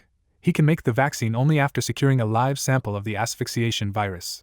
He realizes that after the virus lab is ready, he will have to go to Sunset himself and collect a live sample there. Back at the factory, Li Qingqian immediately puts on the brainwave receiver and activates 3 mental skills to turn the vaccine technology into real equipment plans. He works at blinding speed because the vaccine system is too big for one person, so he starts breaking the technology into shareable parts that others can manufacture under his direction. He orders Bai Zai to search the market for every vaccine-making instrument they need and to place custom manufacturing orders whenever off-the-shelf machines are not good enough. At the same time in Sunset, the disaster in Holy Shield pushes the military into full crisis mode. Inside Sunset's Global Strategy Center, a smoke-choked war room gathers the top commanders around one table. Arthur has the surveillance footage played for everyone, laying out the nightmare in hard evidence instead of rumors. He explains that the virus kills in minutes, spread across Holy Shield in just 3 hours, and has already turned more than 1 million dead people into walking carriers. The room goes even colder when Arthur adds that everyone in the White House has already become zombies and the infected are now marching toward other states. Arthur relays the expert's recommendation: seal off Holy Shield, wipe out every zombie, and flood the area with disinfectant before the country is lost. When Arthur asks for opinions, he starts with Eastern Command's Mark. Mark answers like a scientist first and a general second, reminding them that viruses are weakest against extreme heat. Based on that, Mark proposes flamethrower teams at the routes out of Holy Shield to burn down any zombies that escape. Then Mark goes further and bluntly recommends a small-yield hydrogen bomb to erase the infected core in one strike. Arthur recoils at the thought of using a hydrogen bomb on home soil, but Mark presses that there is no time and no better option. Mark insists this is the only way to contain the outbreak before the virus reaches the rest of Sunset, and the room feels the full weight of that choice. Meanwhile, Lin Chu rushes back to Divine Dragon, where the Academy of Sciences is already bracing for an emergency response. By the time Lin Chu gets there, top officials and leading experts in disease and life sciences are already waiting with solemn faces for the urgent discussion to begin. At the Provincial Disease Control meeting, Dai Liming stood up the moment Lin Chu arrived and demanded one thing first: where did that terrifying outbreak video come from, and was it real? The whole room was already shaken, because the experts had seen enough of the footage to realize this virus killed in minutes, infected people from over 100 meters away, and even turned corpses into news spreaders. Lin Chu answered grimly that Li Qingqian had shown him the videos, and that Li Qingqian had been monitoring Sunset's network because of the fight over control of the internet. He clarified that the footage came from cameras on Goddess Street in Holy Shield, and that Li Qingqian had already shared an online space full of related live feeds. Lin Chu never said the word true outright, but everyone in the room heard the answer anyway. Dai Liming's face darkened, because he had already checked the other live cameras himself, and what he saw looked like hell. Holy Shield had gone eerily silent, with only zombies wandering the streets, and in just 2 hours the outbreak had already killed more than 1 million people. Dai Liming admitted he was asking again only because the scene was so horrifying that he needed Lin Chu to confirm it one more time. Even before Lin Chu got back, Dai Liming had already reported upward, and the Foreign Affairs side was urgently trying to verify the disaster with Sunset and personnel on the ground. After a heavy pause, Lin Chu said Li Qingqian had asked him to pass on an urgent message. Lin Chu relayed Li Qingqian's blunt judgment. Once a virus this contagious and this lethal spread on a large scale, there would be no containing it. He passed on Li Qingqian's urgent plan next: alert every country, send them the footage, and tell them to close all ports to Sunset before the virus could spread further. He stressed that Divine Dragon had to do the same at once and let absolutely no one in from Sunset. Dai Liming agreed to report the message immediately, but he still asked one more hopeful question: had Li Qingqian offered any real solution beyond sealing everything off? Lin Chu could only shake his head and tell him again not to underestimate Li Qingqian's warning. Then a call came in from Foreign Affairs, and the last bit of uncertainty disappeared. The confirmation was as bad as the video. Holy Shield really was suffering a resident evil-like epidemic, and 1 million people had already died in just a few hours. After ending the call, Dai Liming immediately asked Lin Chu for Li Qingqian's number because he wanted to speak to him directly. In Dai Liming's eyes, Li Qingqian had clearly spotted the disaster before anyone else, which meant his monitoring ability might become their early warning line if the virus moved toward Divine Dragon. Lin Chu handed over the number, and Dai Liming thanked him on the spot. Only after the emergency talk eased for a moment did Dai Liming finally notice the big bag of yellow fruit Lin Chu had been carrying the whole time. The hot, spicy fragrance had already made half the room curious, and once Dai Liming mentioned it, the other academicians started jokingly asking Lin Chu to share. That joke hit a nerve, and Lin Chu instantly pulled the bag behind his back like someone protecting his life savings. He flatly refused to share even one and insisted these great buckthorn fruits were precious and special. Lin Chu finally tossed them a lead instead. If they wanted to know more or get any for themselves, they should go to Tianyi City and ask Li Qingqian directly. Before anyone could keep pressing him, Lin Chu turned and walked out carrying the whole bag with him. Dai Liming hurried after him anyway, still drawn by both the aroma and the mystery, and asked what was so special about those fruits. Lin Chu gave him the same answer as before. He already had Li Qingqian's number, so he should just ask Li Qingqian himself. Lin Chu ended the conversation by jumping into a car and leaving, clutching his precious fruit as if the whole world were after it. Far away at the Global Strategy Center, silence fell after Mark proposed his extreme answer to the outbreak. One by one, the command chiefs backed Mark's idea and agreed to wipe out Holy Shield completely to stop the virus from spreading. Once the room agreed, Arthur moved instantly and ordered the authorization process to begin without wasting another second. The staff carefully entered the bomb yield, strike point, and timing, because this was not a weapon anyone used lightly. The usual path needed the president and Arthur together, but with the president already dead from the virus, the military had to trigger the second emergency route instead. Arthur checked the final settings himself, and called the commanders up to authorize the hydrogen bomb together. The 4 commanders stepped in, checked everything one last time, and gave iris, voice, and fingerprint approval in sequence. When the device finally reached Arthur, the whole room watched in rigid silence as he hit the red launch button. The command screen switched at once to a missile silo, and the weapon launched in a burst of blinding fire. A map of Sunset tracked the missile's route toward Holy Shield with a countdown ticking down to impact. While the warhead flew, Arthur kept issuing orders to task satellites, turn observation stations toward Holy Shield, and send chemical troops to seal every exit and burn any zombie they found. Then the missile arrived over Holy Shield and dropped straight onto the White House area. The hydrogen warhead detonated with an earth-shaking flash, and a fireball bloomed like a second sun over the city. At tens of millions of degrees, buildings, zombies, and everything else simply melted away into red magma. Within a minute, the fireball had spread wider than 40 kilometers and erased the entire prosperous district without leaving a trace. Landmarks were gone, the ground had been flattened, and the whole region became a dead zone where even microorganisms should not survive. Back in the strategy center, even the people who had ordered the strike went pale when they saw the true scale of what the bomb had done. That shock quickly turned into rough relief, because to them this looked like a level of force no virus could possibly survive. Mark seized on that mood and declared that no living thing, not even the toughest microbes, could still exist after a blast like this. The Western Command backed him up with calculations showing the blast covered the whole downtown, and even the outer zombie movement range, so the room accepted that every zombie had been wiped out. With the immediate threat seemingly solved, Arthur relaxed enough to light a thick cigar and move straight to the next opportunity. He pointed out that the White House and Sunset's top civilian leadership were gone, and that the military now had an opening to take over the government under emergency powers. The 4 commanders immediately smiled and agreed, treating the collapse of the civilian government as a once-in-a-lifetime chance for the military. By the end of the meeting, they were openly backing Arthur as the best choice to head a military junta and act as Sunset's new president. At Divine Dragon Software, Li Qingqian jolts to his feet when the big screen shows Sunset using a hydrogen bomb on the Holy Shield region. As nearby cameras keep switching to surviving angles, the blast wipes out everything visible, and even Li Qingqian is stunned by the scale of it. The analysis says the bomb covered the whole urban area, killed every zombie there, and almost certainly cleared the airborne virus on the surface. But Li Qingqian does not relax, because he already knows from the game's simulations that a hydrogen bomb only slows this virus down instead of ending it. He grimly reasons that the virus can still survive underground, in water, and in birds that escape the blast zone. He sees the bigger problem too. Even if this wave is erased, the aliens can always throw another bioweapon at Earth. That leaves him with one conclusion: the only real answer now is a vaccine. To make that vaccine, he needs a live virus sample, but the asphyxiation virus kills any human who gets close within minutes. So he chooses the only safe method left and decides to send remote-controlled robots to collect the virus instead. He picks up a welding helmet and torch to keep building the virus collection robot, treating the machine as humanity's next lifeline. Before he can start, an unfamiliar call comes in, and the caller introduces himself as Dai Liming from the Provincial Infectious Disease Control Center. After confirming Li Qingqian already knows about the blast, Dai Liming asks for his honest view on whether the virus crisis is really over. Li Qingqian immediately answers with a hardline plan: seal the country off completely and stop every person, aircraft, and object coming from outside. He pushes even further, saying anything crossing the border from abroad should be destroyed on sight until the world stays clear for half a year.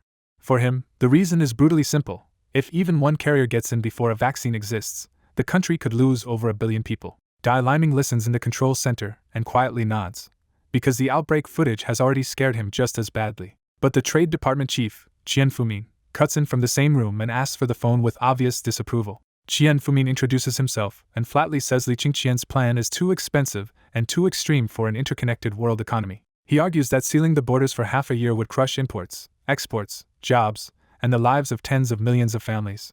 In the end, he openly rejects the proposal and treats Li Qingqian as someone far too timid for real development and competition. Li Qingqian suppresses his irritation and answers that with a virus this deadly, caution is exactly what matters most. Qian Fumin refuses to bend, saying he will only block direct contact with Sunset while keeping links open with other countries to protect the economy. After handing the phone back, Qian Fumin privately looks down on Li Qingqian as a narrow-minded genius with no real future in high-stakes decision-making. Dai Liming quickly apologizes for that interruption and explains that Qian Fumin is talented but impulsive and eager to prove himself after a recent promotion. More importantly, Dai Liming firmly tells Li Qingqian that he agrees with the hardline virus controls and will report that view to the leaders. Once that is settled, Dai Liming changes topics and asks about the strange crystal-clear fruit that academician Lin Chu guarded like treasure. Li Qingqian can't help smiling when he realizes Lin Chu sent the question back to him instead of explaining the fruit himself. He explains that the fruit is great buckthorn, a special fruit that restores stamina very quickly and works especially well on older people. Dai Liming instantly catches the hidden value in that answer and presses for how strong the effect really is.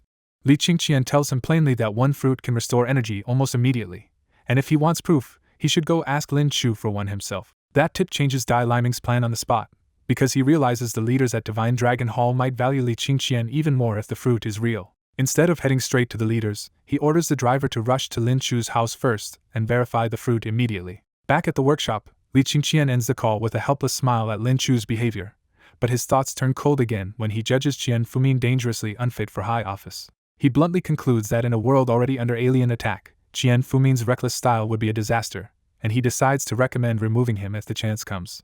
Then he puts the politics aside, pulls the welding helmet back on, and returns to the robot blueprint without wasting another second. As he assembles the core parts by hand, hundreds of first-generation robots nearby keep building matching modules under coordinated control. Piece by piece, the machine takes shape with its mechanical limbs, body, head, collection box, and self-disinfecting systems. When the core installation is finally completed, Li Qingqian looks at the live virus collection robot as humanity's only real hope to survive. Near the Sacred Shield region, a large goshawk settled outside a restricted military camp and watched the soldiers inside with eerie focus. Colonel Niston barked out emergency orders to suit up, rush to the Holy Shield region, and burn anything coming out of the West Gate. The convoy rolled out in force, with transport trucks, flamethrower vehicles, and fuel trucks passing right below the waiting hawk. Just minutes into the trip, Niston started coughing and grumbled that the brutal hot cold weather must have given him a cold. Then the driver started coughing too, and all through the convoy the soldiers suddenly broke into the same violent coughing fit. Niston's face changed at once because he knew these symptoms matched the classified virus from the Holy Shield region. He remembered the worst part of the report: infected people would cough their lungs out, suffocate within minutes, and rise again as virus-controlled carriers. As the pain tore through him, Niston could not understand why they were infected if the higher-ups had claimed the virus was already gone. His condition crashed fast, and he started coughing out lung tissue before he could send any warning to the army. The whole convoy went down together, and with the driver infected too, the lead vehicle slammed into an emergency stop. The vehicles behind had no time to react, and the convoy stacked into a chain collision that hit the fuel trucks. Then the fuel ignited, and the entire line of vehicles blew apart in a roaring wall of fire. More than 500 soldiers were already dead from the virus before the blast, and the burning wreckage charred what was left of them. The goshawk stayed on its branch and watched the burning convoy like it understood exactly what had happened. When the flames finally died down, the bird dropped beside the wreckage and landed near Niston's charred body. It pecked curiously at Niston's remains and started tearing into the corpse as if it had found a meal. Meanwhile in Dragon City, Dai Liming rushed straight to academician Lin Chu's home, and Lin Chu immediately looked guarded when he saw who it was. Dai Liming quickly played his trump card and said Li Qingqian had sent him to ask about the great buckthorn fruit. The moment he mentioned the fruit, Lin Chu finally let him in, though he still looked reluctant. Inside the house, a rich hot spicy aroma filled the room, and Dai Liming immediately started hunting with his eyes for the precious fruit. Dai Liming explained that Li Qingqian said the great buckthorn fruit could restore stamina fast, especially for older people worn down by constant work. Then he raised the stakes and said if the fruit was really that effective, it should go to the leaders of the Divine Dragon Hall for the good of the whole country. That argument hit Lin Chu where it hurt, because refusing Dai Liming was easy, but refusing something meant for the national leadership was not. Dai Liming pushed further and asked for 10 fruits, saying they needed ingredient tests and a safety check before anyone in the Divine Dragon Hall ate them. Lin Chu instantly imagined his stash being drained dry and hated the idea of losing his own share of the fruit. He flatly refused the demand for 10 and said Dai Liming could have 1 fruit at most, because Li Qingqian was the one with orchards full of them in Tianyi City. To prove the fruit was safe, Lin Chu revealed that he had already eaten one himself and still felt amazingly energetic after returning from Tianyi City. Dai Liming immediately tried another angle and offered to borrow 20 now and pay Lin Chu back double after buying more from Li Qingqian. That promise softened Lin Chu just enough for him to finally agree to 10 fruits, though he clearly did not trust Dai Liming to really return them. Dai Liming thanked him, but the second he had the bag in hand, he started angling for 20 again. Lin Chu had heard enough, shoved him out the door, and sealed the house like he was shutting out a plague. Dai Liming only laughed it off, tightened the bag carefully, and walked away with the fruits secured. The smell was too tempting, so he pulled out one big yellow fruit and decided to test it himself on the spot. One bite hit him like an explosion of flavor, and he could only stare in shock at how absurdly delicious it was. He devoured the rest in 2 more bites and had to force himself not to eat another one from the bag. Then the fruit's real effect kicked in, and a wave of warmth washed through his body, instantly wiping out his exhaustion. The effect stunned him because no description could have sold this properly. He had to experience it himself to believe it. Once the excitement settled, he remembered Lin Chu's claim that 1 fruit could keep someone energized for a full day and night, and that raised a new worry about sleep. He decided the next step was to send 1 fruit for analysis and ask both Lin Chu and Li Qingqian whether this boost would interfere with rest. He quickly did the math. After eating 1 and reserving 1 for the lab, the remaining 8 fruits were just enough for 1 round of the Divine Dragon Hall leaders. He decided that once testing cleared the fruit and the sleep question was answered, he would take it straight to the Divine Dragon Hall himself. He also knew Qian Fumin had probably already gone ahead with his own report, but Dai Liming believed the fruit itself would speak louder than any speech. After feeling that shocking effect firsthand, he was sure the leaders would think far more highly of Li Qingqian once they learned the fruit came from his farm. That mattered because Dai Liming wanted the leadership to take Li Qingqian's judgment more seriously before making dangerous decisions. His mood turned grim when he thought of Qian Fumin chasing political credit even though there was still no proof that Sunset's terrifying virus had truly been eliminated. He realized that if the port reopened while the virus was still out there, almost everyone could die from one reckless policy. So he stopped wasting time, ordered the driver to head to the Divine Dragon Hall's health department at once, and told him to go faster. After finishing his tests, 65-year-old Dr. Wu Yu walked with Dai Liming toward Divine Dragon Hall, staring at the remaining 8 great buckthorn fruits like they were treasure. Wu Yu was amazed because 1 fruit had wiped out his skip nap exhaustion, dizziness, blurred vision, and chronic neck and back pain almost instantly. The effect was so strong that Wu Yu felt 30 years younger, and even the private old man problem he would never mention in public had suddenly improved. Even so, he still ran a full medical examination and confirmed the great buckthorn fruit was highly nutritious and free of harmful or banned substances. Now fully convinced, Wu Yu asked again where Dai Liming found the fruit and whether he was willing to sell it, his greed plain on his face. Dai Liming hugged the bag tighter and made his choice right away. These fruits were going to the overworked leaders first. That answer made Wu Yu openly jealous, because he knew Dai Liming was about to win major favor by bringing something this useful to the top officials. At the entrance, they ran into Qian Fumin, who came out smiling broadly after winning early support for reopening the country. Qian Fumin looked down on Dai Liming anyway, partly because their departments had different weight and partly because Dai Liming had opposed his reopening plan. He deliberately blocked Dai Liming's path and announced that the leaders had already heard support for his plan from Dai Liming's deputy and were leaning toward opening up. After rubbing it in, Qian Fumin strolled off in satisfaction, convinced he had already won this round. Wu Yu muttered that people this smug usually end badly, but Dai Liming stayed calm and kept moving toward the real business. Inside the meeting room, Lin Tian and the other senior leaders stayed at the table between sessions, all of them visibly worn out after non-stop discussions. Wang Kui sighed that he used to march for a day and night when he was young, but now even meetings were wearing him down and making retirement sound good. Li Jiong admitted he wanted retirement too, but with the country pushing to surpass sunset and the world turning dangerous, none of them could really walk away. The mention of Sunset's asphyxiation virus turned the mood heavier, because everyone understood this was only the calm before a bigger storm. Lin Tian tried to lift spirits by promising everyone a week off once the virus crisis was solved, even though his own bloodshot eyes showed how tired he was. He glanced at the time and told everyone there were only 5 minutes left before the next meeting started. Right then, guards led Dai Liming and Wu Yu into the conference room, breaking the stale mood with something unexpected.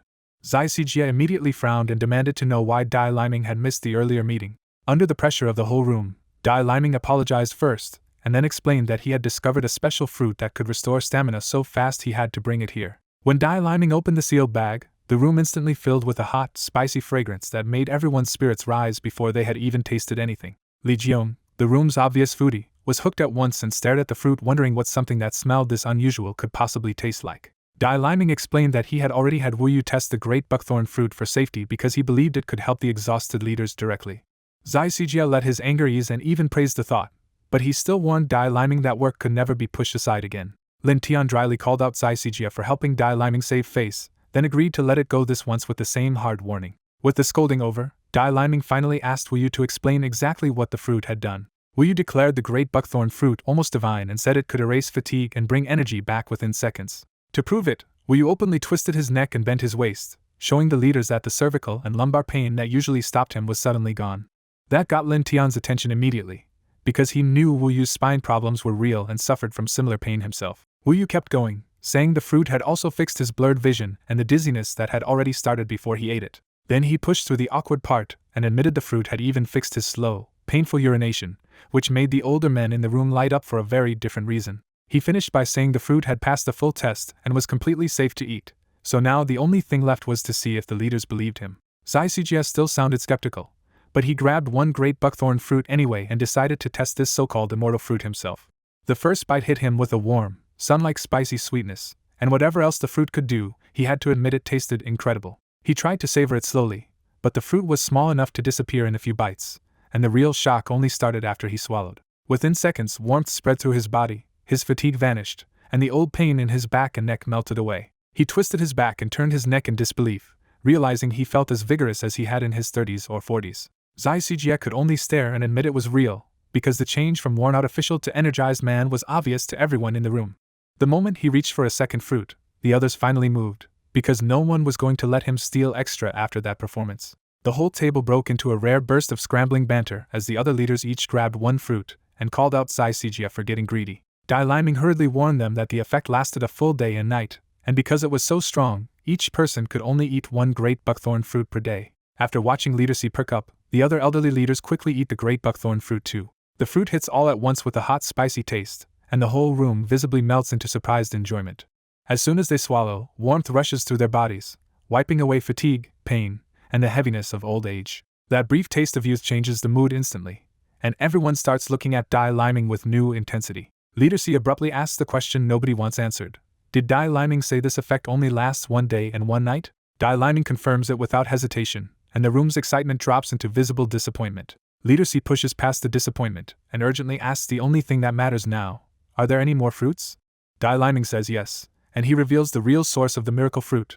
Li Qingqian found it, and Lin Chu says Li Qingqian's automated farm still has plenty. He adds that he already sent people to Tianyi City to buy the great buckthorn fruits in bulk, which makes the leaders take the news even more seriously. When Lin Tian hears Li Qingqian's name tied to Divine Dragon software, his surprise is obvious. Dai Liming confirms it, and reminds them that Li Qingqian also discovered the sunset asphyxiation virus first. Dai Liming says he even spoke to Li Qingqian by phone about virus control, and now Lin Tian wants to hear every word.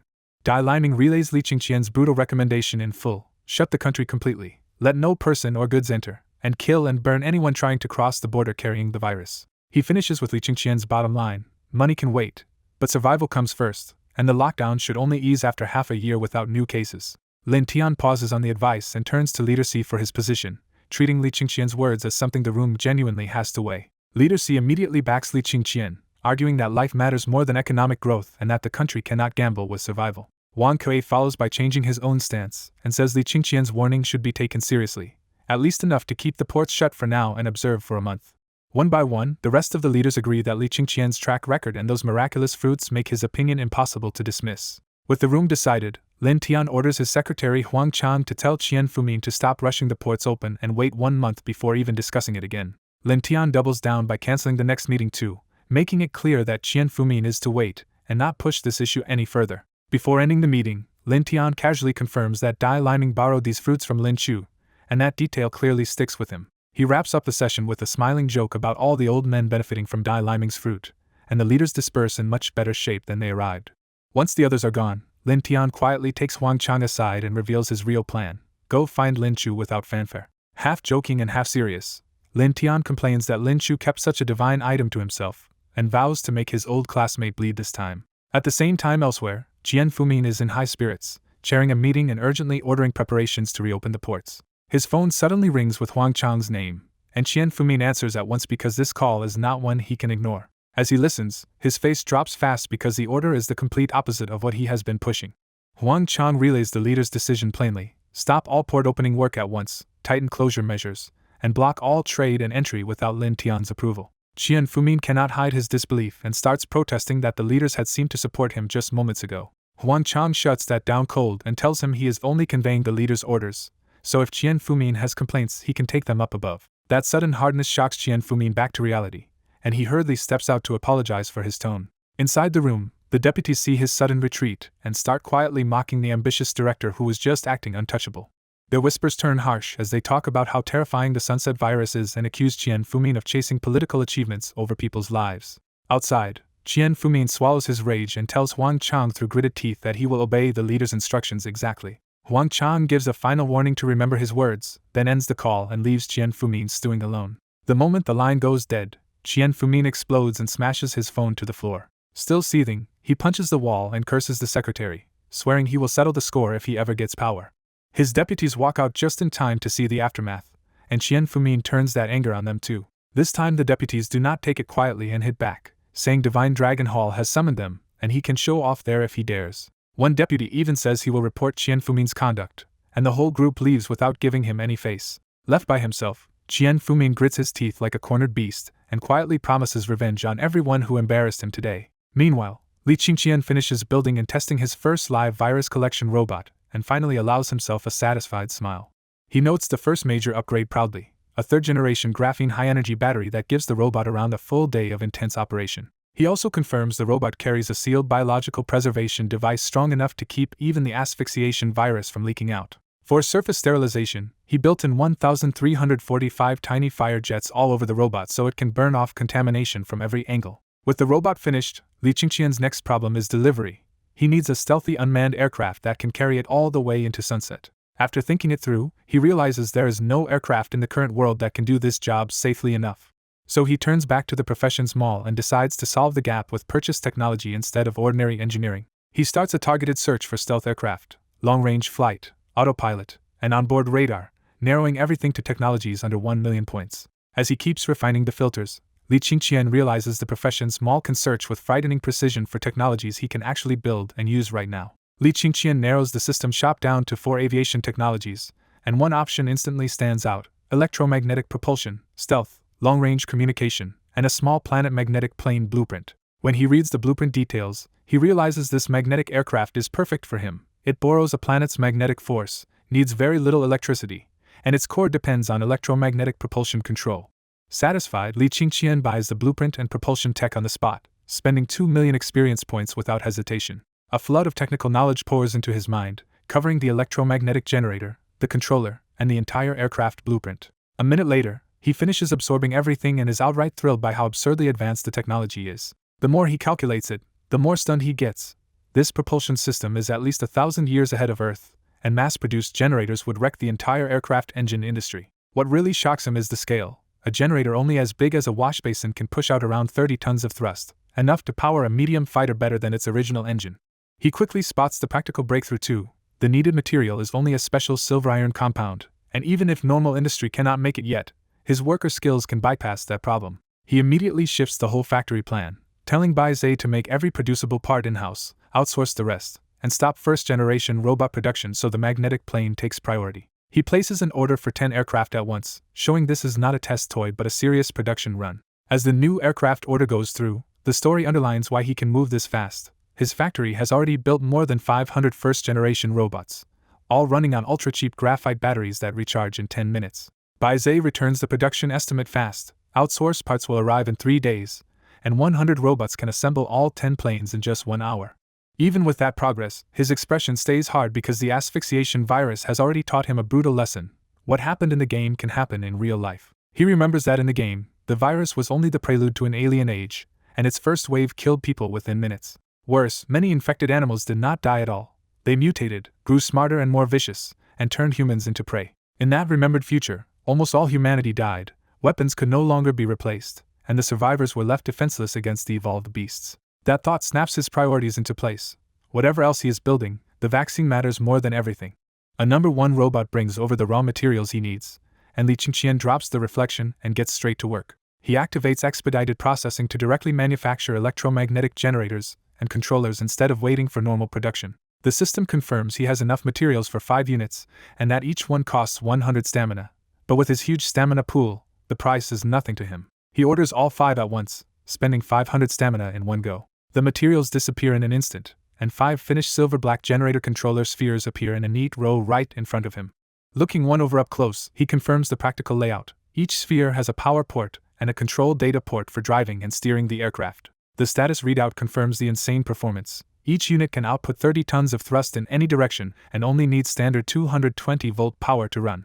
It gets even crazier as the interface lays out the acceleration numbers, showing that even with heavy loads, the system can still push an aircraft to supersonic speed. Li Qingqian can barely hide his greed now, already picturing Boeing, Airbus, and expensive fighter engines getting crushed by this one technology. Then the story jumps south of Tianyi City's small desert, where a barren tract Li Qingqian bought has become a giant construction site. From the surface alone, the project already looks extreme. Thick airtight underground walls and military-grade cement make it look more like a fortress than an ordinary lab. A young worker walks the site in disbelief and asks his master if Divine Dragon Software is building some kind of shelter, because the underground space already looks enormous. The old master corrects him. This is supposed to be a biological laboratory for vaccine work, and the standards are so strict they had to build it like a sealed military facility. He raises the stakes even more by revealing that what the apprentice is seeing is not the first basement level at all, but the 34th floor of a huge underground complex. The apprentice blurts out that the schedule makes no sense, because the project only started days ago, and there are nowhere near enough human workers on site to build this much that fast. The old master just smirks and tells him to keep watching. A moment later, the answer rolls in. 300 worker robots arrive, modified from the first generation with wheelbases and tool-packed mechanical arms built for construction. The apprentice is stunned again, and the old master proudly says Divine Dragon uses robots because the work is both faster and better. Once they start, the robots make the difference obvious by bending rebar like noodles and welding an entire 3,000 square meter section together in just 10 minutes. The apprentice can only curse in shock, because the machines are clearly hundreds of times more efficient than people. Even the old master, after 20 years in construction, admits the robots produce cleaner steel work than human crews ever could. The robots do not slow down there either, fixing prefabricated structures into place so neatly that 20 more minutes turns another massive section into a mirror-flat floor. Under engineers' guidance, concrete mixers line up and pour immediately into the robot-marked positions, and the floor takes shape almost in real time. On a small hill beside the site, Divine Dragon's temporary project office is packed with top staff, showing this lab is a full company priority, not a side project. Inside the cramped project office, Li Qingqian gathers Zhao Na, Zhang Tianling, He Hongyan, and the rest of Divine Dragon's top staff to hear the latest construction report.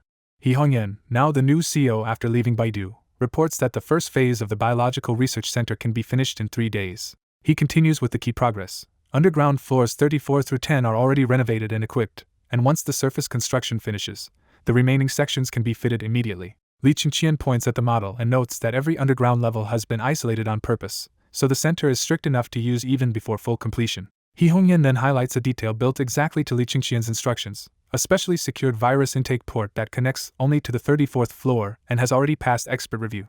Li Qingqian nods and makes his position crystal clear.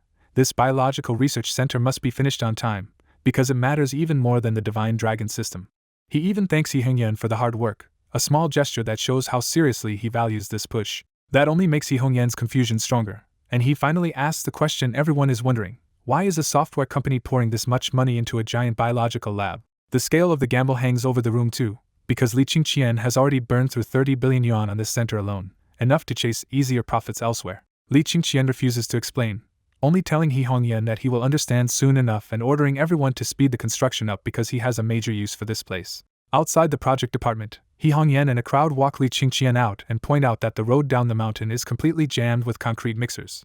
Everyone assumes Li Qingqian is stuck until dinner, but he flatly refuses to wait because finishing the biological research center matters more. Then Li Qingqian calmly says Divine Dragon will not be blocked by traffic in the future and tells them to watch closely. He gets into the car, and the central screen lights up with Pegasus, the vehicle's flight assistant. Li Qingqian orders flight mode and has the car hover half a meter off the ground instead of leaving right away. The car hangs there rock steady, and the whole group stares like they have just seen something impossible.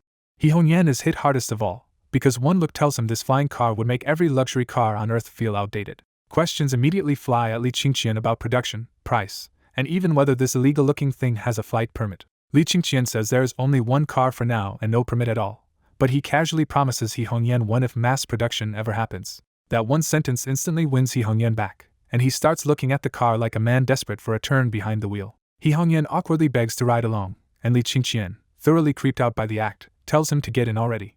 The moment Li Qingqian agrees, Zhao now rushes over with an excuse about the photolithography factory, clearly unwilling to miss this ride. Zhang Tianling jumps in too, claiming suppliers are waiting at the company and making it obvious she wants the experience as much as the others. Li Qingqian lets them all aboard but bluntly warns that this is still an unlicensed experimental vehicle, so if it crashes, that is on them. He Hongyan steps in first with nervous care, only to realize the floating car feels even steadier than a normal parked car. Zhao Na and Zhang Tianling follow him in, and both are startled by how stable the cabin feels in midair.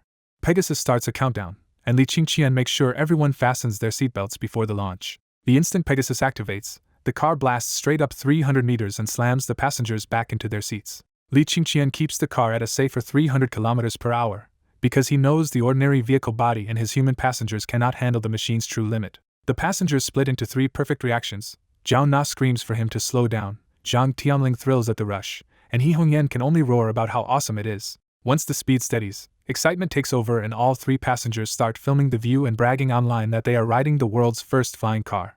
After the first rush fades, He Hongyan notices the real mystery. There are no propellers, no aviation engine, and no visible power system at all. Unable to explain what he is seeing, He Hongyan half-seriously asks Li Qingqian if he is actually an immortal using a magic tool. The flight ends quickly at Divine Dragon Software Company, and the passengers climb out looking reluctant because the trip felt far too short. He Hongyan watches Li Qingqian lock the car and grows even more obsessed, now convinced his luxury cars feel worthless next to this thing. He Hongyan shamelessly asks to borrow the flying car for a test drive, and Li Qingqian shuts him down without even pausing.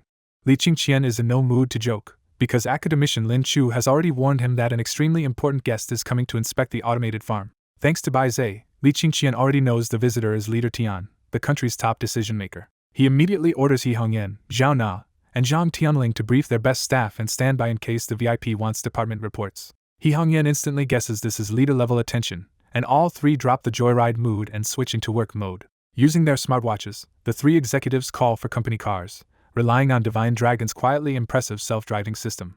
A self-driving smart car arrives in a minute, addresses the three executives by name, and takes them away while Li Qingqian stays behind. Once they leave, Li Qingqian heads into the factory alone, and starts mentally sorting through which of his breakthroughs can be shown to someone at that level. He reviews the list in his head, from robots and batteries to stealth paint, the flying car, the magnetic plane, great buckthorn fruit, communication control tech, and more. He decides artificial intelligence still cannot be exposed, but the rest of the technologies are fair game for the VIP visit. Inside, the once messy factory has already been transformed into a clean exhibition hall filled with polished technology booths. At the front of the display, Li Qingqian passes booths for the first-generation robot and the Biological Research Center's construction robot. Farther in, the lineup continues with the graphite super battery and a stealth paint display that can vanish from sight and radar when powered. Two centerpieces dominate the hall, another flying car prototype and the much larger small planet magnetic plane. The small planet magnetic plane looks stripped down on the outside, and that simplified electromagnetic design leaves far more room inside than a normal aircraft. What really matters to Li Qingqian is what the plane can do: vertical takeoff anywhere, extreme speed, huge range, quick battery swaps, and flight costs far below ordinary aircraft.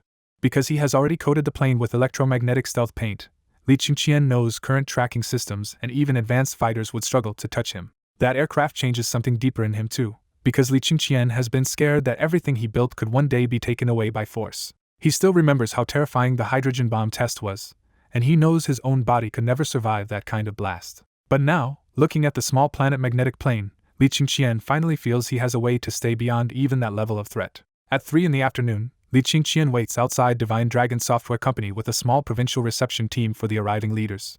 A black official car rolls in behind a lead escort, and the whole group straightens as the important guests arrive. Lin Tian steps out smiling and greets everyone with easy warmth, immediately setting a cordial tone for the visit. Academician Lin Chu gets out of the following car, spots Li Qingqian in the crowd, and gives him a familiar nod. When Lin Tian shakes Li Qingqian's hand, he treats him with unusual warmth because the great buckthorn fruit has already worked like an elixir on his health. Lin Tian openly praises Li Qingqian as a rare young hero, crediting him for the operating system breakthrough, the virus crisis turnaround, the Mac network technology, and mass-produced lithography machines.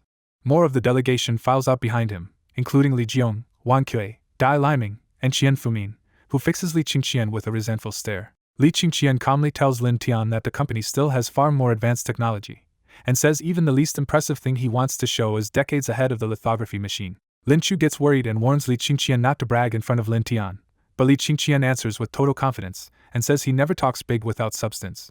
Instead of taking them inside on foot, Li Qingqian leads Lin Tian to the roadside Pegasus and reveals that it is the world's first flying car. A security guard immediately blocks the idea of Lin Tian using another car, but Li Qingqian starts the Pegasus anyway and makes it rise soundlessly off the ground.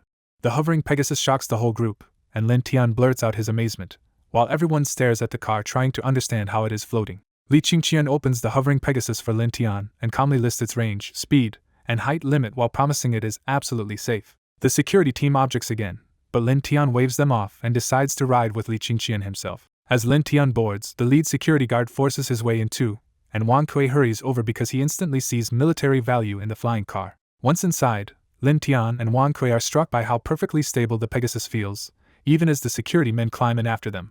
That stability immediately sends Wang Kui's mind to combat use, and he starts picturing the Pegasus as an airborne fortress that could rain fire from above. Li Qingqian announces takeoff, and with a voice command the Pegasus rises to 10 meters so smoothly that it feels more stable than an elevator. Wang Kui gets openly excited over the flawless vertical takeoff and starts talking through a brutal battlefield version with armor, bulletproof glass, and a mounted gun. Lin Tian asks the obvious question about the silent power system and vertical lift, but Li Qingqian deliberately saves the explanation for the exhibition hall. Li Qingqian sets the destination to Factory No. 1 by voice, and the Pegasus glides forward at low speed with the same eerie, sofa-level smoothness.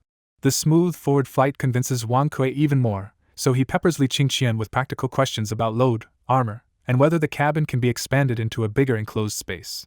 Li Qingqian teases Wang Kui the same way and says the full answers can wait until they reach the technology exhibition hall. Even the head security officer is won over and asks whether the Pegasus is for sale, because he realizes it could transform how a top leader travels safely. Li Qingqian first says the Pegasus is not for sale for now, and the answer visibly disappoints Lin Tian before he explains why. He immediately explains that the Pegasus still lacks permits and airworthiness testing, then promises to specially make a few for the leaders once the process is finished. Lin Tian, pleased again, says they will pay properly, and then sees through Li Qingqian's careful wording as a smart push for official help. Instead of being annoyed, Lin Tian directly tells Wang Kui to arrange official testing and support the Pegasus as long as there are no quality issues.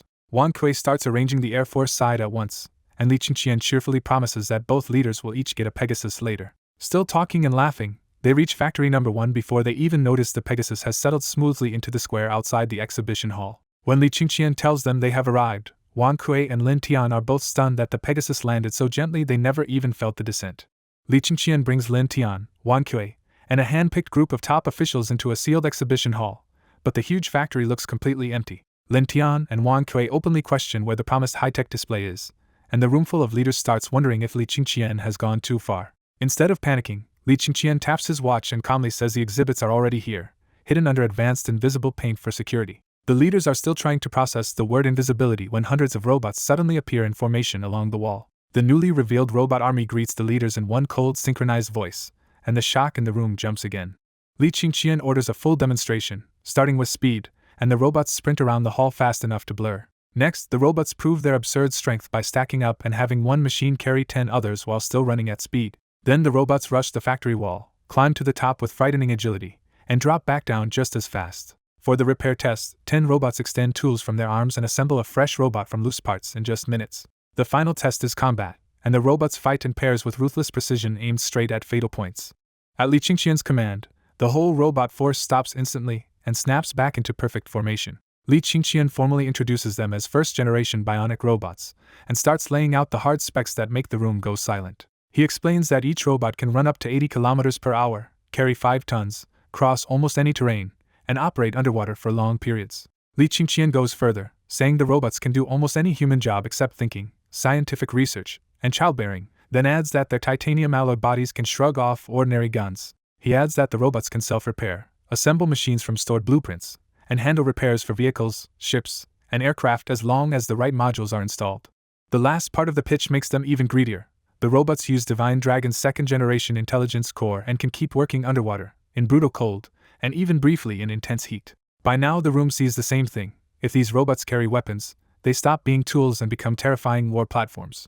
Lin Tian is especially shaken because he immediately realizes robot troops could fight the deadly asphyxiation virus without risking living soldiers. He stops admiring and starts acting, ordering Wang Kui to arrange a military test robot right away and promising a large purchase if it passes combat standards. With the first sale already taking shape, Li Qingqian leads the delegation to the second booth and shows them construction robots built for rapid automated building.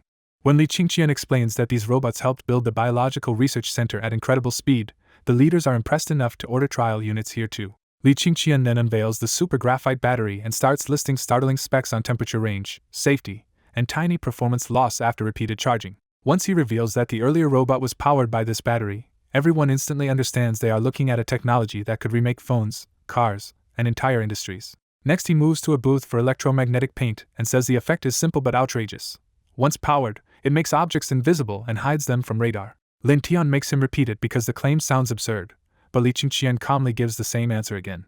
Then Li Qingqian proves it on the spot, and the model airplane vanishes in front of everyone as if it never existed. The room immediately leaps to the military meaning. If this paint works on real aircraft, invisible bombers and fighters would become a nightmare nobody could detect in time.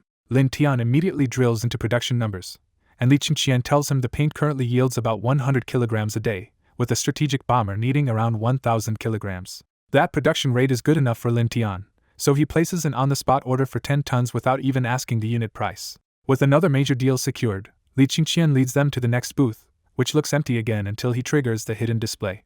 A flying car appears out of thin air in front of the delegation, and even after everything they have seen, the sudden reveal still leaves them stunned. In the exhibition hall, Li Qingqian calmly explains that his flying car runs on a super graphite battery and uses electromagnetic propulsion and control instead of any normal engine system. He adds the key numbers without hesitation: 1,000 meters altitude, 500 kilometers per hour, and a 6,000 kilometer range, which only makes the room look more baffled. Because no one has even heard of an electromagnetic generator or controller, Li Qingqian has to spell it out. His system taps Earth's magnetic field to create huge force with very little energy. That explanation hits like a bomb, because everyone there knows harnessing Earth's magnetic field has been a dead-end global dream for decades. But they just rode in the flying car themselves, so disbelief gives way to grudging awe as they realize Li Qingqian really built a working electromagnetic generator. Leader Tian's admiration turns strategic, and he silently decides the country has to make Li Qingqian feel valued before anyone else can lure him away. So Lin Tian steps forward and openly backs Li Qingqian, praising him as the greatest scientist of the age and promising to handle any need, grievance, or dirty trick aimed his way. Everyone in the hall catches the warning inside Lin Tian's kind words, and the mood turns cautious as they look at Li Qingqian very differently. Li Qingqian plays along smoothly and tells Leader Tian to call on him anytime, which leaves Lin Tian visibly pleased. With the atmosphere settled, Lin Tian moves straight to practical matters and asks how Li Qingqian plans to price the flying car. He immediately follows with another favor, suggesting Li Qingqian hand over 2 aircraft to the military for testing so the flying car can clear the licensing path faster. Li Qingqian instantly understands the help behind the suggestion and thanks him before quoting a padded cost of about 5 million yuan per car including research and development. That number barely bothers Wang Kui, because in his eyes this is not a car at all but a vertical lift combat platform that could outperform helicopters. Lin Tian notices Wang Kui's excitement at once, but keeps the moment under control and leaves mass orders for after testing. After looking over the hall, Lin Tian sums up the visit with glowing praise for the robots, batteries, battery paint, electromagnetic generators, and flying cars as world-class breakthroughs. Only then does he return to the real reason for coming and asks Li Qingqian to take everyone to see the automated farm and its unforgettable great buckthorn fruit. Li Qingqian suddenly hesitates, and that tiny pause is enough to make Lin Tian stop and the people behind him look at Li Qingqian strangely. Lin Tian even offers to drop the matter if the farm is too sensitive, but Li Qingqian quickly clears up the misunderstanding and says the plantation is always open to him. Then Li Qingqian reveals why he paused. There is still one last exhibit, and he calls it the product he is proudest of and the highest tech creation in Divine Dragon Company. Ignoring the group's surprise, Li Qingqian asks everyone to look at the empty middle of the hall and names the unseen machine the small planet magnetic plane. He presses a hidden button, and the air itself ripples before a colossal silver-white aircraft suddenly appears where there was nothing a second ago. The full scale of it crushes the room's sense of proportion, because the giant plane nearly fills the factory and towers like a metal wall under the ceiling. Now that they can see it clearly, the visitors notice its eagle-like shape, the missing engines, the Divine Dragon logo on the hull, and the stealth paint that hid a monster in plain sight. Shock spreads through the crowd, and Wang Kui blurts out that this is clearly the largest aircraft in the world while others finally understand why the factory was built so tall. Li Qingqian starts listing the plane's performance, saying it also uses electromagnetic power but can fly 3,000 kilometers per hour at 20,000 meters. He keeps going, adding the truly absurd part: the plane can carry 3,000 passengers, lift 1,000 tons, and reach anywhere on Earth within 10 hours. Then comes the part that freezes everyone. The aircraft can handle brutal temperatures and stay invisible both optically and on radar during flight. Respect turns into fear, because everyone there instantly understands this is not just transport, but a stealth war machine that could strike any country without warning. Wang Kui is practically enthralled by the military potential, staring at the plane like a dream weapon already waiting to be deployed. Lin Tian also reevaluates Li Qingqian on the spot, because a man who might already control a hidden fleet can no longer be treated like an ordinary civilian genius. Unable to hide his desire, Lin Tian praises the aircraft's world-changing power and directly asks the price, the current quantity, and whether he can buy all of them. Li Qingqian answers that each small planet magnetic plane is priced at 3 billion yuan. But right now there is only a single prototype, and it is not for sale. Wang Kui immediately tries another route and urges Li Qingqian to hand the prototype to the Ministry of Defense for flight testing. Lin Tian backs that suggestion at once, because keeping even a prototype in state hands feels safer than leaving it free in private hands. Li Qingqian refuses cleanly, insisting this aircraft is different from ordinary planes and saying his 100,000 computer simulations already prove the design sound enough for real testing. He says he invited them here to witness the real test in person, and a huge screen rises from the ground in front of the crowd. Wang Kui frowns and warns again that any unapproved aircraft test flight could be shot down, still trying to pull the plane into official control. Before that pressure can go further, a cold synthetic voice announces that the small planet magnetic plane test program has already started and orders everyone to stay back. The announcement names the destination too, saying the plane is heading for the Holy Shield region in Sunset, which makes the whole demonstration feel even bigger and more dangerous. As the countdown begins, the factory roof splits open above the prototype and reveals a clear launch path straight into the sky. At 0, the huge plane rises silently off the ground like it weighs nothing at all and shoots upward faster and faster until it vanishes into the clouds. Wang Kui's face changes on the spot, and he urgently orders air defense units to track the aircraft but absolutely not fire on it. The room sours fast after that, because many people feel Li Qingqian just ignored direct authority and boldly launched anyway. Li Qingqian stays perfectly calm, checks the large screen, and matter-of-factly says the aircraft is 6,000 kilometers from Sunset and will arrive in about 2 hours under full stealth at 20,000 meters. Then, as if nothing unusual just happened, he suggests using that travel time to continue the tour and visit the automated farm. He taps his smartwatch, and multiple open-top flying cars suddenly appear inside the factory and float neatly into place in front of the group. Li Qingqian invites everyone to board because the farm is muddy, while Lin Tian studies the hovering row in silence and realizes Li Qingqian is still showing his strength. After Wang Kui's order reached the Ministry of Defense, radar stations across the country went into full power sweeps to find Li Qingqian's small planet magnetic plane. The radar team scanned again and again, but the plane simply never appeared, as if it had vanished from the sky. The satellite center checked the route and timing Wang Kui provided and got the same impossible result. They could replay the takeoff, but they still could not find the plane itself. When Wang Kui quietly relayed the results, the mood around the visiting delegation turned heavy because everyone understood just how far ahead this stealth technology was. Wang Kui bluntly admitted that their current technology could not even detect the aircraft, and Lin Tian immediately understood the military weight of that fact. On the screen, the small planet magnetic plane kept climbing through the stratosphere, showing dark space above, the blue Earth below, and a speed already pushed to 3,000 kilometers per hour. With the stealth test already proven, Li Qingqian invited Lin Tian to leave the screen and continue the visit instead of waiting out the full 2-hour flight. This time Lin Tian agreed, boarded the flying car, and deliberately asked Li Qingqian to ride with him because he had serious questions to discuss in private. Inside the car, Lin Tian admitted that the plane was not just a surprise but a strategic shock, because no one could even guess how many invisible aircraft Li Qingqian might really have. Li Qingqian answered carefully that he was a son of Divine Dragon and only wanted to help protect the peace the country had given him. Lin Tian caught the hidden message at once and gave Li Qingqian a rare promise. As long as he did not endanger national security or break the law, he would personally back him. Li Qingqian smiled and reassured him that he only cared about scientific research, which finally let Lin Tian relax a little. Their private talk ended as the flying car entered the great buckthorn plantation, and the sharp, rich fruit aroma hit everyone at once. Even Lin Tian stared out at the branches bending under the fruit, because one glance was enough to see why everyone who had tasted these things wanted more. The rest of the visiting officials stared at the overloaded trees with greedy relief, already imagining a steady supply for themselves. Lin Tian got to the real issue and asked two hard questions in a row. Could production be expanded? And how was Li Qingqian planning to price such a miraculous fruit? Li Qingqian shut down the first hope immediately by saying the great buckthorn fruit could only grow in very specific soil and would die if transplanted anywhere else. He added the numbers plainly. The farm only had 100 trees and one yearly harvest of about 500,000 fruits. Then Li Qingqian made the bigger point. He was not planning to sell the fruit at all for now. Once Lin Tian did the math, his relief faded, because 500,000 fruits a year only covered a tiny number of people if anyone hoped to eat one every day. He also understood that after seeing the small planet magnetic plane, he could no longer assume pressure or authority would work on Li Qingqian the way it once might have. So instead of trying to pressure him, Lin Tian carefully proposed taking over management of all the great buckthorn fruit with terms he thought Li Qingqian would find hard to refuse.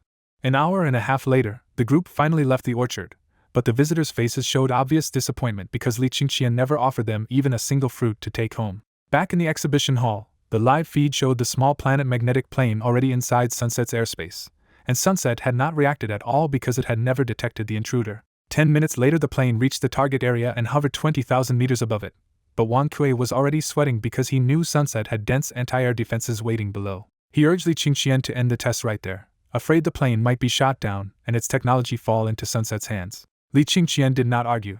He simply smiled and started guiding the invisible plane down anyway.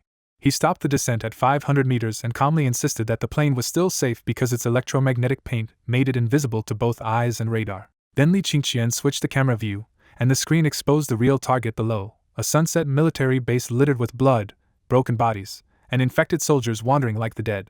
The room went cold at once, because everyone recognized the walking corpses for what they were, proof that the asphyxiation virus had survived even Sunset's hydrogen bomb. That horrifying footage instantly made Li Qingqian's earlier warnings about reopening the port feel justified. Wang Kui's shock instantly turned into alarm, and he demanded that Li Qingqian pull the plane back up before the virus could contaminate it. Lin Tian backed him immediately, ordering Li Qingqian to retreat because nothing was worth bringing the asphyxiation virus into Divine Dragon. Li Qingqian stayed calm because this had been his real goal from the start. He needed a live virus sample to make a vaccine. He believed the virus could never truly be eliminated, only endured with vaccines, because even if one outbreak was wiped out, more could still fall from the sky again. Instead of retreating, he held the plane steady 500 meters above the base and opened the underside of the fuselage. A sealed coffin-like container and a robot were lowered on cables toward the zombies below, making everyone in the hall realize Li Qingqian meant to collect the virus on purpose. Wang Kui exploded, accusing Li Qingqian of trying to bring the asphyxiation virus back and destroy the country with it. Lin Tian reacted even harder and ordered Li Qingqian to fly the small planet magnetic plane straight into an active volcano in Sunset before any contamination could return home. Li Qingqian refused to panic and insisted that the plane had advanced sterilization systems strong enough to kill any microorganism on or inside it. On the screen, the zombies turned at the sound of the descending container and rushed toward it like a pack drawn to fresh prey. The robot planted itself on the coffin, popped the lid, and waited for the right moment. Then it burst forward, grabbed one infected soldier, and hauled the body back to the open container at full speed. As soon as the infected body was thrown inside, the coffin snapped shut and sealed the sample away. Li Qingqian's retrieval system immediately shifted to sterilization. Fuel drenched the coffin, robot, and cable, and the whole assembly ignited in mid-operation. While the fire burned, the plane rose and reeled the cable back up, keeping the blazing container away from the infected ground. When the flames died down, nozzles under the plane soaked everything again with sanitizing alcohol for a second full round of disinfection. Li Qingqian explained that the coffin would go into an onboard isolation room for more spraying, and even the plane's outer hull had thousands of nozzles ready to wash every surface clean. But his explanation only made the room more fearful, because what terrified them was not the plan succeeding, but the smallest chance that it could fail. Wang Kui repeated the accusation even more harshly, now convinced Li Qingqian was preparing to carry an apocalyptic virus straight back into Divine Dragon. Lin Tian made one final decision and ordered Li Qingqian again, without any room for negotiation, to destroy the plane immediately for the sake of the nation's 1.7 billion lives. Li Qingqian ignored the command and kept focusing on the plane's controls, which told Lin Tian that words were no longer enough. With a heavy heart, Lin Tian stepped back and ordered Wan Kui to control Li Qingqian and seize the small planet magnetic plane by force. Soldiers suddenly surround Li Qingqian and even level guns at him, turning the whole confrontation into a live-fire standoff. Seeing the weapons come out, academician Lin Chu urgently begs Li Qingqian not to do anything reckless. But Li Qingqian stays unnervingly calm, because he knows ordinary bullets cannot really hurt him anymore. He bluntly warns them that the asphyxiation virus can infect animals too, so birds in the sky and fish in the water can carry it. He adds that the virus dies fast in open air, but it can survive in water and even seawater, which makes containment a losing battle. Li Qingqian points to Sunset's failed hydrogen bomb strike as proof that the virus already escaped through birds, land, insects, and water. Then he pushes the warning to its worst conclusion. Sunset is about to lose almost everyone, the whole world will follow, and Divine Dragon might end with only a few 100,000 survivors. Lin Tian is shaken by the scale of that prediction, even though he still cannot fully force himself to believe it. Others immediately push back, insisting humanity survived past plagues and accusing Li Qingqian of making wild claims without proof. Wan Kui attacks the logic even harder, demanding to know why Li Qingqian would bring back an infected corpse if the virus is really this catastrophic. Lin Tian makes his position clear. No matter what Li Qingqian says, he will delay the virus as long as possible and will not let him act on his own. On Lin Tian's order, the security team moves in to cuff Li Qingqian by force. The first security officer grabs him and strains, but Li Qingqian does not budge even a little. More soldiers pile on, and even with 4 men trying to wrench his arms back, Li Qingqian still stands there like a steel post. When 8 trained soldiers still cannot force him down, the crowd stops seeing a skinny young genius and starts seeing something terrifying. Then Li Qingqian finally moves, shaking his body just enough to fling all 8 soldiers away like they weigh nothing. Covered in dust and humiliated, the security commander yanks out his pistol and warns Li Qingqian that he will shoot if he refuses to cooperate. Li Qingqian answers with an even colder threat. If he dies, the small planet magnetic plane will automatically fly to the country's most crowded area and release the infected corpse. He reminds them that the stealth plane cannot be detected or stopped, turning his warning from bluff into national-level blackmail. Wan Kui panics and orders the gun lowered immediately, because one trigger pull could doom the whole country. Now everyone looks at Li Qingqian the same way, not just dangerous, but genuinely insane enough to drag them all down with him. Forced to negotiate, Lin Tian grits his teeth and tells Li Qingqian to name his terms as long as the plane is destroyed. Li Qingqian says the virus cannot be stopped by border control or delay tactics, and that only one path can change the ending now. When Lin Tian demands the answer, Li Qingqian finally says it plainly: a vaccine is humanity's only hope. He explains that the virus kills in 5 minutes, so the body has no time to react unless people already have antibodies from a vaccine. That makes his earlier madness click into place for Lin Tian. Li Qingqian risked everything to smuggle in the corpse so a vaccine could actually be developed. Lin Tian immediately offers a government biolab at the southwest border and orders his people to give Li Qingqian the coordinates. Li Qingqian flatly refuses, saying normal experts will fail and may even make the outbreak spread faster while they experiment. He insists the infected corpses will go straight to Divine Dragon Company's new biological research center, where he alone will handle the vaccine work. That shocks the room, because Li Qingqian's famous breakthroughs are in tech and engineering, not virology. Lin Tian warns him that viruses and vaccines demand elite expertise, experience, and hardware, trying one last time to pull him back to reality. Instead, Li Qingqian calmly says the 4 standard vaccine routes will not work on this virus, because he has already developed a different method. He claims his method can make a fast, low side-effect vaccine that even stays useful unless the virus mutates beyond a massive threshold. To prove he is not bluffing, Li Qingqian pulls up a video showing monkeys surviving HIV exposure after receiving his vaccine. The room is stunned, because an effective HIV vaccine would be a world-changing miracle on its own. Li Qingqian presses the advantage and says he will use the same platform to make better vaccines for other viruses too, including hepatitis, syphilis, and influenza. Then he goes even further and says the same logic might eventually let his company make a vaccine that prevents cancer by helping the immune system kill mutated cells. Finally, he reassures them on safety. The plane is sealed, the coffin is vacuum isolated, and the biological research center is built for direct closed transfer into a sealed virus lab. After hearing all of that, Lin Tian is no longer mocking the idea. He is close to believing Li Qingqian can actually pull this off.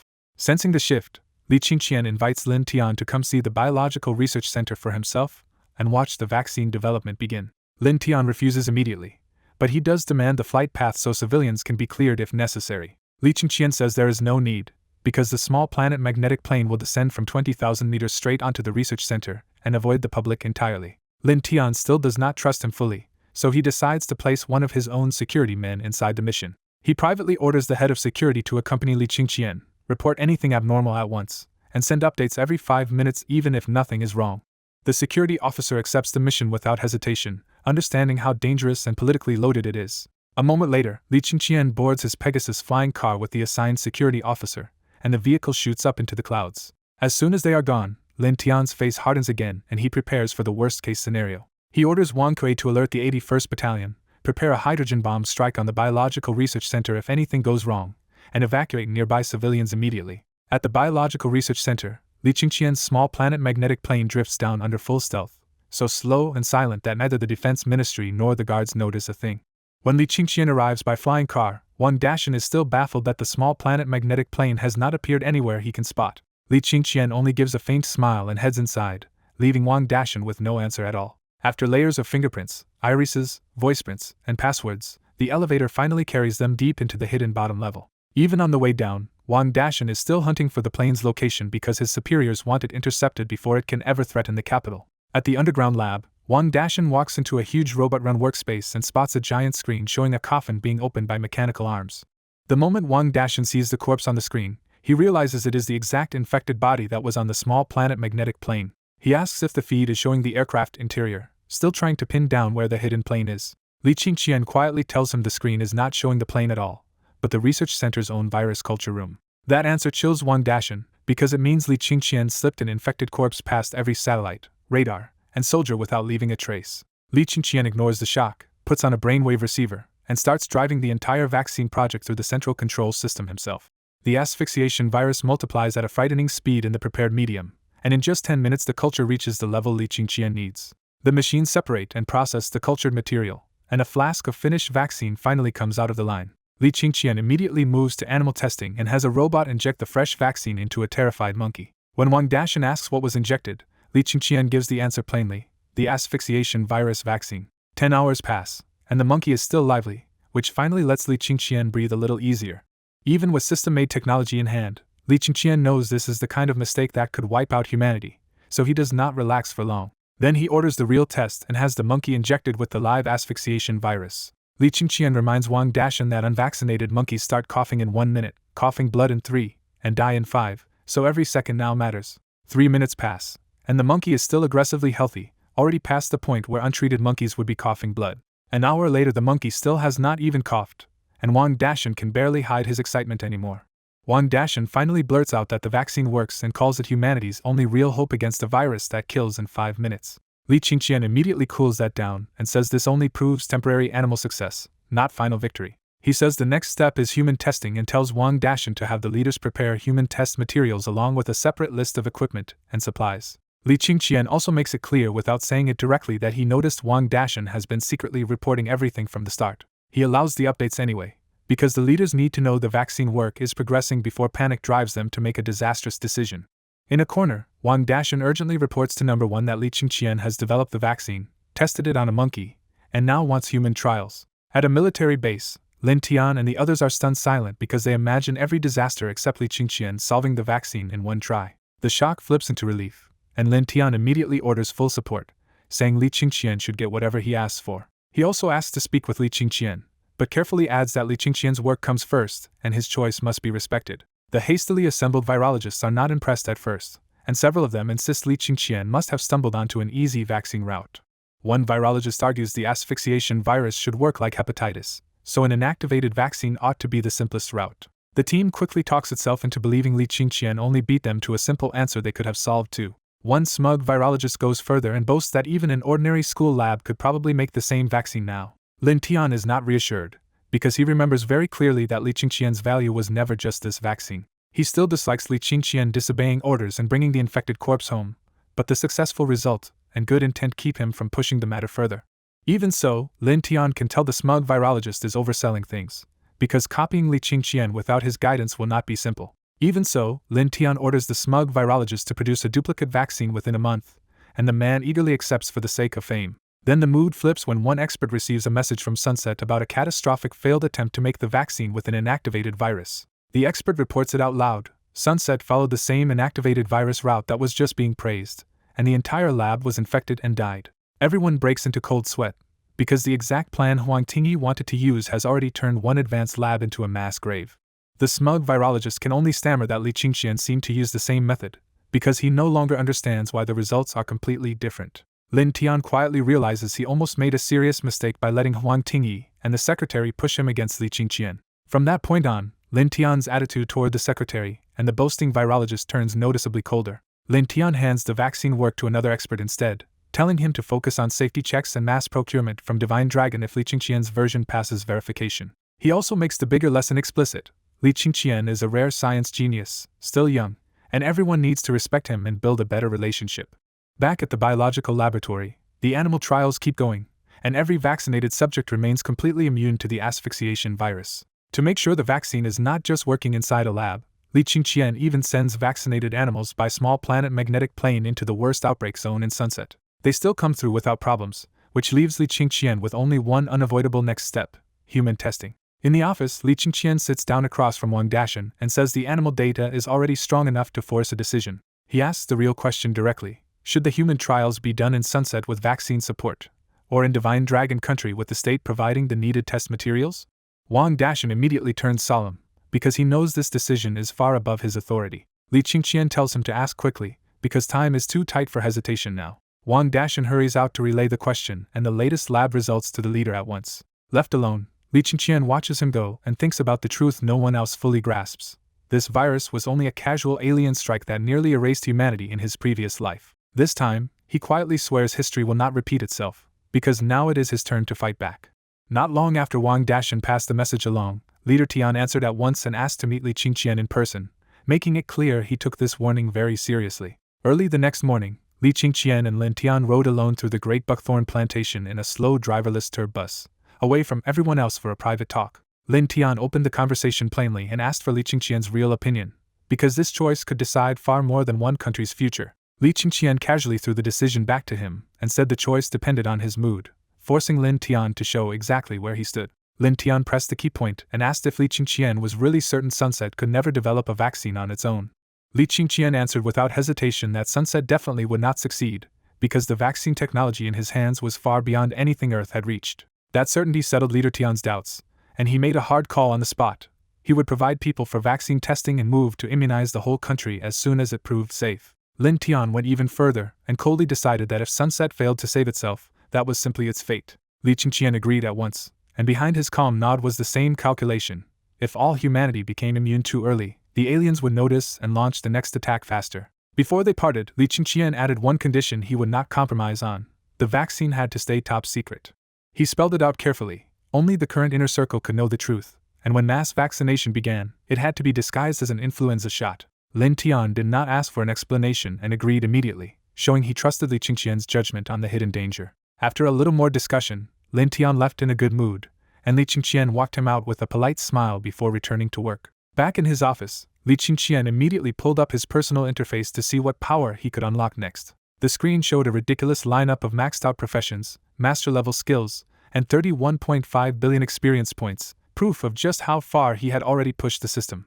When he checked the next upgrades, Scholar offered brutal gains in learning, cheaper knowledge, and faster research, while Space Farmer opened the door to farming and even terraforming beyond Earth. He could see how powerful both paths were, but the timing was wrong, because slow development no longer mattered if humanity could not survive the next alien strike. Li Qingqian reminded himself that the asphyxiation virus was only the weakest opening move, and the aliens' next waves would be much worse. His memory of the future was worse still. After humans nearly vanished, aliens twisted animals and plants through mutation and genetic modification until monstrous creatures overran the world. Soon after the meeting, the country's top virologists, doctors, nurses, and researchers poured into Li Qingqian's biological lab to push the vaccine work forward. Glad to finally have enough manpower, Li Qingqian handed the exhausting vaccine testing work to the new team leader, Wang Jiang. Wang Jiang treated the assignment like a chance to prove himself and threw the entire team into testing with urgent seriousness. With the lab work delegated, Li Qingqian went back to his office and started hunting through the profession's mall for technologies that could actually save Earth and time. He narrowed the list to practical weapons and infrastructure first: kinetic weapons, laser arms, efficient resource control, enemy detection, and a power source strong enough to run everything. The most important requirement was detection, because even the strongest weapons were useless if humanity could not see the enemy coming. He selected a brutal but realistic package: kinetic weapon research, super laser weapon research, a controlled artificial solar fusion system, a planetary-level strong AI, and a quantum radar that could watch the whole solar system. Even these choices were already centuries ahead of Earth, but they were the highest level he believed humanity could still manufacture with its current productivity. Then he checked his balance and hit a wall. 31.5 billion experience points was nowhere near enough to buy everything at once. He decided to hold off on absorbing the knowledge for now and spent 8 billion first on the controlled artificial solar system, saving the rest for the next critical buys. The next thing he refused to give up was the planetary-level strong AI, because without a system to coordinate labor and resources, a fusion plant might still take decades to finish.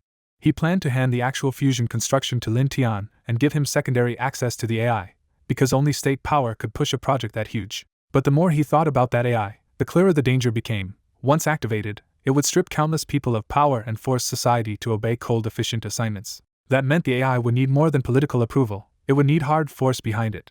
So Li Qingqian chose weapons and combat robots as the guarantee for its rollout. He spent almost everything he had left on kinetic weapon research, cutting his balance down to a thin final reserve. After locking in the purchases, Li Qingqian laid down, fitted the upgraded brainwave receiver over his head, and prepared to force all that knowledge into his mind at once. The moment he triggered absorption, a flood of impossible knowledge crashed into his memory so violently that only his strengthened body could endure it. While Li Qingqian endured that download, Sunset spiraled into a full asphyxiation virus catastrophe, with infected zombies appearing across every state and the outbreak exploding out of control. No one could safely get close enough to stop the infected, because anyone who approached risked catching the virus and dying too. As the virus spread, Sunset's management system broke apart, law and order collapsed, and the rich and powerful fled the country first. The people left behind were treated like disposable tools, and once water, power, food, and internet started failing, despair turned the whole country savage. Looting, shootings, trampling, and street killings spread so badly that more people were dying at each other's hands than from the virus itself. Those scenes flooded the internet, and the rest of the world watched in horror as Sunset turned into a warning no one could ignore. Once other countries saw the collapse for themselves, they quickly slammed the door on fleeing Sunset tycoons and officials who had expected special treatment. At the border with Black Country, the giant wall Sunset once used to keep others out had become a trap, with only a few sealed gates left as possible exits. Now Black Country guarded that gate from 200 meters away in sealed protective suits, sniper rifles trained on the entrance instead of opening it. A world-famous Sunset tycoon still walked up to the gate believing money and old promises would save him, and demanded entry in the name of a deal with Black Country's prime minister. The answer from the other side was flat and merciless. People from Sunset were not allowed in, and he was told to turn back. The tycoon snapped, cursed the soldiers, and tried one last time to bully his way through with money and arrogance. One shot ended the argument on the spot, and the man who thought he was untouchable dropped dead in front of the sealed border. The soldiers stayed cold after the kill, cursing Sunset for the damage it had done before and repeating the new order: no one from Sunset enters, because protecting their own families comes first. 3 weeks later, Li Qingqian's production line finally starts turning out a new air-powered pistol in bulk. He names it the New Age Model 1, an entry-level weapon small enough to carry easily but strong enough to mass-produce at 10,000 a day. Li Qingqian notes that this pistol is only the beginning, because the bigger weapons he wants still need a much stronger production line. He brings Wang Dashan to the test area without explaining much, leaving the veteran expert confused and wary. When Li Qingqian casually summons a pistol from the line into his hand, Wang Dashan freezes because private gun production is a serious line to cross. The moment Wang Dashan realizes this gun was built here, armed robots and their cold sensors make the whole room feel like a trap. Li Qingqian dismisses the robots and makes his real point clear. He wants Wang Dashan to judge the weapon as a firearms expert. Li Qingqian fires first at the 100-meter target, and the pistol's sharp but muted sonic crack comes with almost no recoil at all. Through the scope, Wang Dashan sees the bullseye chewed apart, and immediately understands how easy this gun would be for even an untrained person to use. The test system announces a 9.8 score at 100 meters, and Wang Dashan blurts out that a weapon this simple and this deadly would be terrifying in civilian hands. Then the range shifts to 500 meters, and the target shrinks to a black dot almost invisible to the naked eye. Wang Dashan briefly relaxes because at that distance, a pistol should be nearly useless unless this thing breaks every rule he knows. Li Qingqian tells him to switch the gun to 500-meter mode, and one button press changes the scope instead of swapping hardware. With the target suddenly sharp in the magnified view, Li Qingqian plants the laser on the center ring and punches straight through it. That single trick blows Wang Dashan away, because this one gun can now act like a pistol, rifle, machine gun, and even a sniper weapon. When Wang Dashan fires his own string at the long-range target and still scores 9.8, the result feels less like skill and more like proof the gun is doing the hard part for him. The final test pushes all the way to 1,000 meters, far beyond what a normal pistol should even attempt. After switching to 1,000-meter mode, Wang Dashan can see the target clearly again through the scope and starts firing in disbelief. His score comes back as 8 points at a full kilometer, and that result finally rattles him down to his hands. He quickly does the math and realizes one soldier could carry thousands of rounds, kill at extreme range, and turn an ordinary unit into an elite force. Li Qingqian smiles at that reaction, because Wang Dashan's reluctance is already gone and all that's left is shock and fascination. Asked for his verdict, Wang Dashan answers honestly that the new age Model 1 is a terrifying killing machine built for almost any battlefield. Even so, he still warns Li Qingqian that firearms are tightly controlled, and that privately designing and making one is illegal. Li Qingqian only smiles, leaving Wang Dashan with no answer and a much bigger problem to report. As soon as the test ends, Wang Dashan urgently reports everything to Lin Tian, including the size, power, range, and his suspicion that Divine Dragon built the gun itself. In Dragon City, Lin Tian reads the report, and immediately calls in military leader Wang Kui and weapons experts from the Academy of Sciences. The moment Wang Kui reads it, he understands this is not some odd pistol but a weapon that could rewrite army logistics and firepower. He reacts hard and fast, demanding total secrecy, no exports, and mass procurement because he thinks this one weapon could replace rifles, pistols, and sniper guns at once. Academician Lu Ti is shaken too, but what shocks him most is the technology hidden inside the gun. He spells out the real breakthrough: room temperature superconductors, a mini vacuum acceleration barrel, and an ultra-high-capacity battery all had to exist for this pistol to work. From there, Lu Ti's thoughts race far past weapons, because those same breakthroughs could transform computers, power grids, levitation, flying vehicles, and fusion energy. Lin Tian listens but stays cautious, because with the virus crisis dominating the world, he doubts Li Qingqian showed this weapon off for such a simple reason. He sends the experts away and keeps only Wang Kui, because both of them feel Li Qingqian is hinting at something bigger than a sales pitch. Neither man can explain Li Qingqian's intention, and even Wang Kui's guess that he just wants to sell guns sounds weak the moment he says it. 3 days later, Li Qingqian calls Wang Dashan back for another demonstration, and this time the weapon is mounted on an armed robot. Because the robot can carry a longer embedded barrel, its improved air-powered gun jumps to a 3,000-meter range and still punches through steel. Its targeting system is even worse news, because inside 3,000 meters the robot hits with perfect accuracy and barely drops off even while moving fast. Then Li Qingqian shows the rest of the package: 200,000 rounds, 10 days of combat endurance, perfect target recognition, and no accidental fire. Its armor makes the picture even darker, since ordinary gunfire, machine guns, and even some heavy attacks would struggle to stop it. At battlefield speed and with that level of firepower, Wang Dashan realizes this is not a support weapon at all but an unstoppable killing machine that could wipe out a small country or massacre a city. By the end of the demo, Wang Dashan's face has gone pale, and he looks at Li Qingqian less like a businessman now and more like a man holding something monstrous. All Wang Dashan can think at the end is the same terrified question: why is Li Qingqian showing him weapons like this again? Not long after Li Qingqian's weapons test, Lin Tian receives both a message and a video of the armed robots in action. The footage hits hard enough that Lin Tian goes silent, shaken by just how lethal the robots are. He immediately calls a high-level meeting and brings in both officials and department heads to review the video together. Lin Tian tells the room that Divine Dragon Company has built an armed robot, and he wants everyone to see its power for themselves. Before the video starts, Minister Shi scoffs from his seat that Divine Dragon has no weapons qualification and still dared to make arms. Lin Tian gives the outburst a surprised glance, while the minister wrongly takes that look as approval. In his own head, the minister is already imagining how crushing Li Qingqian over this could win him political credit. Then the screen reveals the real machine, a 3-meter humanoid robot straight out of science fiction. At Li Qingqian's order in the test footage, 8 gun barrels slide out from the robot's body and the test begins. The robot unleashes supersonic fire in the test video, and hundreds of dummies across the 3,000-meter field are headshot almost at once. The slaughter keeps going as the machine picks off test mice and rabbits with the same merciless precision. 10 minutes later, the ground is dead silent and all 2,354 targets are gone. The final stats make it worse, showing massive ammo reserves, near-perfect accuracy, extreme speed, and armor that shrugs off rockets and autocannons. The room goes pale, because this no longer looks like equipment testing but a preview of a massacre machine. The minister finally realizes Lin Tian's earlier glance was not approval at all, but disbelief that he could say something so foolish. He even shudders at the idea that if Li Qingqian hears those words and holds a grudge, he could be in real danger. When no one dares speak, Lin Tian deliberately calls on the outspoken minister first to hear his opinion. Cornered and humiliated, the minister instantly changes tune and praises the robot as a weapon the army must have at any cost. He goes further, claiming one robot equals an army and enough of them could force whole countries to surrender. The room reads the retreat for what it is. Some mock his backpedaling inwardly, while others quietly respect how fast he adapted. The other ministers follow the same line and agree the military must absorb the robot, while carefully dodging the issue of Li Qingqian making arms on his own. Lin Tian is dissatisfied with the evasive answer, so he dismisses the ministers and keeps only his core officials behind. Now speaking plainly, Lin Tian asks Wang Kui what Li Qingqian is really trying to do, because the timing makes no sense. He points out that humanity is facing extinction from the asphyxiation virus, so pouring effort into new killing machines does not fit Li Qingqian's usual logic at all. Wang Kui admits he cannot understand it either, because Divine Dragon was already unmatched even before these robots appeared. At the same time, far away in Divine Dragon, Li Qingqian stands inside a giant server room packed with unusual silicon-based servers. Bai Zhe reports that the planetary management system is now initially deployed, and both the personal affairs and industry clients are finished too. Bai Zhe adds that the current computing power can already run Divine Dragon and, if resources are coordinated, build the first fusion power station in 6 months without disrupting normal life.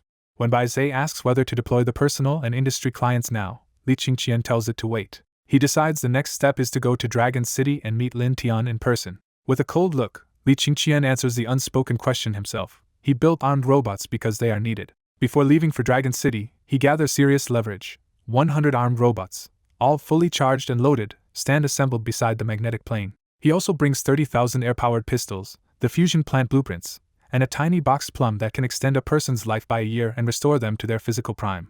In Li Qingqian's mind, these are the leverage and protection he needs to force through the planetary management system. He thinks it through in brutal terms. Anyone who blocks Lin Tian from using that system will be crushed by history. The urgency is bigger than politics, because the fusion plant must be finished in a year to power the galactic cannon and galactic-scale quantum radar tied to humanity's survival. Once he gives the order, the armed robots pick up the materials and board the plane in perfect formation. Li Qingqian then turns toward the other magnetic plane, the one rebuilt into an armed version for the trip. This upgraded aircraft hides 3 powered autocannons in its body, each able to snap out and open fire almost instantly. Loaded with 5 million rounds and enough firepower to punch through an aircraft carrier, the armed plane is Li Qingqian's guarantee that he can survive whatever happens in Dragon City. He orders Bai Zhe to set course for Dragon City, and the 2 magnetic planes rise together before disappearing into stealth. Back in Dragon City, Lin Tian's group is still arguing late into the day and can only agree on one thing: the army needs those robots. Since no one can figure out Li Qingqian's motive, Wang Kui suggests sending Minister Shi to Divine Dragon Company to test the waters in person. Lin Tian agrees to send him tomorrow, then tries to revive the room by having his secretary bring in great buckthorn fruit. The mention of great buckthorn fruit instantly perks everyone up, because they suspect Li Qingqian bred it himself. The Academy of Sciences has already tried every propagation method it could think of, and none of them could produce even one sapling. That failure makes Wang Kui even more excited, because if Li Qingqian can breed something like this, he might also be able to cultivate a plant that increases lifespan. As they eat, the fruit wipes away their fatigue and aches so completely that the whole room turns lively again. Then guards rush in with urgent news that Li Qingqian has already come to Dragon City on a magnetic plane. The guards report he set off 10 minutes ago and should arrive in 10 more, but that estimate sounds wrong the moment it is spoken. Through the conference room windows, a huge magnetic plane is suddenly already there, floating in perfect silence. The fuselage opens, and Li Qingqian appears at the doorway smiling as if this dramatic entrance is the most natural thing in the world. Lin Tian rises at once and personally moves to welcome him with unusual warmth. Li Qingqian says he has brought good things with him, and Lin Tian personally goes downstairs with the guards to receive him. The other leaders do not object at all, and Wang Kui in particular watches Li Qingqian with a hungry intensity that is almost comical. After a few pleasantries, Li Qingqian asks to speak with Lin Tian in private, and Lin Tian agrees. Once they are alone in the meeting room, Li Qingqian drops the bombshell that he has already mastered controllable fusion power station technology. He says the technology is controllable, absolutely safe, and so efficient that just 3 kilograms of raw material a year can produce 1,000 times the world's total energy. That shocks Lin Tian to his feet, because controllable fusion means solving humanity's energy problem and reshaping the world itself. Li Qingqian even offers to share the technology for free, which makes Lin Tian brighten for a moment before bracing for the conditions that must follow. The first condition is immediate and enormous. The fusion power station must be built and running within 1 year. Lin Tian blurts out that it is impossible, because even ordinary nuclear plants take years and fusion should be harder, not faster. Li Qingqian answers by revealing his second condition: Divine Dragon must let him use the planetary management system across the country. He explains that only this system can run society at extreme efficiency and make that 1-year fusion construction possible. That leaves Lin Tian staring at him in shock, hit with the weight of a system that could reorganize the whole country. In Lin Tian's office, Li Qingqian starts by laying out the planetary management system as a brutally efficient command tool. He says one target can be split down to each worker, stretching useful labor time from 1 hour to 6 and turning bloated managers back into ordinary employees. Using a fusion power station as his example, Li Qingqian says the system can choose the site, order materials, assign every task, and keep the whole project moving like an assembly line. He adds one harsh rule that changes the mood immediately: in extreme times, anyone who drags their feet gets dealt with on the spot. Lin Tian is shaken because if this really works, national efficiency could explode, but a third of the current managers would lose the cushy lives they are used to. Just imagining those people refusing to give up power makes Lin Tian picture chaos, and the thought alone gives him a chill. So he pushes back and asks the question that matters most: what if the system itself makes a mistake and the whole country pays for it? Li Qingqian answers without hesitation that the system will not fail, speaking with the kind of certainty that only makes Lin Tian more cautious. Lin Tian finally says it plainly: even if the system is good, he still cannot approve it because it would shake the foundation of the state. He softens his tone a little and says reform this big has to be done slowly, step by step, or it could backfire badly. But even while rejecting the system for now, Lin Tian still moves to secure the fusion technology and tells Li Qingqian to name a price. Li Qingqian already expected this, but inside he knows the world is past the point of slow reform because the alien threat has already begun. In his mind, this has become simple: humanity needs to build fast, prepare for war, and anyone who blocks that path must be removed immediately.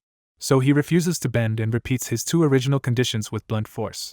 First, he demands that a nuclear fusion power station be built and running within 1 year, and he makes it clear that point is not up for discussion. Second, he says the planetary management system must be used, and this demand is also non-negotiable. Lin Tian's attitude turns frosty on the spot, and he shoots back that if Li Qingqian insists on this, they can talk again when the country actually needs fusion power. Li Qingqian answers with a sharp smile and tells him this refusal only assumes he has no other options. Then he says he has more choices than Lin Tian imagines and asks him to look outside before making his decision. Outside the window, armed robots are already marching down from the magnetic plane and into the square. At least 100 of those machines line up like executioners, and the sight instantly changes the balance in the room. Lin Tian understands at once that a force like this could overturn Dragon City itself, and for the first time he feels real fear toward Li Qingqian. Li Qingqian presses the point and says these robots are exactly what Lin Tian needs to crush the backlash from people who would resist losing power. He says his recent obsession with building killing machines was all for this moment, because there is no time left to move gently anymore. Then he adds even more weight: 100 armed robots, 30,000 air-powered pistols, and a magnetic plane that can reach anywhere and Divine Dragon within 2 hours. Most importantly, Li Qingqian says all of it will obey only Lin Tian, because he is handing him the highest authority himself. Lin Tian hears the real message behind the words right away. If Li Qingqian can give this power to him, he can give it to someone else too. After a long heavy silence, Lin Tian finally accepts the conditions because he can no longer afford to reject them. Even so, Lin Tian immediately draws a line and insists that he alone will manage the planetary management system, with no interference from Li Qingqian. Li Qingqian agrees at once because he only cares about results: half a month to deploy the system and 1 year to finish the fusion plant. With the goals secured, Li Qingqian finally eases up and tells Lin Tian he has no interest in political power itself. He sells the system again from another angle, saying it will carry Lin Tian's decisions straight to the lowest level and reflect real problems back up without delay. Li Qingqian even says the system could become the best tool Lin Tian ever had for controlling not just Divine Dragon, but potentially all of humanity. Once Lin Tian's expression finally loosens, Li Qingqian brings out one more gift: a tiny purple plum that looks completely ordinary. Lin Tian barely cares and just sets it on the table, until Li Qingqian explains that eating it can extend a person's life by 1 year. Lin Tian acts politely surprised, but inside he clearly does not believe a single word of it. Li Qingqian sees right through that reaction, so he warns him to wait until after the system deployment before eating it because the change will be obvious. With that done, Li Qingqian moves to leave and says he has already transferred control of the robots and magnetic plane to Lin Tian. He hands over a special phone-like controller and explains that Lin Tian's iris, voiceprint, face, and body data are already bound as highest authority. Lin Tian immediately realizes the controller is basically a phone, except this one can command armed robots and magnetic aircraft through the system. The controls are so simple that Lin Tian learns them almost at once. Before leaving, Li Qingqian raises one more urgent issue: Sunset's asphyxiation virus outbreak and the need to start vaccination as fast as possible. He says the vaccine has already been preliminarily verified as safe, and the whole vaccination push should ideally be finished within a month. Li Qingqian even suggests using the vaccination campaign as the first real test run of the planetary management system. As they walk out, Lin Tian suddenly insists on personally flying Li Qingqian back in the magnetic plane, clearly not wanting him to take that aircraft away. Li Qingqian casually shuts that down by saying he has another magnetic plane with him. Then another magnetic plane suddenly uncloaks about 5 meters above them, proving Li Qingqian had hidden back up in the sky the whole time. This one is armed, and its exposed cannon muzzles glitter in the sunlight like a warning made solid. Lin Tian's heart lurches again, and when he asks what those weapons are, Li Qingqian calmly explains that they are power cannons strong enough to punch through an aircraft carrier or hit a missile from 30 kilometers away. That single reveal wipes out every little scheme Lin Tian still had, and Li Qingqian knows the warning has landed. Li Qingqian boards the second plane, and it vanishes into invisibility the instant it departs. Back in his office, Lin Tian still tries one last check and orders top-secret radar to track the plane at full power. The result is a clean failure, because even full radar finds no trace of the invisible magnetic plane.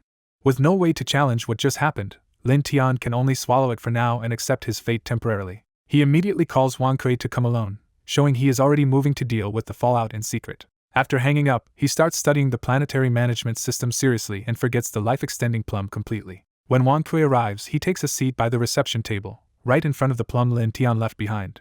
An hour after returning to Divine Dragon Company, Li Qingqian heads back to the automated farm because he wants to keep nurturing the plum tree for his parents. He barely worries about danger anymore thanks to his absurd stamina, but he still wants to raise the plum's lifespan effect before giving it to his parents. Before he starts, Lin Tian suddenly calls, and Li Qingqian answers with mild surprise. Lin Tian asks if there are any plums left, and the tiny shake in his voice tells Li Qingqian something has already gone wrong. Li Qingqian immediately says no and stresses that the plums are rare, hard to nurture, and not something he can casually replace. Lin Tian sounds openly crushed, then asks how long it would take to cultivate another one and offers to pay. Li Qingqian keeps the pressure on, saying the next fruit depends on luck and could be better, the same, or useless. He ends the call with a vague promise to try his best, leaving Lin Tian to understand that sincerity will matter more than money. He starts using his skill on the plum tree while Baizay's update lets him piece together what happened on Lin Tian's side. Earlier, after Li Qingqian left, Lin Tian had called Wang Kui over to discuss the mission and casually left the gifted plum within reach. Because Lin Tian never really believed the lifespan claim, he did nothing when Wang Kui picked up the plum and ate it. Half an hour later, Lin Tian watches in shock as the nearly 70-year-old Wang Kui starts turning young again in front of him. Wang Kui's white hair turns thick and black, even the bald patch fills in, and the miracle keeps getting harder to deny. Then Wang Kui's wrinkled skin, dull eyes, and sagging body all return to the healthy state of a much younger man. At that point Lin Tian is hit by brutal regret, because the plum had been his gift, and he let someone else eat his chance at youth. Wang Kui is thrilled by his restored body, and even his usual scheming composure cannot hide the smile creeping onto his face. He asks what he just ate, but one look at Lin Tian's ugly expression tells him this fruit was far more valuable than he was supposed to know. Lin Tian forces himself to stay calm and abruptly sends Wang Kui away before his own frustration spills over. The moment Wang Kui is gone, Lin Tian rushes to the box and tears through it, desperately hoping another plum was hidden inside. When he finds nothing, the regret hits so hard it feels like he cannot breathe. Then he seizes on one hopeful thought. If Li Qingqian gave him one plum, there may be more.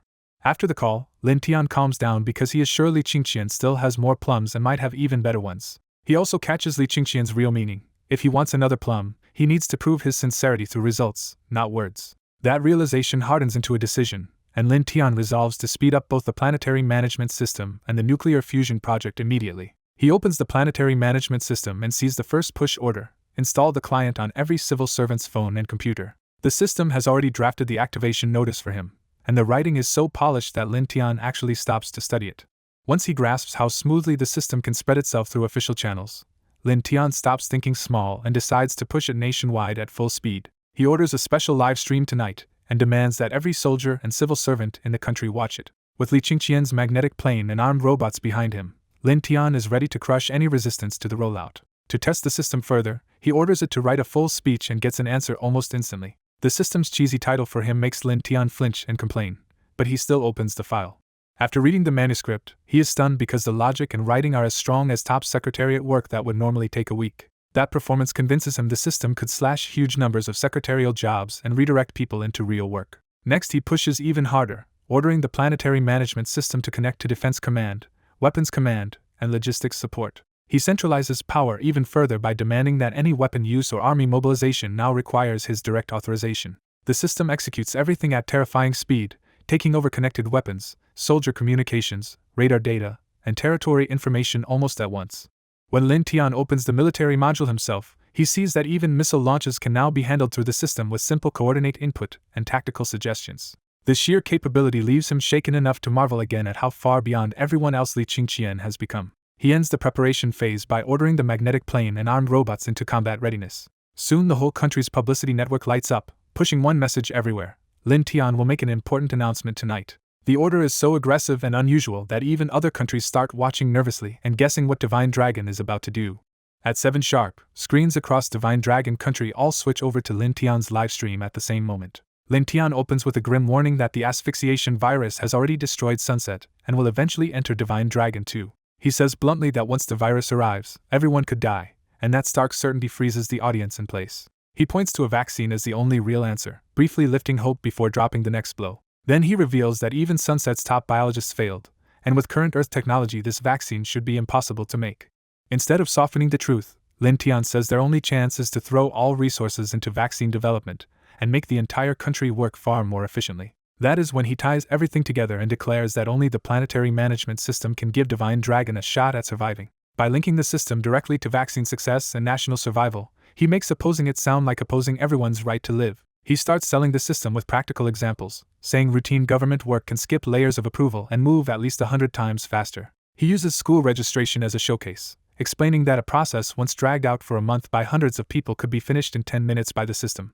He quickly piles on more examples like education, vaccination appointments, insurance, and housing approvals to hammer home the scale of the change. A lot of ordinary people and business owners watching the stream are impressed, because the promised speed would save them years of delays and wasted money. But the people whose power depends on slow approvals are uneasy, and some immediately start thinking about how to keep blocking things from inside the new system. Lin Tian does not linger on convenience, because the next part is the real strike at entrenched interests. He says that once everything runs through the planetary management system, reporting, assessments, supervision, and grassroots problem collection can all be generated and tracked automatically. He reaches a loaded pause with so, and everyone watching understands the system is about to hit the old power structure head-on. In the live-streamed meeting, Lin Tian opens with a shockwave. The Secretariat Department is abolished on the spot, and everyone in it is being sent down to do real grassroots work. He keeps going and guts the old bureaucracy, saying prefecture-level organs will be folded into the grassroots, and the system itself will assign where people go. Lin Tian says every state will get a policy planning institute, where current local chiefs can stay only if their plans pass the system's review. He strips departments down even further, turning them into industry planning bodies while the planetary management system takes over supervision, assessment, and even promotions. He bans routine inspection trips unless he approves them, making it clear that the old way of leaders turning around to judge everyone is over. Then he hits the real nerve. Personnel and rank promotions will now be decided by system data instead of superiors protecting their own people. He even seizes military authority, declaring that any operation must go through a military court and his final approval, not the regional commanders. The livestream audience is stunned because Lin Tian is not tweaking the system, he is ripping power away from almost every supervisor in the country. Inside the hall, the senior managers glare at Lin Tian with anger and confusion, already realizing he is coming directly for their jobs and authority. The first open revolt breaks out when one industry chief stands up and flatly refuses to carry out Lin Tian's reform. That single protest becomes a wave as most of the hall rises to reject him, arguing that software cannot judge people and leaders cannot be replaced by a machine. One after another, the major leaders in the front row also stand against him, leaving only military leader Wang Kui seated in silence. Lin Tian refuses to soften anything and says the planetary management system will be implemented in full, with no negotiation. The economics leader answers with an ultimatum, warning that if Lin Tian keeps pushing, the other leaders will start the formal process to remove him. Lin Tian still refuses to budge and warns that the planetary management system is inevitable, and anyone who blocks it will be crushed. With the room fully against him, the economics leader calls for a formal dismissal vote on the spot. The justice leader, official administrator, religious leader, and technology leader all vote yes in turn, quickly stacking the numbers against Lin Tian. When they turn to Wang Kui for the decisive military voice, one leader suddenly notices something bizarre. Wang Kui looks much younger than before. Wang Kui finally stands and says he objects, because he understands better than anyone here that Lin Tian is backed by armed robots. It still goes 5-1, and the economics leader formally announces that Lin Tian has been removed as leader. With the whole country watching, Lin Tian answers that dismissal with a sudden smile, because he knows they are already helpless in front of Li Qingqian's armed robots. Lin Tian immediately plays that hidden card and declares the country in a state of emergency, which makes his removal ineffective. The economics leader erupts, insists Lin Tian has no authority anymore, and orders the guards to drag him away. Before the guards can move, 2 armed robots stride up beside Lin Tian and deploy black gun barrels from inside their bodies. The wavering guards instantly switch sides when Lin Tian orders them to arrest the economics leader and the others instead. Lin Tian puts Wang Kui in charge of the crackdown, and Wang Kui answers at once, openly placing the military behind him. Now desperate, the economics leader whips the room into a last charge at Lin Tian, knowing they are fighting for survival. A crowd charges the podium in a messy wave, trying to overwhelm Lin Tian before the robots can lock everything down. Lin Tian gives one last warning and orders the robots to kill anyone who crosses the line in front of him. The robots fire with sharp airgun cracks, and the people who rush past the line drop one after another in front of everyone watching live. The survivors freeze at the sight of the bodies and finally understand that Lin Tian is no longer bluffing about forcing this new order through. Elsewhere in Divine Dragon Company's factory, Li Qingqian watches the whole showdown and praises Lin Tian for ending resistance in one brutal move. Li Qingqian immediately sees the payoff, After this, nobody will dare block the planetary management system, the national vaccine rollout, or the fusion power plan. A message from the planetary management system confirms it, showing that all 3 major plans have already been activated with exact completion times. Pleased by Lin Tian's speed, Li Qingqian decides to back him even harder by sending him one of the improved fruits from the newly strengthened plum tree. By the next phase of the change, the internet is in uproar because everyone discovers a new government app has silently appeared on their phones and cannot be deleted. People quickly realize this one app can handle almost everything, from paperwork to job hunting to shopping, as if the whole country just got folded into a single platform. During the holiday, Xiaoli is relaxing at home watching a drama when her phone suddenly pings with an official vaccination notice. The message tells her to arrive at the hospital in 12 minutes for a flu shot, and because it comes from the state, she heads out without hesitation.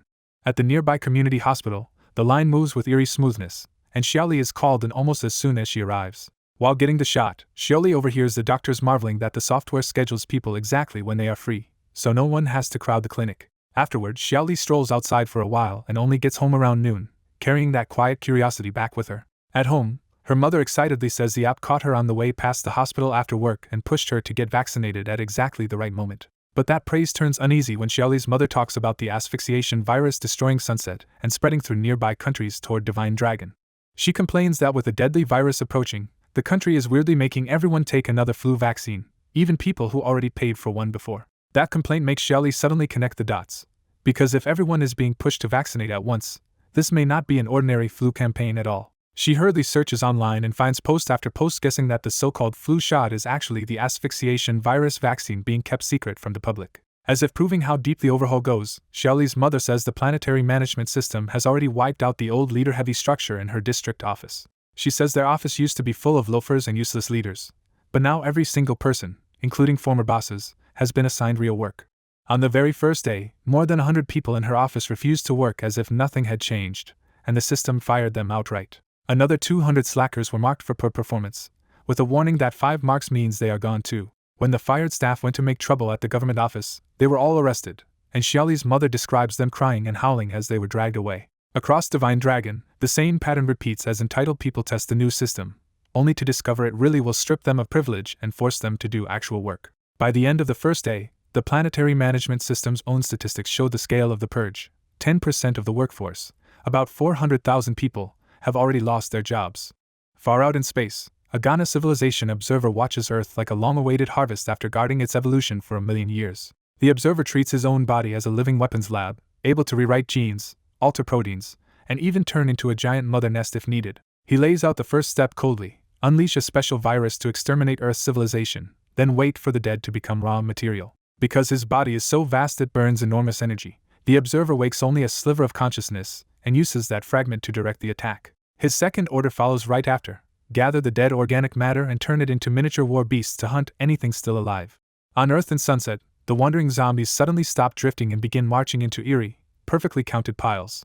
Each pile holds exactly 1,000 zombies, and once the count is complete, the whole mass liquefies into a corrosive green pool. By the next day, the green pools start boiling, and the first black bat-like creature bursts out of one like a weapon being born. More of the creatures keep exploding out one after another until the sky starts to fill with silent black wings.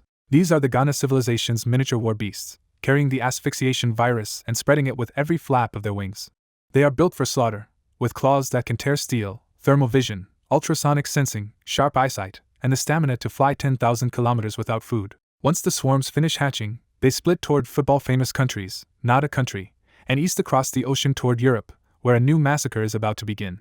Only a smaller group stays behind in Sunset, but that is still enough to turn the city into a feeding ground. Anything living they catch, from livestock to wild predators, gets dropped into the green liquid and melts almost instantly. Watching the satellite feed from Divine Dragon, Li Qingqian and Lin Tian both go quiet at the sight of Sunset falling apart. Lin Tian's first instinct is simple and harsh: if the things are this dangerous, should they blast them out of the sky with missiles? Li Qingqian immediately shuts that down, saying missiles are not just unnecessary for now, they are useless against the scale of this outbreak. He points out there are hundreds of thousands of spawning points in Sunset alone, and more will keep appearing as the virus spreads. To Li Qingqian, the bats look terrifying, but the real priority is still the virus behind them, so the whole population has to be vaccinated first. Lin Tian answers with one solid piece of good news: the vaccination work is already handled, and the fusion power station project is moving at full speed. He explains that the site is chosen, the land is flattened, and the planetary management system has already mobilized 1,000,000 workers to keep the build under a year. Li Qingqian nods because to him the fusion plant is the core of everything else, the one project that makes the rest of humanity's defense possible. The sight of the bats drags up Li Qingqian's memories from his previous life, where these creatures were outright demons that could hunt people even underground. Lin Tian looks at Li Qingqian and realizes he has been preparing for something like this all along. He says it outright. Li Qingqian definitely knows more than he has been saying, especially after everything tied to the planetary management system. When Lin Tian asks what the bat-like monsters are, Li Qingqian admits he does not know their exact nature, only how horribly they hunt. Li Qingqian warns that humans and animals are all prey to them, and ordinary firearms cannot kill them. He adds one more ugly fact: once they mature further, their speed can reach or even exceed the speed of sound. That answer rattles Lin Tian, and he quickly asks whether Li Qingqian's air-powered weapons or armed robots can handle them. Li Qingqian says those weapons can only cripple the beasts for a moment because their bodies have no real weak point to finish off. The only reliable kill, he says, is to burn them all the way to ashes. Lin Tian starts calculating the threat fast, realizing that at least 1 million of these nearly indestructible bats are already forming around sunset. Distance buys Divine Dragon a little time, but Lin Tian knows that with the bat's speed, that breathing room will not last. He decides to head back and secretly plans to push every weapons factory into making flamethrowers at full capacity. Li Qingqian reads that plan immediately and stops him, saying Divine Dragon does not need to waste time on flamethrowers. He explains that flamethrowers may work once or twice, but these creatures evolve to adapt, so heat resistance would spread through the swarm fast. For Li Qingqian, there is only one real answer against the bats: laser weapons powerful enough to dump overwhelming energy in an instant. Then he finally tells Lin Tian the larger truth: the virus and the bats are not natural disasters at all, but alien attacks on Earth. He says the aliens have probably only been testing Earth so far, which makes the situation even more frightening. Li Qingqian explains that this is why he pushed so hard for the planetary management system before the bats even appeared, because ordinary fragmented response would never be enough. He lays out the next desperate phase clearly: humanity has to combine all its strength into one or it will not survive what is coming. He reveals he already has more than fusion tech ready, including laser cannons, automatic attack arrays, and a solar system radar network. Li Qingqian asks Lin Tian for full support to finish the planetary laser defense cannons and the solar system radar array within 3 months. Lin Tian has questions he could ask, but with humanity on the line, he chooses trust and gives Li Qingqian unconditional backing instead. He tells Li Qingqian to move without hesitation and promises that any needed resources can be allocated directly. Li Qingqian thanks him and immediately opens the planetary management system to issue the next 2 global defense missions. The orders are blunt and huge: build 36 planetary laser defense cannons and build a radar array across the solar system. Lin Tian approves both missions on the spot, trusting the system to recruit and allocate whatever manpower and materials the jobs require. By now he fully understands that the planetary management system is not exaggerated hype at all, but a machine that can multiply national efficiency hundreds of times over. Just after returning to Dragon City, Lin Tian receives a fresh planetary management alert, and the first line is already bad enough to chill him. The alert says the bats have arrived, feed on humans, and are effectively indestructible. The rest of the report is even worse. In a single day, the asphyxiation virus has spread through 13 countries and erased them. 30 million people have already turned into zombies, and a new bat nest has appeared in Europe. That update makes Lin Tian realize the danger will reach Divine Dragon much sooner than he hoped, because Europe is on the same continent. He steadies himself with one hard truth: once everyone is vaccinated, Divine Dragon no longer has to fear the virus itself. But the bats are still the real nightmare, and Lin Tian can only hope Li Qingqian's weapons are ready in time. At the same time, Li Qingqian hears Bai Zai's latest report that 1,000 airborne laser platforms have already been completed. Each platform carries a super battery and atmospheric laser, can join the automatic attack array, and can lock and fire on a target in 0.001 seconds. Fully charged, one platform can fire 1,000 destructive sniper shots, and if needed its onboard explosives can wipe out an entire bat nest. Bai Zai adds that if those platforms guard the border they can kill as many bats as arrive, but there is a brutal catch. The laser platforms consume so much electricity that the current power grid can barely support them, even if Divine Dragon throws everything into the fight. That hits Li Qingqian hard because he did not expect the power shortage to arrive this soon. When he asks for the fusion plant timeline, Bai Zai answers that the station still needs another 5 months before it can be used. So Li Qingqian orders Bai Zai to calculate a temporary transition plan that can keep Divine Dragon alive until fusion power finally comes online. On Iberi Island, the defenders were ready for the incoming bats, but the moment the black swarm filled the sky, the whole battle turned grim. The island's troops opened fire with everything they had, roaring as machine guns, missiles, incendiaries, and heavy bombs tore into the swarm. When the smoke cleared, the bats were still flying, and the soldiers realized their strongest barrage had done nothing. Before the defenders could launch a second volley, the bats dove like black blades and ripped the exposed soldiers apart. A few men survived by hiding inside tanks, but even that only bought them a little time. The bats simply beat their wings over the tanks and dropped virus-laced dust, slipping past the weak air filters until the trapped soldiers started coughing to death. High above the island, a stealth magnetic plane was already waiting, and this one was built as a floating laser weapons platform. As the test began, radar locked onto 175 bats and smaller diamond emitters unfolded across the platform. The diamonds charged with bright color, turning beautiful for a second right before they became lethal. At the fire command, laser beams flashed out at light speed and the bats started dropping from the sky in burning pieces. The test result was clean and brutal. The new platform killed every locked target, and the radar hit a perfect lock rate. Then they moved to the next test and aimed the laser cannon at a bat nest 1,000 kilometers away. After the countdown, the cannon fired, and the nest vanished in a blinding blast that left only a smoking crater of molten earth. Back in Divine Dragon Company's command center, Li Qingqian and Lin Tian watched the successful strike and finally let themselves smile. Lin Tian was openly thrilled, because with enough of these platforms in the air, Divine Dragon could erase any incoming bat swarm almost instantly. The reason this mattered so much was simple. The bats were really flying virus carriers, and once they spread the asphyxiation virus over a country, that country was finished. Divine Dragon had one huge advantage though. Its people were already vaccinated, so if the bats could be shot down, the virus threat stopped with them. Li Qingqian told him they had already built 100 laser platforms and handed command authority to the planetary management system. But the good news came with a hard limit. Once fully deployed, those platforms would drain so much electricity that cities would start going dark. Li Qingqian admitted that if they had enough power, they could wipe out the bats and their nests across sunset. But right now they could only protect themselves. The shortage went deeper than the bat war, because the half-built solar system radar was barely running at 0.01% power and bigger cannon platforms still could not be properly tested.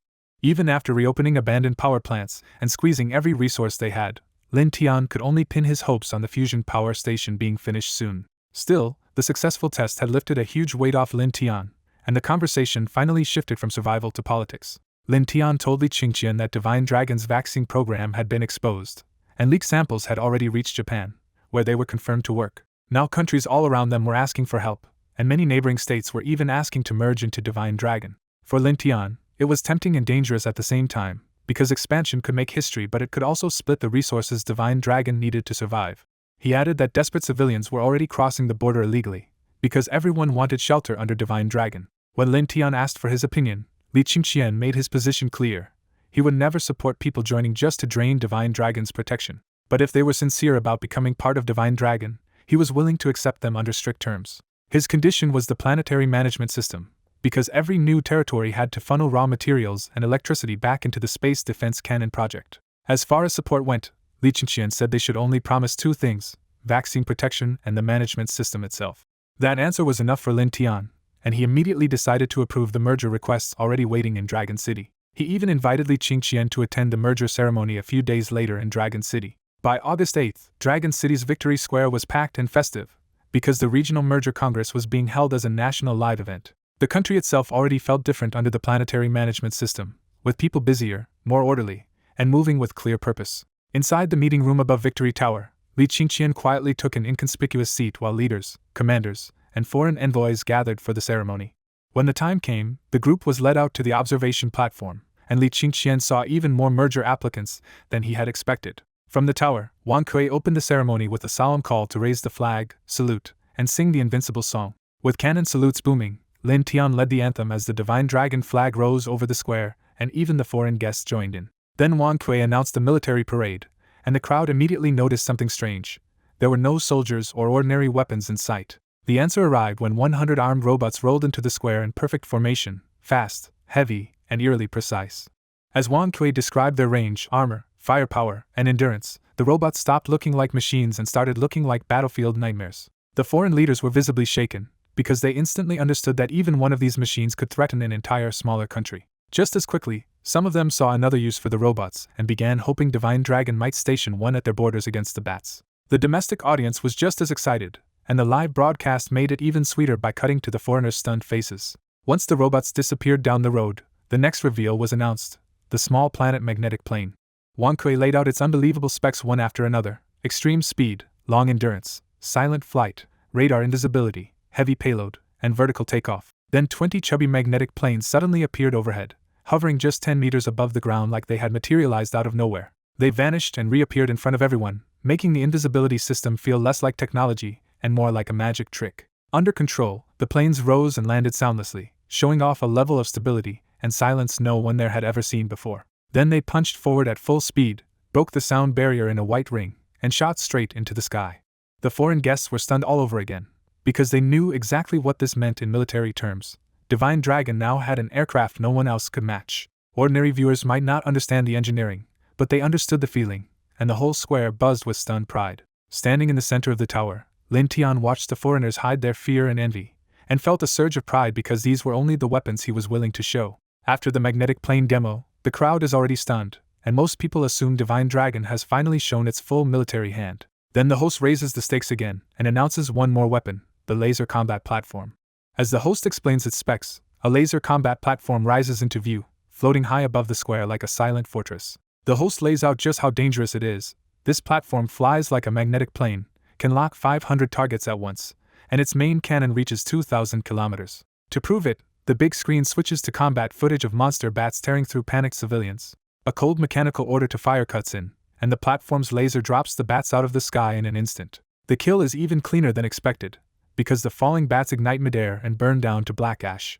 That single clip flips the public mood from shock to wild relief, because the so-called invincible bats suddenly look beatable. Before the excitement settles, the screen shows the platform charging its main cannon to wipe out an entire bat nest. The nest is annihilated in one shot, and the message is obvious. Divine Dragon can protect its people, not just defend itself for a moment. With the crowd hanging on every word, the host calmly reveals the next bombshell. Everyone in Divine Dragon has already been vaccinated against the asphyxiation virus. She pushes the point hard, saying the virus cannot harm Divine Dragon's people and the country has both the will and the weapons to keep everyone safe.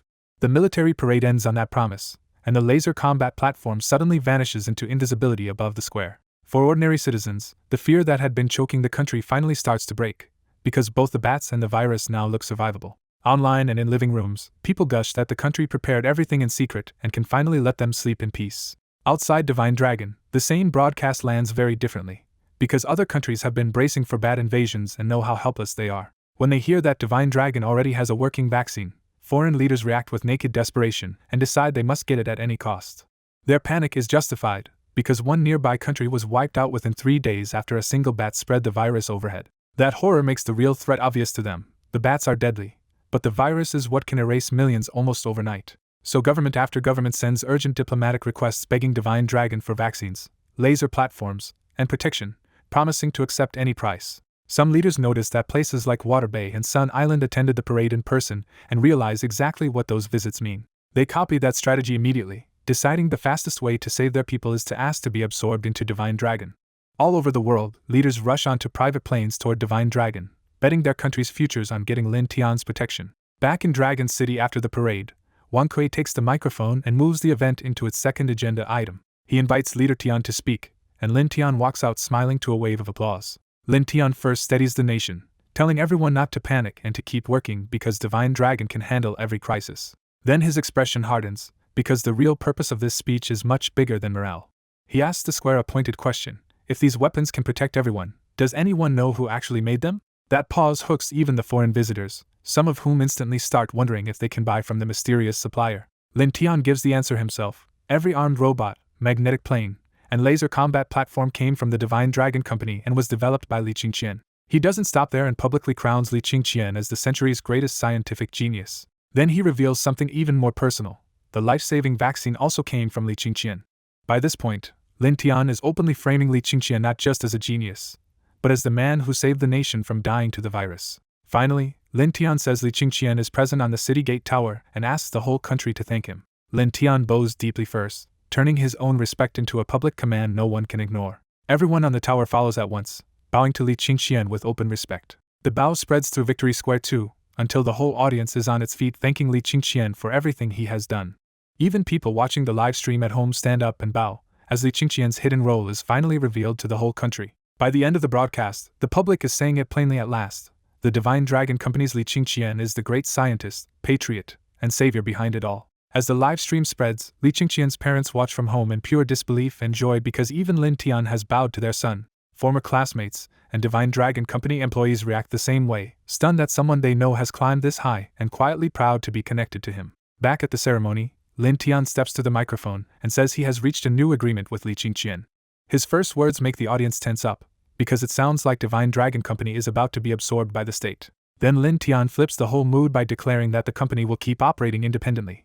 Li Qingqian will remain its absolute controller, and the nation will prioritize it with resources instead of seizing it. Before anyone can settle down, Lin Tian announces something even bigger, a brand new executive council seat called Prophet Leader, with the same rank as the other leaders, and Li Qingqian will be the first to hold it. Lin Tian lays out the power of the position clearly. Li Qingqian will stay out of daily administration, but major decisions still need his approval and he holds veto power over everything. The crowd is left reeling because a 19-year-old has just been pushed to the very top of Divine Dragon's power structure.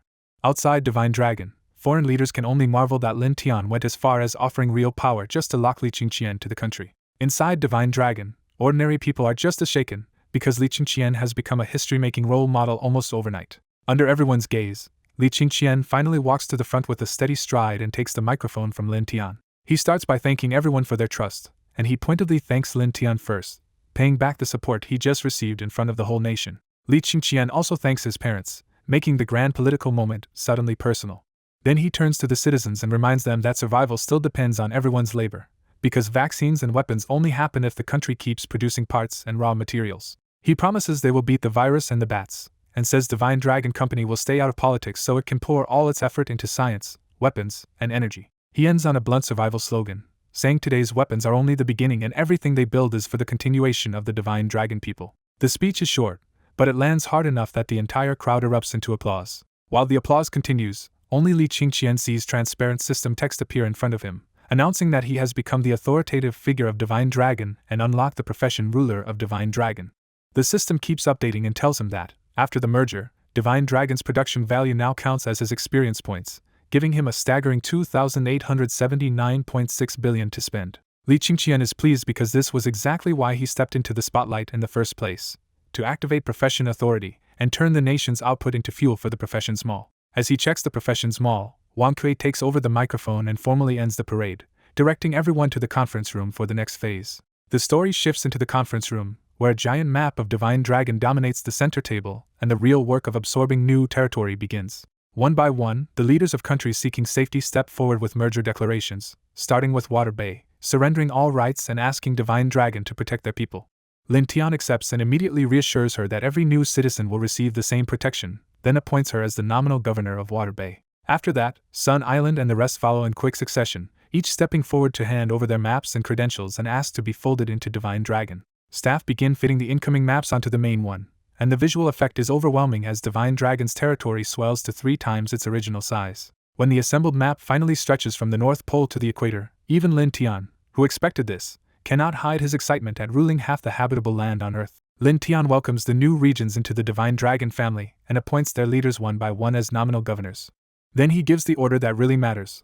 When they return home, their first priority is to force full adoption of the planetary management system, and vaccines will follow once coverage is in place. Behind the polite language, Lin Tian knows this system is the real tool of control, because once people and armies are routed through it, the old rulers will only be figureheads. He reflects that Li Qingqian was right all along, because the planetary management system lets Divine Dragon absorb territory far faster than any traditional bureaucracy ever could. The system's strength is simple and ruthless. If every clerk, worker, and soldier follows orders, gets paid, and gets judged through one platform, loyalty shifts straight to the Executive Council. Just after Lin Tian finishes the regional arrangements, another official hurries in with fresh urgency because messages are still pouring in from outside the room. Through the messages in the official's earpiece, Lin Tian learns that more than 80 regions and forces have already sent notes, and now almost all the countries in Feizhou and Guizhou are asking Divine Dragon for help. In Divine Dragon's conference room, Qinitian urgently reports that 83 factions have reached out, with 53 asking to join Divine Dragon and 30 begging for vaccines and weapons. The newly appointed regional governors quietly relax, realizing they joined early enough to secure better treatment and real power inside Divine Dragon. At the same time, the room finally understands Li Qingqian is not just a figurehead, because everyone is treating him as Lin Tian's equal. Instead of ruling alone, Lin Tian turns to Li Qingqian and openly asks for his judgment first. Li Qingqian warns that Divine Dragon's territory is already stretched thin, and if they spread their combat platforms any farther, the bats could slip into the country. He says any faction truly willing to join can wait, and later they can be screened through the planetary management system before being formally accepted. Li Qingqian also offers a harder compromise. Divine Dragon can send vaccines abroad, but only if those countries pay with the strategic resources they desperately need. Even after laying out the whole plan, Li Qingqian deliberately hands the final authority back to Lin Tian. Lin Tian is tempted by the dream of absorbing even more territory, but he stays level-headed because he knows Divine Dragon still depends on Li Qingqian's support against the virus, bats, and aliens. He immediately accepts Li Qingqian's proposal and formally sets Divine Dragon's price, vaccines in exchange for scarce high-value materials. With help from the planetary management system, Lin Tian even has a live list of scarce materials in front of him as he names what they will accept. Lin Tian puts Qinitian in charge of the negotiations and tells outside factions to prove their sincerity if they want in. Hearing that ruling, the regional governors feel even luckier, because joining early now looks like the smartest move they ever made. They realize members inside Divine Dragon get free vaccine delivery and laser platform protection, while outsiders have to bargain for both. Li Qingqian's standing rises again in everyone's eyes, because Lin Tian's final decision clearly followed his lead. Soon after, the new regional governors return home to roll out the planetary management system across their territories. Li Qingqian has Baizhe take over the connected systems and resources, turning the new merger into a full administrative transfer instead of a loose alliance. More than 10 magnetic cargo planes start hauling strategic materials non-stop toward Divine Dragon Company. The people in those regions barely resist the merger at all, because joining Divine Dragon means they can finally get vaccinated. Once the planetary management system fully moves in, crime is wiped out with shocking speed and the region becomes safer than it has ever been. Administrative work is folded into the Divine Dragon app, and even foreign citizens are surprised by how easy daily life suddenly becomes. Then the system starts pushing work tasks straight to everyone's phones, giving ordinary people clear roles and a new sense of purpose. Corrupt officials who used to prey on poor countries are purged under the new system, and people feel a kind of dignity they never had before. Divine Dragon even teaches its language for free through the app, and within 2 weeks the new citizens already feel protected, valued, and strangely at home. By that point, anyone trying to persuade them to leave Divine Dragon would get dragged straight to the police. Far out in space, the story cuts to the Ghana Observer, a colossal living body at least a quarter the size of the moon drifting unnoticed in the dark. Its lightless skin absorbs almost all sunlight and radiation, turning the emptiness of space into fuel for survival. As it observes Earth, the creature is mildly impressed that humans managed to kill hunters and even destroy one nest, though it still judges humanity as painfully weak. What really interests the observer is Earth's biology, because rich DNA, bioenzymes, and protein systems might be valuable enough to push Ghana civilization forward. It decides the virus spread and bat harvest are still too slow, but it also refuses to descend to Earth unless absolutely necessary because escaping a planet's gravity would waste precious superenergy material. The observer's preferred plan is simple and horrifying: let the bats finish collecting organic matter, evolve into a space transporter, and deliver the whole harvest directly into its body. Then it acts, releasing an invisible message toward Earth like a command signal from deep space. At the same time, the giant body slowly rotates until one sharp pyramid tip points directly at Earth. House-sized meteors break away from the observer and rocket toward Earth at terrifying speed. The observer concludes that Earth life is too weak to grow strong hunters on its own, so it will personally deploy the hunters stored inside its own body. Its timetable is brutally clear. The star hunters will reach Earth in 6 months, and in 12 months the observer itself will arrive outside the atmosphere to collect the planet's organic matter. After waiting 1,000,000 years to go home, the observer drifts into sleep again, fully expecting to wake up near Earth and harvest humanity as biomass for research. While the countries finish unifying without him, Li Qingqian turns straight back to the master of all professions interface. He opens the new leader profession and smiles when he sees his experience has piled up to a ridiculous 1 trillion points. With no hesitation at all, Li Qingqian pushes leader from level 0 all the way to level 9 in one jump. He immediately maxes out every leader skill too, treating the whole profession like a tool he needs fully armed right now. The first skill, loyalty screening, lets him see exactly who would betray him and who would stay fiercely loyal. The second skill, loyalty lock-in, is even harsher. He can freeze the loyalty of up to 1,000 people so it never drops. Staffing talent means he can spot what someone is best at and place them where they work twice as effectively. Then professions delegation appears, and Li Qingqian realizes he can hand his basic professions to up to 10 fiercely loyal subordinates. Looking over the full set, he is genuinely shaken by how perfectly the leader profession is built for seizing and holding power. And this is only the basic version, because the advanced profession has already opened up right in front of him, national leader. Since every requirement is already met, Li Qingqian upgrades to national leader on the spot without even pausing to think. He repeats the same move and drives national leader all the way to level 9 too. The first national leader skill, absolute loyalty, makes him suck in a breath because anyone who accepts being his subordinate becomes completely loyal. The more he thinks about it, the more terrifying it sounds, because even a former mortal enemy would be forced to loyalty the moment they fell under him. That immediately sparks a dangerous thought in his mind: if this works on aliens too, it could change the whole war. Before he can chase that idea further, the next skill appears, planning the future, a yearly national blueprint tailored to the country he leads. He recognizes it as a godlike management tool, but for him it is still secondary, because surviving the alien threat matters more than personally running the country. So he casually decides he can leave that future plan to Lin Tian to carry out when the time comes. The third skill, Resource Map, finally grabs him for real by pulling up every resource hidden anywhere inside Divine Dragon, even the ones still buried underground. After adjusting the filters, he can search specific materials and instantly get their location, depth, reserves, and mining difficulty. That matters immediately, because his frantic defense construction has already burned through gems, superconducting heavy elements, and other rare materials. The map shows exactly what he needs: large undiscovered mines under Divine Dragon, and many of them are not even hard to extract. Li Qingqian quickly records the mine data into the planetary management system and sends the full package to Lin Tian. With that raw material problem handed off, he moves on to the last national leader skill. The final skill is Professions Planning Institute, and the moment Li Qingqian reads it, his eyes widen. He instantly sees the terrifying combo: if citizens can take professions through the system, then absolute loyalty turns every one of them into his loyal subordinate. In plain terms, if everyone in Divine Dragon takes up professions, the whole country can be bound together under him. And the profession list is absurdly broad, from farmers and workers to engineers, software engineers, scholars, and scientists. He immediately starts calculating the payoff, like a single farming professional feeding 1 million people through skill-powered production. From there, his thinking jumps even bigger. If the whole nation gains professions, Divine Dragon's development could leap hundreds or even thousands of years in a single year. Because the skill is too important to use carelessly, he digs into the details before turning it on. What he finds is even better. There is no profession number limit, and he can decide exactly which professions the public is allowed to see. That reassurance matters, because some professions are clearly too dangerous to hand out to everyone. So he blocks the entire leader line from public access before anyone else can get ideas about climbing to the top. Once the dangerous part is sealed off, he activates the Professions Planning Institute as a new module inside the planetary management system. Only after finishing that national scale move does he check the next upgrade path beyond national leader. The next profession is planetary leader, but one requirement stops him cold: he still needs control of more than half the planet. He sets that future goal aside for now and pivots to the urgent problem still choking everything else: energy. Inside the professions mall, he searches for power and energy technology that Earth's current industry can build quickly and deploy fast. The search only returns 2 results, and their names are enough to make him stop and stare. The first is lightning utilization and storage, which could at least reclaim a meaningful chunk of the planet's wasted electrical discharge. Useful as that is, the second result hits him much harder because it means direct thermal to electric conversion with 90% efficiency. He quickly understands why this matters so much. Earth still wastes most heat through old steam-driven generation, but this material can skip the whole clumsy middle step.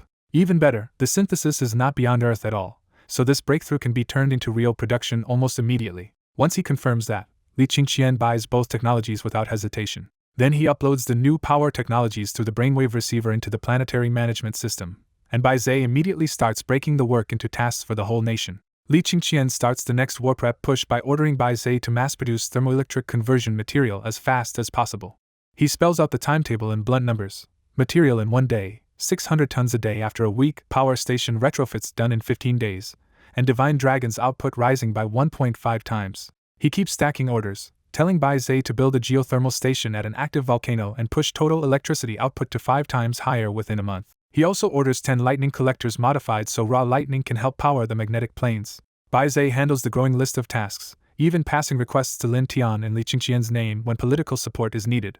A month later, Li Qingqian arrives deep in the Taihang Mountains to inspect a secret weapons site carved straight into the mountain.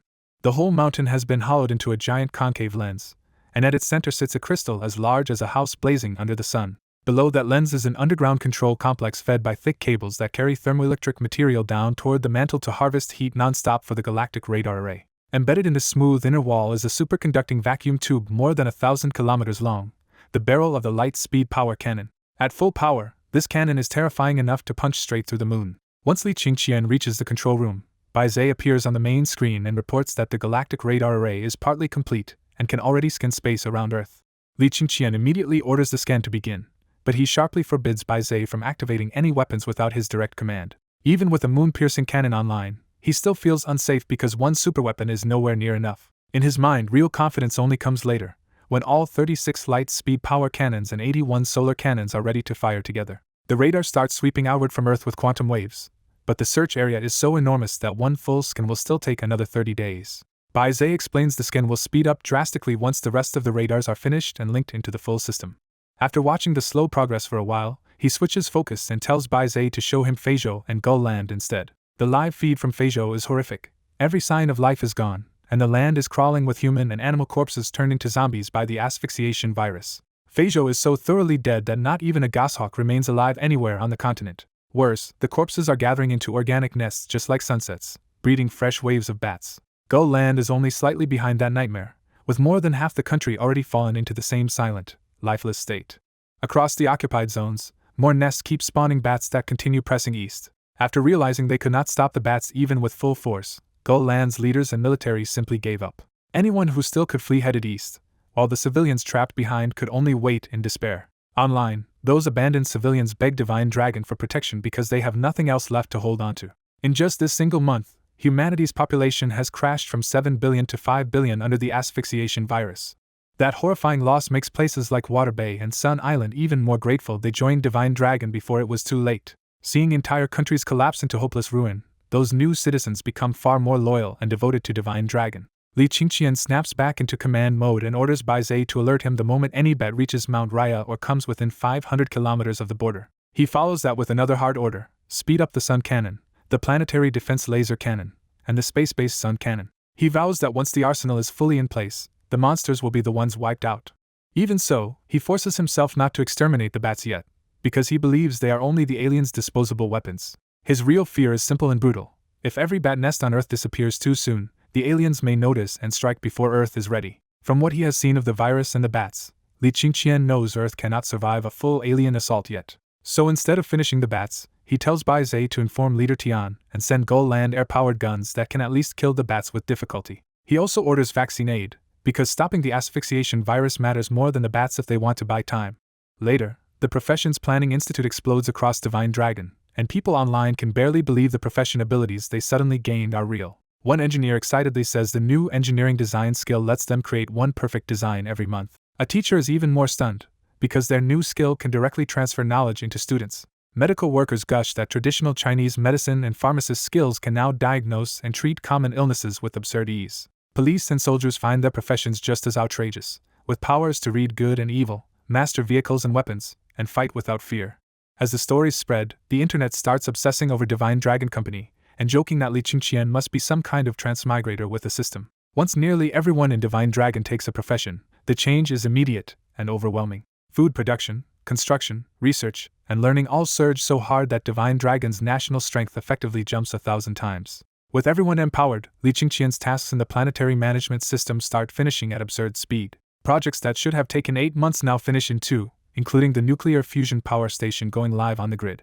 The galactic radar array is nearly done, and the Sun Cannon and Light Speed Power Cannon are both down to final finishing work. At the same time, a newly built universe combat platform is already in the sky with its space radar running at full power. In Dragon City, Li Qingqian meets Lin Tian and Wang Kui in a small executive council room to decide whether it's finally time to wipe out the bats. Li Qingqian reports that the Sun Cannon and the secondary cannon are ready, the fusion station is at full power, wireless power transfer is stable, and they can now clean up every bat nest on Earth. He pushes for the elimination plan immediately, but Lin Tian does not agree on the spot and first asks for the latest galactic radar results.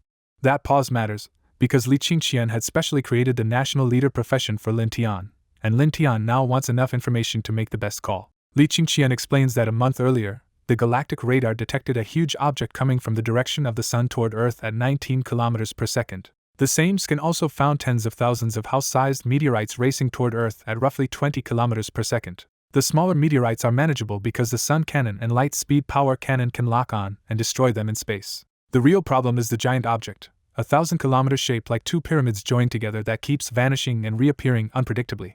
Because the quantum radar cannot lock onto that object, Li Qingqian judges that it is almost certainly an alien spaceship. He warns that if a ship that massive gets close to Earth, its gravity alone could trigger global volcanoes, tsunamis, storms, and earthquakes. At that point, Li Qingqian says, it would simply be doomsday and ordinary people would have no way to survive. He adds that the giant ship is now about to pass the position of Venus, and Earth is already showing early signs of disaster. To prove it, the screen shows a volcano and sunset exploding so violently that ash clouds blot out the sky and turn daytime into night. In Dragon City, Li Qingqian shows Lin Tian and Wang Kui the disasters already triggered by the approaching alien ship, with colossal waves and a superstorm threatening to wipe out the coasts. Li Qingqian warns them they only have 1 month to stop the spaceship, because once it comes close enough, Earth could be destroyed even if the aliens never fire a shot. Everyone understands the unspoken ending, and Lin Tian immediately backs Li Qingqian's plan to wipe out the bats and corpse nests first. Once Li Qingqian grants combat authorization, 36 solar cannon bases across the world wake up at the same time. The solar cannon network links to the quantum radar and the galactic cosmic platform, turning ground weapons into a system that can strike any point on or around Earth. Li Qingqian's side chooses lasers for this job because they can burn bats and nests cleanly, unlike the light-speed power cannon that might punch straight through the planet. At the Tianfu and Tianxi bases, huge amounts of power surge under Bai Zai's remote control, and the first blinding laser tears across the night sky. The beam bounces off the cosmic platform and slams into Sunset's infected land like a giant lightsaber from the sky. A bat carrying a human corpse toward a nest becomes the first target, and in one flash it erupts into fire midair. That first kill turns into a full purge as lasers rake the sky, burning every bat they touch into falling fire. On the ground, the corpse nests glow white-hot under the beams and are cooked so completely that even the surrounding soil melts into magma. Across Gull Land, survivors stare at the burning bats in shock and finally realize Divine Dragon has truly stepped in. Their relief quickly turns bitter, because many of them can only think that if this had happened sooner, their families might still be alive. Even so, the survivors know one thing now: only Divine Dragon looks strong enough to keep anyone safe. The fear behind those words is real, because the bats had been almost impossible to stop even after Divine Dragon supplied powerful air-powered guns and vaccines. The bats were too fast, too tough, and too vicious, hunting people openly and dragging corpses back to the nests while no hiding place really worked. So when the lasers finally corner them, terrified survivors rush out of hiding and fire upward in raw fury, even though the sky battle is already being decided for them. For the first time, the bats are the ones panicking, but they still cannot dodge the laser net sweeping towards Sunset kilometer by kilometer. One day later, the cleanup is absolute. More than 1 million bats are dead, and 100,000 nests are gone. Out in space, the Ghana observer wakes to the loss of all its hunters and reacts less like an enraged beast and more like a cold giant disappointed by primitive creatures ruining a harvest. The observer could have blasted Earth directly, but it still wants the planet's living material intact, so total annihilation would ruin its real goal. Since the hunters and nests are gone, the observer calmly switches plans and decides to harvest Earth directly from inside the planet. To make sure humans do not ruin things again, the observer starts breeding 3 enormous subsidiary bodies, each one strong enough to harvest a planet on its own. Back in Dragon City, the bat extermination team finally sees the observer's position stay mostly normal on quantum radar, and that small stability feels like a precious win. Li Qingqian immediately brings them back to the real pressure. The ship is still only a month away, so humanity has to prepare for the worst now. 5 days later, every solar cannon and light-speed power cannon is finally finished and connected to the planetary management system. Lin Tian calls Li Qingqian and says the alien ship has reached the midpoint between Venus and Earth, so there is no point waiting any longer. His voice carries days of strain, because knowing the enemy is coming while not knowing whether their new weapons can stop it has been eating at him non-stop. Li Qingqian is not in Divine Dragon at all, but deep underground in a secret base so extreme that only his current monstrous stats let him survive there. At the center of that base, an unmanned spaceship is almost complete, and hidden inside it is a fusion weapon powerful enough to shatter the moon. Watching the last section lock into place, Li Qingqian agrees at once and tells Lin Tian to open fire. Lin Tian answers with full commitment, saying that in 3 hours they will pour everything into one strike and either win or die trying. After the call, Li Qingqian makes one more check on his hidden backup plans instead of trusting the battle alone. One of those backups is Project Pyro, a survival vault packed with Earth's crop seeds, language and history records, and technology archives stretching from primitive times to the interstellar era. The base also holds fertilized eggs, supplies, robot caretakers, and even a backup of Bai Zai, because it is meant to rebuild humanity if everyone alive is wiped out. If humanity falls, the vault will hide for 100 years, then raise a new generation of babies and send them back to the surface to start over. With those preparations checked, Li Qingqian rejoins Lin Tian and Wang Kui in Dragon City's Battle Command Center for the real confrontation. Their main screen is split between Earth's weapon network and the latest quantum radar scan, so everyone can see both their strength and the incoming threat at once. The radar cleanly tracks 1,087 house-sized meteorites, but the alien spacecraft itself still flickers around unpredictably and refuses to stay locked. Because the ship jumps by around 10,000 meters with no pattern, nobody dares pretend they can hit it directly unless they can blanket a huge area. Lin Tian decides they will start by clearing the smaller threats first, and because Li Qingqian built these weapons, he orders him to give the firing command personally. Li Qingqian accepts and starts issuing orders in a rapid chain, activating the solar cannons, the light-speed power cannons, the quantum radar locks, and the supercomputer firing calculations. Deep in the mountains, the galactic-grade weapons answer like sleeping giants waking up for war. System checks pass, targeting enhancement comes online, and the supercomputer finishes the firing solution almost immediately. Then all 117 galactic-grade cannons charge to maximum power and lock onto 117 targets in space. Just as Li Qingqian reaches the final fire command, Lin Tian stops him with one last hard question about whether the remaining meteorites will slip away between volleys. Li Qingqian calmly tells Lin Tian the heavy cannons can fire hundreds of times per second, their shots move at light speed, and the meteorites will not even realize they are under attack before impact. With the rules finally clear, Lin Tian lets out a breath and asks Li Qingqian to give the order. Li Qingqian gives the single command to fire, and Earth's counterattack begins. 10-meter-thick laser beams tear up through the atmosphere in non-stop volleys, and the night sky over Divine Dragon suddenly blazes bright as day.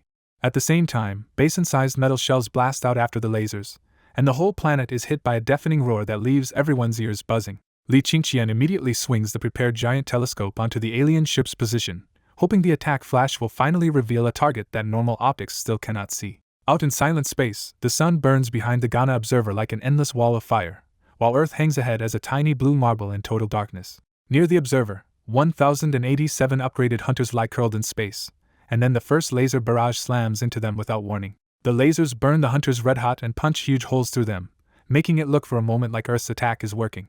But the hunters suddenly start feeding on the heat instead, and thick secretions close their wounds as fast as the lasers open them. Watching from space, the Ghana observer coldly explains that the Ghana race lives on heat, so lasers that would cripple other species are just food to them. The observer's contempt only deepens as he dismisses humanity as ants whose resistance means nothing against the Ghana race. As he speaks, the Ghana observer keeps flickering in and out of space like a ghost, using the race's spatial displacement to jump through weak points in space itself. The observer boasts that spatial displacement can carry the Ghana race across hundreds of light years, and his thoughts swell with pride in a civilization that controls stars, space, and life itself. Then the second wave arrives. Near light-speed metal shells from the light-speed power cannons smash into the hunters before the observer can properly react. The first 36 shells blow straight through 36 hunters, carving 5-meter holes through their centers with terrifying kinetic force. Unlike the lasers, this attack cannot be eaten, and every hunter that takes a hit silently breaks apart into drifting cosmic dust. Realizing too late that Earth is using kinetic weapons, the Ghana observer urgently sends out a dodge command to the hunters. But the order comes too late, because the incoming shell storm is already on top of them, and wipes out the remaining hunters in one overwhelming sweep.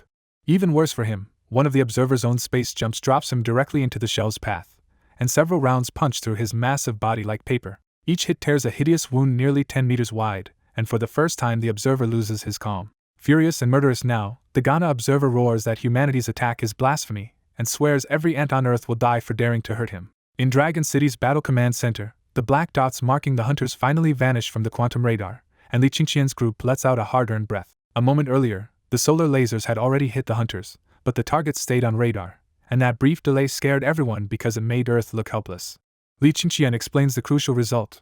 Kinetic shells worked better than the solar cannons and tore apart all 1,087 targets. He adds that the optical system still needs 3 minutes, because the battle happened so far away that the light from it has not reached Earth yet. That delay does not affect the quantum radar though, and Li Qingqian reminds them it reports instantly through quantum entanglement. With that confirmation, Lin Tian and Wang Kui finally believe Earth's weapons can hurt alien targets, and that alone feels like the first good news in a nightmare. Then the radar report turns back to the main enemy. 124 shells struck the giant alien craft, but instead of punching through, they stopped inside its body.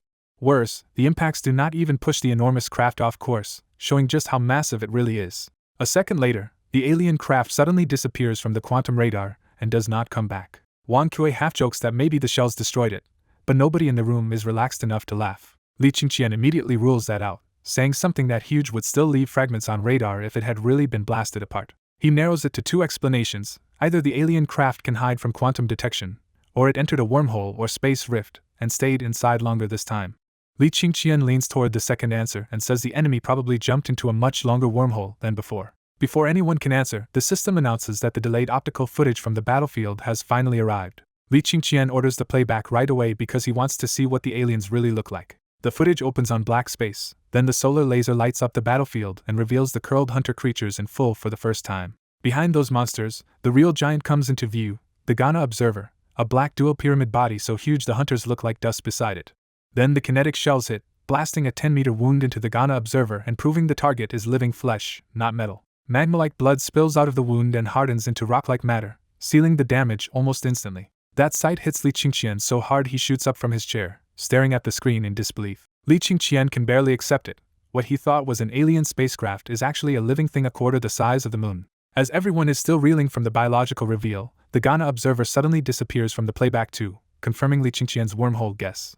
Far away on the dark side of the moon, the Ghana observer suddenly reappears in space and rushes straight toward the moon at terrifying speed. Enraged by Earth's resistance, it decides to stop harvesting and simply wipe out the entire planet and every living thing on it. Its mass is so absurd that just appearing behind the moon creates a deadly tug-of-war, with the moon trapped between the Ghana observer and Earth. On the moon itself, the strain turns apocalyptic as the ground rips open, mountains collapse, and the whole surface shakes like it is about to split apart. Earth is hit at the same time, and the sudden spike in gravity whips the oceans into 100-meter tsunamis. At sea, every ship becomes helpless debris, and Divine Dragon loses all its vessels and all 500,000 sailors in a single minute. The land fares no better, as magnitude 12 earthquakes erupt across 150 places at once and shatter the world humans built. Continents rip open, deep cracks reach the mantle, and magma bursts out to set the ruined world on fire. Whole regions vanish in that upheaval, with islands sinking and mountain zones collapsing inward along the shattered tectonic plates. In coastal areas, the tsunami and the quake hit together, and the survivors of the first blow are wiped out by the second. After just 1 minute of this gravitational attack, Earth's population crashes from 4 billion to 1 billion, with only Divine Dragon's hinterland still barely holding on. Watching the disaster data pour in, Li Qingqian, Lin Tian, and Wang Kui fall into a silence filled with raw fear because this enemy now looks like an unbeatable god. At last Lin Tian turns to Li Qingqian with bloodshot eyes and a hoarse voice, asking the one question nobody wants to say out loud: what do we do now? In Dragon City's Battle Command Center, Lin Tian clings to Li Qingqian as the last hope because Li already solved the virus, the bats, and even the space creatures before. He finally breaks and shouts for Li Qingqian to unleash the light-speed power cannons and blow the monster apart. Before Li Qingqian can answer, a shrill alarm cuts through the room with a worse disaster. Quantum radar reports the alien spacecraft has appeared behind the moon and is smashing into its dark side at terrifying speed. The next warning hits even harder. With the moon blocking the line of fire, Earth's solar cannons and power cannons cannot strike at all. Then the system starts a death countdown and announces that a moon impact could shatter Earth or wipe out nearly all life anyway. Even Li Qingqian breaks into a cold sweat, forcing himself to think through every backup plan he prepared. One by one he rolls out every trump card, because none of them can hit a target hiding behind the moon. He remembers the fatal weakness of the light-speed power cannon. Once fired, it only flies straight unless extreme gravity bends it. Li Qingqian says nothing, and that silence tells Lin Tian and Wang Kui there may really be no answer this time. Lin Tian's last bit of faith collapses, and he can only mutter that human civilization is about to become dust in the universe. With the countdown dropping to 5 and 4, the three men can only stare at the screen and wait for destruction. Out in space, the Ghana observer slams into the far side of the moon at impossible speed, wrapped in a force field at the moment of impact. The collision erupts in a blinding flash brighter than sunlight, making it feel like only the moon exists in the sky. The observer uses that impact to shove the moon toward Earth while staying protected behind it. The moon itself is left mangled, crushed out of shape, with mountain-sized rubble tearing free and racing toward Earth. Its orbit keeps tightening faster and faster, leaving just 12 hours and 40 minutes before the moon reaches Earth. Hidden safely behind the moon, the Ghana observer coldly decides this is the safest way to finish Earth before harvesting what remains. It even accepts the inconvenience of a slower harvest, planning to send its subsidiaries only after Earth is broken and the frozen remains are exposed in space. Back in Dragon City's command center, new alarms confirm the moon's orbit has changed and the planet now has only about 12 hours left. Hearing it, Lin Tian and Wang Kui go limp in their chairs, crushed by how tiny humanity looks next to a creature that can move celestial bodies. Lin Tian asks Li Qingqian for permission to go home and spend the end with his family. Wang Kui quietly asks for the same, admitting he has not been with his family for a long time because of work. Li Qingqian stays silent for a long half-minute, weighing the end of everything. Then he snaps back with hard resolve. They still have 12 hours and 40 minutes, so giving up now would kill their last chance. Li Qingqian immediately locks onto a brutal new plan. If they blast the moon into pieces first, Earth might survive and the hidden alien will finally be exposed. Without waiting for their reaction, he orders Bai Zhe to report the state of the power grid, network, radar, and every usable weapon. The system answer is grim. Power and networks are heavily damaged, but quantum radar still works and some solar cannons, light-speed cannons, fusion bomb ships, and other hidden doomsday tools are still available. Even Lin Tian and Wang Kui are stunned, because some of the weapons Bai Zhe lists are things they never even knew Li Qingqian had. Li Qingqian orders an immediate lunar scan and tells the combat system to calculate a full battle plan to shatter the moon. The command system begins crunching the plan and gives a hard estimate of 30 minutes. At the same time, Li Qingqian orders magnetic planes to bring his family and friends here before the world runs out of time. He follows with a wider rescue order, sending light detection radar and every available craft to pull surviving Divine Dragon people out of the ruins. Within moments, fleets of magnetic planes and combat platforms lift off on mass rescue missions across the broken city. Guided by life radar, the rescue craft start pulling desperate survivors aboard from the wreckage. After launching the rescue effort, Li Qingqian leads Lin Tian and Wang Kui out of the command center to face what is left of Dragon City. Outside, they see a city torn apart by the earthquake, with ruined buildings, open flames, and people dying under the collapse. Cries for help and screams echo from every direction, turning the whole city into one giant disaster zone. Even the landscape beyond the city is breaking apart, as mountains collapse and skyscrapers fall like dominoes under nature's force. After 30 brutal minutes, Li Qingqian, Lin Tian, and Wang Kui steady themselves and return to the Battle Command Center for a final answer. Bai Zhe presents a desperate plan. The moon now has a 1-kilometer crack reaching its core, so they can shove every fusion bomb spacecraft into it and blow the whole thing apart. The numbers are horrifying. Destroying the moon cuts Earth's total destruction risk sharply, but even in the best case, almost all humans still die. Li Qingqian asks the only question that still matters, and Bai Zhe's answer is almost cruel. At most 100 people might survive the fragments alone. And that estimate does not even include the Ghana observer, which means humanity really has no margin left at all. He looks up and sees how bad it has become. The moon has swollen from plate-sized to car-sized, its massive crack now visible to the naked eye. Earth is already coming apart under the moon's pull, with magma blasting from the ground, mountains erased, and giant tsunamis grinding coastal cities into ruins. With no better choice left, Li Qingqian gives the order to launch the Lunar Blast Project in 1 hour, and use every missile and nuclear weapon needed to destroy the moon. He asks about the rescue operation next, and the answer lands just as hard. Only 990,000 people are still alive on the entire planet. In barely an hour, 4 billion people have been reduced to a tiny remnant, and even Li Qingqian has to fight down the shock. He leads Lin Tian and Wang Kui outside to face the survivors directly instead of hiding in the control room. Outside, profession skills have already transformed the wreckage into flat open farmland, but the survivors standing there are still broken with grief. People search the crowd for family and friends, and most of them collapse from fragile hope into numb despair when they cannot find anyone. Li Qingqian raises his voice and tells them the brutal truth. They are the last humans left, and if they all die now, humanity ends with them. He warns them that the moon will hit in 12 hours and erase Earth completely if they fail, so there is no room left for denial. Then he gives them something to hold on to. In 1 hour, the fusion bomb spacecraft will launch, and if the moon breaks, they still have a chance to live. To improve their odds even a little, Li Qingqian gives the farmers elixir fruit as seed stock and orders them to grow enough for everyone within the hour. He immediately follows with harsher orders. Build a 1,000,000-person shelter so strong that even if Earth breaks apart, it still must not disintegrate. He assigns every profession a survival job, turning the scattered survivors into a last-ditch system for keeping humanity alive after the impact. The crowd answers him as prophet leader, and dim eyes that looked dead a moment ago finally light up with a reason to keep moving. Under the farmer's skills, elixir plants shoot up almost instantly, and piles of red fruit begin stacking on the barren ground. At the same time, designers pour plans into the system, and the planetary management network breaks the shelter project into exact tasks for everyone else. Workers, architects, engineers, and the rest all push their profession skills to the limit, and the giant shelter starts rising at a speed the eye can actually follow. Before the attack begins, Li Qingqian finds his parents and loved ones, and for one brief moment he lets himself be emotional. He tells his family and loved ones that he loves them and insists they will survive, then tears himself away because the attack cannot wait any longer. Lin Tian and Wang Kui do the same with their own families, then both return to the command center without hesitation. Back inside, the Lunar Blast Project enters its final seconds, and the giant countdown starts flashing across the main screen. Bai Zhe confirms every launch condition is ready, the moon's central rift is locked, and the strike now has a 75% success rate.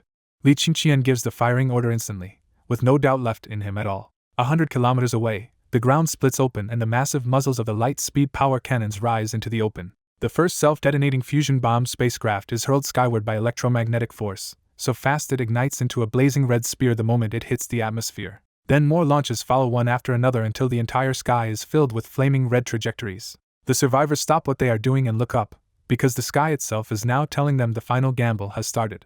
Even with hope overhead, they force themselves back to work, knowing the shelter becomes humanity's last backup if the moon attack fails. Li Qingqian's mother, Chunli, asks if their son can really do this, and his father answers without hesitation that their son can do anything. That faith spreads through the crowd, and people keep building while quietly tying their future to Li Qingqian's success. 3 minutes later, the launched spacecraft reached the moon and drives straight into the giant rift as planned. Li Qingqian watches the timing and gives the detonation order at exactly the right moment.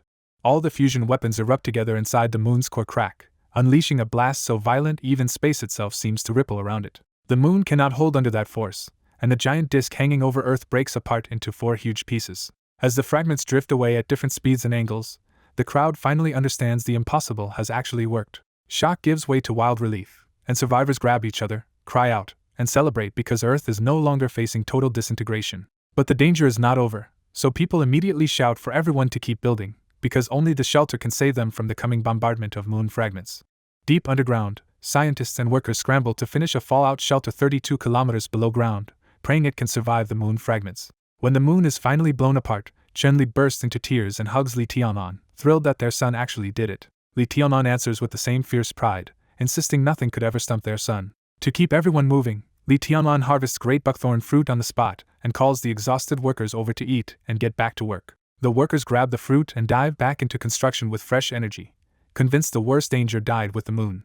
But Li Qingqian, Lin Tian, and Wang Kui do not relax at all, because they know the shattered moon was never the real threat. Li Qingqian orders the quantum radar pushed to full power so they can pin down the alien creature hiding beyond the ruined moon. He follows with a desperate firing plan: use the destructive light-speed power cannons through the gap in the moon, shatter the largest fragments, and bomb every falling piece that reaches the atmosphere. Then the room goes still as the three of them watch the radar and wait through 10 brutal minutes for the target to show itself. At last, the Ghana observer slips into the gap behind the shattered moon and enters the line of fire. A giant shell that has been accelerating for 10 full minutes erupts from the light-speed cannon like a beam and tears out of Earth's atmosphere. In just 2 seconds, the shell crosses 600,000 kilometers and slams into the Ghana observer before it can react. The hit rips a 1,000-meter-wide wound across the alien's diamond-hard body, carving a trench hundreds of kilometers long and scorching the flesh black with heat above 10,000 degrees. For the first time, the Ghana observer roars in real pain and fury, cursing humanity as primitive ants that have actually managed to injure it. That wound changes its goal on the spot, and instead of harvesting Earth carefully, it decides to wipe out the planet and all life on it. The next instant, the Ghana observer dives through a wormhole and vanishes from space. It reappears directly above Dragon City, and the moment it arrives, its gravity drags mountains and buildings up into the air. People on the ground cling desperately to anything they can grab while the alien's huge body blots out all light and drops the city into darkness. Its voice crashes into every living mind at once, announcing that humanity has angered it, and now everyone will die. Then 2 pyramid-shaped subsidiary bodies launch out of the alien, built with life detection, space collapse, and lethal rays to sweep the entire planet at terrifying speed. Before Earth can answer, the Ghana observer releases electromagnetic and magnetic disorder waves that instantly turn human technology into burning scrap. The light-speed power cannon that wounded it is wrecked on the spot, and its reverse shell smashes back into the control room. Flames burst across the Battle Command Center's main screen, and Li Qingqian has to move fast to keep Lin Tian and Wang Kui from getting burned. Across the battlefield, magnetic planes, generators, and the electromagnetic blanket all burn out together, wiping out the weapons humans trusted most. With one wave, the Ghana observer turns all of Li Qingqian's careful preparations into a cruel joke. At the same time, the subsidiary pyramids sweep over the crowd and shine beams downward that yank people off the ground like puppets on strings. The pyramids even turn transparent on purpose, forcing the people below to watch the victims drop into clear liquid and melt alive. Then a huge opening splits across the Ghana observer's body, and a single breath starts sucking in mountains, towers, and everything else like dust. In one breath, it swallows 90% of the remaining 990,000 people on the ground. The few survivors are left staring in absolute terror, and even Li Qingqian feels the instinctive fear of a weaker creature facing extinction. Then the story snaps to Pegasus 58 in the distant future, where Li Qingqian sits dazed in the Emperor District as if he has just crawled out of a nightmare. What haunts him is the end he just relived, when the Ghana observer inhaled the last survivors until only Li Qingqian remained on Earth. In that memory, a crack opens on the alien's skin, and a pair of cold blue eyes lock onto Li Qingqian with mocking interest. It tells Li Qingqian it has been watching him for a long time, amused by one little ant who can push civilization forward. The alien admits his kinetic and laser cannons are impressive, but says that at humanity's current level, they are still just toys. To prove it, the Ghana observer fires green liquid at the newly finished shelter, and the structure melts away like ice. The few people hiding inside have nowhere to run, and the moment the liquid touches them, they scream and dissolve without leaving bones behind. Next it destroys Li Qingqian's strongest kinetic cannon just as easily, mocking the weapon while the superalloy barrel melts apart. Then a projection of Earth appears before the alien, with 13 red marks showing humanity's hidden Starfire project bases. Those bases were Li Qingqian's final backup for humanity, but the Ghana observer had already found every one of them. With one attack, all 13 red points explode together, and humanity's last hope is erased from Earth. Driven past reason, Li Qingqian uses his engineer skill to turn a piece of metal into a javelin and hurl it with all the strength of his 10 million stamina stat. The red-hot javelin screams toward the Ghana observer's eye, fast enough to kill anyone on Earth, but the alien dismisses it as ridiculous. An invisible force field stops the javelin dead just 2 meters from the alien's eye. The same invisible force wraps around Li Qingqian next, lifting him helplessly into the sky toward the alien's mouth. Before swallowing him, the Ghana observer shifts his view into space and makes him watch Earth silently shatter into cosmic dust. Then Li Qingqian falls into the alien's melting liquid too, and the failed timeline finally ends. Back in Pegasus 58, Li Qingqian rips off his helmet in frustration and admits he has failed again. He cannot figure out how Emperor Yu ever survived a disaster that humans of that era had no business defeating. A floating results screen appears in front of him and confirms the latest intervention ended with human destruction, Earth destruction, and his 48th failure. The recap of history explains why this matters. In Earth's 2045 disaster, Emperor Yu appeared, killed the Ghana observer, and led humanity into the stars within a century. In the far future, humanity created time interference technology, which sends consciousness into a virtual past that can be changed there but never rewrites real history. That invention created the profession of time explorer, but it is almost suicidal because explorers lose their real memories after entering the past and can die there for real. Most time explorers die on their first try, because if they never remember who they are, they stay trapped until death. Li Qingqian is the exception, because he can carry part of his memories back and recover his true identity right before death, which yanks his consciousness safely home. Even so, his exploration limit stops at Earth year 2040, because Emperor Yu sealed everything before that behind a hidden secret and a test. The test is brutal and simple. Defeat the Ghana observer, guide humanity into cosmic evolution, and only then earn entry to the Heavenly Court planet. Li Qingqian stares at that challenge and hardens his resolve, telling himself that if Emperor Yu could do it once, he can do it with endless retries. Instead of rushing back immediately, he decides to rest first, study every failure, and rebuild a better foundation for the next intervention. His next goal is even colder than before: bring the right memories, kill the Ghana observer, and fuse its corpse with Earth. With that grim vow made, Li Qingqian finally relaxes enough to call for food and asks Bai Zhe to bring him stir-fried dinosaur eggs. Bai Zhe answers at once, ending the chapter on a quiet domestic note after the nightmare and Li Qingqian's vow to try again.